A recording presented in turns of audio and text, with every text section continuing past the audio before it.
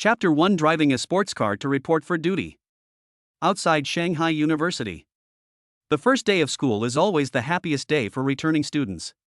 Because welcoming new students might lead to encountering a promising prospect, thus giving you a head start in securing a wealthy husband. At the Shanghai University reception booth, a row of girls were sitting, and some had already started touching up their makeup as the time approached. The purpose was to show the new students her most beautiful side. In places like universities, as long as you're good looking and have a little money, you can basically get priority in mating. It's basically a microcosm of society. All the girls who come to do reception work have this mentality: they want to find a wealthy husband they like. Among these girls, one woman with excellent looks and figure naturally shared this mindset. However, she doesn't need to wear heavy makeup to attract attention, because she is very confident compared to these ordinary women. With a perfect figure, beautiful face, and enviable breasts, she's practically a heartbreaker for young boys. Just then, new students arrive to register, and the female receptionists put down their work to show their charm and attract the attention of the new students. No matter how much everyone tries to show their most charming side, none of them can compare to Tang Shishir's casual gesture. Seeing this, the girl next to her, who was on good terms with her, couldn't help but smile wryly and say, "Sister Shishir, please go easy on us and leave us some soup. Look at the new students who have come, none of them are good enough for you, so don't try to take them from me, okay? If you keep going like this, we won't even be able to get a sip of soup." Tang Shishir glanced at the new students who came to register and nodded slightly. "Although opportunities are for those who are prepared, none of these juniors really caught my eye. Since that's the case, then forget it, I won't compete with you." Hearing that Tang Shishir had agreed not to compete with them, the group of girls breathed a sigh of relief. Although Tang Shishir didn't reach the level of a school beauty, as the vice president of the student council, coupled with her innate charm, she was indeed very attractive to men. If she wants to take the initiative, even if the school beauty wants to compete with her for a man, she might have a very difficult time. Tang poetry has that kind of power to evoke a strong emotion in people. Anyone who sees her will feel a strange heat rising within them. Everyone believes that Tang Shishir is born with an alluring charm. This innate advantage is something few can match. However, during her 3 years of university, Tang Shishir has never had any scandals or been involved with anyone, which has become a strange story among university students in Shanghai. Tang Shishir seems like the kind of person who is unrestrained and dissolute, but when someone tries to get close to her, they feel at a loss for what to do. Because Tang Shishir didn't give him any chance at all. Even the student council president, a prominent figure in the school with top-notch family background and appearance, couldn't win her heart. The student council president was a recognized heartthrob at the school, yet even with such a status, he couldn't find a single opportunity. It's quite an interesting story. When that male god first came to the school, he really caused quite a stir. He drives a $1 million luxury car, is incredibly handsome, and wears designer clothes. He attracted the admiration of countless girls as soon as he entered school. I thought this male god would have an outstanding track record on campus, and at the very least, he would be dating a campus beauty. However, in the 3 years of university, that male god failed to win over a single campus beauty. His best achievement was only winning over a department beauty. Even the most beautiful girl in the 4 schools in Tang Shishir, who is second only to the most beautiful girl in the school, could not win the heart of that god. This caused everyone's glasses to fall to the ground. This incident almost caused the male celebrity to become withdrawn and fall into self-doubt, nearly developing depression. This has become a topic of conversation among students during their leisure time. While everyone was enthusiastically welcoming the new students, suddenly, a roaring engine sound that got everyone's blood pumping resounded in the ears of everyone in the reception area. Upon hearing the sound, everyone looked over and saw a black supercar approaching from afar. Wherever that supercar went, countless people turned their heads to look. Looking through the lowered car window, everyone saw that the driver was a handsome man with one hand on the steering wheel and wearing sunglasses. At that moment, countless girls stared wide-eyed, and some even drooled without realizing it. "He's so damn handsome." This is the sentiment of many girls. Seeing the traffic jam ahead, Lin Feng, who was driving, slowed down. At this moment, seeing a girl who seemed a little dazed, Lin Feng smiled and politely asked, "Hello, student, where is the registration office for Shanghai University?" The girl, who had been in a daze, snapped out of it when she heard the voice. Some people pointed excitedly in one direction and said, "Oh, hello junior, the registration office for Shanghai University is just ahead. You'll see it if you keep walking. Thanks." After speaking, Lin Feng started the car and continued driving forward. After Lin Feng arrived, Tang Shishir, who had been sitting calmly, suddenly brightened up. Upon seeing Tang Shishir stand up, all the other girls who wanted to go forward to greet her gave up their plans. Because they knew they had no chance of competing with Tang Shishir. Unless the person who comes is blind, they wouldn't be interested in them. So they didn't want to do such a futile effort, so they decided to settle for second best and find the tallest among the short ones. As Tang Shishir walked towards Lin Feng, she immediately applied the lipstick she had prepared beforehand. When Lin Feng drove to the freshman registration area of Shanghai University, Tang Shishir had already arrived at the car. Unbuttoning one of her collar buttons, Tang Shishir smiled brightly, bent down, and spoke to Lin Feng elegantly yet sexily through the passenger window. "Hello, Junior. This is the registration area for new students at Shanghai University. I am in charge of welcoming new students this year. How can I help you?" Sitting in the car, Lin Feng's eyes, hidden behind his sunglasses, lit up when he saw Tang Shishir appear outside the passenger window. This woman is amazing. Although her looks aren't top tier, her innate allure is truly captivating. Lin Feng pulled his sunglasses down a little and smiled, saying, "Hello, senior, I'm a freshman who just enrolled this year." As he spoke, Lin Feng had already pushed open the car door and gotten out. Standing at 1.88 meters tall with a handsome and sunny face, he stood out like a crane among chickens. The moment Lin Feng stepped out of the car, he attracted not only the girls but also many boys. Seeing Tang Shishir personally receiving them made me feel a pang of sadness.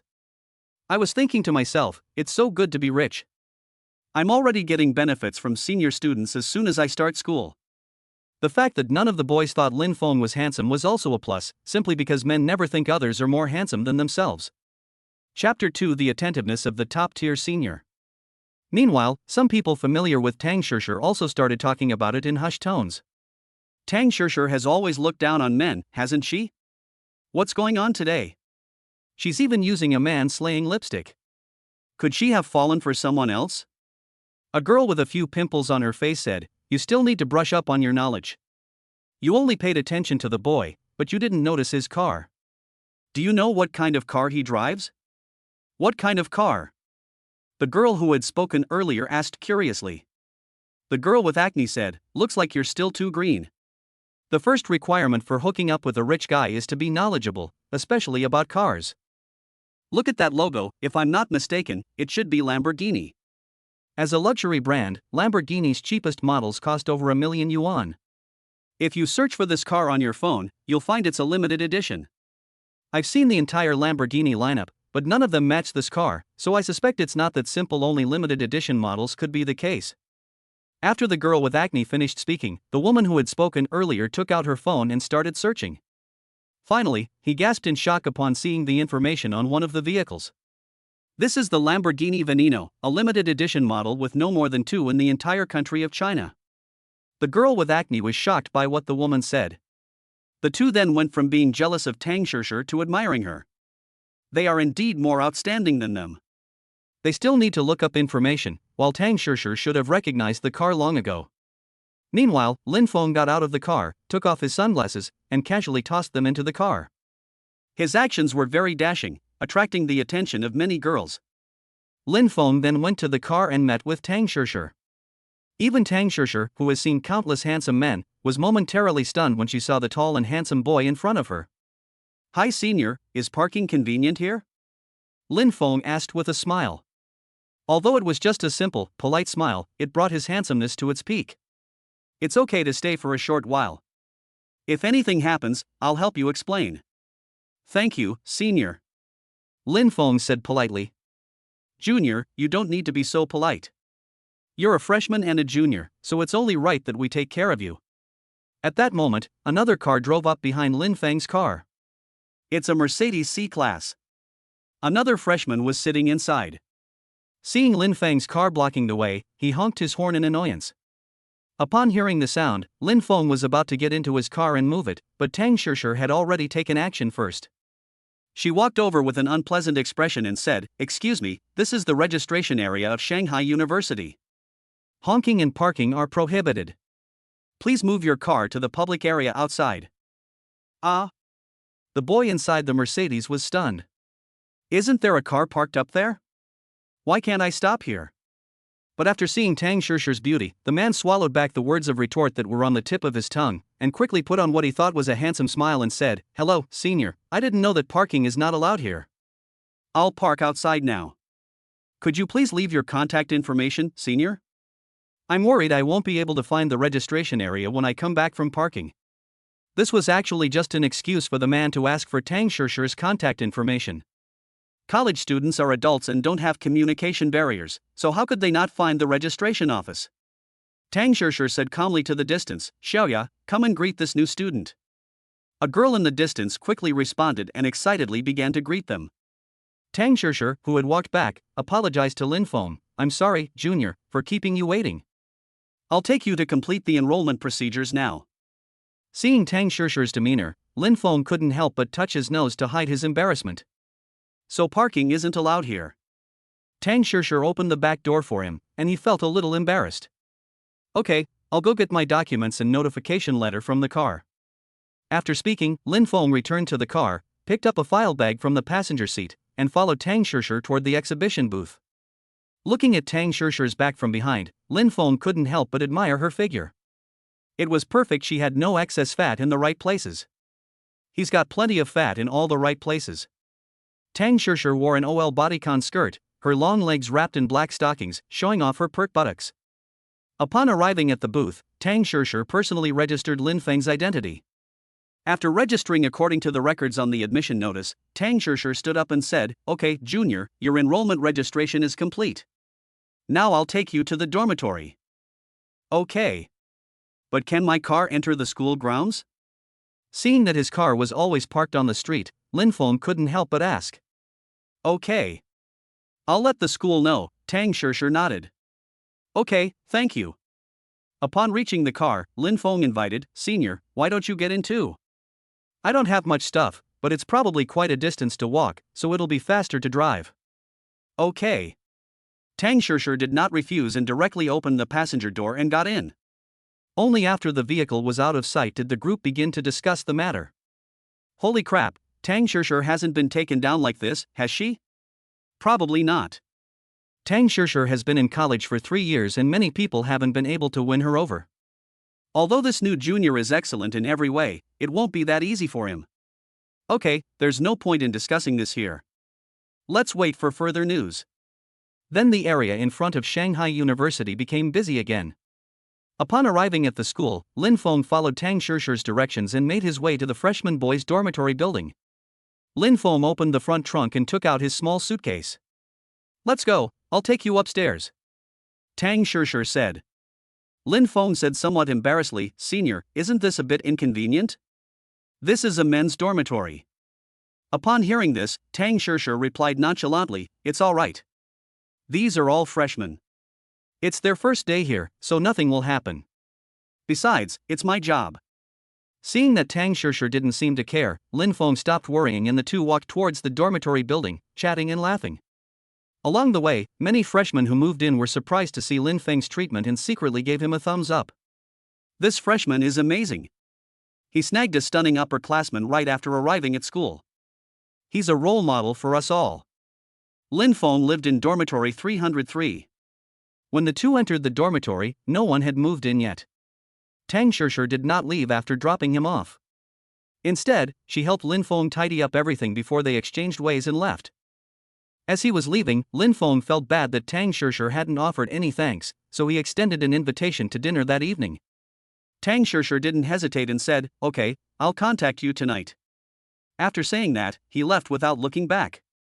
After leaving the freshman dormitory, Tang Shishi couldn't help but pump her fist and say, "Mission accomplished." She wasn't someone who fell in love easily, but the moment she saw Lin Feng, she inexplicably felt a strong urge to win him over. This feeling came suddenly, but she didn't look for the reason, because she always trusted her intuition when doing things. Now that you have this intuition, just follow it. After Tang Shishi left, Lin Feng heard a system notification in his mind. Ding! Freshman dormitory check-in successful. Reward, a manor worth 1 billion. Chapter 3 Ownership of 6-star hotels. Lin Feng had just sat on his bed and sent a message home to let his family know he was safe when he saw a man walk in. The man was none other than the owner of the Mercedes-Benz that had been parked behind his car earlier. the two recognized each other. Lin Feng thought the man would be unhappy with him because of what had happened before, but to his surprise, the man said very familiarly, "Damn, it's you, bro." Seeing that the man's familiarity didn't seem feigned, Lin Feng smiled and said, "Hello." Upon hearing Lin Feng's words, the man plopped down next to Lin Feng, put his hand on his shoulder, and gave him a thumbs up, saying, "Dude, share your experience. How did you manage to win over that amazing senior?" "Hey buddy, we're going to be classmates for 4 years, so don't be so formal. You have to share this good thing with me, your brother. Don't let your buddy spend 4 years of college single."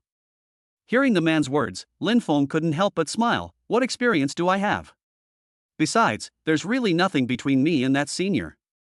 She just helped me with the enrollment procedures. Isn't that their job as receptionists? The man couldn't help but scoff and say, "Dude, you really don't know? Do you know who the senior student who greeted you earlier was? You didn't even bother to do some research before going to university." Remember, knowing yourself and your enemy is the key to victory in every battle. Intelligence precedes the movement of an army. Isn't it the priority to prepare supplies first? Lin Feng asked, puzzled. The man waved his hand and said, "Oh, don't worry about the details. You have to learn and apply old sayings in a flexible way, not just read them verbatim. Things are different now. We're going to school and picking up girls, not fighting a war. Why would we need to move supplies? Of course, we need to move intelligence first. That senior who greeted you is no ordinary person. She's the vice president of the student union at Shanghai University and the #1 among the 4 most beautiful girls on campus. If she weren't slightly less beautiful than the 4 campus beauties, she would definitely be one of them. Although she is not among the top 4 campus beauties, her fame is definitely no less than that of the 4 campus beauties. Moreover, Tang Shishir is the dream goddess of countless college boys. Her sexy figure and natural charm are simply a heartthrob. Dude, I think Tang Shishir is quite nice to you. You should seize the opportunity and not miss it." After listening to the man's words, Lin Feng couldn't help but touch his nose. Forget it, what if he doesn't have that kind of interest? Wouldn't I be too embarrassed? Let's just let things develop on their own. I don't want to be seen as a toad. Sha, buddy, you're such a coward. Don't you know the saying, if you're bold enough, even the school beauty can take maternity leave? Ah, buddy, you're really funny. Lin Feng was amused by the man's words. This kid had a good personality, and he thought he might be able to get along with him in the future. Okay, let me introduce myself. My name is Gao Lu. What's your surname, buddy? Lin Feng smiled and said, "My name is Lin Feng. It's a pleasure to meet you." The two reached out and shook hands, but Lin Feng found Gao Li's smile somewhat lewd.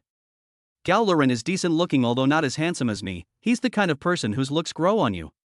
His clothes and appearance are quite nice, but his personality always gives people the impression that he's a bit frivolous. Okay buddy, I'll go tidy up a bit, you go ahead and do your thing. After the two got to know each other briefly, Kaolo went to make his bed. His bed was above his own, and Lin Feng didn't want to collect dust underneath him, so he stood up, greeted him, and went for a stroll. Arriving in a new place, Lin Feng wanted to get to know it first, since this was where he would be living for the next 4 years. As soon as I arrived at the dormitory building, I saw an elderly dormitory supervisor circling around my car. After seeing the phone number left in the car, "You should take out your phone and make the call." Lin Feng quickly said, "Sir, this is my car. I'll move it right now." "Then you should move it quickly and put it in the parking lot. Parking is not allowed here." Okay. Lin Feng got into the car, started the engine, and drove to the parking lot. I had just parked my car in the parking lot when I heard the system notification sound again. Ding! Check-in completed at the Shanghai University parking lot. Reward, a Caesars Hotel 6-star hotel, valued at 7 billion. Upon hearing the system's notification, Lin Feng couldn't help but smile. He acquired this system when he graduated from high school.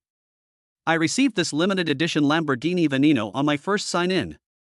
He then signed another contract worth 100 million yuan in cash. I had never been able to sign in successfully before, but after coming to university, I was able to sign in successfully twice in a row. He wasn't quite sure how to trigger the sign-in process. He only knew that he could sign in successfully at a specific location. Lin Feng's eyes lit up when he successfully checked in twice in a row. Perhaps he can make a fortune in college. Sign-in rewards are all issued directly. At this moment, there were already 2 documents in the glove compartment of his sports car. One document is the property certificate for the Tan Palace Manor, which was obtained by signing in at the dormitory previously. One document is the handover paperwork for the 6-star hotel where I just signed in. I have nothing to do now, so I'll go and process my system rewards. The car started immediately, and just as it pulled out of the parking space, a woman's exclamation was heard. Ouch! Bang! A girl carrying a huge backpack fell to the ground. Lin Feng was startled. Had he accidentally killed someone? But thinking about it, it shouldn't be possible. My car wasn't going fast, and I had only just started moving. At most, I bumped into someone. He immediately parked the car and got out to check. I saw a girl wearing large rimmed glasses and an anti-tracksuit sitting there slumped over. Lin Feng stepped forward and asked, "Are you alright?" Upon hearing Lin Feng's question, the girl rubbed her bottom and sat there, shaking her head shyly, saying, "It's okay, I'll be fine after a while." Lin Feng was worried that something might have happened to the girl, so he said, "I'd better take you to the hospital. You might have some internal injuries that you don't even know about. It should be fine. My butt hurts a little, but there's no internal injury." The girl was very easy to talk to and didn't blame Lin Feng. Lin Feng felt that his car speed shouldn't cause too much damage, and he agreed with the girl's words. He then reached out his hand and said, "Let me help you up." The girl was probably feeling a bit unwell, so she didn't refuse, but instead reached out her hand and was pulled up by Lin Feng. Lin Feng enjoyed the feeling of holding her soft, boneless little hand in his. The girl's hand felt very comfortable to hold. It was cool and refreshing, making you want to play with it for a while longer. However, Lin Feng didn't gain much advantage after helping the girl up. He let go of her. The girl was probably a bit introverted and shy. As Lin Feng helped her up, a blush appeared on her face, and after she regained her balance, her face turned completely red. Although her bottom still hurt a little, the girl pushed up her glasses to hide her embarrassment. "Let me take a look at your injury. Where does it hurt?" To ease the awkwardness, Lin Feng quickly changed the subject. However, after the topic was changed, the atmosphere became even more ambiguous and awkward. Just because the girl's injury was on her buttocks, he offered to help her examine the injury. Isn't that typical hooligan behavior? The girl quickly waved her hand and said, No need, I have something to do, I'll go first." After speaking, the girl slung her bag over her shoulder and limped away into the distance. Lin Feng knew the girl might have misunderstood him, so he said, "My name is Lin Feng, I'm a freshman, and I live in room 303 of the freshman dormitory. If you feel unwell, you can come to me." The girl didn't reply, but quickly ran away. Lin Feng shook his head and smiled. This little girl was quite interesting. Without giving it any further thought, he got back into his car and drove away. Chapter 4: The Tremors of the Tan Palace. Although Shanghai is an international metropolis with many luxury residences, the most famous of them is the Tan Palace. It is said that those who can live in the Tan Palace are all either very rich or very noble, and hold a very important position in the whole of China. The Tan Palace complex comprises 18 estates, all arranged according to numbers. The closer to the front, the more distinguished the inhabitants. The mansion that Lin Feng acquired, the Tan Palace Mansion, is Villa Number 1. It is the number 1 of the 18 manors. It is said that even Wang Jianlin, the former richest man in China, once lived in the Tan Palace. Furthermore, when the developer of Tan Palace was interviewed by reporters, he was asked why he didn't live there. The developer replied that he was not qualified to live there. This is the true value of Dangung Palace. Even the developers themselves admitted they weren't qualified to live there, which shows just how prestigious the Tan Palace must be. While Lin Feng was heading to Tan Palace, the management staff in the property building of the Tan Palace Villa area were shocked. They had just received news that the Tan Palace Number 1 villa, which had remained unsold since its completion, had been bought by someone. It's important to understand that simply owning a villa like Tan Palace Number 1 isn't enough to buy one. You also need to have sufficient status. If you don't have enough status, buying the Tan Palace Number 1 villa and letting the people living behind it know will only bring you countless troubles. Although society now practices equality for all, this is only a consolation for ordinary people. In reality, class systems remain severe in upper-class circles. You're not as strong as others, yet you live above them.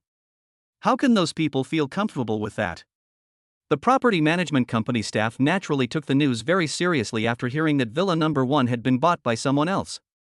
They never imagined that the person who would buy Villa Number 1 would be an ordinary person. General Manager Chen Xingya walked out of her office, clapped her hands, and said, "All right, everyone, put down what you're doing and go to the office for a meeting." Upon hearing the general manager's words, all the property management staff headed to the conference room.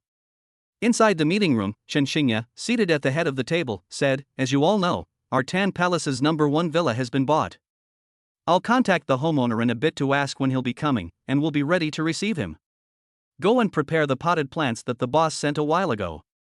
When the owner of Villa #1 arrives, we'll give them to him as a greeting gift." Upon hearing this, all the property management staff looked surprised. You should know that the owner spent a lot of money to buy that bonsai from a bonsai master. Unexpectedly, the general manager decided to give it away. "Mr. Chen, is this feasible? If the boss knew, would he agree?" Chen Xingya said calmly, "This is the notice the boss just gave me, so you don't need to worry." Hearing that it was the boss's order, everyone breathed a sigh of relief. Immediately, everyone began to secretly speculate about the identity of the owner of Villa #1. What kind of status must they have to be to make their boss part with them? Their status must be incredibly high. It's worth noting that the owner of their property management company is a well-known figure in Shanghai, and it's said that he once ruled half of Shanghai's underworld. Later, due to the severe crackdown on organized crime in China, their boss was forced to transform himself into a legitimate businessman. Their boss was able to successfully transition from a gangster to a well-known businessman because he had connections at higher levels. Even such a powerful boss as them showed such respect to the owner of Villa #1, giving away his beloved potted plants. No one dared to imagine the identity of that first homeowner. After the meeting, Chen Xingya found Lin Feng's phone number recorded in the documents and dialed it. Lin Feng, who was driving, answered the call from an unfamiliar number with some confusion. "Hello. Hello, is this Mr. Lin Feng?" A pleasant woman's voice came from the other end of the phone. Lin Feng said, "Yes, I am Lin Feng, and you are?" "Hello Mr. Lin, I am Chen Xingya, the general manager of Tangong Property Management Company. I heard that you purchased a villa in Tangong #1. When will you come to inspect the property so that we can prepare for your arrival?" "Oh, I see.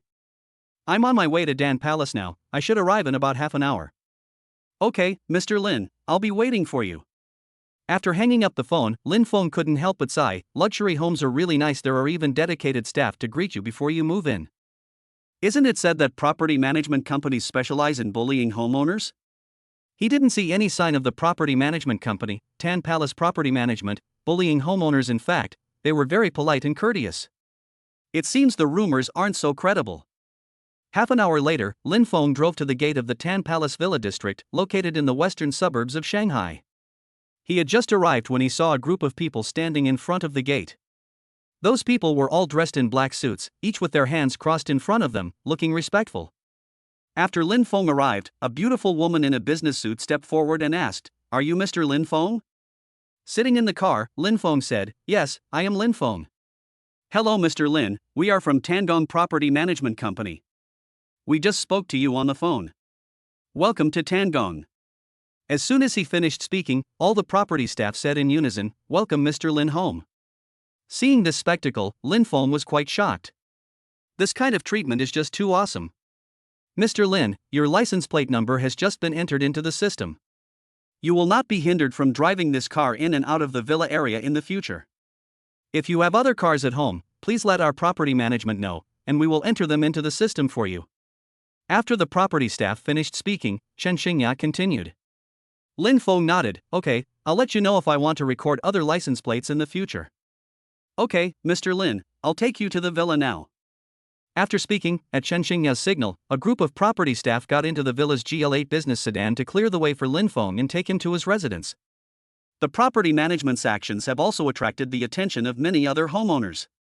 After making inquiries, they learned that Villa #1 had been taken, and the other owners began to have their own ideas. Those who could live in the Tan Palace had all heard of each other. The owners of Villa #1 naturally wanted to know who this person was so they could be well prepared when they met him in the future, and how to get along with him. To the surprise of the homeowners, no matter how much effort they put in, they were unable to find out any information about Lin Feng. The investigation results were the same for everyone. Lin Feng was just an ordinary person. But this simply won't convince anyone. Can someone from an ordinary family afford the Tan Palace? Putting aside the stringent requirements for purchasing the Tan Palace #1 villa, the sheer amount of 1 billion yuan is something that ordinary families like Lin Feng's cannot afford. In the end, everyone came to the conclusion that their level was not high enough to know Lin Feng's true identity. This outcome made them even more wary. People whose identities cannot be investigated are usually high-ranking officials who are not people that ordinary people can contact. But Lin Feng's age surprised everyone. What kind of background does an 18-year-old have that keeps his identity a secret? He must be a third-generation rich kid from Beijing, right? It's definitely a red background. And it's not just any ordinary red background, it has to be the most prestigious veteran family. With just a simple "Grandpa, I want this," he could easily get the super family item from the house. Thinking of this, everyone felt the urge to curry favor. If you can get on the coattails of such a powerful person, you won't have to live in fear of having your vast fortune confiscated. Chapter 5: Taking the Perfect Senior to Dinner. Upon arriving at Villa Number 1 of the Tan Palace, Lin Feng casually parked his car inside the estate. The entire estate covers an area of over 6,000 square meters, which is absolutely enormous. The villa has 3 floors above ground and 2 floors below ground. It boasts a full range of entertainment facilities, including a garage, private swimming pool, private cinema, and karaoke room. There are as many as 16 bedrooms. Before Lin Feng arrived, the property management company had already cleaned the place again. It was very clean and tidy inside and out, with no musty smell at all. Under Chen Xingya's guidance, Lin Feng toured the entire manor and was very satisfied with the house. "Mr. Lin, are you satisfied with this place?" Chen Xingya lagged behind Lin Feng by 1 step and asked respectfully. Lin Feng nodded slightly. "Okay, I'm quite satisfied, the environment is also nice." Hearing Lin Feng's words, Chen Xingya was secretly shocked. This young man is indeed from a prominent family. His mindset alone is beyond that of ordinary people. To know what Tan Palace Number 1 Villa represents, I believe that almost everyone who has heard of it knows. If Lin Feng were truly an ordinary person, suddenly acquiring such a large villa would definitely not have made him so calm. He would have already shown his excitement. "Well, we're glad Mr. Lin is satisfied. Our property management company has prepared a small gift for you, Mr. Lin. Please accept it." After speaking, Chen Xingya waved to the property management staff in the distance. Then I saw 4 property management staff carrying a potted plant over. "Mr. Lin, this is a housewarming gift that our property management company boss asked me to deliver to you. This is a potted black pine planted by a master craftsman. We hope Mr. Lin will not refuse it. This is a token of our boss's goodwill and we are not asking anything of Mr. Lin." Hearing Chen Xingya's explanation, Lin Feng didn't mince words, but nodded slightly and said, "Well, then I'll accept it without hesitation. Please thank your boss for me later. I really like this gift." "Okay, Mr. Lin, I will definitely pass on your message to the boss." The potted plant was then placed at the location designated by Lin Feng. After exchanging pleasantries for a while, Chen Xingya left with her entourage. After Chen Xingya and the others left, Lin Feng sat comfortably on the large sofa and began to enjoy himself. As expected of a world-renowned furniture brand, sitting on it gives you a feeling of being enveloped, and all your fatigue is relieved. While Lin Feng was enjoying himself in the villa, in the distance, in Villa Number 2, an elegant woman, holding a wineglass, stands quietly by the window. "Uncle Zhang, have you found out?" Standing behind the woman was a man in his 50s. Upon hearing her words, the man shook his head. "Miss, I'm sorry, I've looked at many people, but I haven't been able to find any information about that young man. All I have is his ordinary identity recorded in the file." The woman's eyes flashed with a sharp light, and she nodded slightly, saying, "It seems that our status is still too low, and we can't even get close to that level. As for the surname Lin, I've never heard of any prominent family with the surname Lin in the capital. Forget it, let's not dwell on it anymore. It's always good to befriend someone like that. Go to the wine cellar later and find a few bottles of good wine to send over. While you're at it, find out what kind of person this young man is." "Yes, miss, I'll go prepare it right away." The man surnamed Zhang nodded and said, "Uncle Zhang, please be polite and don't offend him." The woman gave another few instructions. The man surnamed Zhang said, "Miss, don't worry, I know what I'm doing." Just as Lin Feng was enjoying himself, feeling drowsy on the comfortable sofa, he suddenly heard the doorbell ring. Lin Feng sat up in confusion. He had just moved in, so why were other people here? Lin Feng guessed that it must be the property management company staff returning. However, when she saw the man standing outside the manor through the electronic doorbell, a look of doubt appeared on her face. He didn't know this person. But considering the security capabilities of the Dan Palace, it's unlikely that any bad guys will get in. Who are you? Lin Feng walked out of the villa and asked the man in front of the manor gate. Hello, sir, I am the housekeeper of villa number 2 next to yours. My young lady said that you have just moved in and she would like to bring you a housewarming gift. Oh, I see. Please come in. Lin Feng opened the manor gate and invited the man in. The two walked inside, and the man finally saw the full view of villa number 1. He couldn't help but say, it's really nice. The 18 villas in Tan Palace are all different in style, but this villa number 1 is designed to be more luxurious than the others. Lin Feng smiled and said, is that so? I haven't visited the other villas yet. The man surnamed Zhang said, if Mr. Lin has time, you can come and sit in our young lady's villa. I believe you will have a good feeling about it. The two entered the villa, and Lin Feng invited the man to sit down. The man then placed the wine on the coffee table. Mr. Lin, this is a gift my daughter asked me to bring you. These are all fine wines. You've just moved in and haven't settled in yet, so these wines are perfect for filling your wine cellar. Lin Feng glanced at the wines. There were both red and white wines. I recognize the liquor, it's Mutai, but I don't know which type or variety it is. Although he had acquired the system, he didn't really understand this kind of luxury. Sir, this bottle is Romanicanti. Our young lady bought it at an auction abroad. This bottle is. After the man finished his introduction, Lin Feng couldn't help but be slightly surprised by the generous spending of the young lady the man mentioned. He had heard of that bottle of Romanicanti. It had appeared in a movie starring Zhou Xingji, and he'd heard that a single bottle was worth $1 million. He never expected that someone would casually give away millions as a mere greeting gift.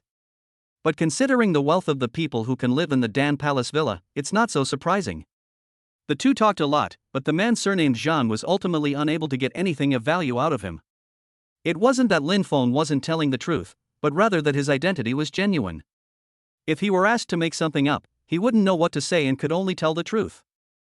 This led the man surnamed Zhang to believe that Lin Feng was very discreet and did not reveal any information to him, which made him admire Lin Feng's shrewdness and cunning. This young man has such extensive experience in dealing with people. He truly deserves to be a product of a large family. After seeing the man surnamed Zhang off, Lin Feng was finally able to get a peaceful night's sleep. When he woke up again, it was almost 8 p.m. Seeing this time startled me. He had completely forgotten about inviting Tang Shishir to dinner that evening. If she thinks I stood her up, how am I supposed to face her afterwards? He immediately found Tang Shishir's phone number and dialed it. The phone rang out, and Tang Shishir's voice came through. Junior, did you just remember me? Lin Feng felt a little awkward over the phone, and then said, I'm sorry, Senior, I was too sleepy this afternoon so I took a nap. I didn't expect to wake up at this time. Have you eaten yet? If not, shall we go out to get something to eat? Tang Shishir said, I haven't eaten yet. I believe my junior is not the type to stand people up. He must have been held up by something else. Okay, Senior, I'll come pick you up now, and then we'll go have dinner. After hanging up the phone, Lin Feng started his car and drove straight from the villa to Shanghai University. Chapter 6 emphasizes atmosphere and sincerity. While Lin Feng was on his way to Shanghai University, inside villa number 2 of the Tan Palace, a pretty young woman wearing large rimmed glasses is sitting at the dining table eating her meal. Opposite her, a beautiful and mature woman was also chewing her wine. How was your first day of school? After finishing her meal, the beautiful, mature woman wiped her mouth with a tissue and asked a question. The woman with the large frame shook her head and said, I don't really feel anything, but it's quite interesting, much better than staying at home. The beautiful, mature woman nodded, okay, as long as you find it interesting. Your personality is too soft, you need to go out and get some exercise. It's not a good thing for your sister to always keep you locked up at home and protect you. Okay, I know, sister. I'll get along well with my classmates.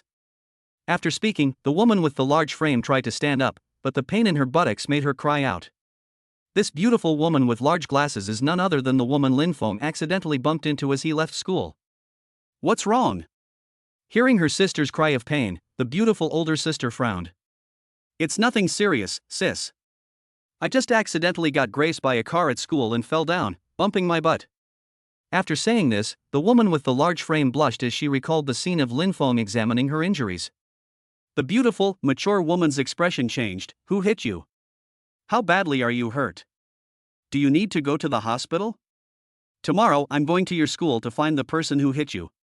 He hit my sister, how can I let him get away with it like this? Hearing her sister's words, the woman with the large frame quickly waved her hand and said, "Oh sister, please don't do this. If you make a scene like this, who will dare to be friends with me in the future? I'm really fine, don't worry. Are you sure you're really okay?" The beautiful, mature woman asked a question earnestly. "It's okay, don't worry." After saying that, the woman with the large frame ran back to her room. Lying on the bed, the image of Lin Feng kept popping into the beautiful woman's mind, which made her somewhat irritated. Meanwhile, the man surnamed Zhang had already told the beautiful older woman about his encounter with Lin Feng that afternoon. Inside the study, the beautiful, mature woman lit a cigarette, puffed out smoke for a while, and slowly said, "Uncle Zhang, what do you think of this person?" The man surnamed Zhang said, "Miss, I feel it's worth a try. After my interaction with him this afternoon, I found that the young man didn't have the arrogance of someone from a powerful family. On the contrary, he was a very approachable person with a gentle personality. I think if you want to develop relationships with people in higher positions, this young man would be a good choice." "Okay, since you, Uncle Zhang, say that this person has no problems, then there really are no problems. I'll try to get in touch with that young man sometime in the future and see if we can make some connections to help the Lu family get through this difficult time." Hearing what the young lady said, Uncle Zhang couldn't help but feel a little sorry for her. The Lu family was once one of the top families in Shanghai. Later, a major event occurred. Lu Ruoyun's parents died in a car accident, leaving only Lu Ruoyun and her sister behind. Over the years, Lu Ruoyun single-handedly supported the Lu family, saving the once great family from collapse. However, just as the Lu family was about to break through to its peak again last year, it attracted the covetous eyes of others. Although the Lu family was powerful and had abundant assets, when it came to that person, the Lu family's so-called power was simply no match. With less than 6 months left until the deadline, if the Lu family cannot find someone to help them resolve their difficulties, they will ultimately become that person's playthings. According to the information obtained, that person only told his family, "I want the Lu family," and his family then issued an ultimatum to the Lu family on his behalf. If the Lu family doesn't hand over the assets to them within a year, they will take matters into their own hands. This is also what Lu Ruoyun is most worried about. If they wait for that person to make a move, the Lu family will have no power to resist. That's why Lu Ruoyun wanted to take a gamble on Lin Feng. What if Lin Feng is the benefactor who helped the Lu family through their difficulties? Moreover, Lin Feng demonstrated his sufficient strength by purchasing the Tan Palace No. 1 villa. In front of the university in Shanghai, Tang Shishir, dressed beautifully, was already waiting at the entrance. Upon Lin Feng's arrival, his eyes lit up when he saw the incredibly sexy Tang Shishir. As the passenger door opened, the first thing that caught the eye was a pair of long, black-stockinged legs. Tang Shishir was not wearing the OL suit she wore during the daytime reception, but instead wore a tight black bodycon dress. She wore Balenciaga black stockings and red-soled high heels. If you didn't graduate from Shanghai University, no one would guess that Tang Shishir is still a college student. What's wrong? As Tang Shishir sat inside the car, she noticed the change in Lin Feng's gaze and couldn't help but ask a question. Lin Feng smiled and said, "Nothing much, I just think you look so beautiful today, senior." "Wow, I didn't realize you were so good at talking. When I met you during the day, I thought you were a straight man." Lin Feng laughed. "As my senior said, we just met during the day. How can someone be so glib right after meeting someone? Interesting, I didn't expect you to be so measured. Let's go, where should we eat?" After teasing Lin Feng, Tang Shishir couldn't help but ask. Inviting a beautiful senior to dinner is obviously not a good idea, and I've heard that she's only gone out to eat with a handful of men in her 3 years of university, and there haven't been any scandals. Since I'm fortunate enough to treat her to a meal, I should definitely make sure it's a good one. After saying that, Lin Feng started the car and drove away. Looking at the brightly lit streets, Tang Shishir was lost in thought. Tang Shishir only came to her senses after arriving at Caesar's Hotel. Is this the Caesar's Hotel? Although Tang Shishir is not from Shanghai, she has lived there for 3 years and has naturally heard of the Caesar's Hotel, a 6-star hotel. Yeah, if I'm treating my senior to dinner, I definitely have to go to a nice place, Lin Feng said with a smile after parking the car. Tang Shishir frowned and said, "Do you really need to spend so much money? Let's go somewhere else. Even though there are only 2 of us, a meal like this will cost at least tens of thousands of yuan. It's not worth it." Lin Feng had already pushed open the door and gotten out of the car. He leaned over the car window and said, "Senior, money isn't important. What's important is the atmosphere and sincerity. After speaking, Lin Feng went to the passenger seat and opened the car door for Tang Shishir. Lin Feng's arrival in his car had already attracted the attention of many people. After all, limited edition sports cars are not something everyone can see.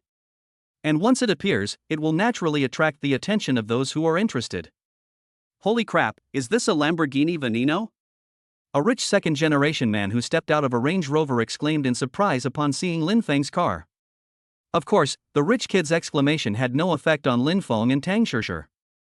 Upon seeing Tang Shishir step out of the passenger seat, the rich second generation couldn't help but sigh. Indeed, different levels make different qualities of women. Although the women around the rich second generation are not bad, they are a level below Tang Shishir. Although the rich second generation woman was very confident and did not think she was inferior to other women, she still couldn't help but feel ashamed after seeing Tang Shishir. Chapter 7 Candlelight Dinner, a Luxurious Spending. While the rich second generation and the woman were filled with envy and jealousy, Lin Feng had already brought Tang Shishir to the hotel. A pretty female greeter saw the two and asked with a smile, "Hello, sir and madam, welcome to Caesar's Hotel. Do you have a reservation?" Lin Feng shook his head and said, "I didn't make a reservation, I just came directly." The female greeter continued politely, "Sir, would you like to stay overnight or have a meal?" "Have a meal." Lin Feng answered without hesitation. "Okay, sir, madam, please follow me." The Caesar's Hotel is a 6-star hotel, including guest rooms and dining options. As one of the few 6-star hotels in Shanghai, Caesar's Hotel is located in Lujiazui Financial Street. The hotel has 33 floors and features both banquet halls and open-air restaurants. After the female greeter finished her introductions, she led the two into the elevator. "Sir, the restaurant is on the top floor.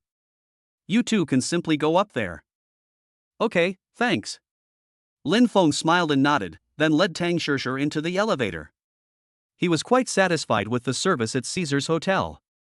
He brought Tang Shishir here for the purpose of investigation. After all, the hotel is now his, and he wants to see if the hotel will become lax in his absence. From the moment he entered the room to the receptionist, and from his discreet observation of her along the way, everything about her was quite satisfactory. It seems I can now confidently entrust the management of this place to the staff without worrying about anyone ruining my business while I'm in school. Although he already had plenty of money thanks to the system, this was still his own business, so who was afraid of having too much money? The hotel's profits were also making money for him. The two took the elevator all the way to the rooftop restaurant. Although it was already past 8 p.m., there were still quite a few people dining. Furthermore, those who can dine here are all people with some means of income, and everyone is very civilized while dining, without making loud noise or engaging in any bad behavior.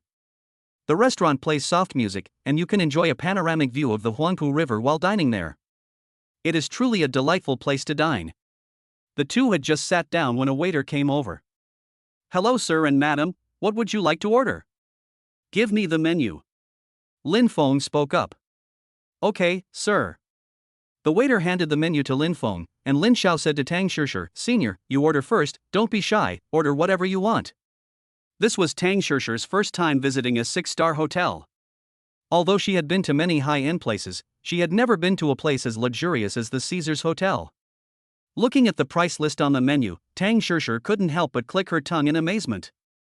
As expected of a 6-star hotel, every dish costs at least several hundred yuan, and the most expensive one even costs tens of thousands of yuan. Ordering just a few dishes costs several thousand yuan, which is really too extravagant.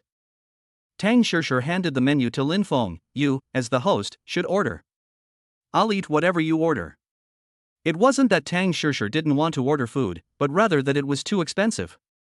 She was afraid that ordering something expensive would make Lin Feng uncomfortable, making him think that she was treating him like a glutton, which would not be pleasant. She had very good feelings for Lin Feng and didn't want this to lower her standing in his eyes. Lin Feng guessed what Tang Shishir was thinking and said, "Okay, then I'll order." He had 100 million yuan in his bank account, and the hotel was his own, so naturally he had no scruples. "I ordered 2 Kobe beefsteaks, a few side dishes, and a bottle of Leroy red wine worth 70,000 yuan. Although they didn't order many items, the total price of those items already exceeded 100,000 yuan. Lin Feng didn't know much about red wine, his knowledge was limited to what he had learned online before.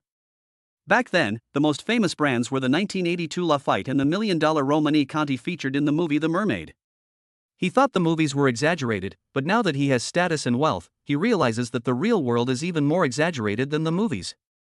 He was at his villa today, having already seen the $1 million Romanicanti that the butler from Villa number 2 had delivered.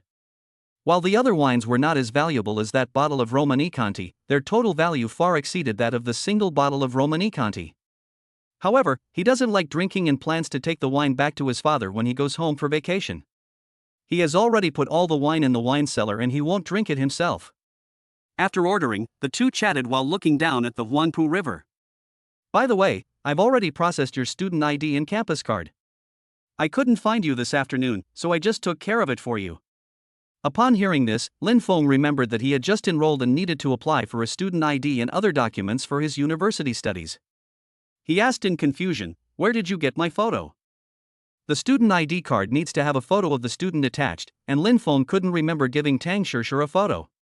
Tang Shishir smiled and said, "Don't you know? You've become a popular figure at school. Becoming a prominent figure right after enrolling is quite rare at Magic University. What does this mean? How did I become a celebrity?" Lin Feng also became interested and asked. "The car you were driving today has been identified, and your photo has been posted on the school forum.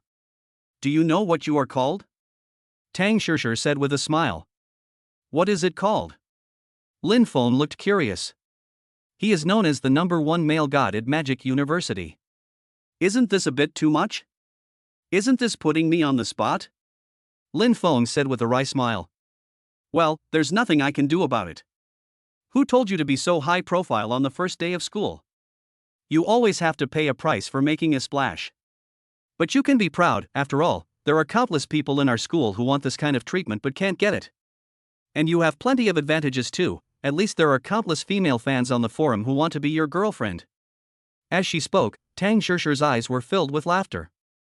She felt very happy to see Lin Feng's embarrassed expression. She didn't know why, but even though they had only known each other for a short time, she just enjoyed seeing Lin Feng in distress. Tang Shishir thoroughly enjoyed this feeling, the first time she had ever experienced it in her life. After learning what had happened, Lin Feng shrugged and said, "Well, what's done is done, there's no going back." "So be it." Lin Feng then continued, "So the photo of me that you found was from a forum. Of course, you're everywhere on the forum, you've been photographed from every angle. I don't know which righteous person took the photos. If it weren't for your photos, I wouldn't have been able to finish everything for you today. Senior, you're so kind. I'll have to toast you a few times later." As the two were talking, all the food and drinks were served. He then picked up his wine glass and gestured to Tang Shishir, "Senior, let me toast you." The two clinked their glasses and then began to drink. While enjoying the scenery of the Huangpu River, the two chatted and laughed as they ate their meal. After an unknown amount of time, the two finally finished their meal. "Let's go back. If we don't go back soon, the school will probably lock the gates, and we won't be able to get back even if we want to. The University of Motion Picture Arts and Sciences usually closes at 10 p.m. The two had been out for over an hour, and they didn't know if they would make it back in time. Chapter 8: A bunch of rich kids who can't get ahead. Just as Lin Feng and Tang Shishir came downstairs to pay the bill and were about to leave, a voice rang out. "Oh my, isn't that Tang Shishir?" Upon hearing the sound, Tang Shishir frowned. Lin Feng also looked in the direction of the sound. Then I saw a young man dressed in designer clothes walking over with a few other people. The young man was surrounded by people of similar age. One of them walked in the center position, exuding an air of nobility with every move. After Tang Shishir turned around, the man, after confirming that he hadn't misjudged her, said with a playful expression, "Tang Shishir, this is a bit bad for you. I've invited you so many times, but you've never agreed. People at school say you're not a vain person, but seeing you today, you're not like the rumors say." As he spoke, the young man glanced at Lin Feng, and when he saw that Lin Feng's clothes were not high-end, his disdain deepened. Tang Shishir frowned and said, "Zhao Ming, what do you mean? Please watch your mouth. What does it matter to you whether I'm vain or not? I simply don't like you, is there a problem with that?" Zhao Ming is a second-generation rich kid and a prominent figure at Moda University. It is said that his family owns a chain of supermarkets and has a net worth of over 1 billion yuan. However, Zhao Ming had a very bad reputation. Less than 2 months after enrolling in school, he got a girl pregnant, but then he ruthlessly abandoned her.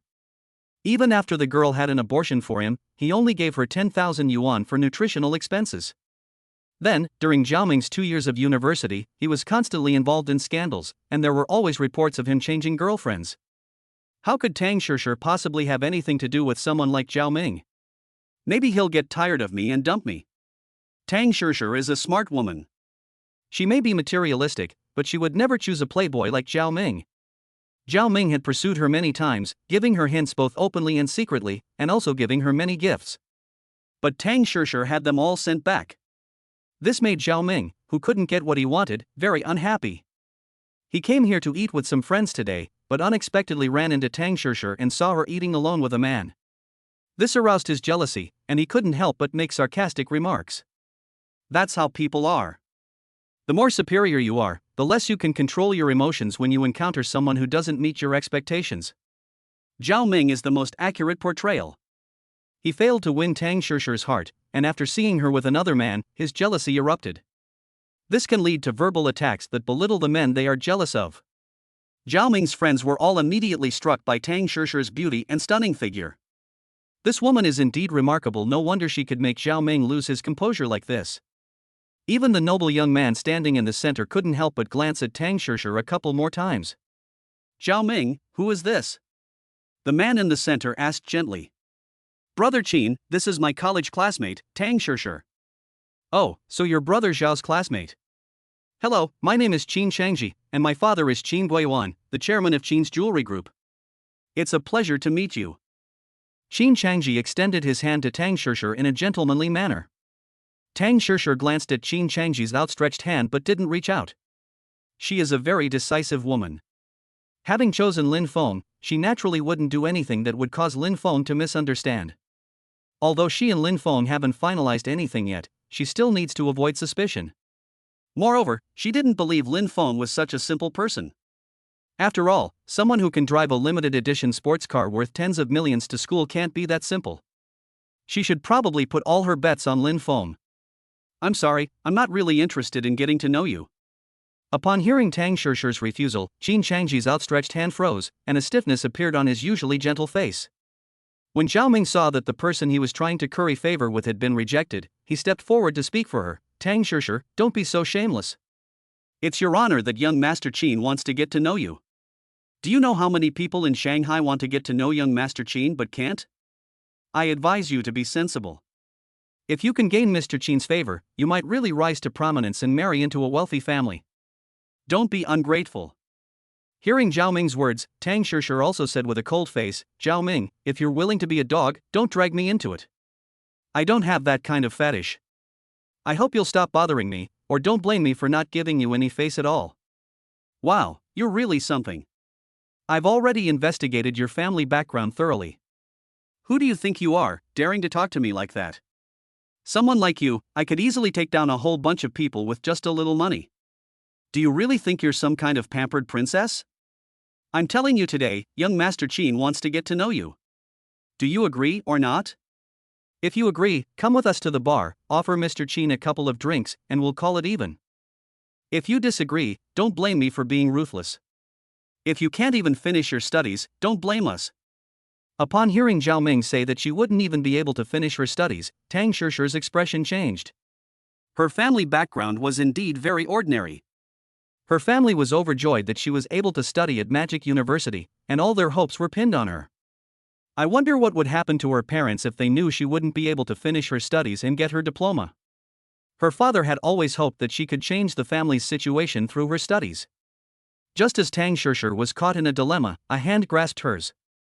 Feeling that strong and powerful hand, Tang Shishir couldn't help but turn her head to look. Seeing that handsome face, she felt a sense of peace in her heart. Don't worry, it's okay. They're just a bunch of talkers. Just go to school without worry. Nobody can do anything to you. And even if it were true, you still have me, right? They're just a bunch of rich kids who can't even get to the top. All they know is how to scare people. Hearing Lin Feng's words, Tang Shishir couldn't help but chuckle. Really? Are they really just a bunch of rich kids who can't get to the top? Tang Shishir said this on purpose. She naturally knew that Zhao Ming and the others were not ordinary rich kids, she was just cooperating with Lin Feng to mock them. Damn it, kid, Are you looking for death? Zhao Ming was already somewhat jealous of Lin Feng's ability to win Tang Shishi's favor. Seeing Lin Feng still criticizing him, he completely lost it. Lin Feng glanced at him indifferently. Which person did you kill? I'm courting death, do you dare kill me? Lin Feng's retort left Zhao Ming speechless. He wouldn't dare kill anyone, it was just a harsh remark. If he dares to admit that he killed someone, he'll probably be taken to the police station for investigation tomorrow. He wouldn't dare make such a boast, he didn't want to get involved in trouble that involved human lives. Chapter 9 Mr. Lin, what are you doing here? Seeing Zhao Ming rendered speechless by Lin Feng's rebuke, a group of rich kids became dissatisfied and stood there arrogantly. Kid, where are you from? Yes, if you've got the guts, tell us your family background and let us see just how powerful you are, daring to say we're not up to the next level. There were 7 or 8 people on Zhao Ming's side. At this moment, they were all united in their hatred and began to verbally attack Lin Feng. When Zhao Ming and his group clashed with Lin Feng, the front desk staff had already contacted their superiors. Just as tensions were running high, a man in a suit wearing a manager's name tag walked down. What's going on? Who's causing trouble in my Caesar? The manager spoke loudly as soon as he came down. Upon seeing the man, one of the rich kids said, "It's Manager Wang. I am Wu Xiaotong, and my father is Wu He. Last time my father ate here, he even had a drink with you, Manager Wang. Are you Wu He's son?" Upon hearing Wu Xiaotong's words, the manager frowned. Manager Wang, that's me. When Wu Xiaotong saw Manager Wang, he remembered him and couldn't help but say smugly, being able to meet the manager of a 6-star hotel is definitely a prestigious thing. It's worth noting that the Caesars Hotel is valued at over 7 billion yuan, and that's just its market value. Its annual profits reach over 1 billion yuan. It is definitely an industry with an incredibly high money-making capacity.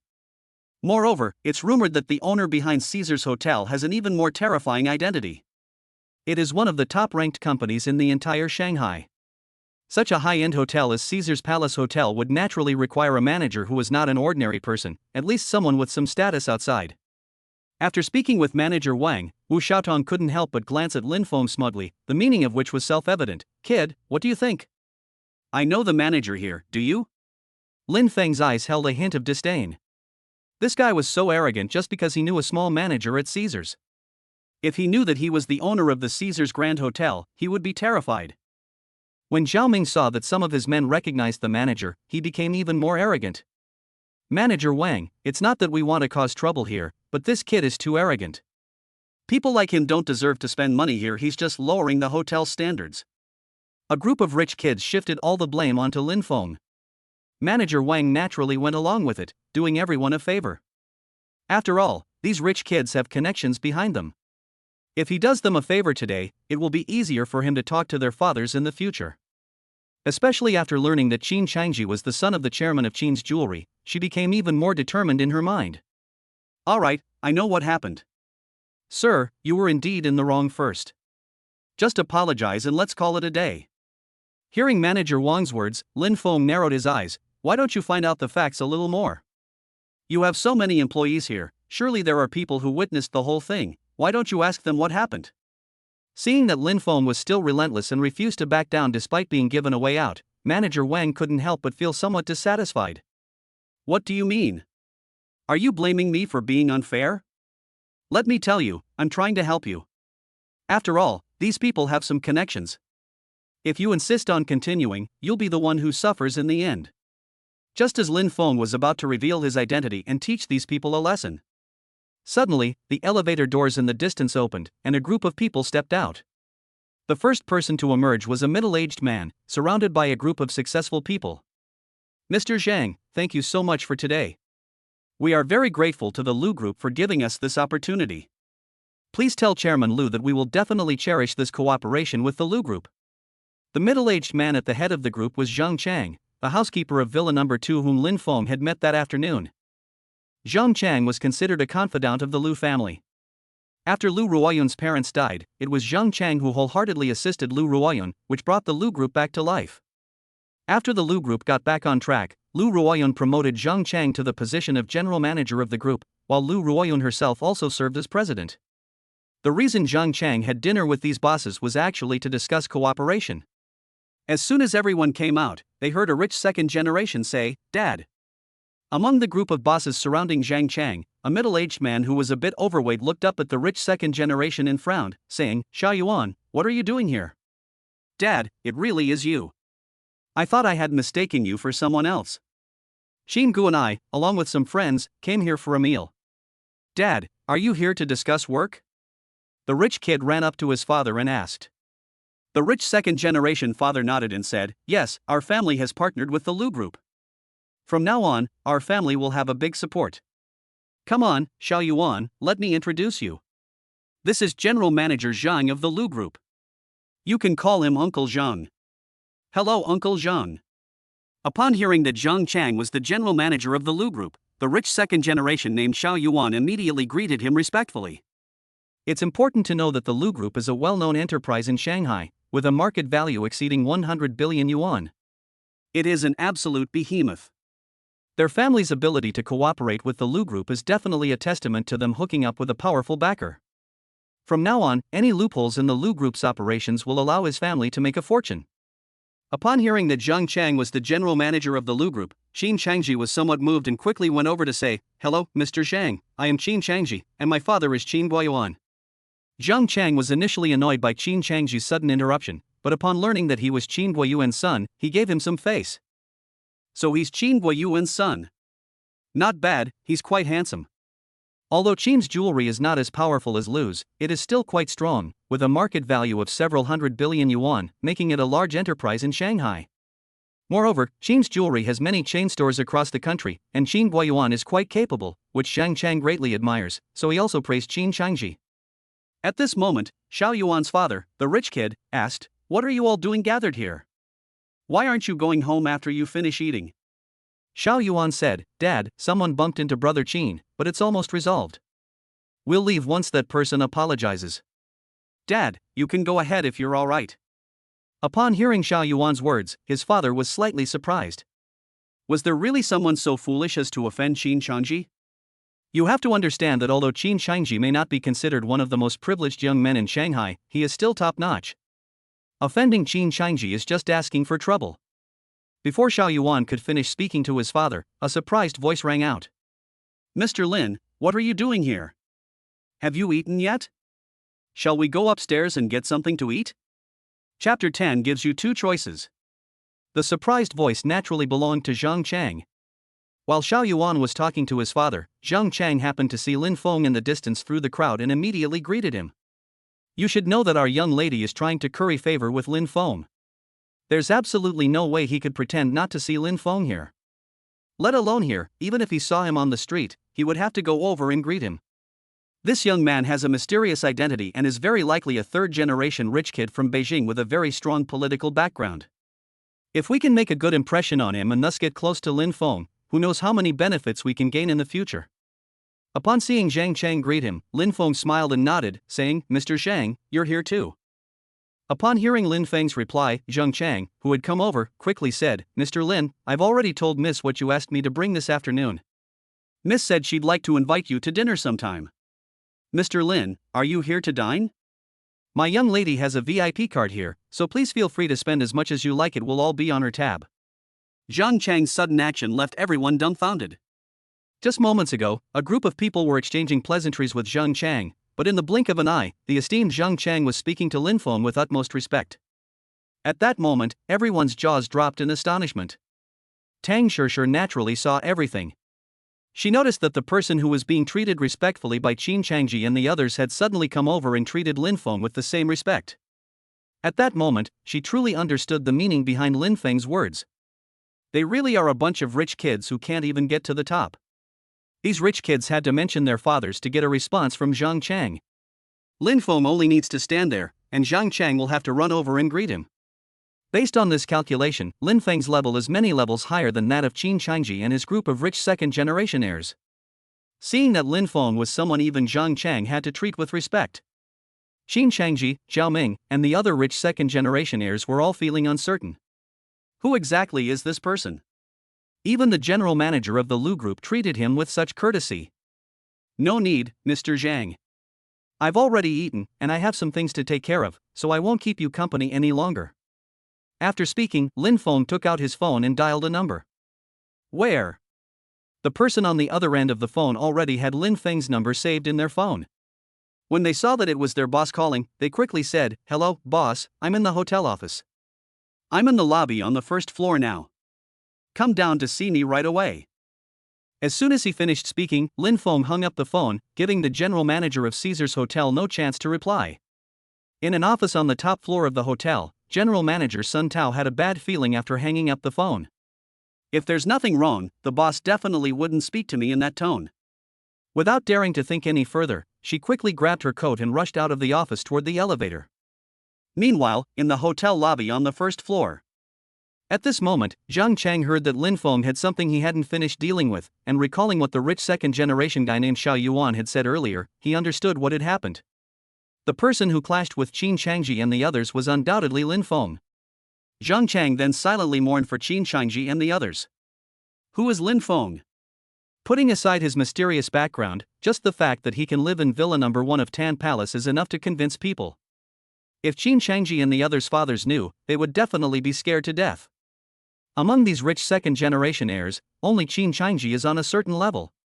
But that's only at a higher level. Qin Changji's father wasn't even qualified to live in the villa at the end of the Tan Palace. How could he compare to Lin Feng, who lived in Villa Number 1? Under the shocked gazes of Qin Changji and the others, Lin Feng, having hung up his phone, shook at once to signal them. He then turned to the hotel manager, Mr. Wang, and said, "Didn't you say you didn't want to hear my reasons? Someone will tell you my reasons in a moment, and I'm sure you'll be happy to listen patiently." Just as Lin Feng finished speaking, the sound of the hotel's private elevator doors opening rang out. General Manager Sun Tao came out, sweating profusely. After stepping out of the elevator and scanning the surroundings, Sun Tao quickly jogged over upon spotting Lin Feng. "Boss, I'm sorry to have kept you waiting." Lin Feng said calmly, "Not bad, you arrived quickly and within the time limit I set." The moment Manager Wang saw Sun Tao, his expression completely changed. When Sun Tao uttered the word boss, Manager Wang was so frightened that his legs went weak and he almost collapsed to the ground. He never imagined that the young man in front of him was actually the legendary boss. He knew that the hotel had a new owner. Sun Tao sent a notice to these managers today. But he never expected that the new boss would be so young. If he had known this earlier, he definitely wouldn't have done Qin Changji and the others this favor, and would have stood firmly on Lin Feng's side. "I dare not delay the boss's orders." Sun Tao quickly replied with a forced smile. Although he is the general manager of the hotel is actually Lin Feng's personal property. Even if he is the general manager, Lin Feng can replace him if he is unhappy. "Alright, now that you're here, I'll leave the rest to you." Lin Feng waved his hand and called over a waitress who had witnessed the whole incident, saying, "Tell him what happened and how your manager, Mr. Wang, handled the situation." After speaking with the waiter, Lin Feng asked Sun Tao, "What's your name?" Sun Tao quickly replied, "Boss, my name is Sun Tao." "Well, Manager Sun, today is my first day taking over this hotel, and I'm somewhat disappointed with your management. I hope you can handle things in the future to my satisfaction. This is your only chance." After speaking, Lin Feng looked at Qin Changji and the others. "Don't think this matter is over. I'll give you two choices, either go back and have your fathers come to apologize to me in person, or I'll bankrupt your family's company. I never joke with people who aren't friends. Okay, that's all you need to know. As for what you want to do, that's up to you." As soon as Lin Feng finished speaking, Zhang Chang said to Xiao Yuan's father, "Your son is really bold, daring to offend even Mr. Lin. Let's end the cooperation between my Lu group and your company here." The moment Zhang Chang finished speaking, Xiao Yuan's father turned ashen-faced. Just now, he was fantasizing about getting on the coattails of the Lu group, soaring to new heights, doubling his assets, and causing his market value to skyrocket. But the next moment, all hope was shattered. At that moment, Xiao Yuan's father even considered killing his son. They don't learn the good things, but instead learn all the bad things. All they do is eat, drink, and have fun, hanging out with this bunch of fair-weather friends. And to make matters worse, they end up messing with people they can't afford to offend. "Mr. Zhang, please listen to me." Xiao Yuan's father didn't have time to argue with his good-for-nothing son. Instead, he hurriedly tried to speak up and make amends. But Zhang Chang didn't give him a chance at all. After saying goodbye to Lin Feng, he got into his car and left. Chapter 11. The campus network was in an uproar. Lin Feng did not rush to leave, but instead took Tang Shishir to the boss's office in the hotel's top floor office area. Sitting on the sofa in her office, Tang Shishir felt as if she were in a dream. Although she had high expectations about Lin Feng's background, she never imagined that he would be the owner of a 6-star hotel. It's simply because Lin Feng is too young. How could someone so young possibly own a 6-star hotel? Just as Tang Shishir was lost in thought, Lin Feng's voice rang out. What are you thinking about? By the time Tang Shishir came to her senses, a bottle of water had already been handed to her. Reaching out to take the water, Tang Shishir exclaimed, "What else could I be thinking but that you're the owner of this hotel?" Tang Shishir's gossipy nature was immediately ignited. Can I ask you how you managed to own a 6-star hotel at such a young age? Lin Feng took a sip of water and smiled, saying, Do you think I could succeed in starting a business at this age? Tang Shishir nodded. I guess that's impossible, isn't it? This is your family business, right? Lin Feng said, I guess so. This was the kind of answer that Tang Shishir could accept. She definitely wouldn't believe Lin Feng if he really said he earned it through his own business. Looking at the time on his phone, Lin Feng said apologetically, Senior, you might not be able to go back to school today. Are you okay if they do a room check? Because of Zhao Ming and the others' delay, it was already past 10 o'clock and the school gates were now locked, so no one outside could get in. The two could only spend one night outside. However, Lin Feng was fine. After all, it was just the start of the school year and classes hadn't officially begun yet, so he wouldn't be under strict management. But Tang Shishir is a junior, so she will definitely be checked in her dorm at night. Tang Shishir shook her head and said, I'm fine. Have you forgotten who I am?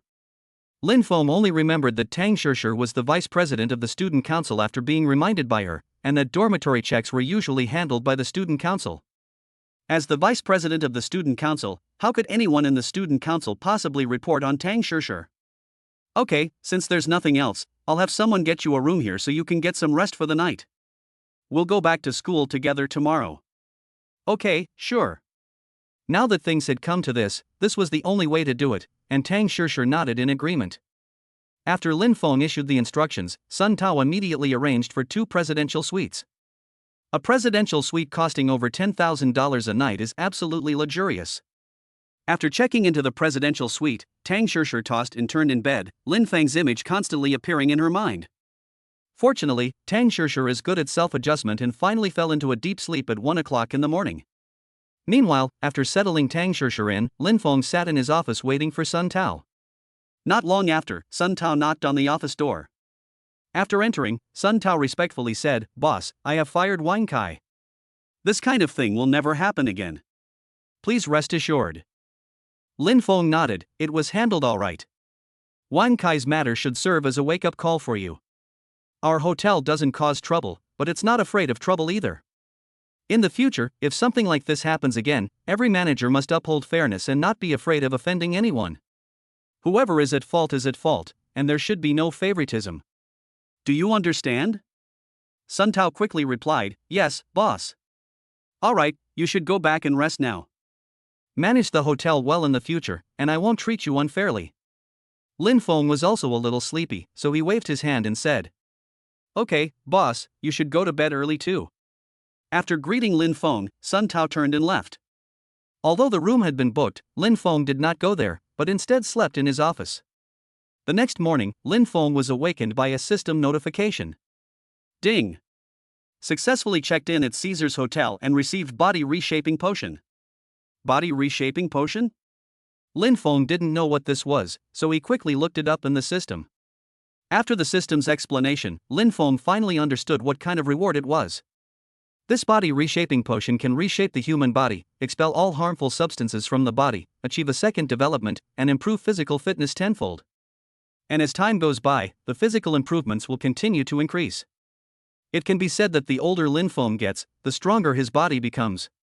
After learning about the function of body reshaping, the face drank the body reshaping potion. The moment the medicine entered his mouth, Lin Feng felt a sweet taste, followed by a warm current rising in his body, and then black substances seeping out from his pores. After the black substance seeped out, a foul, pungent odor also rose up. He quickly went to the bathroom and rinsed himself off, finally getting rid of the black substance. While wiping my body, I felt that my skin became more delicate, comparable to a baby's skin, without any roughness. And his already stunning good looks became even more striking. It directly reaches the point where a woman, upon first glance, becomes increasingly eager to sleep with him. I admired my current charm in the mirror before getting dressed and leaving the bathroom. I glanced at my phone and realized it was time to go back to school. I left my office and headed to Tang Shishir's room. Lin Feng knocked gently on the door twice and said, "Senior, we have to go back to school." "Are you up?" Tang Shishir's voice came from inside. "She's here." The room door opened, and Tang Shishir was still dressed in the same alluring outfit as yesterday. She had already finished washing up. The two went downstairs, had some breakfast, and then drove to school. When Lin Feng drove back to school, another storm broke out on the school forum. The headline reads, "Student Council Vice President Goes to School with Freshman Heartthrob. What's the story behind it?" This post was immediately pushed to the top of the list. Within a short period of time, there were thousands of comments. Below the post, opinions varied. Some said that nothing happened between the two, it was just a coincidence that they met and went to school together. Some people say that Tang Shishir and Lin Feng spent the night in a hotel, and that Tang Shishir is no longer innocent. Some were heartbroken for Lin Feng, their idol having been snatched away by someone else, leaving them with no chance. Although Tang Shishir is a veteran student and has gained many fans with her stunning looks, Lin Feng, the newly emerging male god, has also won over countless fans. Most of Lin Feng's fans are girls. At this moment, Lin Feng's limelight completely overshadowed that of the former #1 student at Magic University and the president of the student council. Meanwhile, in a senior dormitory room, a male student sat there with a gloomy expression. The roommate next to him couldn't help but say, "Boss, that Lin Feng is just a pure pretty boy. What ability does he have to compete with you for a woman? Why don't I find someone to teach him a lesson and make him stay away from Tang Shishir in the future?" Chapter 12. The scandal escalates rapidly. Student Council President Huang Lei said in a deep voice, "Giving Lin Feng a lesson is fine, but we need to come up with a better way. After all, Lin Feng is a big shot now, and it will be hard to handle if things get too out of hand." Upon hearing Huang Lei's words, the roommate's eyes lit up, and he said, "Boss, I have a plan." "What method?" Huang Lei looked up and asked curiously. "Freshmen have to undergo military training, right? We can work on the instructors." My roommate said with a sinister smile. "That's a good idea, but I'm not familiar with the military training instructors this time. How can I contact them?" Huang Lei then thought of something else. "Boss, don't worry about that. I had already thought of this when I came up with this idea. My cousin messaged me yesterday, saying that the freshman military training at this year's Magic University is being conducted by the company he belongs to. My cousin knows almost everyone in the company, so he can help us make connections.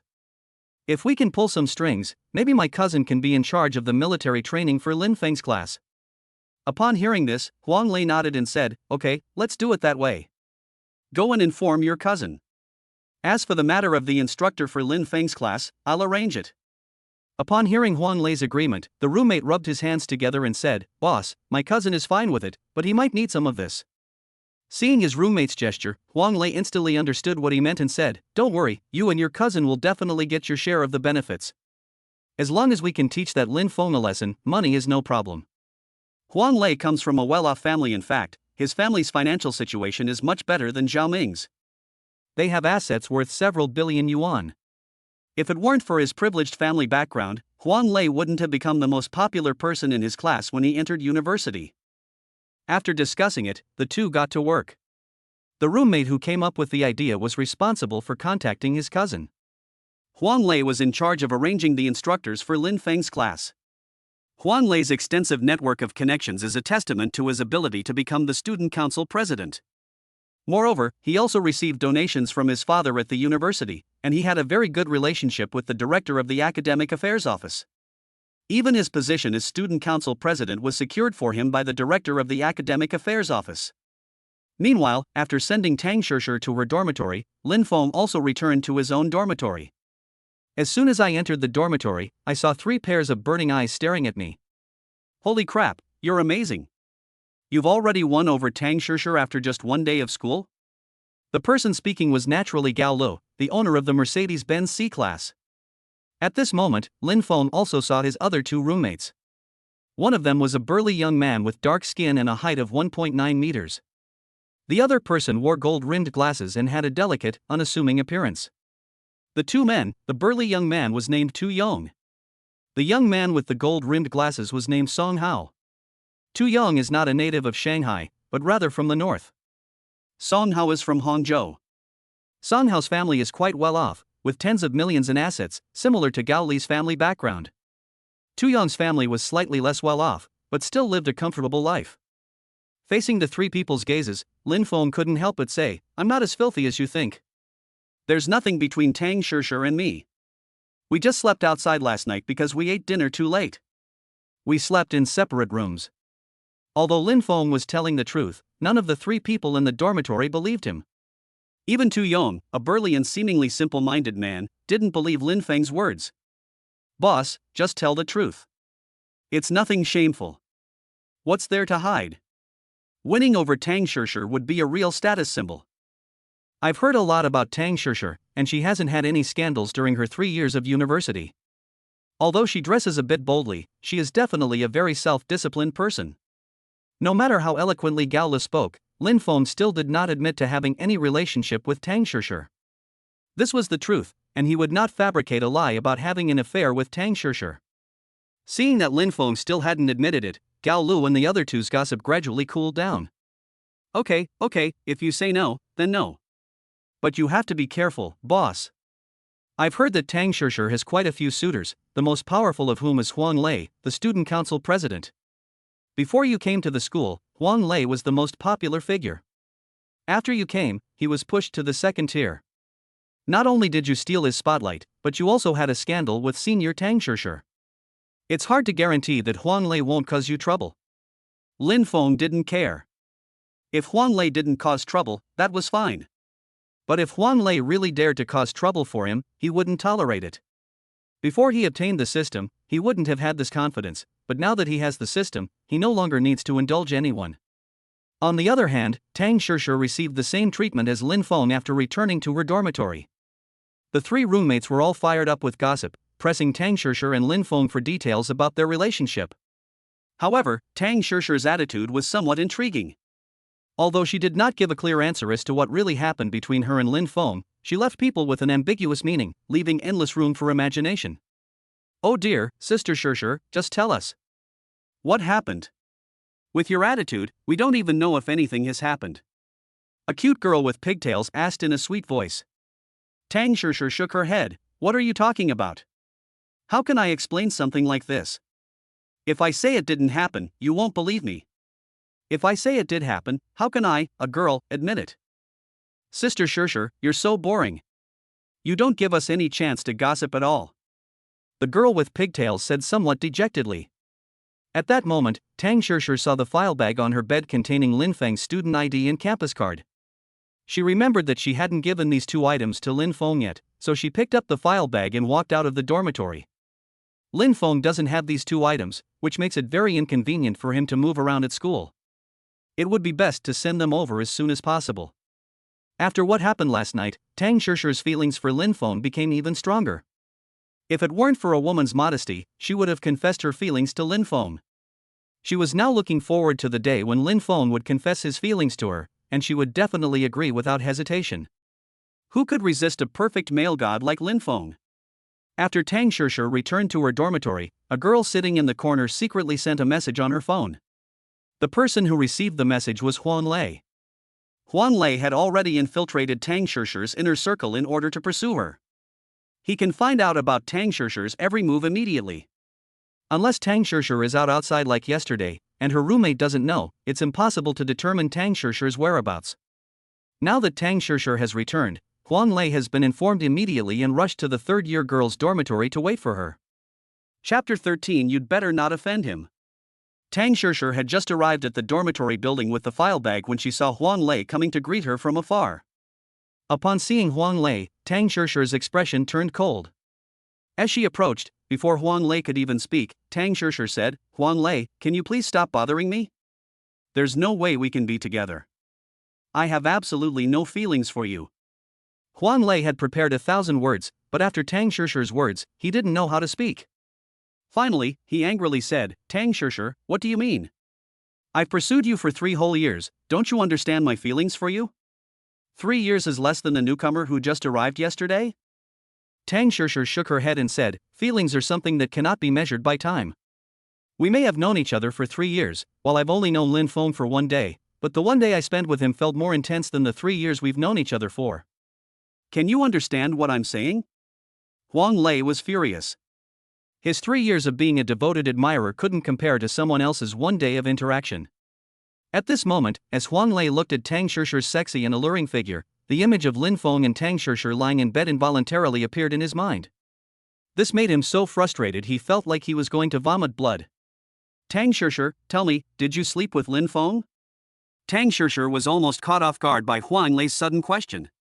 Huang Lei's thinking is too unpredictable. He was just trying to appeal to my emotions, and now he's asking about whether I slept with Lin Feng. To make Huang Lei give up completely, and to prevent Huang Lei from constantly pestering Lin Feng and causing misunderstandings, he directly told a lie. Yes, I slept with him. Now you can stop bothering me, right? Let me tell you, Huang Lei, there's no future for us.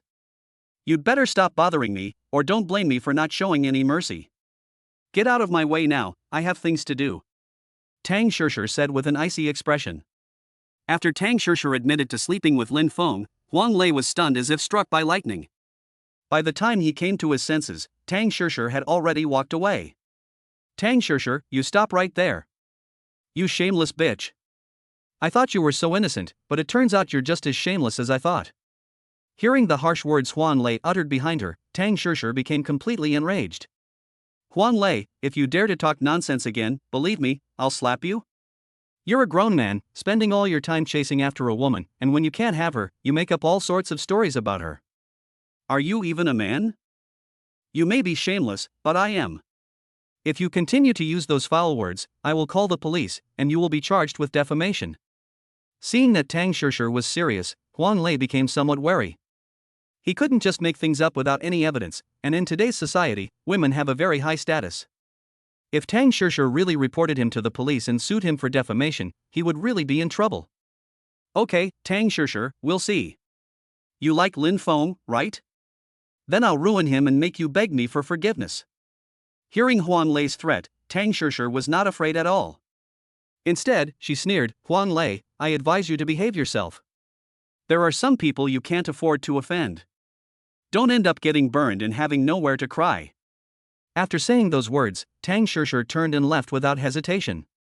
After shaking off Huang Lei, Tang Shishir sent a message to Lin Feng. What are you doing? If you're not busy, come downstairs to pick up your things. I've brought your student ID and campus card. Meanwhile, in dormitory 303, Gao Lu and others were recommending Lin Feng to be the dormitory head. Lin Feng had no intention of becoming the dorm leader. He slowly said, I really don't want to be this, and I won't be living in the dorm forever.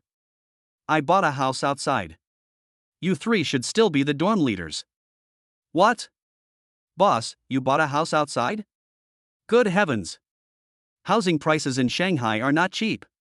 A single apartment can easily cost hundreds of millions of yuan. Boss, you're too rich. At this moment, Song Hao, who was wearing gold-rimmed glasses, pushed up his glasses and said, Gao Lu, have you forgotten that the boss drives a limited edition sports car to school? If he can drive a limited edition sports car worth tens of millions, what's so strange about him buying a house? After Song Hao's reminder, Gao Lu realized that he had indeed forgotten about this. Lin Feng certainly has the means. His car alone costs tens of millions, not to mention his house worth tens of millions. Boss, you're amazing.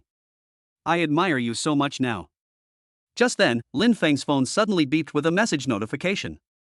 Upon opening WeChat and seeing that it was a message from Tang Shishir, I stood up and said, I'm going downstairs to get something. You guys can figure out the room leader's matter yourselves. After speaking, Lin Feng left the dormitory and headed downstairs. Meanwhile, Gao Lu and his two companions, with their gossipy nature, pressed themselves against the window and looked down. When they saw Tang Shishir's beautiful figure appear downstairs, the three of them chuckled knowingly. Ha, the eldest brother said he had nothing to do with Tang Shishir, but Tang Shishir has already followed him to the dorm. Meanwhile, Lin Feng arrived downstairs and saw Tang Shishir waiting there, looking quite charming. Didn't you go to class? Tang Shishir shook her head and said, I didn't have class in the morning, so I didn't go. I just happened to see that your student ID was still with me, so I brought it to you. Tang Shishir didn't wear the outfit she wore yesterday. Instead, she changed into her usual casual clothes. Although she lost some of her sexiness, she gained a more innocent and pure aura. Seeing this, Lin Feng couldn't help but marvel at how amazing this woman was, able to adapt to all sorts of styles. As she spoke, Tang Shishir handed over the file folder she was holding. Lin Feng took the file bag and said, "Thank you very much." Tang Shishir smiled and said, "You're welcome. Didn't you help me a lot yesterday? If it weren't for you, Zhao Ming might have harassed me in the future." Lin Feng said, "Isn't that also because of me? If I hadn't invited you to dinner at Caesar's, you wouldn't have met Zhao Ming." Tang Shishir shook her head, "That's different. Even if I don't go to Caesar, I'll still have trouble running into Zhao Ming in the future. In general, you're the one who helped me. Oh, right, there's something I need to tell you. Be careful of Huan Lei. He came to see me just now. After hearing about what happened between you and me, he seems really upset. He's a bit petty, and he might actually cause you trouble behind your back." Lin Feng nodded, "It's okay. I usually don't bother with people like that. If he really dares to cause me trouble, I'll make him back down." In fact, Lin Feng had already put it very tactfully, and Tang Shishir understood what he meant. It's probably not as simple as just making Huan Lei back down. He'll likely be thoroughly embarrassed. Last night at the Caesar's Hotel, Tang Shishir learned about some of Lin Feng's temperament. Making Zhao Ming's father and the others personally come to his door to apologize would be an extremely humiliating act. However, Tang Shishir did not feel that Lin Feng's actions were excessive. If Lin Feng hadn't been so strong, he probably would have been bullied to death by Zhao Ming and his gang last night. However, Tang Shishir had some doubts. Would Zhao Ming's father really come to apologize? Although Zhao Ming and his friends weren't from the most privileged backgrounds, they were still business owners, and they probably wouldn't be willing to do something so undignified.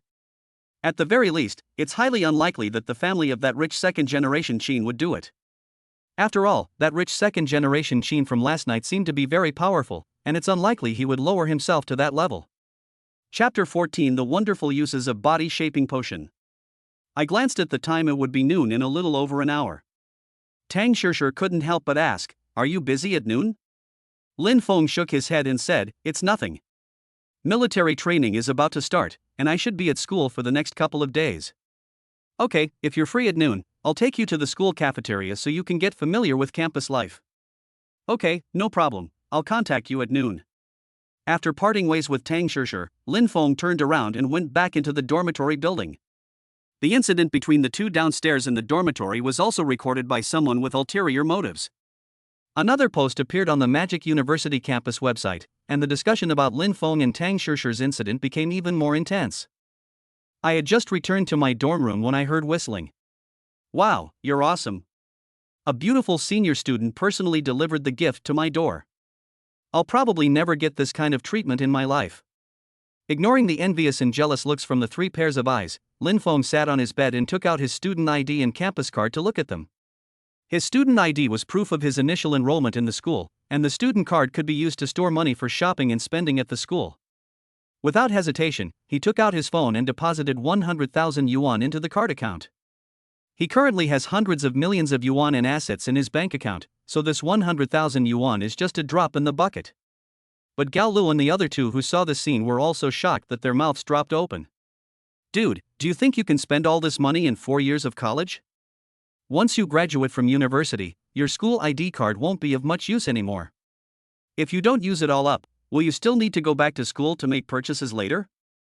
Lin Feng asked doubtfully, "Is the cost of living at school very low? You can't even spend 100,000 yuan in 4 years of university?" Hearing Lin Feng's question, Gao Lu and the other two looked at each other. Finally, Gao Lu said, "It should be quite high, but who can always spend money at school? We can only eat breakfast and lunch at school, but we still have to go out to eat in the evening.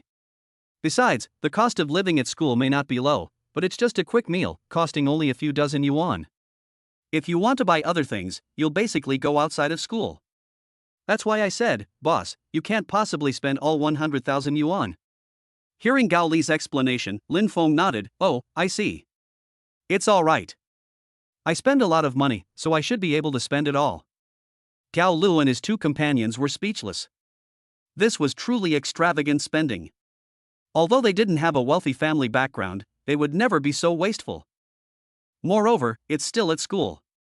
They might be able to spend more outside, but at school, they definitely won't spend recklessly. Okay, it's fate that we're all in the same dorm room. I'll treat you to lunch. Boss, where are we going? Upon hearing that Raymond Lam was going to treat everyone, Gao Lu immediately perked up, his eyes lighting up. School cafeteria. Okay, no problem.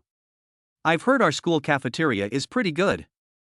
Military training hadn't even started yet, and with an hour left before lunch, the four of them decided to play video games. They each took out their phones, opened Honor of Kings, and began their 4-player squad adventure. Of course, a 4-player squad can't start a game, so we'll just discuss finding another friend. Lin Feng, on the other hand, started throwing money around. It was originally a VLP3 alt account, but he insisted on upgrading it to V10. Boss, you just spent those 20,000 like that? Gao Lu exclaimed in surprise when he saw Lin Feng suddenly become V10. How should we spend it? Lin Feng didn't quite understand Gao Li's meaning. If you have money, isn't this how you spend it? Is there any other way? Okay, boss, you're awesome. That 20,000 is enough for me to buy a new outfit. Gao Li's clothes were all designer brands, but not that high-end. The total price was only around 10 or 20,000 yuan. Lin Feng directly spent 20,000 yuan in the game, which made Gao Lu feel that Lin Feng was much more extravagant than himself. At this moment, Tang Shishir sent a message, I'm at the dorm, have you gone back yet? Lin Feng switched out of the game and typed a reply, I'm back. I was just about to play games with my roommate. What games do you want to play? Tang Shishir replied very quickly. Lin Feng's message had barely been sent when she received a reply. King. Are there any parking spaces available? I'd like to play too, wanna join? Shell. Lin Feng pulled Tang Shishir directly into the convoy. The 5-person gaming team was then formed. Actually, Lin Feng's King of Glory skills are quite average. But after entering the game this time, he discovered something different. Even when he used his brain to analyze his opponent's rhythm in games, he couldn't keep up with the controls. This time, however, he was not only able to accurately analyze his opponent's rhythm and movements, but also to execute precise maneuvers. What I used to think was a difficult rank, this time it felt like I was just stomping noobs. Holy crap, boss, you're a King of Glory player with 20 stars, and you're just going to go on a rampage. 5-player teams are actually not easy to beat, since the opposing teams are also coordinated. If you're unlucky, you might even encounter a streamer leading the team. But Lin Feng single-handedly led Gao Lu and his 3 companions to victory. Tang Shishir, playing support, followed Lin Feng around the map the entire time. She just followed behind, playing support and getting assists, and they still won the game. The game ended in less than 10 minutes. Having gained experience, Lin Feng wanted to try again. He has discovered the source of his problem, which is likely related to that body reshaping potion. After all, the instructions for the potion are to enhance physical fitness. The second game ended even faster. They pushed the high ground in 6 minutes and ended the game in one fell swoop. Wow, that's awesome. Boss, you're a god-tier ranking tool. Boss, can you carry us all to 100 stars? Gao Lu said loudly. Lin Feng said, if there is time, it should be fine. After this game, Lin Feng finally realized that his body had mutated. He also wanted to test his reflexes, physical fitness, and strength. When lunchtime arrived, Gao Lu and his 2 companions reluctantly logged off the game. In just 1 hour, the 4 of them gained 5 stars at an astonishing speed, comparable to riding a rocket. The 4 waited downstairs for a while before Tang Shishir walked over from a distance. As soon as they approached, Gao Lu and the other 2, as if they had been waiting in advance, shouted in unison, "Hello, sister-in-law." Hearing what Gao Lu and the other 2 said, Tang Shishir couldn't help but chuckle, but she didn't say anything. Instead, she gave them a satisfied look. To avoid embarrassment, Lin Feng had Tang Shishir take them to the cafeteria. The cafeteria is very popular. After a morning of classes, most students are unwilling to go outside the school and just come to the cafeteria for a quick bite. The cafeteria offers a wide variety of food, including spicy hot pot, Yunnan rice noodles, stir fries, and more, mostly fast food options. I'll treat you all. You choose the dishes, and I'll pay the bill when you're done. Lin Feng gave the order and then took Tang Shishir to get the food. One of them chose a bowl of crossing the bridge rice noodles, and the other chose a bowl of mala tang spicy hot pot. Gao Lu and the other 2 also chose what they wanted to eat. The cost wasn't high either. It was less than 200 yuan for 5 people. After paying the bill and carrying their dishes, the 5 of them found an empty table and sat down. After Tang Shishir and Lin Feng arrived, the 2 of them became the focus of attention in the cafeteria. Many people were whispering and pointing at each other. Lin Feng's usual approach to such situations was to ignore them and continue doing what he was doing. Tang Shishir was already used to it and naturally didn't pay any attention to it. On the contrary, Gao Lu and his two companions were being observed like giant pandas, which made them somewhat uncomfortable. However, after seeing Tang Shishir and Lin Feng's calm expressions, the three of them also calmed down. Chapter 15, Net Worth Soars to 700 billion? Just as he was eating, a system notification sounded in Lin Feng's mind. Ding! Successful check-in at the school cafeteria. You have now acquired 70% of Douyin shares. Well. Upon hearing the system notification, Lin Feng, who was eating, almost choked.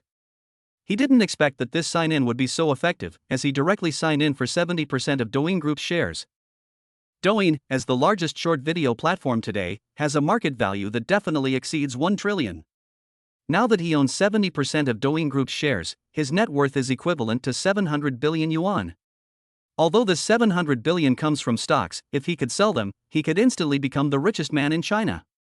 However, Lin Feng would not do that. Douyin is very useful to him. In today's society, whoever controls the traffic is king. With 70% of Douyin's shares, he essentially has complete control of the platform. If he wants to do something, like take down someone, he can simply use his traffic to make that person submit. Of course, he can't be too high profile, after all, there's the country above him. He doesn't yet have the strength to compete with the big shots above him, so he needs to develop in a low-key manner. However, Lin Feng wasn't afraid of anything. With his current physical condition, even 10 elite soldiers tied together wouldn't be a match for him, so his safety was guaranteed. As for why Lin Feng suddenly had this confidence, it was simply because he made some discoveries about his own situation after arriving at this cafeteria. He can feel every gaze directed at him just by sitting here, without even looking. He could pinpoint the location of anyone in the cafeteria simply by the sound of their breathing. For example, he memorized Gao Li's breathing rhythm, and then told Gao Li to hide somewhere in the cafeteria. He didn't need to look for him or even see where Gao Li was, he could pinpoint Gao Li's location precisely. This is just one of the abilities he discovered after his physical transformation. He estimated that after a while, once he had fully unlocked his body's potential, he would be even more amazing. At that moment, Lin Feng suddenly felt two hostile gazes coming from a corner of the cafeteria. He glanced over discreetly and saw that one of the young men's eyes were filled with jealousy and hatred. "Senior, who's sitting over there? Do you know them?" Lin Feng didn't recognize the two people, but their hateful gazes were definitely directed at him, so he couldn't help but ask Tang Shishir. Following Lin Feng's suggestion, Tang Shishir looked over and saw Huang Lei and his roommate. That square-faced guy is Huang Lei, and the person next to him is his roommate. Although Lin Feng and his companion spoke softly, Gao Lu and the other two sitting nearby heard them. "Boss, this person is indeed Huang Lei. I've looked up his information." He then said gloatingly, "Boss, you're in trouble now. You've got your hands on the senior, and Huang Lei probably won't be happy about it.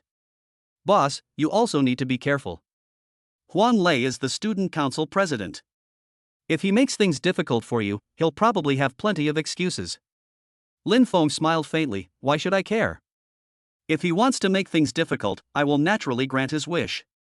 Does he really think that being the student council president means he can do whatever he wants? I won't tolerate him. Boss, you're awesome.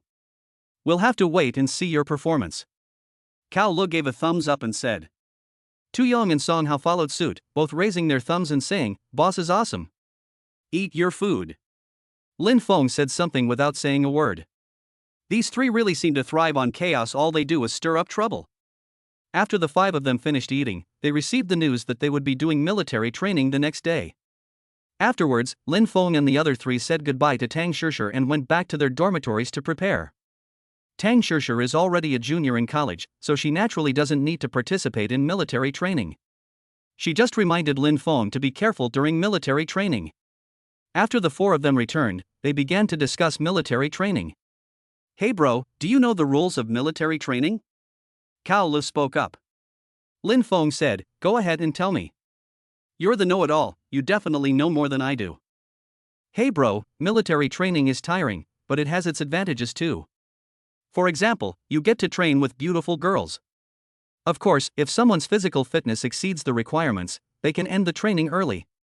However, it's too difficult to exceed the regulations. Very few freshmen manage to do so during military training each year. Oh? There's such a rule?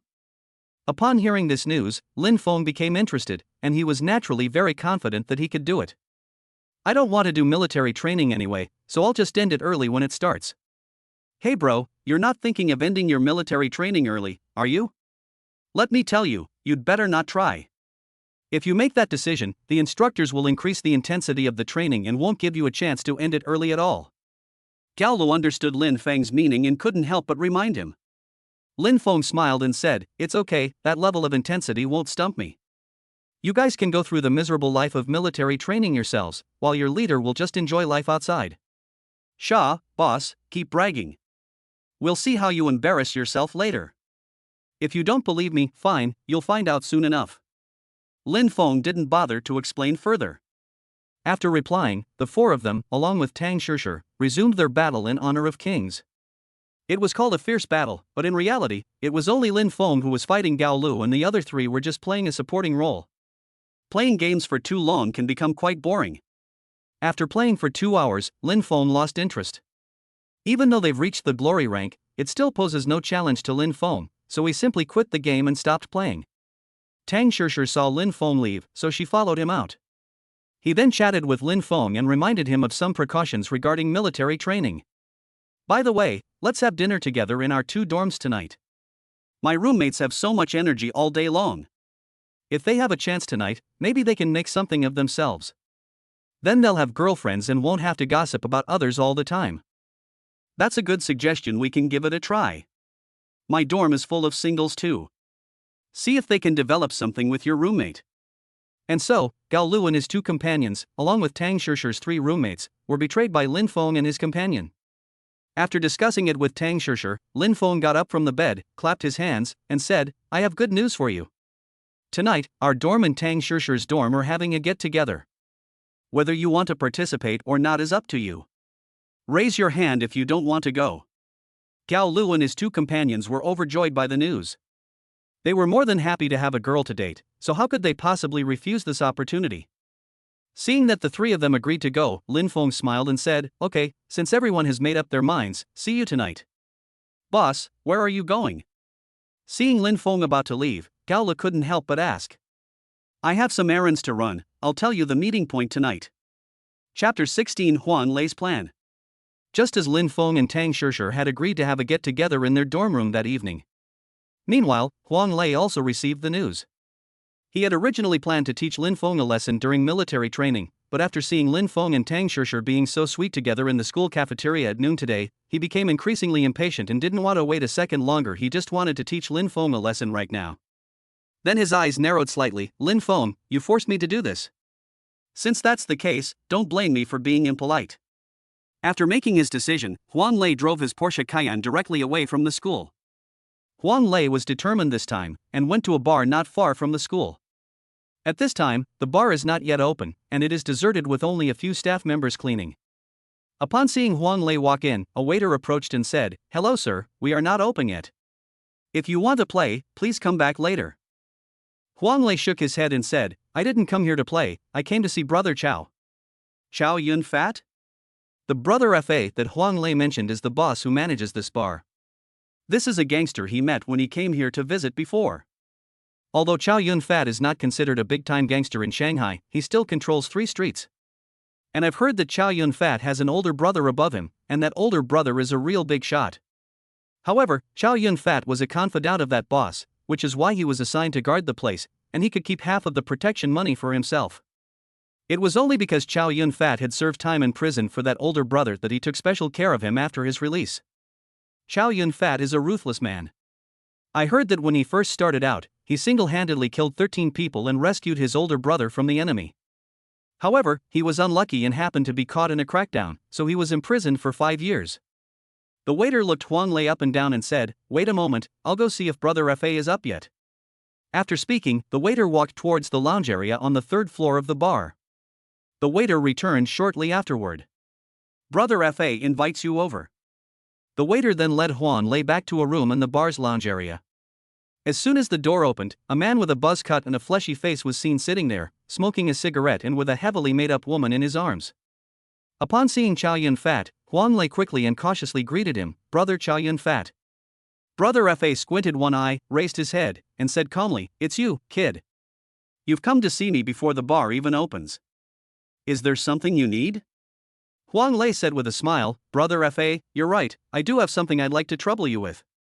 Brother Fa nodded slightly, knowing that business had come knocking, and said, "Come and sit down to talk." Huang Lei walked in and carefully sat down on the sofa in the distance. Chow Yun-fat said calmly, "Speak, what do you want to talk to me about?" Upon hearing Chow Yun-fat's question, Huang Lei quickly explained his purpose.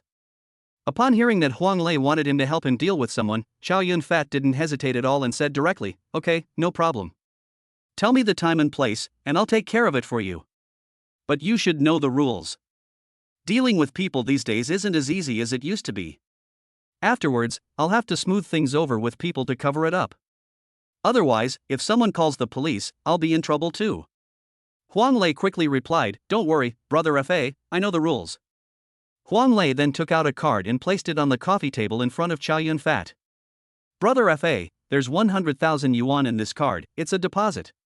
Once the matter is settled, the remaining 400,000 yuan will be transferred to you immediately." "Okay, you're pretty savvy, breaking his leg, huh? You'll hear from me tonight." While we were talking, Huang Lei had already told Chow Yun-fat where Lin Feng was going that night, and also explained how badly Lin Feng had been disciplined. Upon hearing Chow Yun-fat tell him to go back and wait for news, Huang Lei stood up without hesitation and said, "Okay, Brother Chow, I'll be waiting for your good news tonight." Meanwhile, Lin Feng had already driven to the headquarters of Douyin in Shanghai, unaware that Huang Lei was secretly targeting him. The location of the headquarters of Douyin in Shanghai is not a bustling area, but rather a rather remote one. However, the headquarters of Douyin is built to be very luxurious and high-end. There are 4 office buildings in total. T1, T2, and T4 are office buildings, and T3 is a commercial building. When Lin Feng arrived at Douyin's headquarters, the headquarters also received the news. Inside the CEO's office, a woman with an elegant demeanor and beautiful appearance was looking at a document in her hands. That document contained Lin Feng's information. His expression turned even more serious when he saw that Lin Feng owned 70% of the shares in Douyin Group. She knew perfectly well what level Douyin was at. Its market value had already exceeded 1 trillion. The shares have already been diluted in several rounds of financing, and each person or company holding shares does not have many shares. But the information she saw today was shocking. One person was able to acquire 70% of Douyin's shares. What does this mean? How terrifying must the power behind this person be? Douyin's current traffic can be said to be the #1 among new media platforms nationwide. Everyone knows the final outcome, it will definitely be nationalized. But the fact that this person was able to acquire 70% of the shares at such a crucial moment made her wonder if he was the spokesperson for the higher-ups. Without daring to think any further, he quickly dialed the phone number recorded in the information. The phone was answered after ringing for only a short time. A slightly young, somewhat magnetic voice rang out, "Hello." Yang Yinhua quickly and respectfully said, "Hello, are you Mr. Lin Feng?" Lin Feng on the other end of the phone said, "Yes, I am Lin Feng. Who are you?" After confirming Lin Feng's identity, Yang Yinhua began to introduce herself. "Mr. Lin, this is Yang Yinhua, CEO of Douyin Group. I just received news that you have acquired 70% of our company's shares. I have already prepared the handover documents. When would you have time to come and handle the handover procedures? If you don't have time, I can come to you in person to complete the process." Lin Feng said, "I'm on my way to the company now, wait for me." "Okay, Mr. Lin, I'll wait for you downstairs at the company now." "No need, I can go up myself. Just tell me the location." Chapter 17. People with no manners shouldn't be tolerated. Not long after finishing his phone call with Yang Yinhua, Lin Feng arrived at Douyin Group. After parking the car in the parking lot, we arrived at the T1 office building. After a while, the elevator doors slowly opened. A group of people swarmed in. Douyin Group is a very busy place. People are working 24 hours a day. Of course, this system doesn't mean that one person works continuously, rather, it has a shift system. Even if someone works more than 8 hours a day, they will be given reasonable overtime pay. Just as the elevator was about to fill up, Lin Feng was about to be the last to enter. Suddenly, a figure strode quickly from a distance, then pushed past Lin Feng and entered the elevator. Upon seeing the man who squeezed in, all the employees of Douyin Group in the elevator looked somewhat fearful. This person is the nephew of the logistics manager of Douyin Group. Because the logistics manager and a director were brothers, the logistics manager's nephew was also very arrogant in the company. Not only did he slack off all day, but he also chatted with some pretty female employees in the company. However, due to their powerful connections, many people who reported the issue to higher authorities would ultimately have their complaints dropped, and the person who reported it would often be dismissed. As time went on, no one dared to offend this person. But Lin Feng didn't know this person, and even if he did, he wouldn't tolerate it. Just as the elevator doors were about to close, Lin Feng reached out and pulled the man out of the elevator, saying calmly, "Don't you know the principle of first come, first served? How can such a large company have such uncivilized employees?" Seeing Lin Feng unceremoniously drag Chen Lei out of the elevator, all the Douyin employees inside were shocked. Who is this person? Is he a new employee? That's so domineering. He actually dragged Chen Lei out of the elevator without giving him any face at all? Before anyone could react, Lin Feng stepped into the elevator. Seeing Lin Feng's imposing presence, the people inside the elevator stepped back a little after he entered, leaving ample space for him despite the crowded elevator. Chen Lei, who had been dragged away, had only just realized what was happening.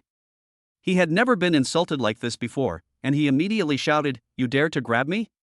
Seeing that Chen Lei not only lacked manners but also had a foul mouth, Lin Feng also lost his temper. His current status means he's not one to swallow his pride. He said to the people in the elevator, "Wait for me a moment." He then stepped out of the elevator and slapped Chen Lei across the face. If he hadn't held back his power, just with the strength he gained from strengthening his body, that slap would have sent Chen Lei's head flying. Despite not using too much force, Chen Lei's face swelled up instantly, and 2 teeth came out of his mouth. This scene startled those who witnessed it in the elevator. That's way too violent. Despite the violence, the crowd was thrilled. Chen Lei was used to acting like a tyrant in the company, and many people had long disliked him. If it weren't for his uncle's power, someone would have done it long ago. Seeing Chen Lei finally get his comeuppance today, the group felt incredibly refreshed and clear-headed. If they could cultivate immortality, they could break through a major realm just from this one experience. Watch your mouth next time you talk to someone. Don't you understand the saying that trouble comes from the mouth? And remember to be polite in the future. Everyone has urgent matters, and your urgency is not a reason for you to cut in line. After speaking, Lin Feng turned around and went back into the elevator, smiling at the people inside. "Sorry to keep you waiting, we can go upstairs now." Seeing Lin Feng suddenly become gentle and refined, and recalling his previous domineering and forceful demeanor, everyone wondered if they were not the same person. Of course, Lin Feng's personal charm was indeed attractive. Several female employees in the elevator had stars in their eyes. In addition, Lin Feng's extremely handsome appearance caused the female employees to subconsciously clench their legs together. As the elevator stopped at each floor, Lin Feng was the only one left inside when it reached the top floor. As the elevator doors opened, Lin Feng stepped out. "Hello sir, who are you looking for?" Across from the elevator, the receptionist asked politely. Lin Feng smiled and said, "I'm looking for your CEO, Yang Yinhua." "Do you have an appointment, sir?" When the receptionist heard that Lin Feng was looking for Yang Yinhua, her expression became even more respectful. "We've made an appointment. We just spoke to you on the phone. Just let them know." "Okay sir, there's a rest area over there. Please go and wait a moment while I inform Mr. Yang." The receptionist then picked up the phone and called Yang Yinua's assistant. After learning the news, the assistant reported it to Yang Yinhua. Upon hearing that Lin Feng had arrived, Yang Yinhua didn't dare to delay for a moment. She quickly put on her high heels and rushed out of the office to greet him in the rest area. While waiting for Yang Yinhua to arrive, the elevator doors opened again, and Chen Lei stepped in. Because the rest area was right across from the elevator, Chen Lei, who came out, met Lin Feng's gaze. Seeing Lin Feng reminded Chen Lei of his humiliation, and he shouted loudly, "Kid, you're here? I've been looking for you. Which department are you from? How dare you hit me? Do you know who I am? I'm going to fire you today, and I'm going to make you lose everything." Although Chen Lei's speech was somewhat slurred, those who saw him could still vaguely understand what had happened. Immediately, everyone's eyes turned to Lin Feng, their expressions filled with shock. This guy is really bold, daring to hit Chen Lei. Doesn't he know that even the group's CEO and president have to give Chen Lei some face? It wasn't because Chen Lei was particularly capable, but because he had an uncle who was the logistics manager and a board member of the group. The logistics manager might not need those bigwigs to be wary of, but that director certainly commands some respect. Lin Feng paid no attention to Chen Lei's threats, sitting there as if watching a clown. Feeling Lin Feng's disdainful gaze, Chen Lei felt even more humiliated. Before he could speak again, the sound of high heels hitting the ground rang out in the distance. Then came CEO Yang Inua, who arrived in a flurry of activity. Yang Inua is in her mid-30s, mature and charming, with shoulder-length short hair that perfectly showcases her capable demeanor. Upon arriving, Yang Inua glanced around and, upon seeing Lin Feng, quickly approached him, saying, "Mr. Lin."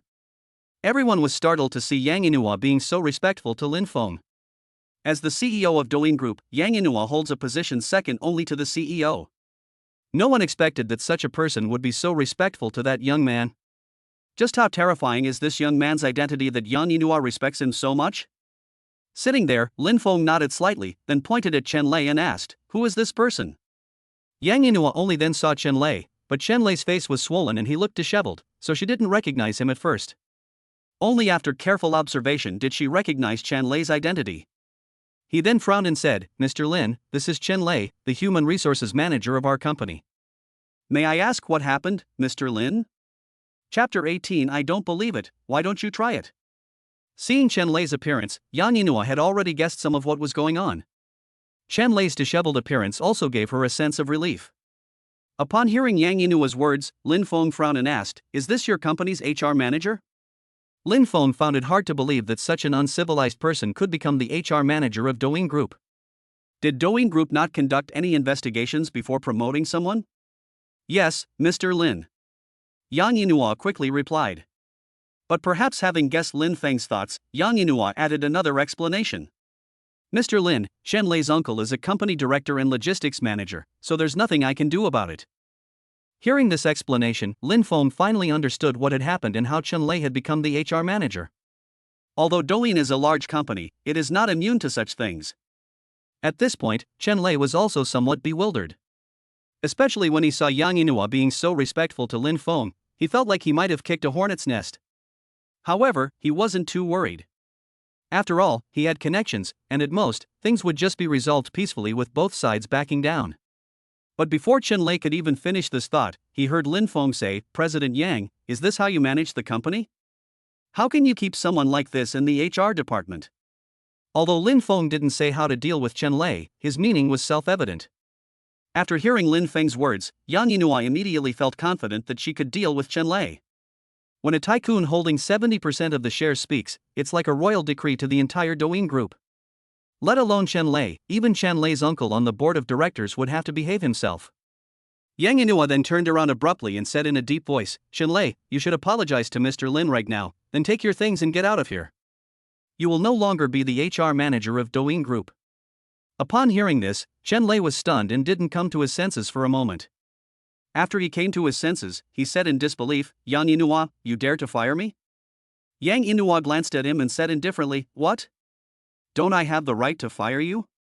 Chen Lei burst into laughter. "What qualifications do you have? Believe me or not, my uncle can make you lose your job as CEO with just one word." Before Yang Inua could answer, a cold laugh rang out. "I don't believe it, why don't you try it?" The speaker was none other than Lin Feng. Seeing Lin Feng stand up for her, Yang Inua felt incredibly relieved. Others might not know Lin Feng's identity, but she knew it all too well. If Chen Lei knew Lin Feng's identity, he would probably be scared to death. But she was in no hurry to reveal Lin Feng's identity. Because Douyin Group really needs a thorough overhaul. It's a good opportunity to use Lin Feng to clean up Douyin Group from the inside out, otherwise Douyin Group will become completely rotten, which may lead to its decline.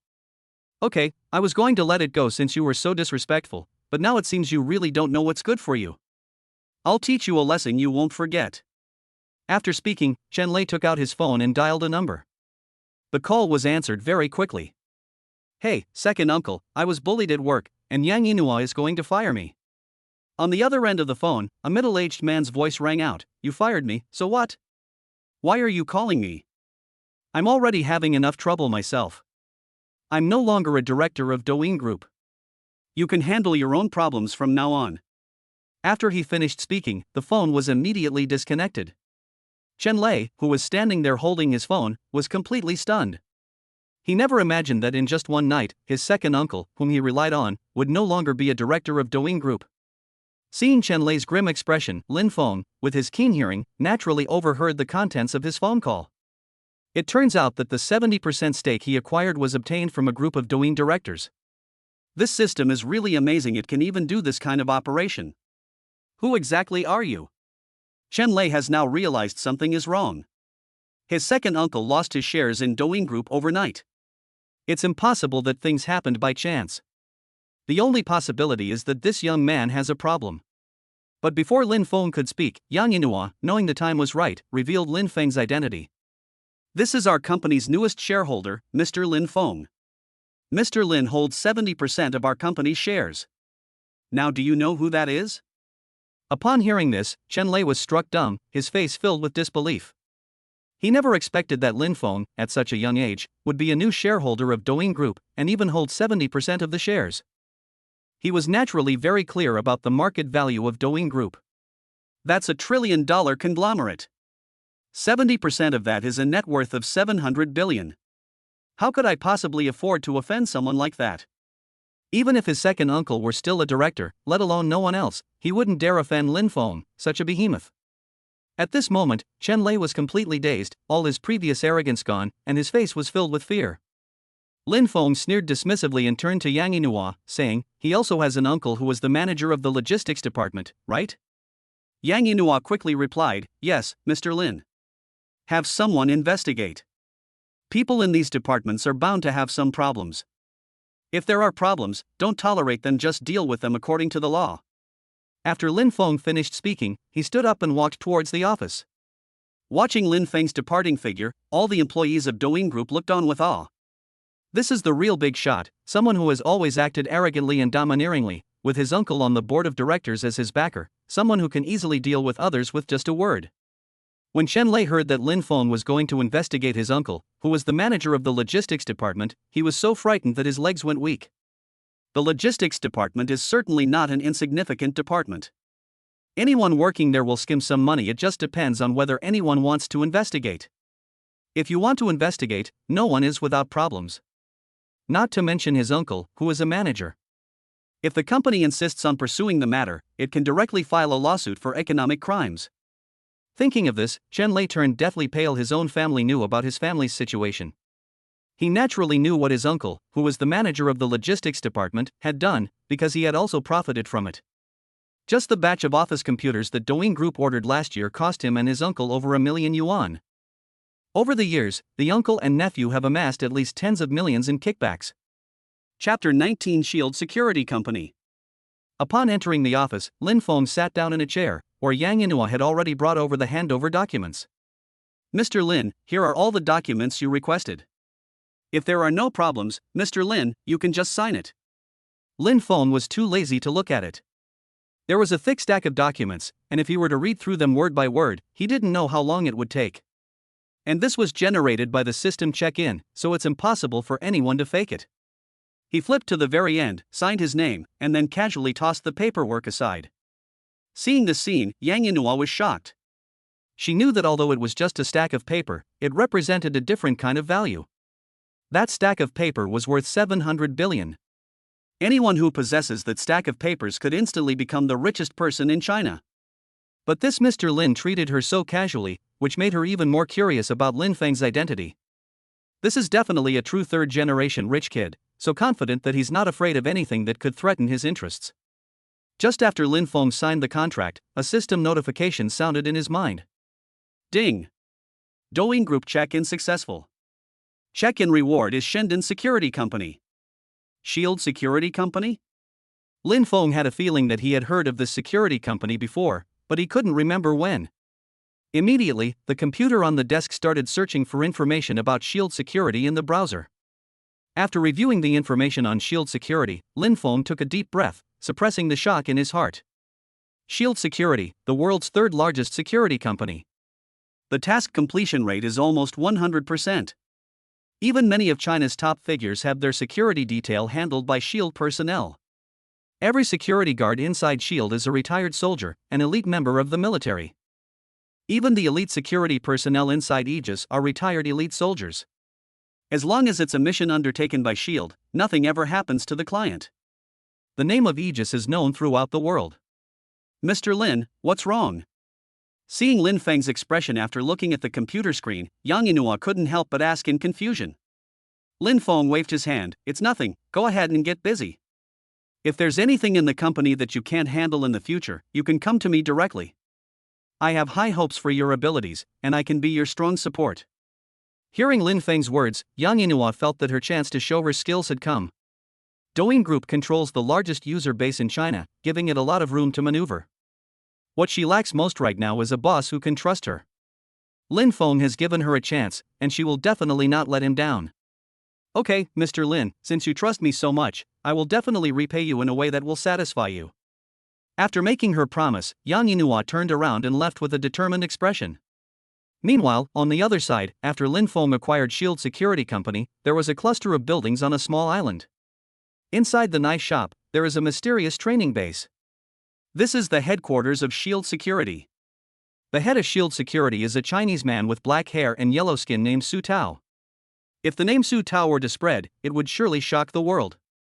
This is simply because he was once known as the world's #1 soldier king. Later, due to an incident, he became disheartened and left the army. By chance, he owed a favor to the previous boss of SHIELD Security, and later joined SHIELD Security, becoming the chief instructor. Several years later, Su Tao was promoted to head of the SHIELD Security Training Base. This place is specifically for training elite security personnel for SHIELD Security. Although everyone who joins SHIELD Security is an elite, their strength is far from sufficient to meet SHIELD Security's ever-improving requirements. They must become even stronger. SHIELD Security has always wanted to become the strongest security company on the entire planet, so it has never let up over the years. In front of a computer, Su Tao was looking at a document with a serious expression. The document contained Lin Feng's photo and name. Boss, what's wrong? A white man with explosive muscles walked in and asked in confusion. Ike, we have a new boss. The white man was Su Tao's deputy, and within the entire SHIELD Security Company, his power was second only to Su Tao. Su Tao is also the second in command of SHIELD Security Company. Apart from being the behind-the-scenes boss, he is the person in charge. Boss, you're not kidding, are you? How could our boss possibly sell the company? Ike said in disbelief. Su Tao shrugged and said, yeah, I don't really believe it either, but it's true. Take a look, this is our new boss's information. As he spoke, Su Tao turned his laptop toward Ike. Ike also looked down and, after reading all of Lin Feng's information, he couldn't help but gasp. Boss, no way, the new boss is so young? Wait, a freshman in Shanghai? When Ike saw Lin Feng's student information again, he suddenly screamed. Su Tao nodded. So, isn't the new boss quite surprising? Ike covered his forehead and said, oh my god, this new boss is too young, and so thin. I'm really afraid that my men will be resentful when they see him. Su Tao slowly said, alright, now is not the time to discuss these things. We have a branch office in Shanghai, right? Some bosses. Ike nodded. Okay, go and notify the Shanghai branch now, and have them send their best team members to protect the boss. Regardless, it's a done deal now, and we must ensure the new boss's safety. Okay, boss, I'll go inform the people in Shanghai right now. On the other side. Inside an office building in Shanghai with a SHIELD logo. A middle-aged man with narrow eyes and gold-rimmed glasses was on the phone. Okay, I'll get started on preparing now. After hanging up the phone, the man with the gold-rimmed glasses dialed an internal number. Send Phnom Penh to see me. Not long after, there was a knock on the office door, and the man with gold-rimmed glasses said, come in. The office door opened, and a fit, muscular man walked in. General Manager, you wanted to see me? The man with the gold-rimmed glasses said, come sit down and let's talk. Phnom Penh was the most skilled and strongest among his men. He had served in a mysterious unit in China, but was discharged from the military for disobeying orders on the battlefield and insisting on bringing back the bodies of his comrades. Phnom Penh, having retired from the military and lacking other means of making a living, had no choice but to join SHIELD as a bodyguard. However, the benefits and compensation at SHIELD Company are very good. People with Phnom Penh's abilities can earn millions of dollars a year. Take your squad and go protect the boss. Boss? Phnom Penh looked surprised upon hearing the man with the gold-rimmed glasses' words. Yes, he is the new boss of our Shield security company. He is a freshman at university in Shanghai. My superiors just called me and asked us to send someone to protect the boss's safety. Phnom Penh was surprised to hear that the company had a new boss. Okay, General Manager, I'll go prepare right away. After the initial surprise, Phnom Penh agreed without hesitation. Chapter 20. The boss's car is too cool. The configuration of Shield Security Company is similar to that of Special Forces, with 5 people in a team, 1 captain and 4 team members. He was the captain of the squad in Phnom Penh, with 4 subordinates. After returning to Phnom Penh, they immediately summoned 4 team members. Seeing Phnom Penh's serious expression, all 4 team members knew they had a difficult task ahead. This mission may be a huge test for us.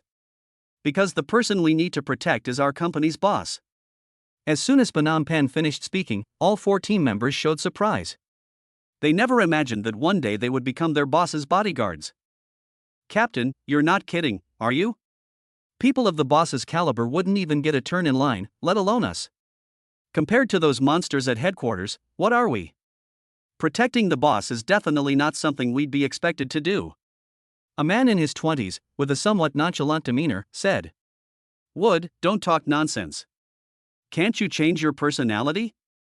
We're security guards, and you act like a thug all day. If it weren't for your personality, would we have been disliked by our employers so many times? The speaker was a woman with a cool and bright appearance, and her shoulder-length short hair gave her a capable look. She is the only woman in the 5-person team, but she is extremely strong. Apart from the team leader Phnom Penh, she is the strongest in terms of overall strength. Sister Shui, those employers who didn't choose us are blind, what does it have to do with me? Wood was still somewhat unconvinced and muttered something. But when the woman glared at him, the man immediately became obedient. All right, enough chit-chat. Here's the boss's information. Take a look so you don't make mistakes when carrying out the task. I will now assign specific tasks. Shui, you'll be in charge of some places that it's inconvenient for us men to go in. Wood, you're in charge of the investigation. You must report any suspicious people around the boss immediately. Hua, you're in charge of intelligence. Investigate the backgrounds of the people around the boss. Shan, you're in charge of resolving the danger for the boss. Yes, Captain. After assigning tasks, the 5 of them left the company and drove 2 Mercedes-Benz S450s directly to where Lin Feng was. At this moment, Lin Feng had already walked out of Douyin Group and was about to get into his sports car when he suddenly turned around and walked towards the car where Shui and Mu Tu were. The boss is here. Seeing Lin Feng approaching, Mu Tu spoke to Shui in the driver's seat. Don't be nervous. Perhaps the boss has other business to attend to and just happens to be passing by in our direction. Under their watchful eyes, Lin Feng walked straight to their car and gestured for them to roll down the window. No way, they really found it? The man inside the car looked on incredulously. The car window slowly rolled down, and Lin Feng smiled and said, Hello, is there anything I can help you with? You've been watching me ever since I left the company. Boss, you're not kidding, are you? You really found us? As he spoke, Wood glanced at Shui with surprise. They didn't think Lin Feng had any ability at all. They just assumed he was a wealthy second-generation heir with considerable influence, simply because Lin Feng's appearance was so deceptive. Despite the enhancement from the body-shaping potion, his body was still somewhat frail, and he was still quite young. In the eyes of Phnom Penh and the others, he was just a weakling. Lin Feng's ability to detect their covert surveillance is definitely not simple. It's something an ordinary person couldn't do. Shui, in the driver's seat, also looked surprised. Sharing the same thought as Mu Tu, Lin Feng couldn't possibly have discovered them. Lin Feng smiled slightly. You're from Shield Security Company, right? Now that they had been discovered, Mu Tu and Shui decided not to hide it anymore and honestly replied, Boss, you're right. Shui Jia and I are security guards from the Shanghai Shield Security Company. We were ordered by our superiors to come and protect you. Lin Feng nodded. I guessed it, but you don't need to act like spies. If I'm not at school, you can just stay with me. Oh, boss, don't you think it's a hassle for us to follow you around? Wood asked. What trouble is there? I'm not one for making a fuss. There are 5 of you this time? Lin Feng asked calmly, his expression unchanged. Boss, you know how many people we have? Wood was shocked again by what Lin Feng said. I not only know that 5 of you came, but I also know the location of the other 3. One was on a distant rooftop, and the other was reading a newspaper over there. There was also someone in a car across the street with a walkie-talkie. Lin Feng named the locations of the 5 people in Phnom Penh one by one. Mutu quickly got out of the car and looked towards the locations Lin Feng had mentioned. After confirming it, Wood couldn't help but click his tongue in amazement. Sure enough, none of the people who could become the owners of S.H.I.E.L.D. were good people. This seemingly harmless new boss is actually incredibly powerful. He can find out their hiding places without even having to search carefully. Ashui then took out a walkie-talkie and said to Phnom Penh and the others, "Captain, the boss has spotted us. Come over here." Phnom Penh, in the car across the street, was also somewhat surprised after hearing Ashui's words. This new boss is so capable he was able to see through their identities so easily. They no longer need to be protected by these people, instead, they can protect them in return. Before long, the 5 people from Phnom Penh gathered in front of Lin Feng.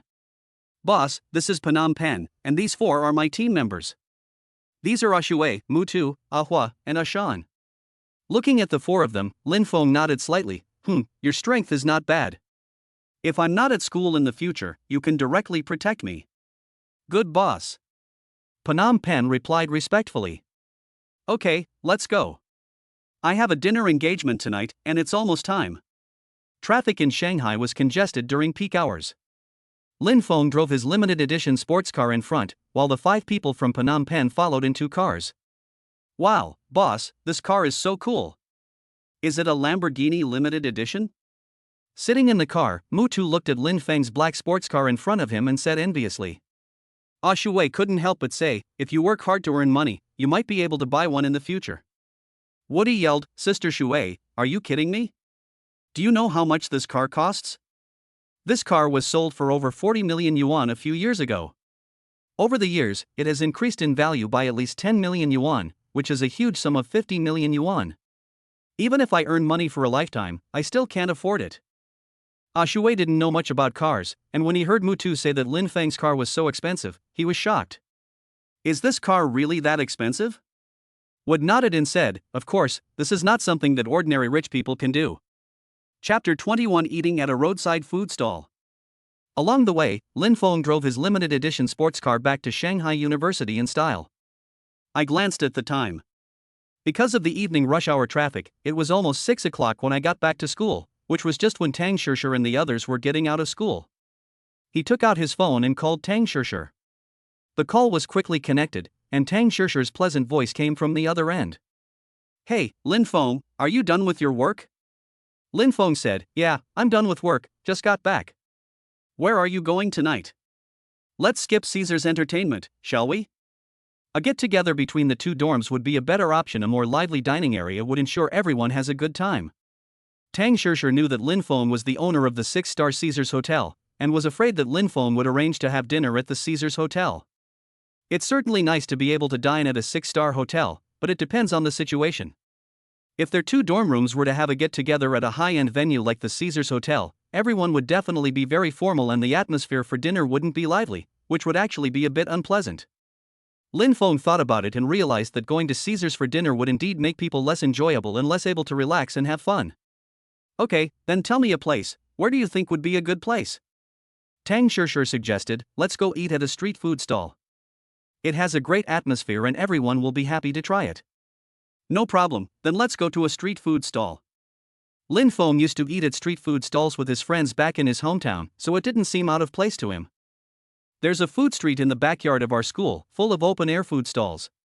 It's not far away, and you don't even need to drive. You can walk back to school after you finish eating." "Okay, you can inform your roommates. I'll call Gao Lu and the others." During the game, Gao Lu and the others introduced themselves to Tang Shishir, so Tang Shishir knew their names. "Okay." After the 2 hung up the phone, Lin Feng immediately sent a group message to everyone, telling them to meet at the food street behind the school. After waiting for ages, news of Lin Feng finally arrived. Gao Lu and his 2 roommates yelled and rushed out of the dormitory, sharpening their knives as they headed towards the food street. They had been looking forward to it ever since they found out about the get-together with Tang Shishir's dorm. After all, Lin Feng had given them a chance to pick up girls, and they had to cherish it. Gao Lu and Song Hao both come from well-off families and wear designer brands. Although they are not high-end luxury brands, Their outfits still cost several thousand to tens of thousands of yuan. Tuyon's family was slightly less well off, and he didn't wear designer clothes, but his robust physique gave people a sense of security, which made him attractive to the opposite sex. Lin Feng went to the food street ahead of time, found a seafood barbecue stall, and sat down to wait for Tang Shishir and the others to arrive. Soon, the figures of Gao Lu and his group appeared in the distance. Seeing Lin Feng waving, Gao Lu and the other two quickly walked over. As soon as he sat down, Gao Lu rubbed his hands together and said, "Boss, we're here." "Where are the beauties?" Lin Feng couldn't help but find Gao Li's eagerness amusing. "You look so impatient. Don't you know that women are usually slow when they go out?" Hearing Lin Feng's words, Gao Lu and the other two nodded in agreement. They were in such a hurry that they forgot about this matter. Women always need to get ready before going out, which takes at least 30 minutes. It seems I was indeed too hasty. Meanwhile, the 5 people from Phnom Penh were already seated at a table not far from Lin Feng, keeping a close eye on his situation. Wood said enviously, "College students are so carefree, unlike us, who live a miserable life every day just to make ends meet." Shui said calmly, "If you don't want to live a miserable life, that's fine too. Quit your job and go home." Wood gave an awkward smile, "Forget it, it's tough, but at least I can make money." "If I quit my job and go home, where will I make money?" "Since you know that, then shut up and say less." The 5 men in Phnom Penh did not order any alcohol, only some food. After all, their job was to be bodyguards, and alcohol would affect their reaction speed, which was strictly prohibited by Shield Security Company. Bodyguards are not allowed to drink alcohol during any mission. If drinking alcohol causes the mission to fail, they will be severely punished. After waiting for more than 20 minutes, Tang Shishir, one of the 4 beauties, finally arrived gracefully. Although the other 3 girls in Tang Shishir's dorm are not as beautiful as Tang Shishir, they are still quite attractive. "I'm sure I can get an 80. However, she certainly can't compare to Tang Shishir, a beauty who scores 90 points. Tang Shishir wasn't wearing anything particularly sexy, but her S-shaped figure still attracted a lot of attention. Although there are beautiful women dining here, they all pale in comparison to Tang Shishir. While Tang Shishir's looks might not be considered top tier, her figure is absolutely stunning. She has a shapely figure, with plenty of flesh in the right places and no excess fat in the right places. She definitely has a devilish figure. Even Shui, who considers himself quite handsome, admitted that he couldn't compare to Tang Shishir's figure. Of course, Shui is also a beauty, even more beautiful than Tang Shishir, but her figure is a little worse. Moreover, Shui has a cold personality, always giving people a sense of icy distance, which makes many people afraid of her. If Shui and Tang Shishir were to compete on the same stage, most people would definitely choose Tang Shishir first. After all, Tang Shishir always exudes a charming and alluring aura that attracts hormones. "Sorry to keep everyone waiting." Upon approaching, Tang Shishir apologized to Lin Feng and the others. "Oh, sister-in-law, what's this talk of waiting a long time or not? You're not being polite at all." Gao Li's words immediately made the 3 women beside Tang Shishir laugh. "Shishir, you still say there's nothing between you and Lin Feng, but the people in their dorm have confirmed it." Gao Lu is definitely the kind of person who can liven up the atmosphere. His very first words set the mood right up. Lin Feng said, "Alright, Gao Lu, stop talking nonsense. There are so many people here. If word gets out, my senior and I will be in big trouble." Upon hearing Lin Feng's words, Tang Shishir couldn't help but give him a resentful look. Actually, Tang Shishir still had some resentment towards Lin Feng. It wasn't because Lin Feng treated her badly that she had any complaints, but because Lin Feng hadn't shown her any interest in her last night. She lay on the bed in her hotel room, having already planned what she should do if Lin Feng came in. But she waited until she was sleepy, but still didn't see Lin Feng, which almost made her doubt herself. Could she really be that unattractive? Lin Feng wasn't even tempted. They didn't even appreciate such a great opportunity, just leaving such a beautiful woman like her here. Sensing the change in Tang Shishir's expression for a moment, Lin Feng was a little puzzled. He didn't think he had offended Tang Shishir, so why was she suddenly so resentful towards him? Gao Lu and his colleagues were very perceptive. They sat to Lin Feng's left, and gave up their right seat to Tang Shishir. Meanwhile, the 3 girls in Tang Shishir's dormitory sat on the other side of Tang Shishir, showing great understanding. Lin Feng thoroughly enjoyed the faint fragrance emanating from Tang Shishir. "Tonight, we must drink until we drop." Gao Lu picked up a bottle of chilled beer and began to speak. "It's a pleasure to meet all of you beautiful ladies today. I'll start by ordering a bottle as a sample. After speaking, Cao Lu tilted his head back and blew the entire bottle of beer down in one gust of wind. Chapter 22 was probably done by Huan Lei. With Gao Li's ability to lighten the mood, people quickly become very harmonious together. However, while Lin Feng and the others were eating, Huan Lei had already obtained their location information. Huan Lei immediately sent the message to Chow Yun Fat. Upon receiving Huan Lei's message, Chow Yun Fat immediately set off with more than 10 of his men. You take someone's money and do their bidding. While Lin Feng and the others were happily eating their meal, a GL8 minivan and a BMW were parked outside the food stall. After glancing at the name on the food stall sign, Chow Yun Fat waved his hand and walked into the food stall. After scanning the area, Brother Fa led his men over to where Lin Feng and the others were. When Chow Yun Fat walked into the food stall, he attracted a lot of attention. After all, it's hard to ignore the gangster-like behavior of Chow Yun Fat and his entourage. While walking behind Chow Yun Fat, one of his henchmen saw a table and chairs blocking his way and overturned them. This sudden move drew gasps from many people. Chow Yun Fat walked straight up to Lin Feng and the others without glancing to either side. The 5 people in Phnom Penh naturally realized that Chow Yun Fat's visit was not well intentioned. Just as Wood was about to make a move, Phnom Penh stopped him. Wait a moment. Just as Mutu was about to stretch his muscles, he stopped what he was doing when he heard the captain speak. Seeing that someone was coming to cause trouble, Gao Lu and his 2 companions were not afraid at all. Standing over 1.9 meters tall and as strong as an iron tower, Tu Yong stood up and confronted Brother Fa and the others without fear. Although Brother Fa had the advantage in numbers, he was still a little unsure of himself when he saw Tu Yong. Damn it, kid, sit down. Who told you to stand up? One of the henchmen was the first to attack, speaking fiercely to Tu Yong. Tu Yong glanced at him disdainfully. What, want to try? As he spoke, Tu Yong cracked his knuckles, his fierce aura sending shivers down the spine of the henchman who was speaking. If that fist, as big as a clay pot, were to fall on me, I don't know if I could withstand it. With a wave of his hand, Brother Fa shut his mouth. He glanced casually at Tu Yong before turning his gaze to Lin Feng. Lin Feng, right? Upon hearing Chow Yun Fat's words, Lin Feng knew that this person was coming for him. Yes, I am Lin Feng. What can I do for you? Brother Fa grinned menacingly. I, Brother Fa from Sanmalu, have come to you for a reason. Someone paid me to break your leg. If you don't want your brothers to suffer along with you, then you'd better obey. Don't worry, the pain is only temporary and will pass quickly. Hearing Chow Yun Fat's words, Lin Feng smiled faintly and said calmly, Oh? How much is my leg? 500,000. Chow Yun Fat replied. Lin Feng shook his head. It's a bit too cheap. Oh? Then how much do you think would be appropriate? Chow Yun Fat asked with great interest. My leg is worth 100 million, but I doubt that person can afford it. Since that's the case, I can't give you my leg today, but you might have to give me yours. Heh, kid, it seems you haven't grasped the current situation. Do you two even have the ability? You'll never have the chance to keep my leg, Brother Fa from Sanmalu. Yeah? That's hard to say. Lin Feng smiled faintly. Boss, let's take them down. Gao Lu suddenly stood up, grabbed the chair behind him, and shouted. University is the age when people are most impulsive. Although Gao Lu and the others had only a short time with Lin Feng, they greatly admired him. So even in this situation, none of the 3 thought of backing down. At worst, they would fight it out who was afraid of who. Kid, I think you're asking for it. As Chow Yun Fat finished speaking, his henchmen pulled out machetes, steel pipes, and other weapons from behind them.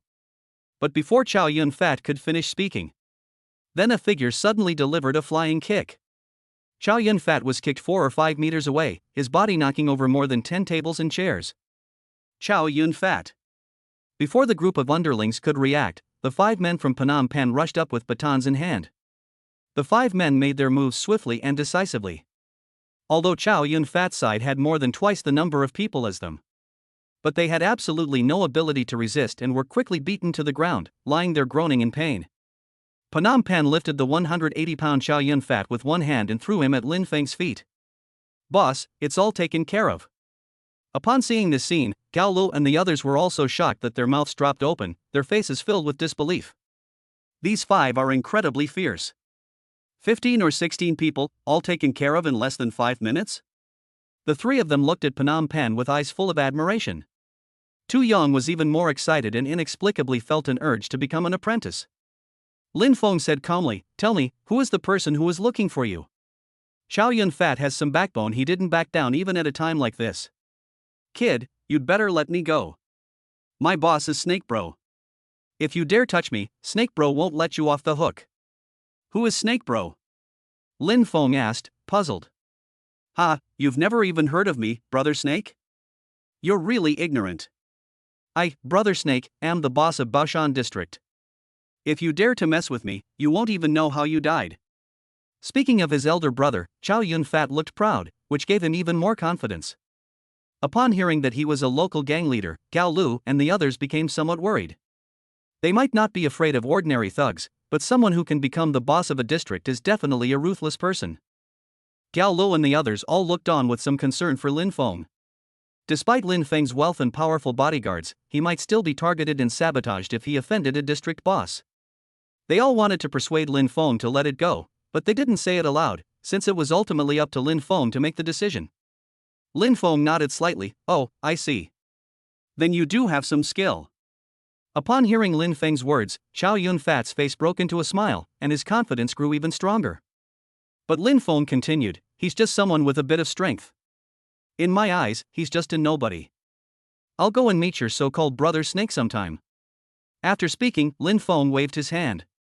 Phnom Penh immediately followed Chow Yun Fat outside the food stall and threw him into the trunk of a Mercedes S450. Everyone was startled by what they saw. What are they trying to do? Are they trying to kill Chow Yun Fat? This is a murder scene from a movie. "Boss, don't be impulsive. If you kill someone, you'll be committing a crime." Gao Lu quickly spoke up to persuade him. Lin Feng couldn't help but chuckle. "Can you stop having such wild imaginations? How could I possibly kill someone? I'm planning to find a place later to ask around and find out who's trying to get me." At this moment, Tang Shishir spoke up. "Lin Feng, perhaps I have guessed who this person who asked Brother Fa to mess with you is." "Who?" Lin Feng asked, puzzled. "It's very likely Huang Lei. This person has a criminal record. There were rumors at school that Huang Lei had hired outsiders to beat up others, so this incident might also be his doing." Upon hearing Huang Lei's name, Lin Feng's eyes narrowed, a cold glint flashing across them. "Okay, I'll check with Chow Yun Fat in a bit. If it really is Huang Lei, I'll definitely teach him a lesson." Chapter 23: The Tragic Story of Chow Yun Fat. After speaking with Tang Shishir, Lin Feng said, "We've ruined a perfectly good meal like this. Let's have another meal together next time. Gao Lu, you guys take the seniors back, I have some things to take care of." Gao Lu and the others knew what Lin Feng was going to do, so they didn't say much and just nodded in agreement. "I'll go with you." Tang Shishir then spoke up. "Are you coming with me?" Lin Feng was surprised by Tang Shishir's courage. Everyone knew what he was going to do, and that he might even be dealing with the real underworld. Tang Shishir, an ordinary person, actually wanted to follow him. "Okay, I'll go with you. I'm not afraid, and I'm also afraid something will happen to you," Tang Shishir said firmly. Gao Lu and the others all gave Tang Shishir a thumbs up. As expected of the eldest sister-in-law, her courage is beyond the reach of ordinary people. "Let me go with you. Even if I go back to school, I'll definitely be unable to sleep and will worry about you. I don't want that feeling." Seeing that Tang Shishir had made up her mind, Lin Feng nodded and said, "Okay, let's go then." They then instructed Gao Lu and the other two to safely escort Tang Shishir's three roommates back home. Then he started the car and drove away with Tang Shishir. As the sports car disappeared from sight, Gao Lu and his two companions couldn't help but feel a surge of excitement. At one point, they all felt an urge to let loose with Lin Feng. But they suppressed that idea. According to them, they are just ordinary people, not from that world, so it's best to stay out of it. If a conflict were to break out with that snake brother, Lin Feng would have powerful bodyguards by his side, while they wouldn't. If something goes wrong, you'll regret it. All they could do was pray that Lin Feng would be alright. Arriving at a secluded spot, Phnom Penh pulled Chow Yun Fat out of the trunk. Seeing that no one was around, Chow Yun Fat also became a little scared. "What are you trying to do? Let me tell you, this is a society governed by the rule of law. If you mess with me, you will not be able to escape." Lin Feng lit a cigarette and took a deep drag. Looking at the riverbank in the distance, he slowly said, "Do you know how many corpses are added to the Huangpu River every year?" Upon hearing Lin Feng's words, Brother Fa was so frightened that his legs went weak. He had naturally heard of this rumor. Although Shanghai has been relatively peaceful in recent years. But who knows if the people who go missing in Shanghai every year were thrown into the river? Peace and tranquility only apply to ordinary people. The real cruelty lies hidden in the shadows. It's not that there's less crime, but rather that those crimes have become more covert. Do you really think that after a vigorous crackdown, ordinary servants can do whatever they want and no one will dare to do anything to them? It just depends on how much interest you infringe upon. If someone's interests are truly harmed, the methods used will probably be no less severe than before. Lin Feng reached out and took the baton from Jin Bian's hand, a cigarette dangling from his mouth, and swung it directly at Chow Yun Fat. Bang! A scream rang out, and Chow Yun Fat was knocked to the ground and rolled around after being hit by a baton. But Lin Feng did not stop. I don't know how much time passed, but the baton finally stopped after it was bent. Chow Yun Fat was lying there, his head covered in blood, trembling all over, clutching his head. "Now I'll ask you one more time, who sent you to mess with me?" Lin Feng casually tossed the baton aside and said indifferently. At this moment, Lin Feng finally vented his frustrations on Chow Yun Fat. Since obtaining the system, he has been suppressing that inexplicable desire. This is only natural after all. Anyone would be excited to receive a system that only exists in novels. After obtaining the system, Lin Feng had not yet unleashed his full potential, but now that he had released it, he felt completely refreshed. Even Chow Yun Fat was intimidated by Lin Feng's imposing presence. With a trembling body, he recounted how Huang Lei had paid him to break Lin Feng's leg. "Is it really Huang Lei?" Lin Feng narrowed his eyes. If it were just a minor action, Lin Feng might not say anything, at most he would slap him in the face and teach him a lesson. But Huang Lei actually went so far as to have someone break his leg, so he absolutely wouldn't tolerate it. "Since you, Huang Lei, want to break my legs, then it's not unreasonable for me to break yours, is it? Let's go." Lin Feng gave a signal, got into the car, and drove away with Tang Shishir, Phnom Penh, and the others. It wasn't until long after Lin Feng and the others had left that Brother Fa, who had been lying on the ground, dared to stand up. Thinking of the humiliation he had suffered today, hatred rose up on his face. "Huang Lei, Lin Feng, I won't let either of you get away with this." The reason he resented Huang Lei was because Huang Lei was the reason he ended up in such a miserable state. If Huang Lei hadn't asked him to deal with Lin Feng, he wouldn't have gotten this beating today. After holding a grudge, Chow Yun Fat immediately took out his phone and made a call. The phone rang for a long time before it was finally answered. A yawning sound came from inside. "Hey, Fa, what's up so late?" The person Chow Yun Fat called was none other than his elder brother, Snake. He was also the elder brother who had taken the blame for him. Back then, when Snake Brother committed assault, Chow Yun Fat stepped forward to take the blame for him. After spending nearly 10 years inside, Snake Bro came out as a true big boss. In gratitude for Chow Yun Fat taking the blame for him, he was given a job as a bouncer, earning 100,000 yuan a month. "Brother Snake, I got beaten up." "You were beaten up?" A surprised voice came from the other end of the phone. In the entire Bashan district, there are very few people who dare to mess with Brother Fa, and Brother Fa also has quite a few underlings, so how could he possibly be beaten up? "Who hit him?" Snake asked in a deep voice. Brother Fa quickly recounted Lin Feng's story. "A freshman at a university in Shanghai? Fa, how come you're getting worse and worse? A college student managed to beat you up. You're such a disgrace to me." Snake said, exasperated. "Brother Snake, it's not that I'm incompetent, it's just that the kid's bodyguards are too good. My dozen or so henchmen were all taken down in just a few moves." "Oh? That's impressive. That's even more interesting. You can investigate it, and I'll help you get revenge tomorrow." Snake has seen far too many capable fighters. Because he had many subordinates. They were all recruited by him in underground boxing matches. His top henchman is a well-known underground boxer. He practices Muay Thai and is ruthless. I've been by his side for several years and have done a lot of favors for him. Hearing that his boss wanted to avenge him, Chow Yun Fat finally released some of the pent-up anger in his heart. After hanging up the phone, Chow Yun Fat took out his phone and called Huang Lei again. He felt he had suffered such a great humiliation tonight, and he had to get some compensation. "Do you really want to read chapter 24? After returning to the city in 3 cars, Lin Feng drove straight towards the Tan Palace. Where are we going? Seeing that it wasn't the way back to school, Tang Shishir couldn't help but ask curiously. Go home. Lin Feng replied. Go home? Tang Shishir seemed to have thought of something, and her face flushed. Lin Feng was no longer going to hold back. Now that he has the system, he no longer needs to suppress himself. Do what you want to do, there's nothing to be shy about. Tang Shishir is a great beauty, and she even seems to be throwing herself at him, so how could he possibly refuse? The protagonists in the super-rich novels he used to read were all womanizers, but in the end they never took anything further, which sometimes made the readers feel frustrated. Now that he's become the protagonist of a super-rich novel, he should do whatever he wants.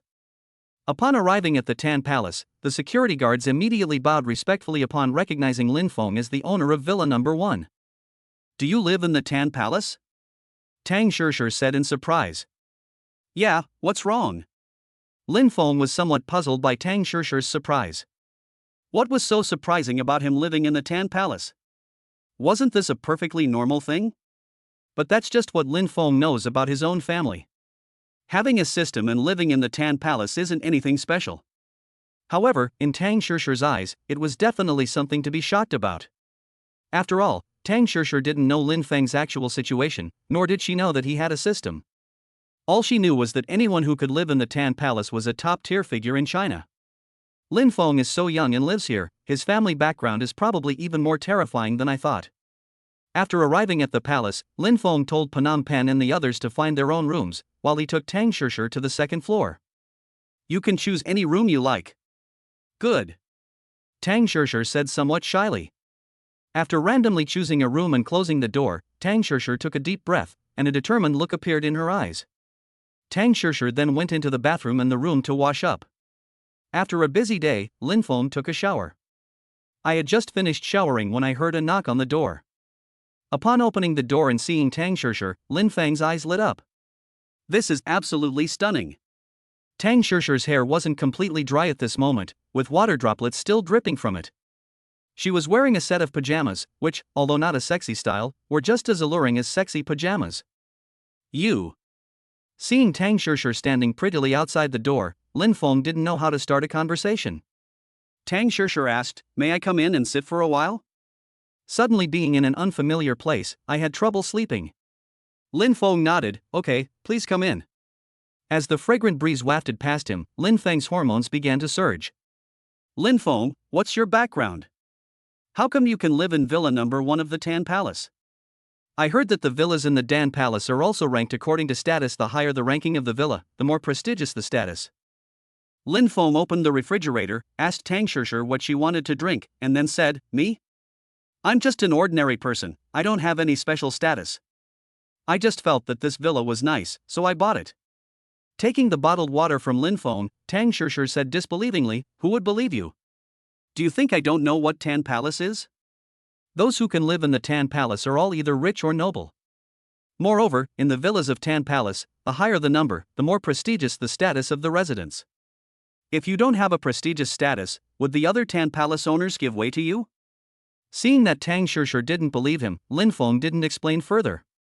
He couldn't explain this kind of thing in the first place, since this villa was given to him by the system, and he couldn't tell the truth. Knowing that Lin Feng didn't want to talk about this matter, Tang Shishir changed the subject and asked, "Lin Feng, you should be careful. That Brother Fa said his boss is the biggest gangster in Baoshan district. You beat Brother Fa up so badly today, he might retaliate against you." Lin Feng said without any concern, "It's alright. There are more than 10 districts in Shanghai. He's just the boss of one of them. What do I have to be afraid of him for? If he behaves himself, that's fine. But if he dares to cause me trouble, I'll make him regret it." Seeing Lin Feng's confidence, and considering that he could live in Villa Number 1 of the Tan Palace, Tang Shishir was no longer too worried. Based on her current understanding of Lin Feng's identity, there's really nothing to worry about with that snake brother. Even the most powerful underworld boss in Shanghai might not be qualified to live in this Tan Palace, let alone Lin Feng, who lives in Villa Number 1. The difference in their status is indeed huge. Do you have any wine here? Let's have a drink. I feel like I might have trouble sleeping tonight and won't have the energy for school tomorrow. Maybe a little alcohol will help me sleep better. We have wine. What kind of wine would you like to drink? Red wine bar. After learning what kind of wine Tang Shishir wanted to drink, Lin Feng went to the wine cellar and took out a bottle of Romani Conti worth millions. His father likes to drink Baijiu Chinese liquor, so it's fine for him to drink the red wine himself, but he can save the mutai for his father. Lin Feng placed 2 wine glasses and a bottle of Romani Conti on the coffee table. They then poured themselves a small glass and started chatting as they drank. To be honest, although Tang Shishir has not been raised in an aristocratic family or received systematic training, her stunning looks and perfect figure make her incredibly alluring. Since red wine contains alcohol and has a strong aftereffect, after drinking for a while, Lin Feng felt his hormones starting to stir. At this moment, Tang Shishir also joined in very opportunely. There was originally a seat between the two of them, but Tang Shishir moved over. The aroma intensified Lin Feng's desire. Junior, can I see your muscles? Just after the two had taken a sip of wine, Tang Shishir suddenly said with a smile. Do you really want to see it? Lin Feng swirled his wine glass and said with amusement. Do you want to show it to me? Tang Shishir then passed the question back to Lin Feng. If my senior wants to see it, then of course I, as her junior, will do my best to oblige. As he spoke, Lin Feng put down his wine glass and took off his casual shirt. Lin Feng already had a good physique, and with the enhancement from the body shaping potion, his explosive muscles, which were extremely visually striking, made Tang Shishir stare wide-eyed. How are my muscles, senior? Lin Feng asked with a smile. Tang Shishir blushed and exclaimed in amazement, Junior, your figure is amazing. I'm afraid even some fitness instructors don't have a figure as good as yours. Really? Senior, do I really have such a great figure? As he spoke, Lin Feng gently touched Tang Shishir's delicate, fair thigh. Instantly, Tang Shishir felt an electric current run through her, and her whole body went limp. I have even stronger areas, senior, would you like to give me a try? After speaking, Lin Feng picked Tang Shishir up in his arms and carried her to the bedside. Chapter 25. So what if we fight them? Nothing happened that night, and the next morning, Lin Feng got up early. Going to school was no longer that important to Lin Feng, so he wasn't in a hurry to go. Downstairs, the 5 men from Phnom Penh were already exercising in the manor. Upon seeing Lin Feng emerge, the 5 of them simultaneously called out boss. Lin Feng looked at the 5 people and smiled, is this how you usually train? Phnom Penh nodded and said, it's company policy. As long as there's time, we can't miss training. We need to maintain our physical fitness and prolong our careers so that we don't retire early due to laziness. This way we can earn more money. How much do you earn per month? Lin Feng asked, puzzled. Boss, if there are no tasks, our basic salary is 30,000 yuan. I am the team leader, and I get 50,000 yuan a month. If there are tasks, the commission will be based on the price offered by the employer. That's interesting. Lin Feng became interested and sat in the pavilion in the courtyard, saying, tell me how much each of the people who hired you cost. Although Shield Security is now his company, he doesn't know much about Shield Security. Since the headquarters of Shield Security was not in China, and he didn't have time to go there to complete the handover procedures, he could only inquire about things from people in Phnom Penh and other places. Boss, the prices for bodyguards in the company are all different. For someone like us, hiring someone for a month would cost between 500,000 and 1 million. The price of a regular bodyguard ranges from 10,000 to 100,000. The price varies, and so does the quality of the bodyguards. The 5 of us can protect our employer not only domestically, but also abroad, Phnom Penh said respectfully. Lin Feng understood Phnom Penh's meaning. The 5 men's abilities might not only be reflected in their hand-to-hand combat but also in their firearms skills. The situation abroad is very chaotic, and there is a possibility of encountering armed individuals who threaten the safety of employers. Therefore, the 5 people in Phnom Penh also need to know how to use firearms. They can also use firearms to fight back against the enemy and ensure the safety of their employer. As for ordinary bodyguards, they may just be physically stronger, but they won't have as many skills as the 5 men from Phnom Penh. After chatting with the 5 people in Phnom Penh for a while, I glanced at the time and realized it was almost time for school. Just as Lin Feng was about to stand up and go to school, he saw Tang Shishir, dressed neatly, walk out. Lin Feng said gently, why did you get up? Shouldn't you rest a little longer? Tang Shishir shook her head, there's a very important class today, and they might take attendance.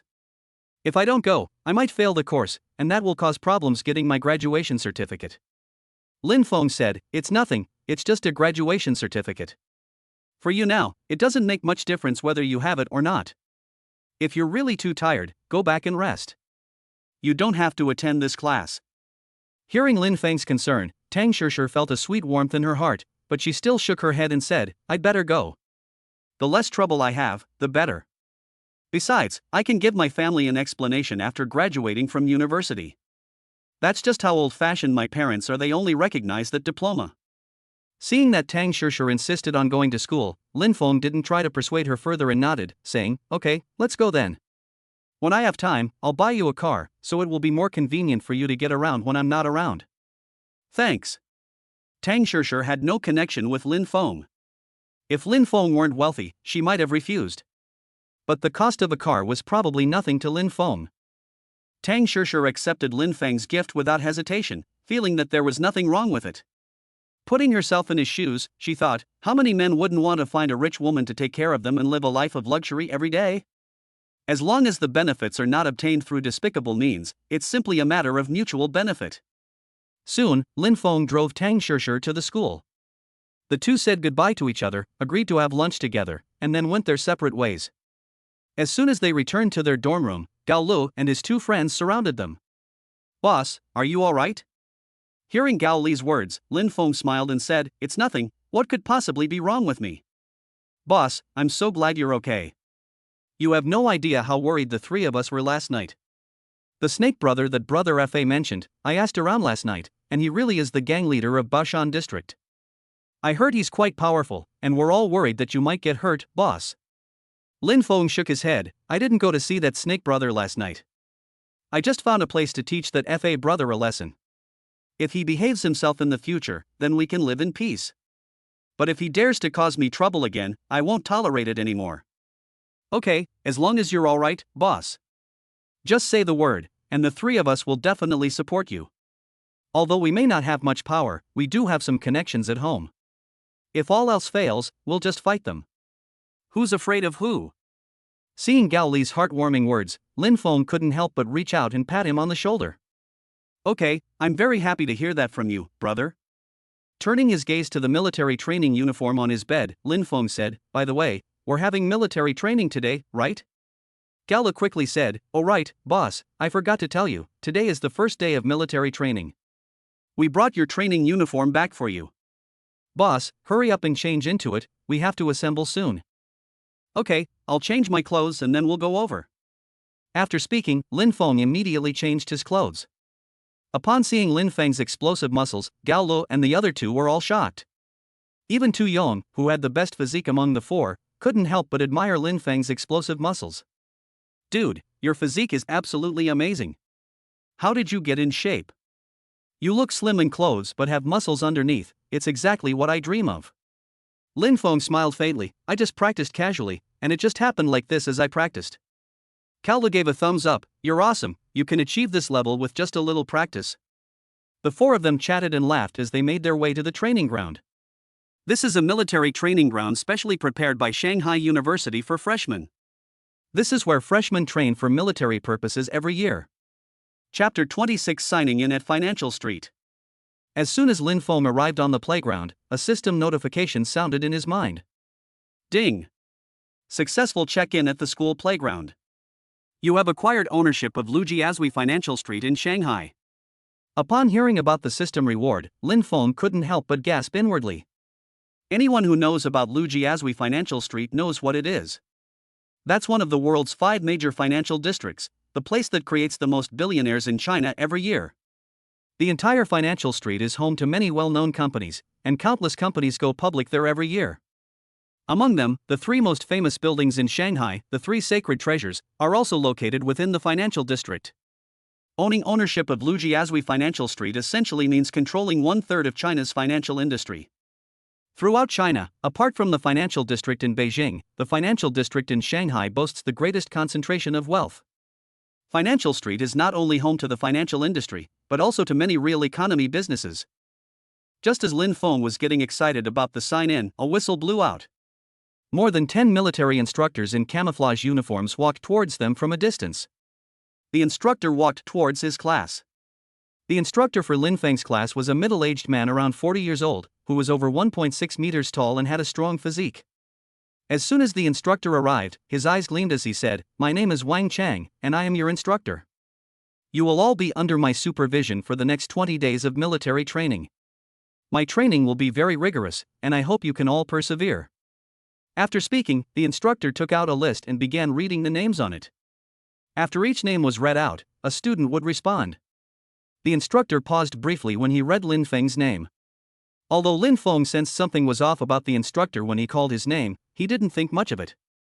After all, he didn't know the instructor and just assumed that the instructor had taken a breather while calling his name. After memorizing Lin Feng's appearance, the instructor continued reading aloud. "Lu Ruoshi. Arrive." A timid voice rang out. Upon hearing the name, everyone turned their attention to it. Feeling the gazes of everyone, the girl with large rimmed glasses blushed. "Wow, she's our freshman goddess." Gao Lu, standing next to Lin Feng, said in surprise. "What goddess?" Lin Feng asked, puzzled. He recognized Lu Ruoshi. Wasn't this the girl he had accidentally hit while driving on the first day of school? "Hey bro, you don't know, but on our school forum, besides you, the hottest post is about Lu Ruoshi. She was discovered to be the most beautiful goddess among our freshmen, and she is very likely to join the ranks of campus beauties in the future." Upon hearing Gao Li's words, Lin Feng took another closer look.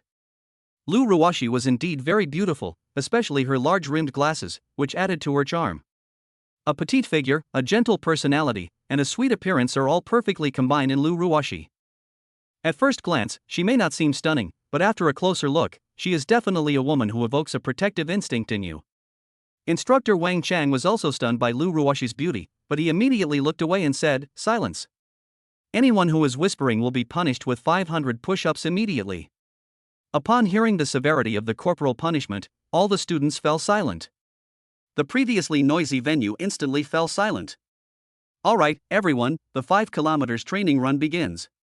At Wang Chang's command, all the freshmen on the playground started running around the field under the guidance of their respective instructors. A 5-kilometer run is just the simplest kind of training. The instructors knew that the students were of varying physical strengths, so they decided to start with a 5-kilometer long-distance run. For Lin Feng's physical condition, 5 kilometers is just child's play. After running the whole thing, he wasn't even out of breath or red in the face, acting as if nothing had happened. On the contrary, Cao Lu and the others were exhausted, covered in sweat and panting heavily. "Damn, I'm so tired, I just want to lie down in bed and take a nap. No rest allowed. Do push-ups now, 100 each." A chorus of complaints arose. The girls go to rest, the boys do it. The instructors knew that the girls' physical condition could not withstand such high-intensity training, so they immediately ordered the girls to rest. At this moment, Lu Ruoshi, who was resting under the shade of a tree, also recognized Lin Feng. She had also heard of Lin Feng's legendary exploits and couldn't help but look over with curiosity. The group of girls who were taking a break started to comment on each other. "Who is handsome, who has a good physique, who is my type? Is that Lin Feng?" Someone noticed Lin Feng and couldn't help but ask. "Yes, that's Lin Feng, our freshman year's male god. Isn't he incredibly handsome?" "I'm a girl, and I'm totally swooning," one of the girls said. "He's more than just handsome. I heard that on the first day of school, Lin Feng drove a limited edition sports car to school. Apparently, it was a Lamborghini Veneno, which costs over 40 million online." Another girl then revealed Lin Feng's information. Upon hearing that Lin Feng was driving a limited edition supercar worth over 40 million yuan, countless girls' eyes lit up with admiration. "He's handsome and rich, he's practically my dream man." Hey, stop dreaming. A guy this good would never be interested in you. I've heard that many people are already eyeing him, so you should forget about it. What's there to be afraid of? I dare to dream about it. If I can't have it, can't I even dream about it? At that moment, instructor Wang Chang had already walked up to Lin Feng, who was doing push-ups. Looking at Lin Feng's relaxed expression, Wang Chang frowned and said, "Your posture is not correct. Do it again." In fact, Lin Feng's posture was very standard, even more difficult than a standard push-up. However, Wang Chang is the cousin of Huang Lei's roommate, and with Huang Lei's help, he came to this class specifically to make things difficult for Lin Feng. Upon hearing Wang Chang's words, Lin Feng frowned, but considering that this amount of training was nothing to him, he didn't say anything more and started doing it again. When they had done 20 push-ups, Wang Chang came over and said, "Still not right, keep doing them." At this moment, Lin Feng knew that the instructor was definitely making things difficult for him on purpose. But after thinking it over, I realized that I hadn't offended anyone connected to the military, so why would this instructor target me for no reason? Because of the 2 reworks, Gao Lu and the others have all finished. The instructors did not assign any further training tasks, but instead let them rest on the spot. Lin Feng was the only one doing push-ups under the blazing sun. This time, Lin Feng didn't indulge Wang Chang. Instead, he stood up and said, "You say my posture is not standard? Then you demonstrate for me and see how it differs from mine." Wang Chang sneered, "Fine, then I'll demonstrate for you. If it's different from mine, keep redoing it for me." Chapter 27, Refusing to Accept Defeat? Wang Chang demonstrated it himself on the ground, then stood up and said, "Now you see clearly, right? You should do it according to my standards. If there is even one thing that doesn't meet the standards, you have to redo it for me." At this moment, Yao Lu and the others who were resting there also noticed that something was wrong. In general, university military training is basically just a formality. As long as the tasks are completed within the limits that all students can accept, that's enough. But this instructor is clearly a bit too perfectionistic. Moreover, it was only targeting Lin Feng. Anyone who isn't an idiot could see there was something wrong. What's going on? Why is this instructor suddenly causing trouble for the boss? Gao Lu spoke to Tu Yong and Song Hao beside him. The 2 of them shook their heads slightly, unsure of the reason. At this moment, Song Hao pushed up his glasses and said, "I guess it's because the boss is too high profile, and someone wants to deliberately mess with him." Hearing Song Hao's guess, Gao Lu and Tu Yong were both quite angry. Gao Lu whispered, "What a bunch of scoundrels. They can't compete with the boss's limelight, so they resort to underhanded tricks to make themselves look bad." Song Hao said, "There's nothing we can do about it. There are plenty of scoundrels out there. As long as we're alive, we can't stop this kind of thing from happening. I just hope the boss won't get hurt too badly." As Gao Lu and the other 2 were talking, Lin Feng glanced at Wang Chang's push-up posture and said disdainfully, "So this is the standard push-up? I thought it would be much harder." Upon hearing this, Wang Chang said coldly, "Really? Is it that simple? Then you do 100 first, and I'll see if you can accomplish what you call simple." Looking at Wang Chang, Lin Feng didn't rush to do it. Instead, he said, "It's too easy and boring. How about this? I heard that instructors like you are quite capable in the army. How about we have a competition? If I lose, I'll do push-ups here all day. Don't worry, I definitely won't slack off, you can supervise me. If you lose, how about you do push-ups here for a day?" Upon hearing that Lin Feng wanted to compete with him, Wang Chang was overjoyed. This kid is really asking for trouble. He might not be the strongest individual soldier in the army, but he was definitely a push-up king. He could easily do thousands of one-handed push-ups. There were few in his company who could do push-ups better than him. This kid is practically begging for humiliation. I'll have to grant his wish. Okay, let's have a competition then. Don't come crying to me later. The news of Lin Feng and Wang Chang's push-up competition quickly spread throughout the entire playground. Everyone looked over curiously. Even the instructors from other classes watched with great interest. It's a good way to watch some excitement during students' break time, and it can be a nice diversion. What's wrong with Wang Chang? Why is he suddenly getting into a fight with a freshman? This freshman is such a hothead, daring to compete with Wang Chang in push-ups. Doesn't he know that Wang Chang is the push-up king in our company? Alright, let's watch the show. These days, young people are indeed a bit spoiled. It's good for them to experience some setbacks. With Lin Feng and Wang Chang both lying on the ground, the competition officially began. Gao Lu and the others secretly cheered for Lin Feng. But after the match started, everyone was dumbfounded. Lin Feng then quickly started doing push-ups, supporting himself with one finger on the ground. This scene left everyone speechless with shock. Holy crap! Suddenly, a cry of surprise rang out, followed by a collective gasp of astonishment. Lin Feng, who could do push-ups with just one finger, was actually faster than Wang Chang, who could do them with both hands. While Wang Chang was doing 50 push-ups, Lin Feng had already done 200. This was with Lin Feng holding back. If he were to unleash his full power, his body, enhanced by the body form potion, would probably leave after images. 200. 500. 1000. Lin Feng finally stopped after doing 1,240 push-ups, jumped up from the ground, and looked at Wang Chang, who was still doing push-ups, with a cold smile. This is insane. Everyone was starting to question their existence. 1,240 single finger push ups? That's 10 times the Guinness World Record. Wang Chang was completely desperate. Let alone using one finger, he couldn't do 1,240 even with both hands. His best performance ever was only a little over 1,100. Instructor, you'd better work hard. If you don't do as many as me, you'll have to do push-ups here all day without rest. Hearing Lin Feng's mockery, Wang Chang felt a surge of anger and collapsed to the ground. Wang Chang stood up and said angrily, "Your words disrupted my rhythm. How can this competition be considered?" Upon hearing Wang Chang's words, Gao Lu immediately took the lead and said, "Cut. What's wrong with you? If you can't beat the boss, so be it. Why do you have to insist on saving face? Can't I let you rest for a while and redo it?" Wang Chang already felt extremely embarrassed, and after hearing Gao Li's words, he became even more furious. "Whoever said that, step forward, immediately." Wang Chang suddenly roared. Lin Feng frowned and said, "Instructor, are you angry because you're embarrassed? Isn't what they said true? If you think you can beat me, I'll give you time to rest and we'll compete again. Anyway, no matter how many times you retake it, the result will be the same, so you're going to do push-ups here all day no matter what." "Shut up. Who do you think you are? Who do you think you are? I'm the instructor. If you speak without my permission, believe me, I'll make sure you don't graduate." Wang Chang was furious and no longer cared about saving face. He never imagined that simply helping his cousin deal with someone would bring him so much trouble. Is this person a monster? He did over 1,000 single-finger push-ups. Probably no one in the world could do that. Just as Lin Feng and Wang Chang were clashing, someone had already reported what had happened. Inside the principal's office, a military officer with 2 bars and 1 star on his shoulders sat quietly.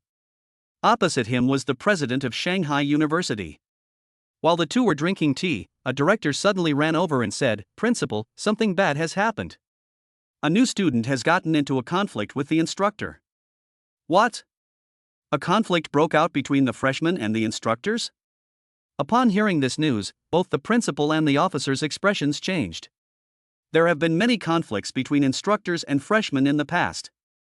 Many unpleasant consequences have occurred. In order to prevent this from happening again, senior officers are now leading the freshman military training every time, so that conflicts can be controlled immediately. The principal and the officer rushed out of the office and headed towards the playground.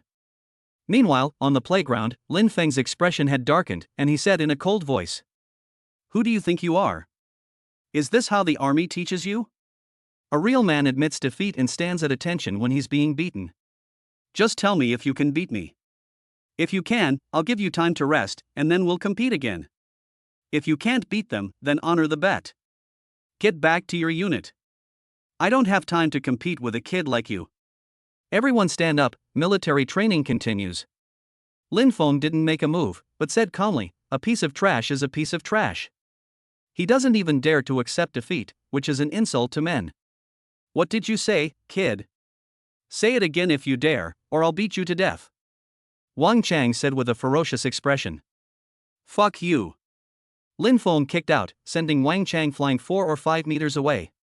The sudden scene caused a stir among the crowd, and the girl was so frightened that she covered her mouth. Wang Chang, who was thrown out, immediately collapsed to the ground and vomited. He felt as if his internal organs had been displaced, and the pain made him gasp for breath. Chapter 28. The boss was arrested? No one expected that Lin Feng would suddenly move his foot. Upon seeing Wang Chang's miserable state, the entire playground fell silent. The other instructors who saw what was happening all rushed over to the scene. "Stop!" One of the instructors shouted loudly. They were genuinely afraid that Lin Feng would continue his attack. How could someone who can do more than 1,000 push-ups with just one finger be an ordinary person? In terms of physical fitness alone, they are absolutely no match for them. One instructor came to Wang Chang's side to check on him, while several other instructors looked at Lin Feng warily, on the verge of him making another move at any moment. However, after venting his anger, Lin Feng did not continue to make a move. He'd already vented his anger, so there was no point in taking further action. Besides, he couldn't possibly kill Wang Chang in public. After all, Wang Chang was a member of the military, and killing him would probably cause him a lot of trouble. "Kid, what are you doing? Do you know that if anything happens to Wang Chang, you'll also be sentenced?" Hearing the instructor's words, Lin Feng said indifferently, I know, but it doesn't matter. This person is making things difficult for me for no reason. You have to give me an explanation, right? After all, this matter has blown up, and it will have a significant impact on your unit. Upon hearing Lin Feng's words, all the instructors frowned. They were unaware that Wang Chang had been making things difficult for Lin Feng. They only knew that the two had a disagreement for some unknown reason, and then they started competing. They saw what happened next very clearly. It seems that Wang Chang refused to admit defeat, and the two got into a verbal altercation. In the end, Lin Feng suddenly kicked Wang Chang. At the same time, the instructors were also somewhat shocked by Lin Feng's strength. With just one kick, he had rendered Wang Chang unable to resist. It's worth noting that Wang Chang had also received training in resilience during his time in the military. How could someone be kicked so hard by a freshman that they couldn't get up? Just then, the principal and the officer arrived after hearing the news. What happened? The officer entered the arena and asked loudly. An instructor recounted what had happened. The officer glanced at Lin Feng in surprise. With just one kick, he rendered his well-trained soldier unable to get up. This kid's strength is probably something that even the best soldiers in the army can't match. Kid, why did you hit my people for no reason? The officer was shocked, but he still asked sternly. Lin Feng slowly said, he was the one who made things difficult for me first, and after losing the game, he verbally insulted me. How did your army train such a person? I have always admired soldiers. After all, they are protecting the country for us ordinary people. But people like him have made me somewhat disappointed in the guardians in my heart. Although Wang Chang's character is indeed questionable, it is a fact that Lin Feng injured someone. The officer said, no matter what, you were the one who did it. You have broken the law, and the law must be used to resolve this. Lin Feng shrugged and said nonchalantly, sure, do whatever you want, I'll take it all. The principal who had come with him quickly spoke kindly to the officer. Although the president of the university is a department-level official, he still has to treat a major with respect. Not long after, police officers from the nearby police station arrived. What happened? The arriving police officer frowned and asked. The officer stepped forward and briefly explained the situation, and the two police officers couldn't help but look at Lin Feng with surprise. Unexpectedly, this freshman is quite bold, daring to even hit the instructor. It seems this kid is in trouble. After all, he didn't beat up an ordinary person, but a member of the military, so his crime may be much more serious. For ordinary people, you might be able to resolve the issue by gaining the other party's forgiveness and paying some compensation. But if the military is determined to get rid of this guy, his life is over. As Lin Feng got into the police car and headed to the police station, the ambulance arrived at the school and took Wang Chang to the hospital. But outside of school, the 5 people in Phnom Penh also received the news that Lin Feng had been arrested by the police, and they immediately called the company. Inside the general manager's office of Shanghai Shield Security Company. Upon hearing the report from Phnom Penh, the general manager realized the situation was serious and immediately called headquarters. What? The boss got arrested? Su Tao, who was at headquarters, exclaimed in surprise when he heard the phone call from the general manager of the Shanghai branch. Okay, I understand. I'll handle this. After hanging up the phone, Su Tao didn't hesitate at all and immediately dialed a number he hadn't contacted in a long time. An old man's voice came from the other end of the phone. Xiao Tao, how long has it been since we last contacted each other? I heard you're now the head of Shield Security Company? True talent shines wherever it is. Hearing the old man's voice on the phone, Su Tao smiled wryly and said, Old commander, please don't make fun of me. I was indeed wrong about what happened back then, and I disappointed you. Ha, Xiao Tao, what happened back then is long gone, and I've let it go after all these years. Although I once groomed you to be my successor, I was quite disappointed when you got into trouble, but I've come to terms with it now. You called me today, is there something you need? Su Tao slowly said, Yes, old chief, something has indeed happened, and I would like to ask you for a favor. This is a big deal. Even Shield can't solve it. Is it a domestic issue? Since becoming the head of Shenzhen Security Company, there has been very few things that Su Tao cannot handle. However, Su Tao has never done anything to harm China. This made his old superior very gratified. Although Su Tao is no longer in the military, his patriotism has never diminished. Old chief, you're right, there is indeed a problem in the country. My boss injured an instructor, and he has now been taken to the police station. I heard that the instructor was seriously injured. If it's not handled properly, my boss might face a lawsuit. Your boss? Did they even injure the instructor? How old is your boss? The old man was somewhat surprised when he heard Su Tao's words. How could the owner of Shield Security Company have a conflict with a junior military instructor? They're probably from completely different worlds, and they probably won't even have much interaction. Where Shield security personnel are present, they are usually receiving important figures. There's no way they would have any contact with a lowly military instructor. Su Tao said somewhat embarrassedly, "Old chief, my boss is only a freshman in college. He just participated in the freshman military training today." For some unknown reason, the boss got into a conflict with the instructor of their class, and in a fit of anger, he kicked him. Chapter 29. Even the troops have been mobilized? How badly are the person injured? The old man continued to inquire. Su Tao recounted what he knew. What? You're saying your boss kicked that instructor unconscious? The old man said in surprise. Su Tao was also somewhat incredulous, but he still answered truthfully, "Yes, old chief, it was the general manager of the Shanghai branch who told me. I believe he wouldn't lie to me about something like this, so this should be the truth." Then Su Tao remembered something and cautiously said, "Old chief, I know you value talent. What do you think of my boss's situation? Could he be specially recruited? If that doesn't work, you can recruit my boss. With his abilities, he should be able to help you fulfill the expectations he placed on me."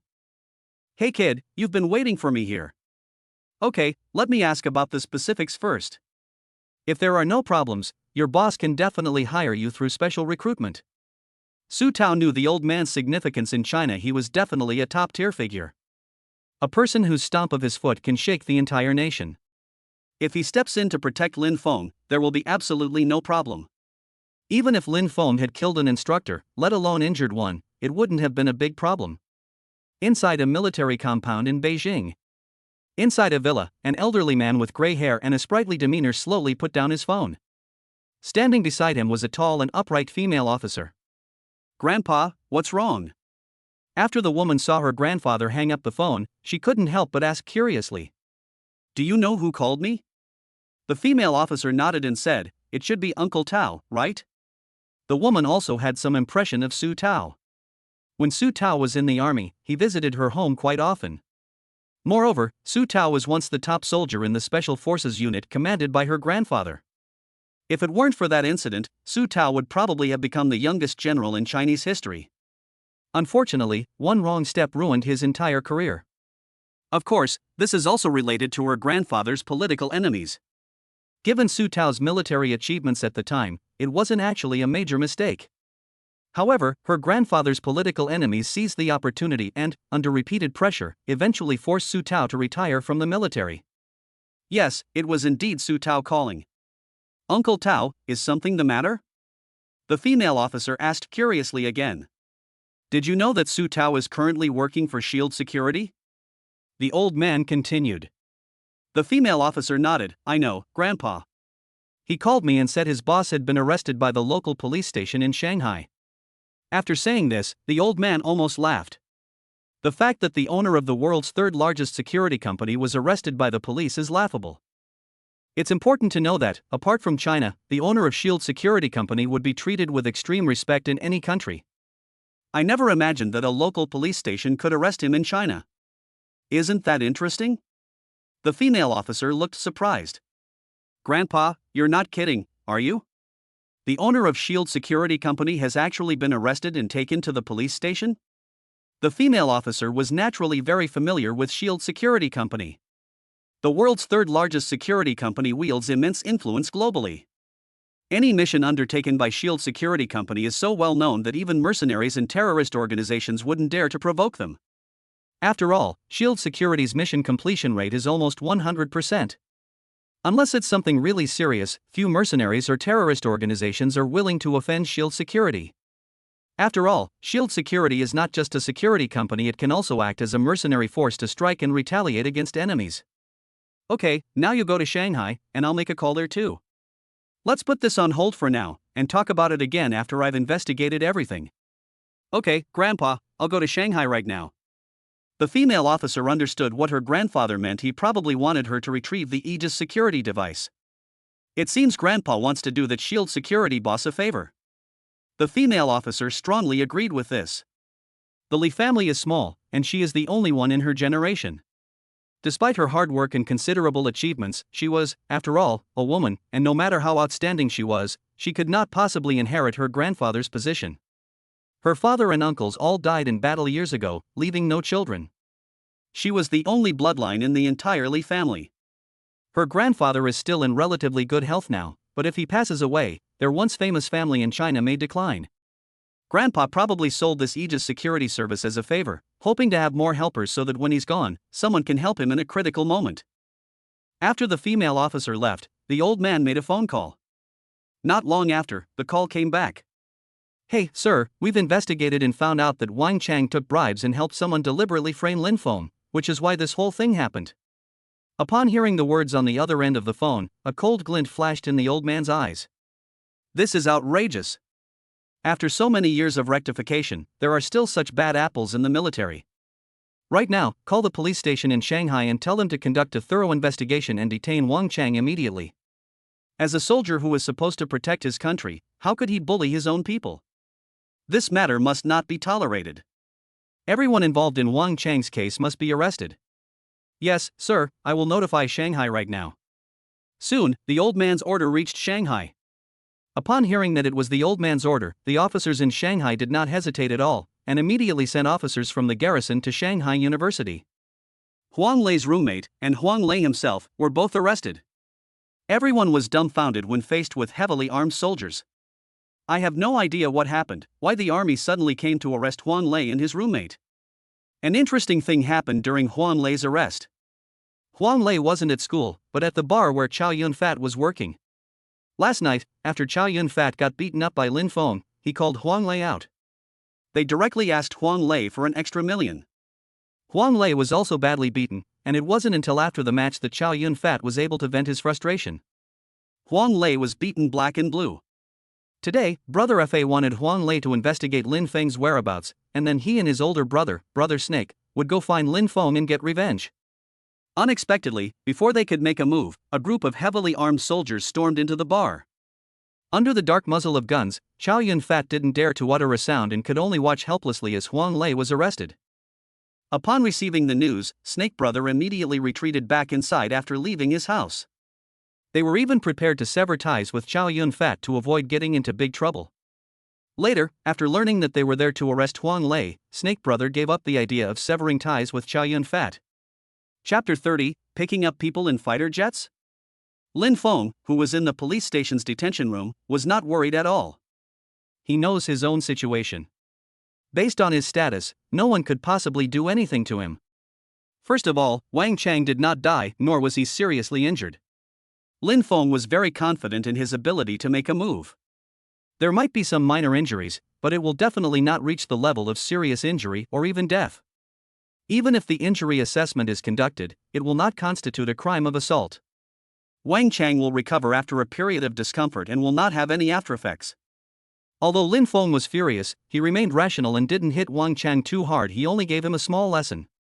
But at that moment, the phone of the director of the Shanghai GA Bureau was ringing off the hook. They all called because of Lin Feng. The call came through connections made by the general manager of Lujiazui Financial Street Property Management Company. There were also calls from the 6-star Caesars Grand Hotel. There were even calls from people connected to the chairman of the Lu Group. In short, the director of the Shanghai GA Bureau was under immense pressure. This incident even alarmed several high-ranking officials in the municipal government, who personally called to inquire about what had happened. You should know that those bigwigs in the municipal government are all planning to move to Beijing next. The fact that such a person called to inquire reveals just how much the local police station had arrested. The police station chief was trembling with fear. He had never received so much attention from so many big shots.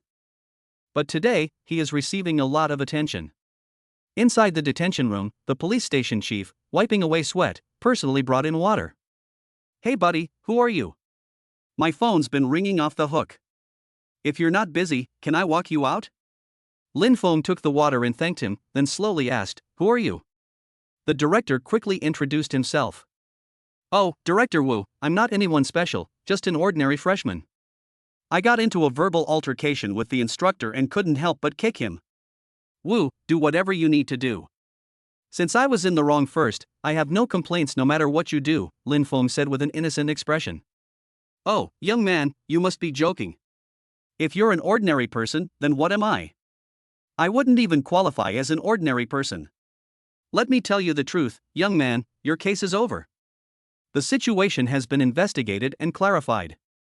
The responsibility is definitely not yours, it all lies with that instructor.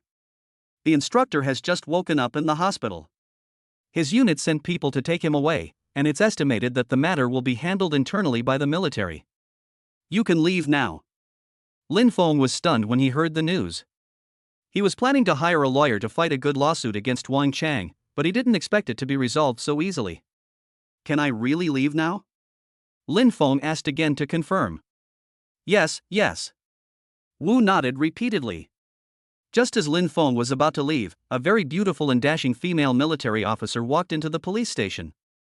Upon seeing the 2 bars and 4 stars on the female officer's shoulder, all the police officers stood up solemnly, feeling tense.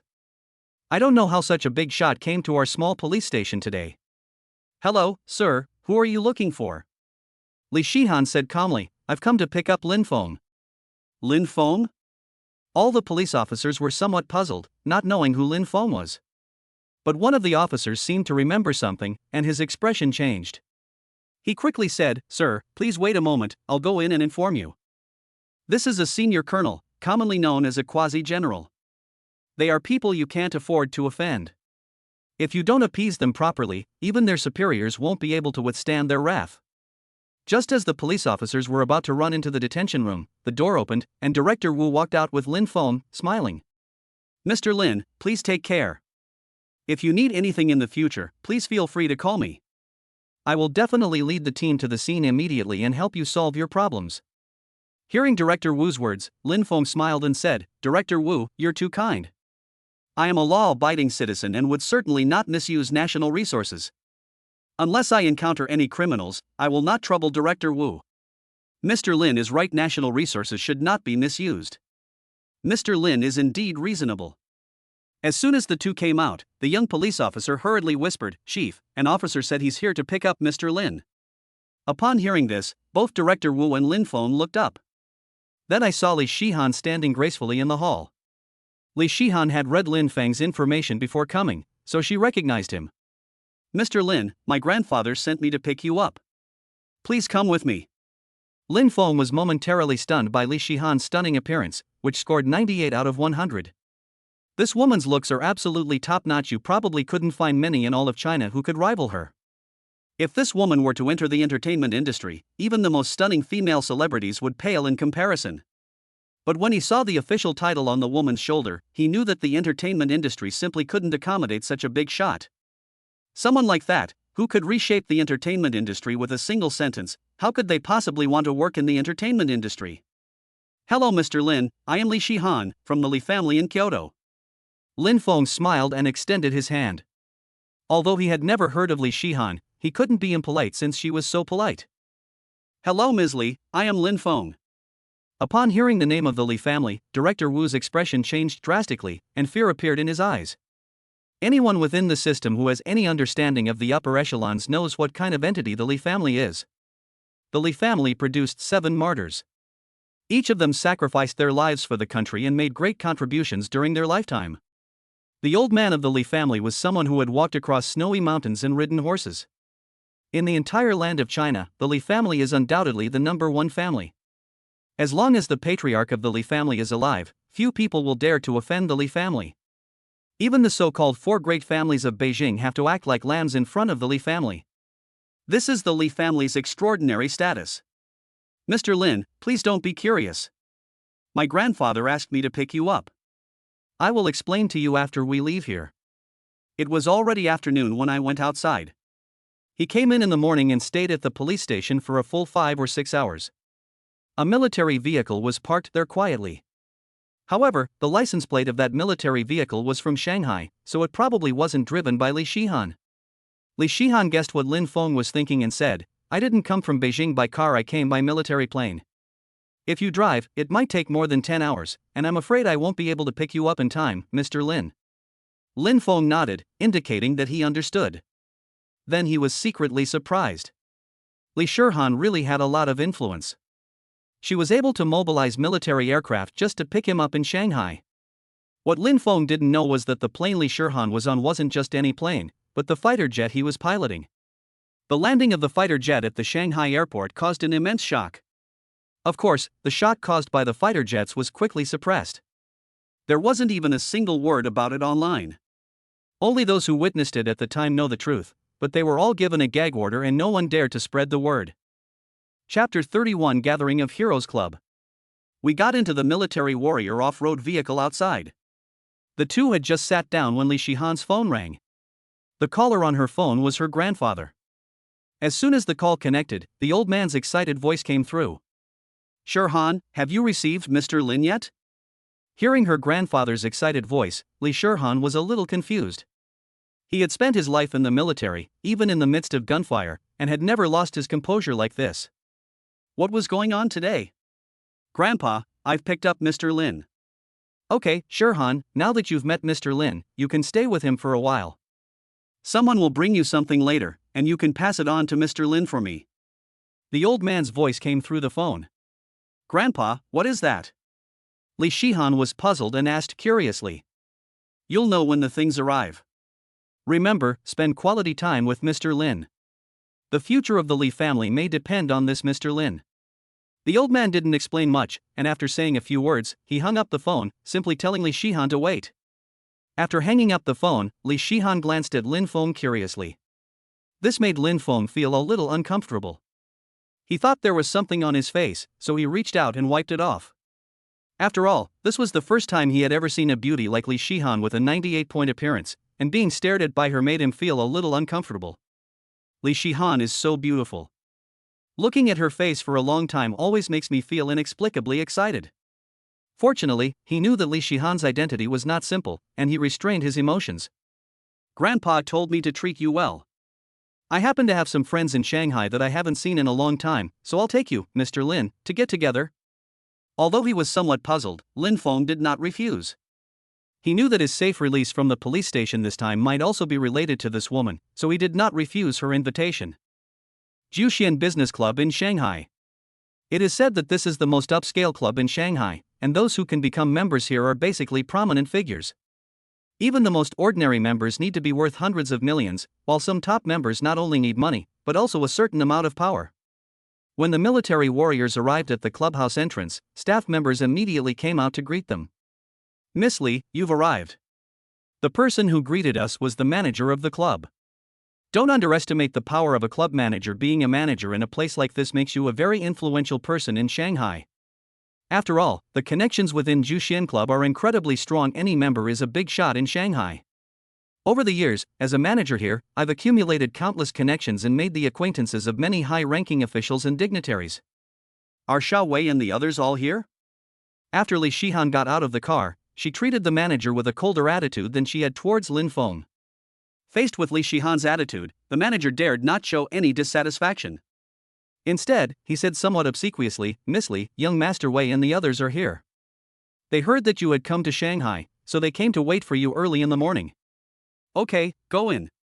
Upon hearing the manager's reply, Li Shihan nodded in agreement. She then turned to Lin Feng and said, "Mr. Lin, let's go in." Lin Feng nodded, said nothing more, and followed Li Shihan inside. This clubhouse has 7 floors. Although 7 floors isn't very tall in Shanghai, a cosmopolitan metropolis, the interior decoration is absolutely magnificent. Anyone with a discerning eye can tell upon entering this place that the interior decoration, bricks and tiles, are all from world-renowned brands. A single floor tile alone is worth 200,000 yuan. The entire 7 floors are covered with these kinds of floor tiles. I really don't know how much that cost. These are just the floor tiles. The Chinese-style decorations on the walls are all incredibly valuable, with an estimated cost of over 1 billion. Seeing the level of luxury in this club, Lin Feng couldn't help but be somewhat surprised. However, he was only surprised. Although the club was very luxurious, he had enough money to buy 100 of it. The manager was also secretly watching Lin Feng. When he saw Lin Feng enter the club, his eyes only flashed with surprise before he stopped moving. He couldn't help but secretly guess Lin Feng's identity. It's worth noting that Juxian Club is extremely famous throughout Shanghai. No one in the upper class has ever been unaware of Juxian Club. Even those people were proud to be members of Juxian Club. However, Li Shihan was not surprised by Lin Feng's reaction. After all, Lin Feng is the owner of Shield Security Company. This kind of person has seen all sorts of big scenes, let alone this Juxian Club. The three of them took the VIP elevator all the way to the top floor. The Juxian Club is highly hierarchical, with each level of member only allowed to access their own floor. To reach a higher floor, you need to be led by a higher level member. The elevator stopped at the top floor, and as soon as the doors opened, a group of expectant eyes looked over. Those people included both men and women, and each of them was dressed in designer clothes, costing at least several 100,000 yuan. However, when those people saw Li Shihan, their gazes became extremely respectful. "Big sister, you've arrived." Everyone greeted him. One of the young men, who seemed to be the leader, quickly stepped forward to greet them. "Sister, why didn't you let us know you were coming? We could have welcomed you properly. We only found out you were coming after you arrived in Shanghai." Li Shihan said calmly, "I didn't come to Shanghai for leisure this time, I came on business, so I didn't inform you." "Work? Sister, what is it that requires you to come all the way here in person? You could have just let us know, and we could have taken care of it for you," the young man said confidently. It's perfectly normal for him to have such confidence. His father is the second highest ranking official in the Shanghai government. There's nothing in the entire city that he can't handle, and his father is also part of the Li family faction. Li Shihan shook her head. "It was my grandfather's order, so I had no choice but to do it myself." "Ah, it's old Master Li's order, then it's definitely something you, eldest sister, must carry out personally." Upon hearing that it was an order from Elder Li, young Master Wei was startled. "Who is Elder Li?" "He is one of the top bigwigs in China. There are no more than 5 people who can be his equal. The Wei family has come this far thanks entirely to old Master Li's help. It can be said that the Wei family has been branded with the Li family's identity. Their fates are intertwined, whether they prosper or suffer." At this moment, young Master Wei also noticed Lin Feng beside Li Shihan and asked in confusion, "Big sister, who is this?" In fact, Lin Feng had already been noticed by everyone, but since young Master Wei was talking to Li Shihan, no one dared to interrupt and ask. Now that young Master Wei had asked the question, everyone listened intently. The person who was personally brought here by Li Shihan must not be so simple. Li Shihan said calmly, "I came to Shanghai for Mr. Lin. Haven't you heard about the incident of university freshmen in Shanghai assaulting their instructors?" Chapter 32: The 6 Great Families of Shanghai. Meanwhile, Lin Feng, who was standing to the side, heard the system notification sound in his mind again after entering the top floor of the club. Ding! Successful check-in at Juxian Club. Reward: ownership of Royal Garden Entertainment City. Royal Garden Entertainment City? Lin Feng knew that name all too well. It's not only the largest entertainment complex in Shanghai, but also known as the #1 entertainment destination in Asia. Royal Garden Entertainment City is an integrated entertainment complex, featuring KTV, bars, bathhouses, guest rooms, and more. It is even said that the largest casino in Shanghai is located within the Royal Gardens. The entire entertainment complex was a money pit, raking in money every day. Moreover, the Royal Garden Entertainment City has a very terrifying background. It has stood firm in Shanghai for 10 years without falling. Even during the strictest period of the nationwide crackdown on organized crime, the Royal Garden Entertainment City was not affected in any way. The once famous entertainment venues in Beijing, such as Heaven on Earth and New East Bay, have all collapsed one after another, but Royal Garden Entertainment City has remained unscathed. This also proves from another angle just how powerful the Royal Gardens were. The Royal Garden Entertainment City's market value is impossible to estimate, given the numerous gray market industries involved that cannot be exposed. But according to Lin Feng's estimate, this Royal Garden Entertainment City is probably worth more than 10 billion. Meanwhile, Wei Gongzi and the others were all shocked when they heard that Lin Feng was the freshman from Shanghai University who had beaten up the instructor. It's important to understand that conflicts between freshmen and instructors are not a big deal in today's society, they're just common news. The reason why Lin Feng's case shocked these wealthy and powerful second-generation heirs and officials was because it involved too many people. Young Master Wei's father even called to inquire in person, so how could it not be memorable? "Bro, so you were one of those freshmen? I really admire you. You dared to hit the instructor in public, awesome." Young Master Wei's real name is Wei Zihao. He is called Young Master Wei because everyone respects him. Lin Feng smiled and said, "It was just a small matter, please forgive me for making you all laugh. I just couldn't help myself when I was in the mood." Li Shihan said, "Mr. Lin, this is Wei Zihao. His father is the mayor of Shanghai." Upon hearing Li Shihan's introduction, Lin Feng was slightly surprised. He hadn't expected that this young man in front of him would have such a distinguished background. He then extended his hand and smiled, saying, "Hello, my name is Lin Feng. It's a pleasure to meet you, young Master Wei." "Hey buddy, don't be so polite. You're my friend, so you're my friend too. If you need anything in Shanghai, just let me know." Afterwards, Li Shihan introduced Lin Feng to several other people, all of whom were children of high-ranking officials, each a bureau chief or the head of a department. After everyone got to know each other, they sat there and chatted. At that moment, another group of people walked into Juxian Club. These people were all young people, including Qin Changji. Since his conflict with Lin Feng at the Caesars Hotel, Qin Changji had been cooped up at home for 2 days. Today, he finally went out to meet up with his friends. The friends he met this time were of very high quality. Zhao Ming and other ordinary rich kids were just his underlings and followers. These people, even the worst among them, were of similar status to him, and 2 of them were even of higher status than him. Qin Changji came to Juxian Club this time because he wanted to go with the 2 young masters to broaden his horizons and learn about the club's upper management. As for the threat Lin Feng made to him at the Caesars Hotel last time, he didn't take it to heart at all. Even though Lin Feng is the owner of the Caesars Hotel, he is not worried at all. In terms of industry, his Qin family is even stronger than the Caesars Hotel, so he would never bother to apologize in person. As for Lin Feng's good relationship with the Lu Group, he wasn't too worried. Although the Lu Group was powerful, given the circumstances at the time, the Lu family and Lin Feng didn't have a very good relationship, so the Lu Group certainly wouldn't turn against the Qin family for Lin Feng's sake. The manager who had greeted Li Shihan and Lin Feng also appeared in the lobby.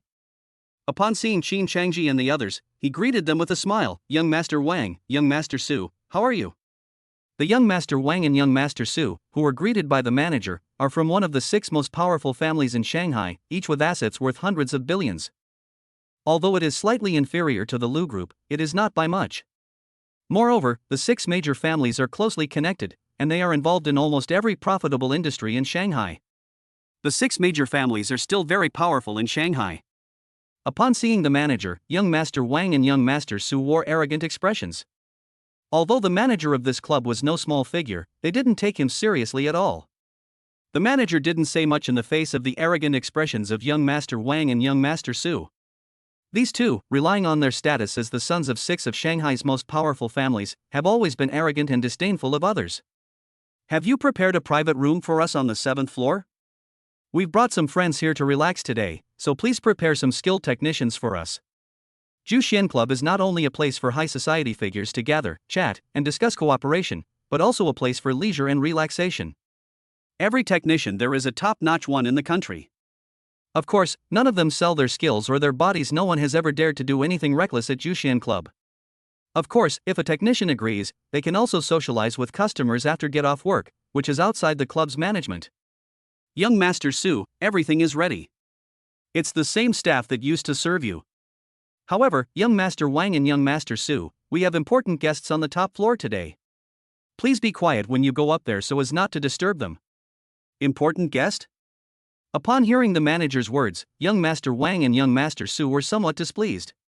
They're top tier in Shanghai, so how much better can an important guest be than them? They actually expect us to be careful. Isn't that looking down on them? Tell me, let me see who is more noble than us," young Master Wang said with a sneer. The manager had long been annoyed by the arrogance of young Master Wang and young Master Su. If their boss hadn't told them not to bother with the 6 major wealthy families in Shanghai, he would have stopped tolerating them long ago. It was young Master Wei and his group, along with a prominent figure from the capital. "Wei Zihao?" Upon hearing the manager mention young Master Wei's name, both young Master Wang and young Master Su were startled. Wei Zihao's status is indeed far superior to theirs. Even the 6 most powerful families in Shanghai are no different from a tiny ant in Wei Zihao's eyes. After all, the poor cannot fight against the rich, and the rich cannot fight against officials. These are all wise sayings. Although the 2 of them were wealthy, they were still no match for Wei Zihao, a privileged second-generation official. In fact, Wei Zihao didn't even need to give them a second glance, so they had to put up with it. By the way, you said a very important person came to the capital. Who is it? Young Master Su was not entirely stupid. He grasped the important information in the manager's words. The manager shook his head. I can't tell you who this person is. If you want to know, you can ask her yourself. Seeing the manager acting all mysterious, young Master Wang and young Master Su pursed their lips but didn't ask any more questions. They then led Qin Changji and the others into the elevator. Chapter 33: The Shocked Li Family. Upstairs, Wei Zihao and the others gasped in shock after learning Lin Feng's identity. The young man sitting in front of them was actually the owner of Shield Security Company. They never imagined that Lin Feng, who looked so harmless, would have such a terrifying background.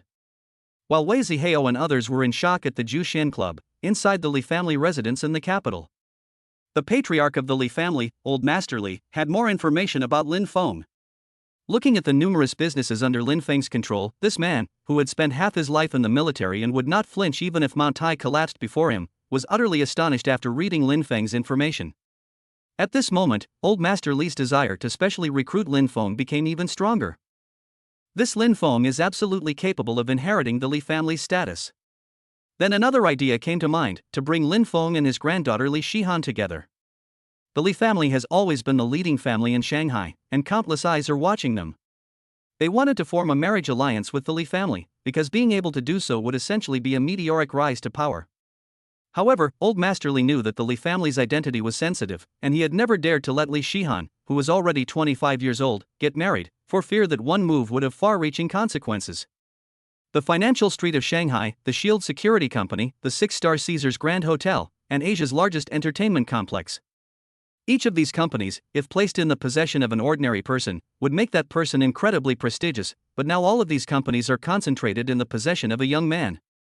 Even though Mr. Li was a man of the world, he couldn't help but be shocked at this moment. He had never seen such an outstanding young man.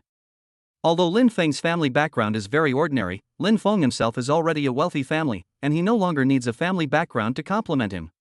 Immediately, with a firm gaze, Old Master Li, holding the two documents in his hand, called over his bodyguard and said, "Go and deliver these to my granddaughter in Shanghai, and have her pass them on to Lin Feng."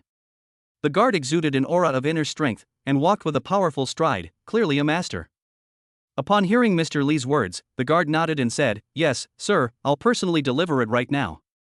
Although Beijing and Shanghai are far apart, it's only an hour away for the Li family. Inside the Jushan Club in Shanghai, Wei Zihao and the others have become close friends with Lin Feng. Although they have only known each other for a short time, they are already very close. "Ha, it's truly an honor to meet Brother Lin today. If you're free tonight, Brother Lin, you should definitely have a few drinks." Lin Feng smiled and said, "No need to be so polite. It's fate that we all know each other. Today, I'll be the host and make arrangements for you all." "Brother Lin, why are you being so polite? We should be the ones making the arrangements." Wei Zihao patted his chest and said. Lin Feng smiled and shook his head, "I'll handle it. I have many businesses, so all the arrangements are basically free. Why should I let you spend money?" Upon hearing that Lin Feng had many businesses, Wei Zihao and the others all became curious. "Brother Lin, stop keeping us in suspense. We're so curious about you right now. Tell us about it so we can see for ourselves." If someone else had said this, Lin Feng would have thought they were teasing him. But after this brief encounter, he already knew that Wei Zihao was a very honest person. "I said that out of sheer curiosity. Since you all want to hear it, then I'll say it. If I don't, I'm afraid you'll think I'm being pretentious," Lin Feng said with a smile. Wei Zihao and the others all pricked up their ears, their faces filled with curiosity. But before Lin Feng could even begin to speak, Li Shihan, who was looking at her phone with a strange expression, said, "Let me speak." Wei Zihao and the others all looked over. Li Shihan cleared her throat, the shock in her eyes still lingering. Lin Feng's businesses include the six-star Caesars Hotel, Lujiazui Financial Street in Shanghai, Royal Garden Entertainment City, and Shield Security Company. As Li Shihan finished speaking, word by word, everyone gasped in shock. That's terrifying. They could have lived a fulfilling life just by owning any one of these industries, but Lin Feng alone possessed them all. After hearing Li Shihan's words, Lin Feng was also secretly shocked by the power of the Li family. It's important to know that his businesses are all rewarded by the system, and ordinary people simply can't find out about them. Even a big shot like him couldn't possibly investigate this thoroughly. But to my surprise, Li Shihan had investigated his situation so thoroughly. Just as Wei Zihao and the others were shocked by Lin Feng's background. Young Master Wang and Young Master Su also led Qin Changji and others out of the elevator. "Brother Wang, I heard Wei Zihao is here. Shall we go over and say hello?" Upon hearing Su Gonzi's words, young Master Wang nodded. "Go and say hello. If we can establish a connection with Wei Zihao, it might be of great help to both our families." The 6 most prestigious families in Shanghai are established local businesses that have stood for decades. Starting in the 1980s, these 6 wealthy families have always been among the top elites in Shanghai. Actually, the 6 families weren't that afraid of the Wei family, but after all, the head of the Wei family was the top official in the provincial government of Shanghai. If they could establish a relationship with them, there would be many benefits. It's not that the 6 powerful families aren't afraid of the Wei family, but rather that the Wei family's presence in Shanghai is just a transitional phase. When the time is right, they will move to Beijing. They won't have much involvement with the 6 major wealthy families. Now that they have the opportunity to get to know Wei Zihao, neither of them would refuse. Just then, Lin Feng and the others also came out of the private room. After everyone finished speaking, Lin Feng started making arrangements for them. The reason they came out was to go to the Caesar Hotel for dinner first. Then we'll go to the Royal Garden Entertainment City for a good time that night. As Lin Feng stepped out of the private room, he looked up and saw young Master Wang and his group standing in the distance. Qin Changji also saw Lin Feng. Qin Changji was also very surprised to see Lin Feng here. Although he knew that Lin Feng was the owner of a 6-star hotel, according to his status, he was not qualified to come to the top floor of Juxian Club. Young Master Wang and Young Master Su did not know Lin Feng, but they did know Wei Zihao. Especially when he saw that Wei Zihao was one identity lower than Lin Feng, he couldn't help but be shocked and guess his identity. Lin Feng and Li Shihan were the first to come out. The 2 led the way, with Wei Zihao and the others following behind. Wei Zihao and the others who came out later also saw young Master Wang and young Master Su. "Hey, isn't this young Master Wei? What a coincidence!" Young Master Wang and young Master Su both greeted him. But Wei Zihao didn't even look at the 2 of them. Although the 6 major wealthy families are among the most powerful and influential in Shanghai, they are still a level below the Wei family. Even among the 6 great families, many clansmen hold official positions, making them a considerable force. But for the Wei family, it meant nothing at all. You should know that Wei Zihao's father's next step is to go to Beijing and enter the center of power. They might all become giants in the future. Even if the 6 major powerhouses are not weak, they don't need to be taken seriously. Chapter 34. You are not qualified to know his identity. Just as young Master Wang and young Master Su were greeting Wei Zihao, Lin Feng also saw Qin Changji standing in the crowd behind young Master Wang and young Master Su, and a playful smile appeared on his face. At this moment, Wei Zihao said, "Are you guys here to have some fun again? Okay, then you guys go ahead with your work. I have some important friends to keep me company, so I won't chat with you anymore."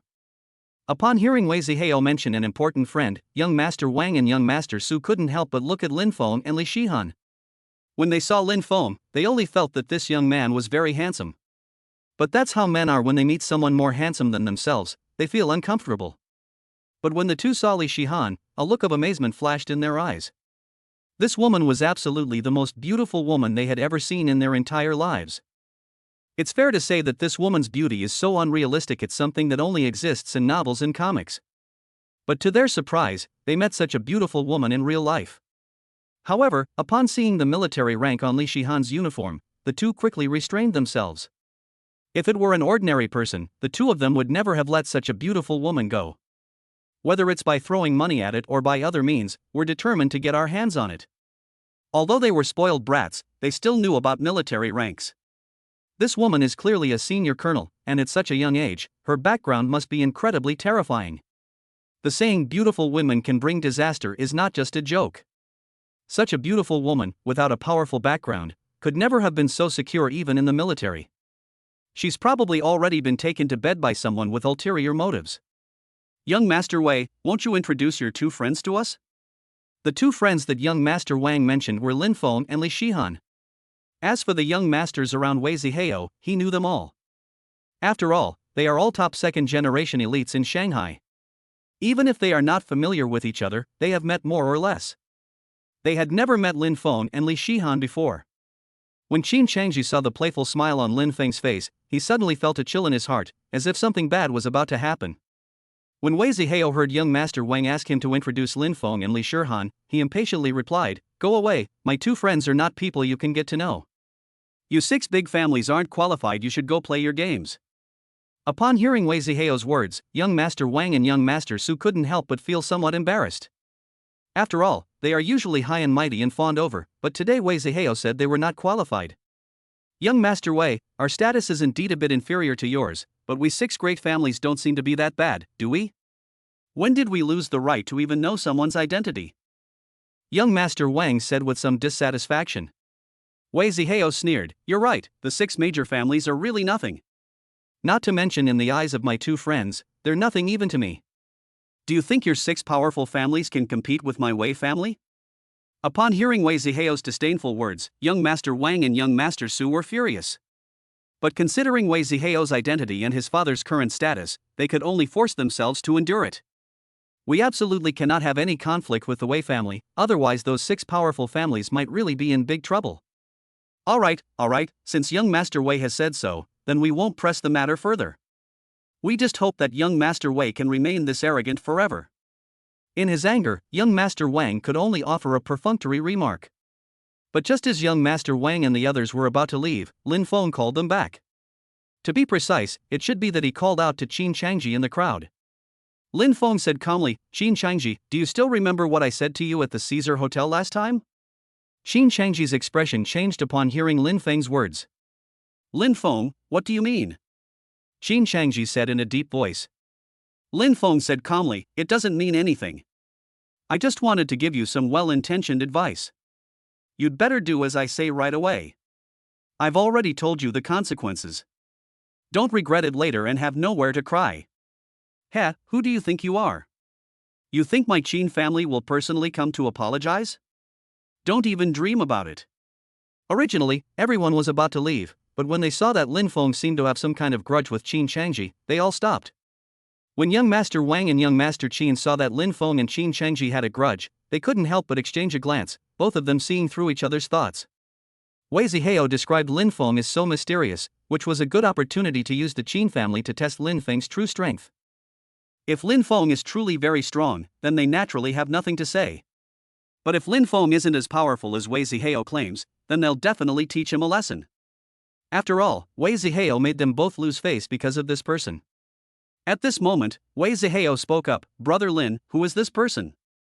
Lin Feng slowly said, "This person had a quarrel with me at the Caesar's Hotel a couple of days ago.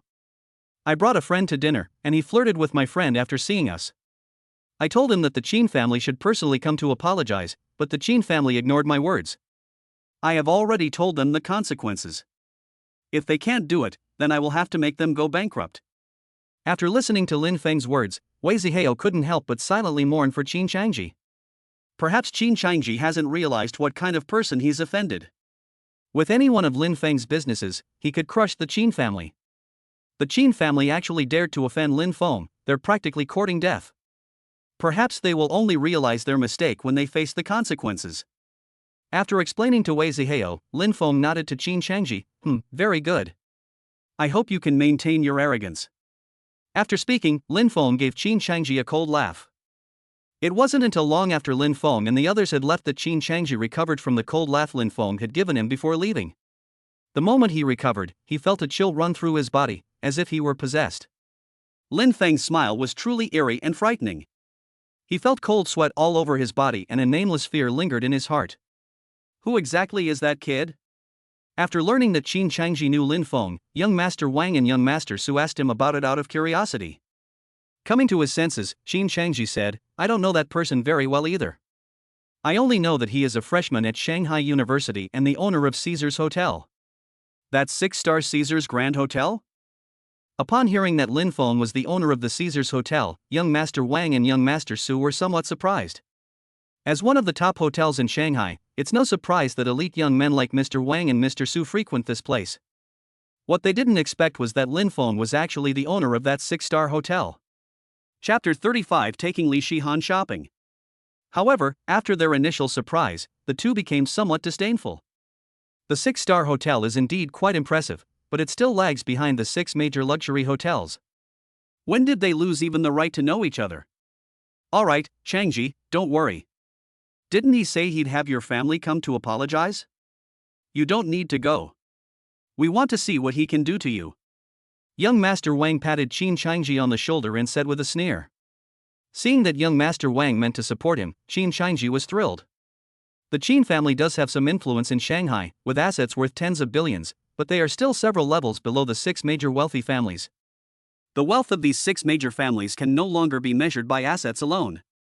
Because the 6 major wealthy families are deeply rooted in Shanghai, they were already powerful and influential families when Shanghai was just starting to develop. In the decades since the founding of the People's Republic of China, the 6 wealthy families have accumulated an immeasurable amount of wealth.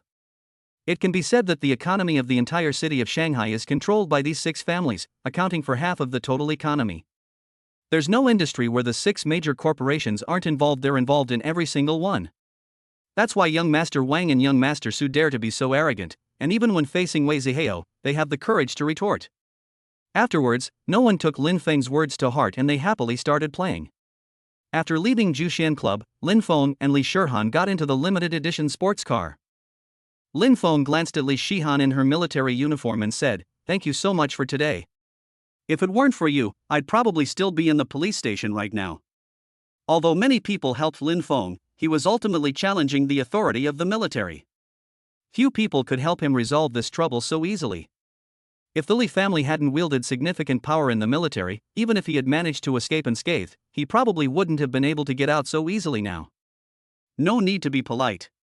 You are someone my grandfather thinks highly of. I'm just doing you a favor by helping you out. Hearing Li Shihan's words, Lin Feng smiled and said, "Whether it's a big favor or a small favor, I've helped you. Here's what we'll do, your outfit really isn't suitable for the occasion we're going to. I'll take you to buy some clothes to change into, so you can feel more comfortable when we go out and have fun." Lin Feng was right. Li Shihan was wearing a military uniform, which would be very inconvenient for her when going to the Caesars Hotel and the Royal Garden Entertainment City later. After all, one needs to be mindful of their image. If someone with a lot of influence takes a picture of them, even if the Li family is powerful, it could attract unnecessary gossip. It's never a good thing for military officers to go to entertainment venues. After speaking, Lin Feng started the car and drove straight to the IFC Mall, the largest shopping mall in Shanghai. After parking their car in the underground parking garage of the IFC, the two got out. After getting out of the car, Li Shihan thought for a moment, then took off her coat and put it in the car. Lin Feng's words made a lot of sense, and she also needed to avoid suspicion. After all, given her current status, it's not appropriate for her to be too conspicuous in public. Seeing how cooperative Li Shihan was, Lin Feng couldn't help but smile. After Lin Feng and Li Shihan got out of the car, Wei Zihao and the others also got out. "Brother Lin, you and your sister go shopping first. We'll go buy some things too, and then we'll meet up again." Wei Zihao and others are also wealthy people, so they can naturally afford to spend money at the IFC. After replying to Wei Zihao and the others, Lin Feng led Li Shihan into the IFC Mall. The IFC Mall is the largest shopping mall in Shanghai, housing all the world's most famous and luxury brands. Upon entering the Chanel store, a salesperson greeted me with a smile. "Welcome, sir and madam. What would you like to see? I can introduce it to you." Lin Feng pointed to Li Shihan beside him and said, "I'm buying some clothes for my friend. Can you show us around?" Lin Feng and Li Shihan standing together are simply a match made in heaven. Lin Feng is incredibly handsome, and women would fall for him at first sight. Li Shihan is even more beautiful, like a fairy. If it weren't for the righteous aura of her military uniform that overshadowed her charm, she would probably cause a traffic jam on the street. The salesperson's eyes lit up when he saw Lin Feng and Li Shihan, a handsome couple. "Okay, sir, may I ask what's wrong?" After speaking, the female saleswoman led the two to the women's clothing section. "Sir, this is our Chanel women's wear section. Please take a look and see which piece you like. You can try it on." Lin Feng glanced at the exquisite women's clothing displayed on the clothes rack and said, "Get one of each of the less revealing clothes." Although Lin Feng had only known Li Shihan for a short time, he still had some understanding of her. People from families like Li Shihan's would definitely not wear revealing clothes. So he simply dropped all those sexy clothes and bought only normal, casual clothes. "Sir, did I hear you right? You mean you want one of all those clothes?" Chanel is a world-renowned brand, and every piece of clothing is extremely valuable. There are at least dozens of different styles of clothing here. If you were to buy them all, it would cost at least $1 million. This was the first time she had ever met someone so extravagant, who immediately asked to buy clothes worth millions. Lin Feng smiled faintly and said, "You heard me right, I said I want them all. Go ahead and put it on, and while you're at it, find a couple of outfits for my friend to try on." Lin Feng was also interested in getting acquainted with the Li family, so he didn't care how much money it cost. With his current net worth, money is really just a number. Li Shihan showed no surprise when Lin Feng offered to buy her clothes worth millions. She's seen it all. Countless wealthy young men in Kyoto have spent hundreds of millions of dollars without hesitation just to make her smile. Moreover, Lin Feng only bought her clothes worth over $1 million. However, she refused all the money that the wealthy young men spent on her, but she accepted the clothes that Lin Feng bought for her. Actually, she wasn't stupid. She had guessed some of her grandfather's thoughts. Grandpa must value Lin Feng and want to groom him to be his successor. Apart from the grandfather, there were no other male members in the Li family. If we wait until Grandpa passes away, I'm afraid the Li family will have no successor. No matter how outstanding she is still a woman, and it will be very difficult for her to maintain the current status of the Li family. Since her grandfather values Lin Feng, she can only try to get to know him first and see what kind of person he is and whether he is suitable for her. After confirming that she hadn't misheard, the salesperson quickly went to find 2 sets of clothes for Li Shihan, and then turned around to pack other clothes. Lin Feng's commission on today's sales is equivalent to several months of her salary. How could this possibly make her unhappy, and how could she possibly lack motivation? The salesperson brought 2 outfits. One was a dress, a new Chanel design, with a print that exuded a high-end feel. The other outfit wasn't a skirt, but a combination of a top and pants. Li Shihan tried on the dress first, and when she came out of the fitting room, even Lin Feng couldn't help but stare at her. Li Shihan is already tall, standing at 1.7 meters, with a perfect figure. She's a natural clothes hanger, even better than many models. Wearing this dress perfectly showcases her noble temperament. Chapter 36, Is he still the chairman of the IFC? Coming to his senses, Lin Feng smiled and gave a thumbs up in appreciation. Li Shihan also turned around in front of the mirror and couldn't help but feel a sense of surprise at her new look. After she came of age, she joined the army and only returned home during holidays. But after returning home, she rarely wore ordinary clothes. Over the years, she had become accustomed to everything about the military, and she always wore both military uniform and civilian clothes. Even though I've worn some ordinary clothes, like jeans with a casual short-sleeved shirt and casual shoes, I've never dressed like this before. However, she didn't quite like the dress, so she went to the fitting room to change into another outfit. This time, when Li Shihan emerged from the fitting room again, she didn't look as stunning as she did in the previous dress. While it lacked a bit of wow factor, it gained a touch of purity. Li Shihan was wearing light brown cropped trousers and a Chanel casual short-sleeved shirt, but her leather shoes somewhat detracted from the overall aesthetic. But Lin Feng had already decided to buy her shoes, so he didn't say anything. After looking at herself in the mirror, Li Shihan seemed very satisfied with her outfit. She turned to Lin Feng and asked, "Does this look good?" For some reason, Li Shihan also wanted to hear Lin Feng's opinion. Lin Feng nodded and said, "Very beautiful." As expected, beautiful women look good no matter what they wear. Hearing Lin Feng's generous praise, Li Shihan couldn't help but smile. This smile made Lin Feng lose his composure again. Fortunately, Lin Feng had a good mental fortitude and recovered in an instant. "Miss Li, you are really beautiful. If you have time, try changing your style whenever you have free time. You don't have to stick to one style for the rest of your life. Sometimes, changing your style can make your life more interesting." Li Shihan nodded, "Yes, I'll give it a try when I have time." While the two were talking, the salesperson had already finished packing all the clothes. Lin Feng went straight to the cashier and paid the bill, which came to 1.17 million. He didn't even blink when he paid. Lin Feng did not take the packed clothes with him, but instead had them delivered to the Caesars Hotel by the people at the IFC. Li Shihan will definitely be in Shanghai tonight, so he arranged for the Caesars Grand Hotel to book a presidential suite for her to rest. It's perfect timing to send all the things I bought for Li Shihan there. The IFC also offers delivery services. After all, if such a large shopping mall doesn't even offer this much service, it would be a huge drop in class. Afterwards, Lin Feng took Li Shihan to Balenciaga and Valentino. I also went to Hermes and bought her a few bags. Don't underestimate these few bags, they cost Lin Feng millions. Two of the bags are limited editions, with just one bag costing nearly 2 million. After leaving Hermes, the two passed by Patek Philippe, and Lin Feng led Li Shihan straight inside. As soon as I walked in, a pretty saleswoman said, "Welcome to the Patek Philippe boutique. Sir, madam, what kind of watch would you like to see? Patek Philippe has launched a new couple's watch this year. If you are interested, I can take you to see it." Upon hearing that they were matching watches, Lin Feng and Li Shihan both felt a little awkward.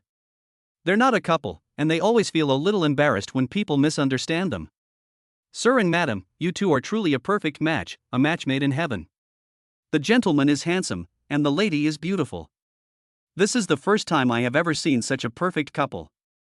Hearing how eloquent the salesperson was, Lin Feng couldn't help but say, "Your eloquence is really good. No wonder you can work as a salesperson at a place like Patek Philippe. Don't worry, I'll definitely buy something from you today." Upon hearing Lin Feng's words, the saleswoman smiled sweetly and said, "Thank you, sir." Lin Feng didn't actually look at the two couple watches. Instead, he asked the salesperson to bring out all the best watches in her store. One of the watches, the King of Watches, is worth 70 million. Lin Feng accepted it without hesitation, and then gave Li Shihan a women's watch worth 20 million yuan as a gift. Finally, the two left Patek Philippe with a warm farewell from the saleswoman. Ding! Successfully checked in at the IFC and received an 80% equity stake in the IFC as a reward. Hearing the system notification, Lin Feng couldn't help but smile. He never expected that simply bringing Li Shihan to buy some things would lead to the acquisition of 80% of the shares in the IFC. If he weren't currently with Li Shihan, he would have liked to try visiting other high-end places in Shanghai. If he could acquire equity in high-end venues like the IFC, wouldn't he quickly become the world's richest man? However, he also knew that he was just thinking about it. The system's check-in system is not fixed, but randomly generated. In some places, the system may not be able to successfully check in. While Lin Feng was shopping with Li Shihan at the IFC mall. On the top floor of the IFC, in the general manager's office, a middle-aged man was getting restless. He never expected that 80% of the shares of the IFC would suddenly change hands. Furthermore, 80% of the shares were purchased by the same person. He then quickly called Lin Feng according to the information in the document. Lin Feng, who was shopping with Li Shihan, answered the phone with a puzzled look after seeing an unfamiliar number. "Hello, who is this?" A middle-aged man's voice came from the other end of the phone. "Hello, is this Mr. Lin Feng?" Lin Feng said, "Yes, it's me." "Hello Mr. Lin, this is Jean Ji, the general manager of IFC. I just received news that you have become the new chairman of IFC. I am calling you to confirm this and to ask when you will have time to complete the handover procedures." Lin Feng said, "I'm at the IFC right now." "Where are you?" "I'll come find you." "Chairman, are you at the IFC?" "I'll come down to meet you right now, please wait a moment." After speaking, Jean Ji hurriedly ran out of the general manager's office and rushed downstairs in the private elevator. Not long after, Jean Ji ran out of the elevator and headed to the location Lin Feng had told him. Soon, Jean Ji appeared in front of Lin Feng. "Hello Chairman, I am Jean Ji, general manager of IFC. I was unaware that you would be here today, and I apologize for not being able to greet you promptly." Lin Feng said calmly, "It's nothing. I'm not here to inspect the work. I'm just accompanying a friend to buy some things." Li Shihan, standing to the side, was even more surprised to see that Lin Feng was actually the chairman of the IFC.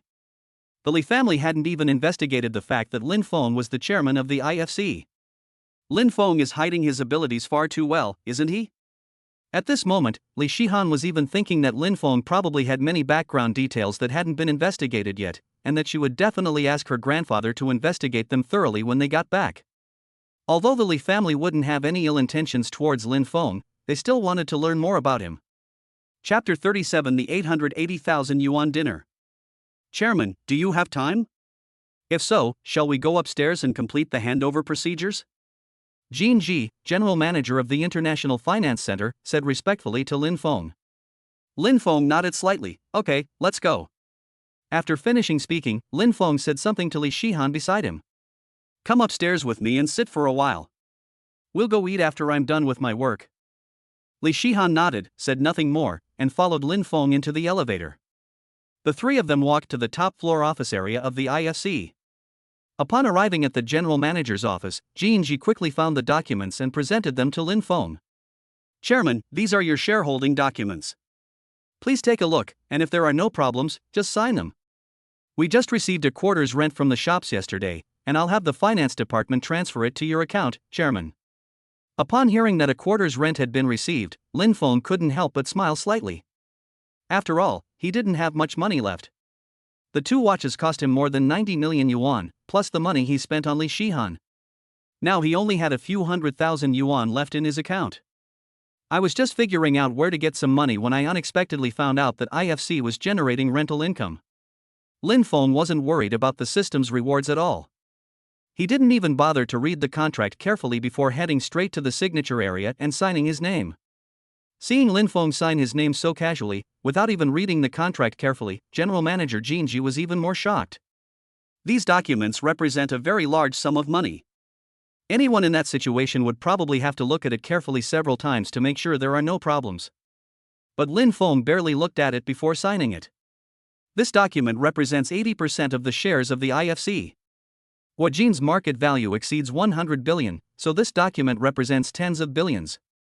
Anyway, he never thought that anyone would be so indifferent. However, this also shows that the new chairman is a very confident person, or you could say a very capable person. He is not afraid of anyone causing trouble and has enough ability to handle anything. After signing the papers, Jinji immediately notified the finance department to transfer money to the bank account number provided by Lin Feng. Soon, Lin Feng received a bank transfer notification.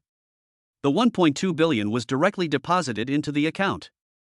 Seeing his dividends, Lin Feng couldn't help but be surprised by the IFC's ability to attract money.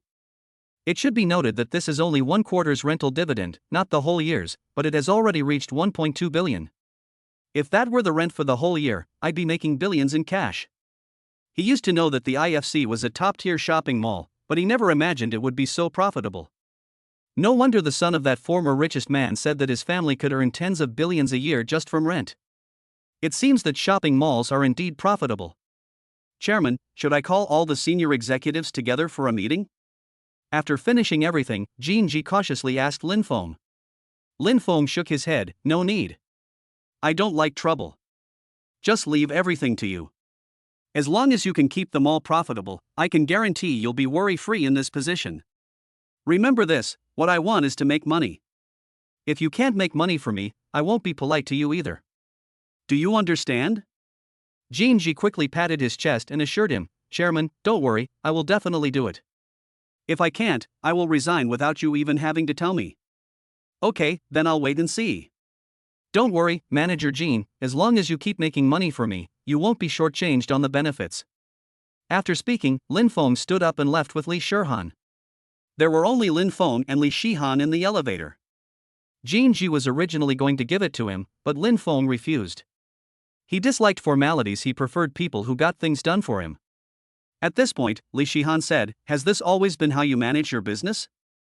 Aren't you afraid that giving your subordinates too much power might give them some bad ideas?" Lin Feng smiled and said, "I'm not afraid, because I know they wouldn't dare, and they don't have the strength. No matter how capable they are nothing more than tools for me to make money. If they show the slightest sign of disloyalty, I can easily crush them." Seeing Lin Feng's confident words, Li Shihan nodded slightly in her heart. This man indeed had the ability. After arriving at the underground parking lot of the IFC, Wei Zihao and the others rushed back upon hearing the news. When they saw Li Shihan after changing her style, Wei Zihao and the others all praised her.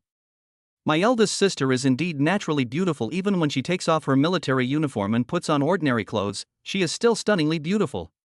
Li Shihan showed no reaction to Wei Zihao and the others' praise, unlike the reaction she had when Lin Feng praised her. This also shows that Li Shihan has developed feelings for Lin Feng, which is why she reacted when Lin Feng praised her. After being transformed by the body shaping potion, Lin Feng not only changed his physique and appearance, but also his temperament. He has the kind of looks that would captivate women at first sight, and with that added charm, there are very few women in the world who could resist his allure. Even a woman from a top-tier family like Li Shihan couldn't escape Lin Feng's damn charm. After everyone got back into the car, they headed straight to the Caesars Hotel. The Caesars Hotel had already prepared the meal. It's the top-of-the-line package, worth 880,000. This is the Caesars Hotel's premium package, which only a handful of people can afford throughout the year. This time, after Lin Feng gave the order, the general manager prepared this set for him directly. Upon entering the VIP private room, Wei Zihao and the others were immediately struck by the dazzling array of delicious dishes and premium mutai liquor. They had certainly heard of the Caesars Hotel's exclusive set menu, but had never tried it. It's not that they can't afford it, but that they dare not be so high profile. They were naturally very happy to be able to have this meal without breaking the rules. First of all, Lin Feng didn't ask them for any favors or offer bribes, it was just a friendly treat, so there was no problem for them to have a meal. Moreover, Lin Feng's money is all clean, and he has no fear of being investigated. Wei Zihao and the others naturally didn't need to worry. Then everyone started toasting and drinking. Li Shihan was the only one in the room who did not drink alcohol. She was used to the rules of the military, and although it was a time of relaxation, she did not break the rules and maintained her composure. Wei Zihao and the others were already quite drunk, and during the meal they praised Lin Feng highly, saying that it was their great fortune to have a friend like Lin Feng. After undergoing physical modifications, Lin Feng has essentially achieved the ability to drink 1,000 cups of alcohol without getting drunk. After drinking a bottle of mutai, I was just like a normal person, completely unaffected by the alcohol. After several rounds of drinks and several dishes, the group finally ended their lavish dinner and headed to the Royal Garden Entertainment City for some fun.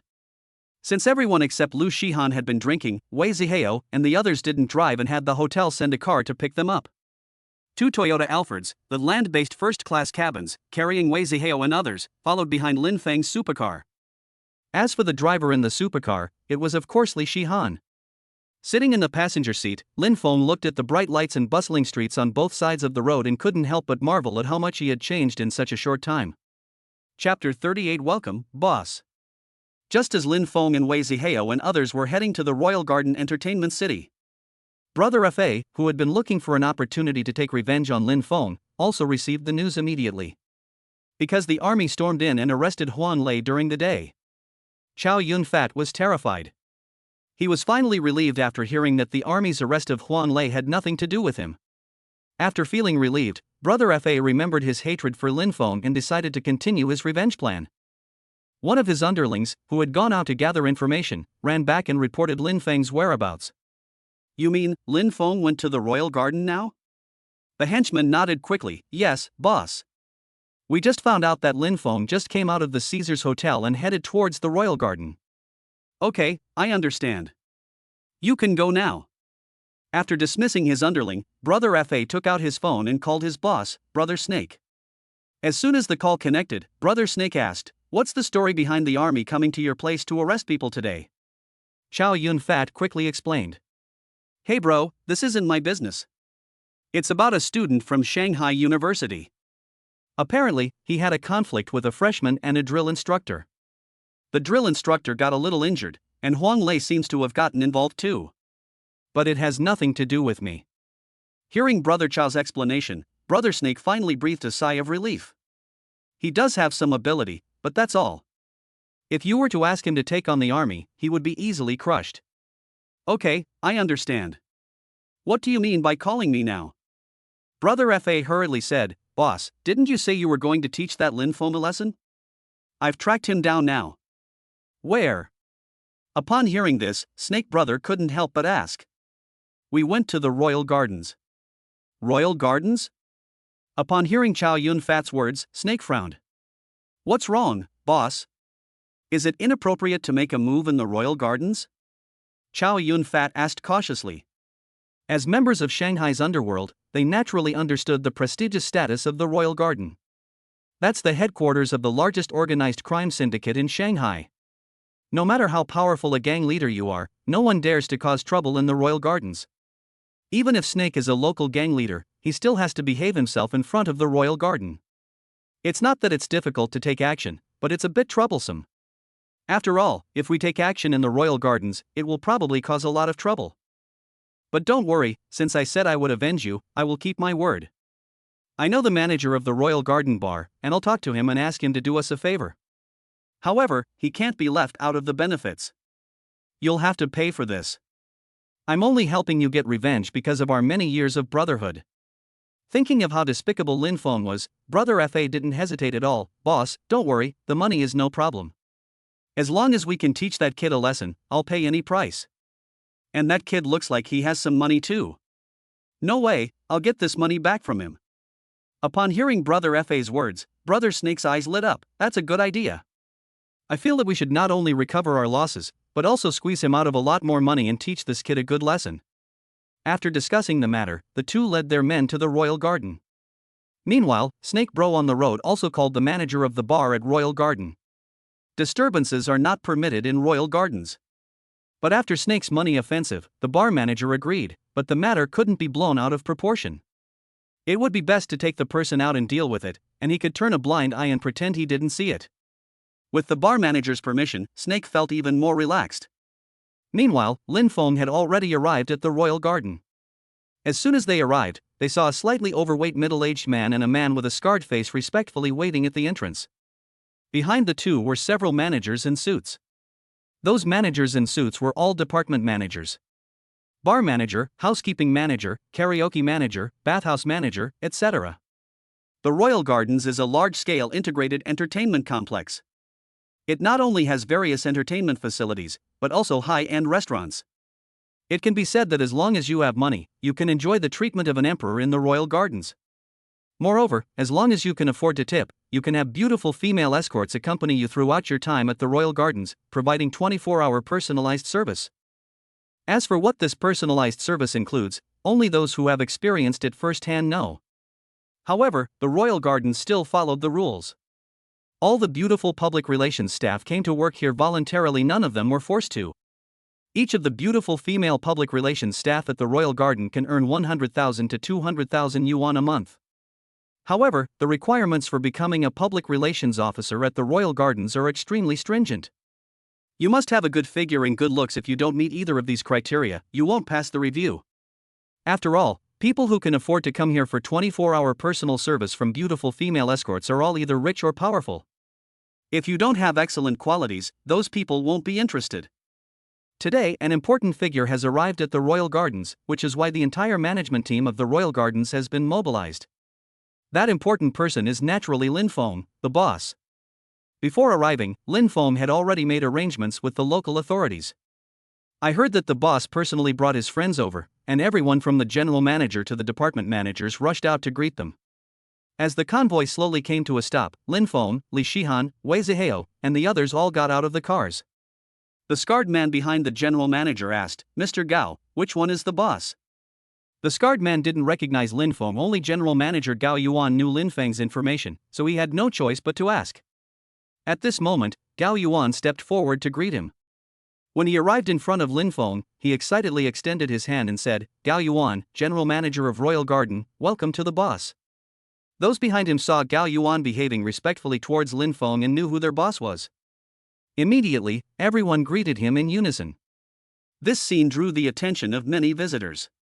Some of the people who were influential in Shanghai knew Gao Yuan, and they were quite taken aback when they saw Gao Yuan respectfully calling a young man boss. They only knew that the owner of Royal Gardens was very powerful, but they never expected him to be so young. The scarred man was also shocked when he saw how young Lin Feng was. Is the owner of their Royal Gardens so young?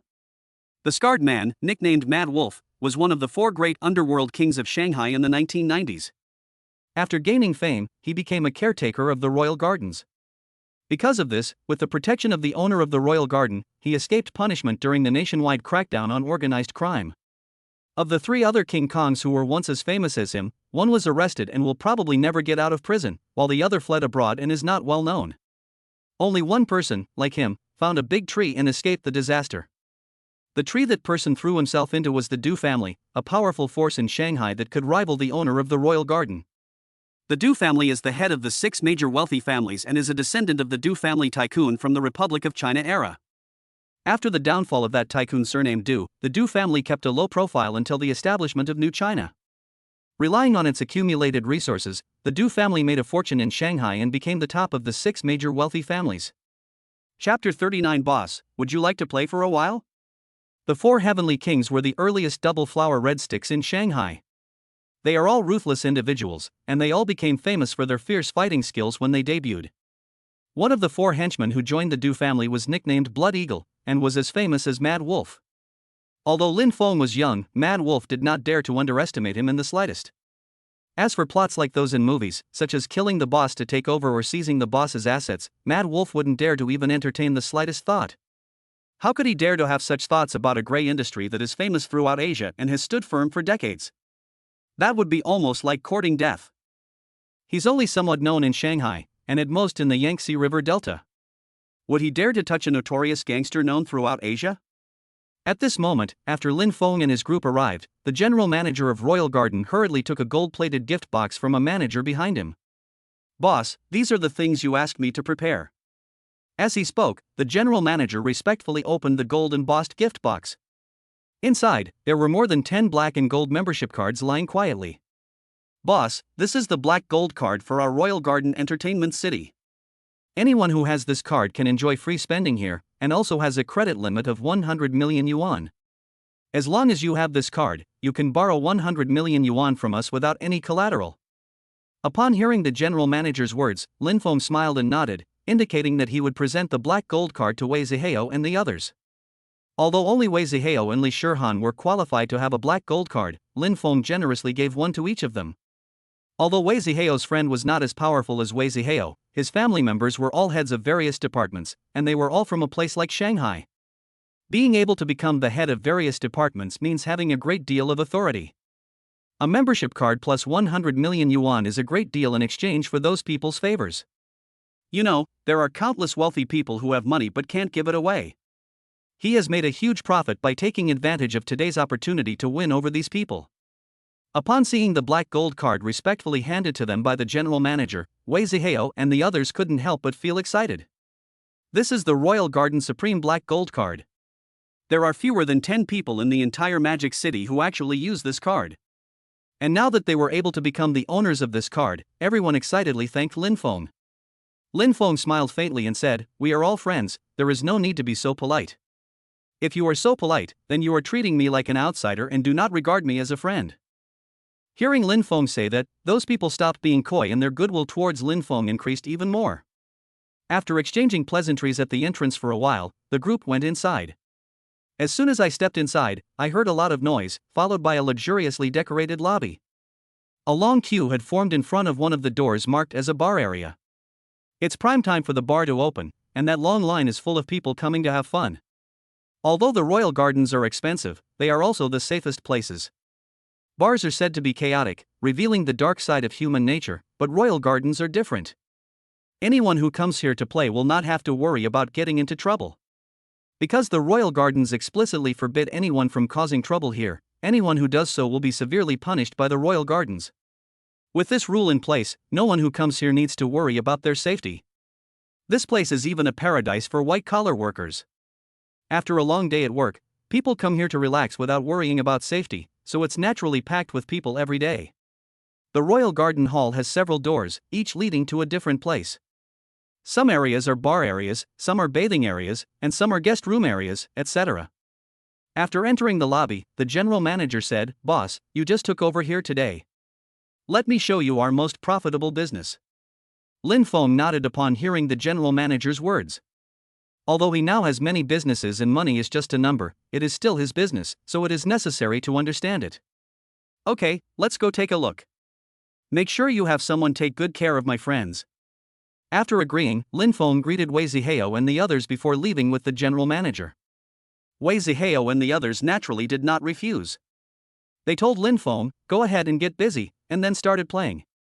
This time, Li Shihan didn't follow, but instead said, "You can come back to us when you're done with your work." After nodding to Li Shihan, Lin Feng, the general manager, and Mad Wolf left the lobby. Wei Zihao and his group went directly into the bar through the VIP entrance, found a great spot, and started having fun. Lin Feng, along with the general manager and Mad Wolf, went directly to a closed room on the top floor. The general manager entered a password in a hidden compartment, and then a wall in the room automatically slid open. After the wall was moved aside, various shouts could be heard. It turned out to be a huge casino. All kinds of gambling equipment are available. There are dice, playing cards, etc. Just like the casinos you see on TV. "Boss, please come in." After the general manager opened the secret door leading to the casino, he spoke respectfully. Lin Feng nodded slightly and stepped inside. Inside the casino, gamblers could be seen everywhere. Some who won money laughed wildly, while others who lost money were dejected. After entering the casino, the general manager began his introduction. "Boss, the chips here have special chips inside, and can only be used in our casino. If someone comes to exchange chips that don't belong to our casino for money, it will trigger the alarm system. There's no need to worry about being scammed out of your money. The casino's daily turnover is in the billions, and its profit is around 1 billion. After deducting personnel expenses and money that needs to be given away, it should be able to keep around 7 or 800 million. Earning 700 to 800 million a day?" Hearing the general manager's words, Lin Feng was deeply shocked. No wonder people say that the most profitable businesses are all written in the criminal law. This money-making ability is terrifying. Even a top-tier shopping mall like the IFC International Finance Center only generates less than 2 billion yuan in revenue per quarter. The casino's revenue in just 2 days is equivalent to the IFC's revenue in a quarter. Although he has been systematically trained and his mind is now extremely strong, he still finds it hard to accept the casino's earnings. Forcibly suppressing the shock in his heart, Lin Feng nodded calmly. The income is not bad. Boss, would you like to play a couple of rounds?" After the general manager finished introducing all the casino details, he couldn't help but ask a question. "Okay, bring me some chips." Lin Feng didn't like gambling, but he was intrigued by the casino and wanted to try his luck. Chapter 40. You'd better bet on the idle one this time. Seeing that Lin Feng agreed to play for a while, the general manager gestured to Mad Wolf to get the chips. Soon, Mad Wolf returned carrying a full plate of chips. That set of chips totaled exactly 100 million, with varying face values. There was one person with 500,000 chips, and another with 1 million chips. There was even one with a stake of 10 million. The smallest denomination starts at 100,000. Of course, Lin Feng's chips were of high denominations, but there were also some of lower denominations, ranging from a few thousand to several 100,000. But given Lin Feng's status, how could Mad Wolf and the others possibly give him such small denomination chips? Lin Feng looked at the full plate of chips, smiled slightly, picked up the smallest chip of 100,000, and walked towards a dice game table for betting on big or small. The general manager and Mad Wolf hurriedly and respectfully followed behind. The general manager had already decided that if the boss had bad luck, he would have someone go easy on him, and he absolutely could not make the boss unhappy. Casinos are places where there are naturally clandestine operations. It's just that I won't use it casually. Casinos typically only take a cut and rarely participate in the actual betting. The covert operations are only to prevent cheaters from appearing. Arriving at the gambling table, Lin Feng watched as the dealer stopped shaking the dice and casually tossed 100,000 chips onto the small number of 1, 2, 3, and 6. As the dice cup was opened, a small number appeared, 1, 2, 3, and 6. Lin Feng made 5 times his initial investment. He not only bet on small, but he also bet on all the numbers correctly, winning 5 times his stake. Upon seeing this, the general manager and Mad Wolf exchanged a surprised glance. Is this boss just lucky, or does he know how to figure out the odds? Lin Feng's success was not due to luck. After his body was enhanced by the potion, he could clearly hear even flies hundreds of meters away. Not to mention the sound of the dice being shaken. After playing a few more rounds, his chips had grown from 100,000 to 2 million. After correctly predicting the numbers several times in a row, the general manager and Mad Wolf realized that the new boss was definitely a gambling master. Just now, the two of them wanted to use underhanded tactics to prevent Lin Feng from losing too badly, but they didn't want to upset their boss. But now it seems that his small boss is actually a gambling master. Indeed, there is a reason for everyone's success. The new boss is so young to take over Royal Garden Entertainment City, how could he be an ordinary person? It seems their judgment was influenced by the new boss's youth. Feeling that playing dice alone was no longer challenging, Lin Feng took his winnings and went to another gambling table. Arriving at a blackjack section, Lin Feng stood in front of the table and began to watch. He had played blackjack before. He used to play a few rounds with friends at home during holidays. At that moment, a beautiful woman sitting at the gambling table caught his attention. The general manager very sensibly introduced him to the situation. Boss, this woman is Lu Ruoyun, the eldest daughter of the Lu Group. Is it her? Lin Feng had naturally heard of this woman, and he even had some connection with her. When he first moved to Villa No. 1 of Tan Palace, the man surnamed Zhang who delivered the wine was the housekeeper of Villa No. 2 of Lu Ruoyun. Later, when a conflict broke out with Qin Changji and others at the Caesars Hotel, the man surnamed Zhang also stood up to help him out. Although he didn't need the man surnamed Zhang's help, he still remembered the favor. Moreover, I heard that the Lu family also helped him when he went to the police station today. Tell me about the Lu family, Lin Feng said calmly. The general manager quickly replied, Boss, the Lu Group is the largest conglomerate in Shanghai. Although its assets cannot compare with the 6 major wealthy families, it is still the second largest conglomerate after the 6 major wealthy families. However, I heard that many years ago, the Lu family had an accident. The head of the Lu family and his wife were both in a car accident, leaving only their 2 daughters. This Lu Ruoyun is the current chairperson of the Lu Group and the eldest daughter of the Lu family. The second daughter of the Lu family is named Lu Ruoshi, and she is a freshman in college. Upon hearing the name Lu Ruoshi, Lin Feng suddenly realized who she was. Isn't that the newly crowned campus belle of Shanghai? No wonder the Lu family was able to get the news so quickly after he got into trouble. It must have been Lu Ruoshi who told his family about his situation, and Lu Ruoyan did him a favor after receiving the news. It's likely that when Lu Ruoshi told her family, it wasn't to help him, but rather to tell him as a story. After Lu Ruoyan learned that it was her, she secretly used her connections to help her. After he left the police station, all the people who had helped him at the station had already reported to him. The people who reported this were naturally the 5 members of SHIELD in Phnom Penh. Not only is SHIELD a strong security force, but its intelligence capabilities are also quite impressive. Moreover, as their boss, he would naturally investigate everything about himself from the outside. They would also remember who targeted them and who helped them. At this time, Lu Ruoyan was having a very bad run of luck, losing tens of millions of yuan in just a few hands. But this amount of money is nothing to the large and wealthy Lu family. The reason Lu Ruoyan came here today is because she was in a bad mood and wanted to let loose and relieve her stress. Today she received that person's ultimatum again. If no choice is made within 3 days, the Lu Group will face fierce suppression and may even go bankrupt. The person who could threaten the Lu family was naturally no ordinary person, but one of the 4 great families of Kyoto. The 4 major families in Kyoto are the Zhao family, the Lu family, the Song family, and the Zhu family. The person targeting the Lu Group was none other than the young master of the Zhao family. The reason why the young master of the Zhao family targeted the Lu family was only partly because he valued the Lu family's wealth. What he really wanted was Lu Ruoyun herself. The young master of the Zhao family has a peculiar habit: he likes women with a mature, sophisticated style. At a party in Shanghai, the young master of the Zhao family accidentally saw Lu Ruoyun. After investigating, he learned that Lu Ruoyun was the chairman of the Lu Group.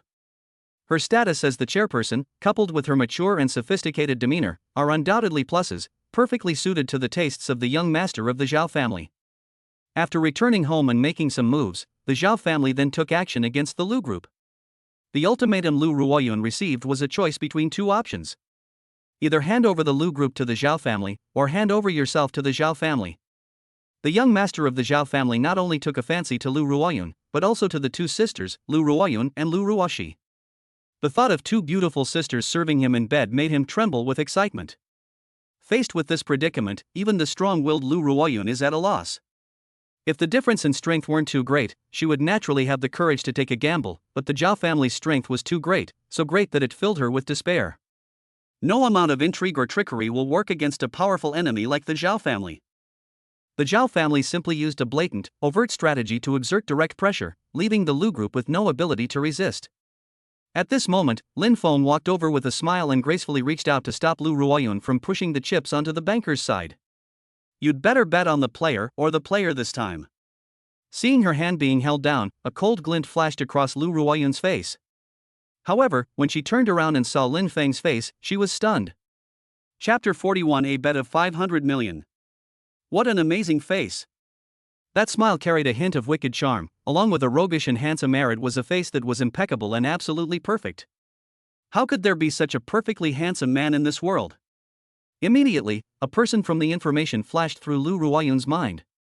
Isn't this the person I wanted to take a gamble on? Is that you? Lu Ruoyun asked in surprise. Upon seeing Lin Feng, Lu Ruoyun completely forgot about the hand that had been taken advantage of and was still being held by this man. Beautiful lady, do you recognize me? Lin Feng naturally knew that Lu Ruoyun had investigated his background and that she could recognize him, but he still made a joke. Ha, Mr. Lin, how could I not know you?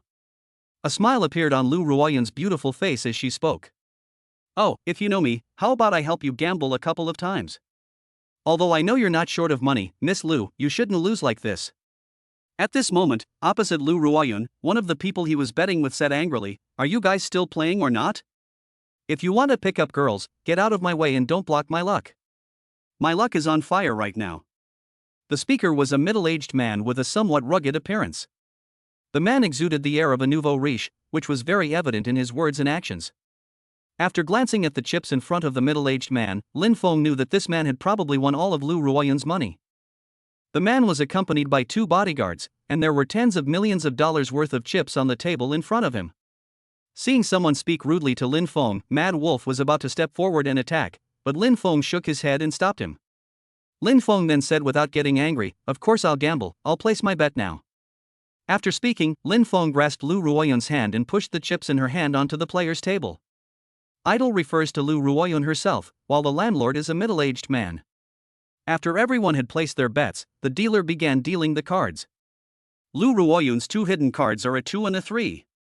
These kinds of hands are usually 5 small hands. The middle-aged man's 2 whole cards were a king and a preserved egg, which basically gave him a sure win of 20 points.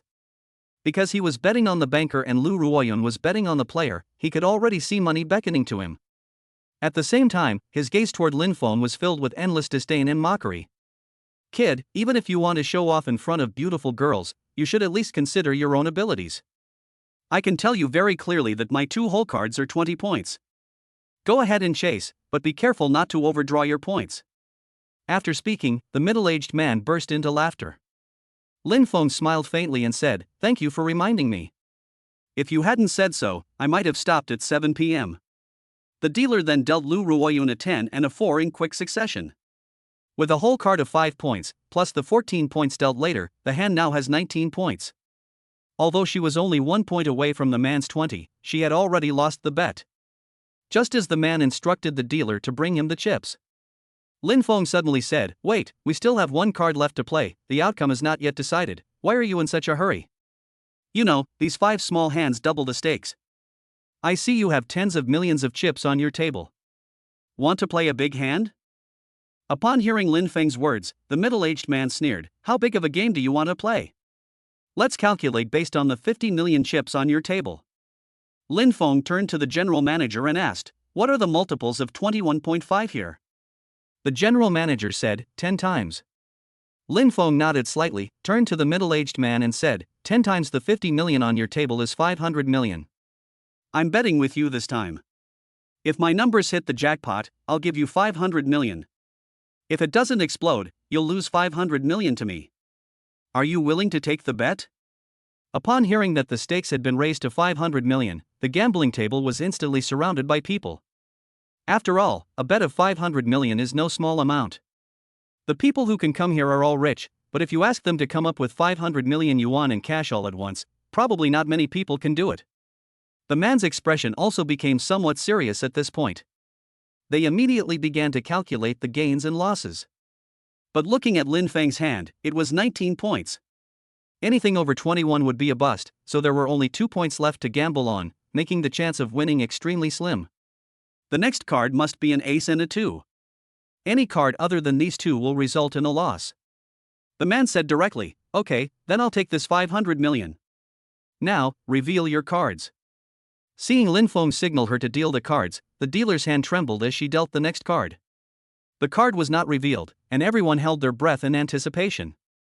At this moment, even the onlookers' hearts began to race. The suffocating feeling was extremely uncomfortable. Lin Feng smiled faintly and said, "Miss Lu, you should open it. Otherwise, if I open it, someone might refuse to accept the loss and accuse me of cheating." Although Lu Ruoyun didn't care about the 500 million, she still got a little excited in the face of such a tense and exciting betting game. With trembling little hands, she slowly lifted the card. When everyone saw that it was a small 2, they all gasped. It really was a small 2, 19 points plus 2 points, exactly 21 points. The points didn't exceed the limit. The 5 small cards actually turned out well. Immediately, everyone's gaze turned to the middle-aged man, their eyes filled with regret. That 500 million was lost. The middle-aged man also stood up instantly, his eyes filled with disbelief. How is that possible? How could it be a 2? That's absolutely impossible. You. The middle-aged man suddenly looked up and pointed at Lin Feng. Lin Feng shrugged, I haven't even touched the cards. You won't accuse me of cheating, will you? Miss Lu's clothes don't even have sleeves, and her hands are just sitting there. Do you think she could cheat? Okay, now you've lost, so thank you for your 500 million, sir. Mad Wolf, collect the money in a bit and transfer it to Miss Lu's card. Lin Feng gave the order directly to Mad Wolf. Yes, boss, Miss Lu's 500 million will definitely be transferred to her account. Mad Wolf was already somewhat displeased by the middle-aged man's rude remarks to Lin Feng, and now that he saw the man was trying to renege on his debt, he started cracking and stretching his body. Meanwhile, some of the security personnel inside the casino came out, their waists bulging, clearly indicating that they were concealing weapons. Sir, if you pay the money, everything will be fine. If you don't pay, as you know, you'll be at the mercy of fate whether you can leave this place. Seeing this, everyone observed a moment of silence for the man. At the same time, I thought that this middle-aged man was a smart person, and if he did something unwise, the consequences would probably be very tragic. No one has ever managed to walk out unscathed from a gambling den at the Royal Garden Casino. Hopefully, this man won't make a foolish decision. Chapter 42. How does it compare to the Li family in the capital? After winning the bet, Lu Ruoyan didn't care whether the money she won would actually be credited to her account. Instead, she curiously asked Lin Feng how he knew the next card was a small 2. When Lin Feng heard Lu Ruoyan's question, he couldn't help but smile and say, Do you really want to know? Lu Ruoyan nodded, Of course I want to. How could I not be curious about something so amazing? Lin Feng led Lu Ruoyan to the rest area and asked the general manager behind him to bring a deck of cards. The two sat down on the sofa in the rest area. Lin Feng opened the deck of cards and then let Lu Ruoyan shuffle the cards as she pleased. Lu Ruoyan did as Lin Feng said. The general manager, who was standing to the side, also pricked up his ears to listen. He was also very curious about Lin Feng's gambling skills, wondering how he knew that the next card was Xiao Er. He didn't believe Lin Feng really relied on luck after all, with such a huge bet, leaving everything to luck was simply a joke. Seeing that Lu Ruoyan had shuffled the cards, Lin Feng said, You can draw any card from here and I can accurately tell you its suit and rank. Huh? Really? Lu Ruoyan found it hard to believe how could a normal person do that. It wasn't magic. Even magic tricks need shills to help them. But I'm not Lin Feng's shill. Then Lu Ruoyan randomly drew a card. Then Lin Feng accurately stated the suit and number of points. Unconvinced, Lu Ruoyan continued to draw cards again. Lin Feng accurately recited more than 10 pictures in a row. At this moment, even the general manager, who was used to seeing all kinds of gambling masters, was completely shocked. Mr. Lin, this is unbelievable. How did you manage to do that? Unable to contain her curiosity any longer, Lu Ruoyan asked anxiously. Lin Feng stopped keeping him in suspense and slowly said, Memory. A deck of cards has 54 cards, and I can remember them no matter how you shuffle them. Even when you deal the cards, I can tell which hand will win. Upon hearing that Lin Feng relied entirely on his memory, Lu Ruoyan and the general manager both looked at him as if he were a monster. That must be an incredible memory, considering how fast the cards are shuffled. And it's not just shuffled once. To remember a deck of cards that has been shuffled several times in a short period of time requires a memory that is probably beyond the capabilities of ordinary people. No, it shouldn't be said that it's something no ordinary person could do. It's something that no single person could accomplish. Even the geniuses on the show The Brain probably couldn't do that, right? Boss, do you think there's anyone else in this world besides you who could do that? The general manager asked with concern. If someone else had such a terrifying memory as Lin Feng, wouldn't they be bankrupted if they came to their casino? Lin Feng shook his head and said, I don't know. I only know that even if someone can do it, there are very few people who can. In fact, the people who can do it are likely to be people who have been trained since childhood, born into a family of con artists, so that they can develop such a memory ability. However, I don't think that kind of person would offend us for no reason. So you don't need to worry about that. And even if it happens, just call me and I'll have a way to deal with it. The general manager breathed a sigh of relief upon hearing Lin Feng's words. Since the boss said he could handle this kind of person, he no longer needed to worry. If that kind of person really does appear, we can just ask the boss to come and handle it. It was only then that Lu Ruoyan realized that Lin Feng was actually the owner of the Royal Garden Entertainment City. This discovery deeply shocked her. It's important to know that Royal Garden Entertainment City is the #1 entertainment city in all of Asia. The owner behind it has an unfathomable background, and many big shots dare not touch Royal Garden Entertainment City. She hadn't expected Lin Feng to be so capable, which further solidified her resolve to pledge allegiance to him. Lu Ruoyun then said, "Mr. Lin, could this gentleman please step out for a moment? I have something I'd like to discuss with you privately." Lin Feng nodded and said to the general manager, "You can go and get back to work now." The general manager left very considerately, closing the door behind him and even instructing someone to guard the rest area and not allow anyone to enter and disturb it. After the general manager left, Lu Ruoyun pondered for a moment, then said, "Mr. Lin, I would like to offer you 30% of the shares of my Lu Group." He looked puzzled when he heard that Lu Ruoyun wanted to give him 30% of the shares of Lu Group for no reason. What's the meaning?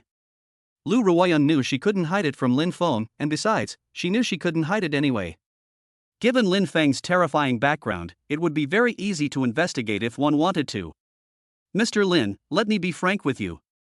The Zhao family has their eyes on my Lu Group. They want all of my Lu Group's assets, and not just assets, but my sister and I may also be in trouble.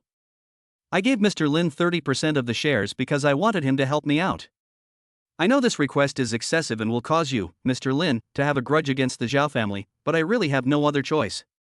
Faced with the powerful Zhao family, I had no power to resist. My only options were to find a strong backer to help me or to completely compromise and become a plaything of the Zhao family. It's not that I'm afraid of death, but I'm afraid that after I die, my sister Ruoshi will suffer.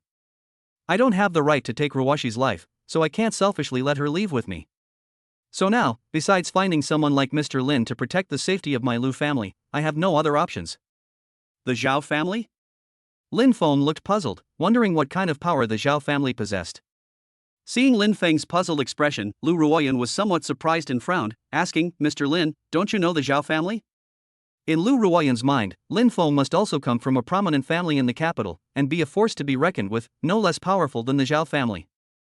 But seeing Lin Feng now, it seems like he doesn't know the Zhao family at all. Lin Feng nodded, "I really don't know the Zhao family, and I've never heard of them. Can you tell me about this Zhao family?"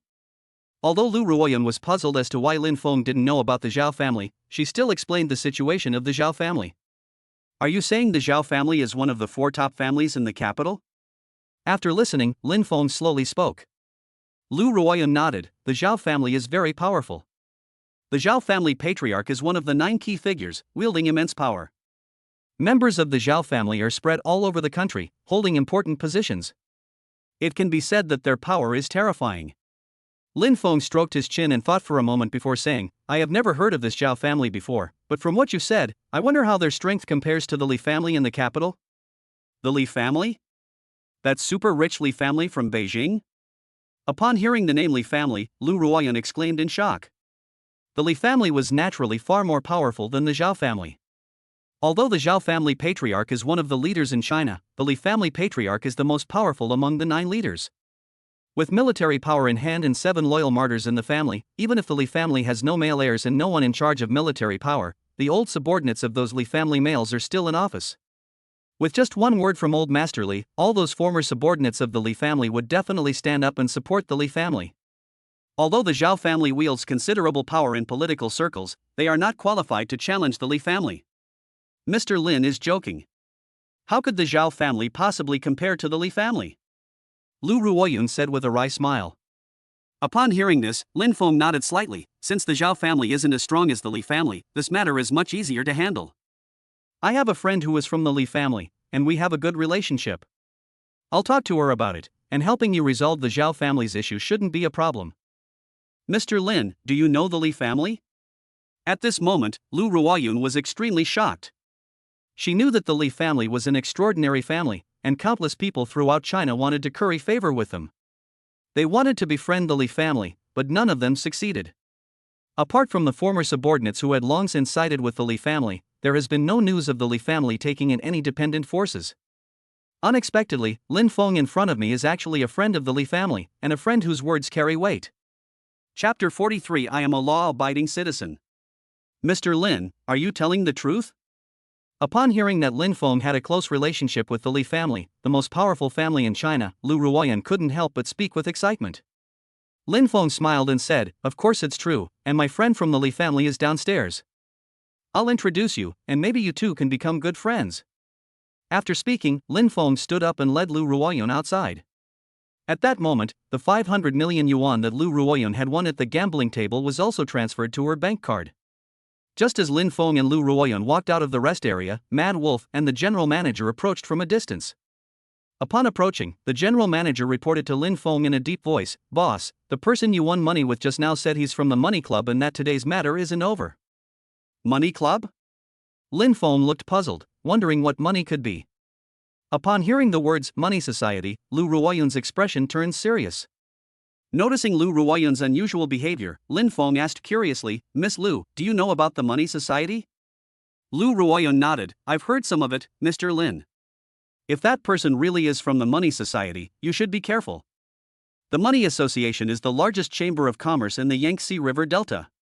It is said that the president of the Money Association was once an elder of the Green Gang, the largest gang in China. After the Green Gang disintegrated, that elder founded the Money Association. After decades of development, the Money Association has accumulated an unknown amount of wealth. Every member who joins the Money Club is a prominent figure from various parts of the Yangtze River Delta, making it a very powerful force." After listening to Lu Ruoyun's words, Lin Feng nodded slightly, "So that's how it is. It's alright, let the Money Club be. If they behave themselves, then so be it. But if they dare to cause me trouble, I'll let them know what regret is." Although this money-making organization seems very powerful, Lin Feng, with his current status, is not afraid of them at all. He now controls Lujiazui Financial Street and the world's third-largest security company. We have no need to fear any person or organization, whether in terms of financial resources or strength. If you want to compete on financial resources, he can directly mobilize all the resources of Financial Street, which is nothing more than waging a financial war. If you're involved in organized crime, then with Shield Security Company, he has the power to challenge not only domestic gangs but also international ones. As for playing the power game, he has enough confidence. It's obvious that the Li family intends to befriend him. As long as he maintains the relationship, with the Li family protecting him, even the biggest righteous figures will have to behave themselves. At this moment, Mad Wolf suddenly said, "Boss, should I go?" Mad Wolf didn't finish his sentence, but the throat-slitting gesture he made revealed what he was about to do. Lin Feng smiled and patted Mad Wolf on the shoulder, saying, "I'm a law-abiding citizen, how could I do such a thing? You just need to manage this place well, don't worry about anything else, I'll take care of it." Upon hearing Lin Feng say that he was a law-abiding citizen, Lu Ruoyun, Mad Wolf, and the general manager all couldn't help but grin. "You're a law-abiding citizen, no doubt about it. Putting aside how many illegal businesses are in the Royal Entertainment City, the casino they are in right now is probably even more illegal." After giving instructions to the general manager and Mad Wolf, Lin Feng left the casino with Lu Ruoyun. Just as Lin Feng was leading Lu Ruoyun to the bar area to meet up with Li Shihan, Wei Zihao, and others. Outside the royal garden, Snake and Xiao Yunfat had already arrived with a group of their underlings. As soon as Snake and Xiao got out of the car, a henchman who had come ahead to inquire about the situation came up to them. As soon as the henchman saw Snake and Fat's car arrive, he quickly threw the cigarette in his mouth on the ground and hurried over to greet them. "Brother Snake, Brother Fa, I found out everything. The person you're looking for has a friend in the bar area." Lin Feng went upstairs, but it's probably just something, he'll be down soon. This young man arrived a little late and missed the scene of the Royal Garden general manager and his men welcoming Lin Feng at the entrance. If he saw this, he would probably be terrified and wouldn't dare to follow Snake and Fa to cause trouble for Lin Feng. When this young man arrived, he happened to catch Lin Feng and the general manager getting into the elevator and going upstairs. Because he wasn't qualified, he couldn't get into the private elevator and ended up only able to monitor Wei Zihao and the others' movements from the bar area. Upon receiving news that Snake and Xiao had arrived at the door, he hurriedly ran out to greet them. As the doors of 3 GL8 business sedans opened, Snake Brothers' henchmen also came down. Those henchmen were all dressed like petty thugs, each with tattoos all over their bodies. Some were lean, others were strong. They were all carrying a long leather bag, which should have contained weapons. Looking at the royal gardens, Brother Fa was a little unsure and couldn't help but ask Brother Snake, "Boss, have you really made arrangements with the people in the royal gardens? We're causing trouble in the royal gardens now, so let's not get into any real problems later." Xiao Yunfat is a daring person, but even he has his fears, and this royal garden is one of them. It could even terrify him so much that his legs would tremble. Anyone in the underworld knows how terrifying the royal gardens are. That's a place that would make all the underworld bosses in China hesitate to go. The owner behind Royal Garden wields immense power. While the entire country is cracking down on organized crime, no one has taken any action against Royal Garden, a haven for criminal gangs. Is there anyone who doesn't know its value?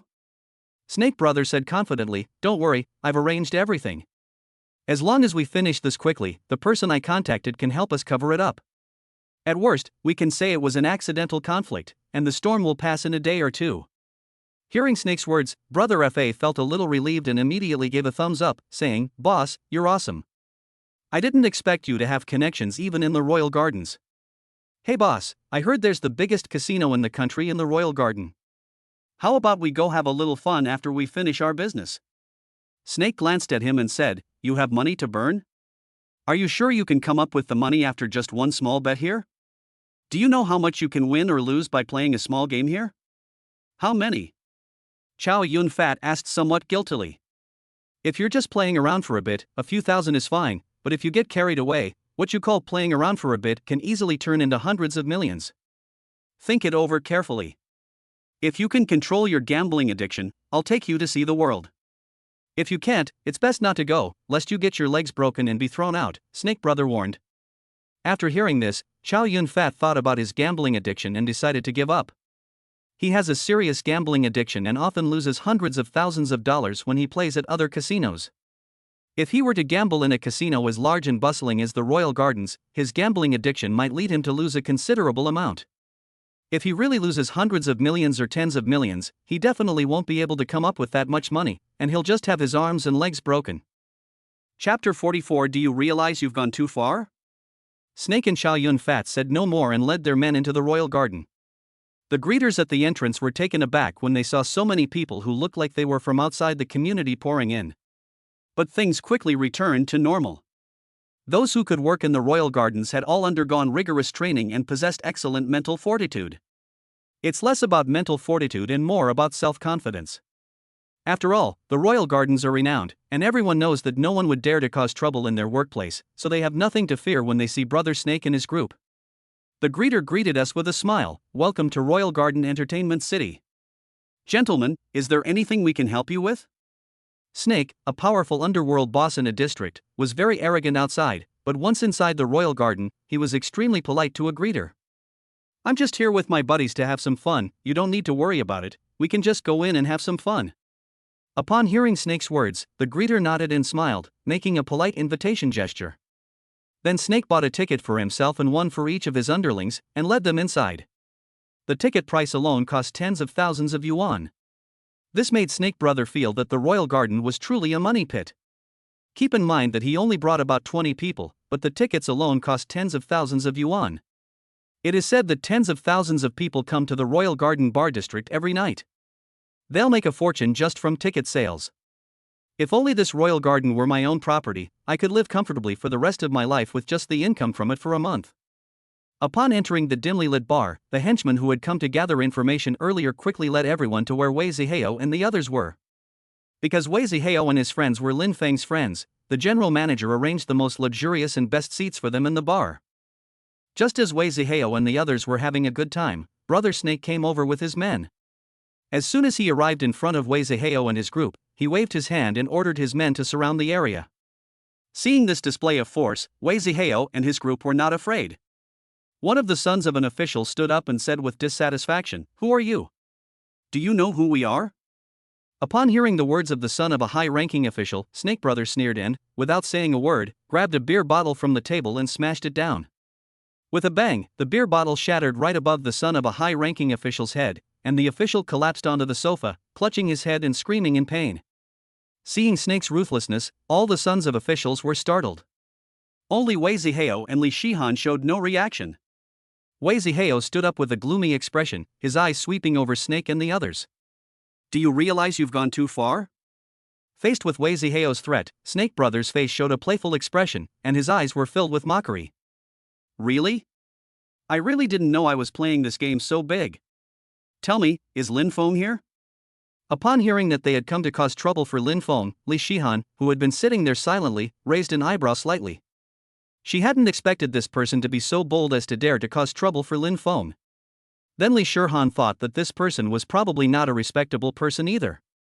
Anyone with a bit of ability should be able to find out some of Lin Feng's identity. Even if they can find out that Lin Feng is the owner of Shield Security, they should at least know some of Lin Feng's other identities. But this person seemed to have no idea who Lin Feng was. When Wei Zihao heard that Snake Brother had come to cause trouble for Lin Feng, he couldn't help but laugh strangely. When Snake saw Wei Zihao's strange smile, he felt a strange unease rise in his heart. That inexplicable unease made him very uncomfortable, but he couldn't find any reason for it or know where it came from. Wei Zihao did not answer Snake Brother's question, but pointed to the second-generation official who had been shot in the head and said, "Let me introduce these people to you first, and then you can decide whether to continue with your idea. The person you hit is named Lu He, and his father is the Deputy Secretary of the Political and Legal Affairs Commission." After Wei Zihao revealed the position of the father of the beaten official's son, Snake Bro was so scared that he almost knelt on the ground. Wei Zihao's introduction didn't stop there. He continued, "The lady next to me, her father is the director of the Education Bureau. My brother's father is the director of the Personnel Bureau." As Wei Zihao introduced them one by one, Snake and Fa were almost in tears. At this moment, Snake Brother had an urge to slap Chow Yun Fat to death. If it weren't for Chow Yun Fat, I would never have gotten into trouble with such a group of people. If the power behind these people were to be activated, I would probably be crushed to the bone. Snake Bro doesn't know what to say now. Once he opened his mouth, he felt he couldn't say anything, and he didn't even have an excuse to explain. At this moment, Li Shihan finally spoke, "What do you want with Lin Feng?" Upon hearing Li Shihan speak, the son of a high-ranking official, who had just been introduced by Wei Zihao, immediately dropped his arrogance and became respectful. At this moment, even a fool like Snake could see something. This beautiful woman who was speaking is probably even more terrifying in background than these people. Even the lowest-ranking person here could easily crush you. Not to mention this woman with an even more powerful background. I don't need to find Lin Feng for anything, I just wanted to come and get to know him. After saying that, Snake seemed to realize he had an excuse, and quickly began to explain how much he admired Lin Feng and how much he wanted to get to know him. Snake Brother's sudden change in demeanor left Chow Yun Fat and his gang completely dumbfounded. They had always been intimidated and respected by their boss, and this was the first time they had seen someone so adept at flattery. But considering the identities of the people here, Brother Fa and the others understood Brother Snake's actions. At times like this, I wish I could change my surname and take the surname of these people. If I don't quickly back down, do I still want to insist on my arrogance? If they can't resolve today's issues, they'll be the ones dying tomorrow. It's important to understand that high-ranking officials in a place like Shanghai, if they were to be transferred to local government positions, would at least be provincial-level cadres. How could they possibly afford to offend leaders of that caliber? I'm so angry. The son of an official, Lu He, who had been shot in the head, seemed to have recovered. He uttered a phrase about national essence, picked up an XO wine bottle, and smashed it down. Bang! The empty XO bottle hit Snake's head, but it didn't shatter like it did on TV, it just made a dull thud. Seeing that the bottle hadn't broken, Louis swung it again and continued smashing it. Snake Bro didn't dare to dodge or resist, and his underlings didn't dare to step forward to stop him either. They all hoped that Louis would let them go after he had vented his anger. He slammed the hammer 4 or 5 times in succession, each time with all his strength. Snake stood there covered in blood, not daring to move. Even though he felt dizzy, he gritted his teeth and persevered. Louis, being a pampered man, was already panting after hitting the blows 5 or 6 times before finally stopping. If this continues, Snake Brother might be beaten to death on the spot. Just then, a cold voice came from afar. Then they saw Lin Feng walking over with Lu Ruoyun. Behind Lin Feng were Mad Wolf and a group of guards. "Who are you? Why are you surrounding my friend?" Chapter 45. Snake Bro's leg was broken. Upon seeing Lin Feng approaching, Wei Zihao and the other sons of high-ranking officials greeted him. "Brother Lin, Brother Lin." He heard the way the children of officials addressed Lin Feng. Snake was so frightened that his legs trembled. These powerful second-generation officials are actually being so polite to Lin Feng. What kind of person have I offended? Before Snake could reply, Wei Zihao told him about their visit to Lin Feng. Lin Feng frowned slightly, but when his gaze swept over Chow Yun Fat, he knew the purpose of this group's visit. Because he had already recognized Brother Fa. Wasn't this the thug he had beaten up at the food stall a couple of days ago? Then Lin Feng looked at Chow Yun Fat and said, "Did you bring people here to seek revenge on me?" Upon hearing Lin Feng's question, Brother Fa was startled. He had indeed intended to do so before coming, but now he was filled with regret. If he had known Lin Feng's background was so terrifying, he wouldn't have dared to come even if he had 100 lives. Only now did he recall the scene of Huang Lei being arrested by the military. He assumed that Huang Lei was arrested by the military because he had leaked state secrets or something. Now he knows that Huang Lei has clearly offended Lin Feng and was being targeted by Lin Feng's men. Seeing that Chow Yun Fat did not reply, Lin Feng calmly ordered, "Go and break his legs." As soon as Lin Feng finished speaking, Mad Wolf strode forward and kicked Brother Fa in the shin. As Mad Wolf finished his move, Chow Yun Fat's calf bent irregularly. The pitiful screams instantly echoed throughout the area where everyone was. Seeing this, Wei Zihao and the others all grinned. This is too cruel. They can feel the pain just by looking at Chow Yun Fat's bent leg. Even more frightening was that after Mad Wolf made his move, his henchmen pulled out guns from their pockets, pointing the dark muzzles directly at Snake Brothers' group of henchmen. The henchmen were already intimidated by the sight, and now, facing the gun barrels, they were so frightened that they dropped their weapons and squatted on the ground. Snake knew he was doomed, but he didn't want to end up like Chow Yun Fat, so he said, "I admit defeat today, but you can't touch me. I'm a member of the Du family." Upon hearing Snake mention the Du family, Mad Wolf, the general manager, Wei Zihao, and the others all frowned. Lin Feng had never heard of the Du family. Seeing the puzzled look on Lin Feng's face, the general manager quickly explained, "Boss, the Du family is the top of the 6 major wealthy families in Shanghai. The Du family's ancestors were once big shots with the surname Du in the 1990s. The Du family controlled the entire underground world of Shanghai." Upon hearing the general manager's explanation, Lin Feng nodded, "I see. Then let's break his legs and throw him out too." Snake thought that by bringing up the Du family, he could make Lin Feng hesitate to act, but he didn't expect that Lin Feng would still break his leg. "You dare! If you touch me, the Du family will not let you off the hook." Snake shouted loudly. "Heh, the Du family won't let me off the hook? When you get back, you should ask the Du family if they dare to come to me first." Upon receiving Lin Feng's order, Mad Wolf did not hesitate for a moment and kicked Snake Brothers' calf. The sound of bones breaking sent chills down the spines of Wei Zihao and the others. They never imagined that Lin Feng, who seemed harmless and gentle, could be so ruthless when he did things. At this moment, they gained a new understanding of Lin Feng. At the same time, a sense of fear towards Lin Feng also grew in her heart. A person with great power, a powerful background, and ruthless methods should never be offended. Being friends with such a person might bring happiness, but becoming their enemy would likely be extremely unpleasant. After breaking the legs of both Snake Brother and Fat Brother, their henchmen were all thrown out as well. After dealing with Snake Brother's troubles, Lin Feng led Lu Ruoyun to sit on the sofa. Introduced Lu Ruoyun to Wei Zihao and others.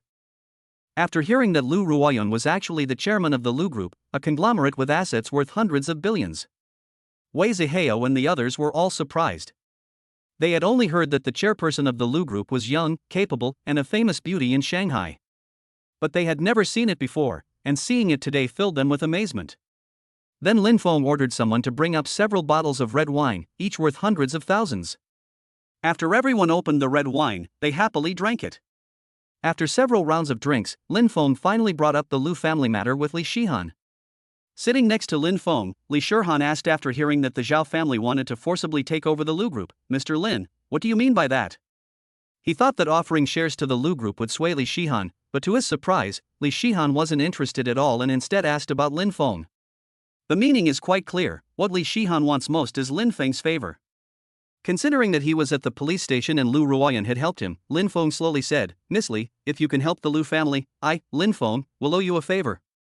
Lin Feng helped Lu Ruoyun so much because he wanted to repay her favor. He is a person who clearly distinguishes between gratitude and resentment. He would never tolerate those who offended him, but he would repay those who helped him with all his might. Li Shihan picked up her wineglass, took a sip, and smiled, saying, "Since Mr. Lin has asked, I can certainly help Miss Lu with this favor. However, the Zhao family is no small fry. If my Li family helps the Lu family, then Mr. Lin will owe my Li family a great favor in the future." Lin Feng smiled and said, "Of course, I'm not an ingrate. You helped the Lu family, so naturally I, Lin Feng, owe your Li family a favor." "Okay, Mr. Lin, I'm relieved to hear that. Then Li Shihan said to Lu Ruoyan, Miss Lu, if the Zhao family comes looking for you tomorrow, just say that you have already pledged allegiance to my Li family, and I believe the Zhao family will not bother you any further. Lu Ruoyan was incredibly excited to hear that she had become dependent on the Li family. She never imagined that her Lu family would actually benefit from this misfortune. Originally in dire straits, they unexpectedly found a way out and climbed onto the powerful Li family's coattails. At the same time, he felt endless gratitude towards Lin Feng. He realized he had made the right bet this time. He hadn't expected Lin Feng to actually have the ability to help him solve his troubles. At the same time, she secretly thought that she must maintain a good relationship with Lin Feng in the future. As long as she could hold on to this powerful figure, her Lu family would definitely rise to a higher level. After resolving Lu Ruoyun's matter, everyone started drinking and chatting again. The drinking session lasted for an unknown amount of time, finally ending in the early hours of the morning. The Royal Gardens also offers accommodation, and the accommodations are no less luxurious than those at Caesar's palace. Lin Feng immediately ordered his men to prepare superior rooms for Wei Zihao and the others to rest on the spot. Lu Ruoyun, who was accompanying them, didn't hold back at all. She drank herself into a stupor just by toasting Wei Zihao, Lin Feng, and others. Although she is the head of a multi-billion-dollar conglomerate, her status is the lowest among Lin Feng and others. A group with assets in the hundreds of billions may be very wealthy, but compared to the family background of people like Wei Zihao, it is somewhat lacking. In a luxurious room, Lin Feng sat on the sofa, while on the bed in the inner room, an extremely beautiful mature woman lay quietly. Lin Feng hadn't expected the general manager to be so bold in making such arrangements. He took Lu Ruoyan directly to his room. Looking at Lu Ruoyan, who was drunk and exuding a seductive charm, Lin Feng had been sitting on the sofa for more than 10 minutes. I was wondering whether I wanted to be a beast, or worse than a beast. Chapter 46. He's become a cadre already? Although Lin Feng's physique had reached the point where he could drink 1,000 cups without getting drunk. But that doesn't mean you won't feel anything after drinking. Alcohol is still in your body. Furthermore, after obtaining the system, his desires had already swelled infinitely. After sitting on the sofa for a while, Lin Feng made his decision. He then stood up and slowly walked into the room. As the bedroom door slowly closed, the room was revealed to be filled with the colors of spring. The next morning, Lin Feng slowly opened his eyes and saw that there was no one beside him. Lin Feng couldn't help but smile faintly. The wonder of last night is something outsiders can never know. Only he could savor it so much. To be honest, Lu Ruoyun is indeed an exceptional person. Her looks and status are impeccable. Her mature and sophisticated charm is incomparable to that of a young girl like Tang Shishir. Just as Lin Feng was reminiscing about his indulgence the previous night, there was a knock on the door. Lin Feng, wearing pajamas, walked out of the bedroom and opened the living room door. The person standing outside the door is Li Shihan. Today, Li Shihan seems to have been carefully dressed up, making her even more beautiful and charming. However, amidst her stunning beauty lies a heroic spirit, creating a striking contrast. She possesses undeniable charm yet also exudes a heroic spirit, which can ignite an insatiable desire to conquer. But considering Li Shihan's identity, Lin Feng naturally couldn't treat her the same way he treated Lu Ruoyun. Li Shihan is from one of the top families in China, so before I can clarify her feelings, I should refrain from doing anything impolite. Ms. Li, please come in. When Lin Feng saw Li Shihan, he also noticed a box with a 5-pointed star symbol in her hand, but he didn't know what it was.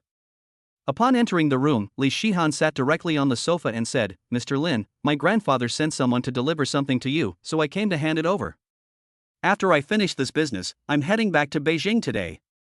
Lin Feng sat opposite Li Shihan and said, Miss Li, aren't you going to stay in Shanghai for a few days?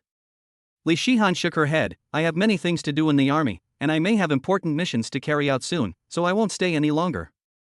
If Mr. Lin goes to Beijing in the future, you can come to my Li family as a guest. My grandfather would very much like to meet you, Mr. Lin. However, my grandfather cannot easily leave Beijing, so we can only meet after Mr. Lin goes to the capital. Lin Feng nodded. Yes, when I go to the capital, I will definitely visit elderly. After exchanging pleasantries, Li Shihan solemnly handed the box in her hand to Lin Feng. This is? Seeing the box placed in front of him, Lin Feng asked in confusion.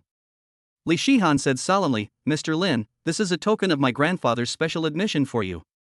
Please take a look at it first, and I will explain it to you if you don't understand anything. A token of special recruitment? Lin Feng was puzzled. He reached out and opened the box, where he found 2 documents inside. Each document is printed with the national emblem, exuding an aura of authority. Open the first document, it says National Security Bureau on it. This. Lin Feng was shocked. He hadn't expected that this was actually a National Security Bureau ID, and not just any National Security Bureau ID, but one from the General Administration of National Security. Ordinary National Security Bureau credentials are only of a local nature, meaning they only have real power within their own locality. The State Security Bureau is different as long as it is within China. Anyone with this certificate has real power.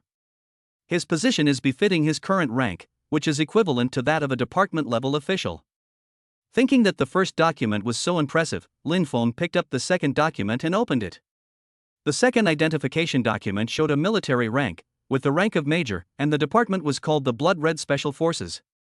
This puzzled Lin Feng, who wondered what this Blood Red Special Forces was all about.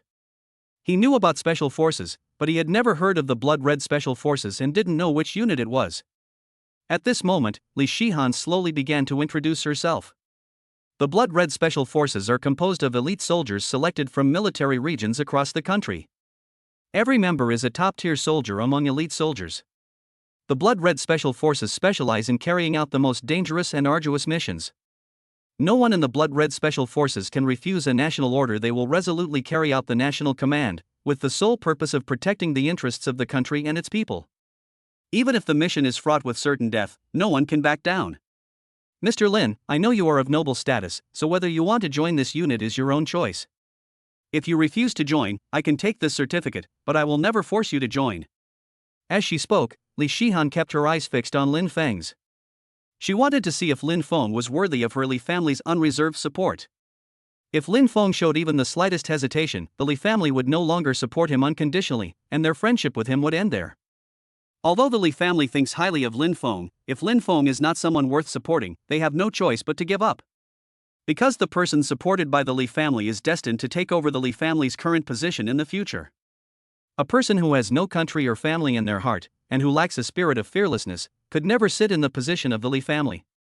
This is not blind loyalty on the part of the Li family, but rather a reflection of the fact that China needs such a person.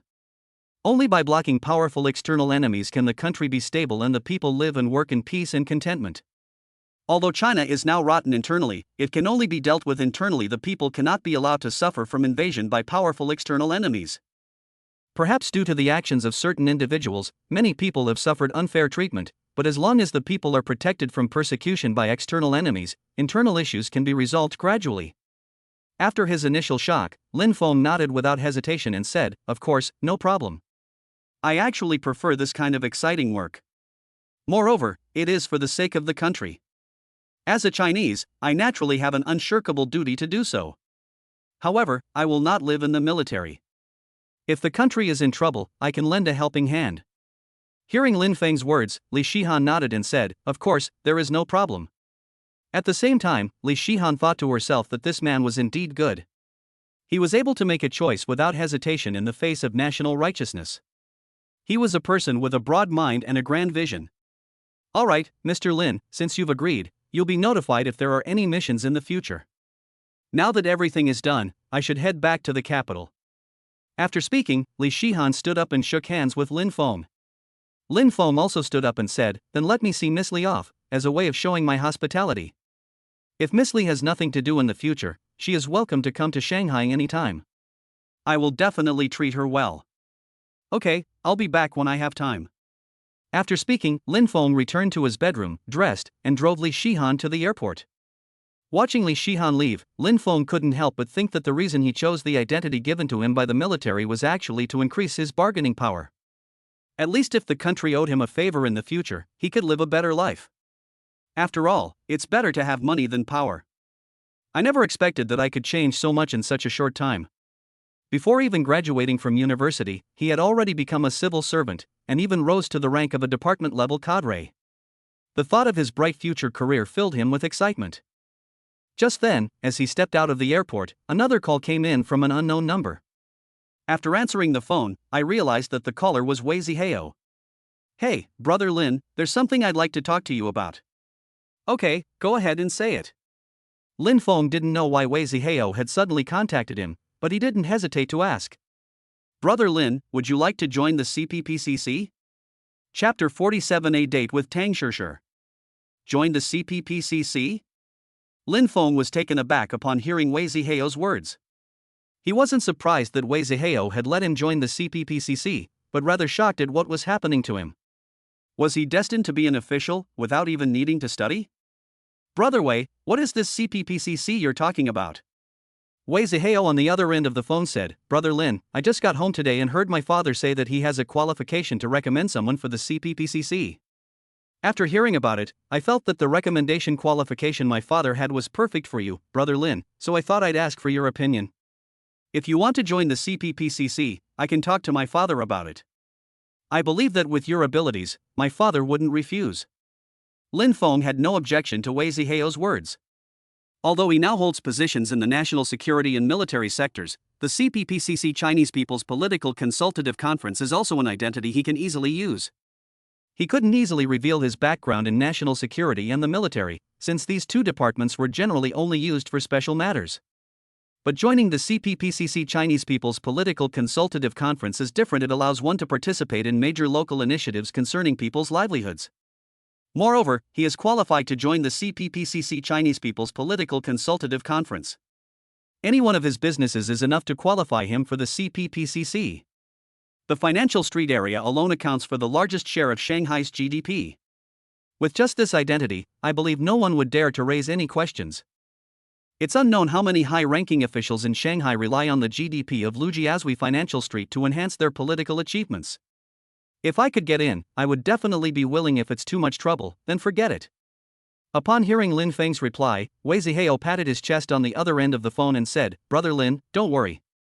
As long as you agree, I have no problem with you. With your abilities, I believe no one will say anything. Besides, my father isn't breaking any rules. He's just recommending you. The actual review will still be done by the people below. Although Wei Zihao said that, Lin Feng still had to remember this favor. Someone personally recommended by the top official of the municipal government would likely be approved even if the subordinates were to conduct the review. Who would be foolish enough to offend the top boss?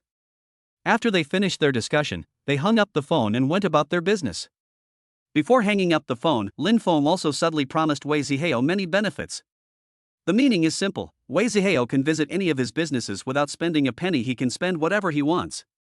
Although Lin Feng didn't say it explicitly, but only made a polite gesture like inviting an old friend to dinner, Wei Zihao understood the meaning behind it. Wei Zihao had already tasted the benefits. The Royal Garden Supreme membership card that Lin Feng gave him yesterday reportedly has a spending limit of 100 million yuan.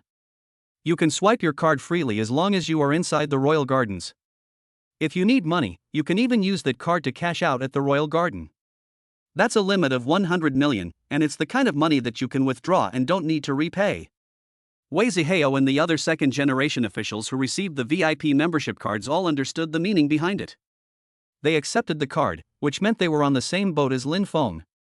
If Lin Feng ever asks them to do something in the future, they will definitely do their best to help. Of course, Lin Feng had no intention of controlling their thoughts. With his current status, he didn't need such petty tricks. Even if he doesn't give those people membership cards, they will still find ways to curry favor with him. Giving those people membership cards was simply a way to speed up the process of getting closer to each other. Moreover, sometimes the involvement of interests can actually accelerate the warming of feelings between the two parties. I had just finished a phone call with Wei Zihao and got into my car when I saw Tang Shishir calling. Tang Shishir worried about Lin Feng all day yesterday. She hasn't heard from Lin Feng since he was taken away by the police on the school's military training field. Fortunately, Lin Feng sent her a message after he came out of the police station yesterday, which put her at ease. After learning that Lin Feng was hosting a banquet for his friends, Tang Shishir was very well behaved and sensible and did not disturb him. It wasn't until today that Tang Shishir, missing him so much, couldn't help but make a phone call. Hey, Lin Feng, are you alright? Upon hearing Tang Shishir's voice, Lin Feng instantly relaxed. To be honest, ever since he met Li Shihan, Wei Zihao, and others, he has never felt relaxed. Because he was with Wei Zihao, Li Shihan, and others, he only felt that their acquaintance was a union of interests. After being with Tang Shishir, there was only pure affection between them. It's nothing. What's wrong? Missing me? Lin Feng couldn't help but smile and said something ambiguous. You know what? You've had such a big problem, and I haven't been able to help you at all. I feel so guilty. How can I not miss you? Tang Shishir, on the other end of the phone, smiled happily upon hearing Lin Feng's ambiguous words. She loved being with Lin Feng. She felt completely infatuated with him, as if she would die without him. Tang Shishir never realized that she actually had the potential to be love-struck. When she discovered it, she was quite surprised. Okay, I'm fine now. Where are you now? Lin Feng held his phone in one hand and started the car with the other, driving out of the airport. I'm at school.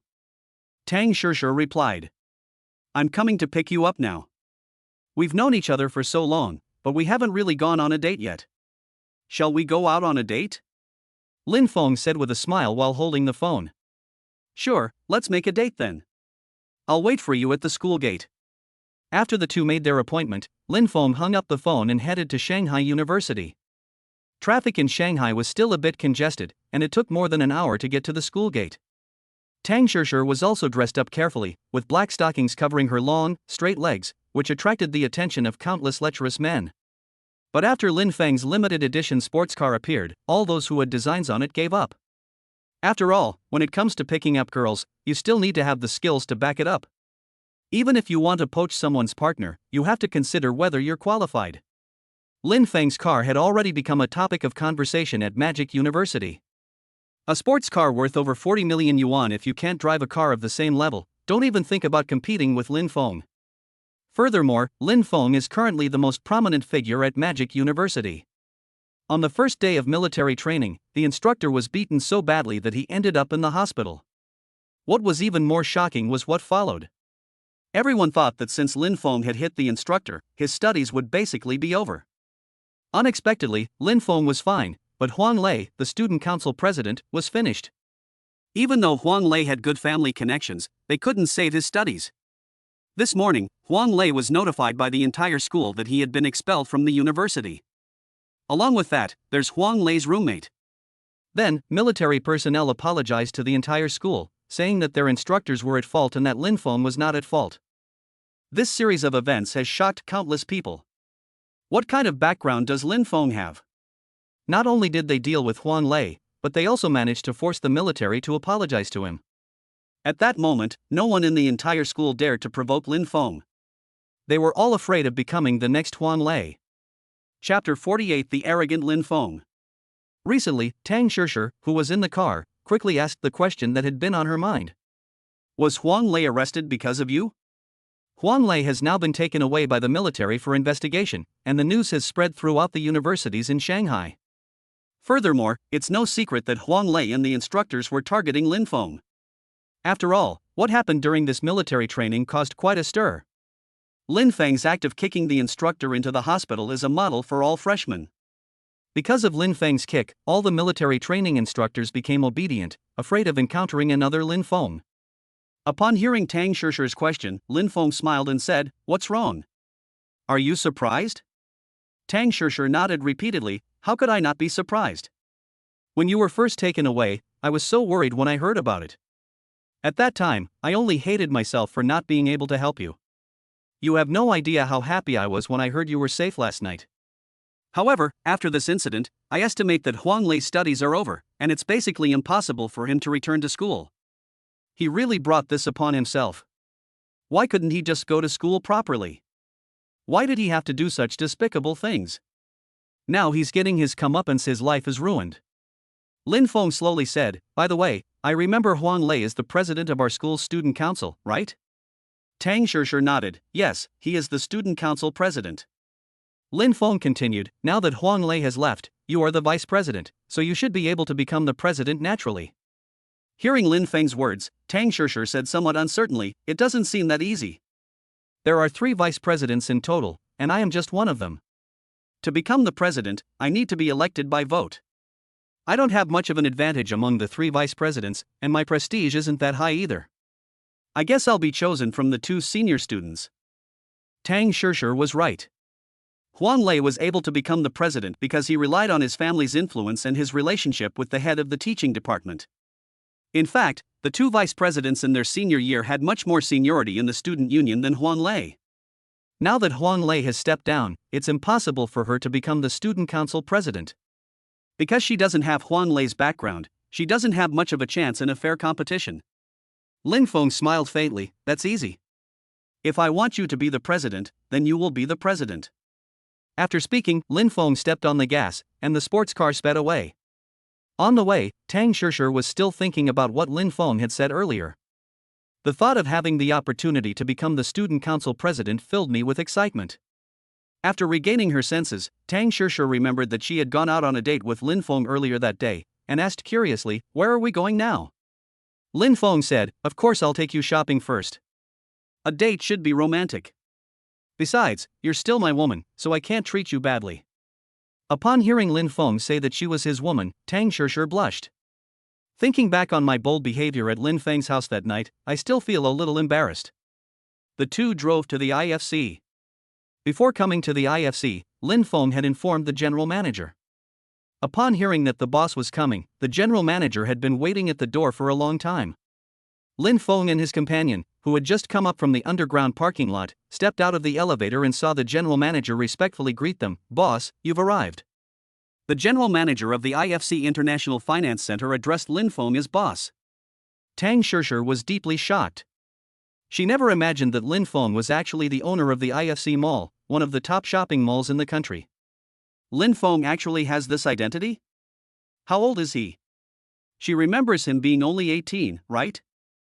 At the age of 18, he already owned a 6-star hotel, the IFC, and the Tan Palace Villa estate worth billions.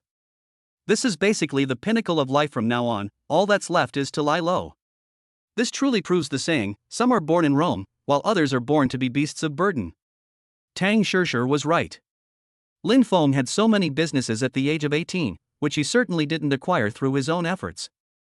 It must have been given to him by his family, which gives you an idea of how powerful Lin Feng's family background must be.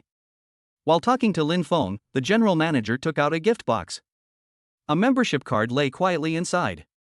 "Chairman, these are the things you asked me to prepare." Looking at the membership card in the gift box, Lin Feng reached out and took it. "Okay, I understand. You can just deduct the money from my dividends directly from this card." "Yes, boss," the general manager replied quickly. Then the general manager said, "Boss, I have found the tailor you asked me to find. He is the top tailor in Shanghai. Many of the handmade clothes customized by dignitaries are made by him. However, his custom-made fees are a bit high." Upon hearing this, Lin Feng nodded and said, "It's all right. The high cost of the workmanship also shows that his craftsmanship is good. I won't go to see him. Just have him make 10 sets of clothes for me every month, and each set will cost 1 million. Hearing Lin Feng's words, Tang Shishir, who was standing to the side, couldn't help but gasp. How rich must they be? They spend tens of millions on clothes every month. Even billionaires wouldn't dare to do that, right? The general manager showed no shock upon hearing Lin Feng's words. As the chairman of the IFC, with a net worth of over 10 billion and annual dividends of several billion, he wouldn't care about such a small amount of money. After speaking with Lin Feng, the general manager wisely left, not daring to stay any longer and become a third wheel. After the general manager left, Lin Feng took out the membership card from the gift box and stuffed it directly into Tang Shishir's hand. "This is a membership card for the IFC International Finance Center, with a credit limit of 100 million yuan. If you want to buy anything in the future, just come to the IFC and swipe your card." 100 million? Tang Shishir's throat bobbed involuntarily. She was startled by the number Lin Feng had mentioned. She's never even seen a million, let alone 100 million. Her family was very ordinary. Her parents were farmers, and she had a younger brother who was about to go to university. Because she was a girl, she was never valued by her family. She had to put in a lot of effort to get into this university. What does it mean to have 100 million yuan in hand these days? She never imagined this day would come. Before Tang Shishir could even react, Lin Feng grabbed her hand and pulled her into the mall. 100 million is nothing to Lin Feng now.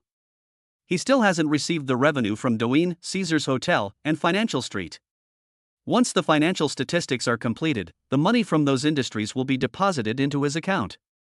His most profitable business is the Royal Garden Club. He could just make a phone call right now and Royal Garden would instantly give him billions to squander. He also didn't keep track of the accounts for Shield Security Company, but the money from Shield Security Company would be transferred to him after some time. All things considered, his annual allowance must be over 10 billion, and it's all cash flow, money he can squander at will without worrying about running out of money and causing the industry's cash flow to break down. Chapter 49. Let's go buy a car first. Lin Feng has never been stingy when it comes to women. Back in high school, he had a girlfriend, but although nothing substantial happened between them, and they were only dating in name, Lin Feng spent a lot of money on her. Although Lin Feng's family wasn't very wealthy at the time, at most they were considered middle class, but he still spent several thousand yuan on his girlfriend every month. Of course, Lin Feng wasn't love-struck and didn't empty his pockets for a woman, he simply had the financial means. Although his family wasn't wealthy, they weren't short of money either. His parents ran a restaurant and earned between 10,000 and 20,000 yuan a month. Because he was the only son in his family, his parents did not control his spending at all and spoiled him rotten. During high school, he received a monthly allowance of 5,000 yuan. Looking back on his high school romance, Lin Feng couldn't help but laugh at himself. That relationship seemed to have gone through both stages. If they were to say they were virgins, nothing actually happened between him and that girl. The closest they ever got was just holding hands. If we're talking about not being virgins, then he and that girl didn't do anything together, nothing like kissing or sleeping together. That never happened. All I can say is that Lin Feng was incredibly innocent back then. The ending of that relationship broke Lin Feng's heart. After graduation, I plan to apply to the same university as that girl, study together, and get married after graduation. Unexpectedly, on graduation day, the girl got into a Mercedes and drove away. I went to this university in Shanghai because of a promise I made to a girl.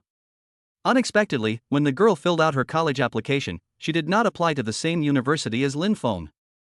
From that moment on, Lin Feng understood a principle: people who are too pure will not have a good outcome. It was during this time of deep sorrow that he obtained the legendary system. The arrival of the system also subtly changed his thinking. Now that he's in college, Lin Feng no longer hesitates when Tang Shishir takes the initiative to throw herself at him. Even when Lu Ruoyun was brought to his bed last night, he didn't think much of it and just did what he wanted to do. After clearing his mind, Lin Feng took Tang Shishir on a shopping spree. First, I bought some designer clothes for Tang Shishir. He then bought Tang Shishir many limited edition bags. Finally, the two went to the Patek Philippe store and bought the limited edition couple's watch that he and Li Shihan hadn't looked at before. The couple's limited edition watches are worth over 13 million. He was taken down by Lin Feng with a single wave of his hand. The saleswoman naturally remembered Lin Feng. After all, with Lin Feng's good looks, few women could forget him after just one glance. Seeing Lin Feng spending money on her without hesitation, Tang Shishir was overwhelmed with excitement. Her heart was already filled with Lin Feng, and she believed there would never be any room for anyone else. Women are such emotional creatures. As long as you can completely satisfy her material needs, she will not have any other thoughts. Regardless of whether Tang Shishir was after money or something else, once she got together with Lin Feng, she never had the thought of escaping again. Lin Feng is just too perfect. He has money, he's good looking, and he can make you feel like you're dying in certain ways. He's practically a super god. If Lin Feng, with all these qualities, can't keep a woman's heart, then I believe there's no other man in the world who could. After leaving the IFC mall, the two returned to the car, and Lin Feng slowly asked, "Can you drive?" Tang Shishir nodded. "When I was a freshman in college, I took my driving test, but I haven't driven a car much.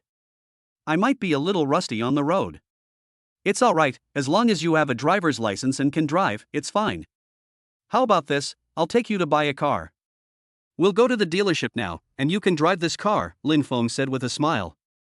"Drive this car?" Tang Shishir quickly refused. "Let's forget it. What if I scratch such an expensive car? I'll just buy a cheaper car to practice in, and drive it when my skills are better." Lin Feng, however, said nonchalantly, "It's alright. This car isn't worth much.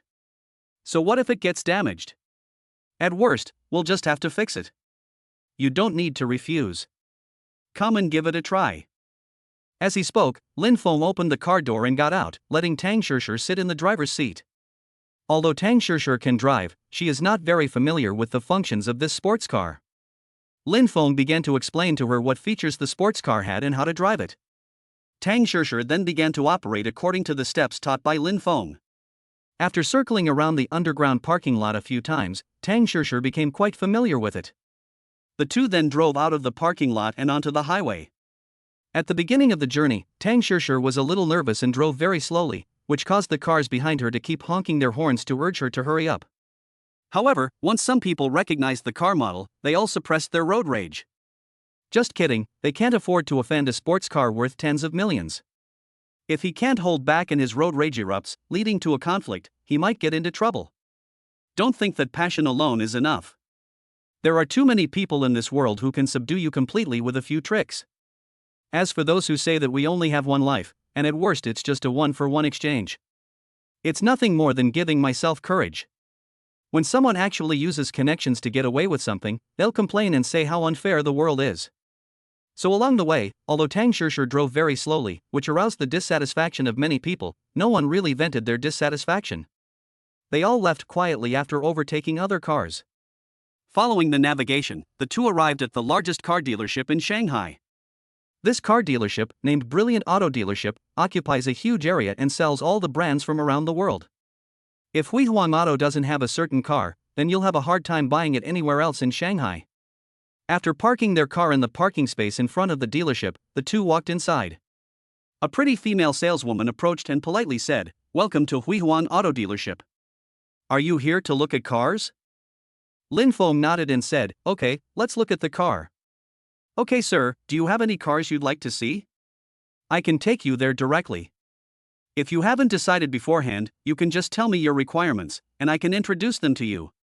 The saleswoman continued politely with a smile. Lin Feng said, "I'm buying a car for my girlfriend. You can recommend a few models, but the price should be over $1 million. I won't look at anything under $1 million. Upon hearing Lin Feng's words, the female saleswoman's eyes lit up. "Looks like I've met a big client today. If I can close this deal, my commission will be substantial." After understanding Lin Feng's requirements, the female salesperson began to introduce the product service. Chapter 50 Money Makes the World Go Round. The female saleswoman first led Lin Feng and Tang Shishir to the Porsche section. "Sir, if it's for a lady to drive, I would recommend the Panamera. This car, whether it's the appearance or the interior, is exactly what women appreciate, and it ranks first in sales of luxury cars for women." As she spoke, the saleswoman demonstrated the luxurious feel of the Panamera to Lin Feng and his companion. Looking at Panamera, Lin Feng felt fairly satisfied, but he didn't make a decision for Tang Shishir. If Tang Shishir liked it, he could decide later. After looking at the Panamera, Tang Shishir didn't rush to make a decision.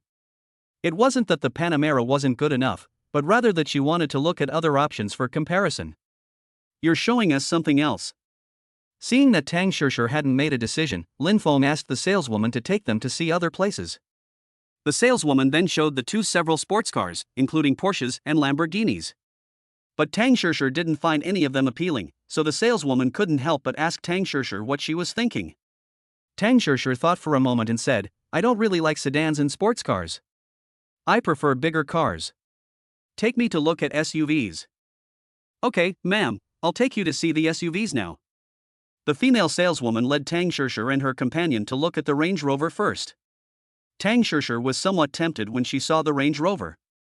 Everyone has different preferences. Some women like sports cars or sedans, but Tang Shishir prefers SUVs. After showing them the Range Rover, the female salesperson led them to the Mercedes-Benz G-Class. After seeing the Mercedes-Benz G-Class, Tang Shishir finally made up her mind. "Or how about this Mercedes G-Class?" Tang Shishir looked at Lin Feng and said somewhat shyly. Lin Feng smiled slightly, "Then this car will do. You go and complete the paperwork, I'll just pay the bill." Seeing that Tang Shishir had chosen this Mercedes-Benz G-Class, the saleswoman couldn't help but feel excited. This Mercedes-Benz G-Class is not the ordinary model, but a Brabus modified version, priced as high as $8 million. She had already realized that Lin Feng was not just an ordinary rich man. After all, when they were looking at it just now, they saw the value increase from over $1 million to tens of millions. Lin Feng did not show the slightest hesitation during this time. It seems he wouldn't refuse anything if that pretty girl wanted to buy it. This discovery made her realize that Lin Feng was definitely an extremely wealthy second-generation rich kid. Moreover, Tang Shishir is so beautiful that she's not someone that an ordinary rich kid could afford to support. Thinking about it this way, she guessed Lin Feng's identity with a high degree of accuracy. He was definitely a very wealthy person. So when we brought Tang Shishir to see the Mercedes-Benz G-Class, we went straight to the Brabus, which is worth $8 million. As she expected, after Tang Shishir took a liking to it, Lin Feng bought it for her without hesitation. The paperwork was completed very quickly. From selecting the car model to signing the paperwork, it took less than half an hour. The car dealership offered a package deal including all license plates, but Lin Feng refused. Lin Feng naturally wanted to find some good numbers to put on his license plates. His sports car was never registered, it always had a temporary license plate. Since I had Tang Shishir with me, I took photos of both of their cars and got them good license plate numbers. For ordinary people, there are naturally no such requirements.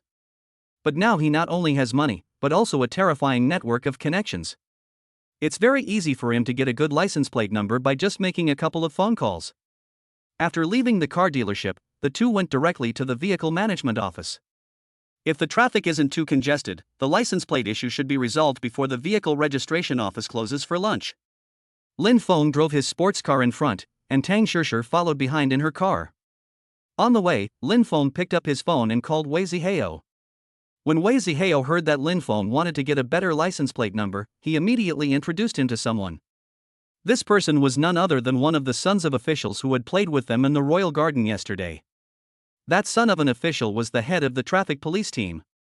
After receiving Lin Feng's call, the son of a high-ranking official did not hesitate at all and patted his chest to guarantee, "Mr. Lin, don't worry, you can choose any number you want. As long as you like it, I will get it for you." After hanging up the phone, Lin Feng and Tang Shishir drove to the vehicle management office. At this moment, the son of an official was already waiting at the door. This son of a high-ranking official knew Lin Feng's strength. Even though his father was the head of the Shanghai Traffic Police Corps, he was no match for Lin Feng. "I need to curry favor with Lin Feng, maybe I can use his influence to help my father get promoted in the future." Upon seeing Lin Feng step out of the car, Mai Xiaofei quickly went up to him and said warmly, "Mr. Lin, you've arrived." Seeing Mai Xiaofei, Lin Feng smiled and said, "Thank you for your trouble, buddy. I'll treat you to dinner after this is all done." Mai Xiaofei waved his hands repeatedly and said, "Oh, Mr. Lin, what are you saying? You gave us such an expensive gift yesterday. Why should we ask for credit for helping you with such a small matter?" As they were talking, Mai Xiaofei led Lin Feng and Tang Shishir into the vehicle management office hall. Upon entering the hall, Mai Xiaofei did not stop, but went straight to the office of the leader of the vehicle management office. Upon seeing Mai Xiaofei walk in, the leader of the vehicle management office quickly stood up to greet him. "Hey, what brings you here, Xiaofei? Is something the matter?" Without wasting any time, Mai Xiaofei introduced Lin Feng and Tang Shishir, then said that the two were his best friends and that he wanted to get a better license plate number, asking the leader to help him find a way. That leader knew the value of Mai Xiaofei's position. His father was the head of the entire traffic police force in Shanghai, and he, a mere leader of the vehicle management office, couldn't compare to his father's status. Moreover, he also had some good license plate numbers, but it really hurt his wallet to give them away like that. Lin Feng saw through the situation and immediately asked Tang Shishir to give him the bag. After taking the bag from Tang Shishir, he opened it and poured the cash inside onto the table. "Boss, this is just a small token of my appreciation, consider it a little something for your tea money. Please feel free to help me with it."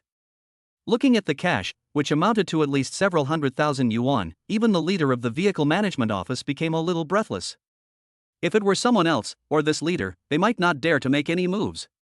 But these are people brought by Mai Xiaofei, so they must be here to do business, not to fish for people. After all, if Mai Xiaofei wanted to deal with him, he wouldn't need to go through all this trouble. He could simply tell his father, and he could easily take him down. Upon seeing the money, the leader couldn't help but smile, and no longer looked troubled. He then turned on the computer and displayed several license plate numbers for Lin Feng to choose from. "Mr. Lin, this license plate number with 5 nines was recently acquired and was prepared for auction. You've come at the perfect time. If you like it, I can sell it to you directly." Lin Feng was quite satisfied with the license plate number containing 5 nines, and nodded, saying, "Okay, I'll take this number. I'll find another one for my girlfriend." Chapter 51, Meeting an Old Friend in a Foreign Land.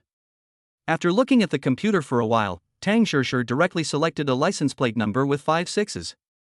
The license plate number had already been photographed by a car owner in the lobby.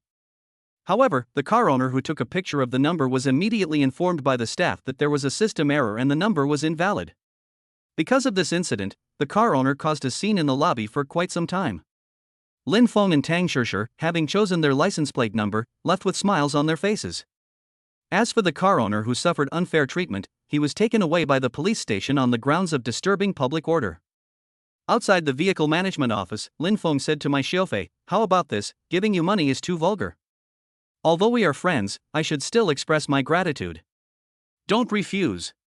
The IFC is also one of my properties. I will report your information to the company and get you a shopping card. You can pick it up later." Lin Feng didn't specify the amount, just told my chauffeur to spend it as he pleased. My chauffeur knew Lin Feng's strength. His attack would definitely not be a small amount. Without asking any further questions, he warmly saw Lin Feng and Tang Shishir off. It was already noon, so Lin Feng and Tang Shishir grabbed a quick bite at a restaurant and then continued their afternoon mission. Inside the Thomson Riviera sales office. At this point, Tang Shishir was completely numb. She never expected that Lin Feng would not only buy her luxury goods and cars, but also buy her a house. "Buying a house is fine, but why did you have to buy me such an expensive one?" Thomson Riviera is a famous luxury residential complex in Asia. The cheapest house starts at over 100 million. She never imagined that she would be so pampered after being with Lin Feng. She knew Lin Feng was rich. When Lin Feng drove a limited edition sports car to school, she knew he was definitely a super rich second generation. But she never expected Lin Feng to spend so much money on her. She was still very apprehensive after giving herself to Lin Feng. They were afraid that Lin Feng would be like other rich kids, starting relationships and then abandoning them, and wouldn't cherish them after getting them. But everything Lin Feng did to her today made her realize that Lin Feng was not the kind of person she had imagined. Today's date gave her a new understanding of Lin Feng. This kind of man is definitely someone I would follow with my life. No matter what happens in the future, as long as Lin Feng doesn't ask her to leave, she will never give up on this relationship easily. Even if Lin Feng doesn't marry her in the future, she is willing to follow him wholeheartedly. Actually, Tang Shishir's thoughts are quite normal. What woman would want to leave a man like Lin Feng? Even if he doesn't get any official status, he'd still be happier than women who do. The gifts Lin Feng gave her today are practically a gift of marriage into a mansion. As for the idea of being greedy and wanting to marry Lin Feng and take a share of his family fortune, Tang Shishir had none of that. Lin Feng's future marriage partner will definitely not be an ordinary person. It will absolutely be someone of equal social standing. All I need to do is follow him quietly. As the two entered the sales office, a female salesperson greeted them. To be honest, in the service industry, women are always the most sought after. And those business owners in the service industry understand this principle very well, so they basically hire beautiful saleswomen and waitresses. Beautiful female staff will definitely bring a different feeling to the guests. First, a woman's beauty is pleasing to the eye, and coupled with enthusiastic service, customers are more willing to spend money. "Sir, madam, are you here to view a house?" the saleswoman said with a smile. Lin Feng nodded and said, "Yes, I'm buying a house. Can you tell me about the apartment layouts here? If I find one that suits me, I'll buy it right away." Upon hearing Lin Feng's words, the female salesperson's heart skipped a beat, realizing that she must have encountered a major client today. The cheapest apartments in Thomson Riviera start at 100 million yuan, and if she can sell one, her commission will be substantial. Just as Lin Feng, with Tang Shishir in tow, followed the female saleswoman inside. Another female saleswoman came out of the side door of the lounge and bumped right into Lin Feng. The two of them were both taken aback when they saw each other. Neither of them expected that they would meet here again after half a year. This woman was none other than Lin Feng's girlfriend from high school, the one who left him in a Mercedes after graduation. Lin Feng? Gao Tian? Both of them were surprised at the same time. Upon seeing Gao Tian, Tang Shishir felt a strange sense of hostility. This hostility came very suddenly, but it was so real. Women have an incredibly strong sixth sense, especially when it comes to relationships. The moment Tang Shishir saw Gao Tian, she knew that this woman must have some connection with Lin Feng. Tang Shishir's guess was correct. Gao Tian was indeed Lin Feng's ex-girlfriend, and a cheating one at that. "What are you doing here?" Gao Tian frowned and asked, thinking that Lin Feng had found out about her and come looking for her, so she spoke with a wary expression. She had to go through a lot of trouble to find this job through connections. She didn't want to lose her job because of Lin Feng.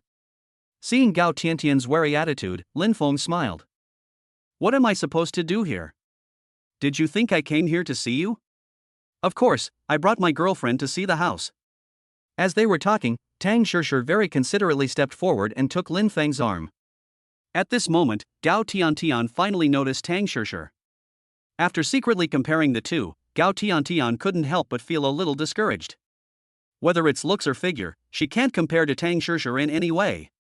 Tang Shishir's looks score is 90 out of 100, and her figure is even higher, scoring over 95 out of 100.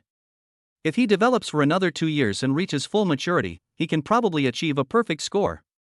Gao Tiantian's looks are at most 85 points, and that's with the added benefit of makeup. If you remove your makeup, you'd only get a score of 80 at most. Her figure is nowhere near that of Tang Shishir. Her chest is barely better than an airport runway. She has a slight S-curve, but it's not very obvious. She's not very tall either, only 1.6 meters. If she weren't wearing high heels, she would look even shorter. Tang Shishir, on the other hand, has an S-shaped figure with curves in all the right places. While her breasts aren't exceptionally large, they are certainly ample and complement her body perfectly. Moreover, Tang Shishir's makeup is only light. Even if she removes all the makeup, her beauty won't be diminished much. Tang Shishir and Gao Tiantian are worlds apart. There's simply no comparison between them. After Tang Shishir sized up Gao Tiantian, her sense of crisis vanished instantly. This woman posed absolutely no challenge. She was simply not in the same league as me. Are you here to buy a house? After being outshone by Tang Shishir, Gao Tiantian felt uncomfortable. When she heard that Lin Feng had come to buy a house, her voice became strange. Chapter 52. He can't even afford 1 square meter. Yes, I'm buying a house here. Is there a problem? Lin Feng blinked and asked with a smile. He had already understood the meaning behind Gao Tiantian's words. She simply didn't quite believe that she could afford the house here. But he pretended not to understand and answered honestly. After confirming that she hadn't misheard, Gao Tiantian's expression finally changed, and she said with some disdain, Lin Feng, what are you joking about? Do you think I don't know what your family situation is like? Even if your family's assets double in the past 6 months, it still wouldn't be enough to afford a house in Thompson Riviera, right? If you want to come here to broaden your horizons, or... Gao Tiantian glanced at Tang Shishir, who was clinging to Lin Feng's arm, and continued speaking. Or if you're just trying to show off, I advise you to leave quickly, lest someone expose your true colors and your beautiful girlfriend leaves you. Lin Feng, you have to be down to earth. If you don't have the ability, you should honestly make money. Only when you have money can you do what you want. If you try to appear wealthy when you don't have money, you'll only embarrass yourself in the end. Hearing Gao Tiantian's words, Tang Shishir was somewhat dissatisfied. What do you mean by that? Is this how you serve your customers? Are all the employees at Thompson Riviera this kind of person? So rude to customers. I want to file a complaint. You must fire this kind of rude person. Tang Shishir didn't tolerate Gao Tiantian at all and directly stood up for Lin Feng. Tang Shishir is not stupid at all. On the contrary, she is a very intelligent woman. If she weren't smart, she wouldn't have realized Lin Feng's extraordinary nature on the first day of school and started pursuing him. And everything Tang Shishir has now has certainly not disappointed her. Of course, her wise decision was to keep herself pure. With her looks, if she wanted to fall into depravity, she would have already found a rich second-generation heir to support her. But she understood the principle that scarcity increases value. In this materialistic age, countless girls have lost their way, ultimately ruining themselves and becoming cheap commodities. Tang Shishir never thought she could remain unaffected, but she knew how to make choices. Choose a worthy person to maximize your own interests. And the person she chose to gamble on was Lin Feng, and as she expected, she gained the greatest benefit. She gave her virginity to Lin Feng, and Lin Feng gave her everything she wanted. Both Huang Lei and Zhao Ming, 2 wealthy second-generation men, pursued her back then. Besides Huang Lei, many other rich second-generation men had designs on her, but she didn't agree to any of them because she knew that if she took that step, she might only end up being used and then abandoned. Of course, Tang Shishir's choice of Lin Feng was also due to Lin Feng's personal charm. Lin Feng has an innate quality that inspires trust, making people feel that he is someone they can entrust their lives to. The intelligent Tang Shishir naturally noticed Gao Tiantian's past relationship with Lin Feng the moment she appeared. After seeing what Gao Tiantian said to Lin Feng, she learned about the story between the two and took the initiative to stand up for Lin Feng. The noise in the lobby was also heard by the sales office manager. Then, in the lounge where Gao Tiantian had come out, another middle-aged man with a slightly overweight figure emerged. The middle-aged man who came out straightened his clothes as he opened the door. Seeing the scene, everyone realized something, and their gazes toward Gao Tiantian became filled with disdain. A man and a woman alone in a room, a boss and a young employee. Anyone who isn't an idiot can guess what they did in there all afternoon. After the middle-aged man came out, he frowned and said in a deep voice, "What's going on?" Upon seeing the man appear, Gao Tiantian said in a coquettish voice, "Manager, we have troublemakers here." "Are they causing trouble? Who dares to cause trouble at our Thompson Riviera sales office?" The middle-aged man slowly turned his gaze to Lin Feng and Tang Shishir, two strangers, and had already guessed who the troublemaker Gao Tiantian was talking about was. Gao Tiantian walked to the manager's side and said with a sneer, "Manager, it's those two. These two people have no money but still came to look at houses. They probably just wanted to satisfy their vanity." Upon hearing Gao Tiantian's words, the manager frowned and slowly said, "Are you here to buy a house?" Lin Feng glanced at the manager indifferently. He was plain-looking, overweight, and only a little over 1.6 meters tall. There was nothing remarkable about him. The only thing he could boast about was his position as the manager of the Thompson Riviera sales office. Gao Tiantian is probably too ambitious to be with someone like that. When asked by the manager, Lin Feng nodded and said, "Yes, I'm here to buy a house." Does Thompson Riviera not sell houses anymore? Although Lin Feng spoke calmly, everyone could hear the sarcasm in his words. The manager's brow twitched slightly, and he said with a forced smile, "Of course Thompson Riviera sells houses, but Thompson Riviera houses are not for just anyone to buy. Let me explain this to you, you country bumpkin. The first condition for buying a house in Thompson Riviera is that you need to verify your funds. The asset requirements must be met before proceeding to the next step. Can you meet the capital verification requirements of Thompson Riviera?" Lin Feng said calmly, "Of course, no problem. However, I'm a little annoyed with you and her right now. I have a problem with this. No matter what I do or what I buy, if there are people I don't like in front of me, I will be very unhappy. So I'm going to get rid of you two people who annoy me first." Upon hearing this, the manager laughed dismissively. "Kid, you're really bragging. You're saying you'll wipe us out. Do you even know who I am? You think you can touch me?" After speaking, the manager turned to Gao Tiantian beside him and asked, "Tiantian, who exactly is this kid? Does he have some mental issues?" Gao Tiantian looked at Lin Feng with disdain and slowly said, "Manager, this is my high school classmate. I don't know if he has mental problems, but I know him very well. His family is of ordinary means. His parents run a small restaurant and can earn 10,000 to 20,000 yuan a month. Look at how well he's dressed now, all designer brands. He probably spent a month's income on those clothes to save face. He probably wanted to use this outfit to fool young girls. He came here to look at houses, and I can say with certainty that he absolutely cannot afford them. He probably doesn't even have 50,000 yuan on him. Let alone buying a house, I can't even afford 1 square meter. The starting price for a unit in Thompson Riviera is 300,000 yuan per square meter." Gao Tiantian knows Lin Feng's family situation very well, so she speaks with great confidence. Chapter 53. I waited for her at the Thompson Riviera sales office. Actually, there's a reason why Gao Tiantian targets Lin Feng like this. The reason was that she didn't dare to face Lin Feng. She felt guilty and ashamed. They were both fully aware of what had happened between them. When she was dating Lin Feng, he took great care of her and even asked his family for 5,000 yuan every month for her to spend. Even before graduation, she made a promise with Lin Feng that they would apply to the same university and then get married after graduation. A few days before graduation, she met a rich second generation at a party with her friends. Because he had a few too many drinks, he couldn't resist cheating on his girlfriend with a rich second generation. Afterwards, the rich second generation heir compensated her with many benefits, which made her lose herself in the relationship. During the few sweet days she spent with that rich second generation before graduation, he spent tens of thousands of yuan on her every day, buying her designer clothes and bags. At that time, she still didn't think about breaking up with Lin Feng. Instead, she spent a lot of Lin Feng's money until the truth came out, and then she broke up with Lin Feng. When they broke up, she said many insulting things to Lin Feng, and then casually got into the rich second generation's Mercedes-Benz and drove away. Although she didn't apply to the same university as Lin Feng behind his back, her school was still in Shanghai. During her first few days at university, she used her excellent social skills to get introduced to a job as a saleswoman at Thompson Riviera. Having only been at work for 2 days, she seduced her manager using various methods. The goal was to leverage the manager's connections to help himself climb the social ladder.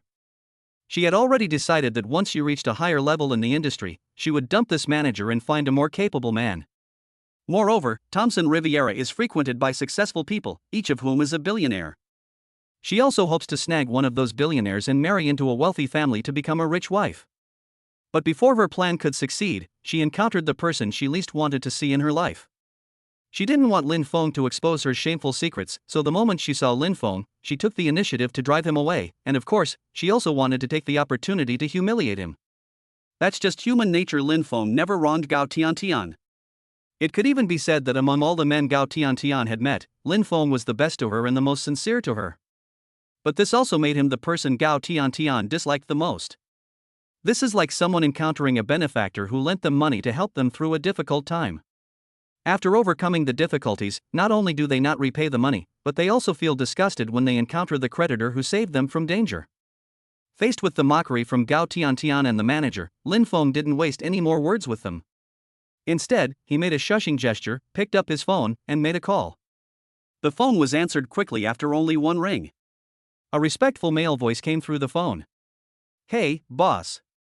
The person Lin Feng called was the general manager of the Shanghai Financial Street Property Management Company. No one can calculate the exact market value of Shanghai's financial street. Because Shanghai's financial street is one of the world's 5 major financial streets, its annual GDP reaches an incalculable figure. Because the transaction volume in Shanghai's financial district is very large.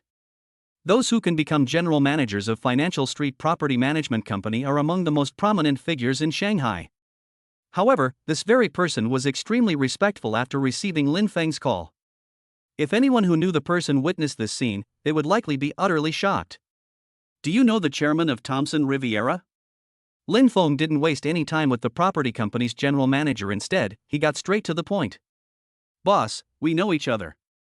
The person on the other end of the phone answered cautiously. "Okay, it's good that we know each other. Call her now and tell her I'm waiting for her at the Thompson Riviera sales office." Lin Feng hung up the phone immediately after speaking. He then gave the manager and Gao Tiantian a cold laugh before pulling Tang Shishir to sit down on the sofa in the rest area. The manager was also somewhat frightened by what he saw. I wonder if Lin Feng really has that much power that he could actually get the chairman to come in person. Gao Tiantian, however, did not believe it at all, because she knew Lin Feng very well. Lin Feng definitely did not have that much power to make the chairman of Thompson Riviera personally come to find her. "Manager, I think you should call security over. Don't be intimidated by him. He definitely doesn't have the power. His family is from a small county in northeast China. I'm from the same place as her, how could I not know that?" Hearing Gao Tiantian's assurance, the manager felt relieved and immediately took out his phone to call the property security manager of the Thompson Riviera residential complex. "Hey, bring a few people to the sales office. There's some trouble here." Upon hearing that someone was causing trouble at the sales office, the security manager on the other end of the phone immediately rushed over with 5 security guards. Meanwhile, at the Thompson Group headquarters, the chairman's phone rang. Upon seeing the caller ID, an elderly woman with slightly graying hair frowned. She naturally recognized the caller ID number. Both parties are prominent figures and have each other's contact information. The old woman was simply curious as to why this person would suddenly call her. You have to understand, this is someone she can't afford to offend. Even the Thompson Group wouldn't dare to mess with the power this person wields. When the call was answered, Ms. Su greeted him with a smile and a polite voice. "Hello, Mr. Feng." The man Ms. Su referred to as General Manager Feng was known as the Grand Manager of Financial Street. Apart from the mysterious boss of Financial Street, Feng Xiaoping was the most powerful person there. "Mr. Su, my boss wants you to go to the Thompson Riviera sales office to see him. Please go there." Upon hearing Feng Xiaoping's words, Ms. Su's expression changed. She never expected that the mysterious boss from Financial Street would appear at the Thompson Riviera sales office and specifically ask her to go see him. Ms. Su has been in the business world for decades and has long been a shrewd and calculating person. Naturally, I guess something must have happened, otherwise, that mysterious boss from Financial Street wouldn't have been so ruthless as to make me go see him in person. But now she doesn't dare to think too much. She can't afford to offend this mysterious big boss on Financial Street. If she can resolve things peacefully, she can avoid a lot of trouble. Otherwise, if that person mobilized the entire financial district to launch a full-scale attack on her Thompson Group stock, it would be something she couldn't withstand. Thinking of this, Ms. Su hung up the phone and immediately called her niece, Su Xiaoya. "Auntie, what's wrong?" Su Xiaoya walked in, dressed in a formal suit, with a sweet appearance, a true reflection of a woman from the Jiangnan water towns. Su Xiaoya may not be stunningly beautiful or have a particularly amazing figure, but her gentle and graceful temperament is simply captivating. Something's happened. Come with me, it'll be a good opportunity for you to meet someone. After Su Xiaoya walked in, Ms. Su hurriedly said something and led her downstairs. Chapter 54. Is this how your company treats its guests? On the other side, inside the Thomson Riviera sales office, a group of security guards from Thomson Property, led by the security manager, arrived here. Manager who? Who's causing trouble here? The security manager asked as soon as he walked in.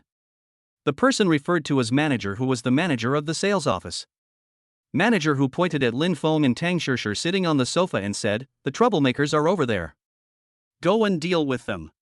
After confirming that Lin Feng truly had no background, manager who no longer held back and directly tried to force Lin Feng out. Just as the security manager of Thomson Property led his men toward Lin Feng, 5 people from Phnom Penh rushed in from outside and immediately shielded Lin Feng and Tang Shishir in the middle. The 5 men also took out batons, and the powerful aura emanating from them made everyone in the sales office feel suffocated. Tang Shishir wasn't surprised to see the 5 men from Phnom Penh, because they had appeared before when Chow Yun Fat and his men came to cause trouble at a food stall. Tang Shishir has also witnessed the strength of the 5 people in Phnom Penh. They are definitely the kind of characters in movies who can take on 5 opponents at once. You'd better not make a move, or you'll all end up on the ground. This is China, and the 5 people in Phnom Penh dared not go too far. If this were abroad, they would absolutely dare to beat these people to death or maim them. Chinese law does not allow them to do whatever they want.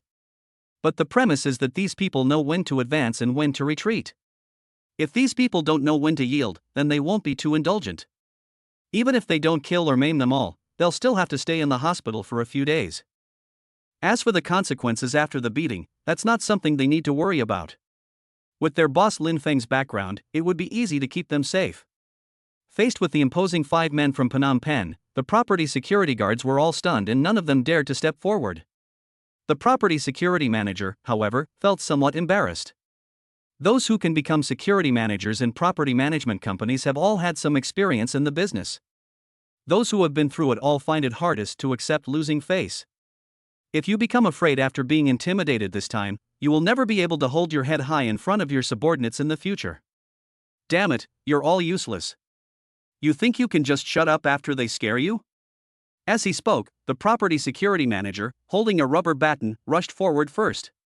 Unfortunately, while their courage was commendable, their skills were simply too poor.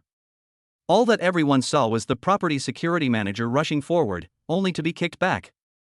His body, weighing 160-170 pounds, was kicked 5 or 6 meters away, and even after falling to the ground, he slid several meters along the ground. This scene terrified everyone so much that they dared not move. Just as the conflict broke out, a convoy of cars arrived outside the sales office. The convoy was led by a Maybach, followed by 10 Mercedes S450s. As the convoy stopped outside the sales office, all the car doors opened simultaneously. A middle-aged man with neatly combed hair, bright eyes, and a tall, upright figure stepped out of the Maybach. He was followed by more than 40 burly men in black suits. The burly men rushed into the sales office and lined up in 2 rows, and then the tall, middle-aged man walked through the middle. When had anyone ever seen such a spectacle? In their entire lives, they had only ever seen it in movies, in scenes depicting big shots traveling. And now, they've actually met them in the real world. Everyone held their breath, their eyes fixed on the tall, middle-aged man. The middle-aged man walked up to Lin Feng, who was sitting on the sofa in the rest area. Faced with this display of force, the 5 men from Phnom Penh also became serious. Although the strength of these people who came was no match for the 5 of them. But it's clear from these people that they've all been trained. If a fight really breaks out, the 5 of them might not be able to protect Lin Feng from harm. Faced with the group of men in suits who walked in aggressively, Gao Tiantian suddenly laughed. Ha, it must be people from head office. They're here to teach you a lesson you won't get away with. Let's see how they deal with you this time. Upon hearing Gao Tiantian's words, manager who also realized what was going on. Gao Tiantian makes a lot of sense. Only Thomson Group has the resources to pull off such a grand spectacle. Before Gao Tiantian and manager who could even wipe their smiles away, the tall, middle-aged man bowed respectfully to Lin Feng and said, "Feng Xiaoping, general manager of Financial Street Property Company, greets the boss. Call." As Feng Xiaoping finished speaking, the entire sales office fell silent. Everyone was shocked by the scene before them. They never expected that such a grand procession was to see Lin Feng. At this moment, no one questioned Lin Feng's identity.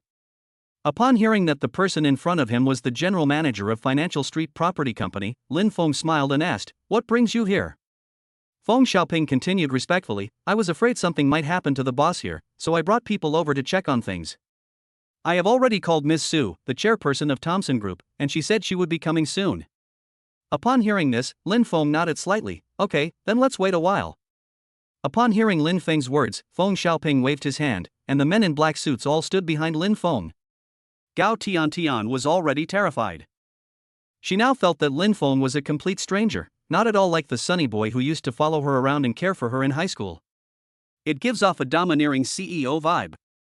At the same time, a trace of regret arose in her heart. If she had known how outstanding Lin Feng was, she would never have chosen to leave, even if it meant her death. Even if there were a chance to do it all over again. She wouldn't go to that party with her friends, and even if she did, she would never cheat on them. At that moment, she had an impulse to rush into the boy's arms and be her proud little princess. Not long after Feng Xiaoping and his group arrived, another convoy arrived outside. This time, the convoy was not as grand as when Feng Xiaoping arrived. There were only 2 cars in total. There was a Rolls-Royce in front and a minivan behind. As the vehicle stopped, Ms. Su got out with her niece, Su Xiaoya. Behind the 2 women were several bodyguards. Upon entering the sales office, Ms. Su's expression turned solemn upon seeing the scene before her. Her gaze swept around, and when she saw Feng Xiaoping standing respectfully beside Lin Feng, she already knew who the mysterious boss of Financial Street was. "Mr. Feng, is this your boss?" Ms. Su stepped forward and asked with a smile. When Lin Feng saw Ms. Su, the corners of his mouth curved slightly. "Are you the chairman of Thompson Group?" Upon hearing Lin Feng's inquiry, Ms. Su quickly extended both hands and said, "Hello, sir. I am Su Rong, the chairman of Thompson Group. It's a pleasure to meet you." Faced with Su Rong's outstretched hands, Lin Feng also extended one hand to shake hers, and then slowly said, "Chairman Su, I called you here today for no other reason than to ask if this is how your company's employees treat guests?" Chapter 55. This guy is definitely out of his mind. Faced with Lin Feng's question, Su Rong was somewhat confused. How does their company treat its guests? According to her understanding, the staff at the sales office have all undergone professional training. Each one was carefully selected and has never had any problems. Why would Lin Feng ask such a question? Su Rong then looked toward manager Hu in the distance. Upon seeing Su Rong's gaze, manager Hu was so frightened that his legs went weak and he almost knelt on the ground. "If I remember correctly, your name is Hu Day, right? Tell me, what exactly happened here, and why is this gentleman so dissatisfied?" When Hu Day heard Su Rong's question, he didn't know how to answer for a moment. He really didn't know how to explain it now he had already witnessed Lin Feng's grandeur. Even if he wanted to argue, he wouldn't have the guts. If he told the truth, Su Rong would definitely punish him severely. For a moment, Hu Day was speechless. Sitting there, Lin Feng couldn't help but sneer as he watched the scene. He wanted to see how Hu Day and Gao Tiantian would end up like this. In fact, given his current status, he no longer cares about petty people like Gao Tiantian and Hu Day. But these 2 really disgusted him, and if he didn't teach them a lesson, he wouldn't be able to vent his anger. When Su Rong saw Hu Day standing there hesitating, she knew that this person must have offended the Financial Street boss, and a glooming expression appeared on her face. Hu Day is incredibly audacious. Doesn't he know that even he can't afford to offend the boss of Financial Street? Because of his status, a single sentence from him could plunge the Thompson Group into utter ruin. Although Thompson Group amassed its fortune thanks to the Thompson Riviera property, it is nothing compared to the real tycoons. The real big shots are people like Lin Feng. Thompson Group may have some strength, but it's not even considered a top-tier company in Shanghai, let alone compared to Lin Feng, the owner of Financial Street. Isn't this just asking for trouble for the group? You tell me, what exactly happened here? Su Rong pointed and asked the female saleswoman who had previously served Lin Feng. The saleswoman had long disliked Gao Tiantian. Although Gao Tiantian had only been working for 2 days, she acted arrogantly and had been showing off in front of them quite a bit. Now that she has the opportunity, she naturally won't let it slip by. The saleswoman then told the whole story in detail, without exaggeration or concealment. After hearing the whole story, Su Rong's face turned ashen with anger. Her niece, Su Xiaoya, standing beside her, also looked angry. These people are utterly contemptuous. Don't they know how deep the waters are in Shanghai? Aren't they afraid of drowning in it? This is outrageous. You're utterly degenerate. How can the company have two parasites like you? If Mr. Lin hadn't called me here today, I wouldn't have known this would happen. Now I'm giving you two choices: either apologize to Mr. Lin and pack your bags, or wait for the group's legal department to sue you for causing losses to the group, Su Rong said angrily. Upon hearing Su Rong's words, Hu Dai was so frightened that he knelt down on the ground with a thud. He was really terrified. You should know that if Thompson really sued him on the grounds of damage to the group's interests, he might not be able to afford to pay the damages even if he went bankrupt. After thinking it over, Hu Dai did not hesitate at all and said loudly to Lin Feng, "Mr. Lin, I was wrong. Please forgive me this time. I will never dare to do it again next time." Faced with Hu Dai's pleas for mercy, Lin Feng calmly waved his hand, not bothering to argue with Hu Dai further. Once you've vented your anger on these petty people, there's no need to bother them anymore. Continuing to argue will only waste your time. However, what Lin Feng wanted to see most was Gao Tiantian apologizing to him. After begging for mercy, Hu Dai realized the problem and angrily said to Gao Tiantian, "What are you still standing there for? It's all your fault, you bitch. Now I have nothing left, are you happy? What are you still thinking about? Hurry up and apologize to Mr. Lin. If you don't satisfy Mr. Lin today, neither of us will have a good ending." Hearing Hu Dai's rebuke, Gao Tiantian shed tears of humiliation. Despite feeling resentful, they still chose to yield in the face of the prevailing trend. Then Gao Tiantian lowered her head and said through gritted teeth, "I'm sorry." Lin Feng glanced at her and said, "What did you say? I can't hear you." Upon hearing this, Gao Tiantian felt even more humiliated. She then suddenly raised her head and shouted loudly, "I'm sorry." After shouting those words, Gao Tiantian suddenly burst into tears, saying, "Lin Feng, I hate you. I will never forgive you in this lifetime." Gao Tiantian's sudden remark left everyone somewhat bewildered. Is this woman out of her mind?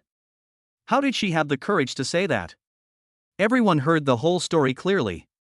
The feud between Lin Feng and her is not Lin Feng's fault at all, it was all caused by her. Lin Feng was just there to buy a house, but she started mocking and ridiculing him the moment they met. He even encouraged Hu Dai to call people over to kick him out. Every decision she made showed that she had no intention of giving Lin Feng any face. If it weren't for Lin Feng's powerful background, he might have been humiliated to death by Gao Tiantian today. Now that she has been humiliated, she actually said something like that, making it seem like she was the innocent one. Lin Feng also felt that Gao Tiantian must be mentally ill. What on earth is this woman thinking?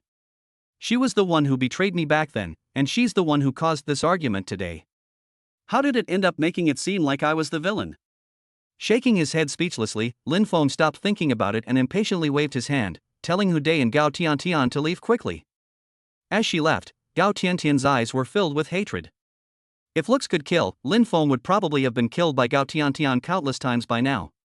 This was the first time Lin Feng had ever met a woman with such a narrow mind as Gao Tiantian. She was so petty that her heart was smaller than the tip of a needle. After Hu Dai and Gao Tiantian left, Su Rong, to express her apology for the poor hospitality, actually had her niece Su Xiaoya personally handle the business for Lin Feng. Su Xiaoya understood her aunt's meaning. She wanted her to take this opportunity to get to know Lin Feng. If Su Xiaoya can establish a good relationship with Lin Feng, then Thompson Group may have the potential to take another step forward in the future. The real estate market is already in decline and may collapse completely at any time. The reason it's still holding up now is because the government doesn't want it to fall apart. When the government gives up on the industry, the real estate sector will likely collapse instantly, and countless real estate companies will go bankrupt in an instant. During the house purchase, a system notification suddenly sounded in Lin Feng's mind. Chapter 56 Puji Pharmaceutical Group. Ding! Successful check-in at the Thompson Riviera sales office. The check-in reward is ownership of Puji Pharmaceutical Group. Puji Pharmaceutical Group? Lin Feng looked puzzled, wondering what the Puji Pharmaceutical Group was made of. Judging from the name, it should be related to the pharmaceutical industry, but the size of the industry is unknown. But he didn't know that he could have searched on Baidu. Lin Feng casually took out his phone and started searching for information about Puji Pharmaceutical Group on the web. After reading the information, Lin Feng couldn't help but feel slightly surprised. He hadn't expected that Puji Pharmaceutical Group's business would be so large. Puji Pharmaceutical Group is one of the top 10 pharmaceutical groups in the world. Puji has independently developed many well-known drugs, including many imported anti-cancer drugs. Puji Pharmaceutical Group not only develops drugs, but also has a chain of hospitals in major cities across the country. Within China, there are 3 chain hospitals in Beijing, Shanghai, and Shenzhen. Although there are only 3 hospitals in China, their annual revenue is astronomical. Moreover, Puji Pharmaceutical Group highly values traditional Chinese medicine. Especially within China, these 3 hospitals are staffed by renowned traditional Chinese medicine masters. The renowned traditional Chinese medicine doctors presiding over the event are all absolute authorities in the field of traditional Chinese medicine. In the hands of those renowned traditional Chinese medicine masters, countless high-ranking officials and nobles have been cured of their intractable diseases. Even many elderly wealthy people spare no expense to find renowned traditional Chinese medicine doctors to help them maintain their health. Several of China's most famous tycoons spend hundreds of millions of yuan on a month-long hospital stay to recuperate. However, the effects were also very significant. Under the treatment of traditional Chinese medicine by those renowned doctors, the body, which had been deteriorating, began to gradually improve. A wealthy 78-year-old man, who was already in his twilight years and had only a few years left to live, actually lived for more than 10 years longer thanks to the traditional Chinese medicine prescriptions given by renowned doctors. It was also by treating the wealthy that Puji Hospital gained a global reputation. Puji Pharmaceutical Group is not listed, but its preliminary valuation has exceeded 1 trillion yuan. The reason why Puji Pharmaceutical Group can have such a high valuation without being listed is because Puji Pharmaceutical Group has several drugs with extremely high value, which bring in huge revenue for Puji Pharmaceutical Group. It is this potential that allows it to obtain such a high valuation. And countless bigwigs in the medical field around the world have money in hand, ready to invest in Puji Medical when it goes public. Now that Lin Feng has acquired the Puji Pharmaceutical Group, he naturally won't go public to raise funds. What he lacks least right now is money, and he's already planning to develop more drugs to solve the problem of people's high medical expenses. Of course, even if someone were rich, they couldn't do this. Because this is a confrontation with the state, something ordinary people simply cannot do. But Lin Feng has the ability. Once he has developed further and has the resources to confront the country, he will implement his plan. Just after Lin Feng finished reviewing the information on Puji Pharmaceutical Group, Tang Shishir's paperwork was also completed. The house purchased for Tang Shishir is the penthouse in Thompson Riviera. A penthouse with an area of nearly 1,000 square meters. The total value is 500 million. The house cost over 300 million, but more than 100 million was spent on renovations. This penthouse was reserved by a wealthy overseas Chinese businessman who originally planned to return to China to live there after Thompson Riviera was built and renovated. However, due to some problems with his overseas business, the house has been left vacant. Later, when the wealthy Chinese man was unable to return to China, he entrusted the sales office to sell the property on his behalf. However, because the house was too expensive, no one ever bought it, and it has remained unsold ever since. Lin Feng happened to run into her and bought it for Tang Shishir. Although this house is extremely expensive, even among the most expensive in Shanghai, Lin Feng has no regrets about parting with it. To him, money is just a number now. Let alone a house worth 500 million, he could buy countless houses worth 5 billion. His current businesses generate tens of billions of dollars in net income for him every year. Spending 500 million yuan to buy a house for Tang Shishir is equivalent to an ordinary person giving their girlfriend a few yuan of pocket money. After completing all the formalities, Lin Feng said goodbye to Su Rong and then took Tang Shishir to the new house. Feng Xiaoping was also sent away by him. It's really too ostentatious for such a large group of people to follow him. Although having such a grand display around would be very enjoyable, Lin Feng still chose to keep a low profile. Of course, he'll just keep a low profile for now. When the time comes to be high profile, he'll still be high profile.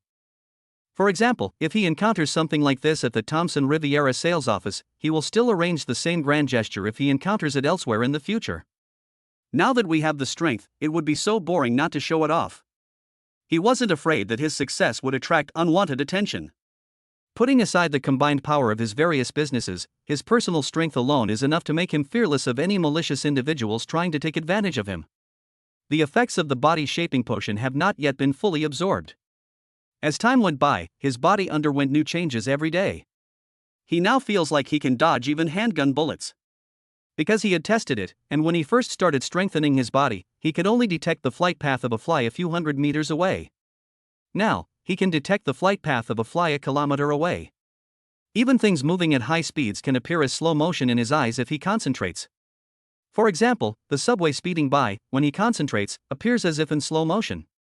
The discovery of these signs made Lin Feng realize that he was no longer an ordinary person. He is probably the only non-human being in the entire world. With such abilities, he naturally had no worries about being assassinated. The 5 people from Phnom Penh did not follow Lin Feng upstairs, but waited downstairs. Lin Feng and Tang Shishir arrived at their new house and were very satisfied with the luxurious decor and high-tech facilities. In this atmosphere, the two naturally couldn't avoid the celebration. But Lin Feng now is not someone that just anyone can handle. Despite Tang Shishir's best efforts, she only managed to satisfy Lin Feng to a very small extent. With rosy cheeks, Tang Shishir nestled weakly in Lin Feng's arms and said, "How are you so amazing? You almost killed me, do you know that?" Lin Feng smiled faintly and said, "Is that so? I really didn't know. How about I try again and see if I can really take your life?" "Ah, no way. I can't take it. Let me recover first." Tang Shishir was so frightened that she waved her hands repeatedly, afraid that Lin Feng would do it again. Lin Feng was just joking and naturally wouldn't actually do it. He knew that even 10 Tang Shishis might not be able to accomplish what he was doing. After chatting for a while, Tang Shishir fell into a deep sleep because she was too tired. Lin Feng didn't stay there either. Instead, he put on his clothes and left. Chapter 57: Going to the Rescue. After leaving Thompson Riviera, Lin Feng drove through the streets of Shanghai. Looking at the dazzling lights and vibrant nightlife around him, he couldn't help but sigh. Unexpectedly, he has undergone such a significant change in less than half a year. Looking at the bustling Lujiazui from afar, he never imagined that one day it would belong entirely to him. Countless people harbor dreams, gazing at Lujiazui and vowing to have a place there. But he simply took it for himself. Along the way, his car moved like a swimming fish, weaving through the bustling streets. They soon returned to their home in the Dan Palace. But when I was almost home, I ran into an acquaintance. That was a beautiful woman with large-rimmed glasses. She was none other than Lu Ruoshi, the newly crowned campus belle of Shanghai University. What a coincidence, we've met here again. Lu Ruoshi was also somewhat surprised to see Lin Feng. "Are you Lin Feng?" Sitting in the car, Lin Feng smiled and said, "I didn't expect you to still remember me." Lu Ruoshi nodded and said, "Of course I remember. How could I not know the most popular person in our magic university? By the way, are you all right now?" Lin Feng knew that Lu Ruoshi was referring to the incident where he hit the instructor, so he said, "It's all right now. The matter wasn't my fault to begin with. Once the investigation is completed, I'll naturally be fine."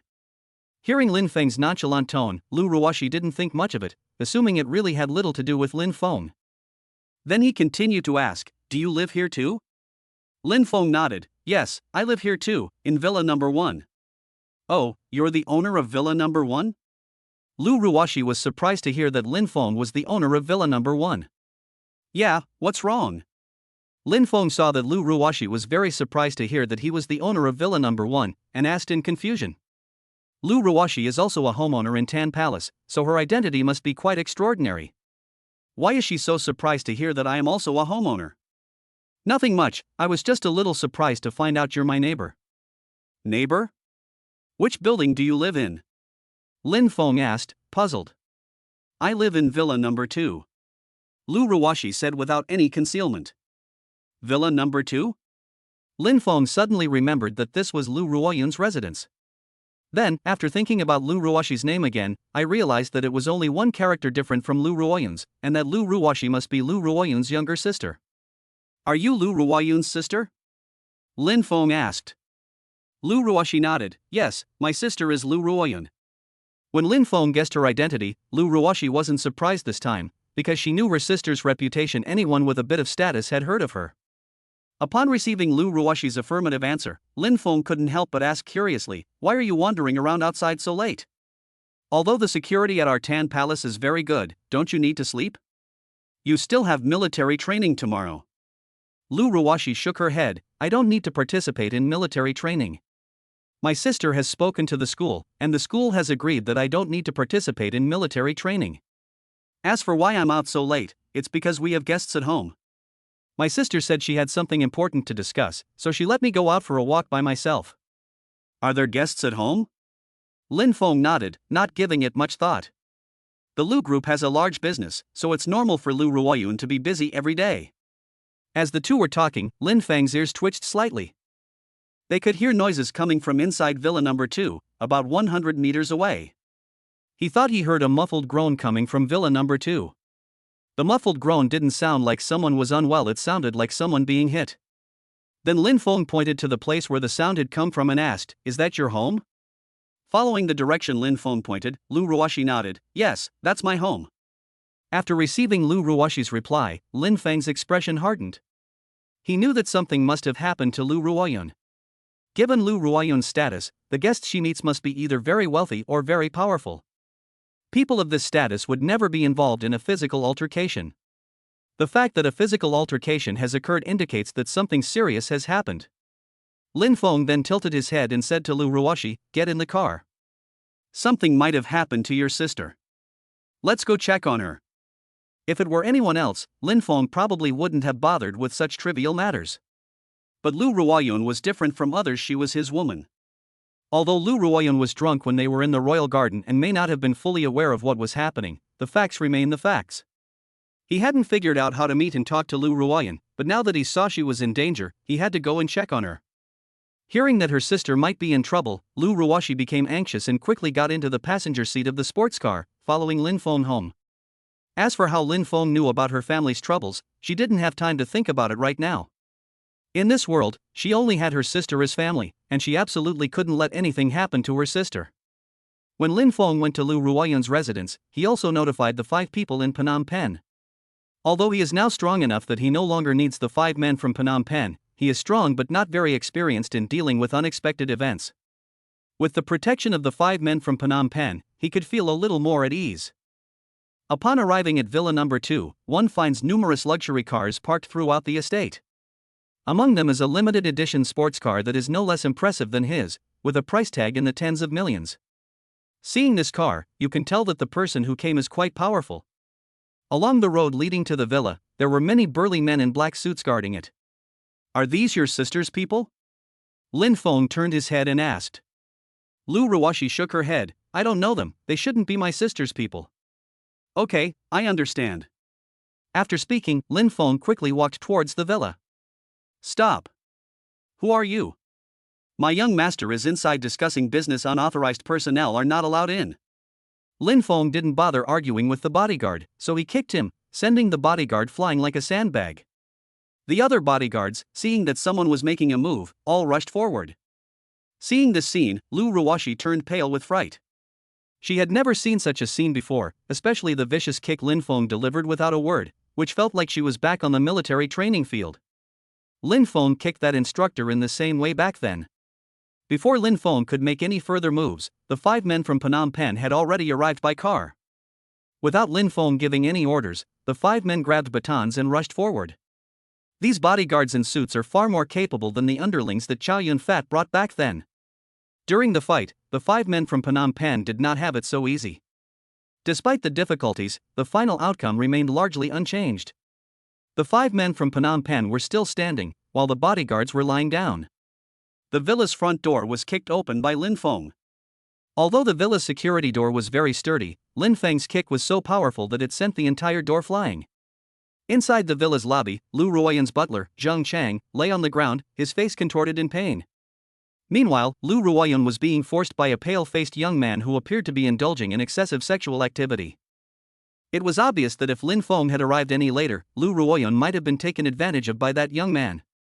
Lin Feng. Upon seeing Lin Feng appear at the door, Lu Ruoyun couldn't help but feel excited. Chapter 58. I'll break your legs.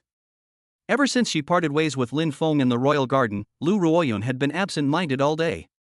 Although she drank a lot last night, she still had a vague recollection of what happened. Lin Feng's strong body remained vigorous and powerful throughout the night. She didn't know how long she and Lin Feng had been having a wild time, she only knew that she was so exhausted in the end that she finally fell into a deep sleep. Of course, if it weren't for Lin Feng, she wouldn't have so obediently let him take advantage of her. She is a smart woman, even smarter than Tang Shishir. Having experienced many things in her long career in the business world, she has long since learned how to make choices. Lin Feng is definitely the person the Lu family needs most. With Lin Feng protecting her, she believed no one would dare to mess with the Lu family again, and she could protect the Lu family's assets, preventing her parents' hard work from going to waste and becoming someone else's wedding dress. She already had ideas when Lin Feng first moved into Villa Number 1. However, before confirming her true strength, she did not rush to take any action. Later, after hearing from her younger sister Lu Ruoshi that Lin Feng had assaulted an instructor during military training, she wanted to test Lin Feng's true strength.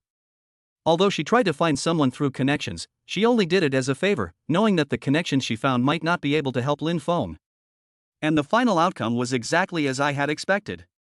The person he found didn't help much, but he later learned that Lin Feng had already left the police station. She knew then that Lin Feng's background was indeed not so simple. The fact that someone who messed with the military could walk out of the police station unscathed and without any punishment speaks volumes about the power behind them. After encountering Lin Feng at the Royal Garden Casino and learning his identity, she became even more certain of her feelings. The owner behind the Royal Gardens must have an incredibly powerful background. As a native of Shanghai, Lu Ruoyan knows the Royal Gardens very well. No matter how much the country cracks down on organized crime, the Royal Gardens remain unaffected at the very least. They must have connections with important figures in the capital. Later, after learning that Lin Feng had a close relationship with the Li family, she naturally didn't hesitate any longer and directly agreed to be with Lin Feng. She had originally planned to call Lin Feng when the Zhao family came today. But remembering the promise Li Shihan had made to her, she didn't rush to call Lin Feng, thinking that mentioning the Li family would intimidate the Zhao family. Unexpectedly, the young master of the Zhao family was so domineering that even her mention of the Li family couldn't intimidate him. He even tried to harm himself in his own home. Just when she was in despair and contemplating suicide and humiliation, Lin Feng appeared before her like a divine being descending from the heavens. Zhao Lei, the young master of the Zhao family, was furious when he saw Lin Feng rushing in. How could he possibly be happy when his good deed was ruined? Damn it, who the hell are you? How dare you interrupt my good time? I'll make sure you're dead before I'm done with this. Faced with Zhao Lei's threat, Lin Feng remained calm, with only a faint chill emanating from him. You'd better stay away from her, or I'll break your legs. Upon hearing this, Zhao Lei couldn't help but burst into wild laughter. Since he was born, no one has ever dared to say they would break his legs.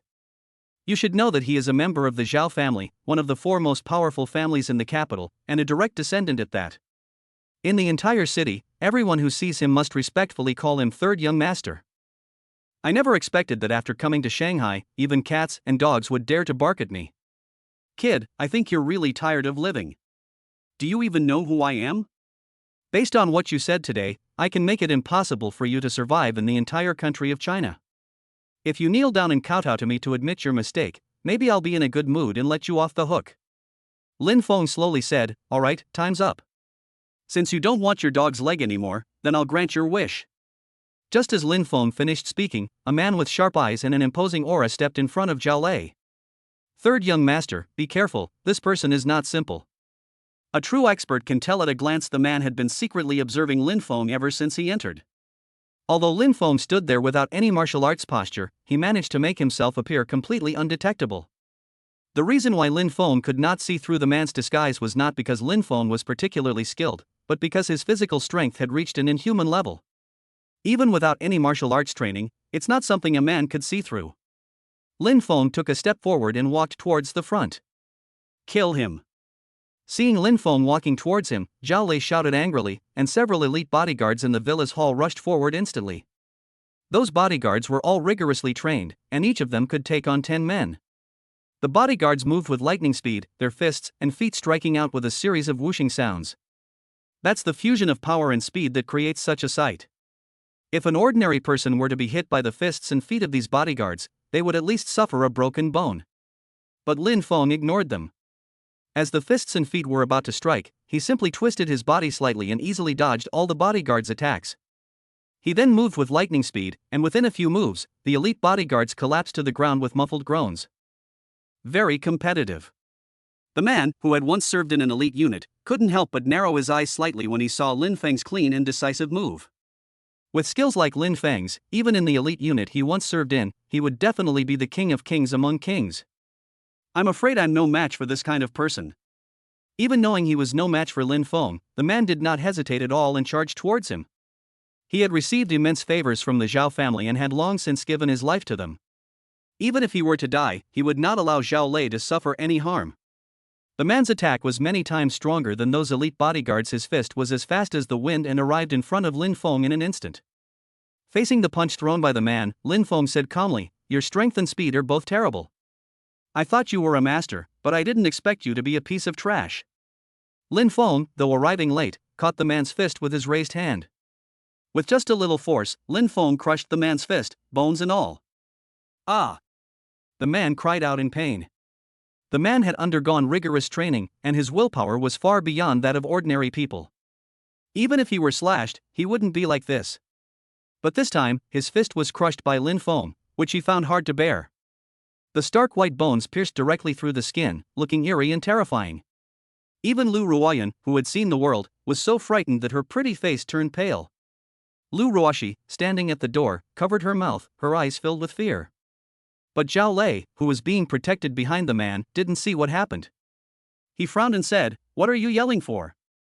You scared me. Hurry up and deal with him, or you'll ruin my good time." Before Zhao Lei could finish speaking, the man was sent flying backward, and Zhao Lei behind him was also knocked several meters away. If Lu Ruoyan, who was sitting on the sofa, hadn't reacted quickly, she probably would have been implicated. The man and Zhao Lei tumbled off the sofa. After he came to a stop, the man was too weak to stand up, and his forehead was covered in cold sweat. At this moment, Zhao Lei finally realized what had happened.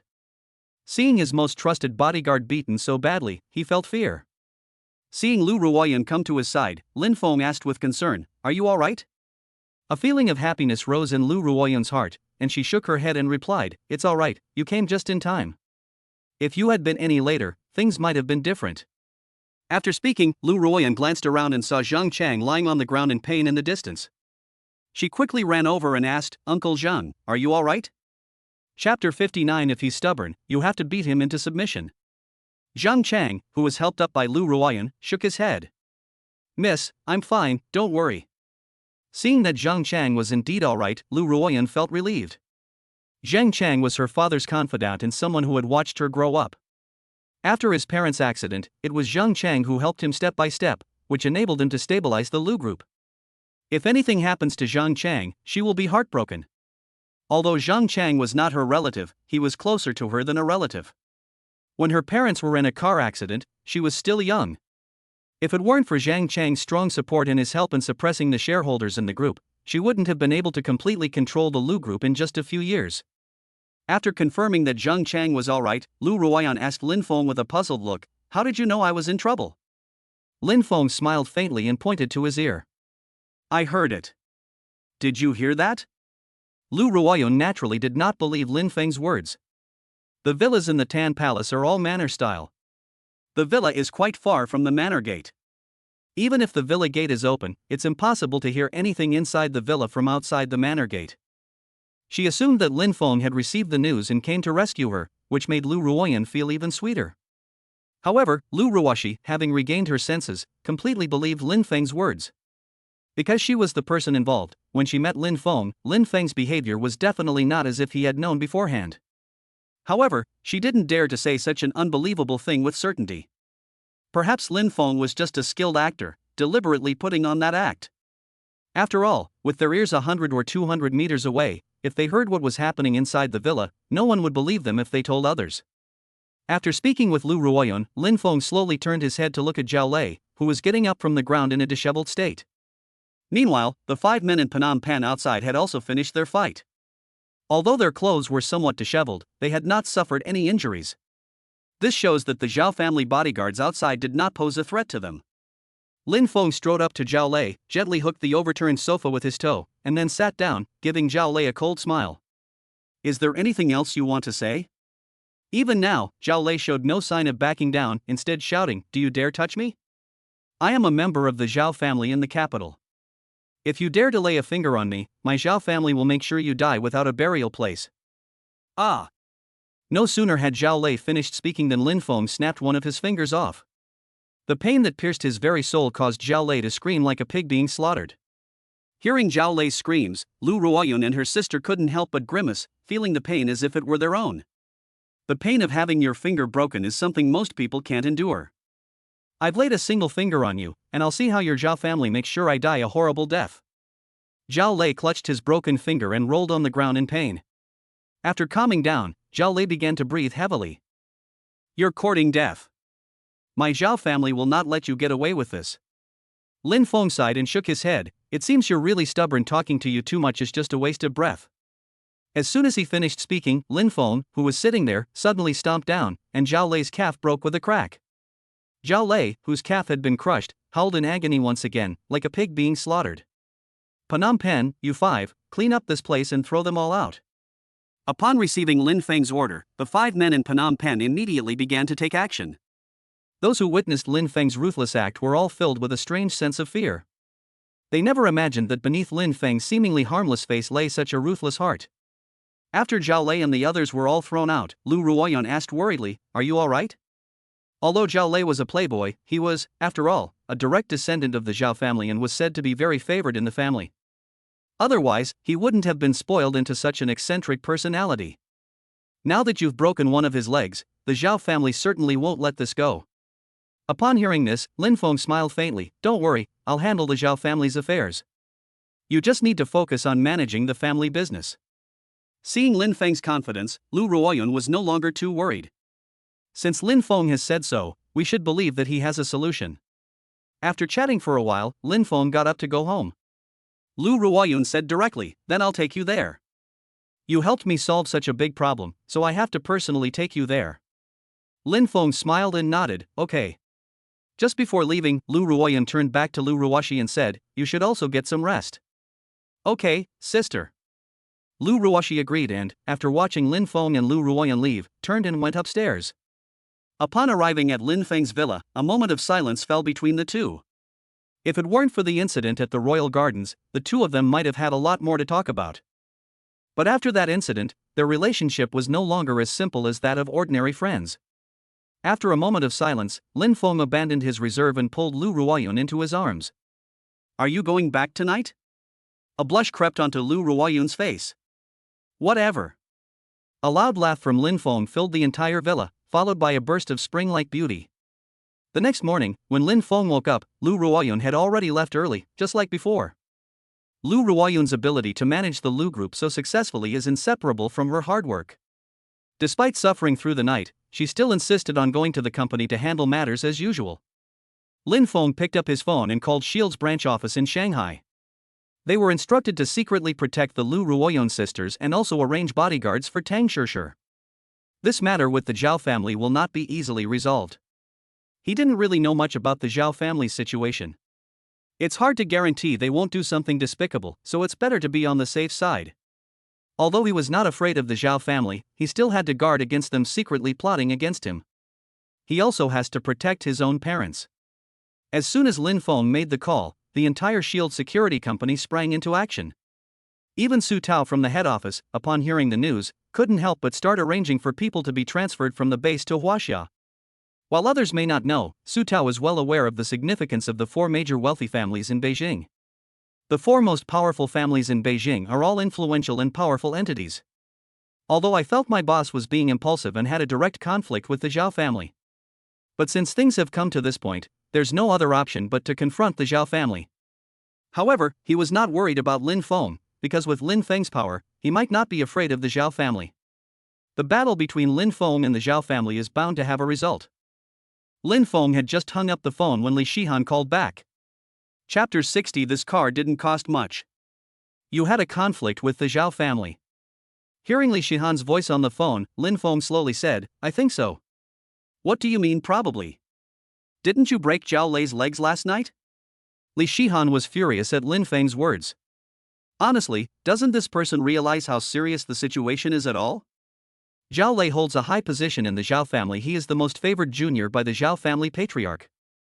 Now that Lin Feng has broken Zhao Lei's leg, the Zhao family will definitely be furious, and the consequence will be that the Zhao family will retaliate fiercely. Although the Li family had an advantage over the Zhao family, they were not absolutely certain that they could subdue the Zhao family. The conflict between Lin Feng and the Zhao family foreshadows the start of a struggle between the Li and Zhao families. You already know all this, why are you asking me? Don't worry, I only broke Zhao Lei's leg, I didn't kill him. Lin Feng spoke casually, but Li Shihan on the other end of the phone turned ashen-faced, furious at Lin Feng's attitude. Finally, with no other choice, Li Shihan could only grit her teeth and say, "I'm really impressed by you."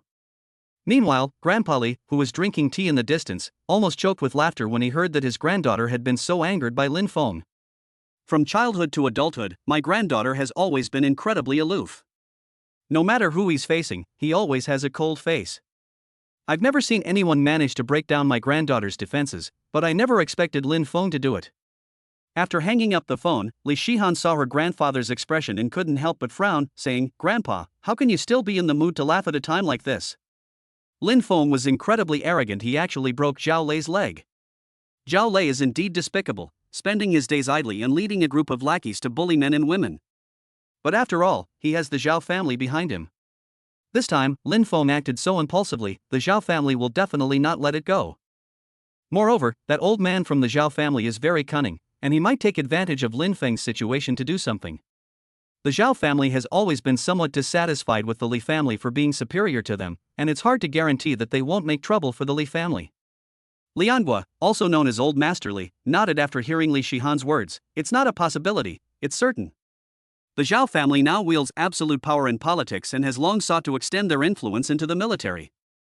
If I hadn't kept a close eye on things all these years, the Zhao family would have succeeded long ago. The Zhao family members are wicked and must not be allowed to wield too much power, otherwise they will only harm the country and its people. This is also an opportunity. I haven't played a game of chess with that old guy in a long time. I'll take advantage of Lin Feng's situation to have a good game with him." Hearing her grandfather's words, Li Shihan said worriedly, "Grandpa, you are getting old now. Wouldn't it be better to take good care of your health? I'm afraid your body can't handle all the scheming and backstabbing with that old man from the Zhao family." Lianhua shook his head. "It's all right, my body can still handle it. The election for the leader is coming up soon, and I have to step in and put this old guy in his place, otherwise he'll really think I'm no good." Looking at her grandfather's resolute face, Li Shihan didn't try to persuade him any further. She knew her grandfather's personality. Once he made a decision, he would never go back on it. "Okay, Grandpa, you're about to go out on a mission. Please take care of yourself at home." Upon hearing his granddaughter's words, Lianhua's expression turned serious. He said, "Remember, I want you to come back safely. You are the only heir left in our Li family. If anything happens to you, I will truly be all alone. Grandpa, don't worry, I will definitely come back safely." Meanwhile, in Shanghai. After hanging up the phone with Li Shihan, Lin Feng stretched on the bed before slowly sitting up. Just then, a system notification sounded in my mind. Ding! Bedroom check-in successful. Check-in reward is a limited edition Bugatti Night Voice sports car, worth 120 million. Upon hearing about the system's sign-in reward, Lin Feng's eyes lit up. Unexpectedly, after receiving a Lamborghini Veneno on his first sign-in, he ended up owning another supercar. He still knew about the Bugatti Night Sound, because he used to look at luxury car rankings online quite often. I also know the price of the Bugatti Black Sound. It's a sports car worth over 100 million. A car represents the entire fortune of many wealthy individuals. Lin Feng then entered the garage shirtless. Seeing the Bugatti Black Night Siren sitting there quietly, I couldn't help but start to appreciate it. This supercar is absolutely top-notch in the world, both in terms of appearance and performance. I got into the car, started it up, and tested the engine sound. It was exhilarating. He then drove his sports car out of the garage. Inside the manor, the 5 people from Phnom Penh had already gotten up early to exercise. The 5 people from Phnom Penh were all stunned when they saw Lin Feng drive the Bugatti Blackout out of the garage. Wood, who especially loves cars, was completely frozen in place after seeing the Bugatti Black Sound. Holy crap, is that the Bugatti Night Sound? I actually saw it with my own eyes. Suddenly, the wooden figure, which had been frozen in place, began to shout loudly. This shout startled all 4 people in Phnom Penh. Shui frowned and scolded, "Wood, are you sick? Can you stop yelling all of a sudden? You startled me, you know?" Wood didn't react to Shui's scolding at all.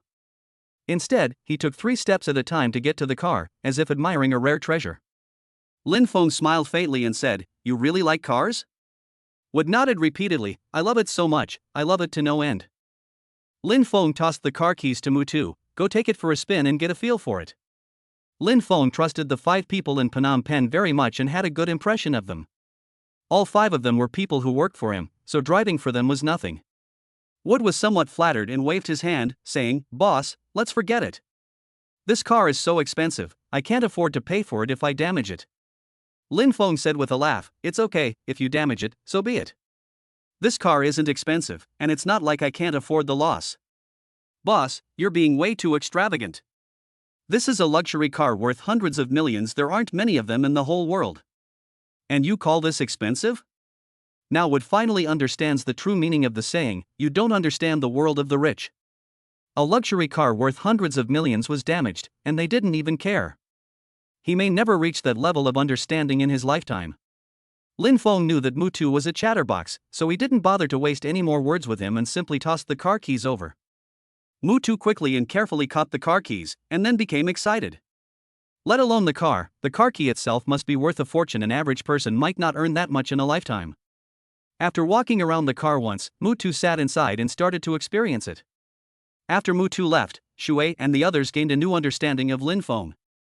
It seems this boss is a good person. Besides being ruthless, he is also a warm-hearted man who cares about his subordinates. Chapter 61: The End of the Qin Family. Lin Feng, feeling utterly bored, sat upright in the villa's manor.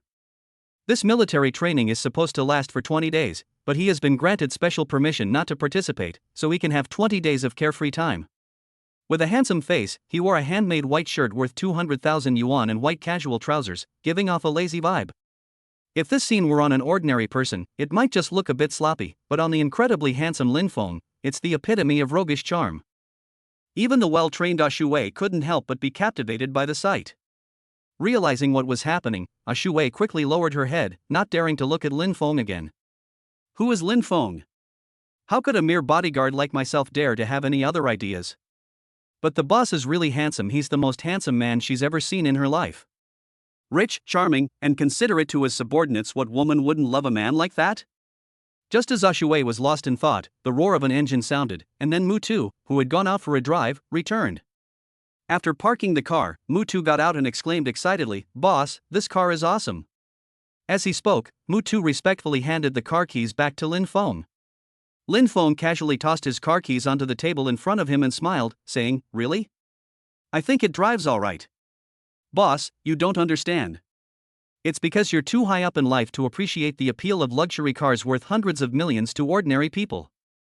Lin Feng remained non-committal. His mental state had already reached an extremely powerful level under the impact of the system. Perhaps, as Mutu said, luxury cars worth hundreds of millions no longer hold much appeal for him. Just then, Feng Xiaoping called. As soon as the call connected, Feng Xiaoping respectfully said, "Boss, we've investigated the information on Zhao Ming and his group. 2 of them have companies located on our financial street. I've already driven them all away, and I've also warned them that no one will do business with them anymore. Their companies should go bankrupt in a few days." Hearing Feng Xiaoping's words, Lin Feng nodded slightly. He's been busy with other things these past few days and hasn't paid any attention to Zhao Ming and the others. Now that we have the time, we naturally need to let Zhao Ming and his ilk know the consequences of offending us. He said he would make Zhao Ming and his associates come to his door to apologize. He would certainly not break his promise. Lin Feng then made another call, this time to the headquarters of Douyin. They directly instructed Yang Yinhua to guide public opinion, control traffic, and attack Qin's jewelry. In a short time, various negative opinions about Qin's jewelry emerged one after another on Douyin. It didn't take long for Qin's jewelry stock price to plummet, and its market value of tens of billions of yuan was halved in an instant. This incident made Qin's jewelry uneasy. An emergency shareholders meeting was convened, and the board members began to discuss countermeasures. But before they could finish their meeting, they discovered that someone in the stock market was trying to sabotage them again, and the stocks that had fallen in price were being bought up in large quantities. Even many shareholders in the meeting received unfamiliar phone calls from an acquisition team. After taking a few phone calls, the directors looked up at the chairman, the head of the Qin family, and then hurriedly stood up and left. Upon witnessing this scene, the chairman and head of the Qin family felt a sense of foreboding. Sure enough, his worries were not unfounded, as he soon received news that all the shares held by the company's directors had been acquired by someone else. Qin's jewelry was originally a family business, but after several rounds of financing to raise funds through an IPO, it has been diluted to almost nothing and no longer has absolute control. Now all the directors and the scattered shares in the stock market have been bought up. If those shares are concentrated in one person, he will lose control of Qin's jewelry. Qin Guiyuan, who was sitting at home feeling uneasy, suddenly received something he least wanted to happen. All the shareholders and individual shareholders in the stock market were acquired by one person. That person controls 60% of Qin's jewelry shares.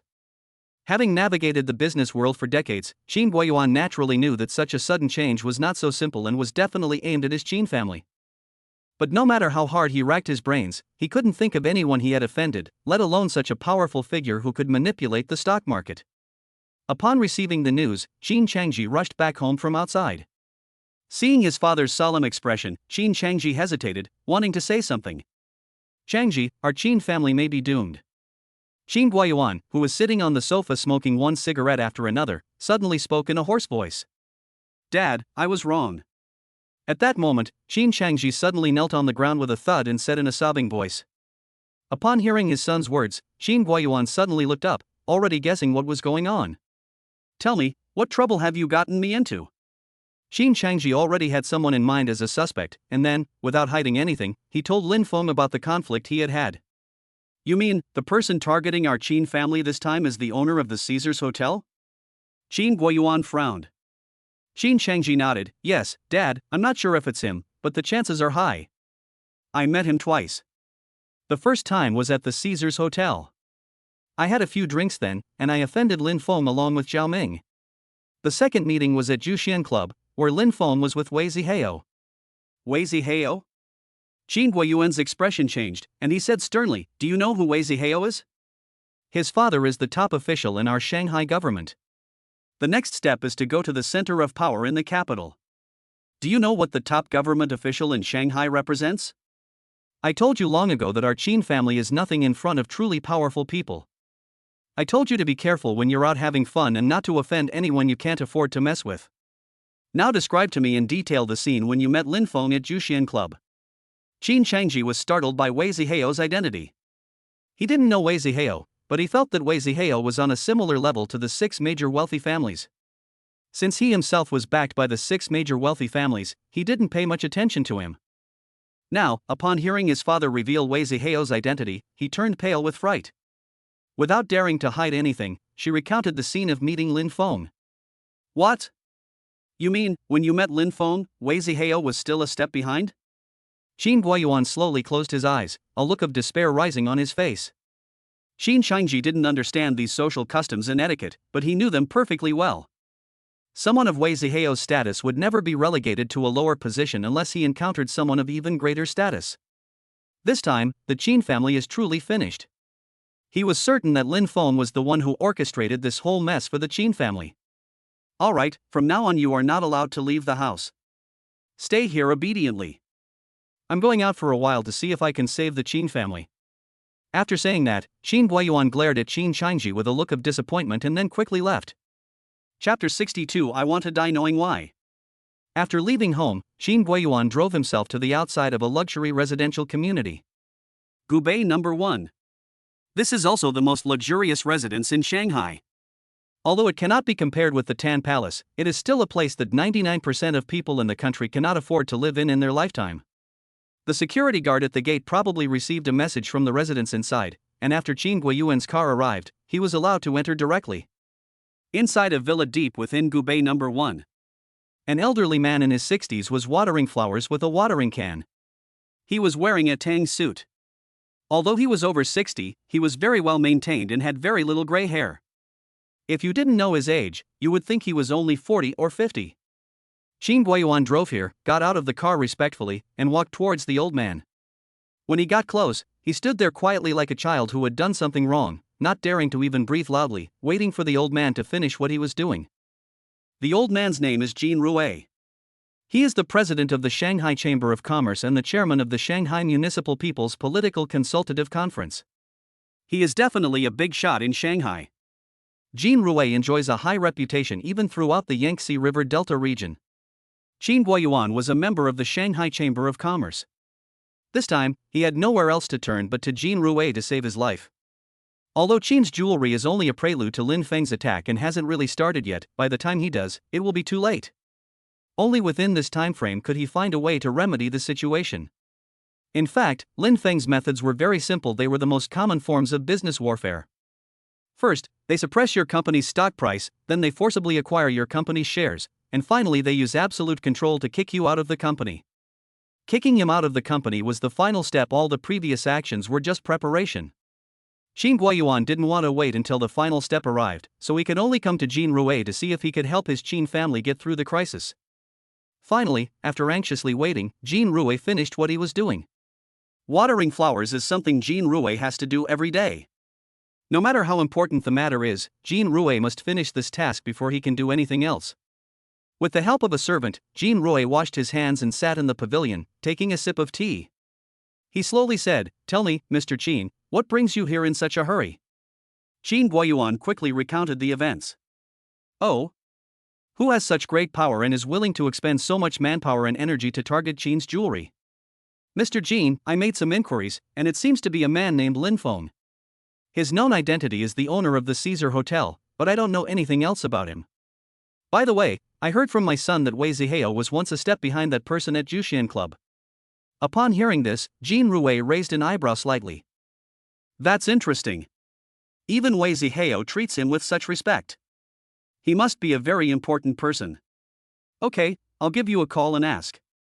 After all, you're a member of our Chamber of Commerce, so I'll help you if I can." Jin Rui then used his connections to inquire about Lin Feng's identity. But as time went by, after hearing the information his men had gathered, Jin Rui lost his composure and calmness, and even broke out in a cold sweat. After hanging up the phone, Jin Rui took a deep breath, glanced at Qin Guoyuan, and slowly said, "Go back. I can't help you with this. Also, you absolutely cannot tell anyone that you came to see me, or don't blame me for being impolite." President. Seeing Jin Rui's attitude before and after, Qin Guoyuan's heart sank to the bottom. "President, please let me die knowing why. Can you tell me who that person was?" Jin Rui said slowly, "Since you want to know so much, I might as well tell you. I don't know what that person's background is, but from the information I received, I know what forces are targeting your Qin family. Financial Street is the one targeting your Qin family's stock market. The company behind Douyin TikTok was the one that manipulated public opinion to suppress its stock price. Do you know what these two forces represent?" Douyin may not be scary, after all, it is a newly emerging giant in recent years, but you should know what Financial Street represents. To put it simply, if Financial Street wanted to do it, it could influence half of China's financial system. Since the founding of the People's Republic of China, Financial Street has been a participant in every financial crisis. How can your Qin family survive this time? The only thing I can tell you is that you must go and beg that person for forgiveness. Only if that person lets you go can your Qin family survive." Qin Guoyuan was already in despair, so he nodded and said, "Thank you for your guidance, Chairman. I'll give it a try." After saying this, Qin Guoyuan left dejectedly, looking as if he had aged more than 10 years in that instant. After the Qin state had gone far away, a beautiful girl with a youthful spirit walked towards them from afar. "Grandpa, who is this person?" The little girl's name is Jean Linger, and she is Jin Rui's granddaughter. Jin Rui has 5 grandsons and 1 granddaughter. Jean Linger is Jin Rui's youngest granddaughter and his most beloved junior. This man is now the chairman of a company worth tens of billions, but after today, he may be penniless. Ah? How is this possible? How can the chairman of a multi-billion-dollar company suddenly become penniless in a single day? Jean Linger covered her mouth and exclaimed in surprise. In her mind, industries with a market value of tens of billions are like unicorns. How could they just disappear like that? Jin Rui smiled and shook his head, so this is the cruel reality of the business world. You might be riding high one day, but the next moment you could have nothing left. Jin Rui didn't talk to Jean Linger about these issues in detail, but simply gave her a brief explanation of the harsh realities of the business world. By the way, Linger, the annual financial banquet in Shanghai is in a few days. This banquet is very grand. The organizer is the top political figure in Shanghai. You should dress up nicely for the occasion. Grandpa will take you to meet some talented young people. You've just returned to China, so you should expand your network. Jean Linger nodded. Okay, Grandpa, don't you know how outstanding your granddaughter is? I have 2 master's degrees, you know. Just watch how your granddaughter performs. As she spoke, Jean Linger wore a confident smile. Meanwhile, when Qin Guoyuan returned home and saw a room full of people, his face darkened even more. Because these people were all Qin Changji's cronies and their families whom he had made outside. Zhao Ming's father, Xiao Yuan's father, and so on. There were 20 or 30 people in the room, all of whom were once wealthy and powerful. But now those rich people are about to be dethroned and left with nothing. Chapter 63. Did he only realize his mistake after hitting a brick wall? Chairman Qin, I heard you went to see Master Jin. What did Master Jin say? Can he help us get through this difficult time? The father of a wealthy second-generation heir, upon seeing Qin Guiyuan return, immediately asked. Qin Guiyuan, however, had already lost his temper and started cursing without any regard for his image. Ferry your mother's crossing. Master Jin is going to make you all wait to die. As he was speaking, Qin Guiyuan saw Zhao Ming, the instigator who had dragged his son into this mess. Enraged, he kicked Zhao Ming, sending him sprawling. Seeing his son being beaten, Zhao Yong asked with a grim expression, Chairman Qin, what do you mean by this? We all came to you to discuss countermeasures, how could you hit people for no reason? After venting his anger, Qin Guiyuan said coldly, hitting someone for no reason? Do you know that it was your son who got us all to this point? If he hadn't offended Lin Feng for the sake of a woman, how could we have ended up like this today? As soon as Qin Guiyuan finished speaking, everyone's eyes turned to Zhao Ming and his son. Faced with the gazes of everyone, Zhao Ming and his son turned pale with fright and dared not utter another word. Qin Guiyuan slowly said, all right, let's not discuss the matter between the father and son for now. The most important thing now is to figure out how to get Lin Feng's forgiveness. At this moment, Qin Changji and the other rich kids all thought of something and quickly told Lin Feng about asking them to come and apologize. The reason we didn't say anything before was because they were all people of status, and it would be too humiliating for them to go and apologize in person. No one was willing to do it. The situation is so dire that they have no choice but to tell the truth. Hearing that Lin Feng had given them a chance back then, but they had missed it, everyone was filled with regret. But these people didn't consider that when they were still in power, how could they possibly agree to this news? Only when they are driven to despair and realize the strength of their opponent will they understand how hard won the opportunity is. Does anyone know where Lin Feng lives?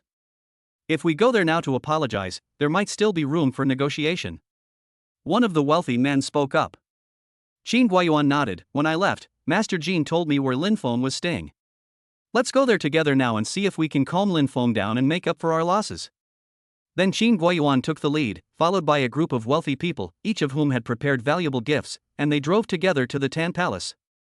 When everyone heard that Lin Feng lived in Villa No. 1 of the Tan Palace, their legs went weak with fear. If they had known earlier that Lin Feng lived in Villa No. 1 of the Tan Palace, they wouldn't have dared to offend him even if they had 10 lives. They knew all too well the significance of living in Villa No. 1, Tan Palace. Even if their net worth were increased tenfold, they still wouldn't be qualified to live in the Tan Palace, let alone Villa No. 1. On the way, Qin Changji and the other rich kids were all reluctant to lower their heads, feeling that going to apologize was too humiliating. But they were helpless. Lin Feng was putting immense pressure on their family, and if they didn't apologize, they would never be able to continue living the life of rich kids and indulging in a life of pleasure. Outside the Tan Palace, Qin Guiyuan and his entourage arrived. The security guards at the gate didn't care who they were, they wouldn't let them through without permission. Upon receiving the news, Chen Xingya, the general manager of the property management company, also arrived at the entrance of the Tangong Villa district with her team. The property management staff were surprised to see the group of wealthy people looking so anxious and aggrieved. But after learning that these people had all come to find Lin Feng, the owner of Villa No. 1, the crowd began to understand. It's normal for the owner of Villa No. 1 to be able to make these wealthy people bow down. Chen Xingya took out her phone and called Lin Feng. Hello, is this Mr. Lin? On the other end of the phone, Lin Feng heard Chen Xingya's voice say, yes, it's me. Mr. Lin, this is what happened. A lot of people have come to our villa area. They said they came to apologize to you. Should we let them in? Lin Feng's lips curled slightly when he heard Chen Xingya's words. He had already guessed who those people were, and said calmly, let them in. Only after obtaining Lin Feng's permission did Chen Xingya allow Qin Guiyuan and the others to pass. Still feeling uneasy, Chen Xingya summoned a large number of security personnel to Lin Feng's residence to ensure his safety. She knew that Lin Feng's villa had no security personnel, not even a single servant. Judging from these people's appearance, they didn't seem to be there to discuss cooperation. In case something happened, she wanted to bring some people over to protect them. Inside Villa No. 1 of the Tan Palace, Lin Feng sat casually in the manor, while Shui took on the role of a nanny, brewing him tea. Just as I finished my drink, I saw Qin Guoyuan and his group walking towards me from afar. Upon entering the manor, Qin Guoyuan and his entourage were all awestruck by the magnificence of the Tan Palace. In Shanghai, where land is incredibly valuable, owning such a large estate demonstrates exceptional wealth and status. Upon seeing Lin Feng sitting there, everyone was even more shocked. This person was too young, unbelievably young. At such a young age, he possessed such terrifying strength they dared not even imagine what kind of family Lin Feng's family must be behind him. After Qin Guoyuan and the others approached Lin Feng, Chen Xingya arrived with a group of security guards and protected Lin Feng. They can react immediately to any unexpected situation. Of course, Chen Xingya was unaware of the existence of the Phnom Penh Five. When she saw the Phnom Penh Five, Chen Xingya was somewhat curious about who these people were. Judging from their attire, they should be bodyguards or something similar. Upon approaching, Qin Guoyuan was the first to speak. "Hello Mr. Lin, I am Qin Guoyuan, the chairman of Qin's Jewelry. I heard that my son offended you, so I brought him here today to apologize. I hope that you, Mr. Lin, will be magnanimous and forgive him this time." After speaking, Qin Guoyuan placed a gift box on the table. When he opened it, it turned out to be a piece of jade worth tens of millions of yuan. That jade has been sculpted by a master carver into a lifelike Buddha statue. "This is just a small token of my appreciation, Mr. Lin. Please accept it with a smile." Since Qin's Jewelry is in the jewelry business, the gifts they give out are naturally jewelry. Lin Feng glanced at the jade Buddha indifferently and said slowly, "The item is not bad. If it had been earlier, perhaps this matter would have been left as it was. But now that you've hit a brick wall, it's a bit too late to repent. I spent so much time and effort to make you realize your mistakes, and you offer such a cheap gift as an apology? Do you think I, Lin Feng, am easy to bully or easy to fool?" Chapter 64 Qin Changji's Breakdown. Upon hearing Lin Feng's words, Qin Guoyuan and the others were speechless, unsure how to respond. "Lin Feng, do you really want to drive us to our deaths? My father and the others have already followed your instructions and come to apologize in person. What more do you want from us? Do you really want us to die in front of you?" The older generation, including Qin Guoyuan, were able to remain calm and endure Lin Feng's humiliation. But Qin Changji couldn't contain his anger and couldn't help but question him. Upon hearing Qin Changji's words, Qin Guoyuan and the others all changed their expressions. Chen Xingya and the 5 people from Phnom Penh all raised their eyebrows and looked at Qin Changji in surprise. This young man really has no cunning at all. At this moment, the most important thing to do is to lower your stance, hold your breath, and extinguish Lin Feng's anger, right? Your sudden questioning is just adding fuel to the fire. Lin Feng, who was sitting there, couldn't help but smile. This Qin Changji is really funny. I can break his defenses with just a casual remark.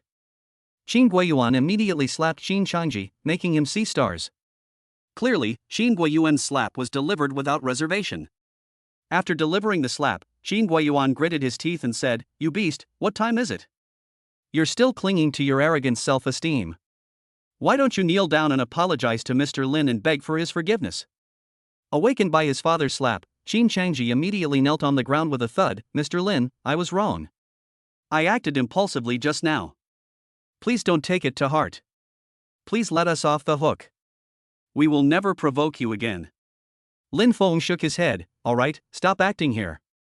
My time is precious, and I'm too lazy to waste words with you. Take everything you brought back. As for whether you survive this ordeal, that depends on your own fate and abilities."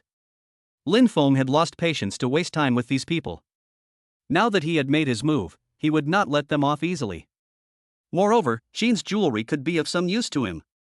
He didn't have any businesses related to jewelry yet, and if he could manage it well, he might be able to make a lot of money from it. Although he is not short of money now, who would complain about having too much money? Moreover, the Qin family's jewelry business is quite large, so it would be better to give it to his own woman than to return it to the Qin family. "Mr. Chun, could you please see my guest out?" Chen Xingya received Lin Feng's order and led a group of security guards to drive Qin Guoyuan and his group away. Although Qin Guoyuan and the others wanted to persist, they had no choice but to give up after seeing the unfriendly looks from the security guards. The property management company of a place like Tan Palace is not to be trifled with. They couldn't afford to offend Lin Feng, and they couldn't afford to offend the property management company of Tan Palace either. In the end, he could only leave in despair, returning home to await his final judgment. Qin Guoyuan and the others knew that they had no chance to turn things around this time. They could only think of a way out, minimize their losses, and save some money for the rest of their lives. After everyone left, Lin Feng thought for a moment. Since he didn't have anything else to do today, he decided to go buy some things to furnish the villa. Thinking about this, Lin Feng realized that it wouldn't be enough for him to live alone in the villa, he would need some servants and nannies. He then picked up the phone and called Feng Xiaoping. Tell him to contact a recruitment company to see if they can find him some suitable maids and nannies. As for security personnel, he simply had Shield send someone. Just as I arrived at the entrance of the villa area in my Bugatti Black Knight, I saw Chen Xingya walking out of the property management office building. Chen Xingya and he had some acquaintance, so Lin Feng stopped the car and greeted her. Upon seeing Lin Feng's car, Chen Xingya's eyes lit up, and she smiled and asked, "Mr. Lin, is this your new car?" Lin Feng nodded and said, "Yes, it was just shipped back from abroad." "Mr. Lin, let me register your car. Otherwise, it might be a bit troublesome for you to drive this car in and out of the villa area." "Okay, then I'll leave it to Mr. Chen." Lin Feng nodded in agreement. Chen Xingya didn't need to go in person, she could simply call the registration office. After hanging up the phone, Chen Xingya asked curiously, "Is Mr. Lin going out?" Lin Feng slowly said, "Well, I'm going out to buy some things. There aren't any daily necessities in the villa. I happen to have nothing to do today, so I thought I'd go and buy some. By the way, Mr. Chen, do you know which supermarkets in Shanghai have a wide variety of goods and good quality?" Chen Xingya thought for a moment and said, "Mr. Lin, the products in supermarkets are all pretty much the same, but if you're looking for better quality, I recommend City Super Supermarket." City Super? Lin Feng looked puzzled. He wasn't from Shanghai, he was here to study, and this was his first time in Shanghai. He had no idea what this supermarket was. Seeing Lin Feng's puzzled look, Chen Xingya couldn't help but say, "Mr. Lin, do you not know that supermarket? How about I take you there?" Lin Feng nodded, "Yeah, I really don't know what that supermarket is. I only came here because the university I applied to is in Shanghai." "Is Mr. Lin not from Shanghai?" Chen Xingya was invited by Lin Feng to sit in the passenger seat. While fastening her seatbelt, she asked curiously. Lin Feng restarted the car and replied, "Yes, I'm not from Shanghai. My hometown is in northeast China." Although Chen Xingya was surprised to learn that Lin Feng, a man with such a powerful background, was not a local of Shanghai, she did not dare to underestimate him at all. A college freshman can afford to buy a villa in Tan Palace No. 1. With such a background, it doesn't matter where he is from. "By the way, Mr. Chen, it looks like you're about to go out. Wouldn't it take up your time if you came with me to the supermarket?" Lin Feng asked. Chen Xingya glanced at her watch and said slowly, "There's still time. It's nothing serious for me. I'm just getting off work at noon, so I'll go pick up the kids." "Mr. Chen, do you have children?" Lin Feng was somewhat surprised, he couldn't see any signs that Chen Xingya had given birth. Chen Xingya is very beautiful and has a great figure. Wearing a professional bodycon work uniform, she gives off the feeling of a capable and strong woman. Judging from her appearance, she looks to be only 27 or 28 years old. I didn't expect she already had a child. "Of course I have children. I came to Shanghai to work when I was 18, and later I got married to someone else, but this marriage is really hard to describe." Lin Feng nodded slightly and didn't ask any further questions. He didn't want to pry into other people's family matters, lest he embarrass them. Following Chen Xingya's directions, the two drove to the supermarket. Being known as the most expensive supermarket in Shanghai, the items inside are naturally quite pricey. A bottle of vinegar in the residential area costs 5,000 yuan. Lin Feng realized that his wine cellar was empty except for a few bottles that Lu Ruoyun had given him, so he started browsing the wine shelves in the supermarket. Thinking that his wine cellar at home was too big, he didn't pick out each item one by one. Instead, he called the stock clerk and asked him to bring him one bottle of each of the good wines in the supermarket. The stock clerk was stunned, she had never seen such an arrogant customer before.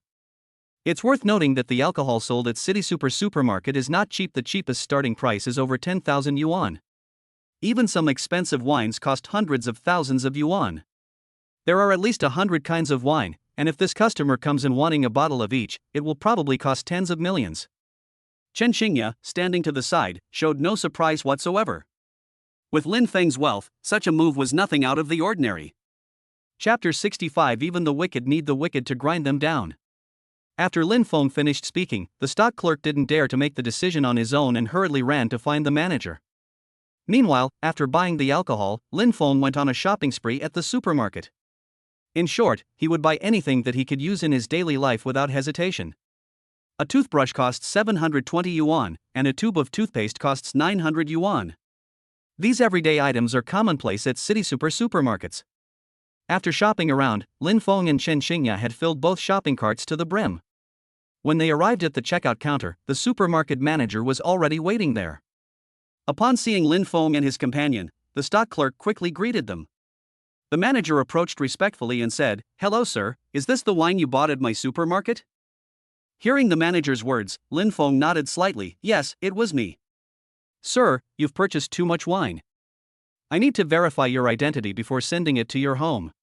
Lin Feng nodded. "Okay, then send all the things I bought over.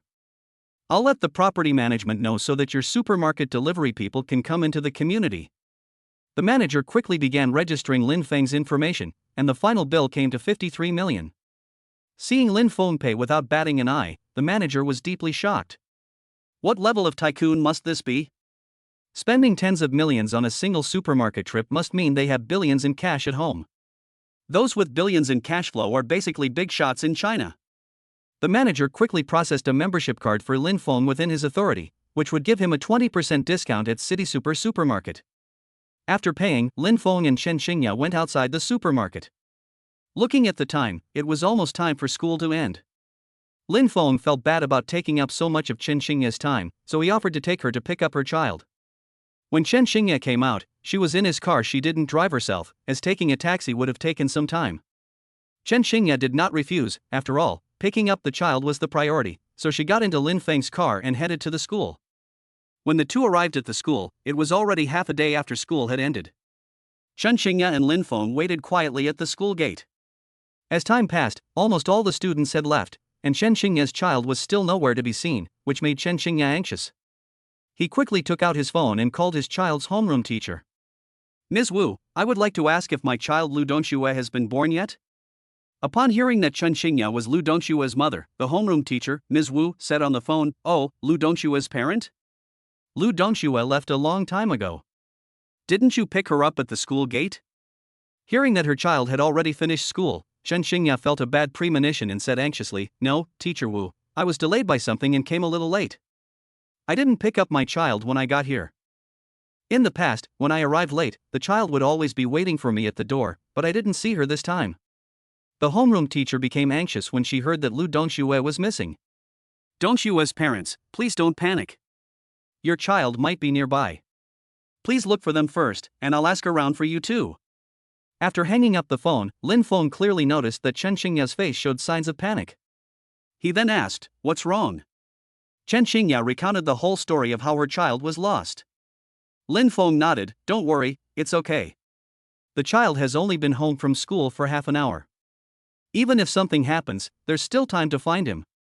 After speaking, Lin Feng glanced around and, upon seeing the security camera at the school gate, said, "Come with me." Chen Xingya is now in a state of mental blankness because she lost her child and has no way to cope. After hearing Lin Feng's words, she quickly followed him over. Upon arriving at the security room at the school gate, Lin Feng approached a security guard and said, "Hello, could you help me check the security footage? My child is lost, and I want to see where she went." The security guard replied indifferently, "I can't access it. You don't have that authority. If you want to access the surveillance footage, call the police." Seeing the security guard's indifferent attitude, Lin Feng frowned. "You can adjust it first. I'll contact the police. When the police come, they'll issue you the necessary paperwork." Parents are always anxious when their child goes missing. If something happens to your child because of this little delay, you'll feel terrible, won't you? The security guard, however, was too lazy to listen to Lin Feng's explanation and impatiently waved his hand, saying, "Go away, you have no right to access the surveillance footage. If you have any questions, let the police come and talk to me." After glancing at the time, the security guard realized it was time to leave work and began to pack up and head outside. Seeing the security guard's appearance, Lin Feng narrowed his eyes slightly, went straight to the security booth entrance, grabbed the security guard by the neck, and pushed him back into the room. "What are you doing?" When the security guard saw Lin Feng's appearance, a ruthless glint flashed in his eyes. He grabbed the water glass on the table and smashed it towards Lin Feng's head. Upon seeing this scene, Chen Xingya, who had followed him in, exclaimed in surprise, "Mr. Lin, be careful." Lin Feng didn't even glance at the water glass that was thrown at him. He swung his other hand and grabbed the security guard's hand, smashing the water glass onto the guard's head. The sound of the water glass shattering rang out, and the security guard couldn't help but let out a scream. "I'm telling you, get the surveillance footage right now, or I'll kill you." A murderous intent had already surfaced in Lin Feng's eyes, and the security guard trembled with fear upon seeing that gaze. "Do you know what you're doing? You're assaulting someone without cause. Believe me, I'll put you in jail for life." In today's society, because the country is cracking down on organized crime, anyone who commits violence will be severely punished. The security guard felt that he was about to realize his dream of buying a car. No wonder everyone says that being a security guard can save you decades of detours. Now you know the real reason behind it. Lin Feng sneered, "If you keep talking nonsense, I'll break your hands first, then your legs. As for whether I can spend the rest of my life in jail, that depends on your abilities." The security guard knew that now was not the time to confront Lin Feng head on. He couldn't beat Lin Feng. He could only calm Lin Feng down first and then call the police to arrest him once the danger had subsided. The security guard, no longer daring to argue, quickly entered the password and pulled up the surveillance footage. "Manager Chen, could you show me a picture of your child?" Chen Xingya was now at a loss, and could only do whatever Lin Feng said. After looking at the photos of Chen Xingya's child, Lin Feng asked the security guard to turn the video playback speed up to the fastest. The video was playing at a speed that was beyond the comprehension of ordinary people, but in Lin Feng's eyes, it was no different from slow motion. "Stop." As soon as Lin Feng finished speaking, the screen paused. "Manager Chen, take a look, is this your child?" Chapter 66: The Terrified Security Guard. Upon hearing Lin Feng's words, Chen Xingya immediately looked at the computer screen. When Chen Xingya saw the petite figure inside, her eyes immediately welled up with tears. "It's winter snow, I'm sure of it." After receiving Chen Xingya's confirmation, Lin Feng asked the security guard to rewind the video a little. After school, Lu Dongxue was waiting for Chen Xingya at the school gate when a man wearing a mask and a baseball cap approached her. With fear in Lu Dongxue's eyes, he forcibly took her away and put her into a van. The video clearly shows Lu Dongxue struggling, but because she was too weak, her struggles were useless, and she was eventually forced into the car. "I'll call the police. Dongxue might have been kidnapped." Before Lin Feng could reply, the security guard started shouting. "Yes, you must call the police immediately." The security guards were still being restrained by Lin Feng, and when they heard Chen Xingya say she was going to call the police, they quickly agreed.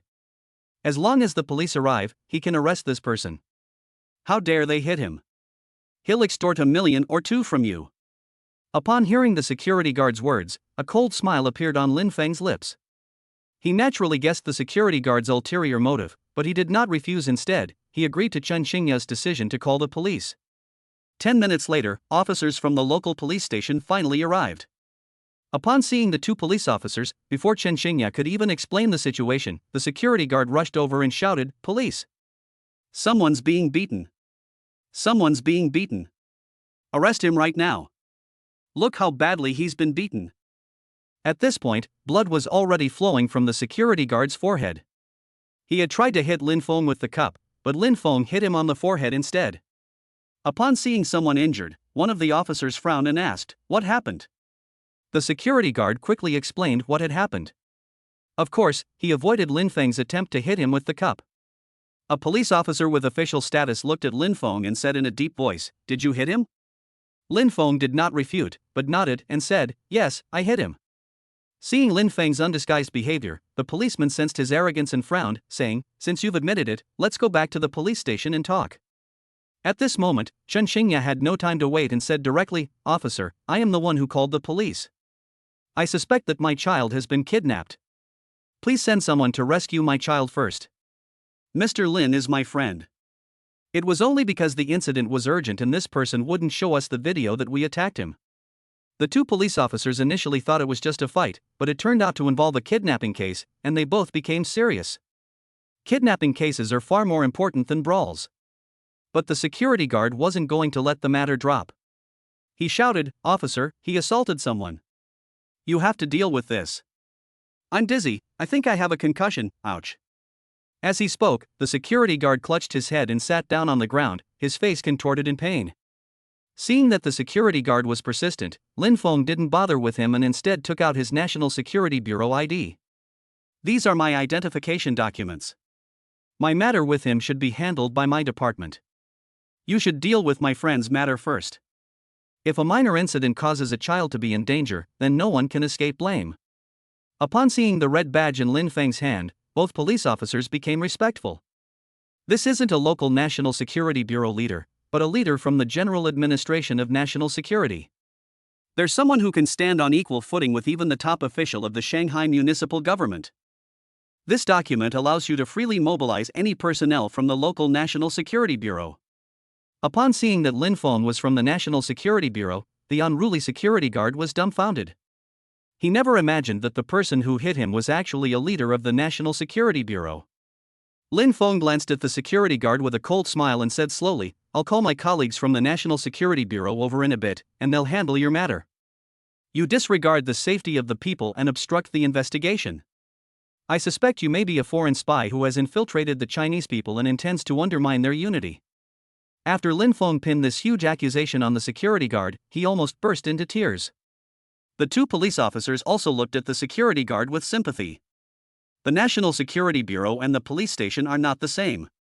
Once you get into them, you'll be skinned alive even if nothing happens.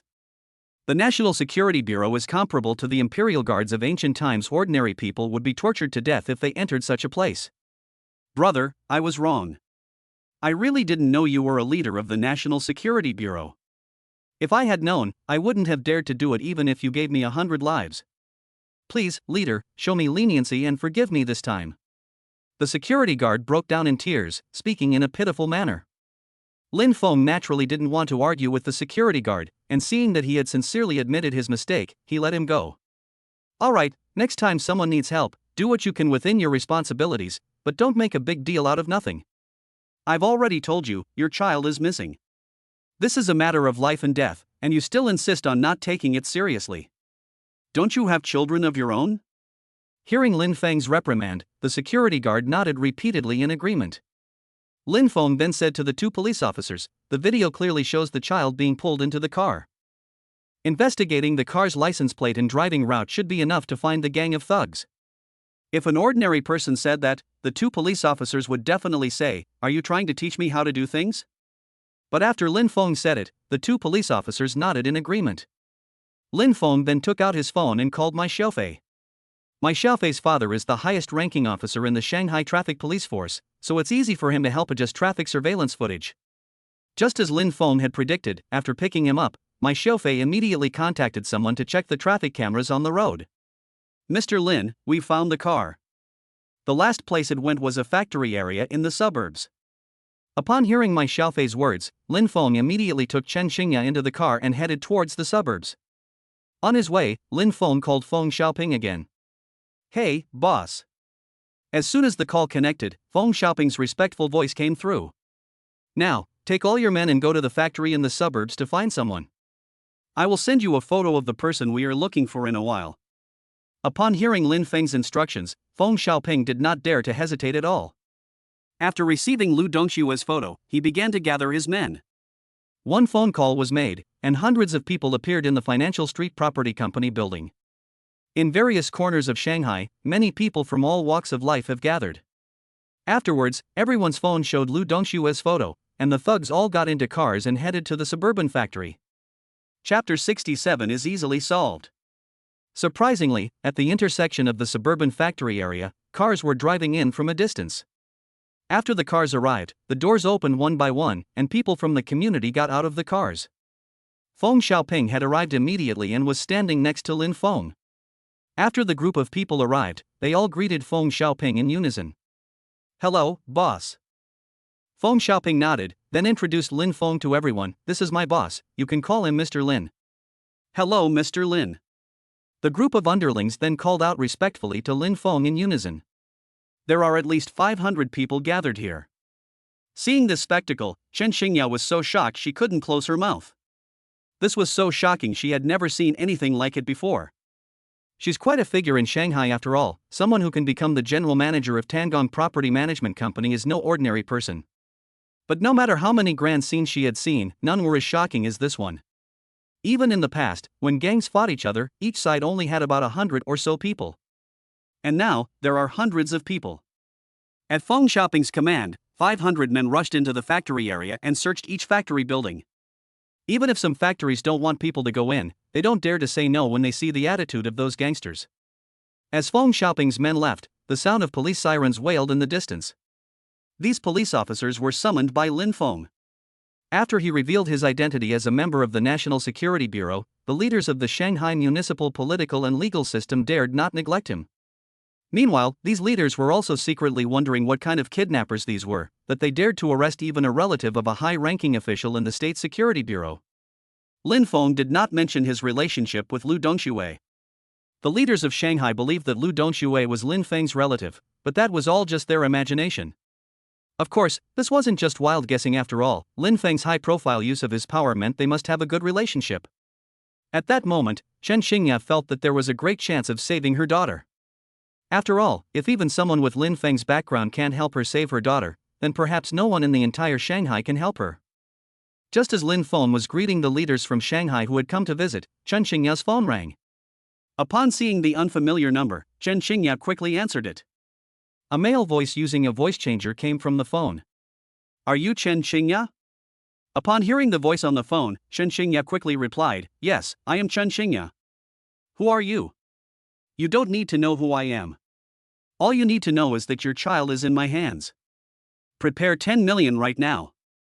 If you can't prepare it within 2 hours, don't blame us for killing him." Okay, please don't be impulsive. I'll get it ready for you right away." As the general manager of Tangong Property Management Company, Chen Xingya was able to come up with 10 million yuan. After hanging up the phone, Chen Xingya recounted the conversation to Lin Feng and the other leaders in the political and legal system. Upon hearing that the kidnappers wanted 10 million, Lin Feng nodded. "Money is not the problem is that these kidnappers are a bit problematic." "What's the meaning?" All eyes turned to Lin Feng. Lin Feng slowly said, "First of all, Manager Chen's child is not necessarily the richest in school, so why did the kidnappers choose Manager Chen's child? Even if it was randomly selected, it's too much of a coincidence. Manager Chen, could you tell me your specific net worth?" Normally, if someone asked her this, Chen Xingya would be wary and not answer. But in the current situation, she didn't hide anything and said that she could still scrape together 10 million. Upon hearing that Chen Xingya's limit was indeed 10 million, all the leaders finally realized what was happening. The police chief said in a deep voice, "It seems that this was a premeditated crime, and the kidnappers may even know Manager Chen." Chen Xingya's expression also darkened. She was shocked to discover that her own daughter had been kidnapped by someone close to her. She secretly vowed that if she found out who it was, she would never let that person get away with it. Lin Feng continued, "So for now, we should stall the robbers and give us time to find them." As soon as Lin Feng finished speaking, Feng Xiaoping's henchmen and the police sped up their search. This factory area is very large, with thousands of factories, some of which are in operation and others are abandoned and have not yet been rented. It will take some time to check each one. Lin Feng said, "I'll show Manager Chen around the factory area, and then I'll leave this place to you leaders." The leaders of the political and legal system in Shanghai all nodded in agreement. Lin Feng wanted to take Chen Xingya sightseeing because he wanted to see if she could use her hearing to find the robbers. Lin Feng's efforts were not in vain. He heard noises coming from outside a secluded factory.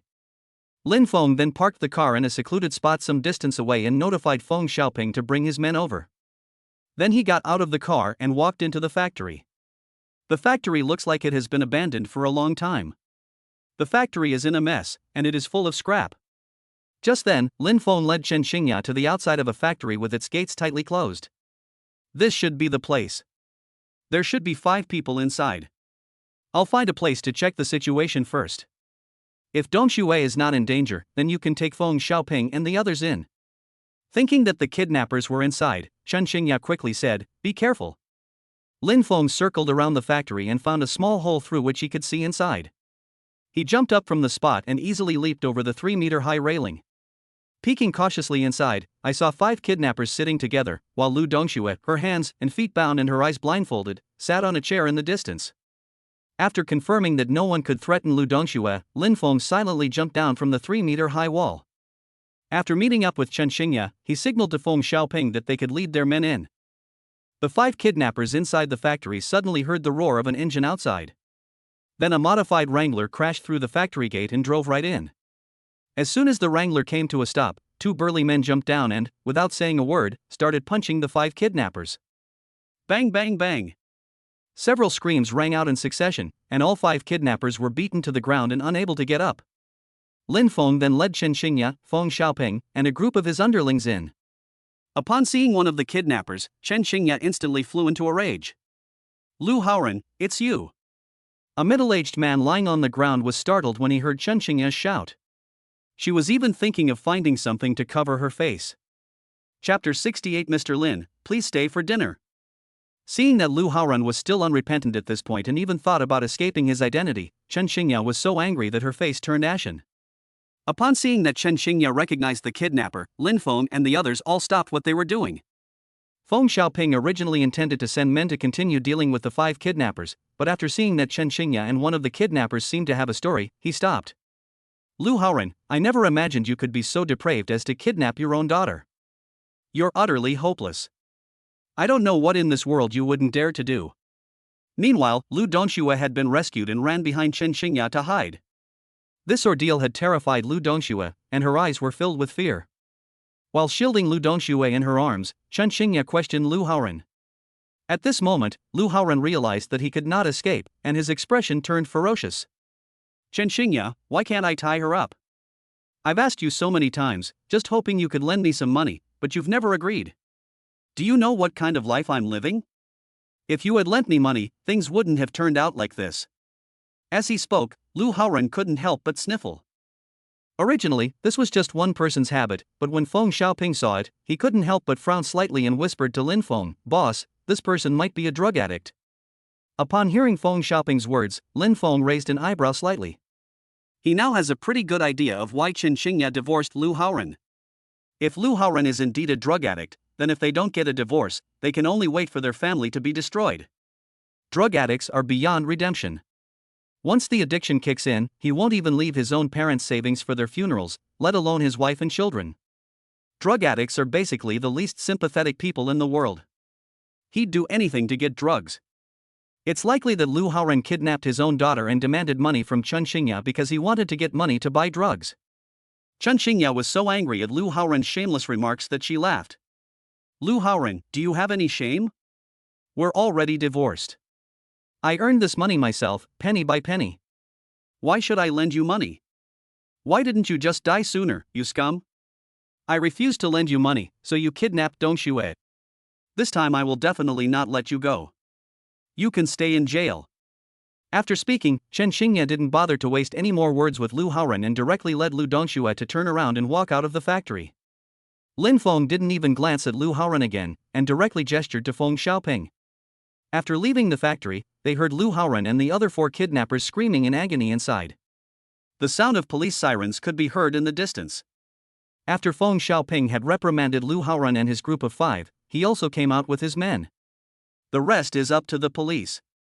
Outside the factory, Chen Xingya said to Lin Feng, "Mr. Lin, thank you so much this time. If it weren't for you, I really don't know what Lu Haoran would have done, or how much suffering Dongxue would have endured." Although Lu Dongxue is Lu Haoran's biological daughter, Lu Haoran has been tormented by drugs to the point of being a broken man. If he doesn't raise enough money within the stipulated time, Lu Haoran might actually harm Lu Dongxue. Thinking of this, Chen Xingya couldn't help but feel a sense of lingering fear. Lin Feng shook his head slightly. "Manager Chen, you don't need to be so polite. I also bear some responsibility for Dongxue's kidnapping. If Manager Chen hadn't accompanied me to the supermarket and we hadn't returned late, Dongxue might not have been kidnapped. Let's go, I'll take you home." After finishing speaking, seeing Chen Xingya's haggard appearance, Lin Feng couldn't help but continue. Chen Xingya did not refuse, but nodded and got into the passenger seat with Lu Dongxue. Lin Feng started the car and drove directly into the city of Shanghai. "Mom, I'm hungry," Lu Dongxue, who was being held in Chen Xingya's arms, said. After all, they are children. Although they were frightened by the kidnapping incident, they recovered quickly after it was over. Hearing Lu Dongxue's words, Lin Feng, who was driving, smiled and asked, "What would you like to eat?" Lin Feng's charm isn't limited to adults. It has a strong appeal even to children. Although it was only the first time Lu Dongxue had met Lin Feng, she had a very strong liking for him. Upon hearing Lin Feng's question, Lu Dongxue tilted her head and thought for a moment before saying, I want to eat KFC. Lin Feng smiled slightly. Okay, then let's go eat KFC. Seeing Lin Feng and Lu Dongxue getting along well, Chen Xingya's mood improved somewhat. He drove Chen Xingya and her daughter to the KFC restaurant. Lin Feng ordered a super family meal. The 2 full plates of food made Lu Dongxue cheer continuously. The super family meal was expensive, but a few hundred yuan was nothing to Lin Feng.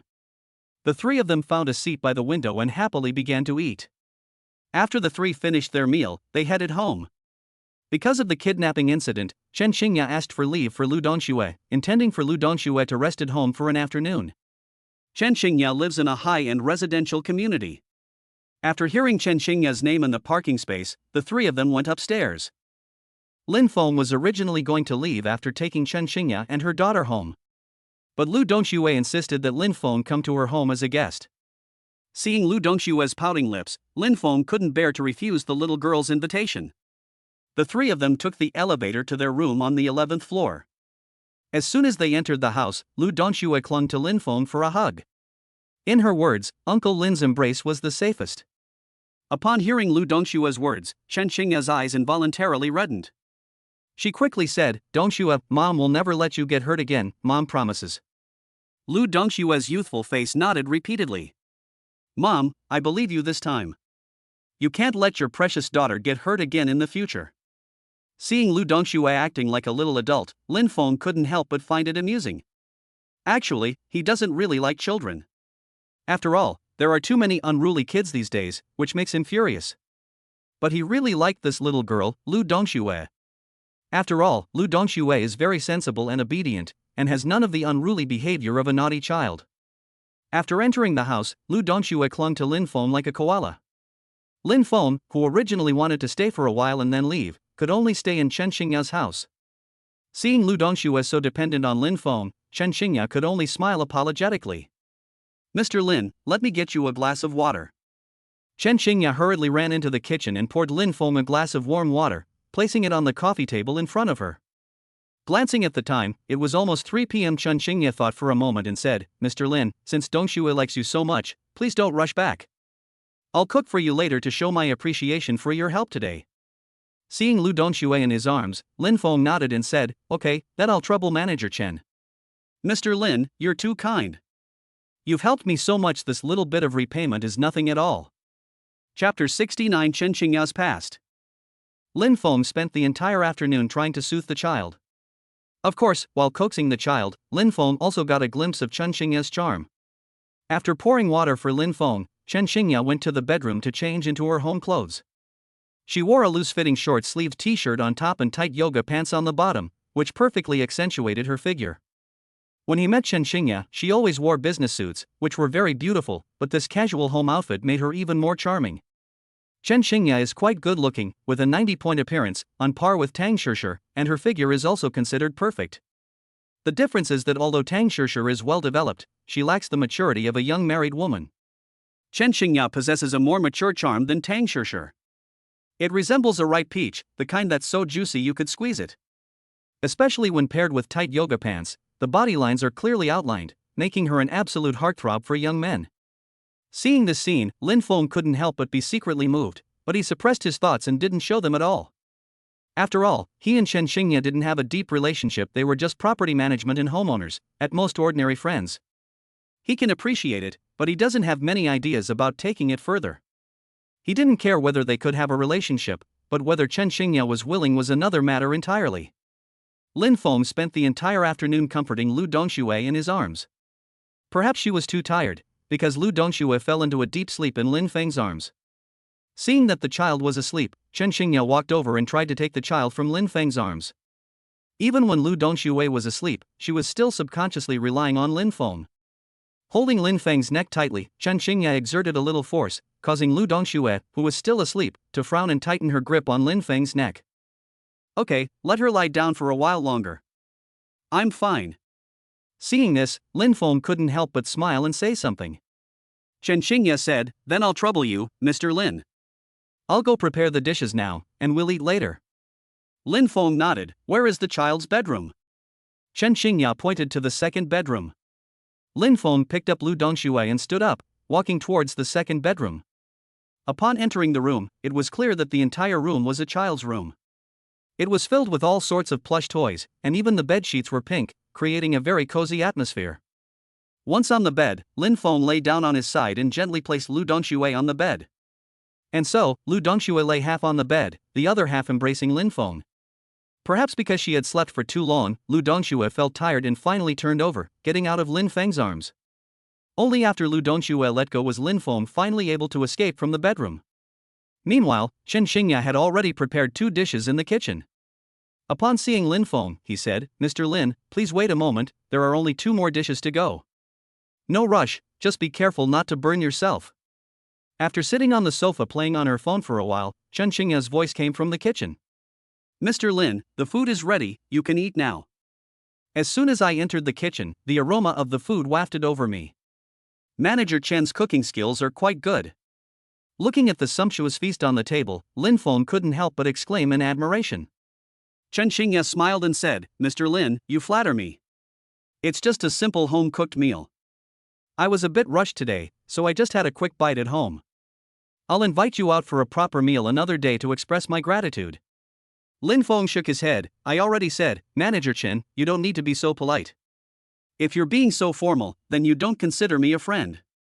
Alright, since Mr. Lin has said so, I can't lose him as a friend, so let's begin." As she spoke, Chen Xingya poured some of the decanted red wine for Lin Feng and herself. The two sat down at the table and began to eat. Chen Xingya raised her glass and said, "Thank you for your help today, Mr. Lin. If it weren't for Mr. Lin rescuing Dongxue, and if Dongxue hadn't had that accident, I don't know how I would have survived." Lin Feng, holding his wineglass, said, "It's nothing, just a small favor. Manager Chen, if you need anything in the future, just come to me. We become quite friends now." The two took a sip of red wine and began to eat. After drinking for what seemed like an eternity, Chen Xingya finally broke the ice and began talking about her relationship with Lu Haoren. Chen Xingya's family was not well off, so she dropped out of school early to work in Shanghai. Later, I met Lu Haoren by chance. At that time, Lu Haoren was a talented person and could be considered an outstanding man. The two gradually became lovers. Even 3 years after their marriage, their relationship remained very good. Lu Haoren also started his own business and became the boss of a company. However, Lu Haoren is a very ambitious person who always wants to take things to the next level. After starting his company, he continued to expand his network of contacts and happened to meet a man named Meng. I heard that Brother Meng is very influential in Shanghai, knows all sorts of people, and has strong connections with higher-ups. In order to build a good relationship with Brother Meng and leverage his connections to expand his business, Lu Haoren spent all his time socializing with that Brother Meng. However, during one incident, Lu Haoren was taken to a casino by Meng Gu. At first, Lu Haoren's caution prevented him from getting too involved. Moreover, Lu Haoren met many well-known big bosses in the casino, which greatly helped his career. With the help of those big bosses, Lu Haoren's assets went from tens of millions to hundreds of millions. After getting a taste of success, Lu Haoren became unstoppable and his flattery of Meng Gu became even more intense. However, his good fortune didn't last long. Just a year later, Lu Haoren became involved with drugs during a social gathering with Meng Gu. After using drugs, he went to the casino again. That same night, Lu Haoren lost tens of millions of yuan. Chen Xingya was unaware of this incident until later, when all the family's savings were gone, the company went bankrupt, and the judicial authorities came to seize their property. Only then did Chen Xingya learn about Lu Haoren's affairs outside. Even so, Chen Xingya did not give up on Lu Haoren, and told him that as long as he sincerely repented and quit drugs, they could start over. However, Lu Haoren had already been corrupted by drugs and couldn't listen to Chen Xingya's words at all. Even after running out of money to buy drugs, he still sold Chen Xingya. At this moment, Chen Xingya completely gave up on Lu Haoren. At that time, Chen Xingya had already become a junior manager at Ziwei Property. After Chen Xingya explained her family situation to her boss, the owner of Ziwei Property Management stepped in and helped her resolve the problem. That guy Meng is indeed quite capable, but he's not a good person either. He just uses his power to swindle rich people. They trick rich people into drug use, and then drain their entire fortunes through gambling. With the help of the owner of Ziwei Property Management, Chen Xingya and Lu Haoren divorced peacefully. Then Chen Xingya has been living alone with Lu Dongxue ever since. Chapter 70: The Shock at City Supermarket. Perhaps she drank too much, or perhaps Chen Xingya was reminded of something painful. After recounting her story with Lu Haoren, Chen Xingya, who had always been a strong woman, suddenly burst into tears. Lu Haoren was really outstanding back then, and I thought we could be happy together forever, but I never expected him to end up like this. This time, he even kidnapped his own daughter to extort money from me. Wah-ha-ah. Hearing Chen Xingya crying sadly, Lin Feng didn't know how to comfort her. Every family has its own troubles. As the general manager of Tangong Property Management Company, Chen Xingya appears glamorous and of noble status to outsiders. But no one expected that behind such a glamorous background, there was such a tragic story. Seeing Chen Xingya sitting there sobbing, Lin Feng sat down beside her and hugged her to comfort her. Okay, Manager Chen, don't overthink it. It's all in the past now, so let's move on. Chen Xingya didn't refuse at all and naturally lay down in Lin Feng's arms. Women are probably most vulnerable at times like this, wanting to find someone to lean on to relieve their inner turmoil. I know, Mr. Lin, and I've been trying hard not to think about these things, but sometimes I just can't. My only thought right now is to let Dong Xue grow up happily into adulthood. That would probably be the most fulfilling thing in my life. Seeing Chen Xingya crying her eyes out, Lin Feng couldn't help but reach out and wipe away the tears from the corners of her eyes. This intimate gesture made Chen Xingya blush. Although she realized that her actions with Lin Feng were too intimate, she was too embarrassed to refuse. After all, if she refused, it might put the two of them in an awkward situation. Lin Feng's identity and strength are exactly what I need most. If I let our feelings for each other fade, it would be a loss. Although Chen Xingya is doing well now, she is still a woman, and a beautiful one at that, so there are quite a few people who have their eyes on her. She also considered finding someone with a powerful background to protect her. Lin Feng's appearance gave her an opportunity. The scene of saving Lu Dongxue today deeply shocked her. Both the legitimate and criminal worlds were mobilized, and the scale of each event was beyond the reach of ordinary people. I doubt there's anyone else in the entire city of Shanghai who could do that. Even among the people she knows, her property company boss, who once reigned supreme in Shanghai's underworld, is probably far inferior to Lin Feng. Don't worry, Dongxue will definitely grow up happily. If Dongxue ever needs anything in the future, just tell me. I really like Dongxue. I rarely see such a sensible child. Mr. Lin, are you telling the truth? If I need to contact you, will it bother you? Chen Xingya looked up from Lin Feng's arms and said somewhat shyly. Of course I won't bother you. I'm perfectly free all day. What's there to bother me about? Besides, as I've already said, I really like Dongxue. You don't need to worry about anything else, just tell me if anything comes up. Lin Feng smiled and spoke gently. At this moment, seeing the pitiful expression still lingering on Chen Xingya's face after her grief, Lin Feng felt a sudden impulse. Without even thinking, he lowered his head and went to meet them. The experience of being with a young married woman is a very unique feeling. Lin Feng couldn't describe the feeling either, he only felt extremely comfortable. It's as if she understands everything you don't, and she understands even more the things you do. Night falls, and moonlight spills across the earth. The children who had been playing outside returned to their mother's arms. In the stillness of the night, it seemed as if the moon itself felt shy and hid behind the clouds. In an instant, the entire earth was plunged into darkness, concealing the shameful acts of men and women. The next morning, Lin Feng slowly woke up to find a sumptuous breakfast already prepared in the kitchen, while Chen Xingya and Lu Dongxue had already left. Lu Dongxue still has to go to school today. It's estimated that Chen Xingya took her to school this morning. After breakfast, Lin Feng heard a long-lost system notification in his mind. Ding! Successful check-in at Tsinghua University. The check-in reward is 100% equity in City Supermarket. Hearing about this system reward, Lin Feng was slightly surprised. He had just visited this supermarket yesterday, and now he's checking in today. City supermarkets have a total of 16 branches in the country.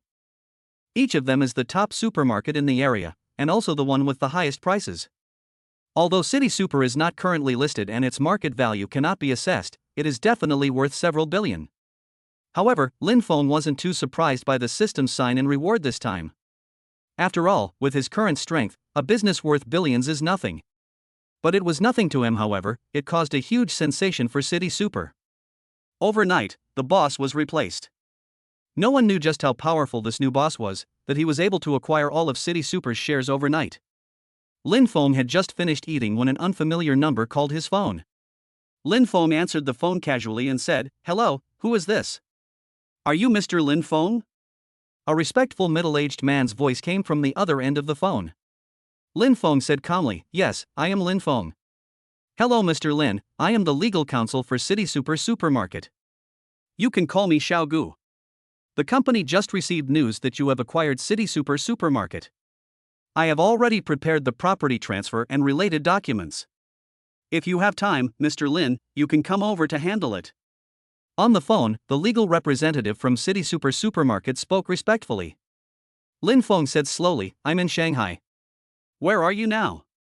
If you're also in Shanghai, then we can come to see you anytime." "Mr. Lin, I'm currently in Shanghai. My company recently moved its headquarters to Shanghai, and we can complete the formalities now." "Okay, I'm coming right now, wait for me." After hanging up the phone, Lin Feng drove directly to the headquarters of City Super Supermarket in Shanghai. And coincidentally, the headquarters of City Super Supermarket was located in the store he visited yesterday. The entire City Super Supermarket is divided into 7 floors. The bottom 5 floors are shopping plazas, and the top 2 floors are the offices of the City Super Supermarket management. After arriving here, Lin Feng parked his car in a parking space and walked into the supermarket. Just as Lin Feng arrived, the entire City Super Supermarket was shaken. For Lin Feng, the City Super Supermarket with a market value of several billion yuan is nothing, but for City Super Supermarket, the change of ownership is definitely a sensational event. The appointment of a new boss is likely to bring about a major reshuffle. It is very likely that many managers will be laid off and replaced with new people. Everyone in management was praying they wouldn't be so unlucky as to be ousted by the new boss. Chapter 71 Senior Executives welcome the group. As Lin Feng rushed to the City Super Supermarket. Within an hour, City Super Supermarket made the best preparations to welcome the new owner. A large red carpet was laid out in front of the City Super Supermarket, and there was even a large banner. The actions of City Super Supermarket also attracted many people to stop and watch. As one of the top supermarkets in Shanghai, it has always been a focus of attention. Everything that City Super Supermarket did today naturally aroused the curiosity of passers-by. What's going on? Is City Super Supermarket having a promotion? Some onlookers voiced their doubts. Another viewer commented, "I've never seen City Super Supermarket hold a promotion before. They're really pushing it." Even City Super can't withstand market competition and has started using attention-grabbing tactics to attract customers. Just as everyone was discussing this, 3 women walked over from a distance. One of the women was beautiful and had a perfect figure. Wherever she went, she became a stunning sight. These 3 women were Tang Shishir and her 2 other roommates. Originally, there were 4 people in their dormitory, but because one of their roommates got involved in the previous Huan Lei case, she ended up like Huan Lei and was directly expelled from school. After learning about this, Tang Shishir was heartbroken for 2 days. It wasn't because her roommate was expelled, but because they had spent 3 years together, were very good friends, and ended up being betrayed. But Tang Shishir quickly adjusted her mindset. Although her relationship with her other 2 roommates remained the same as before, she no longer trusted them as much. "I'm afraid of being betrayed again." Tang Shishir's current relationship with her 2 roommates is limited to ordinary friendship. She doesn't confide in them. There were no classes today, so the 3 of them didn't go to school either. Instead, they went shopping with Tang Shishir and happened to pass by the City Super Supermarket, where they saw it decorated with lanterns and colorful decorations. After Tang Shishir and her 2 companions arrived, flower baskets were placed at the entrance of the City Super Supermarket by a group of employees. At this moment, someone finally saw the words printed on the banner. After reading it, everyone was surprised. This isn't a promotional event, it's a ceremony to welcome the new boss. Has City Super Supermarket changed owners? Who is this guy? He's so awesome. He actually acquired City Super Supermarket. That's incredibly extravagant. Just as everyone was discussing this, one of Tang Shishir's roommates said, "Shishir, when did City Super Supermarket get a new owner?" Tang Shishir said slowly, "How would I know when it was changed? Let's go, it has nothing to do with us." The roommate who asked the question couldn't help but cover her mouth and laugh. "Sister Shishir, you don't know either? I thought you knew some inside information." After all, Sister Shishir, you are now a high-ranking figure in Shanghai. Haven't you received any inside information? The news that Tang Shishir drives an 8 million yuan luxury car and has moved into Thompson Riviera has already spread throughout the university campuses in Shanghai. Speaking of this, Tang Shishir was also somewhat speechless. She was just too excited and couldn't help but post it on her WeChat moments. However, in her excitement, she forgot to block out some unnecessary people, and as a result, her affair was exposed. Immediately, various speculations emerged on the campus network. Rumors circulated that Tang Shishir had become involved with a wealthy man, or that she was being kept by a rich man. This caused Tang Shishir to be caught in a vortex of public opinion. Of course, in this era where poverty is mocked but prostitution is not, countless people are filled with envy, jealousy, and hatred. Although she outwardly expressed disdain for Tang Shishir being kept by a sugar daddy, she secretly fantasized about being like Tang Shishir, gaining the favor of a wealthy man, and rising to a high social status. Tang Shishir rolled her eyes when she heard her roommate's words. What kind of high-ranking person am I? I'm just an ordinary person. Alright, let's hurry up and go. The three of them were talking when they turned to leave. One of the roommates was still asking around, Sister Shishir, tell me, who is the rich guy who gave you the luxury car and mansion? Could it really be Lin Feng, your junior? Before Tang Shishir could answer, another roommate said, I feel it's unlikely. Although the rumors about Sister Shishir and Junior Lin Feng have spread throughout the school, Junior Lin Feng is just a rich second generation. His family is rich, but it's impossible for him to give hundreds of millions to someone else to spend. Even if Junior Lin Feng agrees, his family won't agree. I feel that this rich man must be a self-made man. Just as Tang Shishir was about to leave with her two gossipy roommates, Lin Feng's figure slowly walked over from a distance. Although she only glanced at him, Tang Shishir recognized Lin Feng. The two now know each other's strengths and weaknesses, and can recognize each other even when separated by crowds and distance. Tang Shishir recognized Lin Feng with just a glance. Why is Lin Feng here? When Tang Shishir saw Lin Feng appear here, she first felt it was a great coincidence, and then she had a guess in her mind. Even she, his wife, couldn't see through how powerful Lin Feng's background was. Now, seeing City Super's actions, coupled with Lin Feng's sudden appearance here, Tang Shishir had a certain speculation. The new owner of City Super Supermarket is very likely Lin Feng. Tang Shishir stopped him from leaving. What's wrong, Sister Shishir? Why did you stop walking?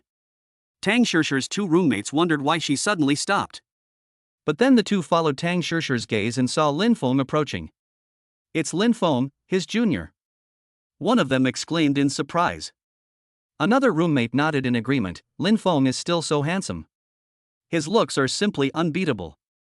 Even though he's a guy, he's better than any girl. Lin Feng didn't notice Tang Shishir and the other two, and went straight to the City Super Supermarket. Seeing the bustling City Super Supermarket, Lin Feng didn't think much of it and strode over. Just as Lin Feng was walking towards the supermarket entrance, two middle-aged men in suits ran out from the crowd at the supermarket entrance, followed by several attractive employees.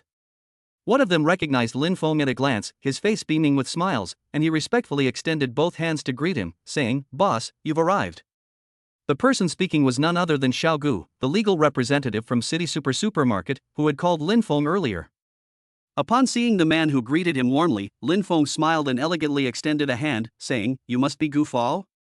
The two had spoken on the phone before, and with Lin Feng's hearing, he could naturally recognize his voice. "Boss, you have such a good memory. We only talked on the phone once, and you remember me so clearly." Gu, the legal counsel, quickly offered words of flattery. Lin Feng smiled faintly and said, "It's all right. I don't have any great strengths, except that my memory is a bit better than others." After learning that Lin Feng was their new boss, the executives and employees of City Super Supermarket immediately began to welcome him. Chapter 72 Special Sign-in Rewards.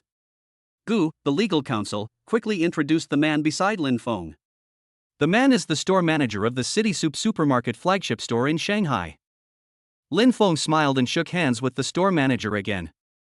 Among the City Soup Supermarket executives, the supermarket manager who had received Lin Feng the day before also recognized Lin Feng's identity. Thinking about Lin Feng's shopping trip to City Soup Supermarket yesterday, a sense of lingering fear arose in her heart. He knew that Lin Feng's visit to the supermarket yesterday was definitely not just for shopping. He was very likely conducting an undercover investigation into the supermarket's situation. Fortunately, he didn't do anything wrong yesterday, otherwise he would definitely be the one to be criticized today. A new broom sweeps clean, let alone a new boss. While talking to Gu, the legal counsel, and the store manager, Lin Feng caught a glimpse of Tang Shishir's familiar figure in the crowd out of the corner of his eye. He turned his head and saw Tang Shishir looking at him happily in the crowd. Lin Feng then waved, "Shishir, you're here too." Upon seeing Lin Feng's greeting, Tang Shishir stopped hiding and walked out of the crowd with a smile. What a coincidence that we met here. My roommate and I went out shopping and saw that City Supermarket was quite lively, so we stayed here for a while. Lin Feng nodded slightly, then introduced her to everyone. "This is my girlfriend, Tang Shishir. Manager Chen, please prepare a shopping cart for my girlfriend later. From now on, my girlfriend can just swipe the card when she comes here to buy things." "Okay, boss. I'll prepare an unlimited shopping cart for my wife in a bit. She can just use the shopping cart to sign the bill when paying. She won't need to pay anything else." Store manager Chen also arranged things very well. Meanwhile, Tang Shishir's two roommates were so shocked they couldn't close their mouths. They never expected that Lin Feng was actually the new owner of City Supermarket. Although they didn't know the exact market value of City Supermarket, it was definitely worth over 100 million. Lin Feng actually acquired it directly. He must be incredibly wealthy. Lin Feng also openly and without reservation revealed his relationship with Tang Shishir. Tang Shishir's mansion and luxury car must have been bought for her by Lin Feng.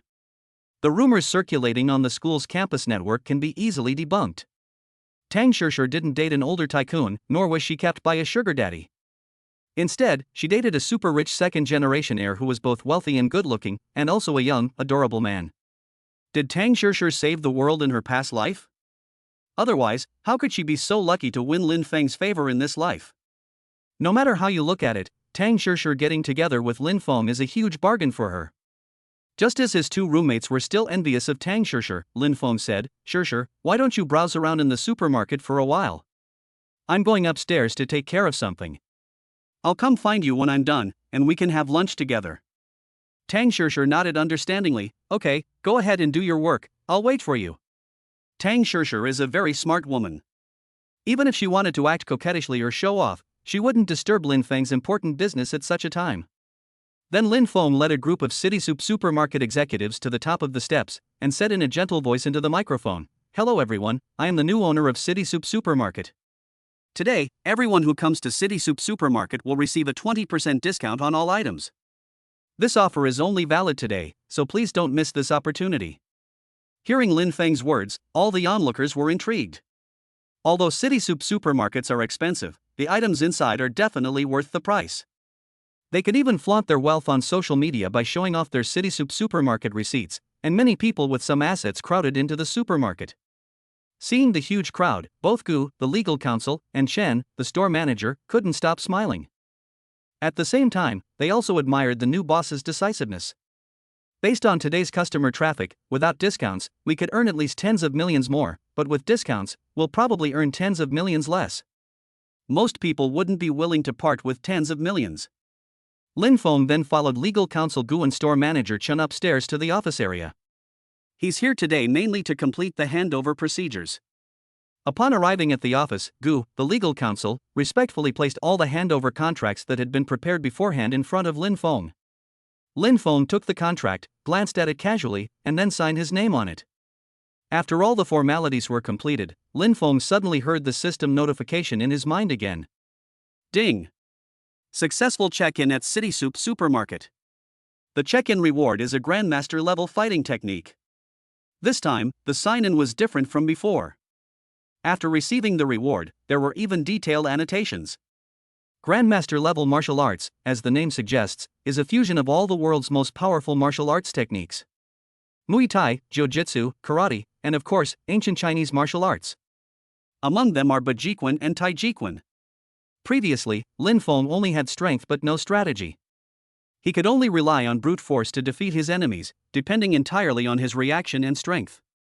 Although Lin Feng's fighting ability is already world-class based on his reaction and strength alone, and no one can rival him, now that he has acquired a master-level fighting technique, his strength has been elevated to another level, and his fights may become even more aesthetically pleasing. After completing the handover procedures, Lin Feng held a brief meeting. The meeting was simple. He wouldn't interfere with the supermarket's operations, but he also forbade any underhanded tactics. If he discovered them, he would show no mercy. The supermarket executives breathed a sigh of relief when they saw that Lin Feng hadn't resorted to the tactic of a new emperor, a new court. As for Lin Feng's strong request, they had no objection whatsoever. With a new boss, who would dare to cause trouble? That would be jeopardizing their own livelihood. Even if they wanted to pretend, they would have to do it for a year or two. Therefore, they were not worried at all that Lin Feng would find a pretext to kick them out, because they simply wouldn't make any mistakes. After finishing his meeting with executives from City Soup Supermarket, Lin Feng went downstairs to find Tang Shishir and the other two women. Tang Shishir also bought some things, but she didn't go overboard. Although her two roommates advised her to buy more, after all, Lin Feng was a big spender behind her. But Tang Shishir shook her head and refused. She really didn't want to buy anything. She already had everything she needed, so why would she be vain and squander it? She has reached the pinnacle of her life. Even some CEOs of listed companies may not have her current wealth. What she needs to do now is to reflect and figure out how to quickly integrate into high society and become an aristocrat. Chapter 73 Boss, Our Counselor is a Beauty. After Tang Shishir and the other two girls reunited with Lin Feng, both roommates couldn't help but stare at Lin Feng with curiosity. Lin Feng smiled and asked, "What's wrong? Is there something on my face?" Hearing Lin Feng's words, his two roommates covered their mouths and chuckled. "It's not that there's something on your face, Lin Feng, but we just want to see how Lin Feng is so charming that he actually won over our Shishir." Lin Feng smiled faintly at his two roommates' teasing. "It's not that I'm more charming, it's that your Shishir sister is more charming." The four of them chatted and laughed as they walked out of the supermarket. "Oh right, we didn't get to have a proper meal last time. Since we have time today, let's have a proper meal together. I'll contact Gao Lu and the others now." After speaking, Lin Feng took out his phone and called Gao Lu and the other two, telling them to come out for dinner if they had time. Gao Lu and his two companions were already exhausted from the military training. Hearing that Lin Feng was going to treat everyone to dinner, the three of them patted their chests and promised they would definitely come. Lin Feng booked a table directly at the Caesars Hotel. The four of them drove two cars to the Caesars Hotel. Not long after, Gao Lu and his two companions arrived, dressed in their military training uniforms. As soon as he entered the private room, Gao Lu said resentfully, "Boss, you've been living it up these past few days, while the three of us brothers have suffered to death. You have no idea how unbearable military training is. Every night when I get back to the dorm, I feel like I don't want to move a finger. Boss, you have to order us some good food today to help us recover." Gao Lu has this kind of personality. He never acts like a stranger. When he's with friends, he considers friends. If it were someone else, even if they were on good terms with them, they wouldn't speak like that. But Gao Lu was different. He had made up his mind about Lin Feng, so when they were together, he didn't care about anything else and said whatever he wanted. Although some people may see this kind of personality as naive or even annoying. But Lin Feng prefers Gao Li's personality. Given his current status, he doesn't have many friends who share Gao Li's feelings. "Alright, the boss has made arrangements for you. Order whatever you want to eat. I guarantee you'll have a good meal today."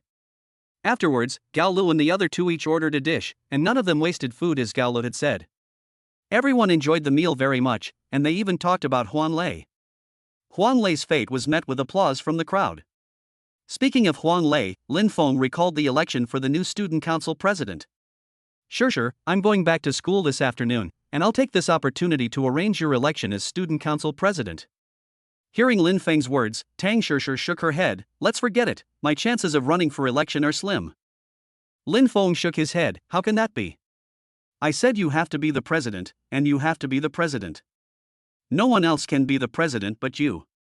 Although Lin Feng spoke casually, everyone could hear the firmness and unyielding tone in his words. Tang Shishir would naturally be very willing to serve as the student council president if given the opportunity.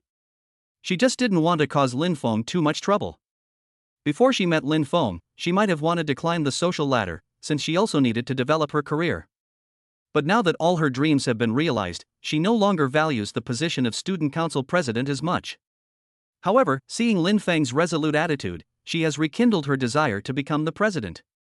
"Oh, sister-in-law, don't refuse. The boss has already said so, so he must be very confident. Besides, what kind of status does the boss have?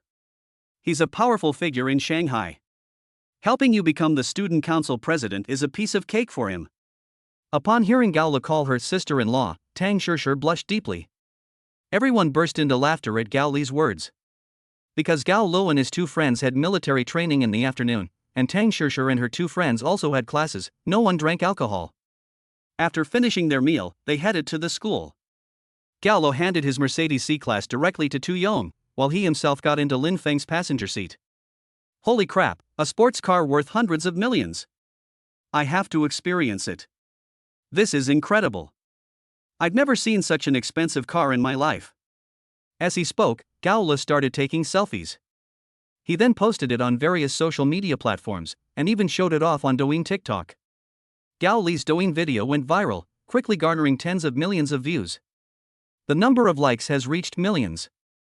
It even ranked first on the trending search list. A luxury car worth over 100 million yuan has been spotted in Shanghai. Who is the owner? In the comments section, netizens from all sides started discussing it. The power of netizens is incredible. Someone directly dug up the information. I saw this car yesterday in front of an elementary school. Could someone upstairs please elaborate on who this big shot is? Have you met them in person? The netizen who had seen Lin Feng's car said, I remember there was a child kidnapping case at that elementary school yesterday. The kidnapped child seemed to be related to that big shot. Immediately, curious onlookers began discussing the topic in the comments section. At this moment, a new comment appeared in the comments section. One netizen posted a photo of Lin Feng driving to the university. So what if he's a big shot? I'm there. Holy crap, something weird happened at the scene. Who is this big shot? He's so damn handsome. Is this the kind of looks a man should have? His looks are miles ahead of all those pretty boys. And this big shot's looks are handsome without being effeminate. He's absolutely stunning. The comments section became even more lively as the strange phenomenon appeared on site. As Lin Feng drove to the school, he was photographed by countless paparazzi, his entire body being filmed from every angle. Many jealous people even wanted to make Lin Feng look ugly and ruin his image, using various unedited, unfiltered, and tricky angles. Unfortunately, their plan fell through. Lin Feng's handsomeness was flawless from every angle. Even without beauty filters and effects, his exceptionally high level of good looks is hardly affected. On the way, Gao said to Lin Feng, Boss, do you know something? Lin Feng asked in confusion, What do you know? Our counselor is a super beautiful woman. I heard from others that she's the dream goddess of all the male teachers in our school, Gao said with a sly grin. And then? Lin Feng asked, unmoved. Boss, don't you have any ideas? Seeing Lin Feng's composure, Gao suddenly felt somewhat bored. He thought that when he uttered the word goddess, Lin Feng would reveal his true masculine nature, just like him. But Lin Feng didn't react at all. What are your thoughts? She's someone else's goddess, not mine, so why should I have any thoughts about her? Gao looked at Lin Feng suspiciously, trying to find evidence that he was pretending to be aloof, but in the end he was disappointed. He couldn't find any evidence that Lin Feng was faking it. Dude, really? You're not completely uninterested in beautiful women? Chapter 74 Heading to Financial Street. The journey was spent chatting with Lin Feng and Gao Lu. The group then returned to Shanghai University in 3 cars. Since they had classes in the afternoon, Tang Shishir and the other 2 girls said goodbye to Lin Feng and the others and went back to their dormitory. Lin Feng and his 3 companions returned to their dormitory. Lying in bed, Gao couldn't help but groan at the thought of the military training he had to do that afternoon. I really don't want to do military training anymore, it's going to torture me to death. Even though Gao was reluctant, the 3 of them still went to the military training field after lunch break. As they left, the 3 of them looked at Lin Feng with resentment. It's so unfair. Why can the older kids skip military training while they have to endure the wind and sun all day? However, what kept the 3 of them going was the beautiful women. Unless there are special circumstances, all freshmen, regardless of gender, are required to participate in military training. Having beautiful women around during military training is a way to find joy amidst the hardship. Meanwhile, Lin Feng, who was alone in his dormitory, had already stood up and walked towards the principal's office. He said he would help Tang Shishir become the student council president, and he would keep his word. After arriving at the principal's office, Lin Feng raised his hand and knocked on the door. An elderly person's voice came from inside. Please come in. The door opened, and the principal saw Lin Feng walk in, and couldn't help but look surprised. It's you? The principal still had some impression of Lin Feng. After all, he had met Lin Feng before when he assaulted the instructor. Considering Lin Feng's identity, the principal didn't dare to be presumptuous and stood up to speak politely. Lin Feng walked in and sat directly opposite the principal's desk, smiling as he said, "Hello, principal, I am Lin Feng. I'm really sorry to bother you with this midday." The principal shook his head. "It's alright, I'm not busy. Just tell me what's on your mind." Lin Feng got straight to the point. "Principal, it's like this, I've come to you to discuss a collaboration." "What kind of cooperation?" The principal was puzzled and didn't know what kind of cooperation Lin Feng wanted to discuss with him. Lin Feng slowly said, "I can provide job opportunities for students in our school, and all you need to do is help me promote Tang Shishir to the position of student council president." The principal was somewhat displeased when he heard Lin Feng ask him to engage in favoritism and corruption. The student council president is decided by a vote. Even the principal has to follow the rules. Isn't Lin Feng asking him to break the rules? Perhaps sensing the principal's dissatisfaction, Lin Feng continued, "Principal, there are some things I don't want to say too much about. You think this matter might be difficult for you, but I want to ask, does Huan Lei becoming the student council president necessarily mean he was elected? We're both sensible people, and the thing I asked you to do isn't a big deal. It's something you could easily do. Besides, I helped you solve the employment problem for your graduates, which also gives you a political achievement. I really can't think of any bad thing for you." The principal naturally understood this principal. His feigned difficulty was merely an act. He wanted to appear aloof, but now that Lin Feng had directly called him out, he felt embarrassed. If it were anyone else, he would have given them a lecture, but he couldn't afford to offend Lin Feng because of his status. In the end, he could only nod and agree to Lin Feng's conditions. After the two reached an agreement, Lin Feng left with a smile. Lin Feng had just left the principal's office when he received a call from Feng Xiaoping, the general manager of Financial Street Property. "Hey, boss. There's a business gathering tonight, and the invitation has arrived. Would you like to attend?" Upon hearing Feng Xiaoping's words, Lin Feng asked in confusion, "What business gathering?" "Boss, we hold a business gathering every year in Shanghai. All the attendees are business elites and bigwigs in Shanghai. This gathering is officially organized and aims to promote the stable development of Shanghai's business community. Shanghai is China's financial center, contributing a significant portion of the country's GDP each year. Therefore, an annual business gathering is held to help business people expand their networks and get to know each other." After listening to Feng Xiaoping's introduction, Lin Feng finally understood what this business cocktail party was, and then slowly said, "Okay, I'll go there tonight." "Good, boss." After hanging up the phone, Lin Feng thought for a moment.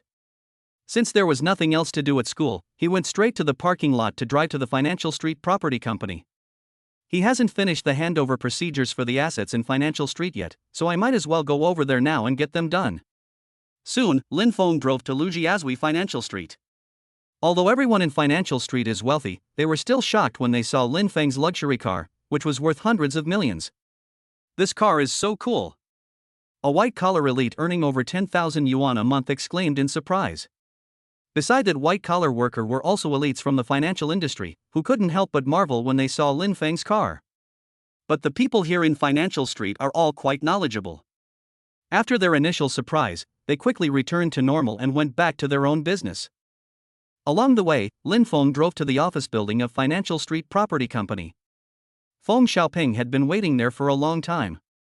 Although he was now a top tycoon in Shanghai, he still showed great respect to his boss, Lin Feng. Lin Feng is someone who can decide whether he stays or leaves the workforce, so no matter how capable he is, he has to be careful in front of Lin Feng. Perhaps even without Lin Feng, he could still live a good life with his abilities, but that would only be a good life compared to his current status and position. It would be worlds apart. No one wants to be left behind. He has everything he has now, so naturally he doesn't want to lose it all and fall from his high position. A private parking space had been prepared for Lin Feng. After parking the car, Feng Xiaoping rushed over to open the car door for him. The group of senior executives downstairs at the property management company were all shocked and fearful when they saw the scene. The new boss's identity is terrifying. Even Feng Xiaoping personally opened the car door for him. There are probably very few people in the entire Shanghai who could do that. Feng Xiaoping is a man of great prestige. He is not only the general manager of Financial Street Property Company, but also holds a terrifyingly high position in the underworld. Even the Du family, the head of the 6 major wealthy families, a criminal family that once controlled the entire underground forces of Shanghai, still had to be wary of Feng Xiaoping. Even someone as powerful as Feng Xiaoping would personally open a car door for someone, which shows just how terrifying that person's identity must be. Lin Feng, who got out of the car, didn't think much about the significance of Feng Xiaoping opening the car door for him. Lin Feng stepped out of the car with a gentle smile on his face. His handsome appearance captivated everyone. He then straightened his clothes and said, "Let's go." Feng Xiaoping quickly followed suit, pointing out directions to Lin Feng as they walked. Meanwhile, the management staff at the entrance of the property management company shouted in unison, "Welcome, boss." Chapter 75. The cocktail party begins. Lin Feng wore a warm smile and nodded in acknowledgement when he heard the voices of the managers. As Lin Feng walked into the company, all the managers breathed a sigh of relief. Although Lin Feng was young and gave off a gentle and refined feeling, they could still vaguely feel an inexplicable pressure when he passed by them. It was as if a huge mountain was pressing down on their hearts, making it hard for them to breathe. The building has 66 floors and is considered a landmark building in the financial district. Taking their private elevator, Lin Feng and Feng Xiaoping went directly to the top floor. This top floor belongs solely to the owner of Financial Street. The entire top floor features offices, lounges, a gym, a cinema, a private pool, and other recreational facilities. This is basically a private area, entirely belonging to the owner of the Financial Street business. Feng Xiaoping explained the situation to Lin Feng, and the two arrived at the office. Lin Feng's eyes lit up as he looked at the huge, luxurious office with its glittering gold decoration. Arriving at the executive chair, Lin Feng reached out and touched the material, finding it incredibly soft and comfortable. He then sat down, feeling completely enveloped in its fabric, which brought him immense relaxation. The desk in front of me is also made of extremely valuable Phoebe Jinan wood. This desk alone is worth tens of millions. That former Financial Street boss really knew how to enjoy life. However, Lin Feng was not surprised by the former Financial Street boss's extravagant behavior.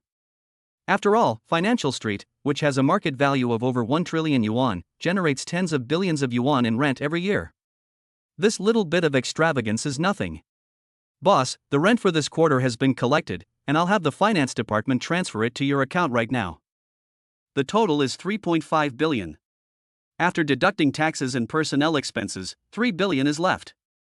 Lin Feng nodded slightly. "Okay, just transfer it directly to my card." After reporting on his work and financial statements, Feng Xiaoping turned and left. Lin Feng then began to wander around his private territory on the top floor. Each of the entertainment facilities was enormous, with gyms and swimming pools spanning thousands of square meters. In a wine cellar, Lin Feng saw a dazzling array of fine wines. Those famous wines include both red and white wines. Romani Conti isn't even considered top tier in this cellar. One of the bottles of Mutai liquor caught Lin Feng's attention.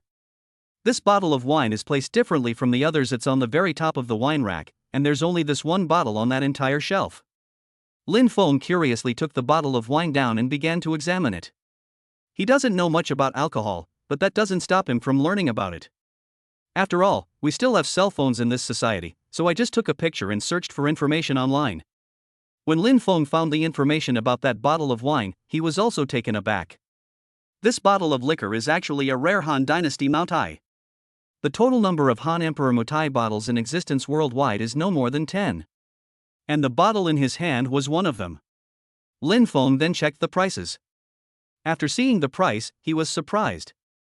He never expected that such a small bottle of wine would be worth tens of millions, comparable to a limited edition sports car.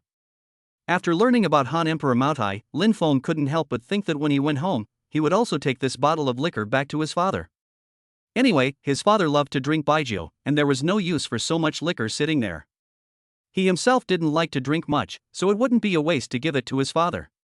If others knew about Lin Feng's idea, they would definitely call him a spendthrift. You should know that if this bottle of Han Emperor Moutai were used elsewhere, and someone in power sent it to them, it would definitely earn them a huge favor and a considerable amount of wealth. But Lin Feng actually thought of taking this bottle of wine back to his father to drink. After arranging the Han Emperor Moutai, Lin Feng continued browsing. In the corner, I found a box of wine that looked old. When I opened it, I discovered that it was also Moutai.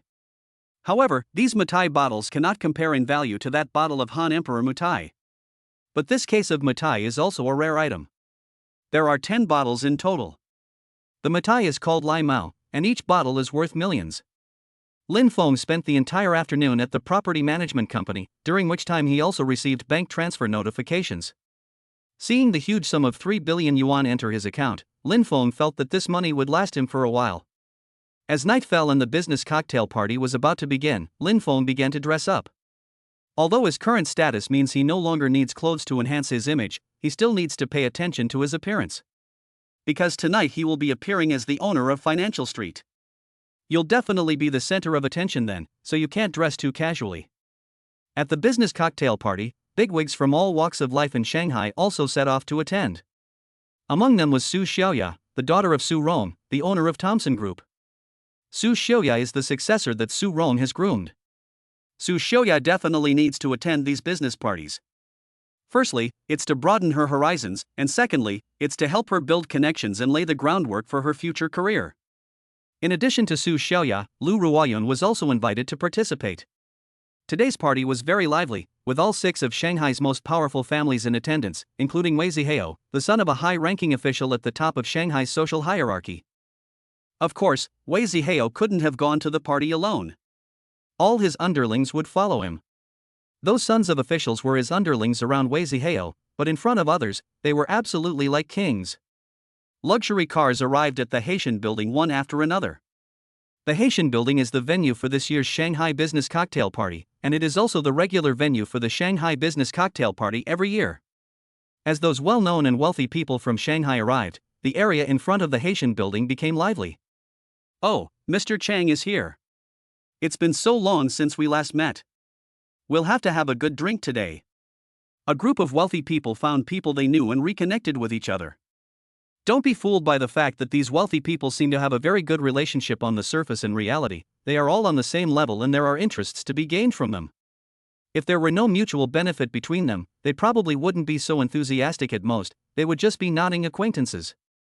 Just then, a convoy approached from a distance, and everyone who saw the convoy looked solemn. They recognized the racing team. They were members of one of Shanghai's 6 most prestigious families. Leading the way was a Rolls-Royce, followed by a fleet of luxury cars ranging from millions to several million. As the convoy stopped in front of the Haitian building, security personnel in black suits got out of the cars and opened the doors for their bosses. The people who stepped out of the Rolls-Royce at the head of the group were an elderly man and a young man. The old man was the head of the Du family, the most powerful of the 6 great families. The young man was Du Bin, the grandson of the Du family patriarch. Chapter 76: A stunning display. Everyone who witnessed this scene had some guesses in their minds. Du Bin is not the only heir of the Du family. But the fact that the Du family patriarch brought him to such an important banquet might be a signal to the outside world that Du Bin is being groomed as an heir.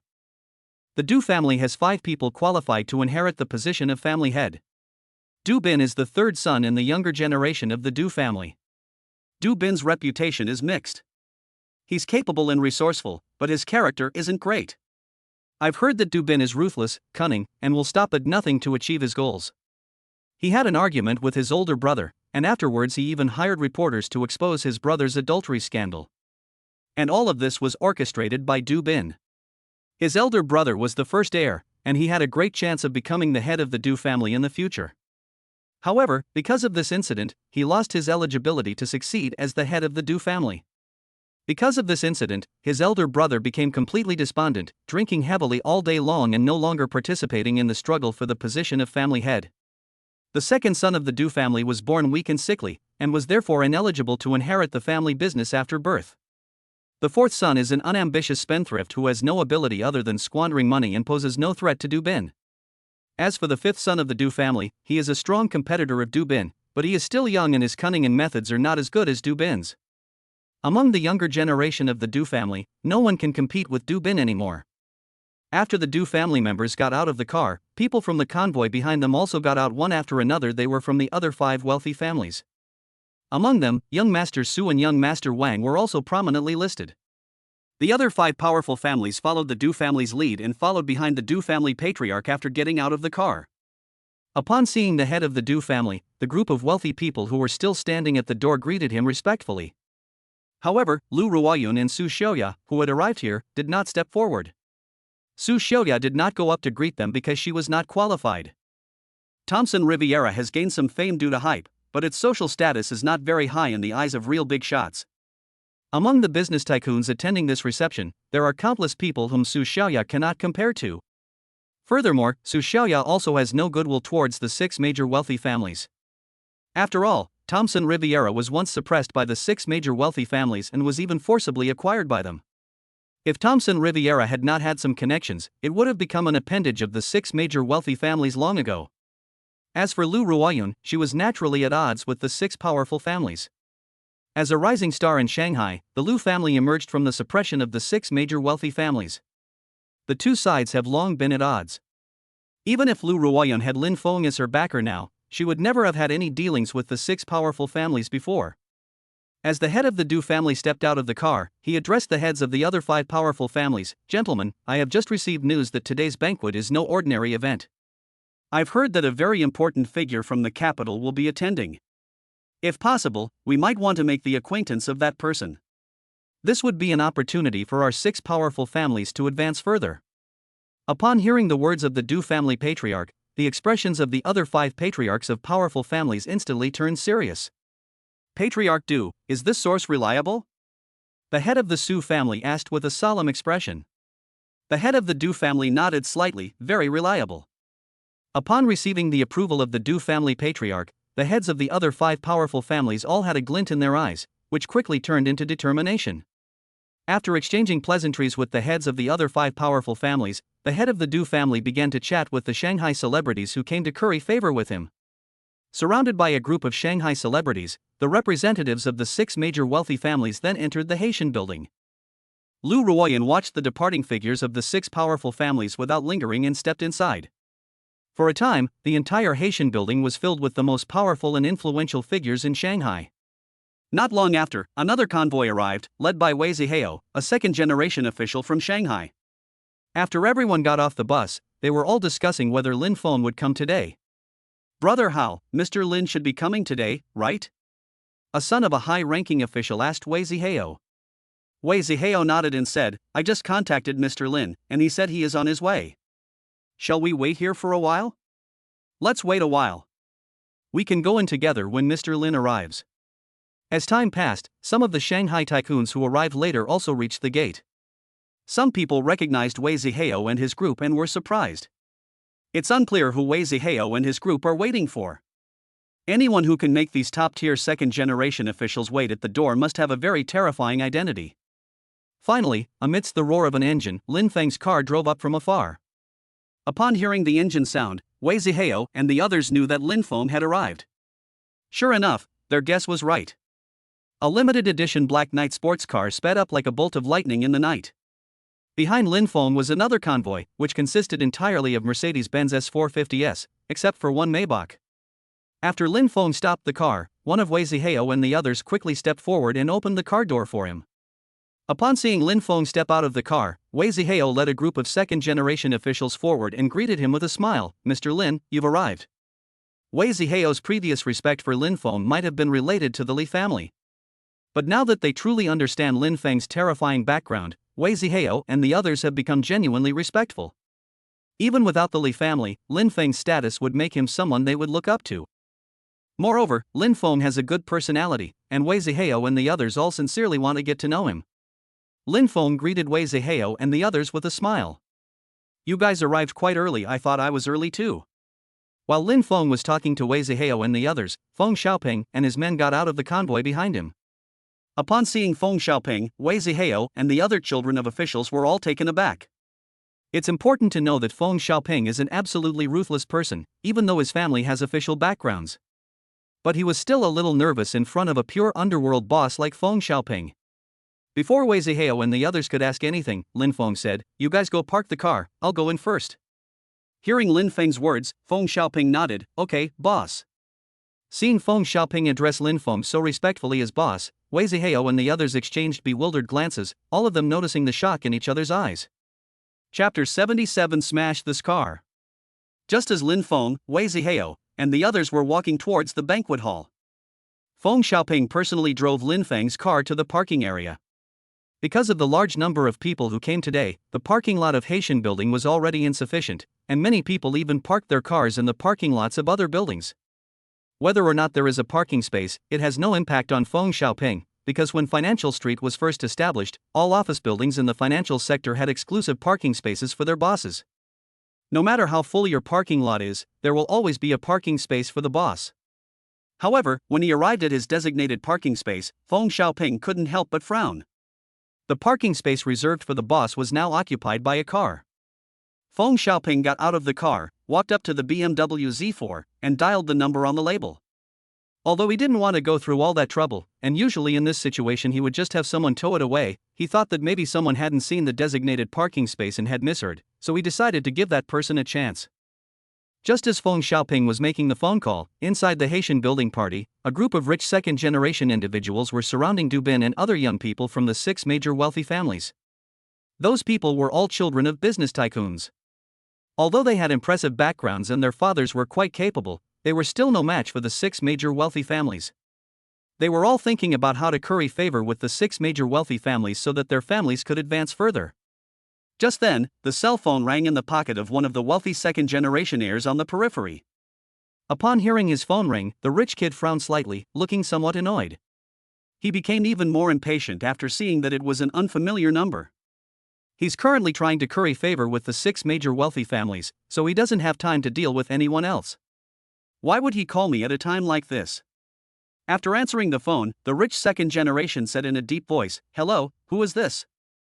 Feng Xiaoping's voice came through the phone, "Hello, your car is parked in my boss's parking space. Could you please come down and move it?" At a time like this, why would a rich second generation go downstairs to move his car? What if he misses the opportunity to make connections with the 6 major wealthy families while he's away? Okay, I understand. I'll go over when I'm done with my work. When Feng Xiaoping heard that he would have to wait to move the car, his voice became serious. No, you need to get out and move your car right now. The rich kid, who was about to hang up, lost his patience when he heard Feng Xiaoping's persistent questioning. Are you deaf? Or are you out of your mind? Didn't I say I'd move your car after I finished my work? You can't even wait a little while, can you? I can't wait. At this moment, a cold look appeared in Feng Xiaoping's eyes, and his voice changed from gloomy to calm. If someone who knows Feng Xiaoping's personality were here, they would probably be trembling with fear upon seeing this scene. Because if Feng Xiaoping becomes like this, it means he is extremely angry, and the consequences of that anger will be terrifying. You have to wait for me, whether you can't or not. Do you know who I am? Talking to me like that is just asking for trouble. Let me tell you the truth, I'm not moving this car. You can try to figure it out, or you're dead. The rich kid didn't spoil Feng Xiaoping at all, and said arrogantly. He came today with his father's mission, to get to know some important people at the party, or even their descendants. As long as they maintained good relationships, his family could curry favor with them in the future. The party is about to start, and he can't leave now. If he misses it, there won't be a second chance. Upon hearing the rich kid's words, Feng Xiaoping finally stopped asking him to get out and move the car, and instead slowly said okay. After I finished speaking, the phone was immediately disconnected. Then Feng Xiaoping waved to his back, and more than a dozen of his underlings rushed over. Boss. Go drag this car aside and smash it. Feng Xiaoping pointed to the BMW sports car in front of him and said calmly. Yes, boss. A dozen or so thugs pushed the BMW sports car to a trash can in the distance, took out batons from their waists, and began to smash the car mercilessly. Some passers-by were startled by the scene and quickly moved away to watch the spectacle. Some even tried to take out their phones to take pictures, but were stopped by Feng Xiaoping's henchmen. Although those who wanted to take photos were not able to do so and were somewhat dissatisfied, they did not dare to say anything in the face of the group of menacing underlings. After towing the BMW away, Feng Xiaoping carefully parked Lin Feng's car in the parking space. And fearing something might happen, he even called in a few underlings to guard him. After doing all this, Feng Xiaoping left with peace of mind. While the group of thugs were smashing the BMW, someone had already received the news and informed the rich kid. Upon hearing the phone ring again, the rich kid lost all patience and started yelling and cursing as soon as he answered. Are you ever going to stop? I'm telling you, if I can't move it, I can't move it. If you keep dawdling, believe me, I'll kill you. The person on the phone was bewildered after being inexplicably scolded. Then the man cautiously said, Young Master Han, it's me, Little Stone. I saw your car was vandalized, so I called to let you know. This rich kid also has some connections. His family background isn't exactly clean, but rather he came from a family that made its living by lending money at exorbitant interest rates. Later, due to national circumstances, the family had to give up this gray industry and start doing business. However, having a criminal background means that even if someone works in a legitimate industry, they can't avoid using some unethical methods. The Han family is currently facing a bottleneck in its development, so they are looking for a powerful backer who can help them get promoted. People of Han's background would naturally want to find the Du family. After all, the Du family was once the underground emperor of Shanghai, so working with the Du family would be easier. Damn it, who dared to smash my car? Do you know who it was? At this moment, Han Xiao had already guessed something in his mind. The fact that his car was smashed must be related to the person who had called him earlier to ask him to move his car. But he didn't know who the other person was, so he could only ask his underling. Young Master Han, I don't know who smashed your car, but I do know that the person who smashed your car parked his car in that parking space afterward. Okay, that makes things easier. Go and smash his car too. If they dare to smash my car, I won't let them get away with it. After receiving Han Xiao's instructions, the subordinate on the other end of the phone quickly responded and went to carry out the task. After hanging up the phone, Han Xiao finally found an opportunity, stepped forward and squeezed in, stood in front of Du Bin, and handed him his business card. Hello Mr. Du, I am Han Jinming, my father is Han Laojiu, and Han's consignment shop is our family business. Upon hearing Han Jinming's words, Du Bin looked somewhat surprised and glanced at Han Jinming, saying, You are Laojiu's son? Han Laojiu was once a member of the underworld in Shanghai and had some reputation, so Du Bin happened to have heard of him. Seeing that Du Bin knew about his father, Han Jinming was overjoyed. It seemed that he would have no problem getting on the good side of the Du family this time. Chapter 78 I think you've had enough of living. Meanwhile, just as Han Jinming was currying favor with the Du family, his underlings also began to take action.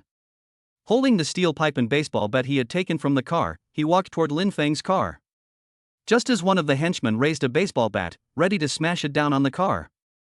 Suddenly, a man rushed out from the side and kicked the henchman in the waist. The powerful force sent the henchman flying. With a scream, the baseball bat in his hand flew out of his grasp and landed squarely on Lin Feng's car. Just as the baseball bat was about to hit the car, a hand reached out and caught it steadily. The man who made the move was a burly man, 1.9 meters tall, with a rugged face. Just standing there, he was like an iron tower. This man was one of Feng Xiaoping's henchmen, and also a minor leader ordered by Feng Xiaoping to watch Lin Feng's car. You've got some nerve, daring to smash my car, the car of the financial street boss. Today I'll see if you've really got the guts to do something like that. As soon as the man finished speaking, several men in suits rushed out and started punching and kicking Han Jinming's henchmen. Although Han Jinming's henchmen were all armed, they were powerless against Feng Xiaoping's men and were beaten to the ground screaming in agony within a few moves. Then the burly man stepped forward and stomped on the small stone's shin, causing the stone to howl in pain.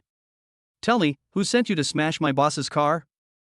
Little Stone still had some backbone even under these circumstances. He didn't reveal Han Jinming's name. But a ruthless smile appeared on the burly man's face. You're pretty tough, huh? Well then, let's see how long you can hold out. As soon as he finished speaking, the man bent down and broke off Little Stone's fingers one by one. When it came to the third finger, Little Stone finally couldn't take it anymore and revealed Han Jinming's name. Where is he? The man continued to ask. Little Stone didn't dare to hide anything and told Han Jinming his location. Very good. After standing up, the man instructed someone to keep an eye on Xiaoshi Tu and the others, then took out his phone and called Feng Xiaoping. Boss, someone tried to smash the boss's car, but we caught them. They said it was instigated by a man named Han Jinming, who is Han Laojiu's son. He's at a party right now. After listening to the man's report, Feng Xiaoping couldn't help but sneer. This kid has some nerve. Even his father would have to be polite to me. He actually dared to hire people to smash the boss's car. Fine, I understand. Just keep an eye on those people, and I'll handle the rest. After hanging up the phone, Feng Xiaoping took the elevator to the party venue. Meanwhile, Lin Feng, Wei Zihao, and the others had already arrived at the party. As the group walked in through the gate, they immediately attracted the attention of countless people. Many people's eyes lit up when they saw Wei Zihao. Wei Zihao is definitely the number one prince in Shanghai. His father is the top official in Shanghai's municipal government, and it is said that this banquet was proposed by Wei Zihao's father. If you can curry favor with Wei Zihao, you'll definitely make a fortune in Shanghai. After all, with the power of Wei Zihao's father, simply approving a road construction project could make someone instantly rich. However, what's interesting is that Wei Zihao, who walked in, wasn't standing in the center. He was actually slightly behind a younger man.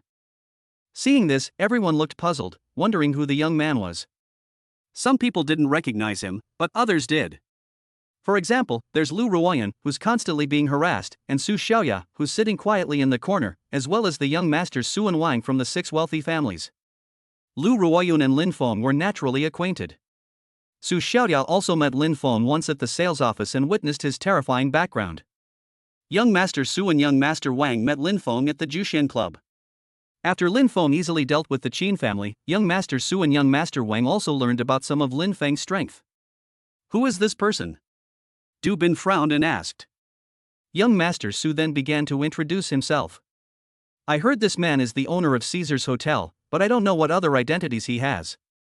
I only know that he is very powerful, and Wei Zihao respects him very much.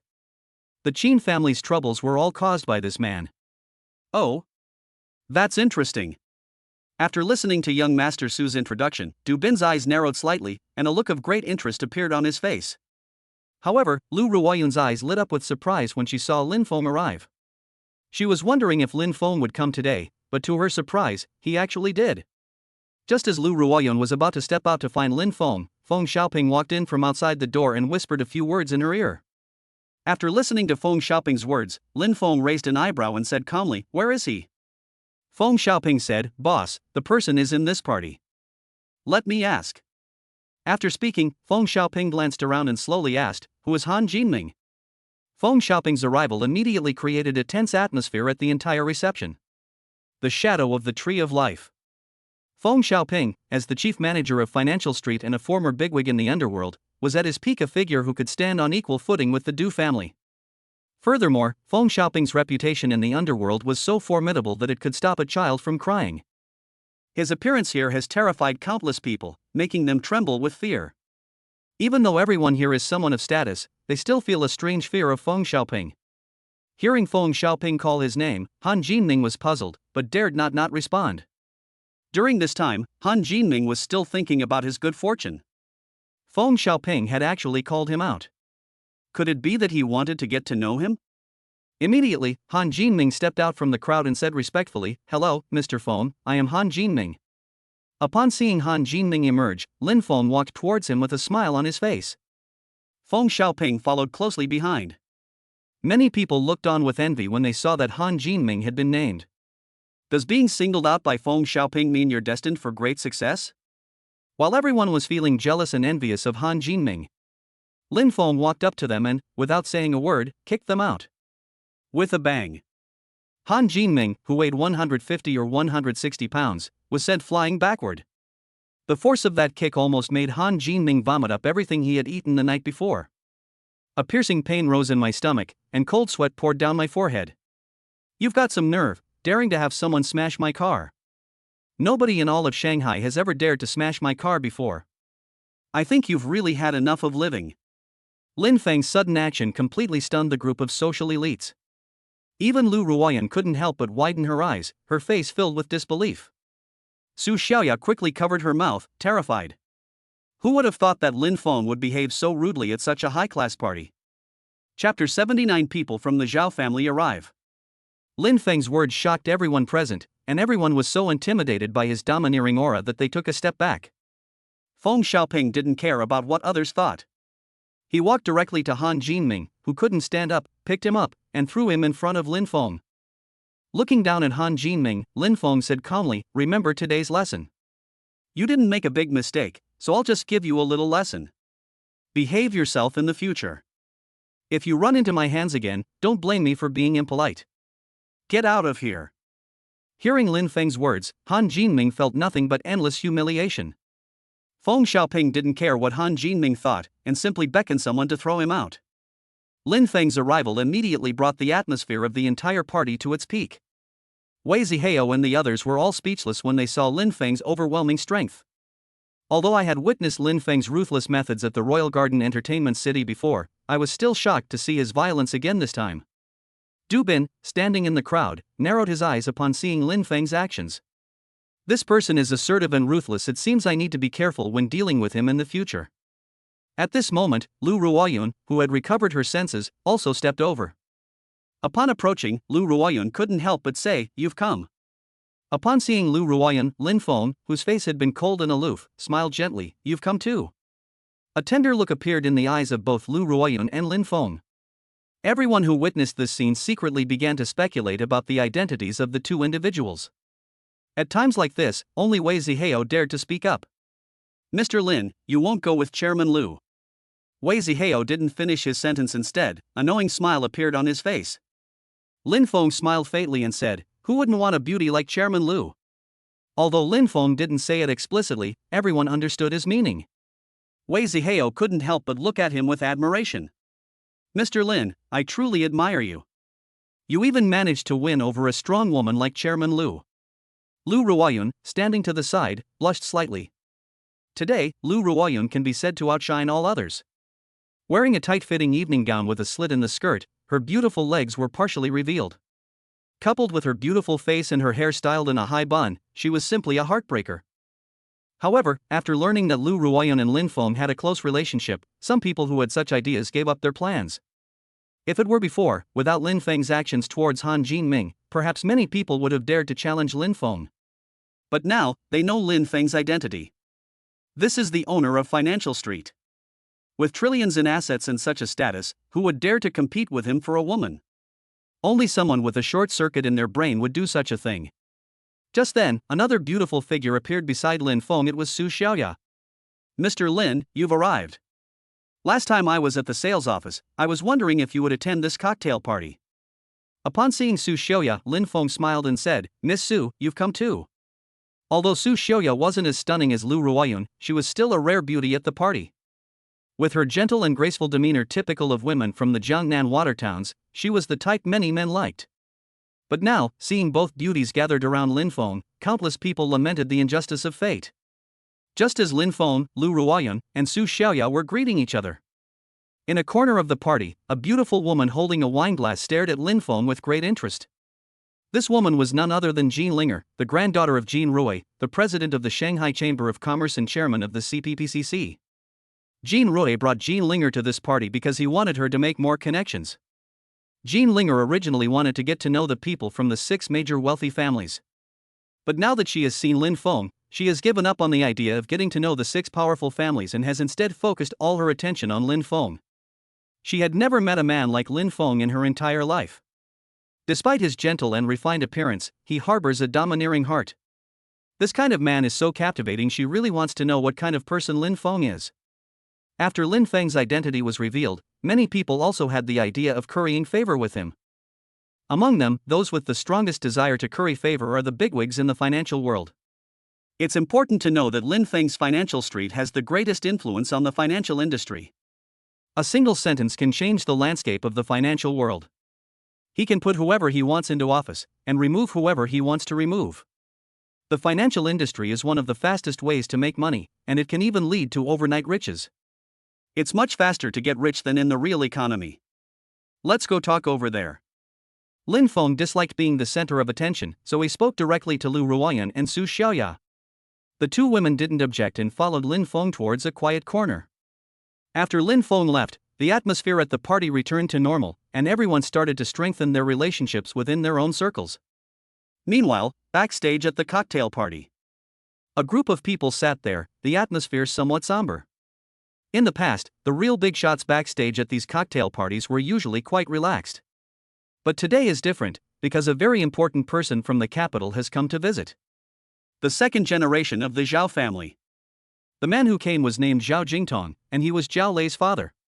Zhao Jingtong came to Shanghai with a mission. His role was also that of the head of the investigation team.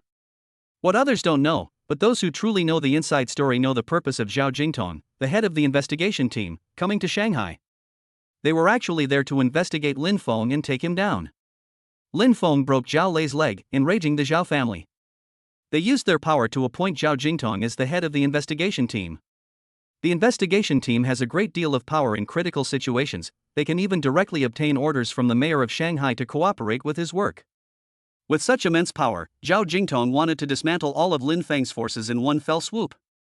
The Zhao family is particularly envious of Lin Feng's businesses. If they can acquire Lin Feng, they can force him to hand over his businesses to the Zhao family. The Zhao family would definitely rise to become the #1 wealthy family in China, and could even surpass the Li family.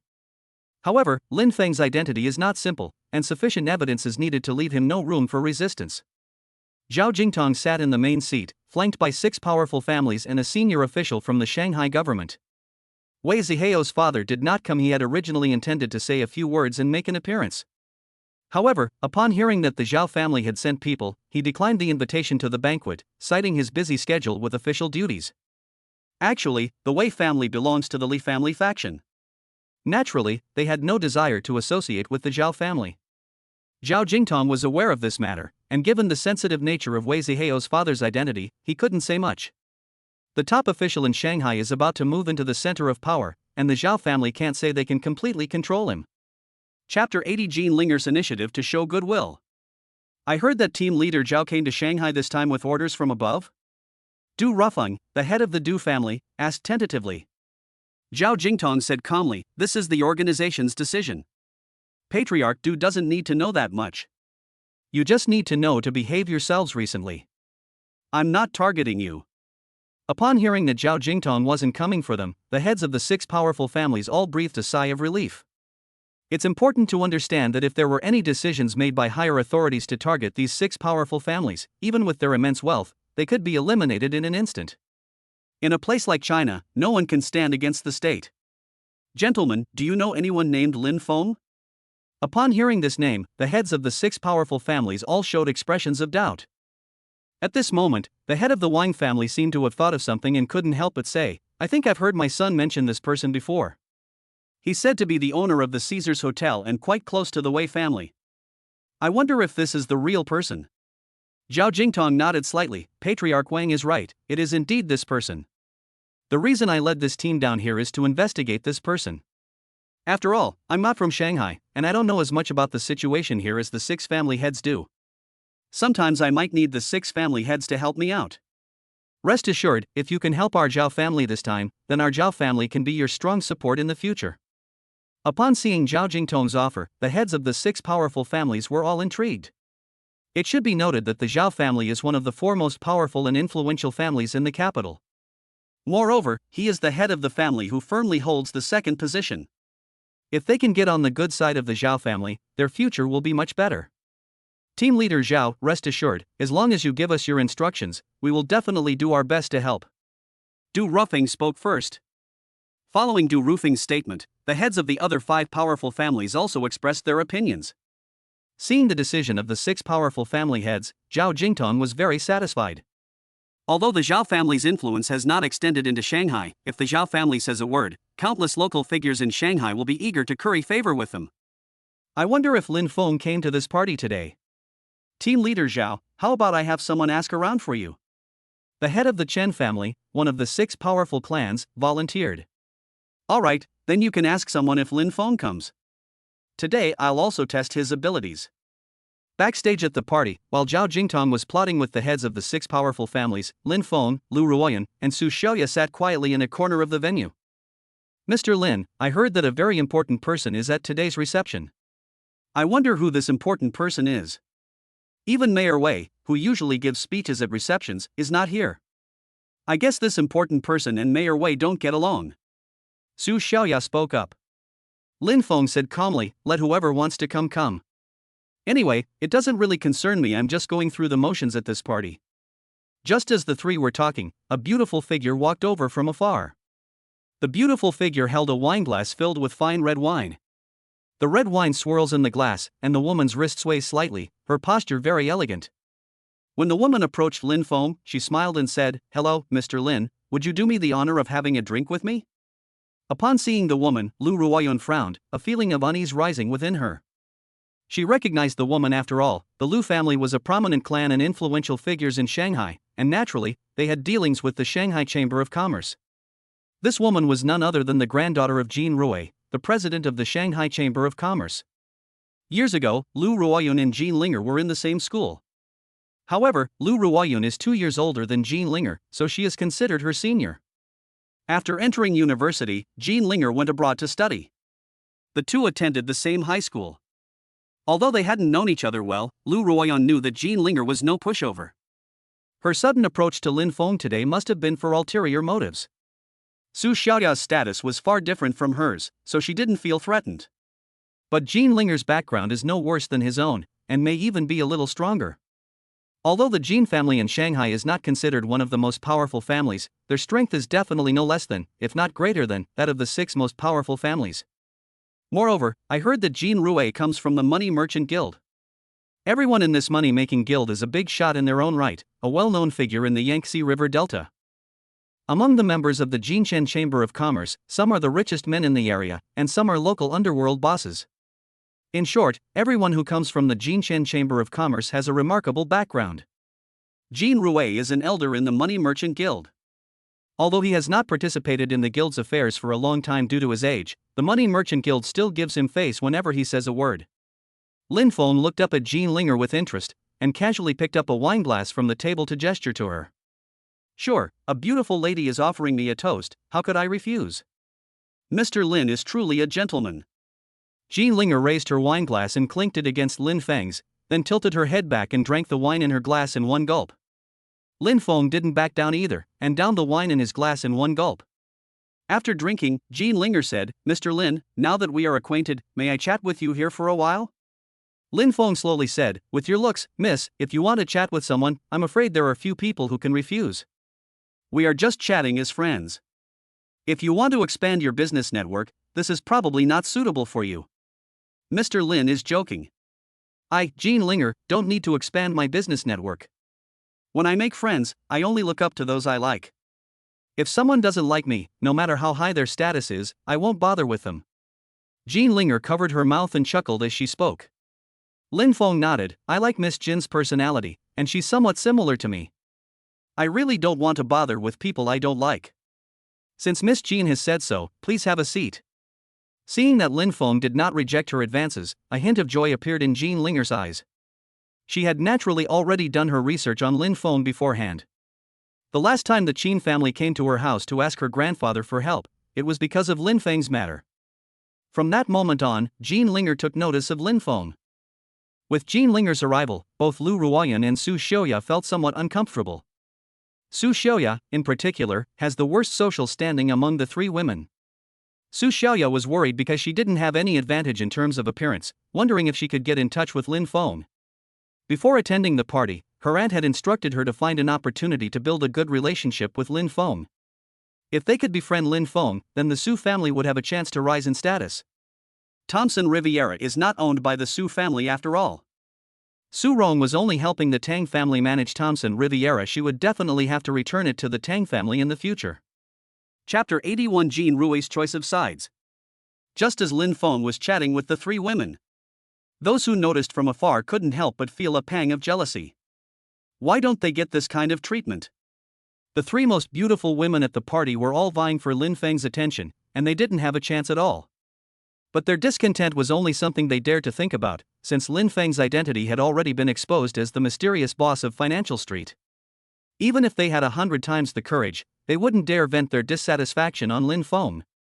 Just then, the door to the party was pushed open again, and a group of bodyguards in black suits walked in. Then an elderly man with a ruddy complexion appeared at the party. Upon seeing the old man, Jean Linger stood up and said apologetically to Lin Feng, Mr. Lin, I may have to excuse myself for a while, my grandfather has arrived. Lin Feng nodded, Miss Jean, please go ahead. After receiving Lin Feng's response, Jean Linger stood up and walked towards Jean Rue.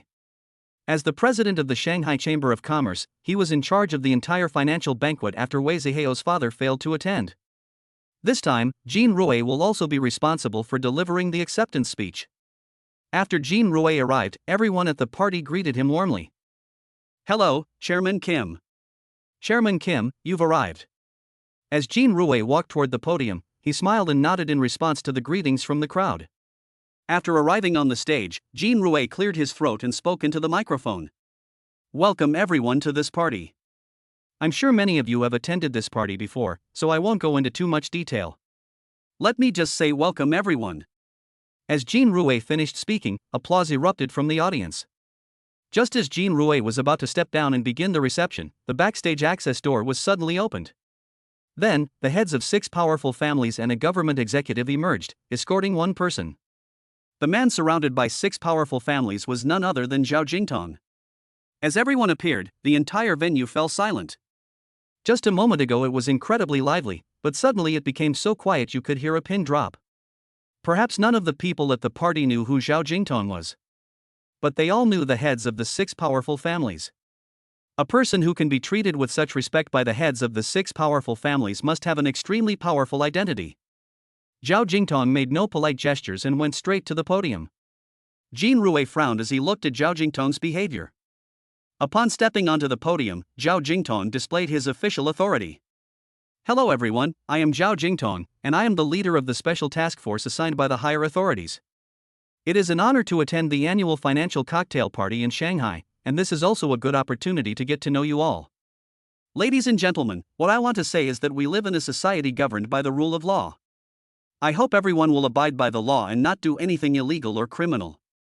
Some people in Shanghai will definitely be purged this time, and I just hope that you will not be involved. As he spoke, Zhao Jingtong kept looking at Lin Feng, who was sitting in the corner. Lin Feng, who was sitting there, felt Zhao Jingtong's gaze and raised his wineglass in a gesture of respect, his expression very composed. Team leader Zhao is right. Those who break the law will be caught. I support team leader Zhao and hope that he can thoroughly clean up Shanghai and prevent those criminals from harming the general public. Lin Feng raised his wineglass and said loudly. Seeing Lin Feng's actions, no one knew what to say. Those who are here are all intelligent people, and naturally they have seen through the situation on the field. It's obvious that Zhao Jingtong was sent down from above to target Lin Feng. But what's wrong with Lin Feng? He doesn't seem nervous at all, acting like nothing's wrong. Upon hearing Lin Feng's words, a dangerous glint appeared in Zhao Jingtong's eyes. He then said with a forced smile, "This gentleman is right. Criminals will never be able to escape justice. I will definitely bring them to justice.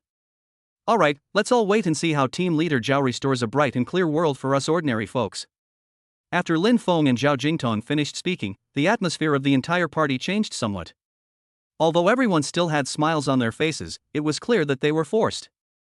The oppressive atmosphere at the party made everyone feel heavy-hearted.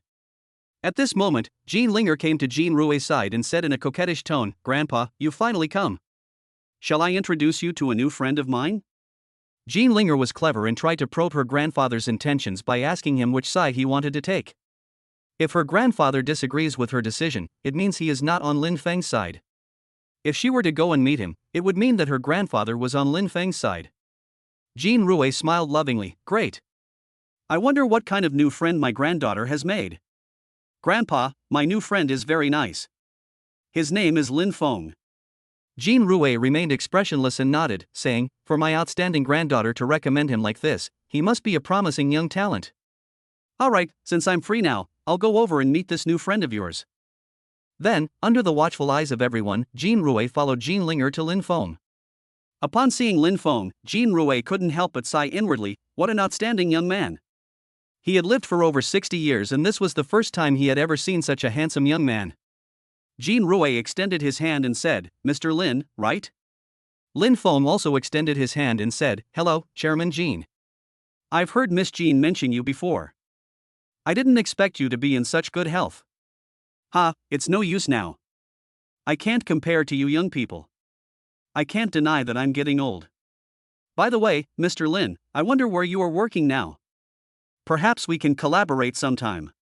Seeing Jin Rui's obvious show of closeness, Lin Feng slowly said, "I have many businesses, Chairman Jin, you just need to tell me, I believe we can cooperate." Upon hearing Lin Feng's answer, Jin Rui's eyes gleamed. It seems I underestimated Lin Feng, there's still a lot I don't know about this young man. Thinking about this, he finally understood what gave Lin Feng the confidence to oppose the Zhao family. Ever since Zhao Jingtong came out to speak, he knew that the Zhao family was after Lin Feng. But he still chose Lin Feng because he always felt that Lin Feng was not so simple. I might be willing to take that gamble. If one were to join the Zhao family, one might gain many benefits, but achieving significant advancement would be virtually impossible. The Zhao family will not allow anyone to grow too big or powerful and become beyond their control. Lin Feng is just getting started. If he can bet on the right thing, the Jin family may be able to rise to a higher level in the future. Chapter 82 Du Bin, Seeking Death. Jin Rui's shrewdness and calculation were not unfounded, and his bets were not based on who was young. His choice of Lin Feng was a result of careful consideration. First, he investigated Lin Feng's information, and among the known identities, Lin Feng was already incredibly powerful. Then, based on the inference, there are some background details of Lin Feng that have not been investigated. In comparison, betting on Lin Feng becomes a matter of course.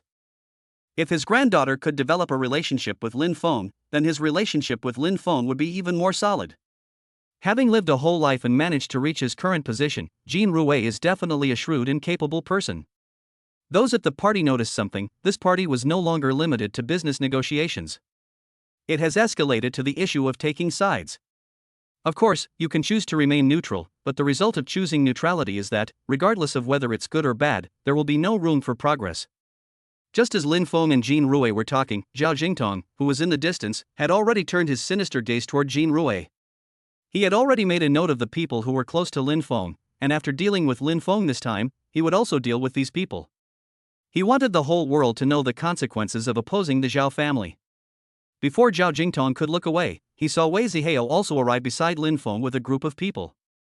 "Mr. Lin, this party isn't very interesting. It would be much more enjoyable to have a few drinks with you." Wei Zihao walked over, holding a wineglass, and said with a smile. The group of second-generation officials behind him echoed his sentiments. This scene enraged Zhao Jingtong even more, his face turning ashen. He never expected that Wei Zihao would so blatantly oppose him. At this moment, Du Bin also came to the side of his grandfather, Du Rufeng. "Grandfather." Upon seeing Du Bin, Du Rufeng smiled and said, "Binner, you've arrived. Let me introduce you." As he spoke, Du Rufeng introduced Zhao Jingtong. "I heard that Zhao Jingtong is from the Zhao family, one of the four most powerful families in the capital." Du Bin was startled. He had certainly heard of the four most powerful families in Beijing. Each of those four major families is a force that can shake the entire nation with a single stomp of their foot. Furthermore, among the four major families, the Zhao family has the strongest growth momentum and is most likely to become the most powerful family in the future. If the Li family has a large and prosperous population, perhaps the Zhao family will not have any chance. Although the Li family is powerful now, it has no successor. Apart from one woman, there are no other direct descendants. Throughout Chinese history, women have never held power. Even if the sole heir of the Li family was highly capable, she was still, after all, a woman. Therefore, far more people favored the Zhao family than the Li family. "Hello, team leader Zhao." Du Bin quickly extended his hand respectfully. Zhao Jingtong did not reach out, but glanced at it indifferently and nodded slightly in acknowledgement. Seeing that Zhao Jingtong did not shake hands with him, Du Bin's expression did not change at all, and he did not feel embarrassed at all. This also demonstrates Du Bin's shrewdness and cunning. The remaining five wealthy families' younger generation didn't want to make a fool of themselves. They all greeted each other briefly and then made no further comment. Du Bin already knew his grandfather's intention and had sided with the Zhao family. He then said, "Grandpa, should I go and test this Lin Feng?" Du Rufeng thought for a moment and said, "It would be good to test the waters. Team leader Zhao is coming down here to deal with Lin Feng. We can do our part." After speaking, Du Rufeng said to Zhao Jingtong, "Team leader Zhao, please take a rest. Since you are here in Shanghai to handle a case, my Du family, as the host, will do our part." Upon hearing Du Rufeng's words, Zhao Jingtong nodded slightly. "Then I'll have to trouble Patriarch Du." After speaking, Du Bin led the heirs of the other five powerful families toward Lin Feng. Seeing Du Bin and the others approaching, Lin Feng held a wineglass in his hand, a playful smile appearing on his face. Upon seeing this, Wei Zihao whispered, "Mr. Lin, this Du Bin is up to no good." Lin Feng said indifferently, "He's just a minor character. How much trouble can he cause?" Just after the two finished speaking, Du Bin walked over and said to Lu Ruoyun, "Miss Lu, may I invite you to have a drink?" Du Bin, who had just walked over, did not immediately approach Lin Feng, but instead chose to target Lu Ruoyun. This is also where Du Bin's cleverness lies. He had long known that Lu Ruoyun and Lin Feng had a close relationship. The best way to provoke someone is through their woman. Ordinary people might tolerate it, but for Lin Feng, if he remained indifferent when his woman was being approached, he would lose all face. Lu Ruoyun glanced at Du Bin indifferently and said slowly, "I'm sorry, I have no interest." "Miss Lu, this is a bit inappropriate. I sincerely wanted to invite you for a drink, but you're refusing me like this. Are you looking down on me? Or does Miss Lu feel that now that the Lu family has some power, they can disregard the six great families? Although the Lu family is wealthy, its foundation cannot compare with that of the six major wealthy families. Previously, the six powerful families had some designs on the Liu family, but after hearing that the Zhao family in the capital had their eyes on the Liu family, the six powerful families have refrained from taking any action. Now that the Zhao family has abandoned the Liu family, he no longer needs to hold back. Looking at Du Bin, who was deliberately trying to cause trouble, Lin Feng's eyes flashed with a coldness. Seeing this, Feng Xiaoping, who had been standing at a distance, gave a wink to one of his underlings behind him. The henchman nodded slightly, took a couple of big gulps of red wine from a bottle in his hand, and walked towards Lin Feng without making a sound. Upon approaching, he suddenly smashed the wine bottle in his hand down on Du Bin's head. Bang! A loud shattering sound echoed throughout the party. Before Du Bin could react, his head was blown off. In an instant, blood mixed with red wine slowly flowed down from the top of his head. This sudden scene startled everyone, sending shivers down their spines. Upon seeing that the person being attacked was Du Bin, the young people from the other 5 wealthy families behind him were all so frightened that they took a step back, their faces filled with shock. None of them expected that someone would dare to blow Du Bin's head off. You should know that the Du family are the local tyrants of Shanghai's underworld. He hit Du Bin, and he probably won't even know how he died. Before Du Bin could react after his head was blown off, he saw the henchman holding the broken bottle plunge the sharp shard into Du Bin's abdomen. If that stab had landed, Du Bin's life would likely have been in danger.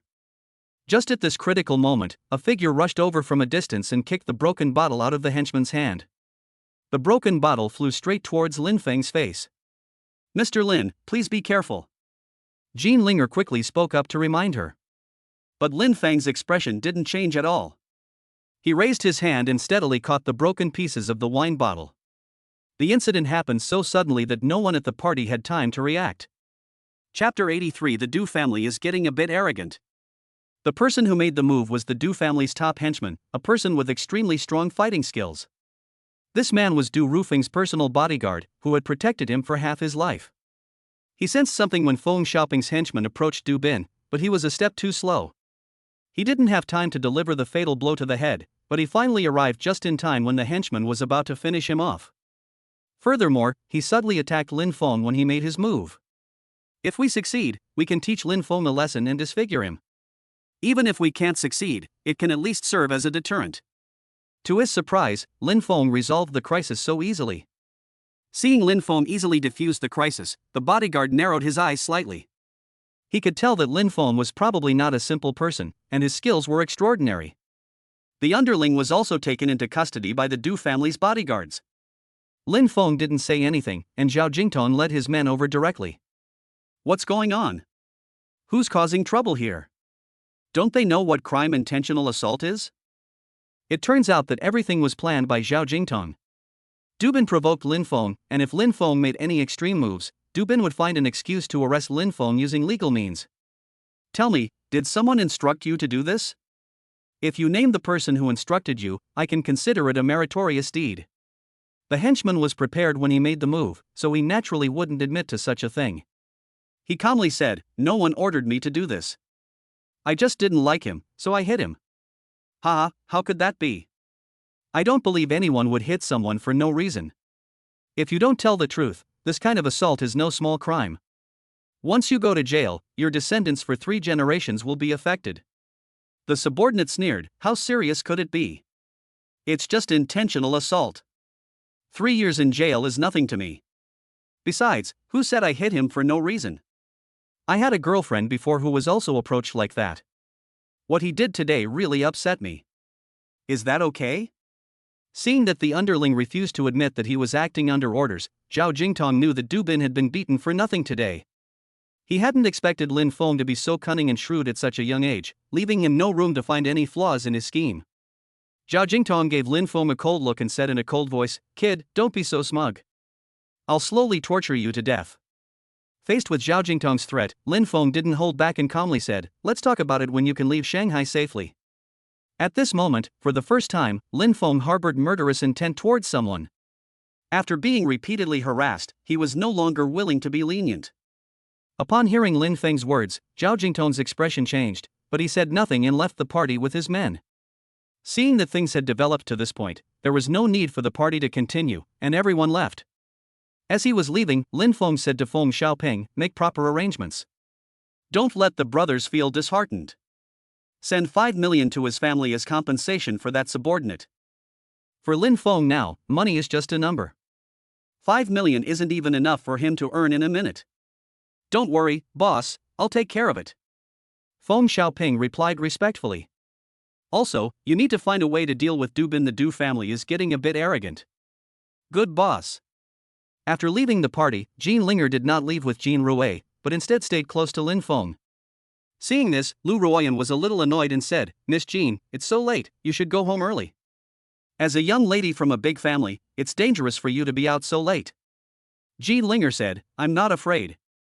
With Mr. Lin here, what could possibly happen to me? Even if there is danger, Mr. Lin will protect me, right? Seeing this, Su Xiaoya couldn't help but feel some disdain for Jean Linger. This woman has absolutely no sense of shame. You're a woman, how can you be so shameless? Lin Feng said slowly, alright, everyone didn't eat much at the party today, and it's so late, let me treat everyone to a meal. Okay. Jean Linger was the first to agree. Lu Ruoyan and Su Xiaoya were speechless, but Jean Linger persisted relentlessly, and they had no other choice. The four of them got into one car. Because he had been drinking, Lin Feng did not drive his own car. They asked Feng Xiaoping to find them a minivan, and the three women and one man rode in the minivan towards the restaurant. Inside the Caesars Grand Hotel, having already received news of Lin Feng's impending arrival, they prepared the finest food and drinks. After the four sat down, an ambiguous dinner ensued. Lu Ruoyan sat to Lin Feng's left, and Jean Linger sat to Lin Feng's right. As for Su Xiaoya, who was of slightly lower status, she could only be squeezed to the margins. Lu Ruoyan and Jean Linger seemed to be competing with each other. If one person serves food to Lin Feng, the other person will definitely not be outdone and will also serve food to Lin Feng. This left Lin Feng speechless. Are these two women crazy? They haven't even touched their chopsticks yet, and their plates are already piled high with food. Drink wine. Speechless, Lin Feng simply picked up his wine glass and gestured for everyone to drink. Lu Ruoyan and Jean Linger also felt a competitive spirit and began to test their drinking abilities.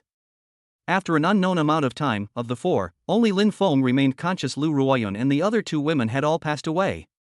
Seeing the three women who had drunk too much, Lin Feng immediately called over a waiter to help them to their room to rest. The waitresses who came were all women, so Lin Feng wasn't worried that they would take advantage of the three women when they were drunk. After sending the three women upstairs, Lin Feng had the hotel car take him directly to Tang Shishir's place. Of the three women, he still preferred spending time with Tang Shishir. Because Tang Shishir has no ulterior motives, it's comfortable to be with her. Just as Lin Feng was heading to Tang Shishir's place. Inside the Du family's convoy, Du Bin's head was wrapped in gauze. He had just returned from the hospital. Although his head was fine, he was furious. He was actually shot in the head at a party, right in front of everyone. This is truly a huge disgrace.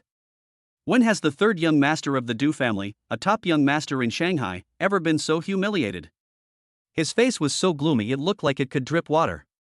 His hatred for Lin Feng had reached its peak, and he was determined to make Lin Feng pay if he had the chance in the future.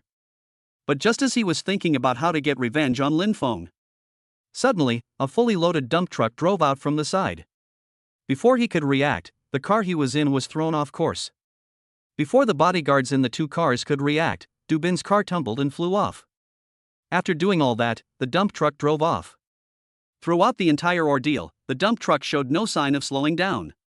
The car had no license plates at the front or back, the vehicle identification number was covered up, and the driver was wearing a mask and black sunglasses, so no identification information could be obtained. Despite the darkness of night, the sunglasses did not impair the driver's vision. Dump trucks are like ghosts, appearing suddenly and disappearing quickly. Chapter 84 Gubei No. 1 Real Estate Project. Quick, check on how the third young master is doing. After Du Bin's car was overturned, the bodyguards in both cars quickly got out to check the situation. The dump truck that caused the accident had long since disappeared without a trace, and with the darkness of the night, the anxious crowd didn't know where to begin their search. I don't know whether to hunt down the murderer or save Du Bin first. Du Bin was really unlucky. He had just been discharged from the hospital after having his head bandaged when he was hit by a car and had an accident. The bodyguards knew that the car accident was not an accident at all, but rather that someone wanted to kill Du Bin. But the most urgent task right now is to save Du Bin. We can deal with the rest later. The bodyguards struggled to open the mangled car door and found Dubin lying quietly inside, covered in blood. After putting Dubin back into the car, the bodyguards drove quickly to the hospital. In the shadows some distance away, a pair of cold eyes watched all of this unfold. The owner of those eyes is the driver of that dump truck from earlier. He was also Feng Xiaoping's top assassin. In his early years, he did a lot of work for Feng Xiaoping, his hands were stained with blood, and he had handled at least a dozen murder cases. He was also instructed by Feng Xiaoping to come and kill Dubin. He had been living a peaceful life, but a single sentence from Feng Xiaoping brought him back into the public eye. But Feng Xiaoping treated him quite well, always giving him at least several million yuan after each transaction, and never mistreating a man. Seeing that Dubin had survived the car accident, the man switched to another car and quietly drove to the hospital. The next morning, Lin Feng woke up at Tang Shishi's residence in Thompson Riviera. Upon entering the living room, one immediately sees the sumptuous breakfast laid out on the dining table. This is a loving breakfast that Tang Shishi made for Lin Feng before he went to school. In the past few days, since moving here, Tang Shishi has been learning to cook at home whenever she has free time, hoping to have the opportunity to cook a meal for Lin Feng herself. This was also her way of maintaining her importance in Lin Feng's heart. It's often said that the way to a man's heart is through his stomach. 1 fried egg, 1 grilled sausage, 2 steamed buns, and a glass of milk. This breakfast is already very nutritious. Tang Shishi also made the steamed buns herself. After taking a bite, Lin Feng was very satisfied. The taste was quite good. It seems that Tang Shishi put a lot of effort into making this breakfast. Just as Lin Feng was eating breakfast, he received a call from Chen Qingya. "Hey, Qingya." Lin Feng answered the phone and spoke. "Mr. Lin, our boss said he'd like to invite you to dinner." "Oh?" Lin Feng raised an eyebrow. "Why is your boss suddenly inviting me to dinner?" Chen Qingya said, "Our boss said he wanted to get to know you, Mr. Lin, so he asked me to make an appointment with you." Lin Feng knew that Chen Qingya's boss was no ordinary person either, because someone who could book the entire Tan Palace Villa property must have considerable influence. But even with more energy, it wouldn't mean much to Lin Feng now. However, since he had a close relationship with Chen Qingya, he didn't refuse, just to give her face. "Okay, then have your boss decide on the location and let me know." "Okay, thank you." Chen Qingya knew that Lin Feng was doing this out of respect for her, so she couldn't help but say thank you. "Why are you being so polite with me? When have we ever needed to be so polite to each other?" Chen Qingya blushed upon hearing Lin Feng's words on the other end of the phone. Thinking of their passionate night together, her loneliness over the years was finally completely soothed. "Okay, I'll tell my boss now and let you know later." "Okay." After the two hung up the phone, Lin Feng had already finished eating the breakfast he had prepared. He stood up and stretched, just as he saw Feng Xiaoping calling. "Hey boss, Dubin isn't dead, but according to what I've heard, he's become a vegetable and is in a permanent coma." Hearing Feng Xiaoping's words, Lin Feng said calmly, "Then let's leave it at that for now. The rest are the Du family and the other 5 major wealthy families. These people really can't see the situation clearly. Do they really think that by clinging to the Zhao family's coattails, they've climbed to a higher position? I need to let them know who really is in Shanghai." "Yes, boss, I'll get started right away," Feng Xiaoping said respectfully. "Find an acquisition team right now and go directly to these 6 powerful families to acquire all their assets. If they agree, everything will be fine. If they don't, teach them a lesson first," Lin Feng said calmly. "Okay, boss, I know what to do." With Lin Feng as his backer, Feng Xiaoping hadn't been able to act so recklessly in many years. As long as someone can protect him, he will have no more scruples. I had just hung up the phone with Feng Xiaoping when the long-awaited system notification sound rang out. Ding! Today's check-in successful. Check-in reward, Gubei number 1 residential complex. Lin Feng was surprised when he heard about the system's reward. Unexpectedly, this sign-in session resulted in a prize from the Gubei number 1 residential complex. Gubei number 1 is one of the luxury residences in Shanghai. Although it is not as prestigious as Tang Palace or Thompson Riviera, it is still among the top-ranked residences. Moreover, Gubei number 1 is a new development, built within the last 10 years. The entire Gubei number 1 complex comprises 315 units, consisting of 8 high-rise apartment buildings and 15 detached villas, with each unit starting at over 100 million yuan. This is definitely one of the top luxury residences in Shanghai. I never expected to actually sign up for this property development. Actually, Lin Feng really likes Gubei number 1. If he hadn't already owned a house in Tan Palace, he would have wanted to buy a house in Gubei number 1. Although he didn't buy it, the entire development now belongs to him. I had just finished checking in when my phone rang. Seeing the unfamiliar number, Lin Feng knew it must be a call from someone from Gubei number 1. Each time he completes a sign-in session, a designated person will contact him to handle the handover procedures for his reward. Sure enough, as soon as the call connected, a respectful male voice came through. "Hello, are you Mr. Lin Feng?" Lin Feng said calmly, "Yes, I am Lin Feng." "Hello Mr. Lin, I am Lu Yi, the general manager of the Gubei number 1 residential project. I just received news that you have acquired the entire Gubei number 1 project. When would you have time to come and complete the handover procedures?" Lin Feng said slowly, "I have time now, I'll be there in a bit." "Okay, Mr. Lin, I'll be waiting for you." After hanging up the phone, when Lin Feng came downstairs, his Bugatti Black Knight had already been returned by Feng Xiaoping's men. I started the car and headed straight for the sales office of the Gubei number 1 residential complex. Chapter 85, One of the Four Beauties of Magic University. At this moment, inside the sales office of Gubei number 1, General Manager Lu Yi had already begun preparations. Upon hearing that the big boss was coming, all the sales staff and executives immediately got busy. Some were organizing people to clean up, while others were preparing for the welcoming work. Just as the staff at the sales office finished their work, a supercar that looked like a black lightning bolt stopped in front of the door. "What kind of car is that? It's so cool. This looks like a Bugatti, but I don't know which model it is." The saleswomen at the real estate office started discussing the black Bugatti sports car. "Instead of guessing here, why not do some research?"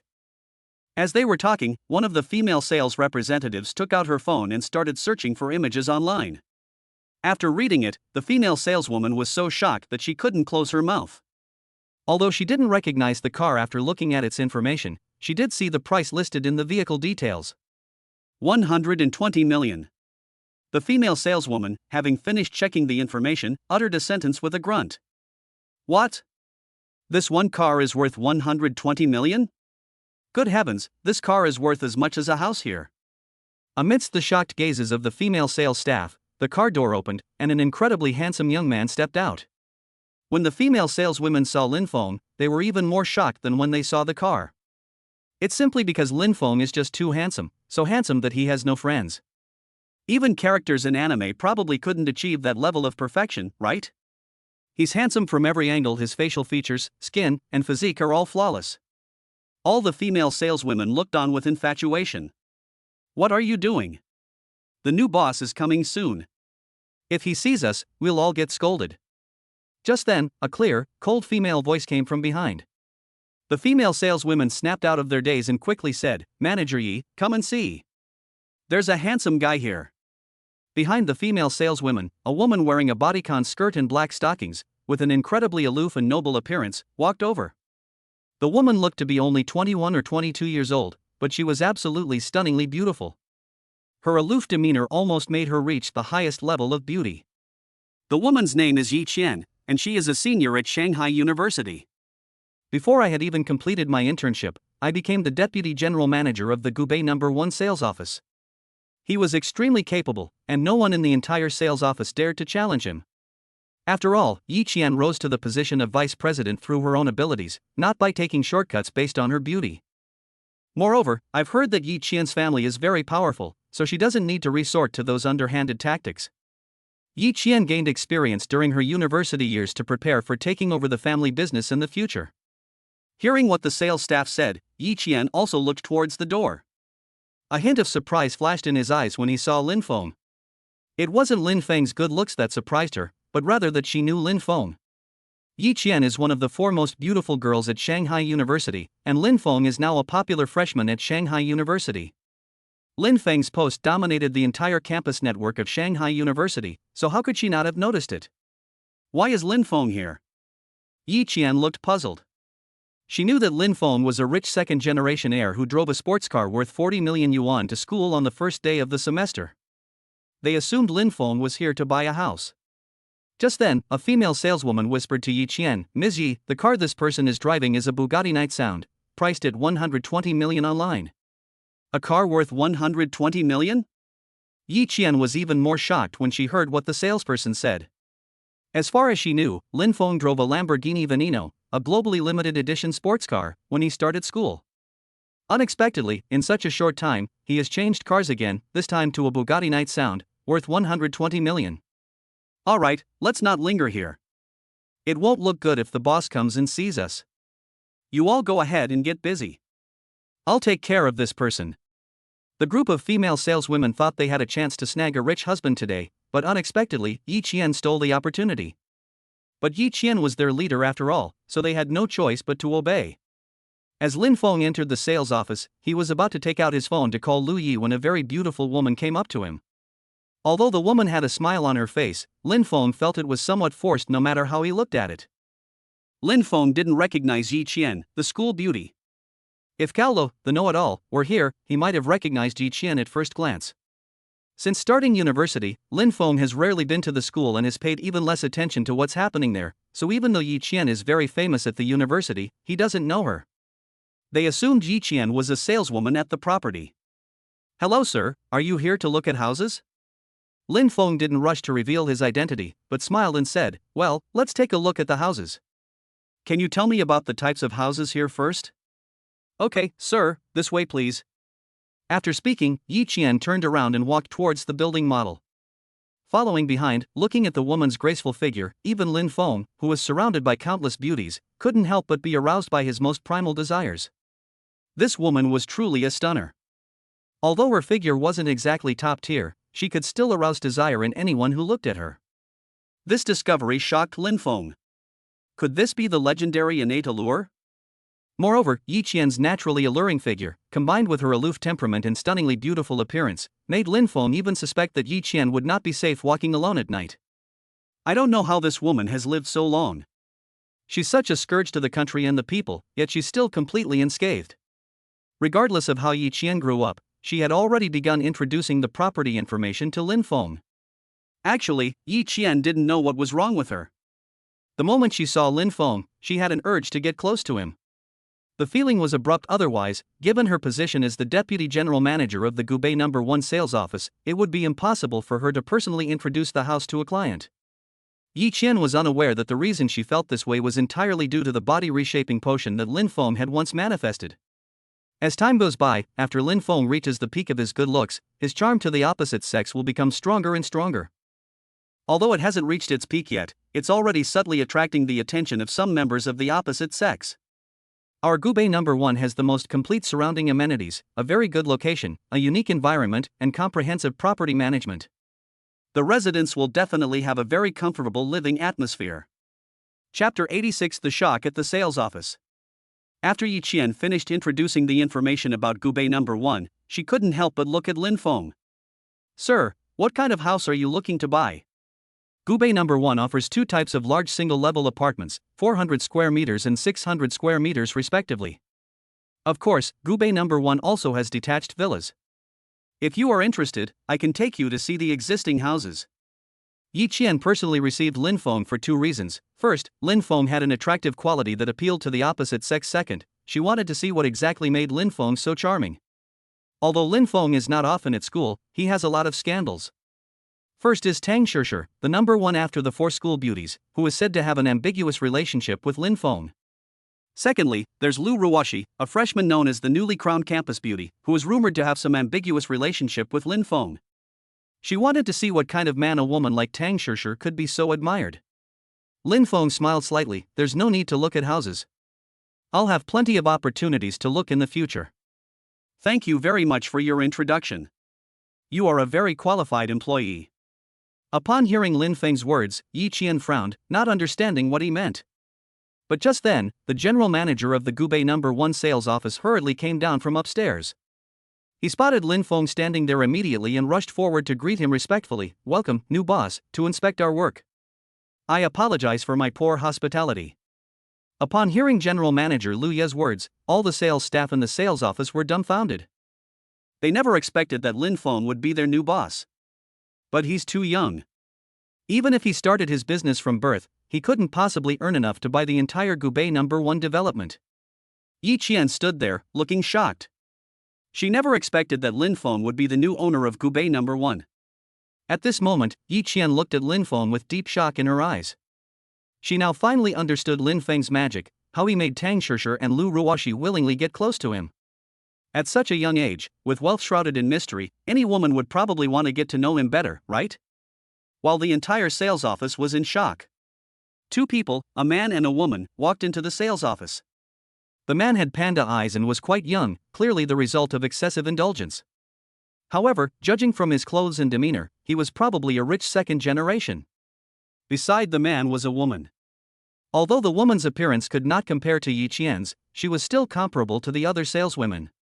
The addition of designer clothes further enhances her elegant appearance.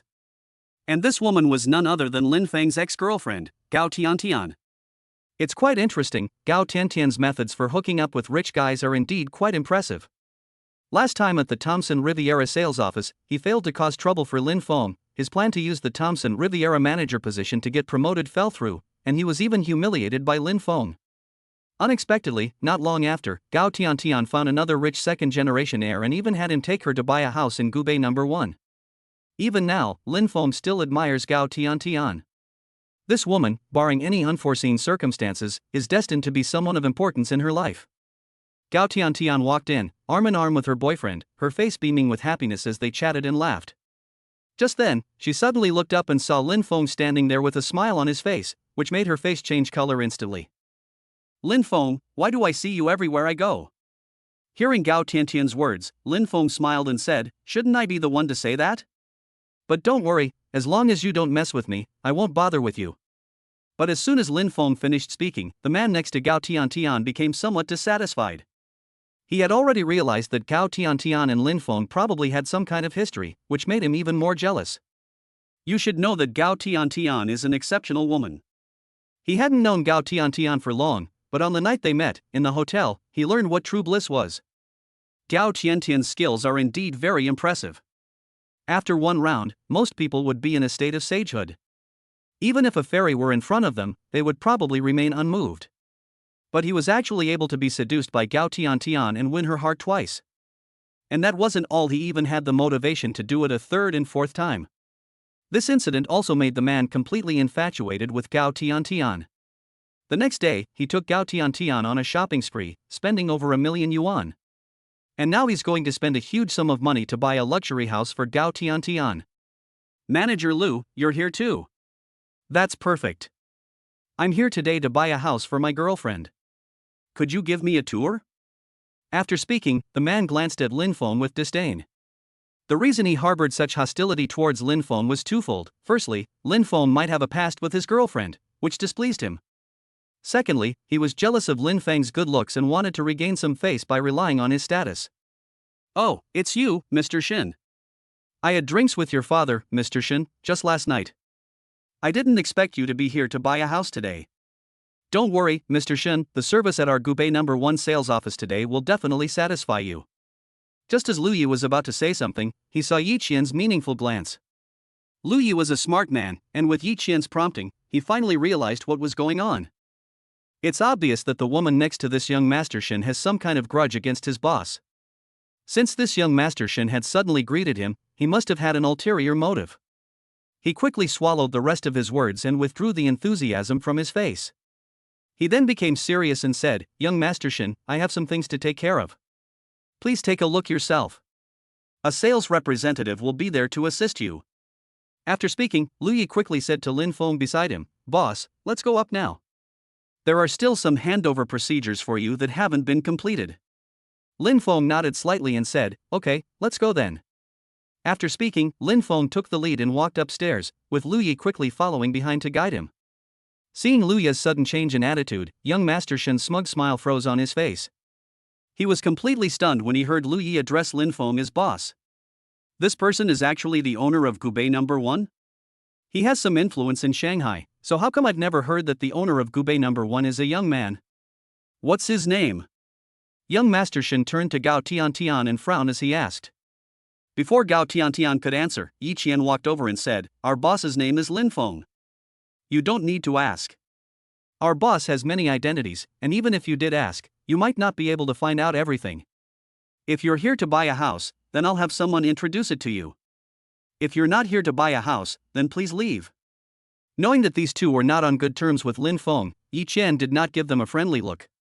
Yi Qian is so young, yet she has managed to reach her current position after only 1 year of internship. This is not only due to her outstanding abilities, but also because her interpersonal skills are unmatched by ordinary people. If it were any other customer, she might treat them well and try her best to close a deal and generate profits for the boss. But now that it's Shin Gongzi and his companion, she's not prepared to speak. Chapter 87. Yi Qian does what needs to be done, and doesn't do what needs to be done. At this moment, Gao Tiantian felt a deep sense of regret. Last time at Thomson Riviera, she could tell that Lin Feng was no ordinary person, but she didn't know his true identity. This meeting finally revealed some of Lin Feng's true identity. Lin Feng is actually the owner of Gubei No. 1? What is Gubei No. 1? It's one of the most luxurious residences in Shanghai, where celebrities and the wealthy vie to live. The owners of these luxury residential projects are already incredibly wealthy. What was I thinking back then? I was so bewitched that I broke up with Lin Feng. If I had just been more disciplined and kept myself pure, wouldn't I be the boss's wife of all of Lin Feng's businesses by now? Do I really need to go through all this trouble to climb up here? Moreover, given Lin Feng's feelings for her back then, he never hesitated to give her anything she wanted. At that time, I can easily use any means to take half of Lin Feng's wealth. Even now, Gao Tiantian is still thinking about how to take away Lin Feng's assets, instead of living a good life with him. Fortunately, Gao Tiantian revealed her true nature early on, otherwise Lin Feng might have really been deceived by her. Of course, there's one thing Gao Tiantian doesn't know, and that's cause and effect. Without each and every step, we wouldn't have achieved the current result. If she hadn't left Lin Feng back then, Lin Feng might not have been able to obtain the system. The two will continue to live an ordinary life, just like before. As for that kind of life, it's only a matter of time before Gao Tiantian leaves. At that time, Lin Feng will still awaken the system because of his girlfriend's cheating, and he will become like a stranger to Gao Tiantian. In short, Gao Tiantian just wasn't destined for that. Lin Feng neither cares about Gao Tiantian's inner struggle nor will he care. In his eyes, Gao Tiantian is nothing now. Even when walking down the street, he wouldn't give Gao Tiantian a second glance.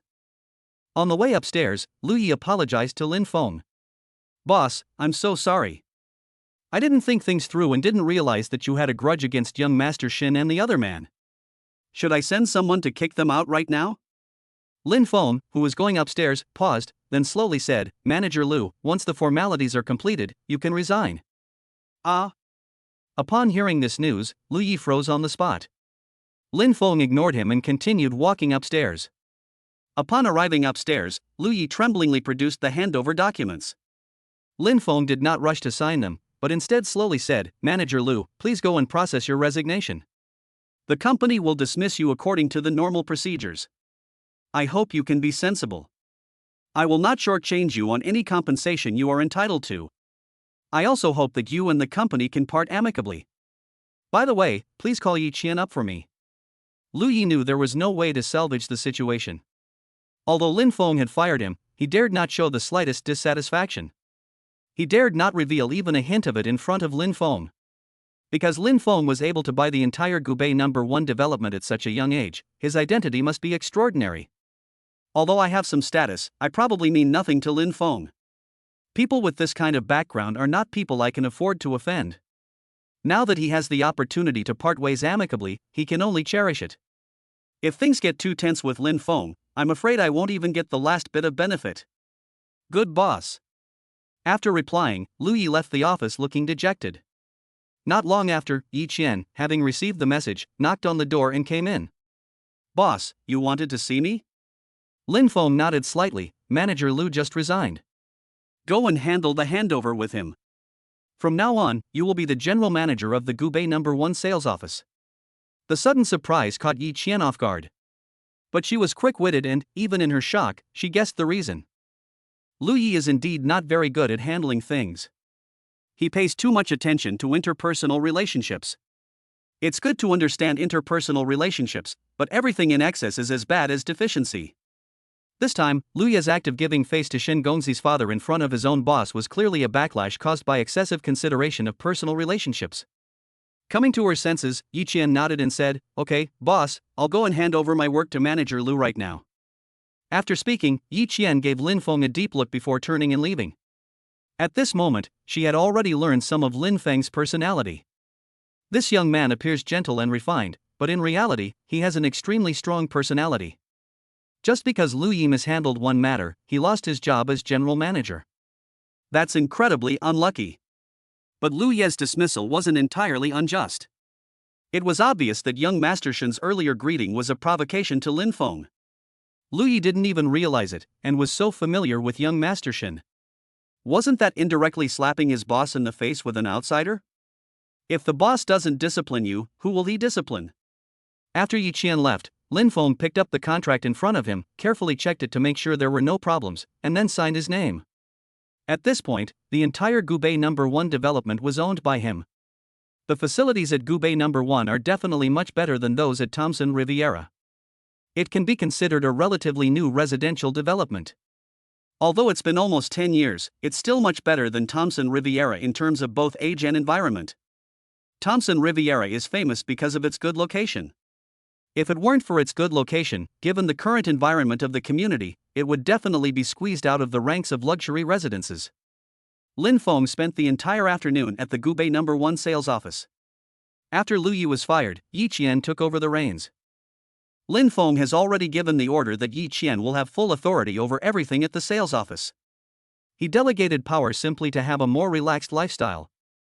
Moreover, he knew that his ability to manage an industry was definitely not that high, he only needed to know how to use people. Yi Qian does what she can when there's something to do, and does nothing when there's nothing to do. Ahem, we've gotten a bit off topic. After Yi Qian took over the entire sales office of Gubei No. 1, Lin Feng generously rewarded Yi Qian with an apartment in Gubei No. 1. Manager Yi, this is a reward for you. As long as you work hard, you will definitely be treated well in the future. Yi Qian looked on in disbelief as she saw the property documents Lin Feng pushed over. It's worth noting that even the cheapest apartments in Gubei No. 1 start at over 100 million yuan. Lin Feng just gave it to me like that? Manager Yi, what's wrong? You don't want it? Lin Feng said with a faint smile. It's not that I don't want it, but I'm just a little too flattered, Yi Qian said with a wry smile. Lin Feng smiled and said, Manager Yi, as long as you work hard, you'll be rewarded handsomely in the future. As far as I'm concerned, this little reward is nothing. Chapter 88 Trying to scheme against me? Hearing Lin Feng's words, Yi Qian once again became curious about this popular young man in the school. Who exactly is this young man? During her year-long internship, she had met many people, but this enigmatic man, Lin Feng, was someone she had never met before. You should know that she had seen young people like Lin Feng buying houses at the Gubei No. 1 sales office. I've also met some super-rich second-generation heirs. But there are few people with such charisma as Lin Feng. There are very few people as arrogant as Lin Feng. There are people who spend 100 million to buy a house for their girlfriends, but the boss who gave Lin Feng this 100 million house is definitely one of the rarest in the world. Even if they were, it would only be possible if they had made significant contributions to the company. But I've only been working for less than a year, and I only have a little ability.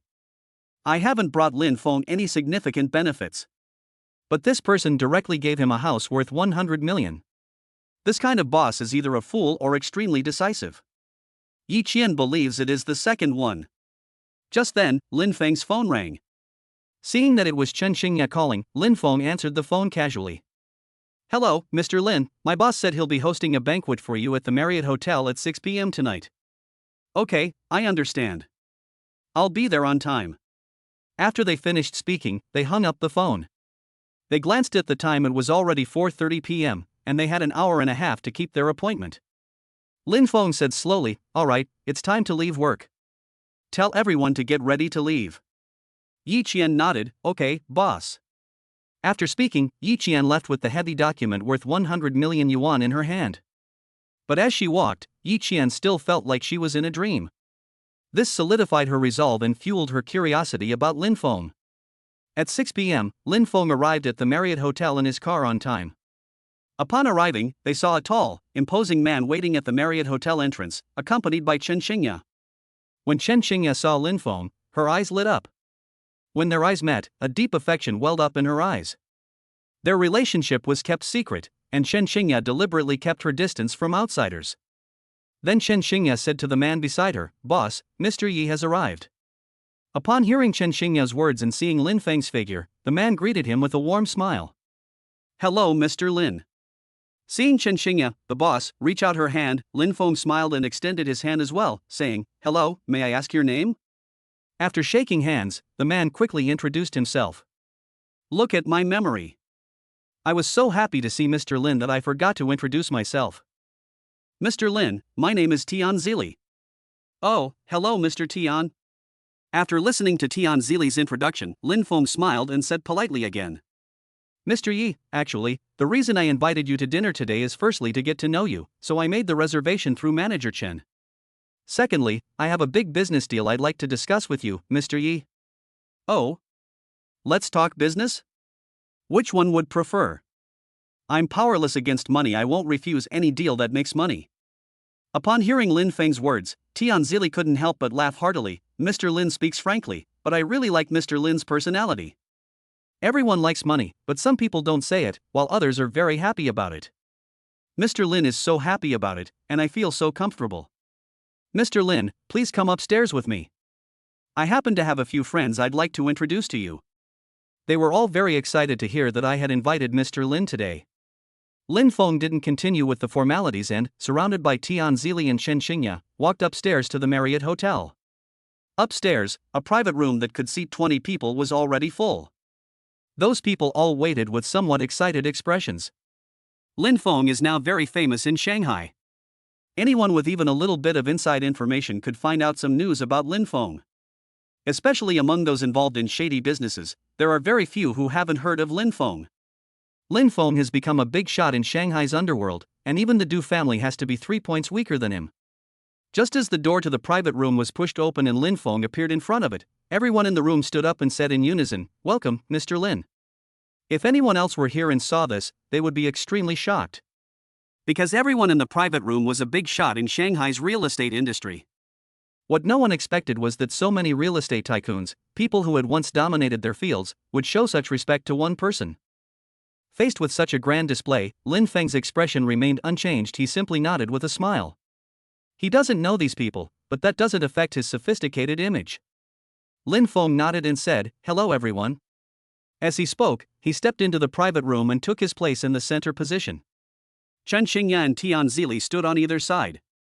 Lin Feng went straight to the center seat, and no one in the private room seemed to think there was a problem. If even Lin Feng isn't qualified to sit there, then no one else in the entire city of Shanghai is qualified. After Lin Feng sat down, everyone else followed suit. Then Tian Zili spoke up, "Gentlemen, I've invited Mr. Lin here today, so let's get down to business. Haven't you all always wanted to jointly start a company and become the only property management company in Shanghai? My idea is, why not just have Mr. Lin become our leader and let him guide us?" As soon as Tian Zili finished speaking, everyone in the private room nodded in agreement, without a single person hesitating. Seeing this, Lin Feng couldn't help but sneer inwardly. These people are really scheming. Are they trying to use us as pawns? Chen Xingya couldn't help but frown. She didn't know about this at first. She just thought her boss wanted to get to know Lin Feng, so she helped introduce him. I never expected that these people would try to take advantage of Lin Feng. Before Chen Xingya could speak, she felt her hand being held down under the table. Chen Xingya swallowed back the words that were about to come out and waited to see how Lin Feng would handle the situation. Lin Feng slowly said, "Of course this is good, the property management company will definitely make money.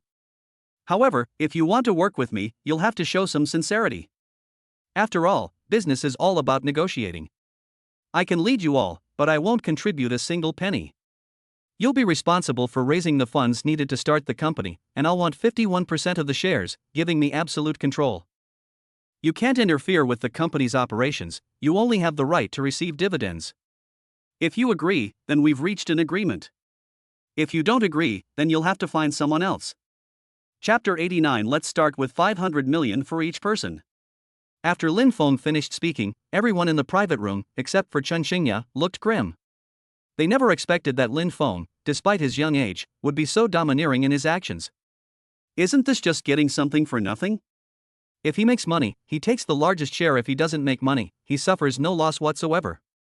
Lin Feng wasn't in a hurry. He sat there quietly waiting for everyone's reply.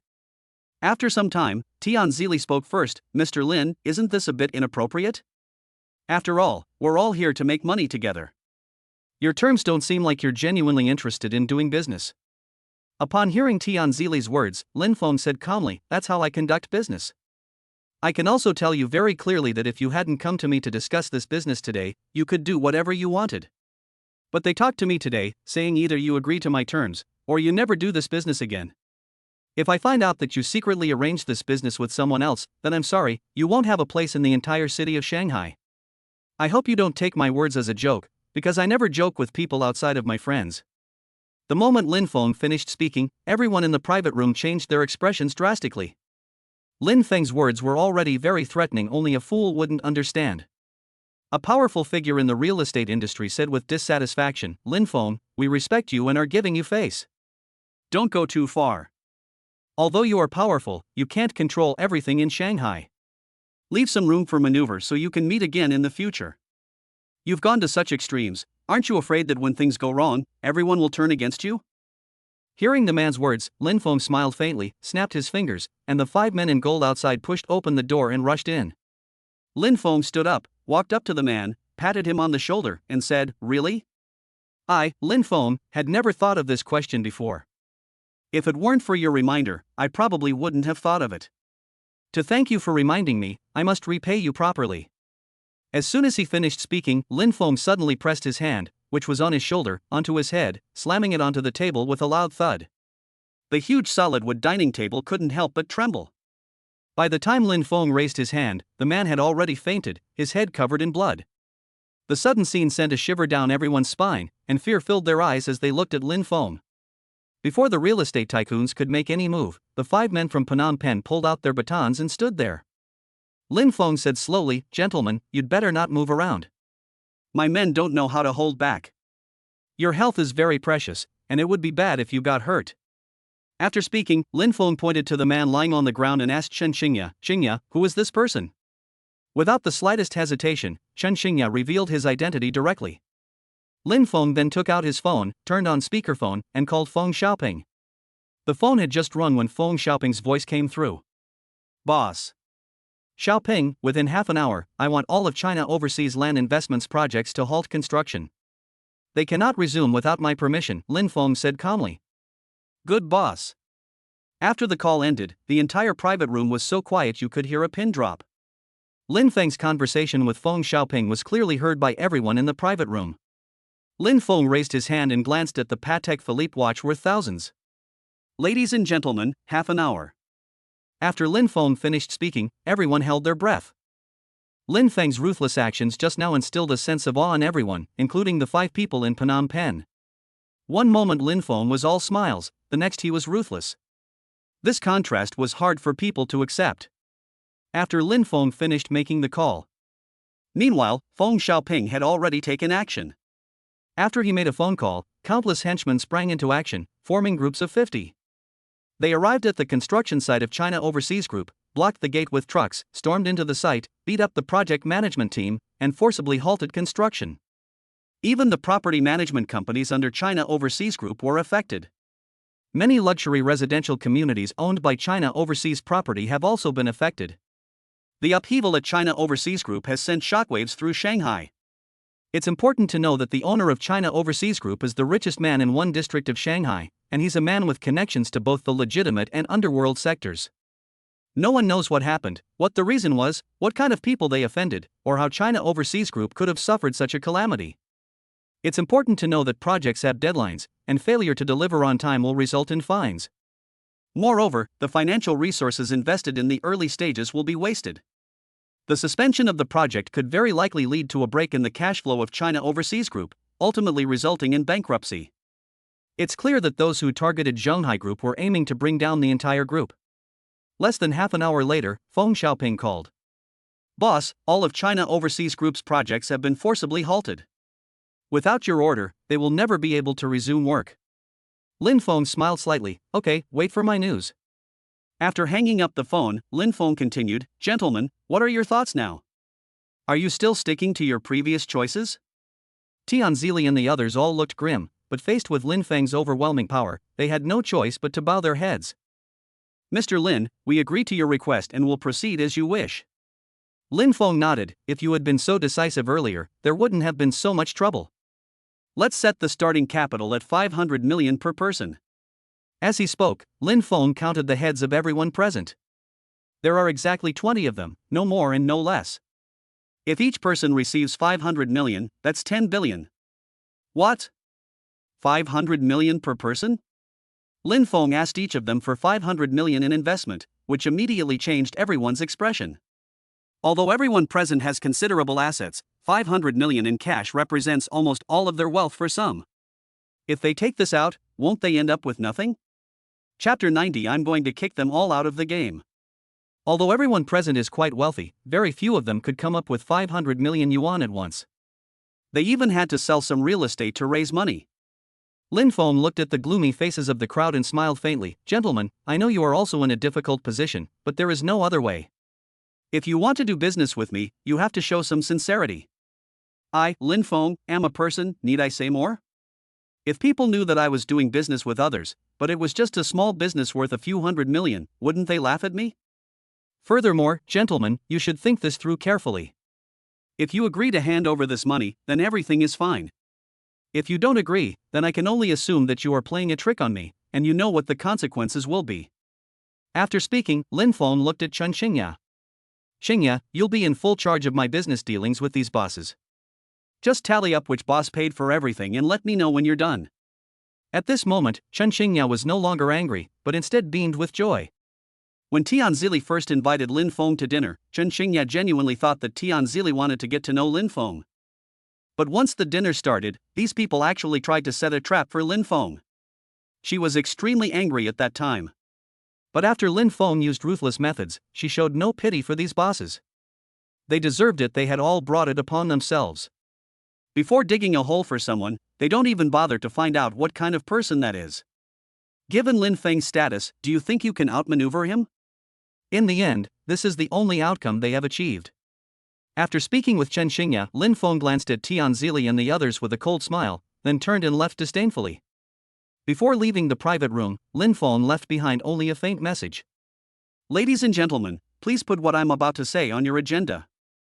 You have 3 days. If anyone disagrees, then you should quit your job in Shanghai.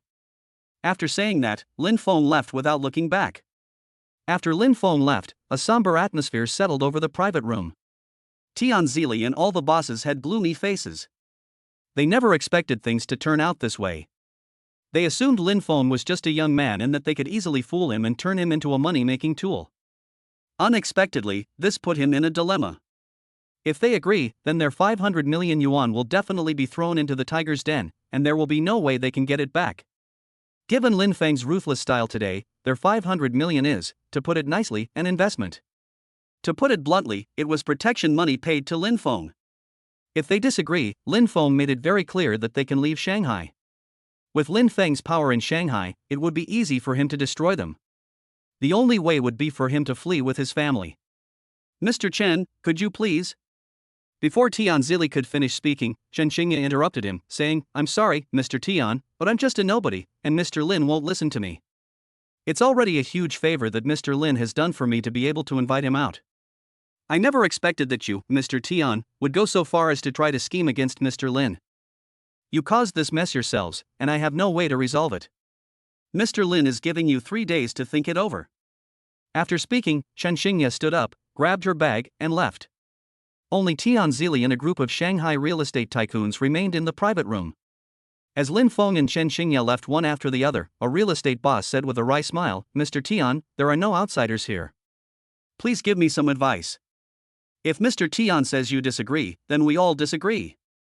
Moreover, although Lin Feng is rumored to be incredibly powerful, I don't believe he can truly control everything in Shanghai. I heard that an investigation team has come down from Beijing, mainly to crack down on illegal and criminal activities. Would Lin Feng dare to commit a crime against the wind at this time? If we can figure out a way, maybe we can get Lin Feng in. Upon hearing the real estate tycoon's words, everyone in the private room's eyes lit up. Mr. AI is right. We really don't need to be afraid of Lin Feng. I heard that Lin Feng has many businesses with shady dealings. If we all join forces, as long as we hand over the evidence of Lin Feng's shady businesses to the investigation team, even if Lin Feng doesn't die, he'll be badly hurt. He might be crushed by the investigation team, and then we could easily deal with him. Another real estate tycoon offered his advice. After being reminded by the two real estate bosses, Tianzili also felt that it was feasible. What President AI and President Wu said is right. We can only earn a few $100 million in our lifetime through hard work. We can't just give it to Lin Feng so easily.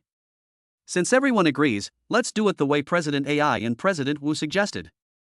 When we get back, we'll mobilize all our resources to find evidence of Lin Feng's crimes and have the investigation team deal with him properly. After everyone discussed it, they became happy again and started drinking and chatting in the private room. Lin Feng was already waiting in his car downstairs at the Marriott Hotel. Seeing Chen Xingya come down, he smiled and said, "You're down." Chen Xingya opened the passenger door and got in, saying, "Mr. Lin, do you think those bosses will agree to your conditions?" Lin Feng shook his head, "Of course not." Upon hearing Lin Feng's answer, Chen Xingya was surprised. "Mr. Lin, you know they can't agree to your request, yet you still make this condition. Won't you end up with nothing?" Lin Feng smiled faintly. "What I want is for them to disagree, then I can reshuffle the real estate industry in Shanghai. Although it is often said that real estate is a sunset industry, that only applies to ordinary real estate developers. In fact, in the eyes of truly capable people, real estate still holds enormous potential profits. The largest projects are government projects. If you can monopolize government projects, you can make a fortune. This time, I'm going to find an excuse to kick everyone else out and replace them with people I trust." After speaking, Lin Feng looked at Chen Xingya with a smile. Chen Xingya instantly understood Lin Feng's meaning and said with a wry smile, "I understand what you mean, Mr. Lin, but I don't feel that I have that much ability." Lin Feng said calmly, "You have to believe in yourself, and I also believe in my judgment. The fact that you were able to rise from an ordinary person to become the general manager of Tangong Property shows that you are quite capable. You just lack experience. Once you've gotten used to it for a while, I believe you'll be able to do it well." Chapter 91 Goddess Mentor. After telling Chen Xingya about his plans, the two drove home. Lin Feng was still very fascinated by Chen Xingya's mature body. Even Emperor Wu of Wei liked young women, so how could ordinary people not like them? It wasn't until late at night that Lin Feng finally leaned against the headboard to rest. In his arms lay Chen Xingya, her face flushed. "Oh right, I just remembered, I don't think Dongxue has answered yet." The two were so engrossed in their lovemaking that they forgot Lu Dongxue hadn't answered the phone yet. Chen Xingya, though tired, said in a soft voice, "I knew I had a social engagement today, so I asked the homeroom teacher to help look after me." Lin Feng was finally relieved after hearing Chen Xingya's explanation. "Mr. Lin, your health is amazing. I feel like my body is about to fall apart." Lin Feng smiled slightly. "From now on, you don't need to address me as Mr. Lin in private anymore. What should I call you?" Chen Xingya struggled to lift her head and said with a dazed look in her eyes. Lin Feng whispered something in Chen Xingya's ear, which made Chen Xingya blush. "I find it hard to say that." "No, you have to call it that. If you don't call out, then I'm going to continue." Thinking of Lin Feng's power, Chen Xingya trembled with fear, then mustered her courage and said, "Husband." After saying that, Chen Xingya immediately hid under the covers. Although those two words meant nothing to her, someone who had been through it all, Lin Feng's age made it difficult for her to say them. The two are 8 years apart in age, and she feels incredibly embarrassed to have to call a man much younger than herself husband. Nothing was said that night. The next morning, Lin Feng had just gotten up when he saw that his WeChat messages were being bombarded with messages. When he opened it, he found that they were all sent by his 3 roommates. "Hey bro, what are you doing? The counselor's taking attendance today, so if you're free, come over here right now." When he heard the instructor calling roll, Lin Feng remembered that he was still a freshman. He had been having too much fun lately and had forgotten that he was a student. Looking at the time, Lin Feng realized there was still plenty of time, so he replied directly. "Okay, I understand. I'll go to school in a bit." After replying to Gao Li's message, Lin Feng got up, dressed, and drove to the school. Lin Feng finally arrived at school on time at 8:30. Then, guided by Gao Lu, he arrived at his classroom in the teaching building. Today is a day off, no military training. The instructors want to get to know their students as soon as possible, so they plan to take advantage of today's break to have everyone sit together and introduce themselves. Just as Lin Feng found a seat, everyone heard the sound of high heels hitting the floor coming from the corridor outside the classroom. Sitting behind Lin Feng, Gao Li secretly nudged Lin Feng. Lin Feng turned around in confusion and saw Gao Li saying in a cheeky tone, "Boss, I told you, our counselor is a beauty. Don't be shocked when you see her later." Lin Feng rolled his eyes at him speechlessly. Everyone around me is beautiful, as if I've never seen a beautiful woman before. What kind of woman could possibly amaze me? Just after the two finished speaking, the classroom door was pushed open. Then a beautiful woman with light makeup, a high ponytail, and a black pantsuit walked in. Lin Feng was indeed a little surprised when he saw the woman. This woman's appearance is simply like something out of a painting. Of all the women he knew, apart from Li Shihan, there was truly no one who could compare to her. Even Lu Ruoyun pales in comparison. The woman had a cool and aloof demeanor, and her face, lightly made up, had exquisitely delicate features. Every part of the woman's face was perfect, there wasn't a single flaw to be found. If we could use a scoring system to evaluate it. This woman is absolutely stunning, with a 99 out of 100 beauty score. As for the legendary perfect beauty, she's practically a celestial being, hard to find on Earth. This woman's beauty is a perfect 99 out of 100. She must be the pinnacle of Eastern women. After the woman entered the classroom, she stood on the podium and slowly said, "Hello, students." "Hello, teacher." The students quickly recovered from their shock and then hurriedly replied.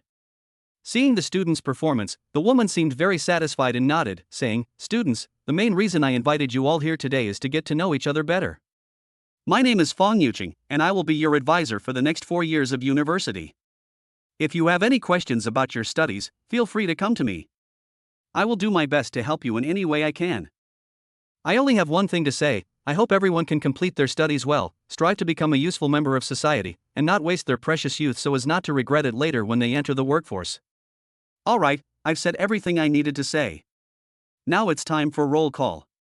Whoever's name I call, just answer." Fong Yuqing then opened the roll call and began calling out names one by one. Wu Tong. Arrive. Li Xiaoye. Arrive. Wu Dongdong. Arrive. Gao Lu. Arrive. Upon hearing his name called, Gao Lu excitedly stood up and responded. Fong Yuqing nodded slightly. "This student doesn't need to be so excited, you can just sit there and respond." Gao Lu blushed with embarrassment. "Okay, teacher." Fong Yuqing then continued calling out names. Lin Feng. Sitting in front of Gao Lu, Lin Feng calmly replied, "Here." When she called on Lin Feng, Fong Yuqing gave him a deep look. This glance left Lin Feng feeling somewhat bewildered. He wondered why his advisor was paying so much attention to him. After calling out all the names, Fong Yuqing said, "Now that the names have been called, let's choose a class monitor. From now on, all class affairs, big and small, will be coordinated by the class monitor. If there are any problems that cannot be solved, just come to me. Let's use a voting method, class monitor." After speaking, Fong Yuqing directly asked the students to recommend candidates, and then selected a few for a vote. Gao Lu, along with his two best friends from the dorm, recommended Lin Feng to the top. Then there were a total of 10 spots, among which Lu Ruoxi and Lin Feng were selected. Fong Yuqing wrote all 10 names on the blackboard, then had everyone write the names of the people they supported on their voting slips, and finally announced the number of votes for each person on the blackboard. Lin Feng said speechlessly, "Gao Lu, why did you recommend me? I don't want to be the class monitor at all. I don't have time to manage these trivial matters. Hey boss, we're just having some fun. You don't have much of a chance of becoming class monitor, don't worry." Chapter 92. Foreigners dare to be so arrogant? As expected, Lin Feng's vote count was not very high after the voting ended, and the choice of class monitor also surprised Lin Feng. It turned out to be Lu Ruoxi. It's true that beautiful women have a natural advantage in everything they do. They were all new classmates, and no one knew each other very well, but Lu Ruoxi became their class monitor thanks to her reputation as the newly crowned school beauty. Lin Feng was quite convinced that Lu Ruoxi was qualified to be the class monitor. "I heard that Lu Ruoxi was the class monitor from elementary school to high school, and she has a very good character." No one objected to Lu Ruoxi being chosen as class monitor. After the class monitor was selected, the instructor, Fong Yuqing, continued, "Alright, that's all for today's class. We'll start formal classes after your military training is over." After speaking, Fong Yuqing left the classroom with sexy steps. After Fong Yuqing left, all the male students in the class became excited. With such a goddess-like mentor, how could they possibly lack motivation during their university years? If I work a little harder, I might even be able to bring home a goddess-like advisor. Just thinking about it makes me excited. Just as countless male students were rubbing their hands together, their eyes gleaming with greed. Lin Feng stretched and said to Gao Lu and the others, "Alright, get out of class is over, don't stand here anymore. Everyone's gone. Can you guys please get rid of this lecherous guy?" Lin Feng glanced at Gao Lu and the other two, offering a somewhat speechless reminder. Actually, you can't blame Gao Lu and the other two. Fong Yuqing is indeed too beautiful. No man could resist her. Even Lin Feng himself was no exception, but he had very strong self-control and was able to suppress his loss of composure. Just as Lin Feng was speaking, a system notification suddenly sounded in his mind. Ding! Class attendance successfully checked in. The attendance reward is ownership of the National Fitness Club. Upon hearing about the reward, Lin Feng immediately took out his phone to check the information about the National Fitness Center. The National Fitness Club is the largest gym in Shanghai. It is said that all the coaches there are top-notch coaches, each a well-known figure in the fitness industry. Whether you want to shape your body or lose weight, as long as you go to the National Fitness Club, you will definitely achieve your desired goal. According to the valuation, the fitness center is worth 1.3 billion yuan. Of course, this is just an estimate. The National Fitness Club is not listed on the stock exchange, so its actual market value is unknown. These are just valuations given by the public. Although the 1.3 billion yuan all-people club is the lowest-ranking property among all of Lin Feng's businesses, Lin Feng did not look down on it and thought he would go there to complete the handover procedures whenever he had time. Just as he was about to leave the classroom, a beautiful figure blocked his way. Lu Ruoxi blushed slightly and asked, "Lin Feng, do you have time?" Looking at Lu Ruoxi's adorable appearance, Lin Feng smiled and said, "Nothing's wrong now." "Ruoxi, is there anything I can help you with?" Hearing that Lin Feng wasn't busy, Lu Ruoxi mustered her courage and looked up, saying, Thank you so much for last time, Seeing that Lu Ruoxi wanted to say something but was too embarrassed to, Lin Feng said, "What happened last time was just a small matter. You don't need to be so polite with me. You helped me when I was in trouble last time, so this is me returning the favor." Lu Ruoxi quickly shook her head and said, "It's different. I didn't help you much with what happened last time. Even without my sister's help, I believe you would have been fine. The thing you did for my family last time was a really big deal. I later heard from my sister that if it weren't for your intervention, our Lu family might not exist now. If you're free, could I please treat you to a meal as a way of thanking you?" Seeing Lu Ruoxi's adorable appearance, Lin Feng really couldn't bear to refuse such a cute girl's invitation. After thinking for a moment, he said, "Alright, Ruoxi, how could I refuse such a sincere invitation?" Hearing Lin Feng agree, Lu Ruoxi secretly breathed a sigh of relief. She didn't know what was wrong with her, she just inexplicably wanted to spend more time with Lin Feng. She couldn't find the reason for this strange feeling. Since she had this urge, she decided to follow her feelings. "Okay, I'll tell you the location in a bit." After speaking, Lu Ruoxi quickly turned and ran away. After Lu Ruoxi left, whispers filled the classroom. Among the three roommates, Gao Lu even started blowing a lewd whistle. "Boss, you're awesome. It's only been a short time, and our school beauty is already asking us out. Boss, could you share some of your experience with us sometime? Even if we can't reach your level and can't make the school beauty take the initiative, it would still be good to be able to get out of being single." Lin Feng didn't bother to respond to Gao Li's teasing. Gao Lu isn't a bad person, it's just that his mouth is so annoying, he deserves a beating. Lin Feng glared at Gao Lu and the others, then left without looking back. It wasn't officially class time yet, and he didn't want to stay at school, so he headed towards the parking lot. But as soon as they arrived at the parking lot, they saw two young black men harassing a woman. Upon seeing this, Lin Feng frowned. Are all foreigners this arrogant these days? How dare they harass respectable women in broad daylight? You must understand, this is Chinese territory. How can we allow foreigners to act so arrogantly? Modern China is no longer the country that anyone could bully. Do foreigners still think it's the same as before? As he got closer, Lin Feng felt that the woman being harassed by two black men looked familiar from behind, so he quickened his pace and walked forward. One of the black men appeared to have been drinking, his steps were unsteady, but he still tried to grab the woman. The other person was speaking in broken Chinese. "Hey beautiful, just name your price. We've got plenty of money. As long as you spend a day with us, you can name your price." The woman standing there remained unmoved and coldly uttered a single word, "Get lost." Wow, this little girl is quite feisty, but we two brothers like her even more. Today, it has to be done whether it's allowed or not. How dare you, a mere yellow-skinned man, disobey us two brothers? As they were talking, one of them was already about to touch the woman. As Lin Feng approached, he heard the two black men looking down on Asians, and a cold glint appeared in his eyes. Ah! Just as the black man's hand was about to touch the woman's arm, he suddenly screamed. Squeak! A sound of bones breaking rang out, and Lin Feng had already crushed the black man's wrist. The sound of bones shattering was enough to send chills down one's spine. Anyone with a weak will would probably be too frightened to walk if they were here. Chapter 93 Because that car is mine. Are you alright, beautiful lady? After restraining the black man's hand, Lin Feng slowly said, Beautiful lady, are you alright? At this moment, Lin Feng finally saw the woman's face clearly. Wasn't this Fan Yuqing, the goddess instructor he had met just now? He never expected that the person he casually saved would be his own class advisor. Fan Yuqing also recognized Lin Feng and couldn't help but be slightly surprised. Hello, counselor. I didn't expect to see you again so soon. Upon seeing that it was his class advisor, Lin Feng couldn't help but smile and greet him. Fan Yuqing nodded, Hello, Lin Feng. Fan Yuqing then looked at the hand that Lin Feng was holding on the black man's wrist. With just one glance, Fan Yuqing's expression changed drastically.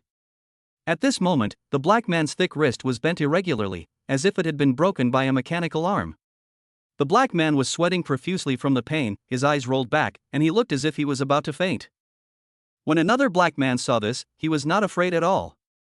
Instead, he tried to help and even started speaking English. Lin Feng and Fan Yuqing both speak English, so they naturally understood the meaning behind the black man's words. The meaning is simple, you'd better let go right now, or I'll get rough. After speaking, the black man threw a punch at Lin Feng before he could react.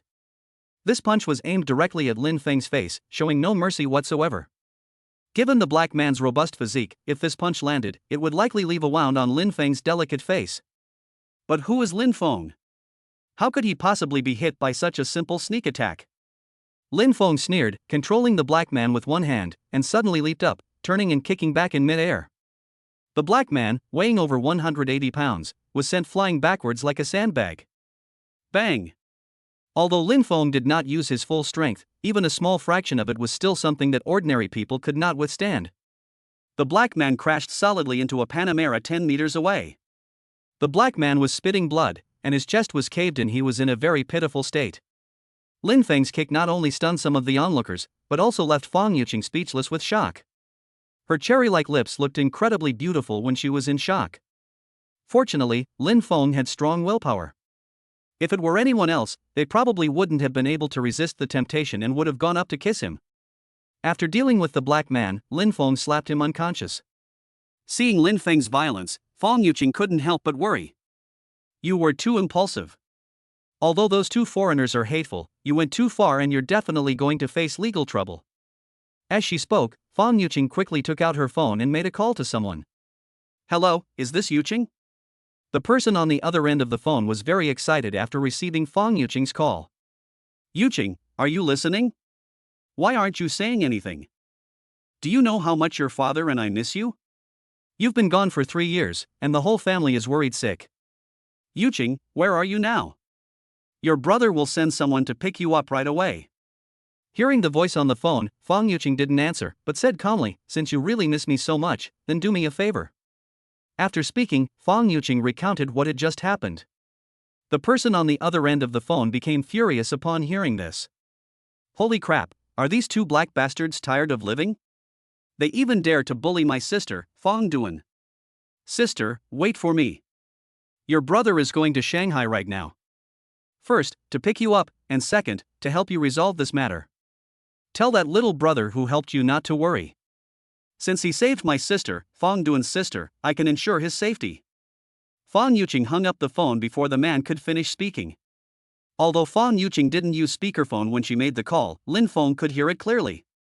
He suspected that Fan Yuqing's background was not simple. Judging from her tone of voice, she seemed to be an important person. After hanging up the phone, Fan Yuqing said to Lin Feng, I've already asked someone to help with this matter, so you don't need to worry. This whole thing started because of me, so I won't just let it go and cause you any trouble. Thank you so much for your help today. I'll repay this favor if I ever need anything in the future. Hearing Fan Yuqing's words, Lin Feng didn't care much. Even if Fan Yuqing had no ability, let alone find someone, these two black men couldn't do anything to him. Given his status, it wouldn't be an exaggeration to call him the king of Shanghai now, so why would he be afraid of such a trivial matter?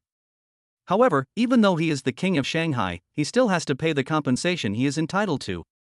After all, the car was damaged because of me, and it has nothing to do with the car owner.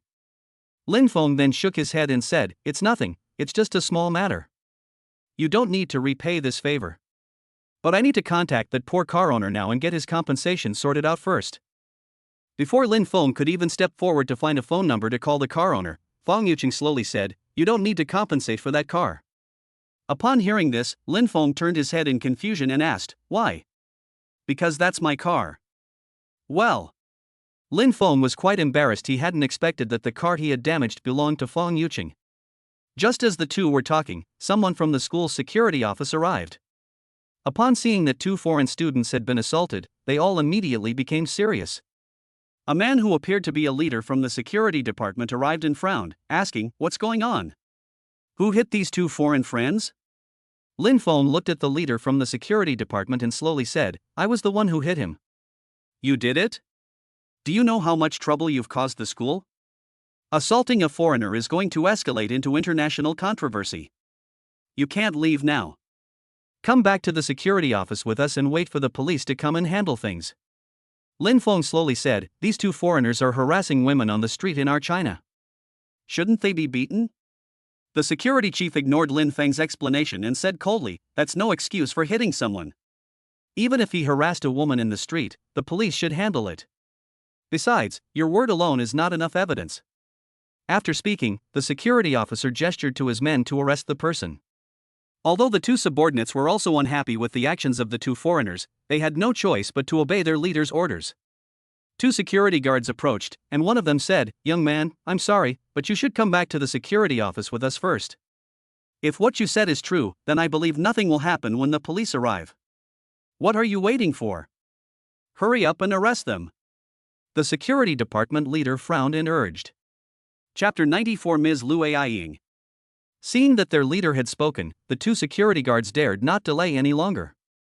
Although they were also dissatisfied with the two foreigners, they had no choice but to obey their superiors in order to keep their jobs. Just as the two security guards were about to reach out to Lin Feng, Fang Yuqing appeared in front of him. "Section Chief Wang, what do you mean by this? I already said that those two foreigners attacked me first, and Lin Feng was there to help me out. If it weren't for Lin Feng, or if those two foreigners had done something to me, even if the police came, they couldn't determine that Lin Feng was at fault. If you want to call the police, you can do so now, but you can't take Lin Feng away." Looking at the security department leader standing in the distance, Fang Yuqing frowned and said, "The man referred to as Section Chief Wang is named Wang Xin. He is the section chief of the security department at Moda University, and is specifically responsible for the school's security work." When Wang Xin saw Fang Yuqing, his eyes lit up. He had also heard of this legendary goddess teacher from Magic University. However, the Magic University campus is very large, and he has never seen it before. "Seeing you in person now, I am truly amazed. No wonder those two foreigners dared to do such a thing in broad daylight. Even if it were me, I would have been tempted to do the same if given the chance." However, Wang Xin ignored Fang Yuqing's explanation and instead said in a deep voice, "Do you know who these two people are? These two were international students personally recruited by our vice principal Lu. Now that they've been beaten like this, how are we going to explain this to the United States? It's no use saying anything now. Hitting someone is a crime, and you have to take responsibility." Seeing Wang Xin's righteous and unyielding attitude, determined to punish Lin Feng, Fang Yuqing was completely enraged. He himself made it so clear that the two black men harassed him first, and Lin Feng intervened afterward, yet Wang Xin still acted the same way. How could this not make people angry? Wang Xin ignored whether Fang Yuqing was angry or not, and instead looked directly at Lin Feng. "Kid, you better come with me now, or things will get out of hand and you'll be expelled from school and sentenced to prison." Lin Feng glanced at Wang Xin with disdain. "Do you think you're qualified to take me away? Who do you think you are? I'm busy right now and don't have time to deal with you." After speaking, Lin Feng said to Fang Yuqing, "Teacher Fang, your car broke down. Take my car and I'll give you a ride." After speaking, Lin Feng took out his car keys and pressed the unlock button. Not far away, the headlights of a black supercar suddenly lit up. Even though it was daytime and the vehicle had its daytime running lights on, the brightness was still enough to cause a momentary stinging sensation in the eyes. Holy crap, is this Lin Feng? From the moment they saw the sports car, some of the onlookers guessed Lin Feng's identity. Lin Feng's two cars have already been made public at the school. A Lamborghini Veneno worth over 40 million, and a Bugatti Night Sound worth over 100 million. Some people may not have met Lin Feng, but they are very familiar with his car. After all, a sports car worth hundreds of millions is one of a kind. Upon hearing that it was Lin Feng who had beaten the two foreigners, the onlookers knew that this was going to be quite a spectacle. It's worth noting that the incident involving the military training instructors happened not long ago. The news spread throughout the entire Magic University at the time, and at first, everyone thought Lin Feng was finished. After all, anyone who dares to fight an active duty military training instructor will be facing the military. The military, on the other hand, wields far more power than local authorities.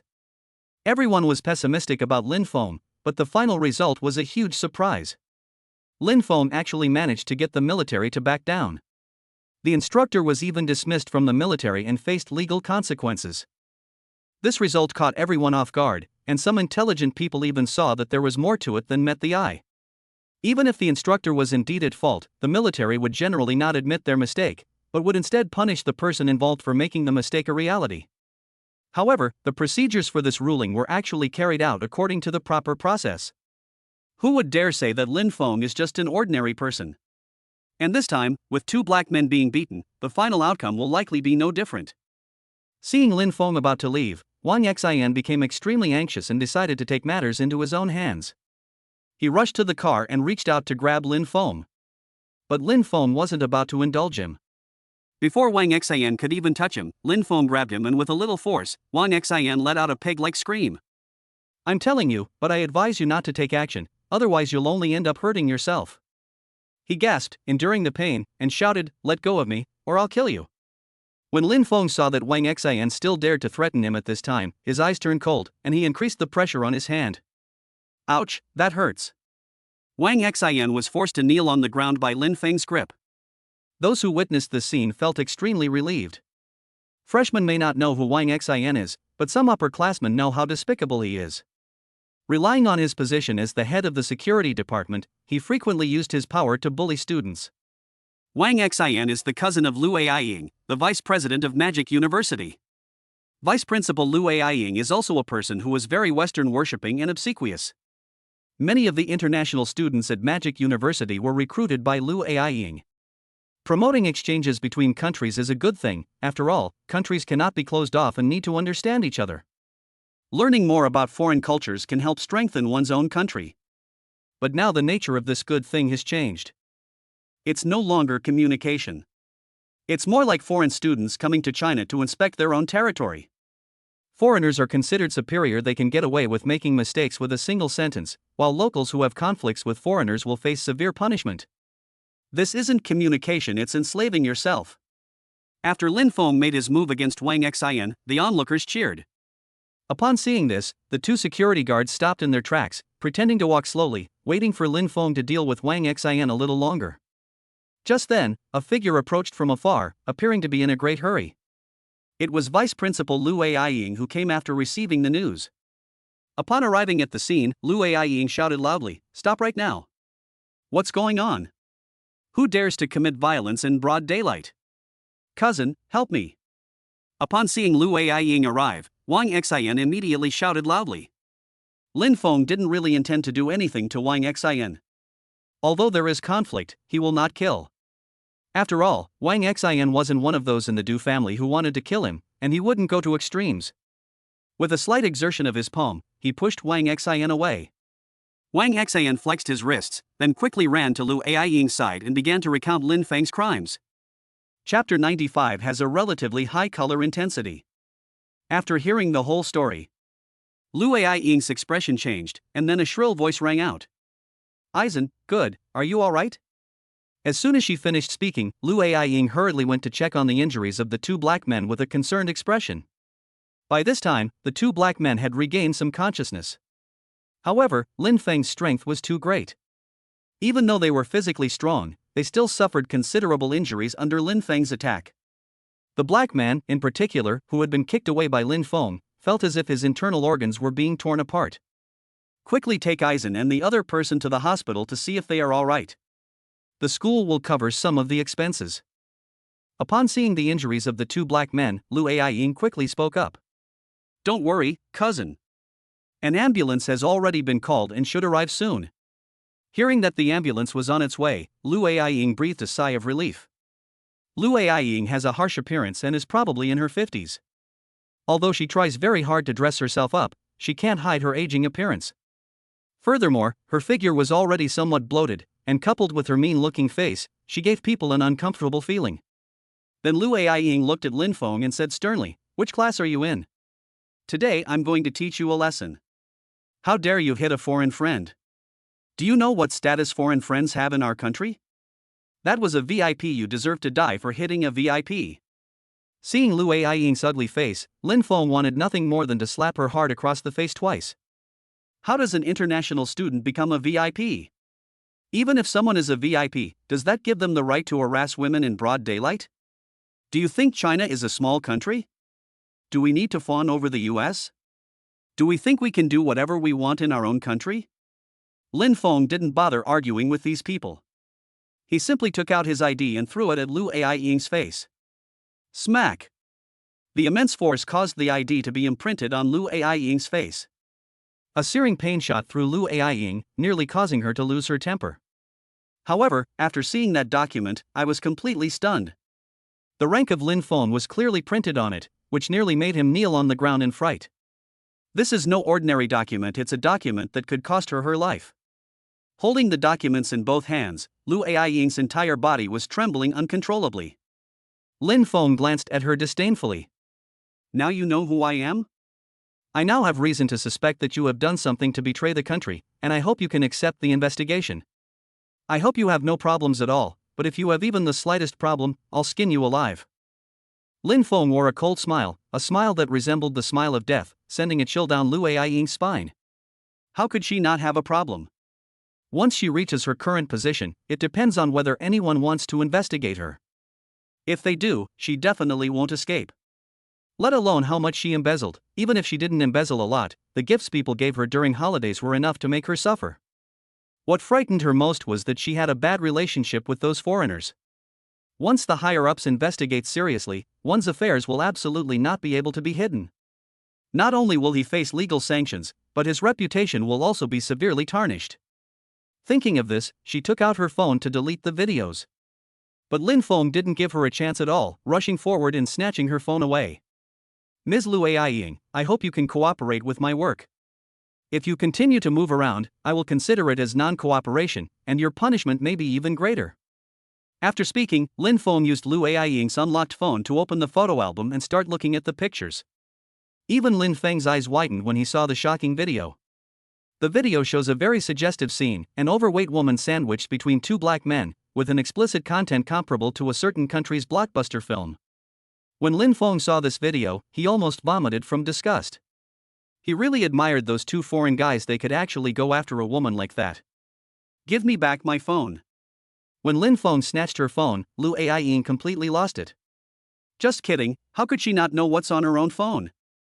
If this video gets out, I'll probably have to walk through cracks in the ground from now on, and I'll never be able to hold my head up again. Lu Aiying's excited behavior also aroused Feng Yuqing's curiosity. She couldn't help but walk over to Lin Feng and look at the phone in his hand. Upon seeing it, she blushed and quickly turned her head away, muttering, "Disgusting." But how could Lu Aiying possibly compete with Lin Feng? Even a strong, adult man was no match for Lin Feng. With just a slight exertion, Lu Aiying was shaken and fell to the ground. At this moment, Lu Aiying's face turned ashen. Lin Feng glanced at it and then quickly turned off his phone. He was afraid that if he looked at too much of this, he would become sexually frigid.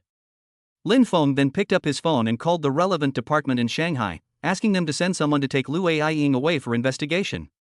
Soon, the people sent by the department arrived one after another. They're the same people who came during the last military training. Those people already knew Lin Feng, and upon seeing the impressive lineup sent by the department, the two staff members couldn't help but silently mourn for those who had offended Lin Feng. They were present throughout the entire process of witnessing Lin Feng's immense power last time, so they knew all too well how strong he was. The calls from those big shots almost scared them to death. Later, it was even rumored that some bigwigs in Beijing had called to protect Lin Feng. Such terrifying energy is something few people could withstand. There was nothing more for them to do here. The two asked about the details of the case according to procedure, then handed it over to the person sent by the department. The two took the transcript back to hand it over. After Lu Aiying and Wang Xian were taken away, the matter came to an end. Fang Yuqing called someone to tow her car away to deal with the situation. Lin Feng then drove Fang Yuqing away from the school. The two had not gone far from the school when a convoy of cars stopped them. Before Lin Feng could even get out of the car, the 5 men from Phnom Penh arrived at high speed and immediately surrounded and protected Lin Feng's car.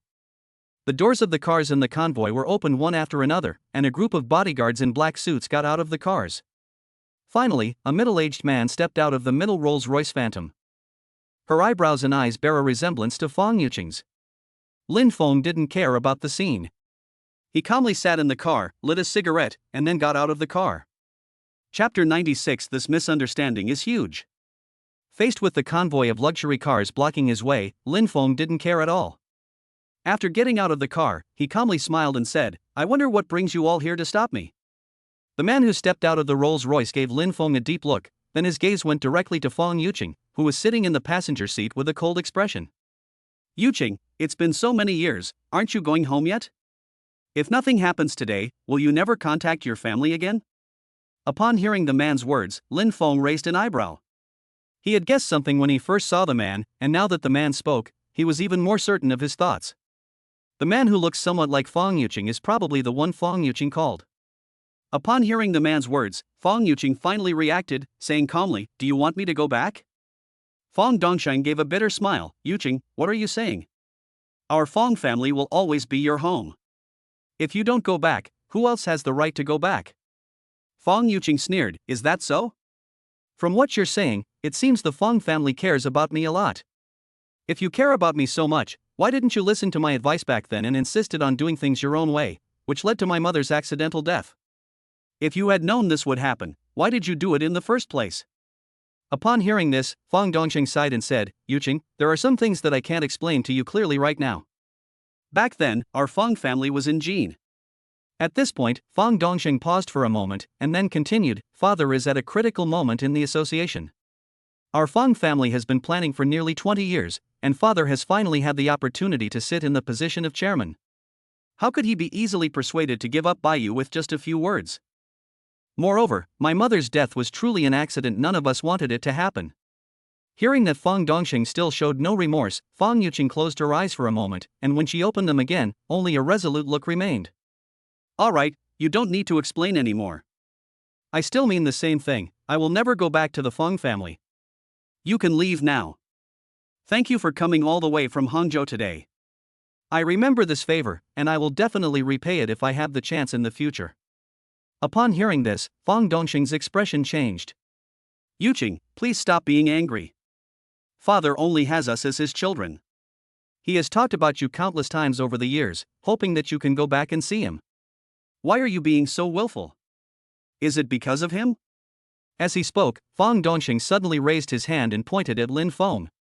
Before Fang Yuqing could speak, Fang Dongsheng strode up to Lin Feng.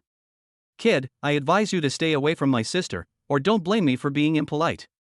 Seeing Fang Dongsheng suddenly rushing towards him, Lin Feng was stunned for a moment, but then waved his hand to stop the 5 men from Phnom Penh who were about to attack. "Sir, I don't care who you are to my advisor, but I can give you a piece of advice. This is Shanghai, where you have to be submissive, whether you're a dragon or a tiger. No one can force Director Fang to do anything he doesn't want to do, no matter who you are. Also, I need to clarify that I have no relationship with Ms. Fang. She is my teacher and I am her student. It's that simple. Kid, you're pretty arrogant. I've never seen anyone as arrogant as you in my life. Do you know who I am? Ask around about Fang Dongsheng throughout the Yangtze River Delta, and I believe you'll have some understanding of him and won't have the same thought of talking to me like this anymore." Lin Feng smiled and said, "You've never seen someone as arrogant as me before, that's because you haven't met me yet. Now that you've met me, you've seen it for yourself." Seeing the tense atmosphere between Fang Dongsheng and Lin Feng, Fang Yuqing stopped sitting in the car and stepped out with her long legs. "Fang Dongsheng, I'm telling you again, I won't go back. Lin Feng is my student, and I won't allow you to touch him. If you insist on going your own way, then you can forget about ever seeing me again. Seeing Fong Yuqing's resolute defense of Lin Feng, Fong Dongsheng suddenly laughed. Yuqing, you've really grown up. Your father and I were worried that you'd live a single life forever. It seems I need to tell your father this good news. Fong Dongsheng's words left Lin Feng and Fong Yuqing completely stunned. They never expected that the tense atmosphere would change so quickly. I thought Fong Dongsheng would get so angry that he would resort to some means, but to my surprise, Fong Dongsheng, who seemed extremely angry, suddenly became happy. And this happiness was genuine. This sudden change caught both Lin Feng and Fong Yuqing somewhat off guard. It seems you've misunderstood something. There's really nothing between me and Ms. Fong. I'm her student, and she's my teacher. Fearing that Fong Dongsheng might misunderstand, Lin Feng quickly explained again. Fong Dongsheng gave a meaningful smile and nodded. I understand. Young people, well, I've been there too, both as a teacher and a student. These days, young people all like to do this kind of thing. Fong Dongsheng's words immediately made Lin Feng and Fong Yuqing feel somewhat awkward. Lin Feng and Fong Yuqing weren't 3-year-old children. They immediately understood the implied meaning in Fong Dongsheng's words. Even Lin Feng had a certain image flash through his mind, coupled with Fong Yuqing's angelic face. It was exciting just to think about. Thinking of this, Lin Feng quickly suppressed his reactions to avoid making things awkward for others. Fong Dongsheng went directly to the Bugatti Black Knight Sound and patted the hood. This car is really nice. Brother-in-law, can you pick me up and let me drive it sometime? If I'm not mistaken, this car should be the Bugatti Night Sound, one of only one in the world, right? The market price has already been inflated to 120 million. It seems you're quite capable, brother-in-law, to be able to get your hands on such a treasure. You'd better treat your brother-in-law well for a couple of days. Before Lin Feng could reply, Fong Yuqing, unable to bear it any longer, spoke up. Fong Dongsheng, can you stop talking nonsense? I've already told you, Lin Feng and I are really just teacher and student. It seemed as if my explanation was not convincing enough. Fong Yuqing made a point of saying, we are really pure, there is absolutely no romantic relationship between us, do you understand? At this moment, Fong Yuqing felt like she was about to become hysterical. Anyone would be upset if they were misunderstood and spoken to in such a negative light. They even came up with a plot like a teacher-student ethics drama. If this isn't explained clearly, how will I face people in the future if it gets out? Chapter 97. A smile that could topple a city, a second smile that could topple a kingdom. Fong Dongsheng simply didn't believe it. Because on his way to Shanghai, he had thought about many things in the car. He knew his younger sister's personality very well. She has always been very stubborn. Fong Yuqing ran away from home after her mother's unexpected death. Although the Fong family has investigated Fong Yuqing's whereabouts over the years, they are afraid that she will disappear again, so they can only pretend not to have discovered her and send people to keep an eye on her situation. Knowing Fong Yuqing's strong-willed personality, she would never have contacted her family for help if Lin Feng and she didn't have a particularly close relationship. This shows how high Lin Feng's status is in Fong Yuqing's heart. It was this preconceived notion that led Fong Dongsheng to believe that Lin Feng and Fong Yuqing's relationship was not that of an ordinary teacher and student. As for teacher-student relationships, they are not a big deal in today's open society. This isn't ancient times anymore. Teacher-student relationships are still considered shameful.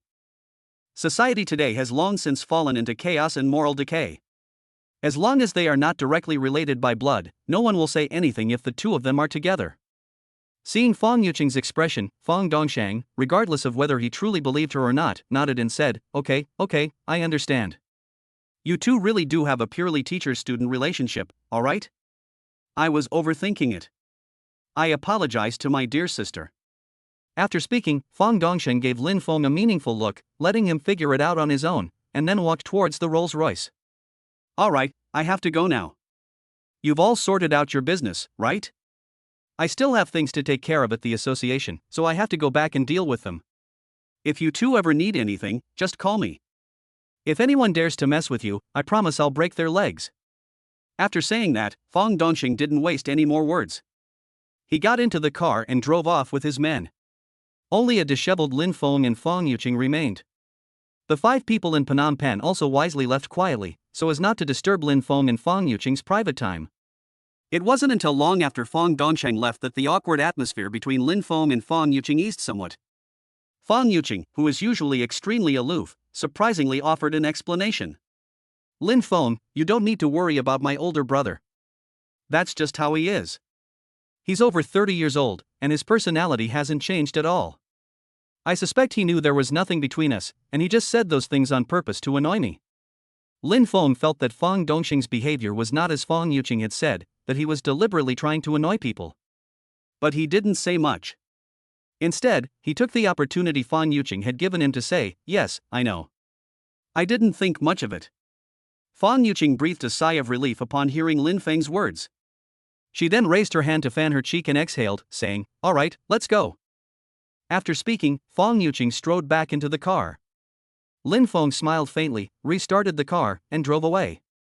Fang Yuqing lives in a high-end residential area in Shanghai, which is actually the same development he just took over, Gubei No. 1. If it were before, Lin Feng might have been surprised that Fang Yuqing could live in Gubei No. 1. After all, Fang Yuqing had just started working and couldn't possibly afford a luxury house like Gubei No. 1. But after meeting Fang Dongsheng, Lin Feng also realized that Fang Yuqing's family background was not simple. But that makes sense. A woman as beautiful as Fang Yuqing will surely attract many men with ulterior motives when she grows up. Without the protection of an extremely privileged family background, it would have been absolutely impossible for him to have grown up so safely to this day. Although the world may seem very safe on the surface, there are actually too many hidden dangers. If Fang Yuqing didn't have someone protecting her, she would probably have been captured by someone with ulterior motives long ago, and it's not impossible that she would have been imprisoned and kept as their plaything. With a family background like the Fang family, it's only natural that Fang Yuqing could afford to live in Gubei No. 1. Did you buy this with your own money? Upon arriving at Gubei No. 1, Lin Feng couldn't help but ask in surprise. Fang Yuqing nodded and said, "I didn't buy it with my own money, but with my New Year's money when I was a child." Did you buy it with your New Year's money? Lin Feng was speechless. What kind of family must they be to receive hundreds of millions of yuan in New Year's money? Of course, Lin Feng was only slightly surprised. He was already used to this kind of thing by now. After all, I already have a system. It's perfectly normal for others to receive hundreds of millions of yuan in New Year's money. There are too many rich people in this world. Leaving aside foreign countries, there are countless hidden millionaires in China alone. Everyone says that the richest person in China has hundreds of billions of assets.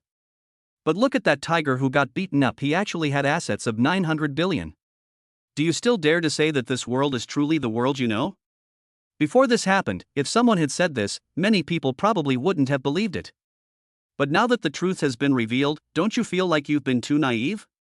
I'll talk to the property management, otherwise your car won't be able to enter this community. But before Fang Yuqing could get out of the car, Lin Feng stopped her. No need for that trouble, I've already registered my license plate number in this community. Before Fang Yuqing could finish wondering why Lin Feng had registered his license plate number in this residential area. Then they saw Lin Feng drive up to the gate of the residential area. Sure enough, the barrier gate rose automatically, and the electronic display showed that Lin Feng's car could enter. After taking over the Gubei No. 1 residential project, Lin Feng's license plate number was registered. As the owner of Gubei No. 1, he naturally had the right to freely enter and exit the community. The two drove directly to the underground parking lot of Fang Yuqing's mansion. After parking the car in Fang Yuqing's parking space, the two got out of the car. As she walked towards the elevator, Fang Yuqing said, "Lin Feng, thank you so much for today. If it weren't for you, I might have been in danger." Lin Feng smiled faintly, "Teacher, you are too kind. Besides, I don't think what I did was a big deal. Even without me, I believe that if someone else had seen it, they wouldn't have let those two foreigners be so arrogant. How could our great nation of China allow a group of foreigners to act so recklessly?" Hearing Lin Feng's inspiring words, Fang Yuqing couldn't help but laugh. Lin Feng was captivated when Fang Yuqing smiled. Perhaps sensing Lin Feng's unusual behavior, Fang Yuqing couldn't help but raise her hand to tuck a strand of hair behind her ear, alerting Lin Feng to his absent-mindedness. Lin Feng realized his lapse in composure and coughed to cover up his embarrassment. "Then I'll leave you here, Mr. Feng. I won't go up. I just remembered I have some things to take care of." "Aren't you going up? Didn't you just say on the way up that you wanted to go up and get a free drink of water?" Chapter 98: The Pressure from Lin Feng. Something just suddenly came up, so I didn't go upstairs to get a drink of water. Lin Feng dared not reveal his true thoughts.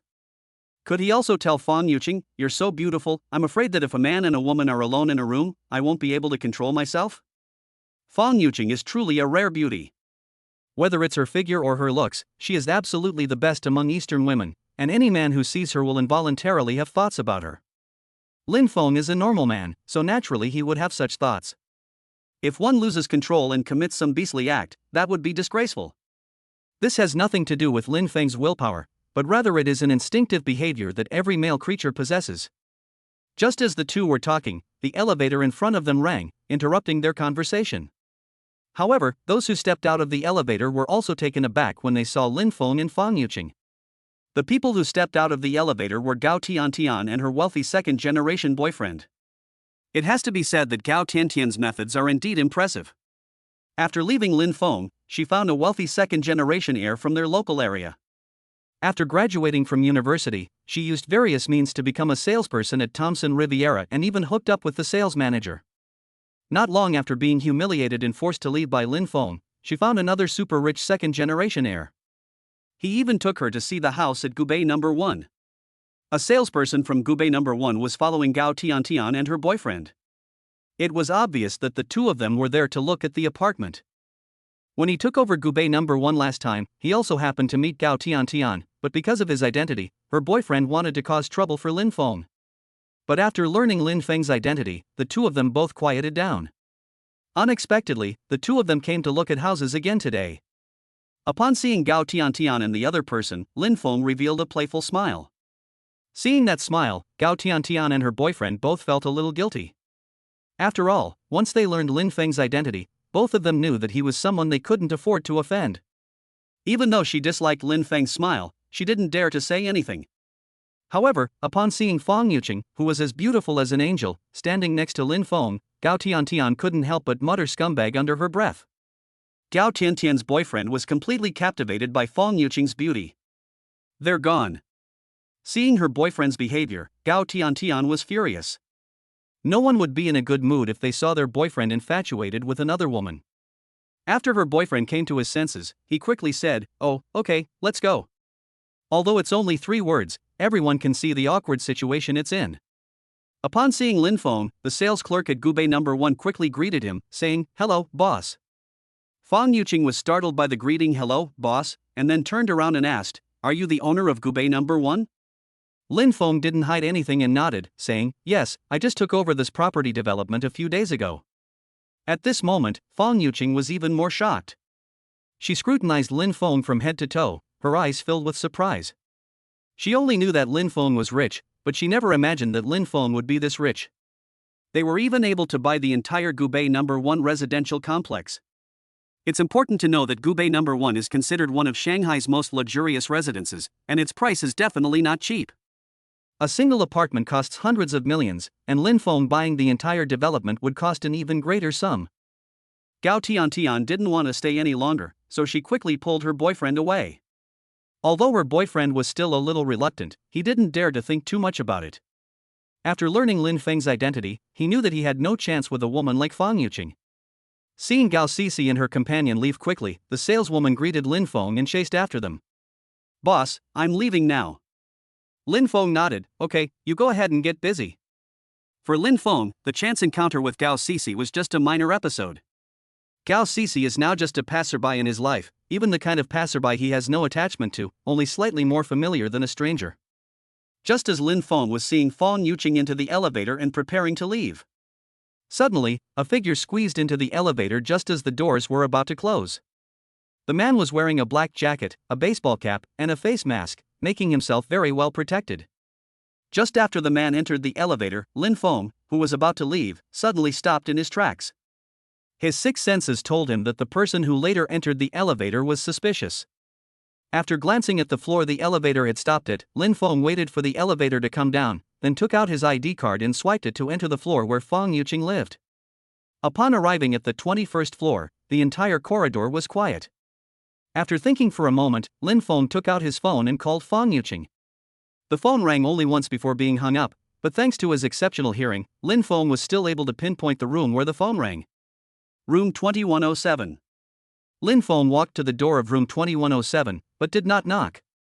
Instead, he stood there quietly. Inside the door, the man wearing a baseball cap from the elevator stood quietly, holding a sharp knife. Neither of them spoke, only faint breathing could be heard. In the living room of the room, Fong Yuqing had already fainted. Next to her were a suitcase, a rope, and a handkerchief stained with sleeping pills. Clearly, the man had just subdued Fong Yuqing when he noticed Lin Feng's arrival. Although the man in the baseball cap didn't know why Lin Feng had suddenly followed him, he still heard Lin Feng's footsteps as he approached the door. The two stood facing each other silently, separated by a door. During the standoff, the man in the baseball cap inside the house took out his phone and sent a message. Soon, a burly man stepped out of a Mitsubishi SUV in the parking lot downstairs. This burly man was an accomplice of the man in the baseball cap inside the house. They were ordered by their employer to kidnap Fong Yuqing. They didn't know Fong Yuqing's identity, nor did they care. They only cared about getting paid and doing their job. The two were members of a professional assassin team. They not only take on murder missions, but also kidnapping missions, helping their employers to capture people. They don't care who the employer is, they just need to complete the task. After an unknown amount of time, Lin Feng's footsteps gradually faded into the distance. The man in the baseball cap inside the house, however, remained completely alert, as if facing a formidable enemy. He didn't know who was outside, but even through the door, he could feel the terrifying pressure. The person outside was like a raging beast, making it hard for me to breathe. This was the first time in his 20-year career that he had encountered someone who made him feel so pressured. Chapter 99: The Kidnapping Duo Who Were Terrified. Inside the fire escape stairwell, a burly man walked up the stairs from the underground parking garage to the 21st floor. Although he had climbed 21 floors on foot, the burly man showed no signs of fatigue, which demonstrates his exceptional physical fitness.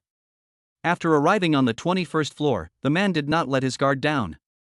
Instead, he stood behind the fire safety door for a long time, his gloved hand gripping the doorknob for a long time without turning it. Little did he know that Lin Feng was standing quietly behind him on the stairs leading to the 22nd floor. The man could see Lin Feng as soon as he turned around, but he seemed completely oblivious. Lin Feng was like a ghost, making it impossible for anyone to detect even the slightest trace of his presence. Finally, the man reached into his robes as if touching a weapon, and tensed as he turned the doorknob. The moment the fire safety door opened, the man rushed out, but all his efforts were in vain. Because he did not find the enemy his companion had mentioned, the entire corridor was empty. The man finally felt relieved after carefully checking the area and not finding Lin Feng. "I am the other woman. There is no one else you are talking about. Are you hallucinating?" The man arrived at the door of Fong Yuqing's house and said in a low voice. The man inside, after hearing his accomplice's voice, also began to doubt himself. Could it be that I was hallucinating? The feeling was so clear there really was someone confronting me outside. It also brought me immense pressure, just like when I was a mercenary overseas and faced the devilish instructor, making it hard for me to breathe. Maybe I was hallucinating, but the feeling was just too vivid. As he spoke, the man had already tied Fong Yuqing's body up and was preparing to put her into a suitcase. The man then stopped what he was doing and went to the door to open it for his accomplice. The moment the door opened, Lin Feng suddenly appeared behind the man, his cold eyes silently watching the man who had opened the door. Upon seeing those eyes, the man was so frightened that he held his breath for 2 seconds. The man was also very alert and noticed the abnormality immediately. Without turning his head, he punched someone behind him. Lin Feng raised his hand and firmly grasped the man's fist, which was as big as a casserole dish, a cold smile appearing on his face. The strength is too weak. As soon as he finished speaking, Lin Feng kicked out with lightning speed, sending the man flying with a bang.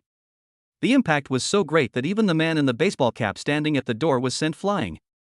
Lin Feng did not chase after the two, but rushed into the room and headed straight for Fong Yuqing's location.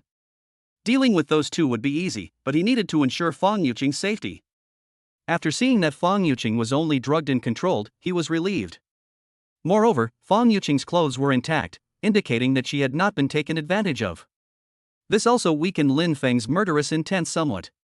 Although he and Fong Yuqing had no emotional foundation and had only just met today, he felt a strange possessiveness in his heart and did not want Fong Yuqing to be taken advantage of by anyone. After checking on Fong Yuqing's condition, Lin Feng slowly turned his gaze to the two people in baseball caps. "Judging from your professionalism, you're not your average kidnappers. I advise you to behave yourselves, you're no match for me." The man in the baseball cap and the burly man both had expressions of shock on their faces. They had never seen such a powerful person before. It should be noted that the big man's fighting skills were the strongest among their mercenary group, second only to the instructor. One person can defeat more than a dozen people with their bare hands as easily as playing a game. However, when faced with the slender Lin Feng, they were unable to even put up a fight.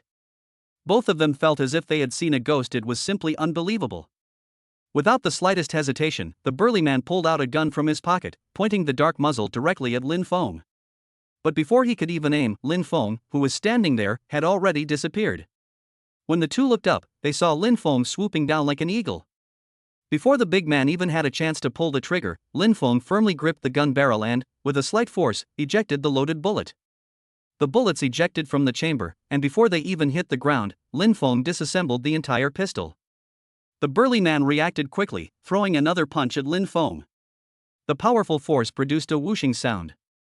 Lin Feng neither dodged nor avoided, but directly grabbed the big man's wrist. With a little force, the big man felt as if his wrist was broken. Just then, the man in the baseball cap also charged in from the side, wielding a sharp knife. Lin Feng dodged to the side, and with lightning speed, kicked the man's over 100-pound body directly into the bathroom behind him. Bang! The man in the baseball cap slammed into the bathroom wall, causing the whole house to shake slightly. The force of that kick rendered the man in the baseball cap powerless to resist. He felt a burning pain in his back, saw stars in his eyes, and couldn't catch his breath. Seeing this, the big man knew that continuing would only result in him being tortured by Lin Feng. Taking advantage of the moment the man in the baseball cap was stalling for time, he pulled his arm out of Lin Feng's grasp and quickly fled outside. Lin Feng smiled faintly, flicked his toes, and picked up the dagger that had fallen from his baseball cap. He then grabbed it and flung it out, where it trembled and pierced the doorframe. A bead of cold sweat trickled down the burly man's face. He glanced sideways at the trembling dagger beside him, too afraid to move. He knew that Lin Feng had already shown mercy with that attack. If you really wanted to kill him, you probably wouldn't have just stuck him in the doorframe, but would have plunged him directly into your own back. At that moment, he felt that Lin Feng was a monster. He had never seen anyone with such terrifying fighting skills. Based on his speculation, even the devilish instructor who trained him back then would probably be no match for this young man. I'm only giving you this one chance. If you dare to run away again, this knife will be inside your bodies next time. After speaking, Lin Feng turned around and untied all the restraints on Feng Yuqing, then picked her up and placed her on the sofa. Now tell me, who exactly are you people, and why did you kidnap Instructor Feng? The man who walked back slowly said, we are just the people in charge of doing things. Someone paid us to kidnap her, so we kidnapped her. As for who the employer is, I don't know. That's the rule in our line of work too, we never ask about the employer's name or identity. Lin Feng nodded to indicate that he understood. Okay, I understand your rules. Now tell me where you're going to hand over the hostages. You should know that, right? Lin Feng's idea was simple, since they didn't know the employer's whereabouts, he could meet the person directly at the delivery location. Chapter 100, Taking You to Revenge. After Lin Feng finished asking his question, the man fell silent. This is the rule in their line of work, if a mission fails, they cannot reveal any information about their employer. Seeing the man's appearance, Lin Feng understood his guess and said coldly, I know the rules of your line of work. However, you'd better think it through carefully. Is it more important for you to dedicate yourself to your profession or to your life? It's up to you to choose. You want to kill me? The man asked, somewhat disbelievingly. Lin Feng smiled coldly, do you think I wouldn't dare to kill you? Perhaps you don't know who I am? Should I introduce myself to you? The man shook his head and did not ask about Lin Feng's identity. He's a smart man, he knows that there are some things he shouldn't know too much about. This young man's skills are terrifying, he's clearly no ordinary person. Once he reveals his identity, I might not have a chance anymore. Although he didn't know who the employer was, he knew that the objective of this mission was related to money. The extent of the Money Society's power is self-evident. Throughout the entire Yangtze River Delta, if the Money Merchant Guild claims to be second, then probably no one would dare to claim to be first. The predecessor of the Money Merchant Guild was the Green Gang of Old Shanghai. After the Green Gang disintegrated, some of its veteran members jointly founded the Money Merchants Association. This matter involves an internal power struggle within the Money Merchant Guild. He is merely someone who does things for money, and his primary concern is self-preservation. Okay, I'll tell you everything. After speaking, the man said in a deep voice, if I tell you everything, will you let us two brothers go? Lin Feng nodded, I'm a man of my word. The man took a deep breath and slowly said, the location for the mission handover is the Joyful Club KTV in the east of Shanghai. After the man finished speaking, Lin Feng nodded slightly, okay, tell me the contact's information, and you can get lost. After the man told the other man the room number, he helped the man in the baseball cap, who had just caught his breath, leave. Not long after the two men left, Fang Yuqing slowly woke up. Upon waking up, Fang Yuqing immediately sat up from the sofa, her beautiful eyes filled with vigilance. Fang Yuqing breathed a sigh of relief after seeing Lin Feng smiling at her from the opposite sofa. What just happened? Fang Yuqing couldn't quite recall what had just happened. All she knew was that after she entered the room, her mouth was covered, and then she knew nothing more. Lin Feng did not choose to hide anything, but instead recounted the whole story. After listening, Fang Yuqing did not show any shock or lingering fear. Instead, she fell silent. Is this related to your family? Lin Feng had guessed some of it and couldn't help but ask. Fang Yuqing sighed and nodded, saying, you guessed right, this matter is indeed related to my family. Now that things have come to this point, and you've also been caught up in this mess, I have to say something to you too. Actually, my family is one of the 3 major families in the largest gang in the Yangtze River Delta, the Money Merchants Association. The 3 major families of the Money Merchant Guild are the Fang family, the He family, and the Wang family. Among the 3 major families of the Money Merchant Guild, my Fang family is not the most powerful, but my father is the most adept at management. He endured for more than 10 years and finally propelled the family to the top of the 3 families. However, it was because of his ambition that my mother eventually died in a car accident. I knew my mother's death wasn't that simple.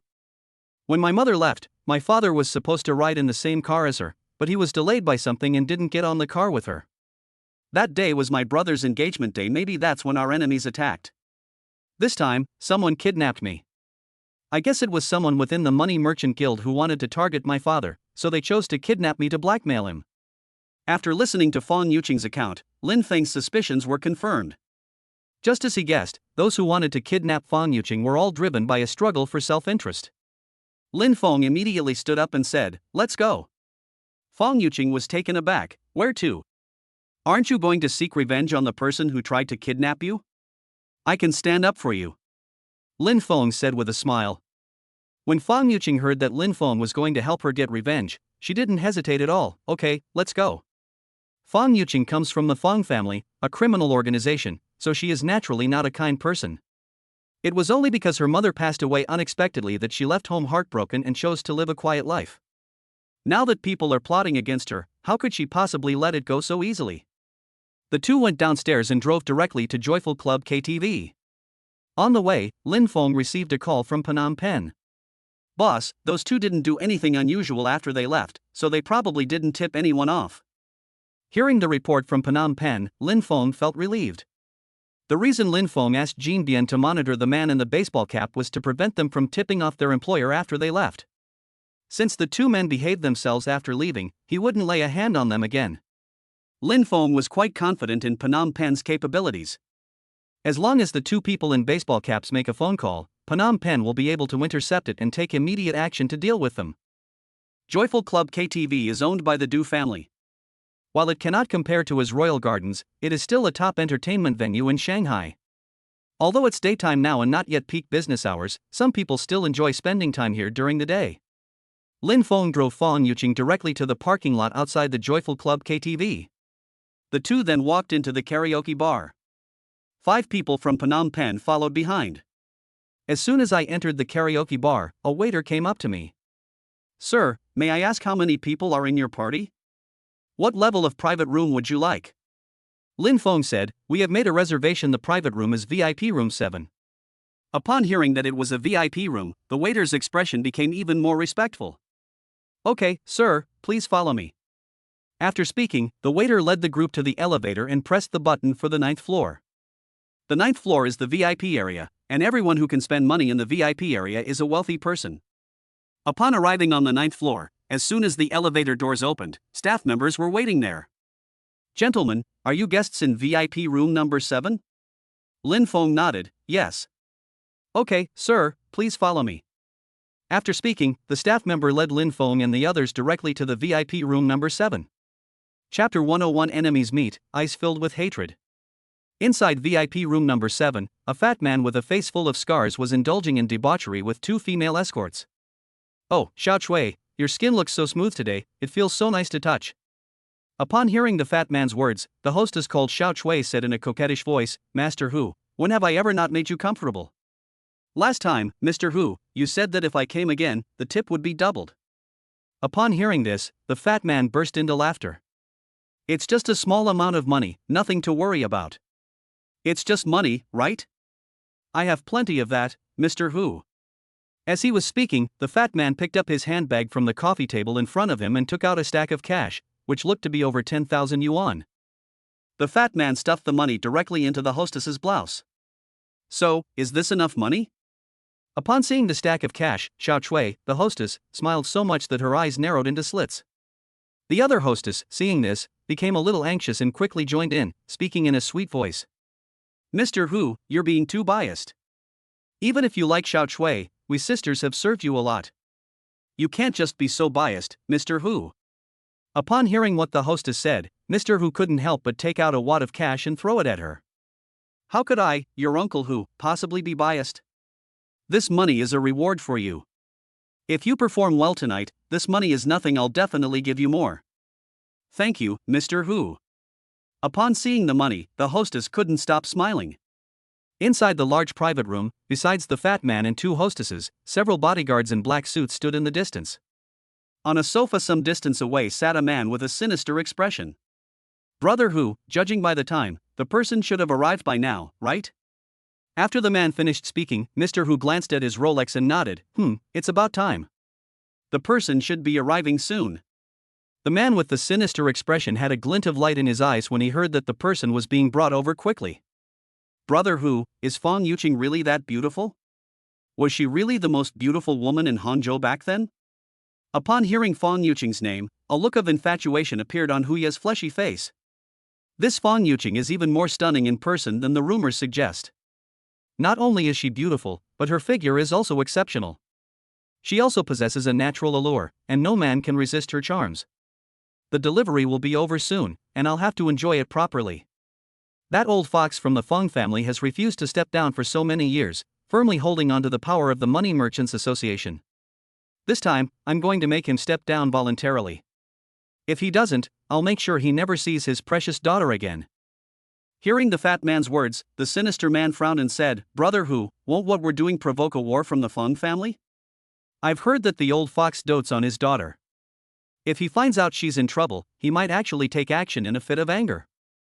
Master Hu shook his head. "Don't worry, the elders of the Money Merchant Guild are on our side now.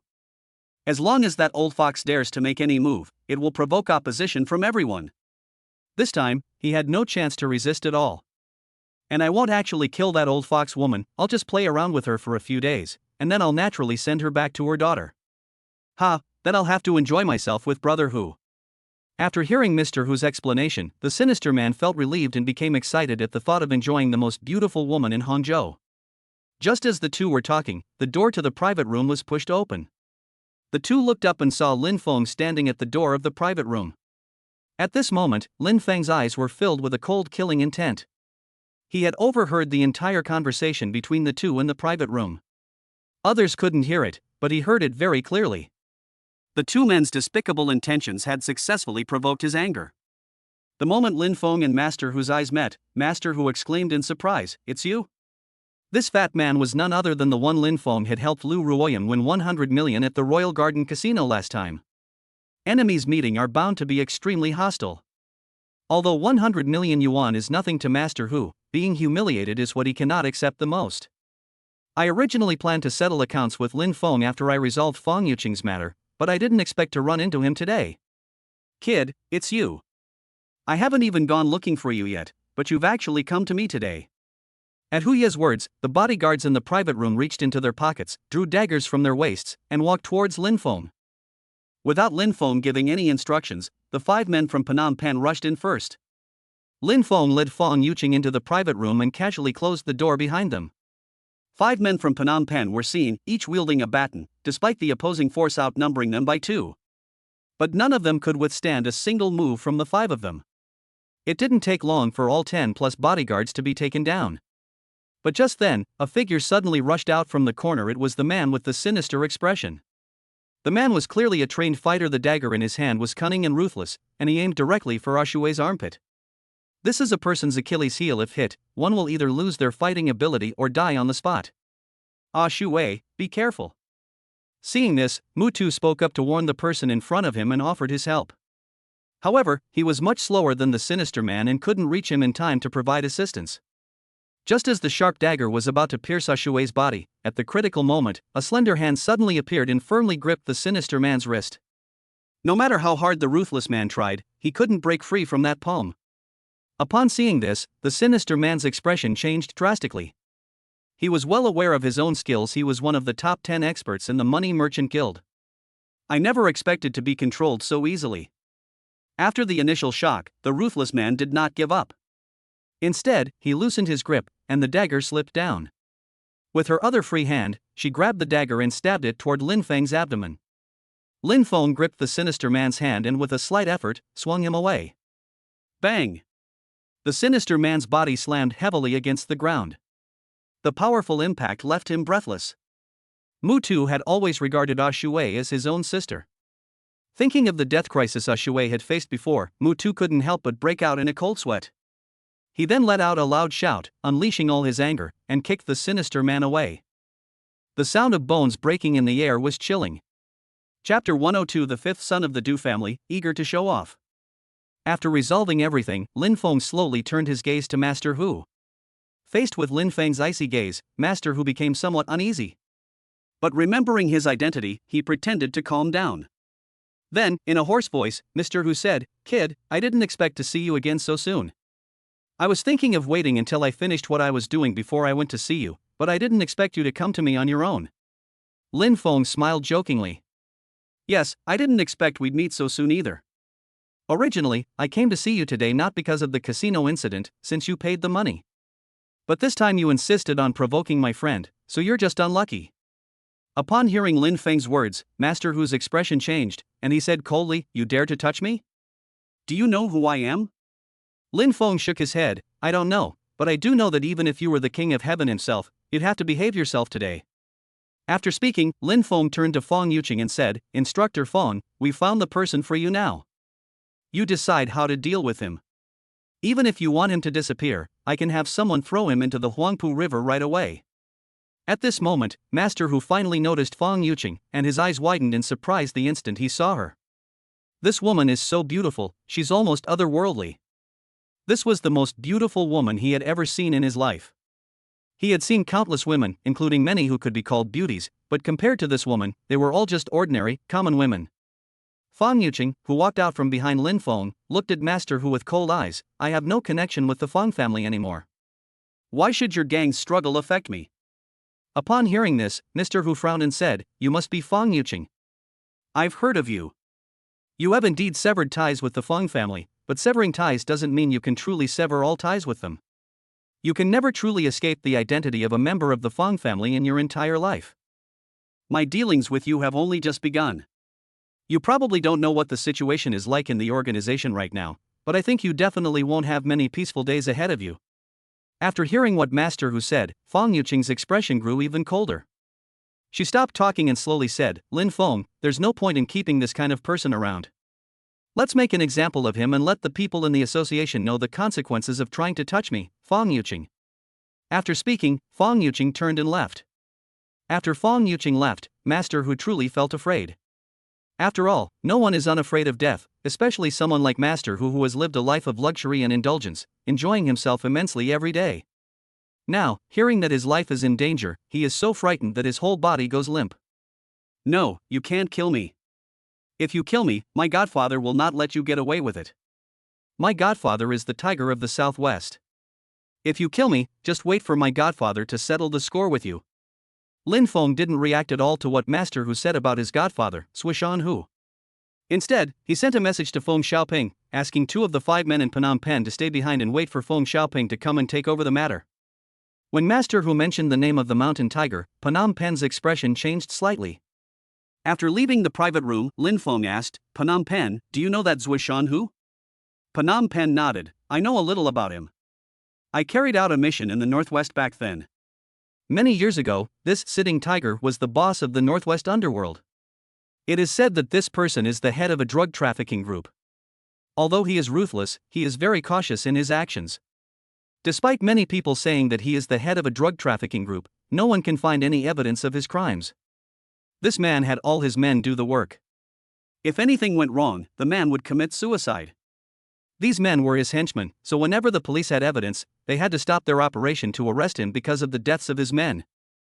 Hearing Phnom Penh's words, Lin Phong was slightly surprised. This tiger sitting on the mountain is indeed quite capable to achieve this level. He can be considered a very formidable individual. It's important to understand that no one can stand up to a state apparatus. If a state wants to eliminate someone, it's as easy as drinking water. Even so, the fact that the mountain tiger has been able to survive for so many years shows that its strength is not so simple. However, Lin Phong also had many guesses. There should be a huge chain of interests behind this sitting tiger, and he might even have a strong network of relationships with some big shots in Beijing. Otherwise, such a person would never have been able to live peacefully to this day.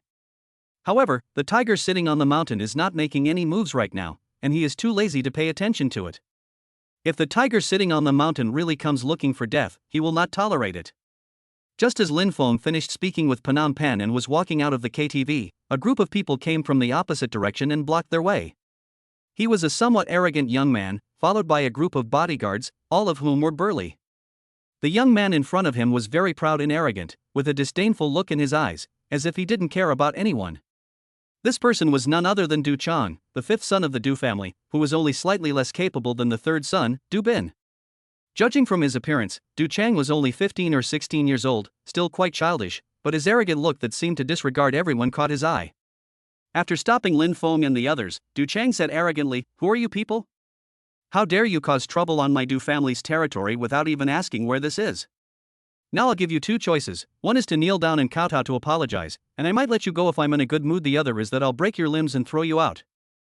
I think the second method is better. I hope you have some backbone and choose the second one so I can have some fun." Listening to Du Chang's words, Lin Phong couldn't help but admire Du Chang a little. This was the first time he had ever seen such an arrogant kid. He was willing to break people's limbs without any remorse. No wonder he came from a long-established underworld family like the Du family. If it were someone else today, Du Chang might actually find a sense of superiority, but he's facing himself today, and it's likely to end in regret. Lin Phong smiled and shook his head. "I won't choose either of these options." "Oh? Interesting. If you don't choose any of these, are there any other options?" Du Chang had no idea that he would encounter someone he couldn't afford to offend, and he was completely unaware of the danger he was in. Lin Phong nodded. "Of course you have a choice. You're too young and a bit too impulsive, too eager to show off. Let me try to guess what's on your mind. The reason you're so eager to prove yourself is because your third brother, Du Bin, is in a very bad situation, right? You believe you have found an opportunity to inherit the Du family business and want to showcase your abilities to your family in order to improve your inheritance rights." Chapter 103: Standing Up the School Beauty. Upon hearing Lin Feng's words, Du Chang's expression changed. Lin Phong was right, he had accurately described Lin Feng's thoughts. At that moment, he realized that the person in front of him was not so simple, and he asked warily, "Who exactly are you?" Lin Phong smiled and said, "Then let me introduce myself. My name is Lin Phong." After speaking, Lin Phong looked at Du Chang with a half smile, a playful expression on his face. Lin Phong took in Du Chang's changing expression. In an instant, their previous arrogance turned into fear and dread. Lin Feng's fame may not have spread beyond Shanghai yet, but within Shanghai, anyone with a bit of influence has heard of him. After Du Bin's incident, the Du family vaguely suspected that Lin Phong was behind it, but without any evidence, they had no way to confront Lin Phong. Moreover, the Du family wouldn't dare to openly seek revenge against Lin Phong. In Shanghai today, with Lin Feng's rise to power, the 6 major wealthy families have long been suppressed. The more they learned about Lin Phong, the more terrified they became. The investigation revealed that every business Lin Phong owned was so astonishing that it left people speechless. The company boasts a $1 trillion conglomerate, Asia's largest entertainment complex, one of the world's top 3 security companies, and one of the world's top 10 pharmaceutical groups. Each of these industries is far superior to the 6 major conglomerates. Let alone all these industries combined, even if you take any one of them out individually, the total assets of any one of the 6 major wealthy families are not enough to compare. With such terrifying power, how could the 6 major families not be wary of this young man? Don't talk about being a century-old family. Even after more than 100 years of development, they still don't have as much business as Lin Feng. How can they have the nerve to boast about their family's century-long history? Are you Lin Feng? Du Chang asked in a trembling voice. Lin Feng nodded. What's wrong? Is there anyone else who would dare to impersonate me? Looking at Du Chang's expression, Lin Feng found it very interesting. Du Chang is now just like those unruly children whose parents haven't disciplined them properly. He starts to feel afraid after encountering someone he can't afford to offend. Lin Feng had no interest in teasing children here. Although he wasn't much older than Du Chang was still a child in his eyes. As Lin Feng passed by Du Chang, he raised his hand and patted him on the shoulder. But something interesting happened when he raised his hand. Thinking that Lin Feng was going to attack him, Du Chang was so frightened that his whole body went limp and he almost fell to the ground. Fortunately, Lin Feng intervened in time and grabbed his shoulder, preventing him from losing his composure in front of his subordinates. Lin Feng smiled and said, "The people in VIP room number 7 have a grudge against me. My men will be coming over to deal with them in a bit. You'd better keep a close eye on them for me. If you don't, and they escape, then your KTV might as well close down, understand?" Du Chang didn't dare to say a word and just nodded repeatedly. Lin Feng smiled and said, "Yes, that's good to know. I have high hopes for you. Work hard. If you have any difficulties in the future, you can come to me. Maybe I can help you." After speaking, Lin Feng patted Du Chang lightly on the shoulder and then left with Phnom Penh and the others. Wood and Ishui were left in the private room to keep watch, so they believed that Master Hu wouldn't be able to escape. Once Feng Xiaoping arrives, Mutu and Ishui can hand the person over to him. As for how Feng Xiaoping dealt with Master Hu, that was none of Lin Feng's business.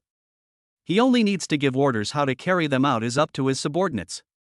When they arrived outside the karaoke bar, Fang Yuqing was already waiting in front of the car. "Let's go, everything's done. I'll take you home."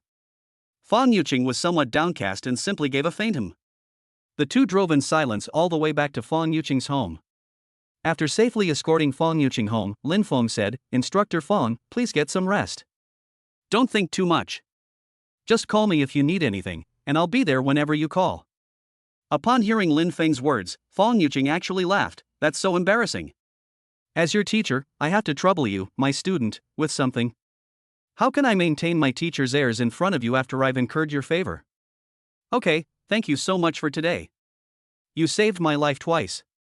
I would feel really bad if I didn't say something in return." After she finished speaking, Fang Yuqing took the vegetables out of the refrigerator and put on an apron. "Have you not eaten yet? Today, your teacher will cook for you as a treat." After speaking, Fang Yuqing went into the kitchen and started working. Not long after, the aroma of food wafted from the kitchen. This also whetted Lin Feng's appetite. Unable to resist, Lin Feng walked to the kitchen door and looked at Fang Yuqing busy inside. Suddenly, he felt that the scene was so beautiful. Fang Yuqing already had a goddess-level appearance, and now, dressed as a housewife, her beauty was elevated to another level. It is said that a focused man is the most attractive, but a focused woman is just as attractive as a man. Fang Yuqing's knife skills are superb. Although her slicing of vegetables is not as professional as that of chefs in big hotels, each cut is very neat. Then, the side dishes were sorted and placed into their respective plates, and finally, the oil in the wok was heated, and the cooking began. Just as Lin Feng was watching Fang Yuqing's busy figure in the kitchen, his phone received a message. After opening his phone, Lin Feng saw that the message was from Lu Ruoshi, which reminded him of something. He remembered that he seemed to have agreed to Lu Ruoshi's dinner invitation in class today. But now that he had already promised Fang Yuqing, he had no choice but to give up one side. Without the slightest hesitation, Lin Feng chose Fang Yuqing's side and prepared to postpone Lu Ruoshi's dinner party. "Lin Feng, what are you doing? Where are we going to eat tonight? Is there anything you'd like to eat? I'll go make a reservation now." Lin Feng sat down on the sofa in the living room and started typing a reply. "I'm sorry, Ruoshi, I have something to take care of and can't get away to have dinner with you today." After seeing Lin Feng's reply, there was a moment of silence before a message finally came back. But the reply left Lin Feng completely bewildered. "Lin Feng, you bastard, I'm never talking to you again." After replying to the message, Lu Ruoshi did not say a word to Lin Feng. Lin Feng was also puzzled what was wrong with Lu Ruoshi. I just had something to do and couldn't go. Why are you reacting so strongly? However, Lin Feng was too lazy to pay attention to her. He guessed she was acting like a young girl, and these kinds of girls are the hardest to coax. He didn't have the patience for that. After finishing his work, Lin Feng closed his phone, washed his hands, and went to the kitchen to help Fang Yuqing. What are you doing in here? A man shouldn't be in the kitchen.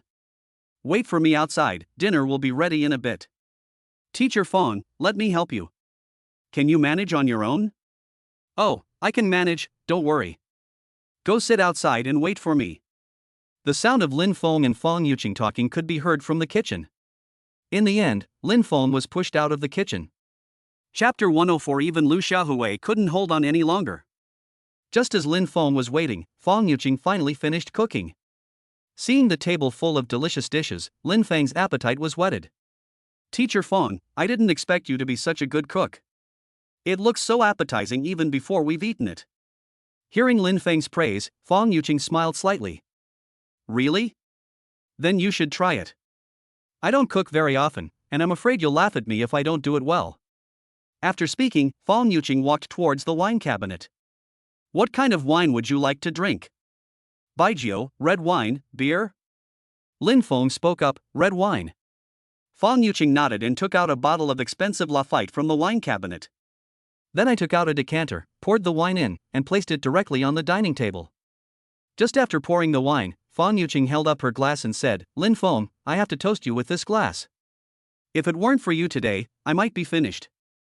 Fang Yuqing is not a 3-year-old child, so she naturally knows the consequences of what happened today. If Lin Feng hadn't intervened twice, those two foreigners might have taken advantage of him the first time. However, it wasn't a big deal, and it happened in broad daylight on campus, so it probably won't amount to much. But if it weren't for Lin Feng, those two professionals who came to kidnap her that night would have meant certain death if she had fallen into the hands of Master Hu and his gang. It's terrifying to even think about. She knew her own beauty, and that if she fell into the hands of evil people, what awaited her would not be as simple as death. She didn't know what kind of torture she would suffer before she died. Professor Feng, you're too kind.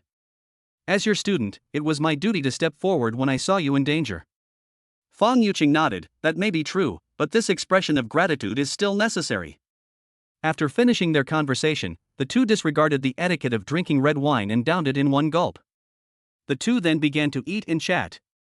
During their conversation, Lin Feng learned a lot about Fang Yuqing. Lin Feng felt that Fang Yuqing hadn't done anything wrong by running away from home. If it were me, and my advice was not heeded, and it ultimately led to my mother's unexpected death, I might also leave heartbroken. But Lin Feng believes that Fang Yuqing's father did nothing wrong. It's perfectly normal for a man to have both ability and ambition. If one could reach the same level of status as Fang Yuqing's father and have the opportunity to advance further, then of course one would strive for it. People strive for higher positions, just as water flows downhill. This is an age-old truth. Lin Feng did not judge who was right or wrong between Fang Yuqing and her father, but simply comforted her and told her not to think too much about the past. When something happens, you can only choose to accept it, rather than wallowing in sadness. I don't know how much Lin Feng and Fang Yuqing drank. In short, there were 2 or 3 empty wine bottles at each of their feet. When you first start drinking red wine, you don't really notice anything. But once the effects kick in, it can make someone drunk to death. Fortunately, Lin Feng's physical condition was quite good. After drinking 3 bottles of red wine, he didn't feel much of a difference. But Fang Yuqing was so drunk that she could barely sit up. Fortunately, Lin Feng reacted quickly and caught Fang Yuqing. Otherwise, Fang Yuqing would definitely fall off the chair. Lin Feng asked softly, Teacher Feng, are you alright? But Fang Yuqing only uttered one word, drink. Seeing Fang Yuqing in this state, Lin Feng couldn't help but smile. Sensing the fragrance of the woman in his arms, Lin Feng could only try his best to suppress the impulse in his heart. Teacher Feng, you've had too much to drink. Let me take you to bed to rest. After speaking, Lin Feng picked Fang Yuqing up in his arms and carried her towards the bedroom. Upon entering the bedroom, Lin Feng was slightly surprised to see the plush toys and pink decorations placed by the bed. This room is clearly designed for a girly style. Fang Yuqing had always been aloof and cold, and no one expected that she would have such girlish feelings. After carefully placing Fang Yuqing on the bed, Lin Feng was about to turn and leave. But at that moment, Fang Yuqing, in a daze, grabbed his hand.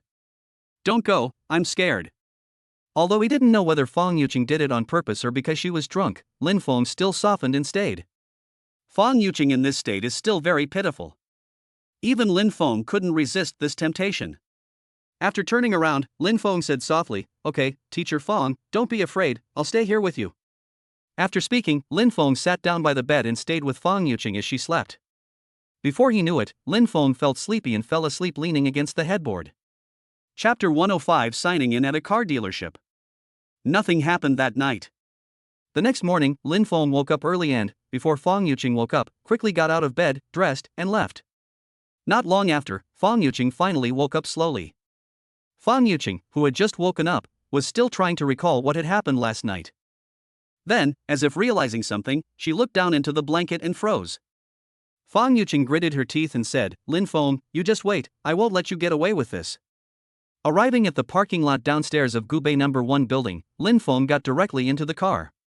As soon as I got into the car, the system notification sounded in my mind. Ding! Today's check-in was successful. The check-in reward is Zhonghai Auto Sales. Hearing the name, Lin Feng felt it was somewhat familiar, but he couldn't remember where he had heard the name of this car dealership before. He immediately took out his phone and started searching. After searching, Lin Feng finally remembered the information about this car dealership. Zhonghai Auto Dealership is the largest auto dealership in Shanghai and also the largest supercar club in the city.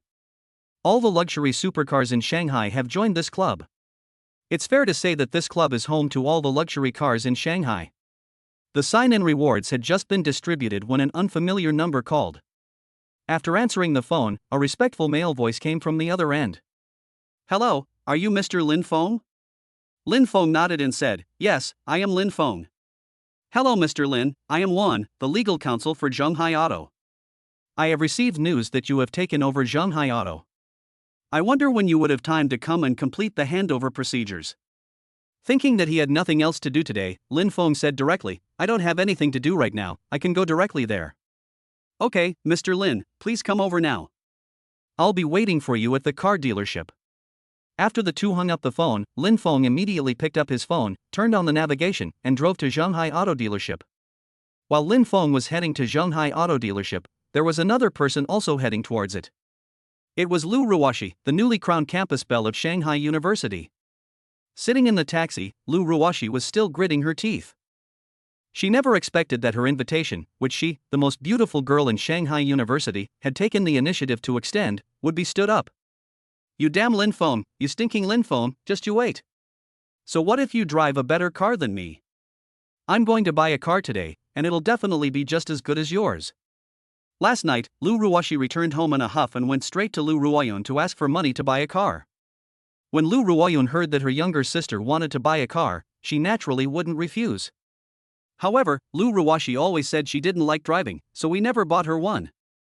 Unexpectedly, Lu Ruoshi's personality changed today. She wanted to buy a car. Lu Ruoyun directly transferred the 100 million yuan that Lin Feng helped her win at the Royal Garden to Lu Ruoshi's bank card.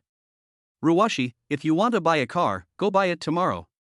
I've already transferred 100 million yuan to your bank account."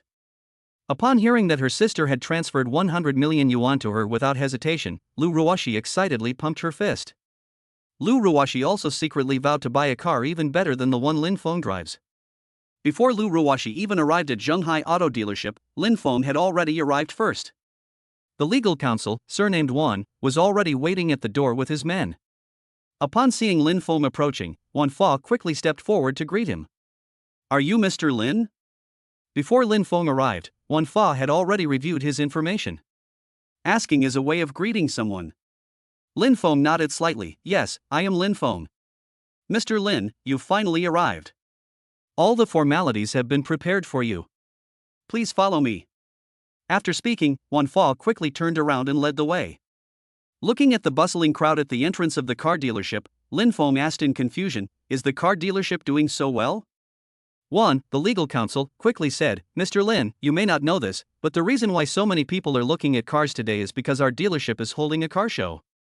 Previous Shanghai auto shows were held elsewhere, but this time we applied for the event ourselves, so it's being held here." Only after hearing Juan Fa's words did Lin Feng understand what had happened. Hearing that it was a car show, Lin Feng also became interested. He had only seen some information about car shows online before. He has the opportunity to see it for himself today, and he plans to go to the center of the venue as soon as he finishes his work. Mr. Lin, are you also interested in the auto show? Wan Fa saw through Lin Feng's thoughts and couldn't help but ask with a smile. Well, I don't have anything else to do today, so I might as well join in the fun and check out the auto show. Okay, Mr. Lin, once we've completed the formalities, I'll personally take you to the auto show venue. Lin Feng nodded. Okay, let's go over there in a bit.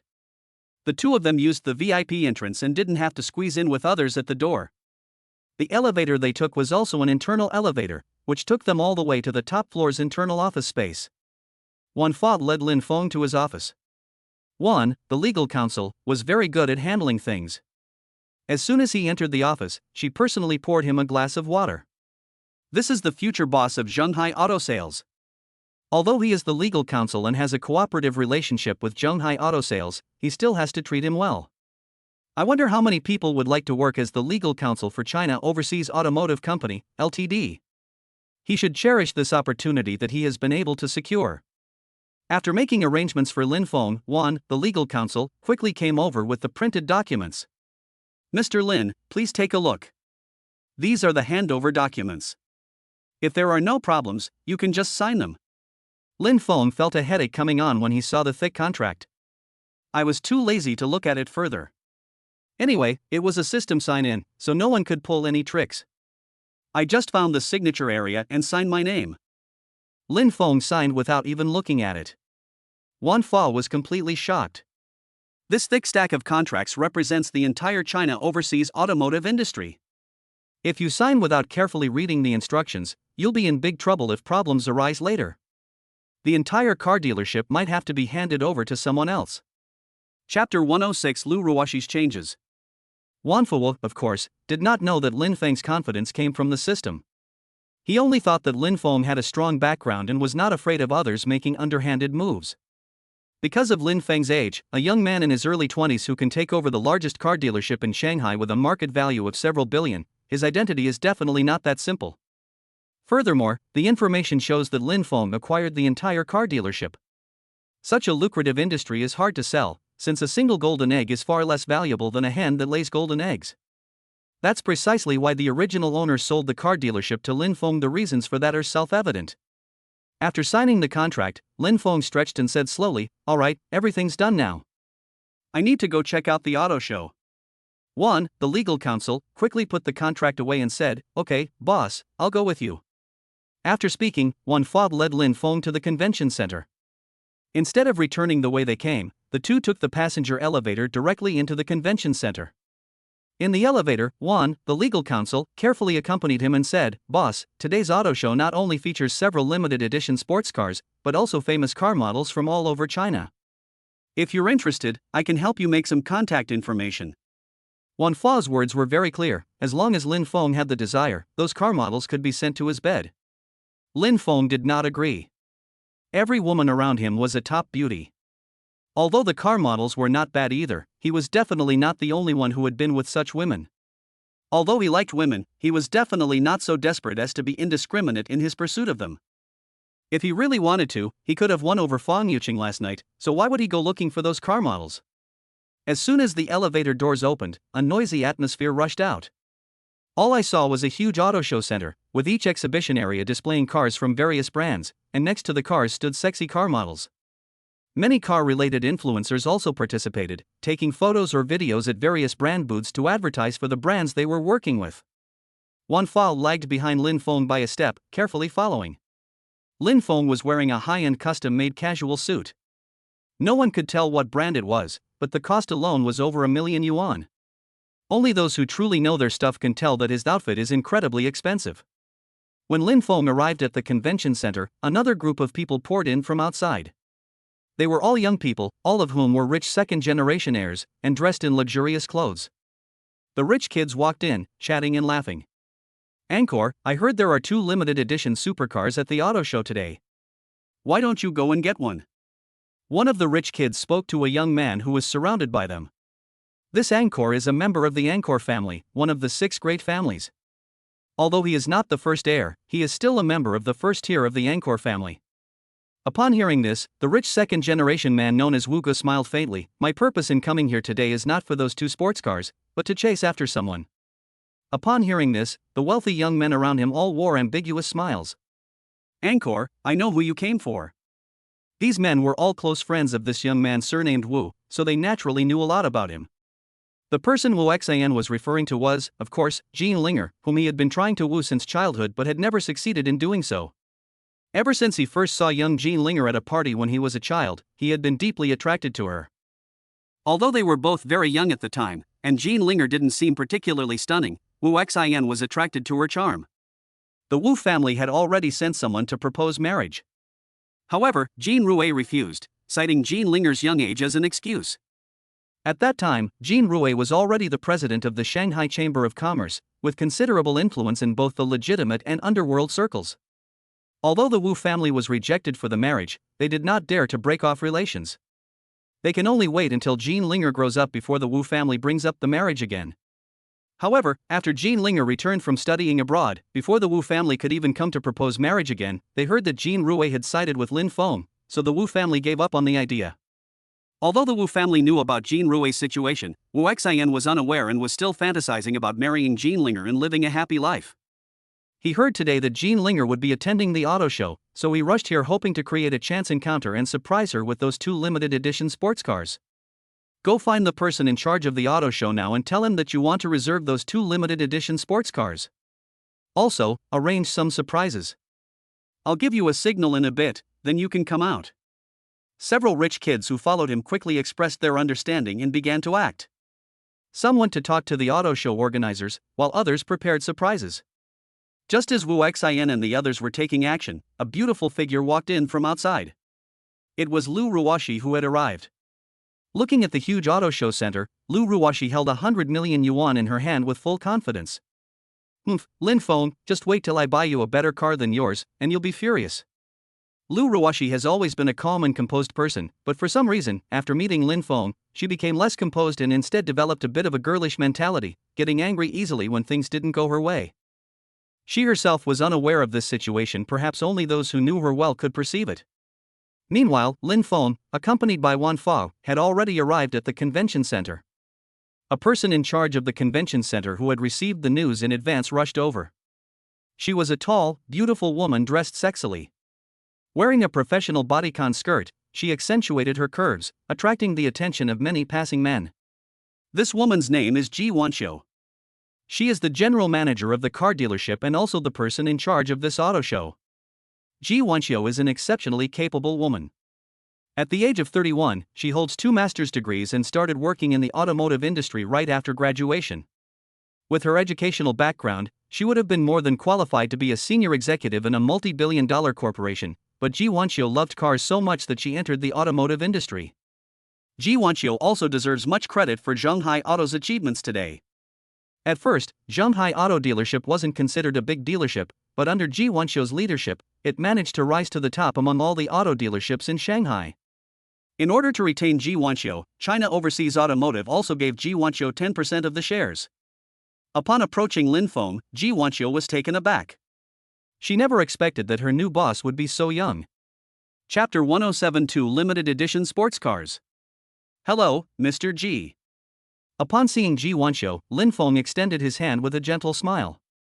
Previously, Wan Fuwo had introduced Ji Wanxiu to Lin Feng and knew her importance in the car dealership.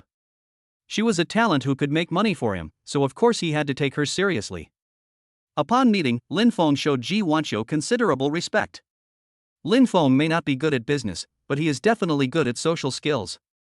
As the boss, he treated his subordinates with such courtesy anyone would feel very comfortable in that situation. After regaining her senses, Ji Wanxiu quickly extended both hands and warmly shook hands with Lin Feng. Boss, I didn't expect you to be so young. I was a little flustered. I'm so sorry. Lin Feng smiled and said, it's normal. I understand President Ji's feelings. If it were me, I would feel the same way. Well, boss, let me show you around now. Wan's expertise isn't in this area, so let him go and attend to his own business. Ji Wanxiu said with a charming smile. Wan, the legal counsel, quickly replied, Mr. Ji is right. My expertise is really not in these areas. Why don't you accompany the boss on a tour, Mr. G? Lin Feng nodded. Okay then, Wan Fao, you can go ahead and get busy. Boss, I'll head over first. After speaking, Wan Fao turned and left. Lin Feng's companion has been replaced by Ji Wanxiu.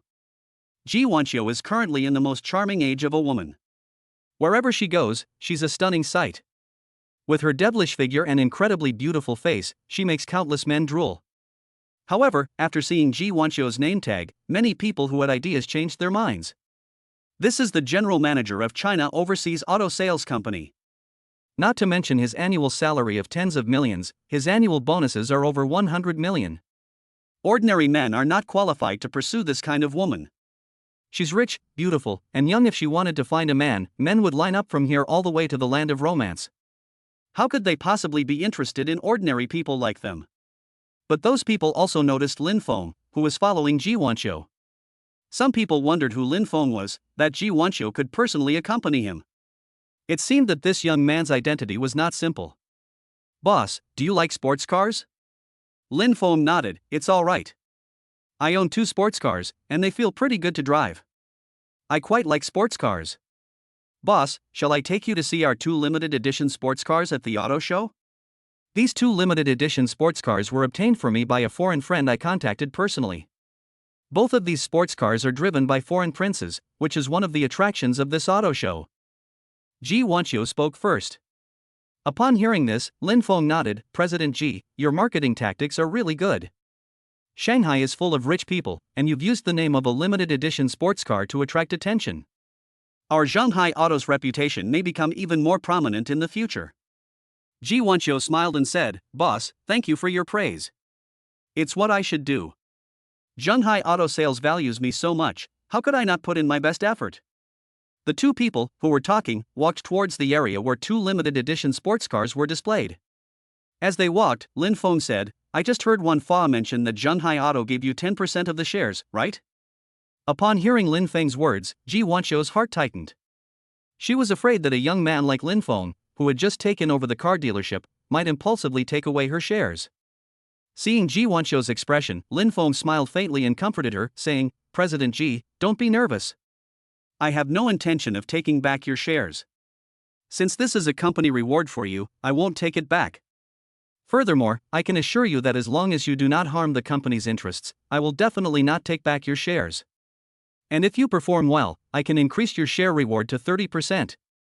Upon hearing Lin Feng's words, Ji Wanxiu became excited, her breathing became heavy, and her breasts swayed up and down. Seeing this, Lin Feng quickly looked away. Ji Wanxiu quickly calmed herself down and revealed a charming smile. Thank you for your appreciation, boss. With your words, I will work myself to death to double the car dealership's profits. Lin Feng nodded. President Ji, you're exaggerating. President Ji is so young and beautiful, it would be such a waste if you worked yourself to death. I don't want anything to happen to someone as talented as you, President Ji. I own many businesses, but I lack trusted and capable people under my command. If President Ji's performance satisfies me in the future, he might gain even more, not just this car dealership.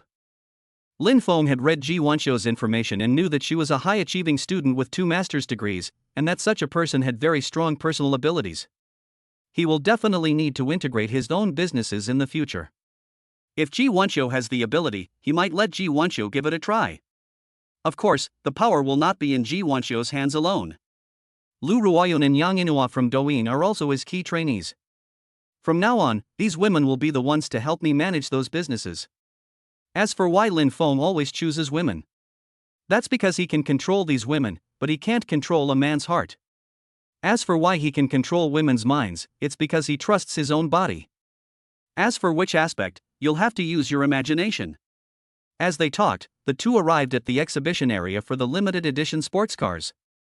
As soon as I arrived, I saw that the area outside the exhibition area was full of people. Some people had cell phones, others had professional cameras, and without exception, they were all frantically taking pictures of the 2 limited edition sports cars. One of them was a Pagani Huayra. This is a luxury car worth over 50 million yuan.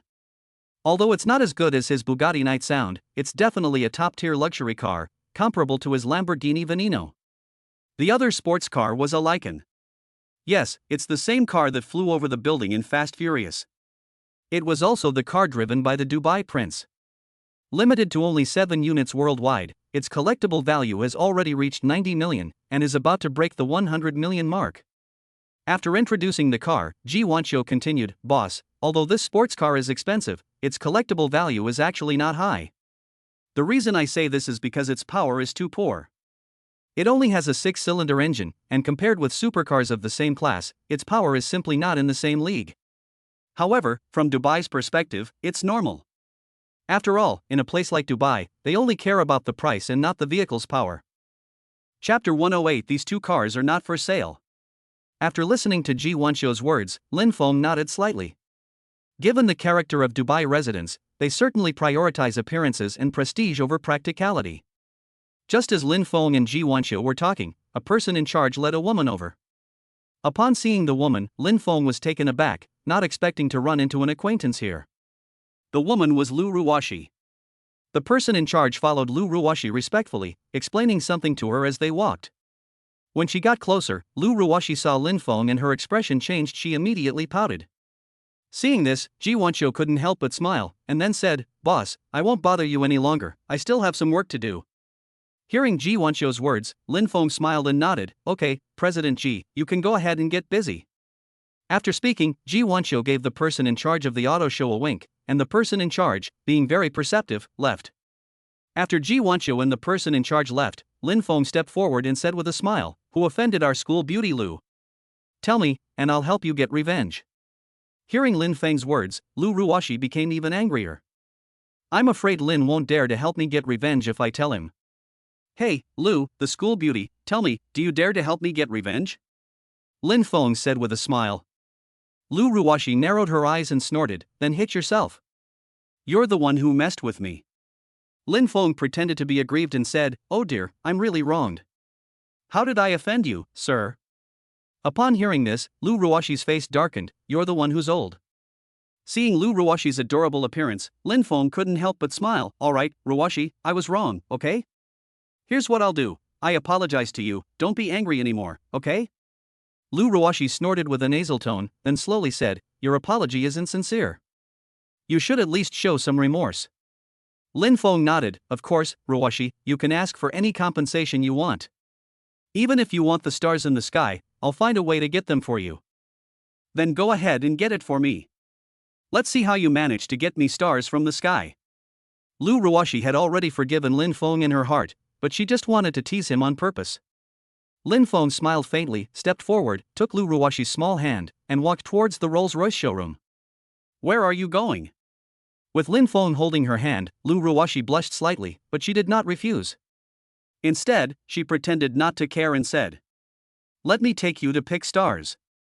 As they spoke, the two arrived at the Rolls-Royce showroom and walked directly toward a Rolls-Royce Phantom. The manager of the Rolls-Royce showroom saw Lin Feng and Lu Ruoxi approaching the car and was about to go up and ask them something, but Ji Wanxiu, who had been keeping an eye on Lin Feng's movements, gave him a wink from a distance. The Rolls-Royce driver, who had been slashed, sensibly stepped aside. Upon arriving at the car, Lin Feng nodded to the beautiful car model before pulling Lu Ruoxi into the Rolls-Royce Phantom. "I found the start button and pressed it." As the whole car was powered on, the Rolls-Royce's Starlight headliner also lit up. Seeing this, Lu Ruoxi already knew what Lin Feng meant, and the last bit of resentment in her heart vanished. "So, are these stars enough? I can pluck any star you like for you. What's the use of something you can see but can't touch?" Lu Ruoxi pouted. Lin Feng smiled slightly and directly grabbed Lu Ruoxi's hand, leading her towards a star-shaped light. "Can you touch it now?" "Well, I can't take it with me." Lu Ruoxi is still clinging to her last bit of stubbornness. Lin Feng rolled down the car window and said to the Rolls-Royce showroom manager standing in the distance, "Get me the paperwork for this car." Upon hearing that Lin Feng wanted to buy a car, the person in charge quickly nodded in agreement. "Hey, are you really going to buy it for me?" "I'm just kidding. Besides, this car isn't something someone my age can drive. What would I do with it?" Seeing that Lin Feng was about to get serious, Lu Ruoxi quickly spoke up to stop him. Lin Feng suddenly looked at him with deep affection and said, "If you like it, I can buy you the whole world, let alone this mere car. You don't need to drive, you can just sit in your car and look at the stars whenever you want." "That's such a waste of money, forget it, I don't want it." The previous dissatisfaction was gone from Lu Ruoshi's voice. Instead, there was a hint of tenderness in it. Lin Feng's affectionate gaze just now really frightened her. Her heart was still pounding. Lin Feng's affectionate gaze completely captivated her. Okay, listen to me. I know you don't like this car. You can send it back and use it to look at the stars whenever you have time. I'll buy you a car you like. There are 2 sports cars at today's auto show, and I think they're both pretty good. Take a look at them later, and if you like them, I'll give them to you as well. Lin Feng said with a smile. I just heard about those 2 cars and was about to go check them out when I ran into you, you rascal. Let's go take a look now. Lu Ruoshi calmed herself down and said. After the 2 made up, they got out of the car and walked towards the sports car display area. As soon as the 2 arrived, they saw 2 rich second-generation individuals who had come with Wu Xian negotiating with the person in charge of the auto show. Sir, are you sure you want to buy both of these sports cars at once? The person in charge of the exhibition area said respectfully. One of the rich kids said impatiently, yes, Brother Wu, will take care of both of these cars. You can go and handle the paperwork. Although they were still quite far away, Lin Feng could hear it clearly. He intended to buy these 2 cars for Lu Ruoshi, so naturally he wouldn't let her sell them to anyone else. Lin Feng, who was walking towards them from a distance, said, wait a minute, these 2 cars are not for sale. If you want to buy them, you should go and look at other cars. Upon hearing Lin Feng's words, the 2 rich kids' expressions changed. This was a gift that Angkor used to Wu Jinlinger. If he didn't sell it, wouldn't Angkor be missing a golden opportunity today? Who do you think you are? You think you can just say you won't sell it? One of the rich kids frowned and said. Although doing so might have some impact on the car dealership's reputation, it meant nothing to Lin Feng. He would be willing to lose the entire car dealership as long as Lu Ruoshi was happy. He's already wealthy enough that this one business isn't the only thing that matters. When the person in charge of the exhibition area saw Lin Feng, he quickly introduced him, gentlemen, this is the owner of our Zhenghai auto dealership. He said that if he doesn't want to sell, then I really am not qualified to sell these 2 cars. Chapter 109 Do your research before you come looking for me. Upon hearing that Lin Feng was the owner of Zhenghai auto dealership, the 2 rich kids' expressions changed. Zhenghai auto dealership is the largest auto dealership in Shanghai, and I've heard that it's backed by powerful forces. If it were just the 2 of them, they really wouldn't dare offend this person. But when they thought of Wu Xian's identity, the 2 of them instantly regained their confidence.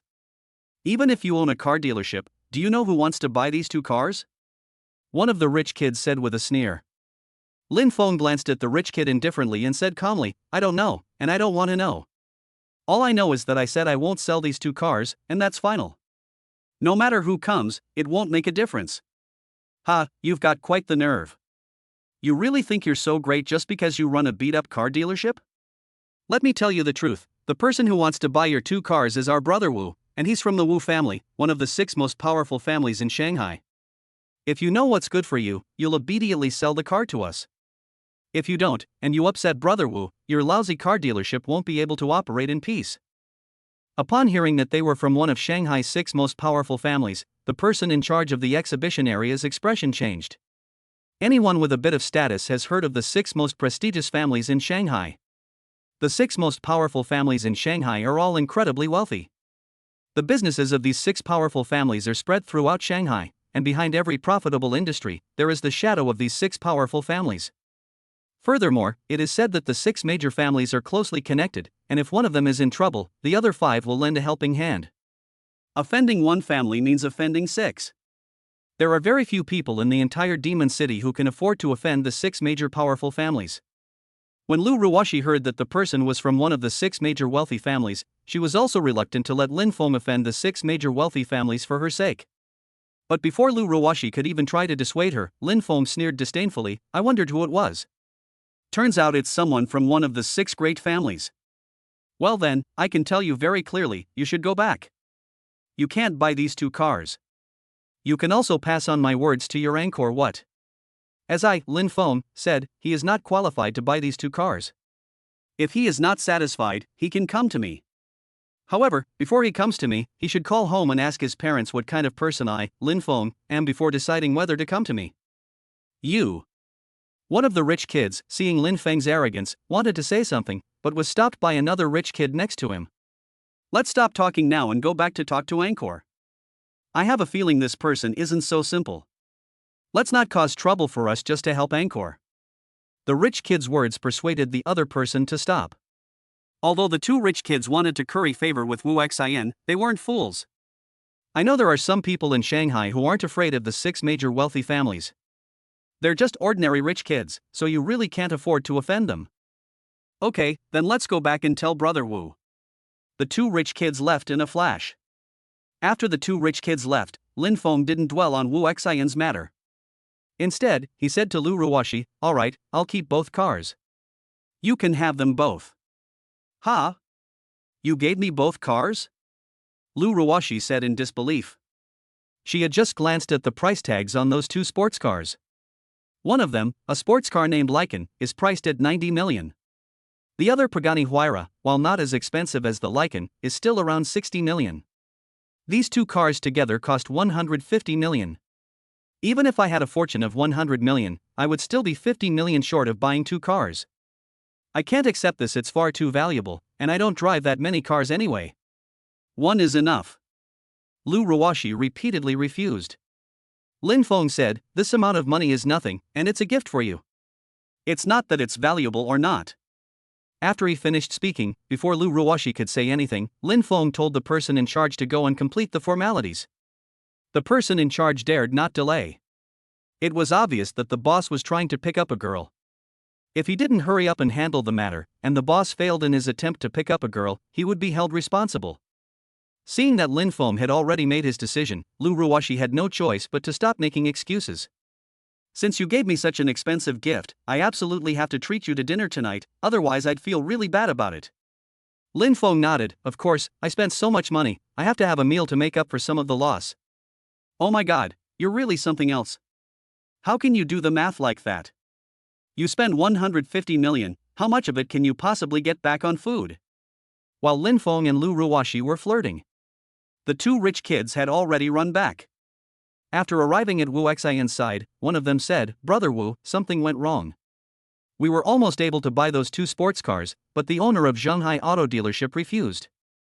He said those two cars weren't for sale to the public, and he wouldn't sell them to us. He also said his name was Lin Feng and asked Brother Wu to inquire about him." Hearing someone act so arrogantly, Wu Xian, who was thinking about how to surprise Jean Linger, frowned. "What did he say his name was?" Wu Xian asked in a deep voice. One of the rich kids repeated Lin Feng's name again. Wu Xian thought about it carefully, but couldn't come up with a person named Lin Feng in Shanghai. Angkor, he also said that before you look for him, you should call home first to ask if your family knows him. Although Wu Xian was a playboy, he wasn't stupid. Since Lin Feng was so confident in saying it, he should ask first. If Lin Feng really has the ability, then he will naturally let it go. If Lin Feng is just bluffing, then he will definitely teach him a lesson. He then took out his phone and called his family. "Hey, bro." Wu Xian was afraid of being scolded by his father, so he didn't call his parents but called his older brother directly. Wu Xian's elder brother is the first in line to inherit the Wu family. Wu Hao now manages most of the Wu family's businesses. "What's wrong?" After answering the phone, Wu Hao asked in a deep voice. "Brother, have you ever heard of Lin Feng?" Wu Xian asked cautiously. Wu Hao felt the name was somewhat familiar, and after thinking about it carefully, his expression changed. "How do you know this name?" Hearing his older brother's voice change on the phone, Wu Xian's heart skipped a beat. "Brother, I just heard about it too. I came to the auto show today, and I happened to hear that Jean Linger was coming to the auto show, so I wanted to give her a surprise. But there were two limited edition sports cars at the auto show, and when I tried to buy them, Lin Feng refused, saying he wouldn't sell them to me from the 6 great families. My friend told me that Lin Feng seems pretty arrogant, and even said I should ask my family before contacting him. I'm worried about what my father will say, so I thought I'd ask my older brother if he knows anything about this." Chapter 110. We can't afford to offend him. Upon hearing his younger brother mention Lin Feng's name, Wu Hao on the other end of the phone was silent for a moment before slowly saying, "If you have offended him, apologize sincerely and try to get his forgiveness. If you haven't offended him yet, stay away from him as soon as possible and don't provoke him. This is my advice to you. If your actions implicate the entire Wu family, the old man might even break your legs." Hearing Wu Hao describe the situation as so serious, Wu Xian was also greatly frightened. He never expected that Lin Feng would be so powerful that the Wu family would submit at the mere mention of his name. Brother, don't worry, I haven't had any conflict with him yet. I just want to ask who he is. Hearing that Wu Xian hadn't provoked Lin Feng yet, Wu Hao on the other end of the phone breathed a sigh of relief. Since you didn't provoke him, I'll tell you about him. I've only heard a little about Lin Feng, but even that has already deeply impressed me. You know Royal Garden Entertainment City, right? Upon hearing the name, Wu Xian nodded repeatedly. Of course I've heard of it. It's the largest entertainment complex in Shanghai. I've been there a few times. It's also the largest entertainment venue in Asia. Yes, the Royal Garden Entertainment City is Lin Feng's property. Hiss. Upon hearing this, Wu Xian couldn't help but gasp. Before she could even finish her call with Wu Hao, she hurriedly walked out of the auto show. Upon learning that Lin Feng was the behind-the-scenes owner of Royal Garden Entertainment City, Wu Xian felt a chill run down his spine and didn't want to stay there a moment longer. He was truly afraid that if he offended Lin Feng, he wouldn't even be able to leave alive. Although his idea was somewhat exaggerated, Lin Feng would never kill him in front of everyone, but he certainly wouldn't get away with it either. You know Du Bin, right? Wu Hao continued to talk about what he knew about Lin Feng. Of course I know, but I think I heard that Du Bin has gotten into some trouble recently. Could this be related to Lin Feng? Wu Xian spoke softer and softer, and after he finished speaking, he quickly looked around, afraid that someone might have overheard what he was saying. Wu Hao slowly said, there are many speculations about what happened to Du Bin, but the one that is closest to the truth should be that it was Lin Feng who did it. However, no one has evidence, and even if it can be confirmed that Lin Feng did it, no one can do anything about it. An investigation team has been dispatched from Beijing and is investigating Lin Feng's case, but they have been unable to find any evidence of his crimes and are unable to do anything about him. However, you don't need to worry too much. We just need to sit back and watch the show. If the investigation team wins this battle between Lin Feng and the investigation team, you will naturally have your day of revenge. If Lin Feng wins, we can just avoid him from now on. Hearing Wu Hao's words, Wu Xian could only suppress his dissatisfaction, waiting for the day when Lin Feng's house collapsed, at which time he would definitely humiliate Lin Feng properly. Just as Wu Xian hung up the phone and was about to leave the auto show center with his men, a Ferrari sports car slowly drove up from a distance. As the vehicle stopped, a long leg stepped out, and then Jean Linger got out of the car. Upon seeing Jean Linger, Wu Xian's eyes lit up. Jean Linger was becoming more and more beautiful, and he was drooling over her. Linger, here you are. Upon hearing Wu Xian shout, Jean Linger looked over and frowned slightly upon seeing that it was Wu Xian. Linger, you've finally arrived. I came here today just to see you. Do you have time? Let me treat you to dinner. Jean Linger said calmly, young Master Wu, I hope you won't call me by such an intimate name in the future. I don't want others to misunderstand. As for a meal, forget it. I don't need your meal. We're not that close anyway, so it's best to keep our conversation to a minimum in the future. After speaking, Jean Linger strode away with her long legs, heading straight for the auto show center. Wu Xian watched Jean Linger's retreating figure, and he really wanted to chase after her. Although Jean Linger treated him very badly, he really liked this woman so much that he was willing to endure any hardship for her. To be honest, Wu Xian's sycophantic behavior was quite sincere. After all, for someone from a wealthy family to have achieved this much is already quite remarkable. However, the falling flowers are willing, but the flowing water is indifferent. From childhood to adulthood, Jean Linger had never liked Wu Xian. It wasn't that Wu Xian's status was unworthy of her, it was simply that she had no feelings for him. For some reason, no matter what Wu Xian did, Jean Linger felt annoyed. It was just a strange feeling she couldn't stand the sight of Wu Xian. Upon arriving at the auto show venue, Jean Linger's eyes lit up. Her favorite thing is cars, she'll be wherever there are nice cars. Jean Linger then began to stroll around the auto show center. Ordinary cars no longer caught her eye. Following the staff's directions, she headed straight for the luxury car exhibition area. Upon arriving here, Jean Linger immediately took a liking to the two limited edition sports cars. They then asked the staff for information about the Lycan and Pagani sports cars. After hearing that the two cars were not for sale, Jean Linger became a little anxious. She came here today specifically for the sports cars. If these two cars aren't for sale, then she'll have to leave empty-handed. Where is your boss? I'd like to go see him and see if he can sell me one. The staff member hesitated. After all, the boss had made it clear that the product was not for sale to the public, and he felt that even if he told Jean Linger, it probably wouldn't change the boss's decision. Seeing the staff member's expression, Jean Linger guessed what was going on and said, "All right, I understand. You don't need to do this. I'll find someone to contact your boss myself." After dismissing the staff member, Jean Linger thought for a moment, and instead of calling her father, she directly called Lin Feng's phone. Between her father and Lin Feng, she still leaned more towards Lin Feng. She had already learned something about Lin Feng's abilities at the last financial banquet. The call was answered as soon as it connected. "Hello, who is this?" Lin Feng's magnetic voice came through the phone. Upon hearing that voice, Jean Linger felt an inexplicable surge of impulse, much like a man seeing a stunningly beautiful woman, his hormones inexplicably stirring. "This little man is so charming." Jean Linger composed herself and tried to keep her voice calm as she slowly said, "Hello Mr. Lin, I am Jean Linger. Do you remember me?" Lin Feng smiled on the other end of the phone. "Miss Jean, of course I remember. How could I not remember such a beautiful woman like you?" Chapter 111. We cannot abandon the entire great forest. Upon hearing that Lin Feng still remembered her, Jean Linger couldn't help but smile. He then said, "Mr. Lin, can I ask you to do something for me?" Sitting in the rest area, Lin Feng held his phone and said to Jean Linger, "Of course I can. It's my honor that such a beautiful woman like Miss Jean would ask me for a favor." Hearing Lin Feng's answer, Jean Linger became even happier. In fact, Jean Linger had very strong feelings for Lin Feng. Handsome, rich, and a young, adorable guy, what woman wouldn't love him? Furthermore, her grandfather had told her that Lin Feng's background and influence were even greater than that of their Jean family, making him the perfect eligible bachelor. Forget about asking for a bride price, she'd even be willing to pay for it herself. "Miss Jean, please feel free to speak to me."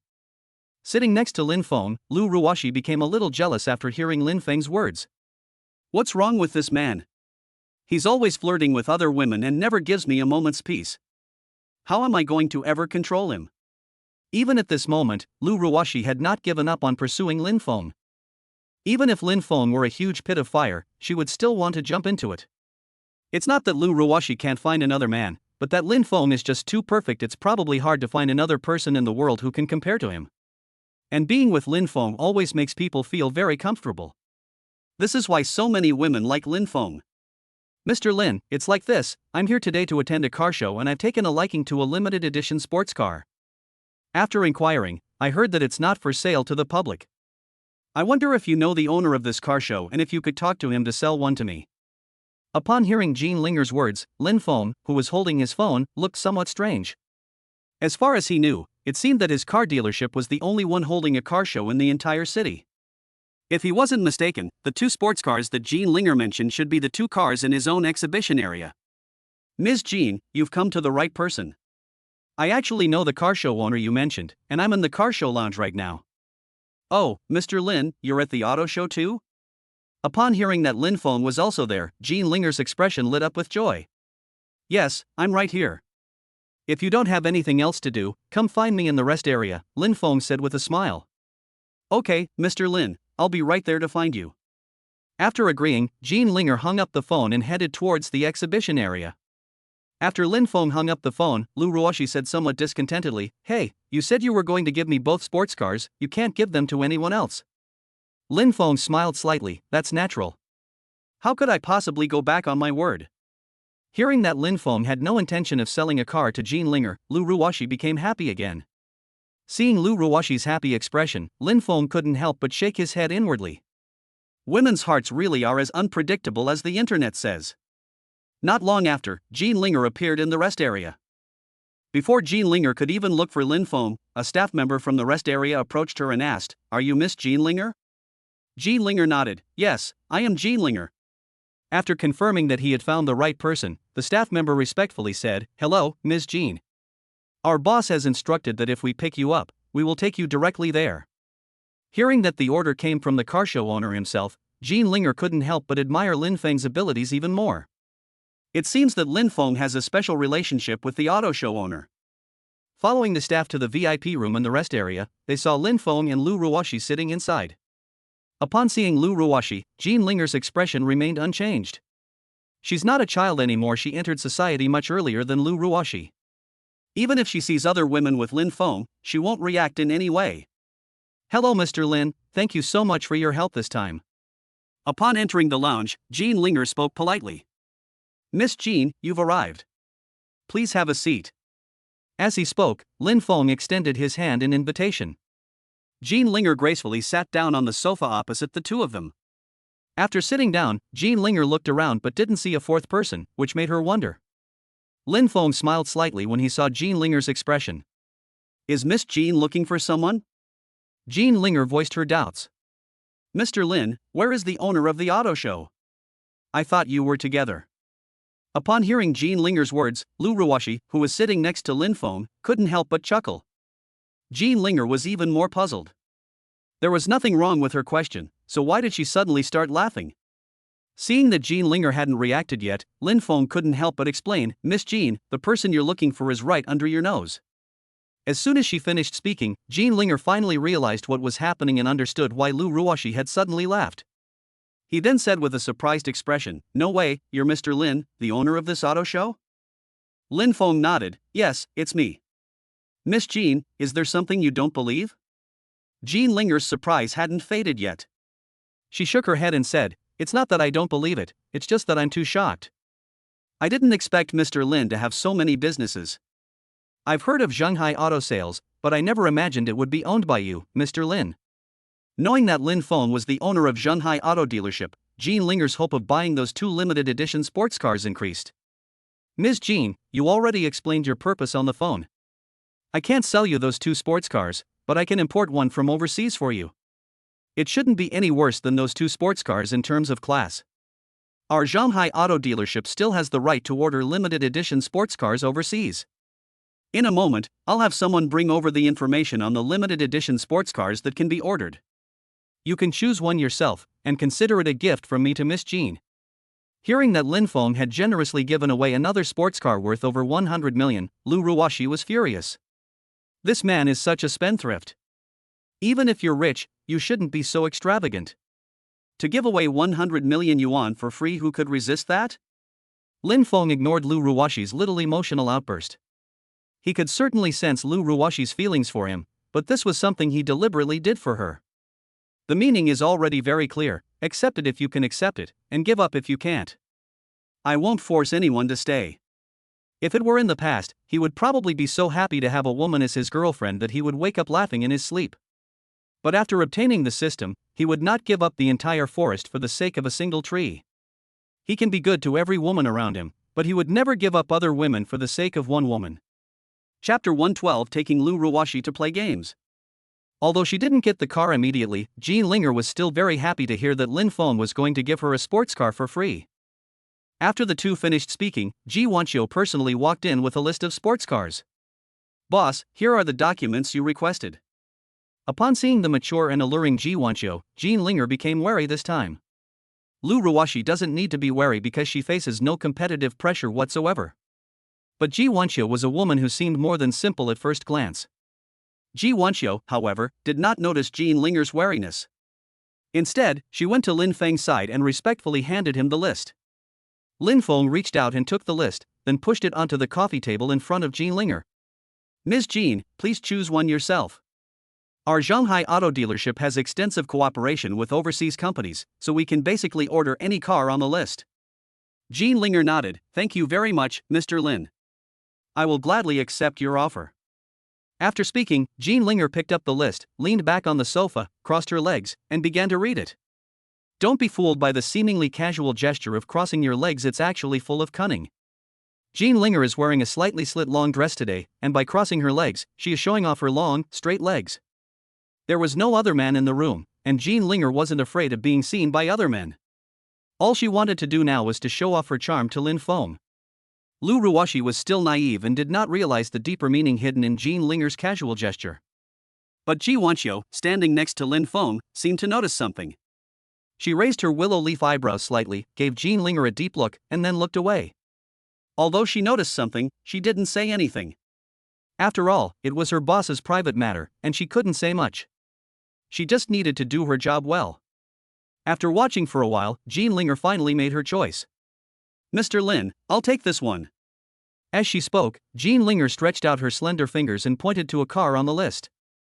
Looking around, one can see that Jean Linger chose an Aston Martin 177, priced at 47 million yuan, with only 77 units produced worldwide, and to date, only 5 have been made in China. Seeing that Jean Linger had finished choosing a car, Lin Feng nodded slightly, took the list, and handed it to Ji Wanqiu beside him.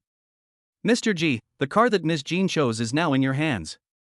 Have it delivered from overseas as soon as possible.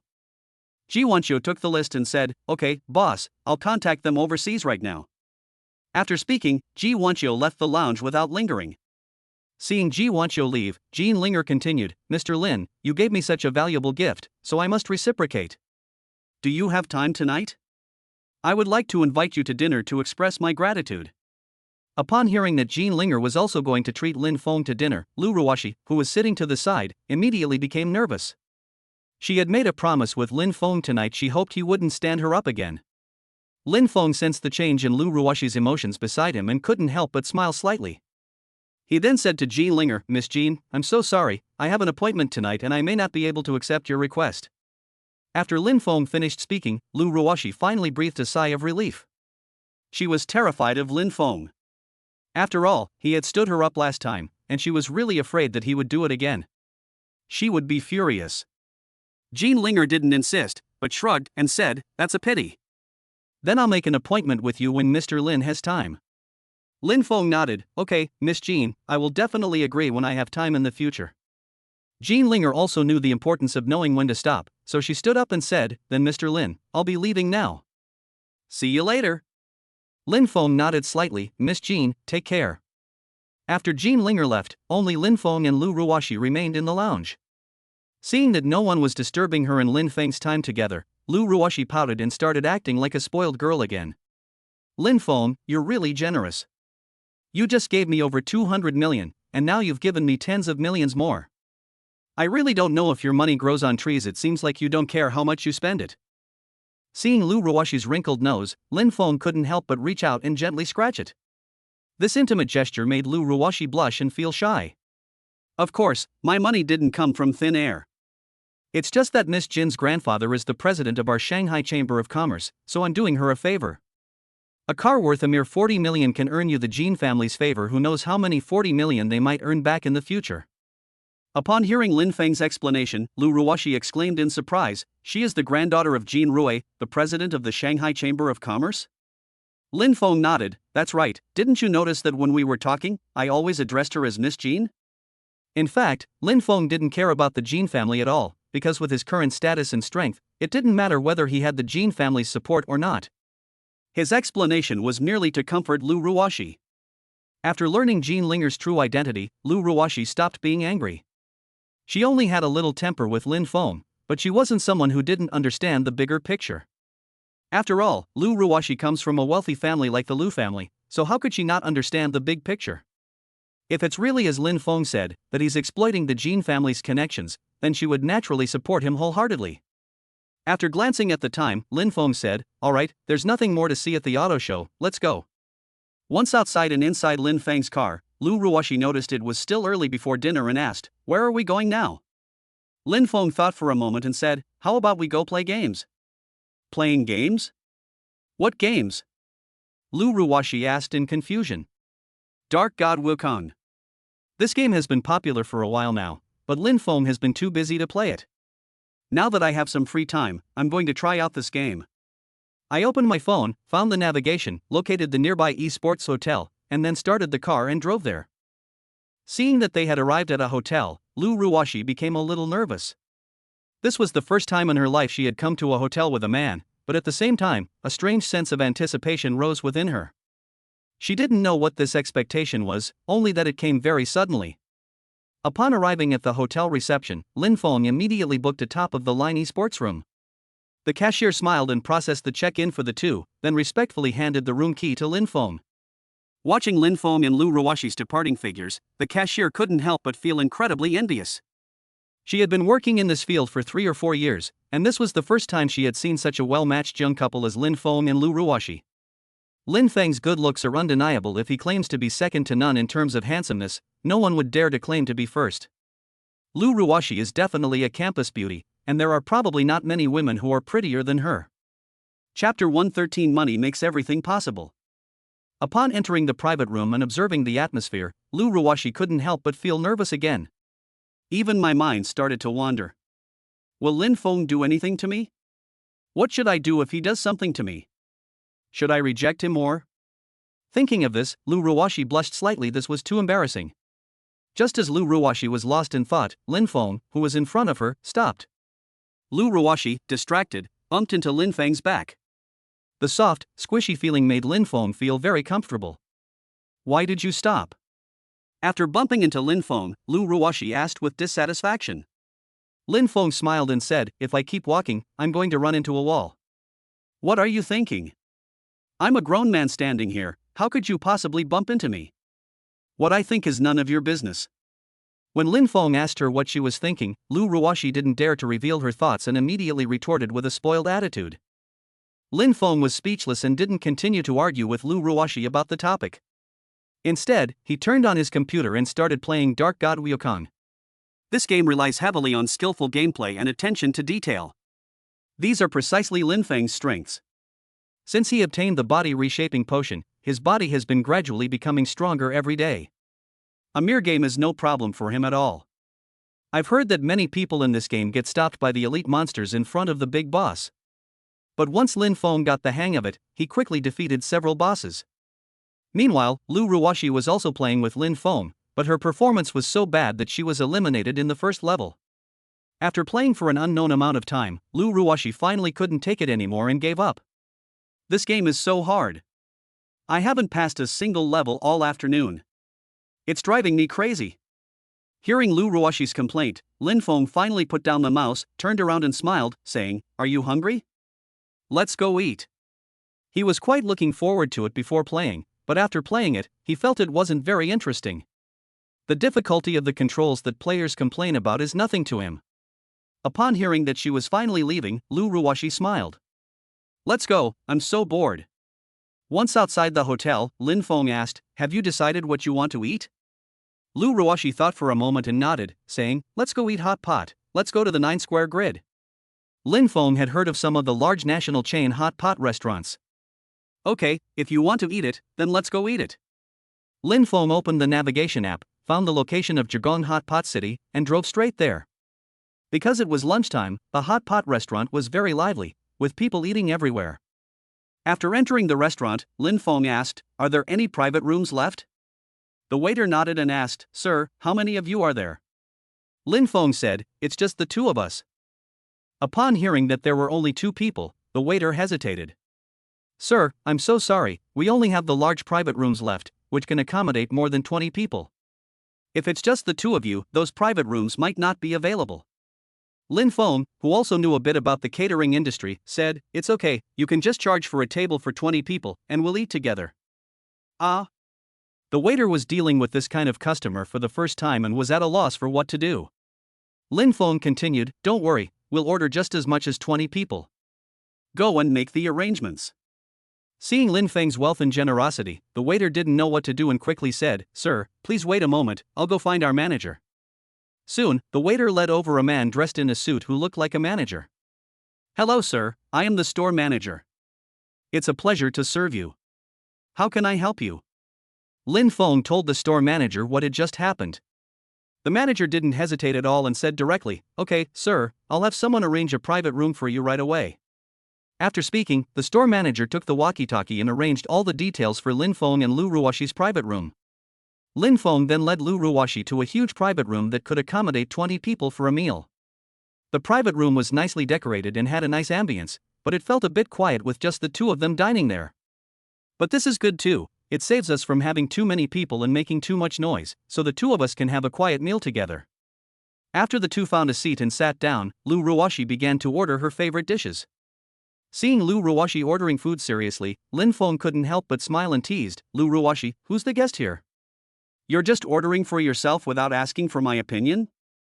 Hearing Lin Feng's words, Lu Ruwashi finally realized what was happening and blushed as she said, "Lin Feng, you go first. I forgot about the delicious food." Seeing Lu Ruwashi's adorable appearance, Lin Feng found it even more amusing. "Lu, the campus belle, were you always this shy?" You blushed after just a few words.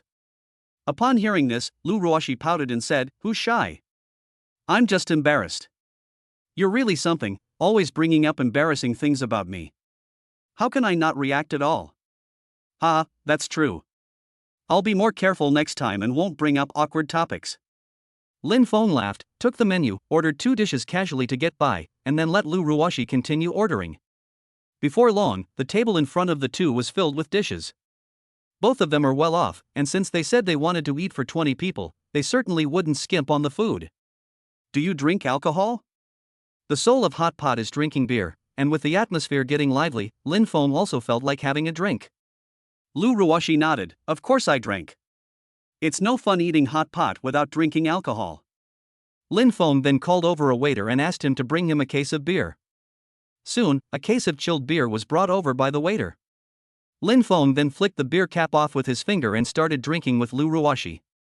Lu Ruoshi's alcohol tolerance was also quite good. She kept up with Lin Feng until the 6th bottle before she started to feel a bit too drunk. As for Lin Feng, with his physical abilities, 6 bottles of beer were just an appetizer. Even 60 bottles wouldn't be a problem for him. After all, his physical abilities are now more than 10 times that of an average person. If you can't drink it, then drink it slowly.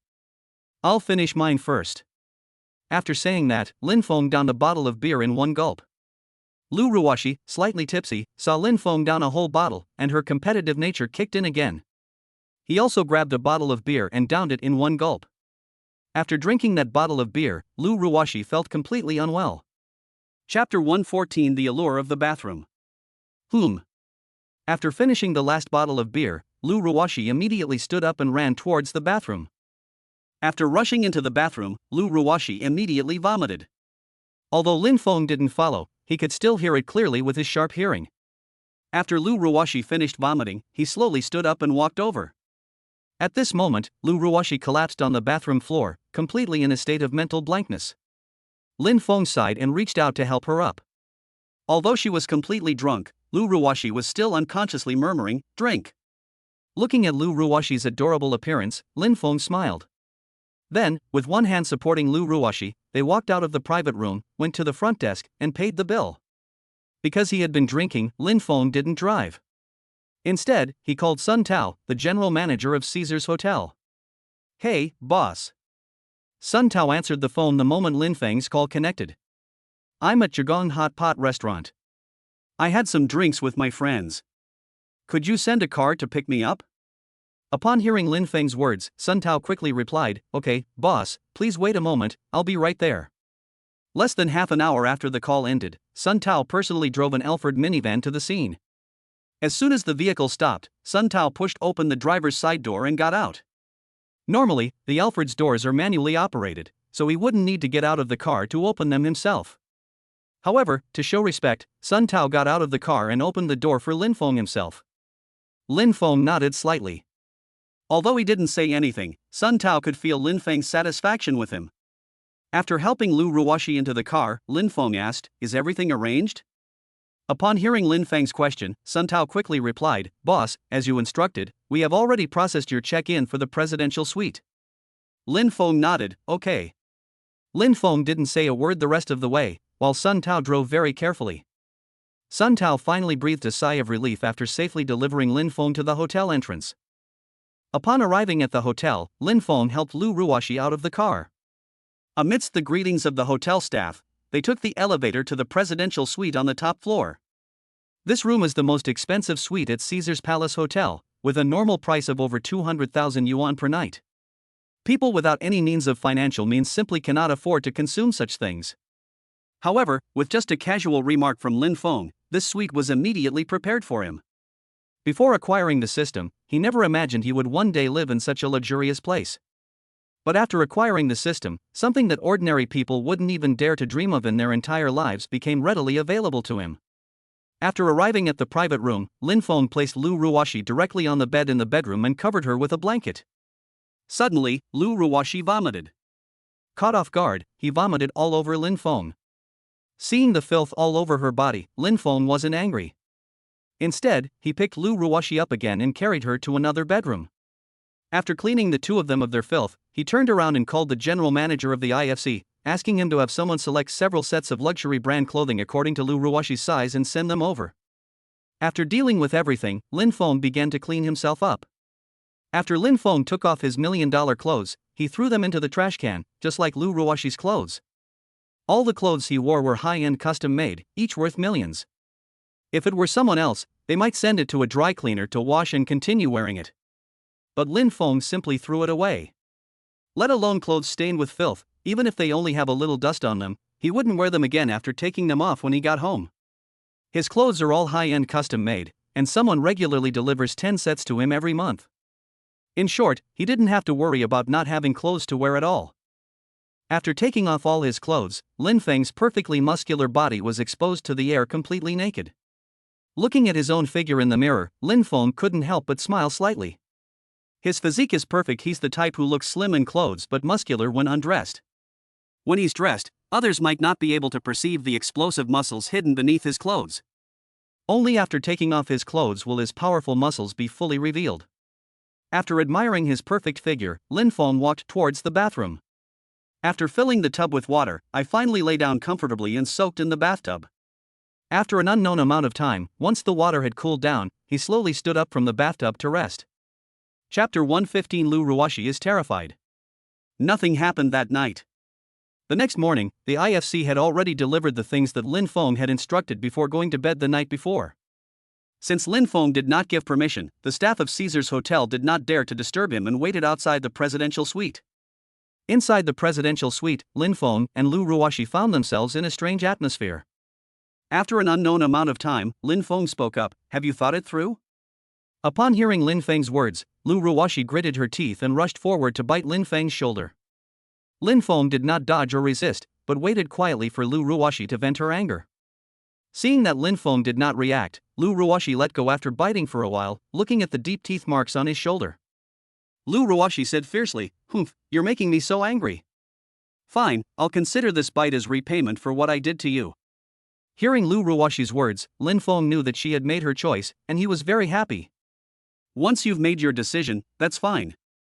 Lu Ruoshi nodded, "Okay, I'll let you off the hook." Lin Feng, dressed in his pajamas, smiled faintly, stood up, and walked towards the door. Upon reaching the door outside, Lin Feng opened it and said to the employee, "Give me the things." Upon seeing the handsome Lin Feng, the female employee blushed and lowered her head, "Okay, boss." After handing the packaged clothes to Lin Feng, the female employee's heart began to pound wildly, like a deer's heart pounding. She had never seen such a handsome man before, and when she thought about his background and wealth, the female employee suddenly felt like she was falling in love. Lin Feng didn't pay attention to the female employee's situation. After taking the things, he said, "Thank you for your hard work. I will tell your boss, Mr. Sun, to give you a bonus." After speaking, Lin Feng closed the door and went back inside. The female employee was delighted to hear that she would receive a bonus. It's worth noting that at a 6-star hotel like Caesar's Palace, the average bonus is tens of thousands of yuan. Now, Lin Feng, her boss, has personally promised to increase her bonus, which will probably start at tens of thousands. It seems that my waiting all morning was not in vain, and I have gained a lot. Lin Feng returned to the room carrying the package. "Wife, this is what I had the IFC delivered to you. Please check if they fit. If they don't, I'll have them send over some more."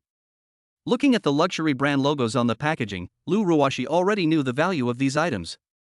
She naturally recognizes luxury goods after all. She comes from a wealthy family and has been dealing with these things since childhood, so how could she not recognize them? "Okay, I'll give it a try." Seeing Lu Ruoshi dress neatly, Lin Feng asked, "Are you hungry? What would you like to eat?" Lu Ruoshi thought for a moment and said, "Whatever you say we want to eat, we'll eat it. I'm going to wash up now." After speaking, Lu Ruoshi went into the bathroom to wash up. Outside, Lin Feng was already dressed and ready. When he sent clothes to Lu Ruoshi, he also had his own clothes sent over. Not long after Lu Ruoshi finished washing up, the two left the private room together and went directly to the dining floor. Lu Ruoshi walked very lightly. Seeing this, Lin Feng was no longer too worried. It seemed that Lu Ruoshi had completely opened her heart. Chapter 116. The Zhao family's moves. Lu Ruoshi was even more shocked after learning that Lin Feng was the owner of the 6-star hotel. She only knew that Lin Feng had many businesses and a deep background, but she never expected that even this famous 6-star hotel in Shanghai belonged to him. Upon arriving at the restaurant, Lu Ruoshi asked in surprise, "Hey, how many other businesses do you own?" Lin Feng smiled and said, "That's too much to list. If you want to know more, I'll explain it to you slowly when I'm free tonight." "Okay." Lu Ruoshi nodded and said. The two chatted and ate their meal. After finishing, Lin Feng had the hotel send a car to take Lu Ruoshi to school. Military training is almost over, and then he'll have to go back to school. Although he no longer needs this university degree, he should still try his best to complete it if possible. After parting ways with Lu Ruoshi, Lin Feng drove to the car dealership because the dealership's luxury car club had invited him to attend. Zhenghai Auto Dealership is not just a car dealership, but also the largest luxury car club in Shanghai. The club is home to all the luxury supercars in Shanghai, and it has a vast network of connections.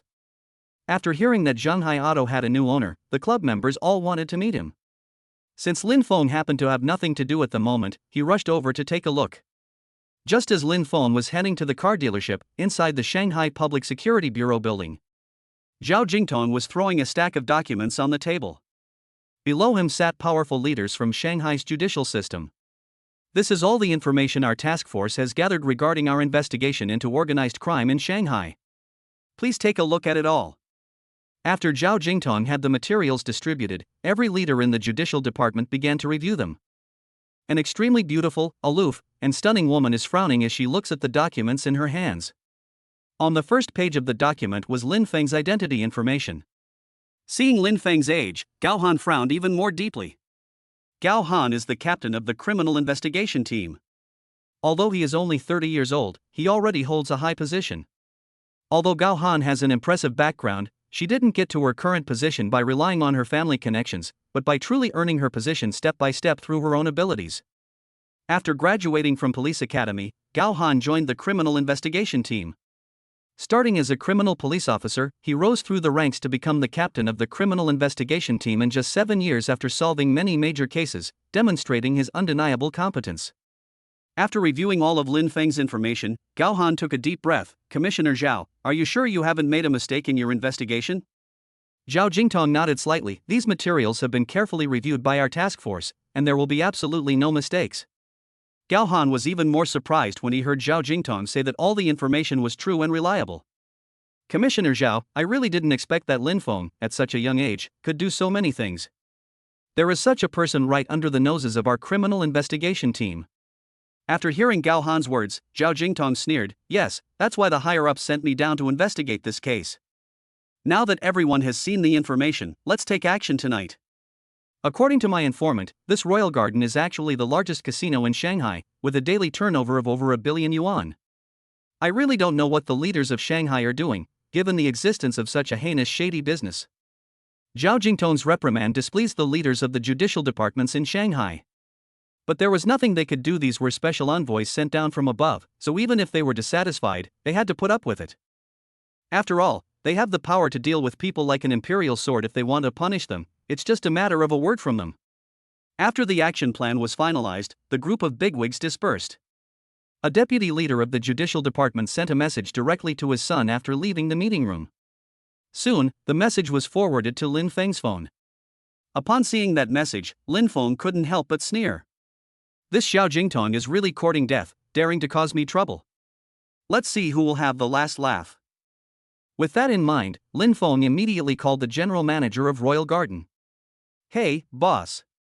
After answering the phone, the general manager of Royal Gardens spoke respectfully. "Tonight, the judicial authorities will be conducting a joint inspection of the Royal Gardens. Prepare yourself and give them a proper welcome."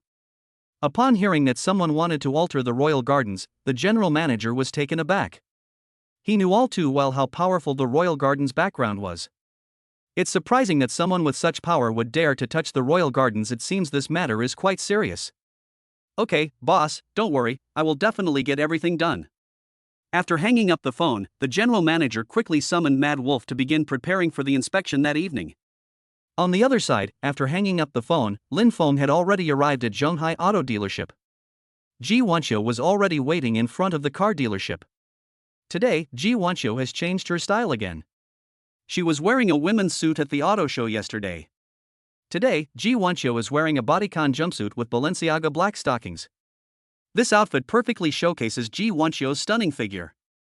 The moment Lin Feng saw Ji Wanxiu, his eyes lit up. "Boss, you've arrived." In response to Ji Wanxiu's greeting, Lin Feng smiled and said, "President Ji, you look beautiful today. I wonder how many men could resist this outfit." Hearing Lin Feng's praise, Ji Wanxiu smiled and said, "Boss, you flatter me. You have countless beauties around you, what do my looks amount to?" Lin Feng shook his head. President Ji is underestimating himself too much. Although I have seen many beautiful women, President Ji is definitely among the top. Why does my boss have such a high opinion of me? Seeing that Lin Feng didn't seem to be just being polite, Ji Wanxiu said with a happy expression, "Women, after all, dress up to please themselves." Even a seasoned businesswoman like Ji Wanxiu couldn't help but feel excited after Lin Feng praised her beauty. President Ji's looks certainly deserve such a high evaluation. Chapter 117 Boss, you're too rich. After exchanging pleasantries with Ji Wanxiu, the two walked into the car dealership. Because of the auto show, the car dealership's business is even better than before. Customers were coming and going to look at cars. Seeing this, Lin Feng couldn't help but say to Ji Wanxiu, "President Ji, your advertising is really good. It looks like the dealership's profits will increase significantly this year." Ji Wanxiu smiled and said, "This is not entirely my achievement, the employees also worked very hard. Of course, this is also due to your excellent leadership, boss." Hearing Ji Wanxiu's words, Lin Feng smiled faintly. "President Ji, I really like what you said. How about this, all the employees' bonuses will be doubled this year, and at the end of the year, each employee will receive an extra month's salary. Employees with outstanding performance will be awarded 100,000 yuan. Ji Wanxiu's expression shifted, and she couldn't help but feel admiration for Lin Feng. To be honest, Lin Feng's generosity was something she hadn't expected. She had met many bosses, but they were all a bit stingy. He can indulge in lavish meals and drinks outside, but he's really not a good person to his employees. The boss, Lin Feng, provides very generous rewards to his employees. "Boss, you're so kind. I'll thank you on behalf of all the employees." Lin Feng smiled slightly. "It's nothing, no need to be so polite. As long as they work well for me, my rewards will be far greater than this. Perhaps they can get much more." "Oh right, I forgot to ask where President Ji is living now?" Ji Wanxiu said, "I have always rented studio apartments. By the end of the year, I want to buy a house outright. The money I have earned over the years should be enough to buy a decent house in Shanghai." Upon hearing that Ji Wanxiu had not yet bought a house, Lin Feng said, "President Ji, how about this? I recently took over a new property development, so you don't need to buy another house. I'll give you one." "Ah? Boss, are you going to give me a house as a gift?" Ji Wanxiu was shocked by Lin Feng's extravagant gesture. She didn't expect Lin Feng to be so generous, actually offering to give her an apartment in Shanghai. She knew about housing prices in Shanghai, even ordinary houses cost over 1,000,000 yuan. Moreover, according to Lin Feng, he just took over a real estate project, so I believe that project won't be too bad, since Lin Feng wouldn't be interested in anything too bad. If it's a house of medium to high quality, the price might not just be 1,000,000, it could be several hundred million or even tens of millions. Lin Feng nodded. "You heard me right, I really am going to give you a house. However, on the condition that I give you this house, I may have some requirements. If you agree, then I have no problem with it." "Require?" Upon hearing this, Ji Wanxiu immediately became alert. She wondered if Lin Feng wanted her to sell her beauty. However, after glancing at the handsome, young, and wealthy Lin Feng, Ji Wanxiu hesitated again. If he really thought the same way she did, should she agree? Before Ji Wanxiu could even process what she was thinking, Lin Feng said, "President Ji, please don't misunderstand. My request is definitely not what you're thinking. My request is simple, I will give this house to Mr. Ji, but he can only live there while he is employed by my company. Only after Mr. Ji retires can I transfer this house to your name." Hearing Lin Feng's request, Ji Wanxiu breathed a sigh of relief, but at the same time felt a little disappointed, though she didn't know why. Ji Wanxiu now understood Lin Feng's meaning. He wanted to tie her down with the house and make her work for him for the rest of her life. But that's normal. No one is kind to others for no reason unless you have something to offer them. Lin Feng is only being so generous to me because I am of use to him. This request is perfectly reasonable. After all, a house is quite valuable, and no one would easily give it away. Furthermore, I really love the automotive industry, and I believe that unless something major happens, I will never leave it. Ji Wanxiu's meaning was quite clear. She was telling Lin Feng that she would never leave under the current circumstances, but if the car dealership did anything to wrong her, she would leave. Lin Feng nodded. Don't worry, Mr. G. As long as you continue to do your best to improve the car dealership's performance, the dealership will never let you down. Moreover, I own many businesses, which I may consolidate in the future. If Mr. G's abilities meet my requirements, I may entrust you with important responsibilities.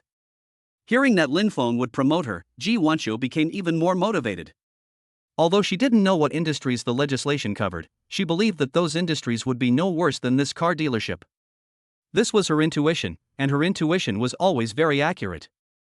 After finishing their business, Lin Feng brought up the matter of the house. Mr. G, I'm sure you're curious about where the house I rewarded you is now, right? Let me tell you about the new property I've taken over, Gubei number 1. After speaking, Lin Feng smiled and looked at Ji Wanqiu. Sure enough, after he mentioned the name Gubei number 1, he saw excitement and shock on Ji Wanqiu's face. Ha? Gubei number 1? She had heard of the famous Gubei number 1 all too well. That's one of the most luxurious residences in Shanghai, not even inferior to Thompson Riviera.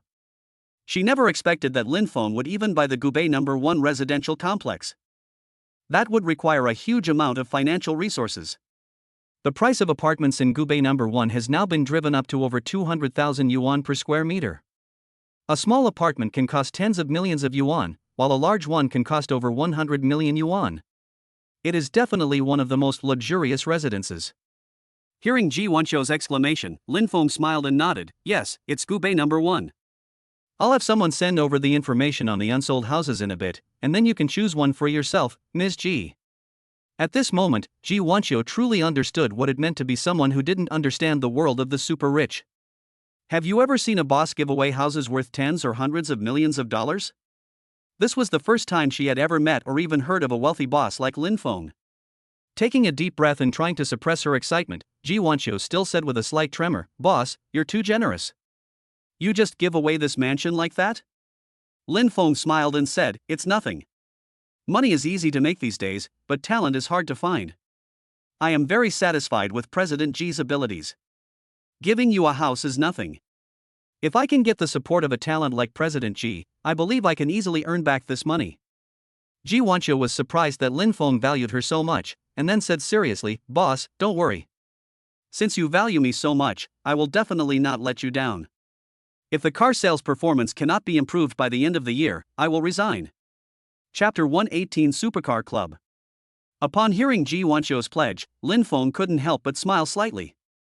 He doesn't like to hear empty words, he wants to see people who get things done. The two walked to the backyard of the car dealership, which was the clubhouse of the Supercar Club. A large crowd had already gathered at the entrance of the clubhouse.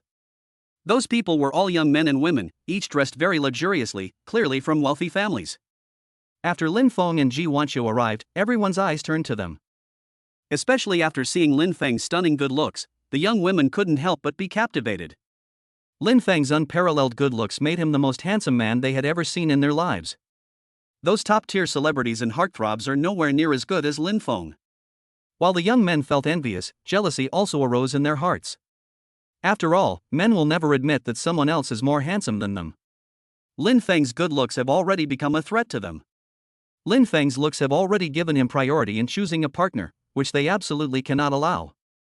Of course, many people also guessed Lin Feng's identity. After all, they received news today that Shanghai Auto Dealership had a new owner, and that new owner was also the new owner of Shanghai Supercar Club. Moreover, Ji Wanqiu personally accompanied her, making her identity quite obvious. After guessing Lin Feng's identity, those who were jealous of him restrained themselves a little and dared not openly cause trouble for him. Mr. Ji. Upon seeing Ji Wanqiu, all the men greeted her warmly. You should know that Ji Wanqiu is a top goddess. Half of the people who joined the Supercar Club are there with the goal of winning her over. In response to the greetings from the crowd, Ji Wanqiu said with a cool and aloof expression, "Hello everyone, I'm sure you've already guessed who this person next to me is. That's right, this is the new owner of our Shanghai Auto Dealership and also the new owner of our Shanghai Supercar Club." After listening to Ji Wanqiu's introduction, the group of rich second-generation heirs nodded to Lin Feng. Lin Feng's perception was incredibly sharp. Although these people appeared very warm and courteous on the surface, they were actually quite resentful of him deep down. However, Lin Feng didn't mind. Instead, he smiled and nodded, saying, "Hello everyone, my name is Lin Feng. Lin is in forest and Feng is in maple leaf. I'm very happy that you all came today. To thank you for your support, I'll be paying for everything today." Upon hearing Lin Feng's words, the eyes of all the men and women lit up. Before anyone could answer, Lin Feng continued, "All club members present today will receive a generous gift. I hope everyone will have a great time in the future and will have even greater recognition of my Shanghai Supercar Club. I don't know what the rules are in the club. Mr. Ji, could you tell me about them?" Hearing Lin Feng's words, Ji Wanqiu cleared her throat and slowly said, "Boss, the club's rules are very simple. Anyone who wants to join must have a decent sports car. That's the first requirement. The second is the asset investigation. If you rent a car or don't have enough assets, you can't become a member here. After all, those who can become members of our club are all wealthy and powerful. If ordinary people were to sneak in, it would lower the standard of our club members." Upon hearing this, Lin Feng nodded slightly. Although there aren't many rules, they are very practical, and these rules are good. At this moment, a man in his late 20s said, "Boss Yi, even though you are the owner of this club, you can't break the rules. Please show us your sports car, so we can all see it." Lin Feng nodded. "Of course, even if I were the owner of this club, I wouldn't break my own rules." After speaking, Lin Feng turned to Ji Wanqiu and said, "President Ji, here are the car keys. Please arrange for someone to bring my car over." When Ji Wanqiu greeted Lin Feng at the entrance of the car dealership, she saw the car he had driven. That was absolutely an unbeatable luxury sports car. There were very few in the entire world that could compare to it. I believe these members will be very shocked when that car arrives. Soon, a car dealership employee carefully drove over Lin Feng's Bugatti Night Sound, which was worth 120 million yuan. After seeing that cool black sports car, everyone was so shocked they couldn't close their mouths. Holy crap, could this be the legendary king of sports cars? You're right, this car is indeed the legendary one. The other person said in a serious voice. The Bugatti Black Opus, the legendary god of darkness, is just so damn cool. I've always wanted to see this car in person, and I never thought my dream would come true today. As he spoke, the man's legs involuntarily moved toward the car. Upon approaching, one reaches out as if caressing a beloved person, closes their eyes, and carefully feels the sensation. After that person stepped forward, others followed suit, instinctively taking their steps forward as well. Watching this scene, Lin Feng stood there smiling silently. Ji Wanqiu watched calmly. She had already witnessed it before, which is why she was able to remain calm at this moment. If this were her first time seeing this, she would probably be just as flustered as these people. After an unknown amount of time, Lin Feng's voice brought everyone back to their senses. "Ladies and gentlemen, what do you think? My car shouldn't be considered a violation of the regulations, right?" Upon hearing Lin Feng's words, everyone nodded in agreement. "Mr. Lin, you're joking. If your car isn't even qualified to join the club, then our cars are probably not even worth as much as scrap metal." After the man finished speaking, everyone nodded in agreement. "Okay, everyone, let's not stand here anymore, let's go inside and talk." Seeing that there was still a long time difference, Ji Wanqiu couldn't help but speak up. The group left somewhat reluctantly, but they would still look back from time to time as they walked. Lin Feng smiled but remained silent in response to the crowd's reactions. To be honest, he might have liked luxury cars a lot in the past, but now he doesn't feel much for them anymore. He can easily obtain any world-famous luxury car with just a word. It's like an ordinary person dreaming every day of having 100 million in savings. When you can easily earn 100 million, you won't feel much anymore. As soon as the group entered the club, they found the lobby to be very lively. There were many car enthusiasts and journalists from automotive weekly magazines there, taking photos and videos with their cameras and phones. Chapter 119: The Domineering Lin Feng. Upon seeing this, before Lin Feng could even ask, Ji Wanqiu began to explain. "Boss, this is one of the ways our supercar club makes money. Our supercar club has a fixed time each week to give these car influencers and advertising companies from automotive weekly magazines the opportunity to shoot supercars. Every time they come here to find materials, they have to pay us a certain advertising fee, ranging from hundreds of thousands to millions of yuan. The lower the advertising budget, the lower the level of sports cars that can be filmed. If the advertising fees are high, then the sports cars we provide to them will also be of a higher grade. For example, if those companies wanted to film your sports car, which is worth hundreds of millions, they would have to pay at least $1 million to film it." After listening to Ji Wanqiu's words, Lin Feng couldn't help but admire Ji Wanqiu's business acumen. It allows you to find resources for free and earn profits without any initial investment. Of course, only the powerful capabilities of China Overseas Automotive can achieve this. Ordinary people simply don't have that many resources to help them make money this way. The reason why supercar clubs can attract so many members with luxury cars is because of their reputation. Only after gaining a large reputation can one leverage those members to generate advertising revenue. Someone without significant strength simply cannot replicate this method. Of course, the club will also provide benefits to its members. All rewards are distributed using a points system. For example, whoever has the best car and generates the most advertising revenue for the club can receive generous points rewards. If you have enough points, you can redeem them for vehicle maintenance vouchers. No matter what kind of car you have, as long as you have enough points, you can get free maintenance at Zhenghai Auto Service Center. It's important to know that the more expensive the vehicle, the higher the maintenance costs. Although people who can afford sports cars worth tens of millions of dollars don't care about maintenance costs. However, if you can save on maintenance costs, that can amount to a considerable sum. The rich don't get their money from thin air, so they're naturally willing to save money wherever possible. Under this system, more and more members want to join the Zhenghai Club. Of course, free vehicle maintenance is one aspect, but those who are able also value the club's resources more. Those who can become club members are all wealthy people. If they can meet influential people here, their own business may also reach new heights. After learning the details, Lin Feng's eyes were opened. No wonder everyone wants to climb to the top. Only after you truly witness the lives of the upper class can you gain a deeper understanding of life. Within the entire clubhouse lobby, there was one area where the most people gathered. Looking around, you can see a tall, extremely beautiful car model standing next to a McLaren P1. Perhaps sensing Lin Feng's attention, Ji Wanqiu said, "Boss, this girl's name is Zhang Cixi. She is the #1 car model goddess in Shanghai's automotive industry. Her appearance fee is very high, 200,000 yuan per appearance, which is higher than some minor celebrities." Hearing Ji Wanqiu's words, Lin Feng was slightly surprised. He never imagined that money could be so easy to make these days. Just by standing there and having people take a few photos and record a video, he could earn 200,000 yuan. "Boss, let's go over there. This Zhang Cixi is a key player in our club, and I've already signed her to my team. She needs our dealership's permission to participate in any event, otherwise, the penalty she has to pay for breach of contract is very high." Hearing that Ji Wanqiu had actually signed Zhang Cixi, I couldn't help but admire Ji Wanqiu's methods. Zhang Cixi is definitely a money-making machine. As long as you keep it firmly in your own hands, you can make money continuously. At the same time, Lin Feng felt sorry for Zhang Cixi. No matter how high Zhang Cixi's commercial value was, she could no longer make her own decisions and could only listen to the car dealership. Otherwise, if she was sidelined for a few years, she would probably have no value after puberty. But Lin Feng wouldn't sympathize with Zhang Cixi. That's the law of survival in this world. The strong prey on the weak. Although society today is not like it used to be, where fighting and killing were commonplace and corpses were frequently left to rot in the streets. But society today is even more cruel. While it may not kill you outright, it can make you wish you were dead.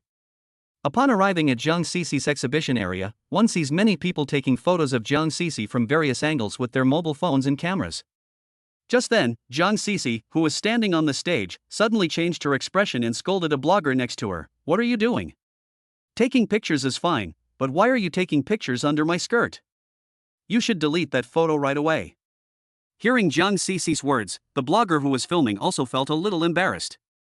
But he couldn't just delete the photos, because someone had paid him 50,000 yuan to take them. If he deleted them, he would lose the 50,000 yuan he was about to receive. Faced with Zhang Cixi's reprimand, the blogger forced himself to say, "Who took pictures under your skirt? Would I, a blogger with millions of followers, do such a despicable thing? Besides, I paid advertising fees to get in, and you're telling me I can't film anymore with just one sentence? Then have your company refund my money and also compensate me for breach of contract." Perhaps because he had a valid point, the blogger became more and more enthusiastic as he spoke, drawing everyone's attention to him. "Let everyone be the judge.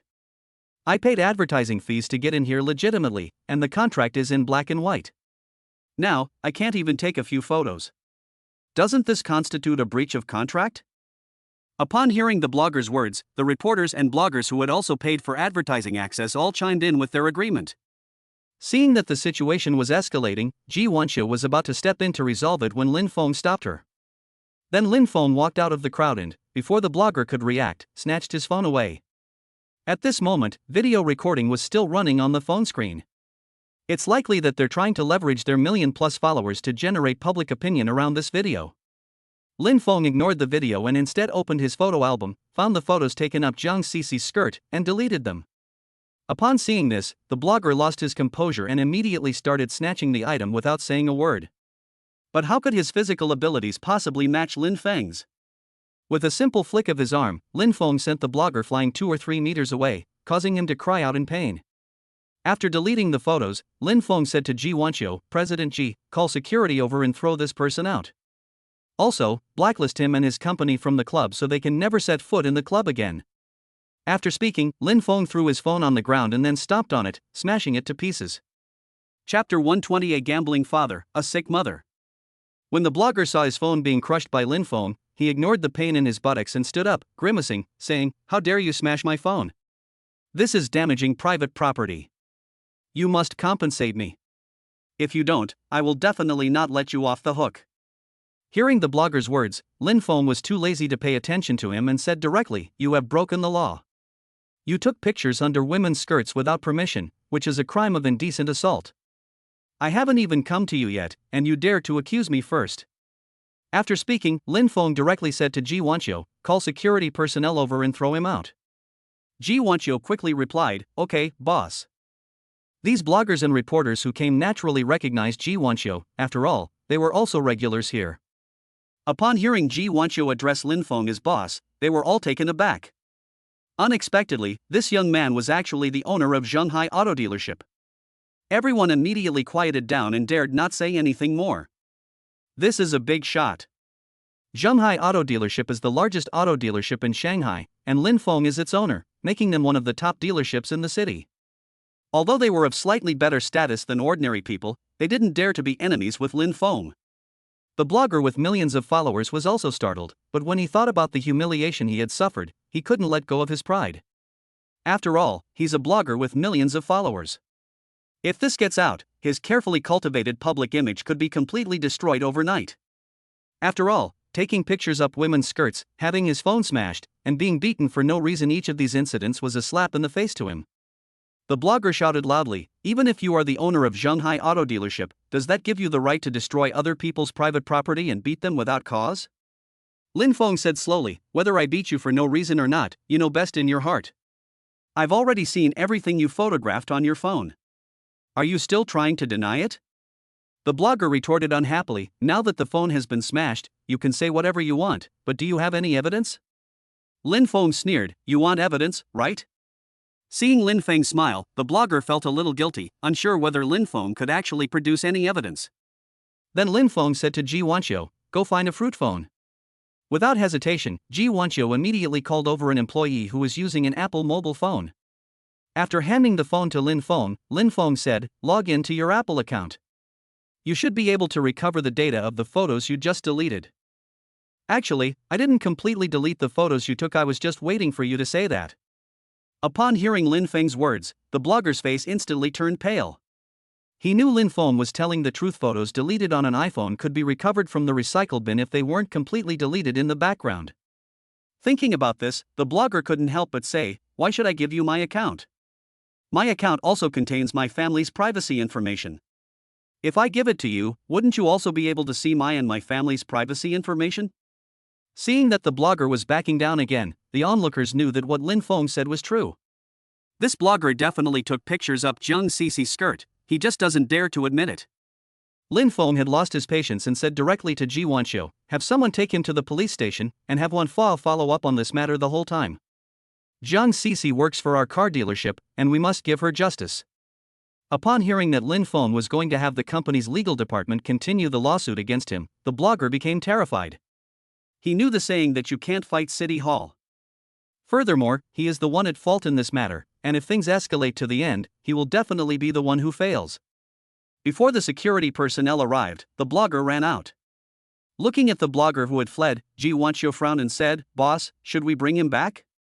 Didn't you say that the data on his phone could be recovered? What if he posts Zhang Cici's photos again?" Lin Feng smiled and said, "I was just kidding him. I've completely deleted that video, and there's no way he can recover it. Upon hearing Lin Feng's words, Ji Wanqiu couldn't help but admire him, saying, "Boss, you have such an accurate grasp of people's hearts." Lin Feng smiled faintly and said, "He's just a nobody. I can't be bothered with him. I'll just let him back down." As the two were talking, a pair of beautiful eyes looked over. Lin Feng noticed that gaze and looked up. Then you can see the gratitude filling Zhang Cici's eyes as she stands on the stage. Lin Feng didn't say anything, but simply nodded slightly in acknowledgement. Ji Wanqiu and Lin Feng then went to the office inside the club.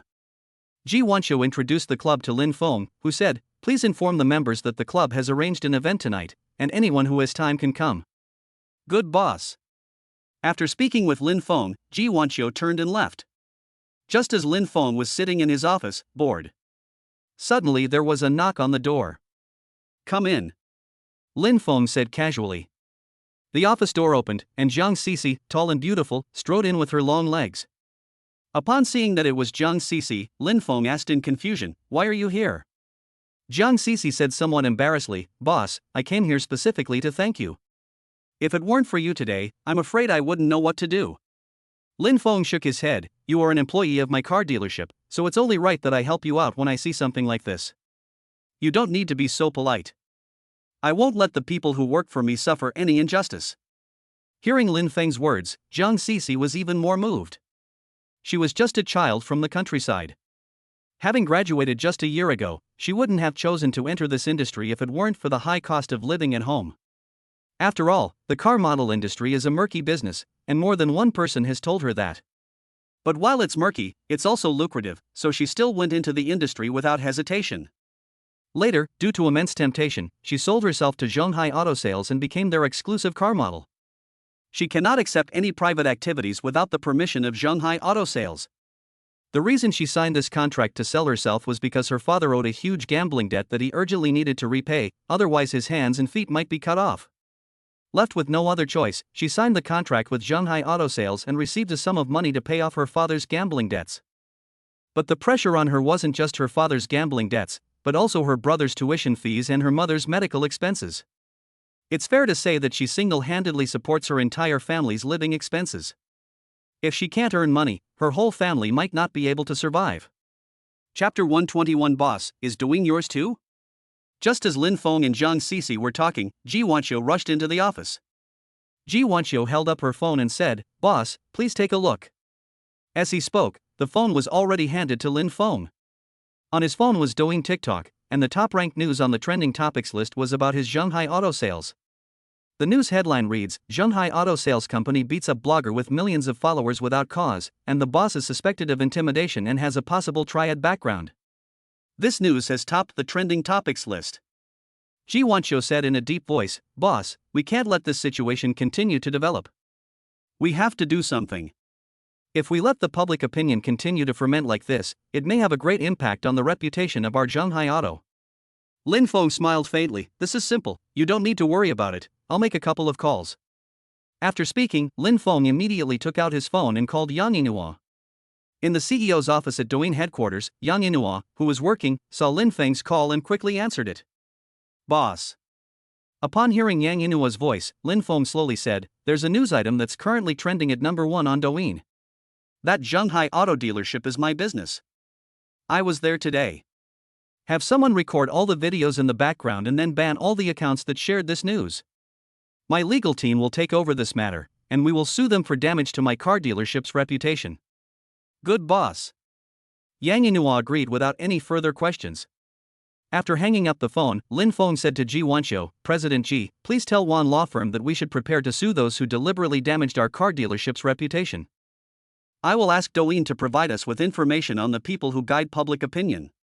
We must not let any of these people get away with this. They must be made to compensate my car dealership. You should also investigate the losses our car dealership suffered this time, and calculate it as 10 times the original amount." Ji Wanqiu was also shocked by Lin Feng's series of actions. She never imagined that her little boss would be the boss of Douyin TikTok. This background is terrifying. Douyin is the most profitable short video platform. Making money domestically may not be the fastest, but it ranks number 1 overseas. Douyin has become the top video platform in terms of traffic, earning money every day even down to the second. Even 10 car dealerships couldn't compare to Douyin. With such a large traffic platform at his disposal, Lin Feng can be considered the king of the internet in this era of rampant internet. What's most important on the internet? Its daily active users, of course.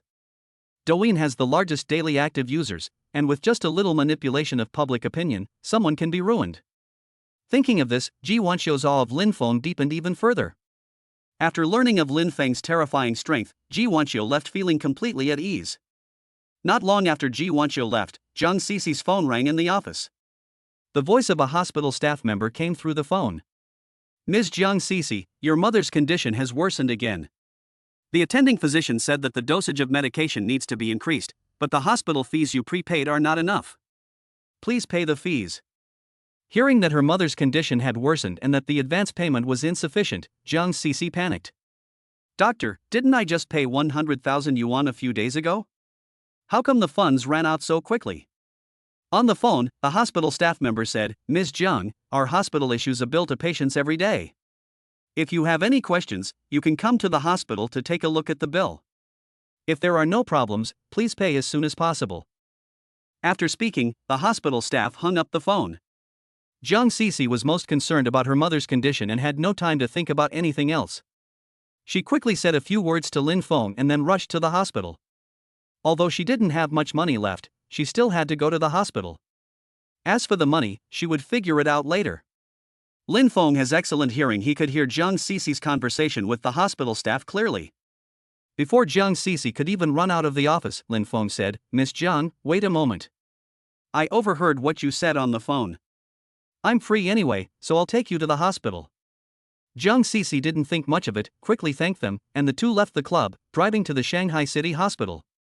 Although she was sitting in a sports car worth hundreds of millions, Zhang Cici had no time to think about anything but her mother in the hospital.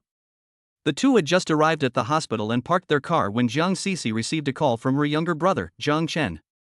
"Sister, have you arrived yet? The doctor said mom needs to be admitted to the ICU for observation, and the daily cost of the ICU is tens of thousands of yuan. You need to think of a solution quickly, otherwise mom might not be able to hold on." Hearing her younger brother's urgent voice on the phone, Zhang Cici also became a little flustered. As she walked toward the hospital, she opened her phone and searched for someone she could borrow money from. She approached 3 relatives in a row, but none of them were willing to lend her money. After all of Zhang Cici's relatives had heard about her family situation.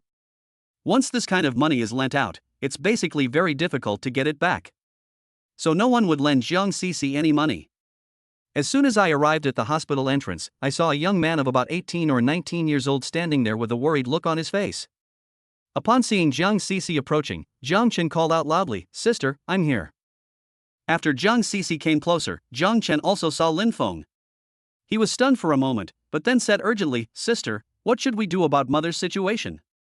Zhang Cici was so anxious that she was about to cry. "My mother's illness has worsened several times over the years. In the beginning, she borrowed money from many relatives. In the past, relatives would lend her some money, but now those relatives no longer lend her money. The reason she didn't lend money wasn't her relative's fault, but rather her father's doing. She borrowed 500,000 yuan at once to pay for her mother's medical treatment. The 500,000 yuan could have been used to treat her mother's illness, but her father stole most of it and gambled it away. This resulted in the mother's illness not receiving timely treatment. Her mother suffers from uremia. At that time, we happened to find a kidney donor, but the surgery was very expensive, costing 500,000 yuan. But after the surgery fees were raised, their father unexpectedly squandered the money. Because of a lack of funds, the kidney donor slot was used by someone else. Later on, kidney donors became increasingly scarce, and even if Zhang Cici raised enough money, she couldn't get a spot, which is why she has been suffering from her illness until now. Hearing her younger brother's question, Zhang Cici was at a loss and didn't know what to do. At this moment, Lin Feng spoke up, "Let's go in and check on Auntie's condition. Don't worry about the expenses, I can talk to the company and they'll cover it for you." Chapter 122 Zhang Cici's Gambling Father. In their desperation, Zhang Cici and her brother were both stunned when they heard Lin Feng say that he could provide them with money for their mother's medical treatment. "Sister, who is this?" Zhang Chen asked, his eyes lighting up. Jiang Cece quickly introduced Lin Feng. Upon hearing that Lin Feng was the boss of her company, Jiang Chen felt hopeful. Jiang Chen knew that Jiang Cece worked at the largest car dealership in Shanghai. And this is the owner of the car dealership, whose strength is absolutely not to be underestimated. Brother Lin, you are truly our family's savior. If you can save my mother this time, I would be willing to do anything for you, even be your slave. Lin Feng smiled and waved his hand. Young man, you're too kind. I'm just doing my duty to my employees, and when something like this happens, I'll help if I can. Let's not stand here any longer, let's go inside and check on Auntie's condition first.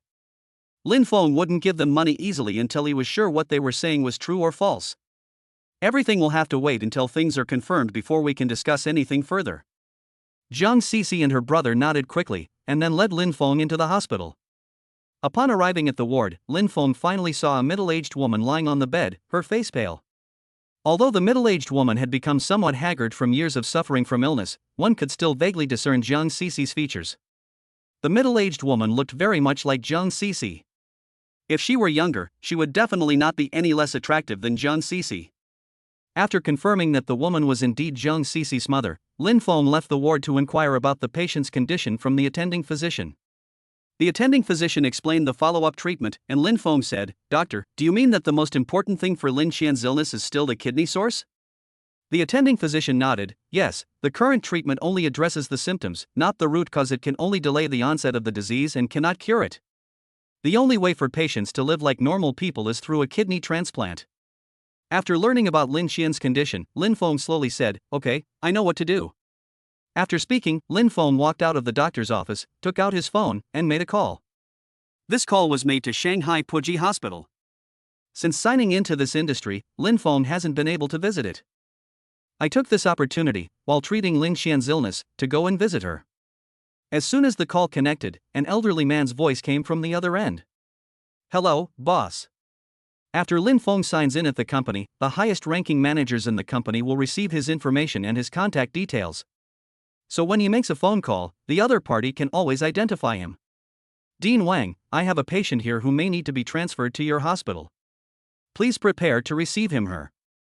"Okay, boss, I'll have someone prepare it right away. When will you be arriving?" The old man on the other end of the phone asked respectfully. "My patient has uremia, which has been going on for many years.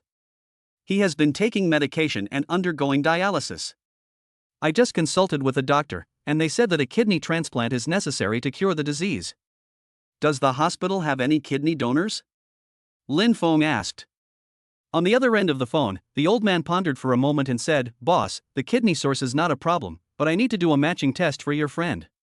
This disease may be very complicated to treat. First, the kidney must be matched successfully before a transplant can be performed. If the matching is unsuccessful, there may be rejection problems, which could also endanger the patient's life." Lin Feng said, "Okay, then I'll leave it to you, Dean Wang, to handle. I'll go through the transfer procedures for the patient first." After discussing Lin Qian's condition with Dean Wang, Lin Feng walked back to the ward. As soon as Lin Feng returned to the ward, he heard a commotion coming from inside. A group of nurses also heard the noise and quickly walked towards Lin Qian's ward. Seeing this, Lin Feng frowned and then walked over. As soon as I entered the ward, I heard a man shouting loudly. "The person is already like this, what's the point of treatment? Continuing treatment would just be a waste of money. There are so many better things we could do with that money. I said I wouldn't treat it, and that's final. Didn't you hear me? I'm not dead yet, and I can still make the decisions for this family. Cece, I know you have money. Quickly give me 100,000 yuan. I'm sure I can make up for it today. As long as I do, your mother will have money for medical treatment." The man's voice was very loud, and his eyes were bloodshot, clearly due to lack of rest. He bears a resemblance to Jiang Chan and is likely the gambling father of Jiang Cece and her brother. Jiang He's voice disturbed the other two patients in the ward as well. One of the patient's family members went up to argue with him, but was met with Jiang He's shouts and curses. "When did it become your business to meddle in my family affairs?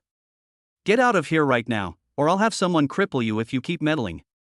Seeing Jiang He's ferocious expression, the patient's family members who had come to protest became somewhat frightened. The ward where Jiang Cece's mother stayed was just an ordinary ward, and the patients there were all ordinary people who naturally didn't want to cause trouble. Moreover, seeing Jiang He's fierce and menacing appearance, even those who were dissatisfied chose to keep quiet. After scaring away the patients' families, Jiang He started asking Jiang Sisi for money again. Hurry up and give me 100,000 yuan. I have other things to do and don't have time to waste with you guys. Dad, I really have no money left. Even if I did, I couldn't give it to you.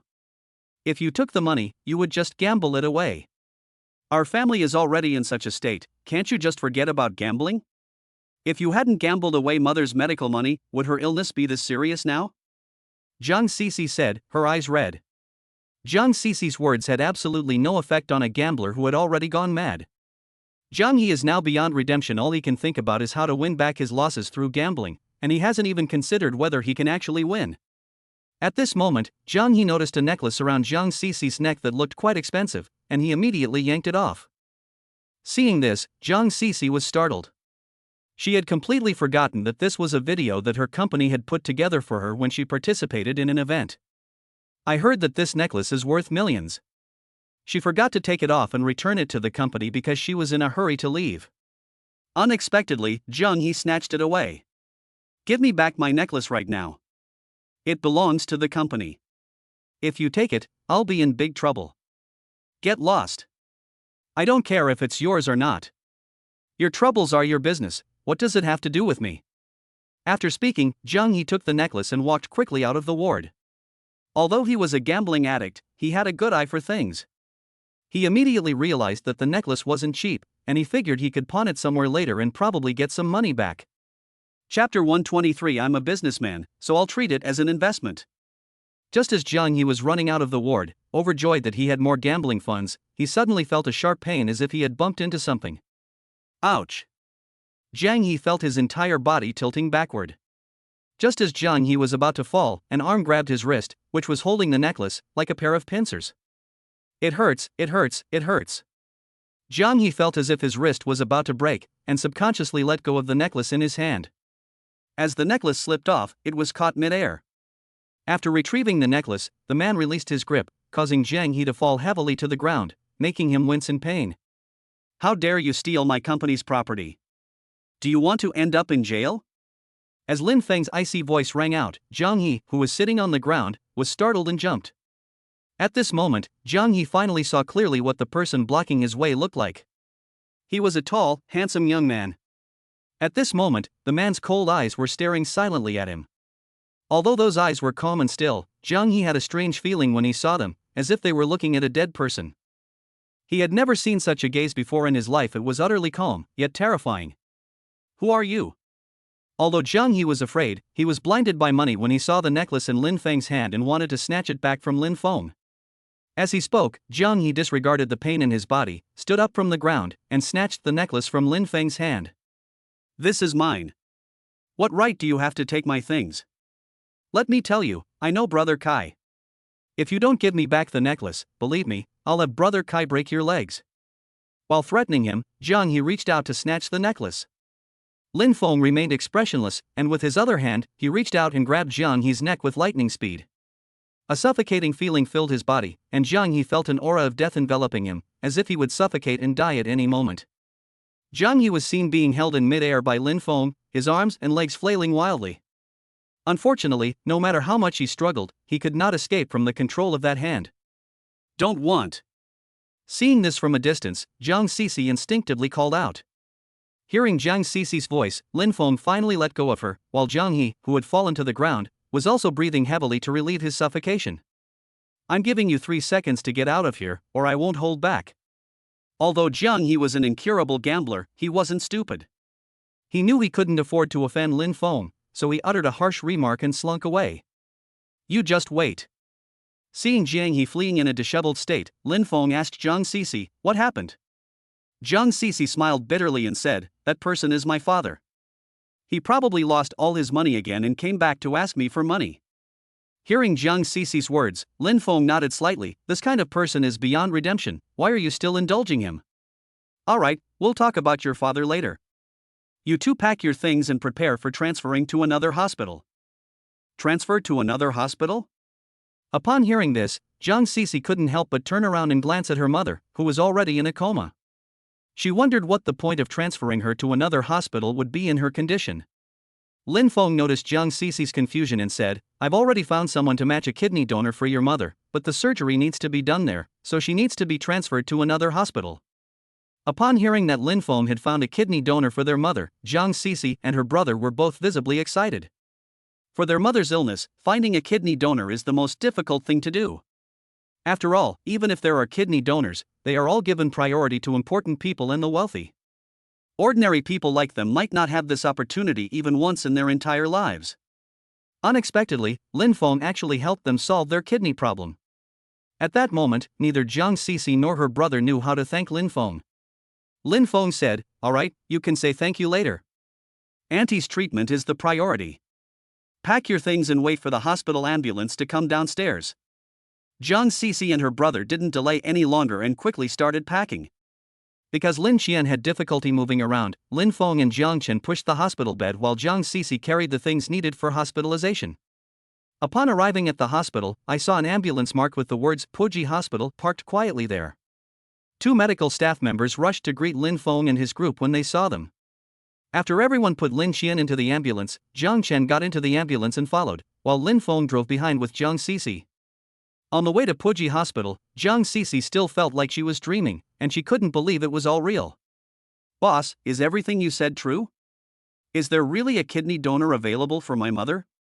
Faced with Jiang Cici's question, Lin Feng patiently explained, "Of course, if there wasn't one, why would I go through all this trouble to transfer hospitals?" Hearing Lin Feng's affirmative words, Jiang Cici finally felt relieved. Then, remembering the hospital her mother was going to, Jiang Cici finally remembered what Puji Hospital was. This is a prestigious hospital in Shanghai. It is said that only the wealthy and powerful can afford to be treated at Puji Hospital. Moreover, Puji Hospital's treatment level is among the top in the country. Countless high-ranking officials and dignitaries spare no expense to have their bodies treated at Puji Hospital once a year. Thinking about the expenses that would be incurred for treatment at Puji Hospital, Jiang Cici felt a little uneasy again. While Puji Hospital offers excellent treatment environments, it is also very expensive. Her family couldn't even afford treatment at hospitals in Shanghai, let alone a prestigious hospital like Puji. "Boss, but I don't have any money." After her initial joy, Jiang Cici thought about the cost of treatment, and her tone became somewhat uncertain again. Fortunately, Lin Feng had good hearing and clearly heard what Jiang Cici said. He smiled and said, "Didn't I say before that the company can pay your medical expenses in advance? Once Auntie's illness is cured, you can slowly pay back the company." "But can I pay it all back?" Jiang Cici felt she couldn't repay the debt and said with a wry smile. Lin Feng continued, "Miss Jiang, with your abilities, I feel you can pay it off. You're now a pillar of our dealership. If you promote yourself properly, your net worth might increase significantly. Perhaps being a car model isn't your limit. If given the opportunity, it's not impossible for you to even enter the entertainment industry and become a star. I still have high hopes for you. As you know, I'm a businessman, and I have a specific purpose in helping you this time. I believe I can make more money from you. I'll consider this trip to pay for Auntie's medical treatment as an investment. If you can help me make money, then my investment is successful. If you can't help me make money, then my investment is a failure." Chapter 120 For the female driver who caused trouble. Although Lin Feng's words were blunt and realistic, Jiang Cici was still very grateful to him. In today's society, for whatever reason, very few people are willing to help you in times of trouble. Although Lin Feng's actions were a business tactic, she would never forget this kindness. On the way to Puji Hospital, the ambulance in front kept honking its horn but couldn't pick up speed. Lin Feng, who was in the car behind, frowned slightly when he saw this. When an ambulance sounds its siren, people will generally give way if there is enough space to do so. After all, the siren is a lifeline, and few people would intentionally refuse to give way. Lin Feng then seized the opportunity and changed lanes to overtake the ambulance. Upon reaching the side, he finally saw what was ahead. It's not rush hour in Shanghai right now, so the roads aren't very congested. Moreover, the roads they chose were sections with relatively few vehicles. However, there was always a car blocking the road in front of the ambulance, preventing it from passing. It was a Mercedes C-Class with temporary license plates. A female driver was in the car. She was of average appearance, but dressed very fashionably, wearing a baseball cap and with exquisite makeup. Seeing this, Lin Feng drove up and said to the female driver of the Mercedes, "Excuse me, could you move aside? There are emergency personnel behind us." Lin Feng spoke very politely, but the female driver simply rolled up her window and ignored him completely. Seeing this, Zhang Sisi became anxious. Her mother's illness required immediate attention and could not be delayed at all, because no one knew whether the slight delay would lead to an accident for her mother. Lin Feng frowned, glanced at the ambulance behind him, grabbed a beverage bottle from inside the vehicle, and threw it at the Mercedes-Benz. Lin Feng was very strong, and the beverage bottle hit the Mercedes-Benz body with the hard part of the bottle opening. With a loud bang, the Mercedes-Benz sedan was dented. Upon hearing the sound, the female driver finally lost her composure. Seeing that her beloved car, which she had just picked up, had been vandalized, she slammed on the brakes and stopped on the road. The ambulance driver behind had already noticed this, and when the Mercedes stopped, he quickly turned the steering wheel to change lanes. They turned onto Lin Feng's road and sped away. Lin Feng stopped his car and walked towards the Mercedes-Benz. Before the female driver could even get out of the car, Lin Feng smashed the car window with a punch, then grabbed her hair and dragged her out of the car. "Don't you know you should give way when you hear an ambulance siren? Your father didn't teach you, so I'll teach you properly today." The female driver, who was dragged out of the car, had her face slapped so hard by Lin Feng that it became red and swollen. The female driver had never seen anything like it before, and she was completely terrified. But as if he had thought of something, he suddenly felt confident again. He immediately stood up and started scratching at Lin Feng. However, Lin Feng was not about to let her touch him. He kicked her away with one foot. At this point, the female driver no longer had the strength to stand up and lay on the road, wailing in pain. Seeing Zhang Sisi get out of the car and walk over, Lin Feng said, "Drive to the hospital first. I've already made arrangements there. Someone will meet you when you arrive." Hearing Lin Feng's words, Zhang Sisi became worried about him. She was afraid that Lin Feng might beat the woman to death in a fit of anger, which would be a serious matter. Lin Feng understood Zhang Sisi's meaning and smiled, saying, "Don't worry, you go to the hospital first. I can handle things here." Seeing Lin Feng's confident smile, Zhang Sisi finally felt relieved, got back into her car, and left. By this time, many people on the road had stopped to watch the spectacle. After some investigation and understanding of the whole story, everyone applauded and cheered. What this female driver did was truly infuriating. Even if they encountered something like this, they would be furious, but they would never dare to do what Lin Feng did. Now that Lin Feng has done it, they feel very relieved. Of course, some people agreed with this, while others couldn't stand it. For example, some young women of the same gender as the female driver couldn't stand by and watch Lin Feng beat a woman like that. They not only stood up to stop him, but also took out their phones to call the police. Lin Feng didn't intend to do anything to the female driver. After giving her a beating, he stopped. He stopped at the female driver, but not at her car. He kicked the Mercedes several times, leaving it completely wrecked with dents in the body panels. Even the windshield was shattered by a single punch. This car is basically totaled. Even if it can be repaired, it will probably be a major accident vehicle. Seeing her beloved car in this state, the female driver, who was helped up, almost burst into tears. But the girl who was supporting the female driver said, "Sister, don't be sad. Let this person smash things. What kind of society is this? Do you really think he can get away with smashing cars and hitting people? Sister, you should think about what kind of car you want to drive next. If you don't want one, just get a Land Rover. I heard this guy drives a sports car, so he must be quite wealthy. When the police arrive, go get a medical examination. If it constitutes assault, prosecute him directly. Given his condition, he'll likely get at least a few years in prison. If he doesn't want to go to jail, you have to negotiate a settlement. Then you can ask him for money. If he doesn't give you the money, don't sign the letter of understanding. Then let's see if he's still so arrogant." Hearing the woman beside her explain the facts, the female driver who had been terrified by Lin Feng perked up. "Sister, you're right. I almost forgot about it. Let him smash it, the more he smashes, the better. I'll definitely teach him a lesson when he gets to the police station." The female driver no longer just wanted compensation from Lin Feng, she also wanted to find someone to teach Lin Feng a lesson. She's not without connections. This car was bought for her by the wealthy man she's hooked up with. Moreover, the wealthy man she found is quite influential in Shanghai. He's a business owner who develops overseas travel agency businesses. He not only has some influence in the country, but I've also heard that he's a big shot abroad. Thinking of this, the female driver took out her phone and made a call. After ringing for a while, the call was answered. "Hey, honey, what's wrong? You miss me so soon?" Listening to the voice coming from the phone, the female driver began to recount her grievances. After hearing the whole story, the man on the other end of the phone said in a deep voice, "This is outrageous. How dare someone hit my woman like this? I'll skin him alive today." After hanging up the phone, the man drove a Land Rover Range Rover toward the scene. Meanwhile, officers from the local police station finally arrived. Chapter 125: Dare to Hit My Woman? After the police officers from the local police station arrived, the female driver suddenly gained confidence and started shouting at Lin Feng. "Officer, look at the damage he did to me. I'm determined to make him pay." The two police officers who arrived at the scene were also somewhat surprised to see the female driver in such a disheveled state. They never expected that a woman would be beaten like this. Immediately, a police officer with a formal position said, "What exactly happened? Can someone tell me?" Upon hearing the policeman's question, a young woman who was supporting the female driver spoke first.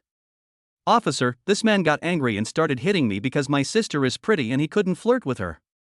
I saw all of this with my own eyes." Upon hearing the fairy's words, everyone watching the spectacle was stunned, staring at her in disbelief. Everyone could see the word shameless. Lin Feng hadn't expected this woman to say those words. After hearing what the fairy said, the female driver actually raised her swan-like neck, looking arrogant. At this point, even the two police officers sensed that something was wrong.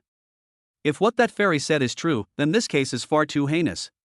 Finally, the police officers did not believe the young woman's one-sided account, but instead began to question the general public to understand the specific details of what happened. Among the onlookers, someone spoke the truth. Upon hearing that the female driver had maliciously blocked the ambulance's passage, which led to Lin Feng's outburst of anger and subsequent beating, the two police officers also cast disgusted glances at the female driver. This kind of person really deserves a beating. If it weren't for his police uniform, he would have liked to go up and slap that female driver twice. The police officers also learned about the traffic situation at the time. They heard that there weren't many cars on the road, and it would have been very easy to make way for the ambulance. This made the officers even more disgusted with the female driver's character. Then the police officer walked towards the young woman and said sternly, "I just talked to the crowd and found out that it wasn't as you said." The man didn't harass the woman. He acted impulsively because his family was in a hurry to get to the hospital and the ambulance was being maliciously blocked. This constitutes intentionally giving false testimony and may result in criminal charges. Upon hearing that she would face criminal charges, the young woman panicked and quickly said, "Officer, I really didn't mean it. In today's society, there are too many men like the one I described. I thought he was that kind of man too. I just guessed wrong. How can you blame me for everything? If he hadn't hit me first, how could I have said the wrong thing? Doesn't he have done anything wrong?" After the fairy finished speaking, everyone had a question mark above their heads. Everyone's CPU is a bit overwhelmed. What does it have to do with them if you give a false testimony? They didn't ask you to give a false statement, isn't this all your own business? Seeing the girl's appearance, the two police officers were also a bit overwhelmed. Then the officer with a formal position said loudly, "All right, stop arguing here and come back to the police station with us to talk." Because of what happened here, the traffic was already congested, and the two policemen didn't want to stay any longer, so they decided to take everyone back by car. Just then, 3 Mercedes-Benz S-Class sedans drove up.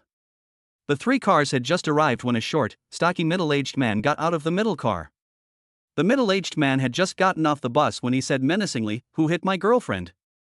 Don't you want to live anymore? You dare to hit my girlfriend? You don't want to live in Shanghai anymore, do you?" As they were talking, several bodyguard-like men got out of the other 2 Mercedes-Benz cars. Upon seeing the middle-aged man, the female driver seemed to have found her pillar of support. She burst into tears and threw herself into his arms, sobbing as she pointed at Lin Feng and said, "Husband, he's the one who hit me. I was driving along the road when he hit my car with a water bottle and then got out and beat me." Upon hearing the female driver's words, the middle-aged man's eyes immediately widened. "This is outrageous. Do they not know how many eyes the Horse King has?" As he spoke, the middle-aged man patted the female driver on the back, comforted her, and then glared fiercely at Lin Feng. "Kid, you're really asking for trouble. Do you know who I am? You dare to hit my woman? Believe me or not, I'll have someone throw you into the river. Lin Feng, who was standing there quietly, shook his head with a cold laugh when he heard the middle-aged man's words. I don't believe it. Grass. Upon hearing Lin Feng's words, the middle-aged man was furious. Go and break his legs. At the middle-aged man's command, several bodyguards behind him were about to rush forward and attack Lin Feng. Just then, two police officers stepped in and stopped them. Sir, please calm down. We live in a society governed by the rule of law, and any problems will be resolved through legal means. If you instigate someone to use force, you may also be breaking the law. The middle-aged man sneered. What law or not, I knew you couldn't hit my woman. Today I'm going to teach this kid a lesson and show him that not everyone is someone you can mess with. Hearing the middle-aged man still shouting, Lin Feng stopped tolerating him and rushed out instantly, kicking the middle-aged man. The body, weighing over 180 pounds, was kicked and sent flying backward, crashing directly into the windshield of a car not far behind him. The sudden turn of events left everyone somewhat stunned. Just as the two officers were about to reprimand them, a red badge was held up in front of them. This matter is no longer your police station's responsibility. It will be handled entirely by our National Security Bureau. The officer, who was officially employed, carefully took the identification and, after confirming that there were no problems, couldn't help but gasp. This isn't a local National Security Bureau officer from Shanghai, but a high-ranking official from the Beijing branch. Even the top National Security Bureau officials in Shanghai would treat this person with utmost respect. Instantly, the two police officers observed a moment of silence for the middle-aged man. He's really messed up this time. This middle-aged man is probably going to get a really bad beating. When several of his men saw that their leader had been beaten, they all rushed over. Unfortunately, they didn't even last a single move against Lin Feng before being beaten to the ground and groaning in pain. Lin Feng slowly walked up to the middle-aged man who was struggling to stand up in the car, stepped on his chest, and said quietly, I told you, I don't believe you can get someone to throw me into the river, but I can get someone to throw you into the river. You say no one in the West would dare hit your woman? Today I'll show you if anyone would. As soon as he finished speaking, Lin Feng slapped the female driver who was lying next to him crying and wailing, sending her flying 2 or 3 meters away. While she was in the air, her face swelled up at a visible speed. Chapter 126. He's a big shot in the Beijing General Bureau. Seeing Lin Feng's violent outburst, the onlookers couldn't bear to watch, but they also felt a great sense of satisfaction. That female driver's actions were already infuriating, and now she's brought in a lover to stand up for her. They're all so arrogant and domineering. It was incredibly satisfying for Lin Feng to beat them up.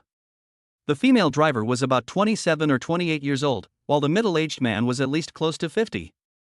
It was obvious that the two were not a couple. It's probably because that man is rich and is keeping the female driver as a mistress. After slapping the female driver away, Lin Feng stood in the middle of the scene and picked up his phone to call the Shanghai National Security Bureau. Hello. A dignified voice came from the phone. Lin Feng slowly said, This is Lin Feng. There's something here that needs your help to handle. Lin Feng? The person who answered the phone was puzzled at first, then remembered who the name was. Is it Director Lin? After remembering Lin Feng's identity, the person on the phone asked respectfully. Yes, it's me. Please send someone over to handle this quickly. As he spoke, Lin Feng walked over to the middle-aged man, found his ID card on his person, and read the ID number to the person on the other end of the phone. This person is a manager at an international travel company. Investigate him thoroughly, there's likely something wrong with him. Lin Feng didn't know if the man had any problems, but international travel companies usually have some irregularities. It just depends on how big or small the mistake is. After all, they have been contracting overseas business for many years, so there are no problems with this kind of business. After all, only by violating the criminal law can one obtain huge profits. The person on the other end of the phone quickly agreed, and after hanging up, immediately called someone to investigate the middle-aged man's ID number. It didn't take long before his men ran off to report. Director Dong, I've found all the information on the people you asked me to investigate. This man, named Wang Wanlin, is the general manager of Tianmao International Travel Agency. On the surface, he appears to be a legitimate businessman, but in reality, he is a minor boss in a fraud park in Dubai. The police have been tracking this person for a long time. He is currently working on a project, and it is said that he has found many business owners in the LT industry who want to take them abroad. Ostensibly, it is a company team building trip, but in reality, it is probably to supply talent to the industrial park. It is estimated that the industrial park there wants to set up some illegal website to carry out fraudulent activities. Upon hearing his subordinate's report, Director Dong immediately stood up and said, "Okay, I understand. Let's go and bring Wang Wanlin back now." After making the decision, Director Dong led his men to Lin Feng's location. Originally, the matter was to be handled by the local police station, but Lin Feng directly mobilized the National Security Bureau, so the two junior officers could only work with the traffic department personnel who arrived to maintain order at the scene. The traffic police and the two junior officers looked at Lin Feng with awe whenever they did so. This is a big shot from the National Security Bureau. Don't be fooled by the fact that they are law enforcement officers. If a big shot like this wants to deal with them, he can easily find an excuse to make them take off their uniforms. The National Security Bureau acted swiftly. It didn't take long for Director Dong and his team to arrive. As soon as Director Dong met Lin Feng, he immediately saluted.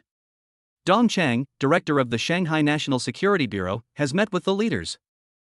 Lin Feng nodded slightly, glanced at the Patek Philippe watch worth tens of millions on his wrist, and said, "I'll leave things here to you. I have some things to take care of over there, so I won't be with you." "Take care, sir." Dong Chang breathed a sigh of relief when he heard that Lin Feng still had things to do. Lin Feng's rank is too high. If they were to oversee the investigation, it would put a lot of pressure on them. If Lin Feng weren't around, they could handle the case more easily. "By the way, my friend took my car, could you give me one of yours?" Lin Feng remembered that Jiang Sisi had driven his car away, so he asked Dong Chang to borrow it. Without hesitation, Dong Chang had his men hand over the keys to a Volkswagen Magotan to Lin Feng. Lin Feng drove off in his car, and Dong Chang only looked away after the vehicle disappeared from sight. Lin Feng's subordinates, unaware of his identity, couldn't help but ask him about it out of curiosity. "Chief, who is this young man?" Dong Chang slowly said, "This young man is no ordinary person. He is a big shot in the Beijing General Bureau. As long as he reveals his identity, he has temporary command authority anywhere in China. Now you should understand what kind of person he is, right?" "That's amazing?" the subordinate exclaimed in surprise. Dong Chang nodded. "More than that. This leader not only has a terrifying official position, but also a very powerful social position. As far as I know, this leader owns no fewer than 10 businesses, and each one is a unicorn-like entity." Hiss.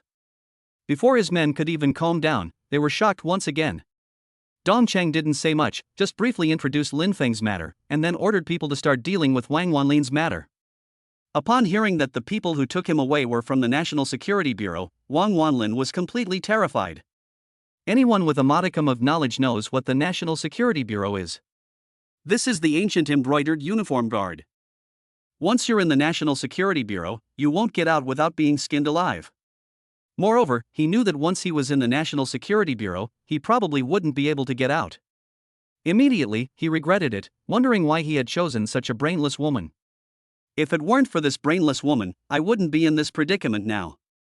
Moreover, upon learning that the young man he had just offended was a high-ranking official in the National Security Bureau, and that if the young man said even a few words, these people could destroy him, Wang Wanlin's thinking was not wrong. He had been beaten so badly by Lin Feng, and when they put him in the car, the National Security Bureau personnel did not show him any mercy. They grabbed him by the neck and threw him into the car. He already had broken ribs, and with such a violent attack, the pain almost made him faint. After getting into the car, he was flanked by National Security Bureau personnel on both sides, each with their hands on their waists. Any movement he made could attract a cold bullet. "Kid, you've got some nerve, daring to offend that officer. You'd better behave yourself when you get back to the station, or you'll be in for it." The staff member next to Wang Wanlin, who had learned about Lin Feng's situation from Dong Chang, sneered. The body camera was turned off after the person got into the car, so the staff member wasn't worried about any problems saying that. If it were in the past, Wang Wanlin would definitely not have tolerated anyone who dared to speak to him like that. But now, all that remains in his heart is endless fear and the unknown ahead. Chapter 127. He really didn't make that request. After dealing with the female driver, Lin Feng drove all the way to Puji Hospital. After entering the hospital, he called Jiang Sisi and, upon hearing that she was in a VIP ward, took the elevator there. As soon as I entered the corridor of the VLP ward, I saw 20 or 30 doctors in white coats coming out of Jiang Sisi's mother's ward. Jiang Sisi was also among the group of doctors. Upon seeing Lin Feng, Jiang Sisi quickly greeted him, "Boss, you've arrived." Among the doctors, an elderly man with gray hair recognized Lin Feng and quickly walked over, saying, "Boss, you've arrived." The old man was the director of Shanghai Puji Hospital. He had seen Lin Feng's information before, so he recognized Lin Feng at a glance. The group of medical experts and professors behind the old man, after learning Lin Feng's identity, also rushed over to greet him. "Hello, boss." Lin Feng nodded. "Dean Wang, right?" The old man quickly replied, "Boss, it's me." "How is Cece's mother's condition?" Lin Feng inquired.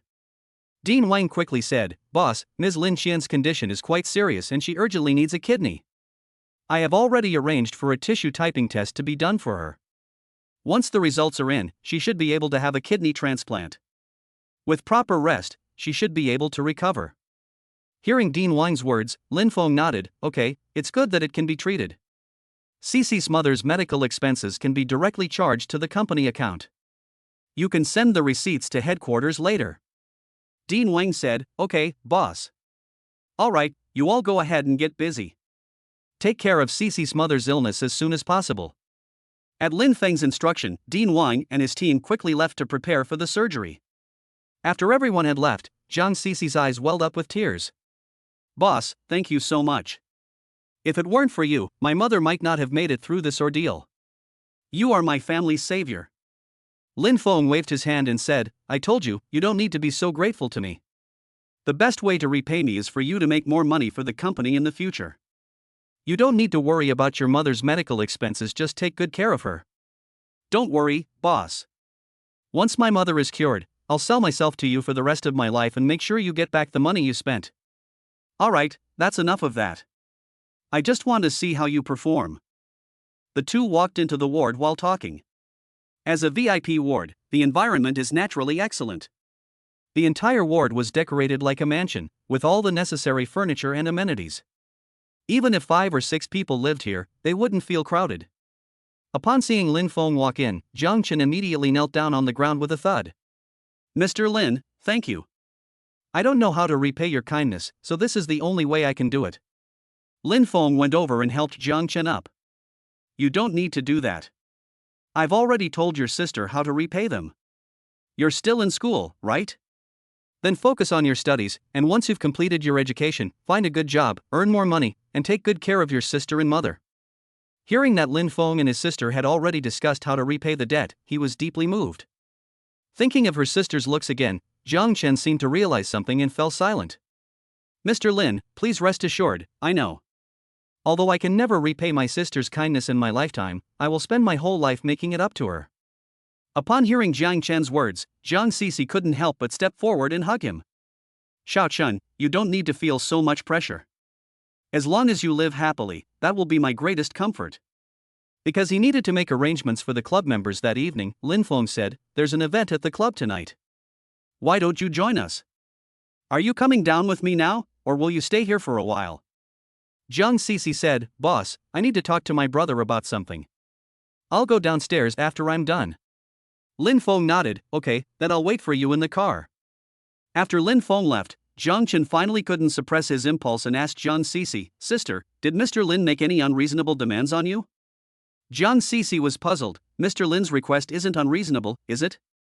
Why would you ask such a question?" Jiang Chen frowned and said, "Sister, just tell me the truth. I know there's no such thing as a free lunch. You're so beautiful, no normal man could resist you. Mr. Lin is helping our family so much, he must have feelings for you. Sister, you don't need to be so hard on yourself. Even if mother knew, she probably wouldn't let you do this. Father and mother have already dragged our family down to this extent.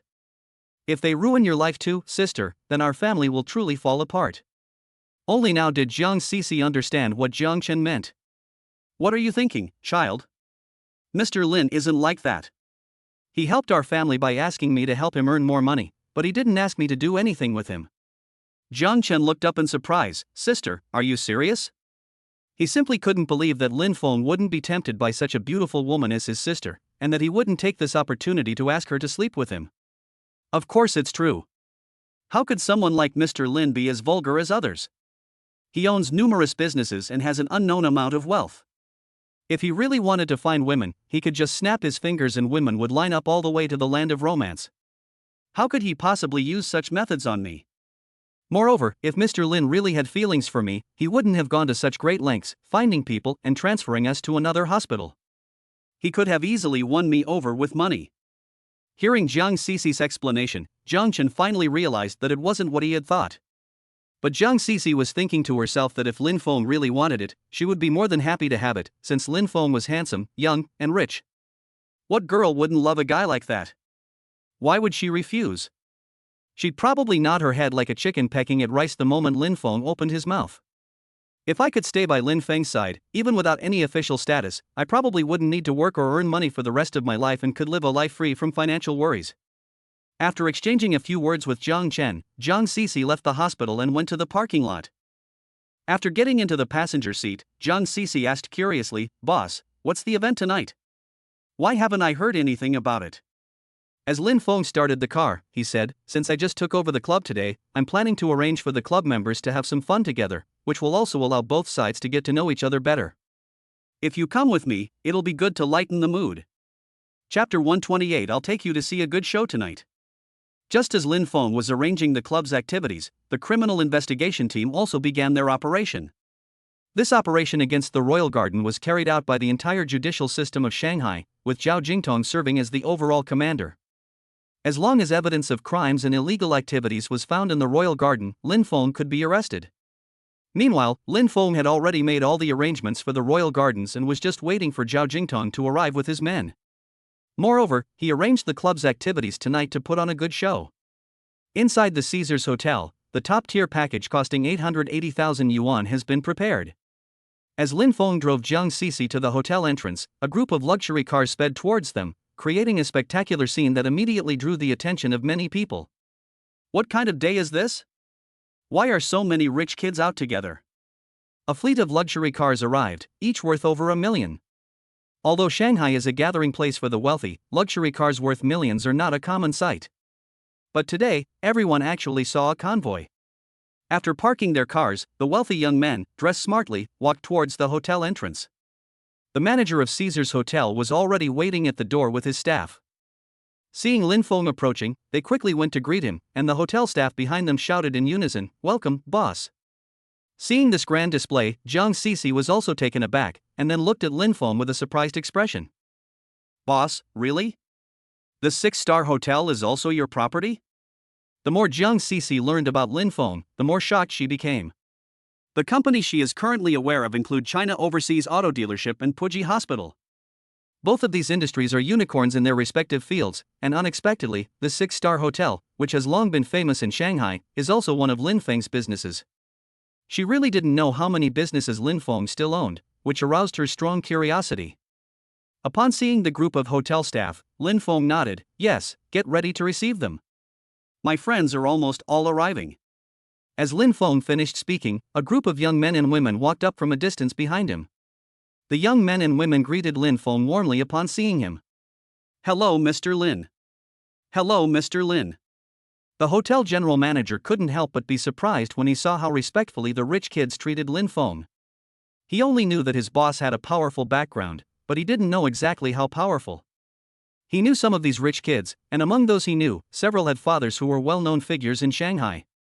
But those rich kids whose fathers are big shots are now so respectful to their boss, which shows how terrifying their boss's background must be. Hearing the greetings from the group of rich kids, Lin Feng smiled and said, "Everyone, let's eat first, and then we'll move on to the next project." "Mr. Lin, what's the next project? Could you give me a sneak peek? If the first project is this grand, I'm very curious to see what the next project will be like." Lin Feng smiled without saying anything, and did not reveal that the next project was to visit the Royal Garden. "Alright everyone, no need to rush, you'll find out after you finish eating."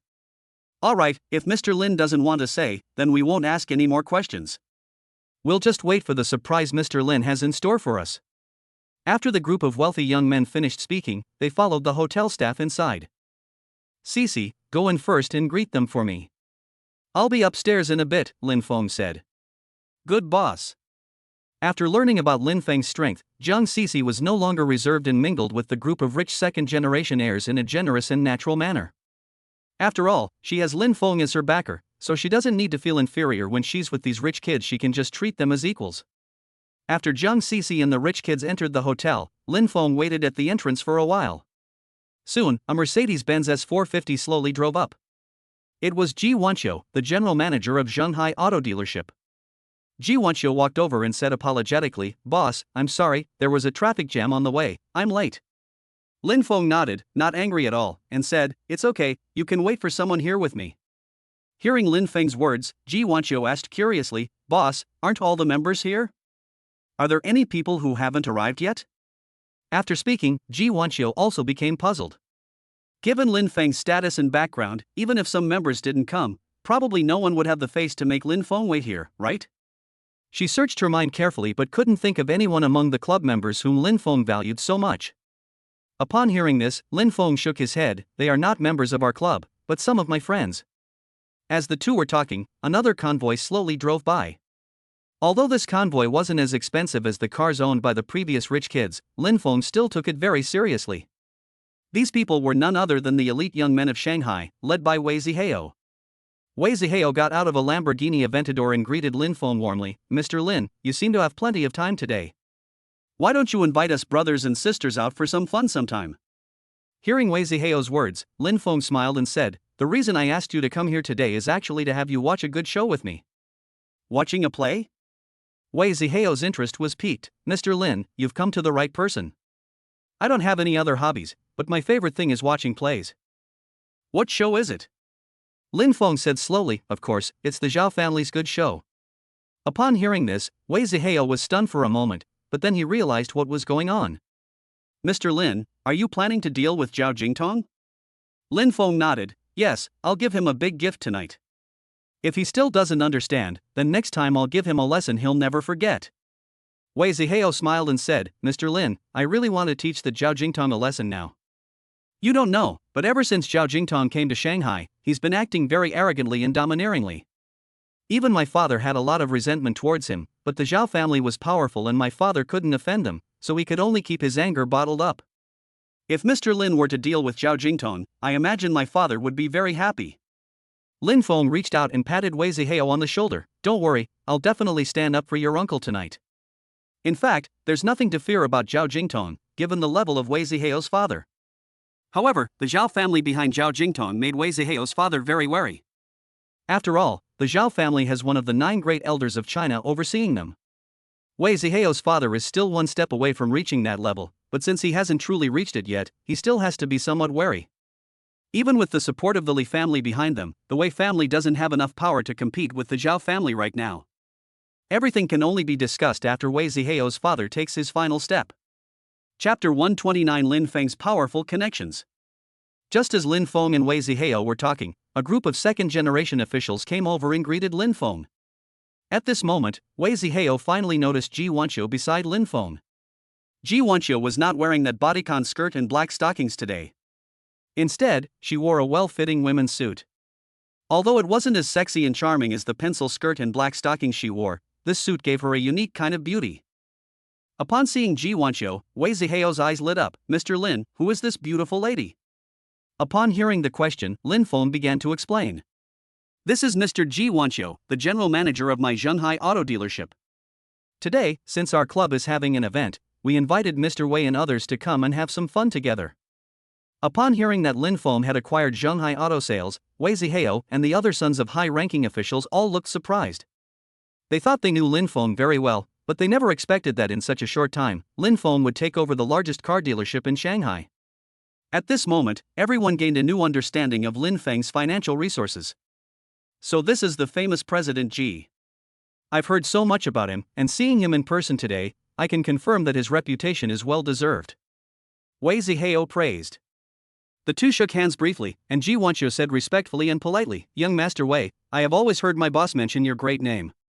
Young Master Wei is a great man, my little achievement is nothing to mention." Ji Wanqiu was truly startled after learning Wei Zihao's identity. You should know that Wei Zihao's father is the top official in Shanghai's municipal government, an absolutely high-ranking figure. Compared to Wei Zihao, the general manager of a small car dealership is probably not even worth mentioning. If Wei Zihao wanted to, he could make it impossible for him to stay in Shanghai with just a few words. Even in the entire China, he might not be able to make a living. Wei Ziheo's father is headed for the center of power. How could she possibly compare to someone who has so few followers? They were also amazed by Lin Feng's connections. She never expected that Wei Ziheo, a pampered young master, would be so humble when he was with Lin Feng. She wondered what kind of person her boss really was. Ji Wanqiu then greeted each of the children of officials. Let alone Wei Ziheo, there isn't a single person among those who associate with Wei Ziheo that I can afford to offend. Alright, let's not stand here any longer, let's go inside. After both sides recognized each other, Lin Feng led everyone into the hotel. After Lin Feng and his group walked in, the hotel's general manager quickly led his men to greet them and carefully accompanied them. Boss, I've arranged for those young masters to dine in our hotel's largest VIP room, which can accommodate 50 people. Hearing the hotel manager's words, Lin Feng nodded slightly. Yes, that's all that matters. The group took the elevator to the largest private room on the top floor of the hotel, and the door to the room opened. A super luxurious and enormous private room appeared before everyone's eyes. The group of wealthy second-generation club members who had arrived earlier fell silent upon seeing Wei Ziheo and the others accompanying Lin Feng. Although these second-generation rich kids did have official connections, it didn't prevent them from knowing Wei Ziheo and others. After all, they are all people with some status in Shanghai, and they have met each other before. Young Master Zhang. Young Master Wang. Young Master Li. After recognizing the young master next to Lin Feng, the group of rich kids stood up and stepped forward to greet him respectfully. They are second-generation rich kids, and in the eyes of ordinary people they are high and mighty, but in front of Wei Ziheo and others, they are no different from ordinary people. When they saw the group of rich kids, Wei Ziheo and the others simply nodded slightly, showing none of the enthusiasm they displayed when they saw Lin Feng. After all, if it weren't for Lin Feng's matchmaking, these people would never have been qualified to speak to us. He nodded in acknowledgement, still giving Lin Feng face. Otherwise, they wouldn't even bother with these people. After exchanging pleasantries, Lin Feng walked directly into the private room and sat down at the center of the dining table. To his left sat a group of children of high-ranking officials, led by Wei Ziheo. Sitting on the right were Ji Wanqiu and Jiang Sisi, and below them were the rich second-generation members of the club. You can tell a lot about people's status and position just by looking at their seats. Ji Wanqiu and Jiang Sisi were not originally qualified to sit at the top. But because of Lin Feng, the two women also rose in status. At this moment, those unruly rich kids finally began to show real respect to Lin Feng. They weren't fools. The fact that Lin Feng could invite Wei Ziheo and other top-tier young men together already demonstrated his strength. As the 880,000 dishes were served one by one, everyone's eyes lit up. After all the dishes were served, Lin Feng picked up his wineglass and said, "It's fate that we've all gathered together. Let's drink to our heart's content today." As he spoke, he downed the matai in his glass in one gulp. Wei Ziheo and the others also picked up their glasses and started drinking. As the banquet continued, everyone gradually relaxed and began toasting each other. Some rich kids even started fawning over the children of officials with wine glasses in hand. Those sons of officials did not refuse, but instead politely exchanged drinks with them. Although these children of officials love to have fun, they are all smart people. Although these children of wealthy families cannot compare with them in terms of status, they are still useful in certain areas. Even if their families have power and officialdom, sometimes these rich kids' families can still help them gain some political achievements. While they were drinking, Wei Ziheo suddenly said, "Mr. Lin, I have an idea." Lin Feng nodded and said, "Young Master Wei, please speak." Wei Ziheo slowly said, "Mr. Lin, we can all see today that your status in Shanghai is definitely high enough. How about you open a club? This way, we can all go to your club to kill some time when we have nothing to do, and it can also help us connect with each other and build our networks." As soon as Wei Ziheo finished speaking, everyone raised their hands in agreement. Young Master Wei's suggestion is excellent, we all agree with it. Yes, Mr. Lin has such a strong network of connections, it's really impressive that he can open a club directly. We can also benefit from this and build more connections. Lin Feng nodded, since everyone agrees, I won't be coy. Anyway, opening a club isn't about making money, it's just about providing a place for everyone to connect and get along. Here's the arrangement, I'll leave the opening of the club to Miss Sisi. We'll notify everyone once everything is settled. Hearing that Lin Feng had entrusted her with the entire task of opening the club, Jiang Sisi felt a bit overwhelmed. Chapter 130 How only has one word. Boss, I'm afraid I can't handle this heavy responsibility. Jiang Sisi stood there, somewhat at a loss. But Ji Wanxiu, who was standing next to her, stood up and comforted her, saying, "Little sister, you must cherish this opportunity that the boss has given you. No one is born knowing everything. Everything takes an adaptation period. You will get the hang of it after you work for a while. Besides, I heard that your boss helped you a lot, and you wanted to repay him. If you do this well, isn't that also a way of repaying your boss? The opportunity the boss gave you is something many people would kill for. To be honest, I'm even a little jealous of you, little sister." After being comforted by Ji Wanxiu, Jiang Sisi felt relieved and nodded, saying, "President Ji, you're right. This kind of opportunity is not something ordinary people can easily obtain. I should cherish it." After she finished speaking, a resolute look flashed in Jiang Sisi's watery eyes. Wei Zihao was also very envious of Lin Feng's good fortune with women, and couldn't help but secretly give him a thumbs up. "Mr. Lin, I really admire you now. You have such top-notch beauties by your side. We don't know how long it would take to find a beauty like Miss Sisi." Lin Feng smiled faintly and said, "Young Master Wei is joking. If young Master Wei wanted, I don't know how many beauties would be lining up to wait." After exchanging pleasantries, Lin Feng finalized the details of opening the club. As for whether the Jushan Club, where Wei Zihao and others used to frequent, would be affected, that was not something he needed to worry about. If the owner of Jushan Club were a smart person, he would honestly pretend that he knew nothing. If you're not a smart person, you should think twice before trying to cause trouble for yourself. Although Jiang Sisi is a great beauty and men would be attracted to her, the people here also know Lin Feng's strength. They don't have the guts to try and steal her away from Lin Feng. That would be tantamount to courting death. Then everyone toasted Jiang Sisi. "Miss Sisi, we'll be counting on your help from now on." Faced with everyone's politeness, Jiang Sisi quickly picked up her wineglass and said gracefully, "Gentlemen, you are too kind to me. I should be the one receiving your kindness." Both of them downed their drinks in one gulp, and the atmosphere in the room became lively again. The waiters brought case after case of mutai into the private room, and everyone drank to their heart's content. At the hotel entrance, it was also very lively. The hotel manager knew that Lin Feng and his group had been drinking, so he had prepared a driver in advance. All the drivers were dressed in black suits, looking very energetic, and were waiting for Lin Feng and the others to get off so they could drive them. After drinking for an unknown amount of time, Lin Feng and the others' gathering finally ended, and then everyone came downstairs. Upon arriving at the entrance, Lin Feng saw a group of professional drivers waiting there and couldn't help but feel very satisfied with the manager. "Good performance, this year's bonus will be increased by 1 million. Hearing that Lin Feng's casual reward started at 1 million, the manager became even more excited. With such a generous boss, who wouldn't want to work for him?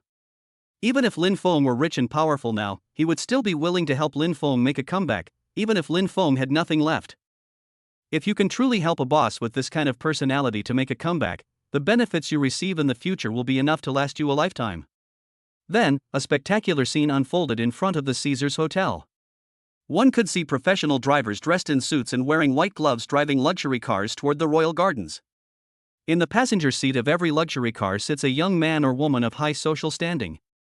The general manager of the royal gardens had already received the news. Mad Wolf even personally led his henchmen to stand at the gate to greet them. After the convoy arrived, the henchmen hurriedly stepped forward to open the car doors for them. As the wealthy young men stepped out of their cars, the drivers orderly parked them in the parking lot, and only left after confirming that the vehicles were parked properly. When they saw that Lin Feng's next project was located in a royal garden, some of the rich kids started whistling. "Wow, Mr. Lin is so generous. He actually arranged the next project to be in the royal garden. Today I'm going to enjoy something I never dared to enjoy before." Yes, with Mr. Lin's generous spending, it's no accident that he has achieved what he has today. Those henchmen, very considerately, took out lighters and lit cigarettes for the rich kids who were smoking. With a wave of his hand, Mad Wolf summoned a group of tall, beautiful women dressed in cheongsams, each carrying a tray, to emerge from the royal garden. "Hello sir, I am Huang Ying, the #1 waitress at the entertainment center. It is my pleasure to serve you. I will be in charge of all the activities at the royal garden tonight." After speaking, the waitress pulled back the red cloth on the tray in her hand, revealing 2 items quietly placed inside. One is a cigar box, and the other is a membership card. Those who know their stuff, upon seeing the box of cigars, exclaimed in surprise, "These are genuine Cuban cigars, aren't they? This box alone could cost over 1 million yuan." Upon hearing that person's voice, all the rich kids turned their gazes toward the tray in front of them with burning interest.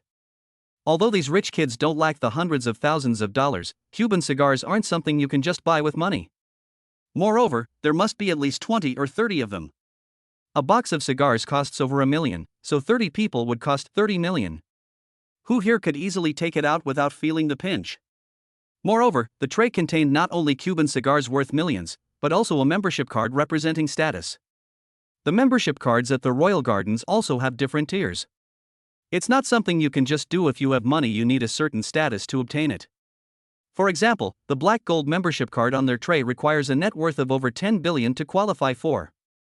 It is said that above the Black Gold membership card, there is also a Supreme membership card. Over the years, Royal Garden has only issued fewer than 10 VIP membership cards. The owner of each card is one of the most distinguished people in Shanghai. The service staff, specially selected for the wealthy second generation, explained to their clients, each of these membership cards contains 10 million, a gift from our boss to you. Membership card holders receive a 20% discount at our Royal Garden. Have a great time. Your boss is so generous, I wonder who your boss is. When some people heard that the gifts were from the owner of the Royal Garden, they couldn't help but wonder when they had come to know such an important person as the owner of the Royal Garden. However, some clever people have already vaguely guessed what's going on.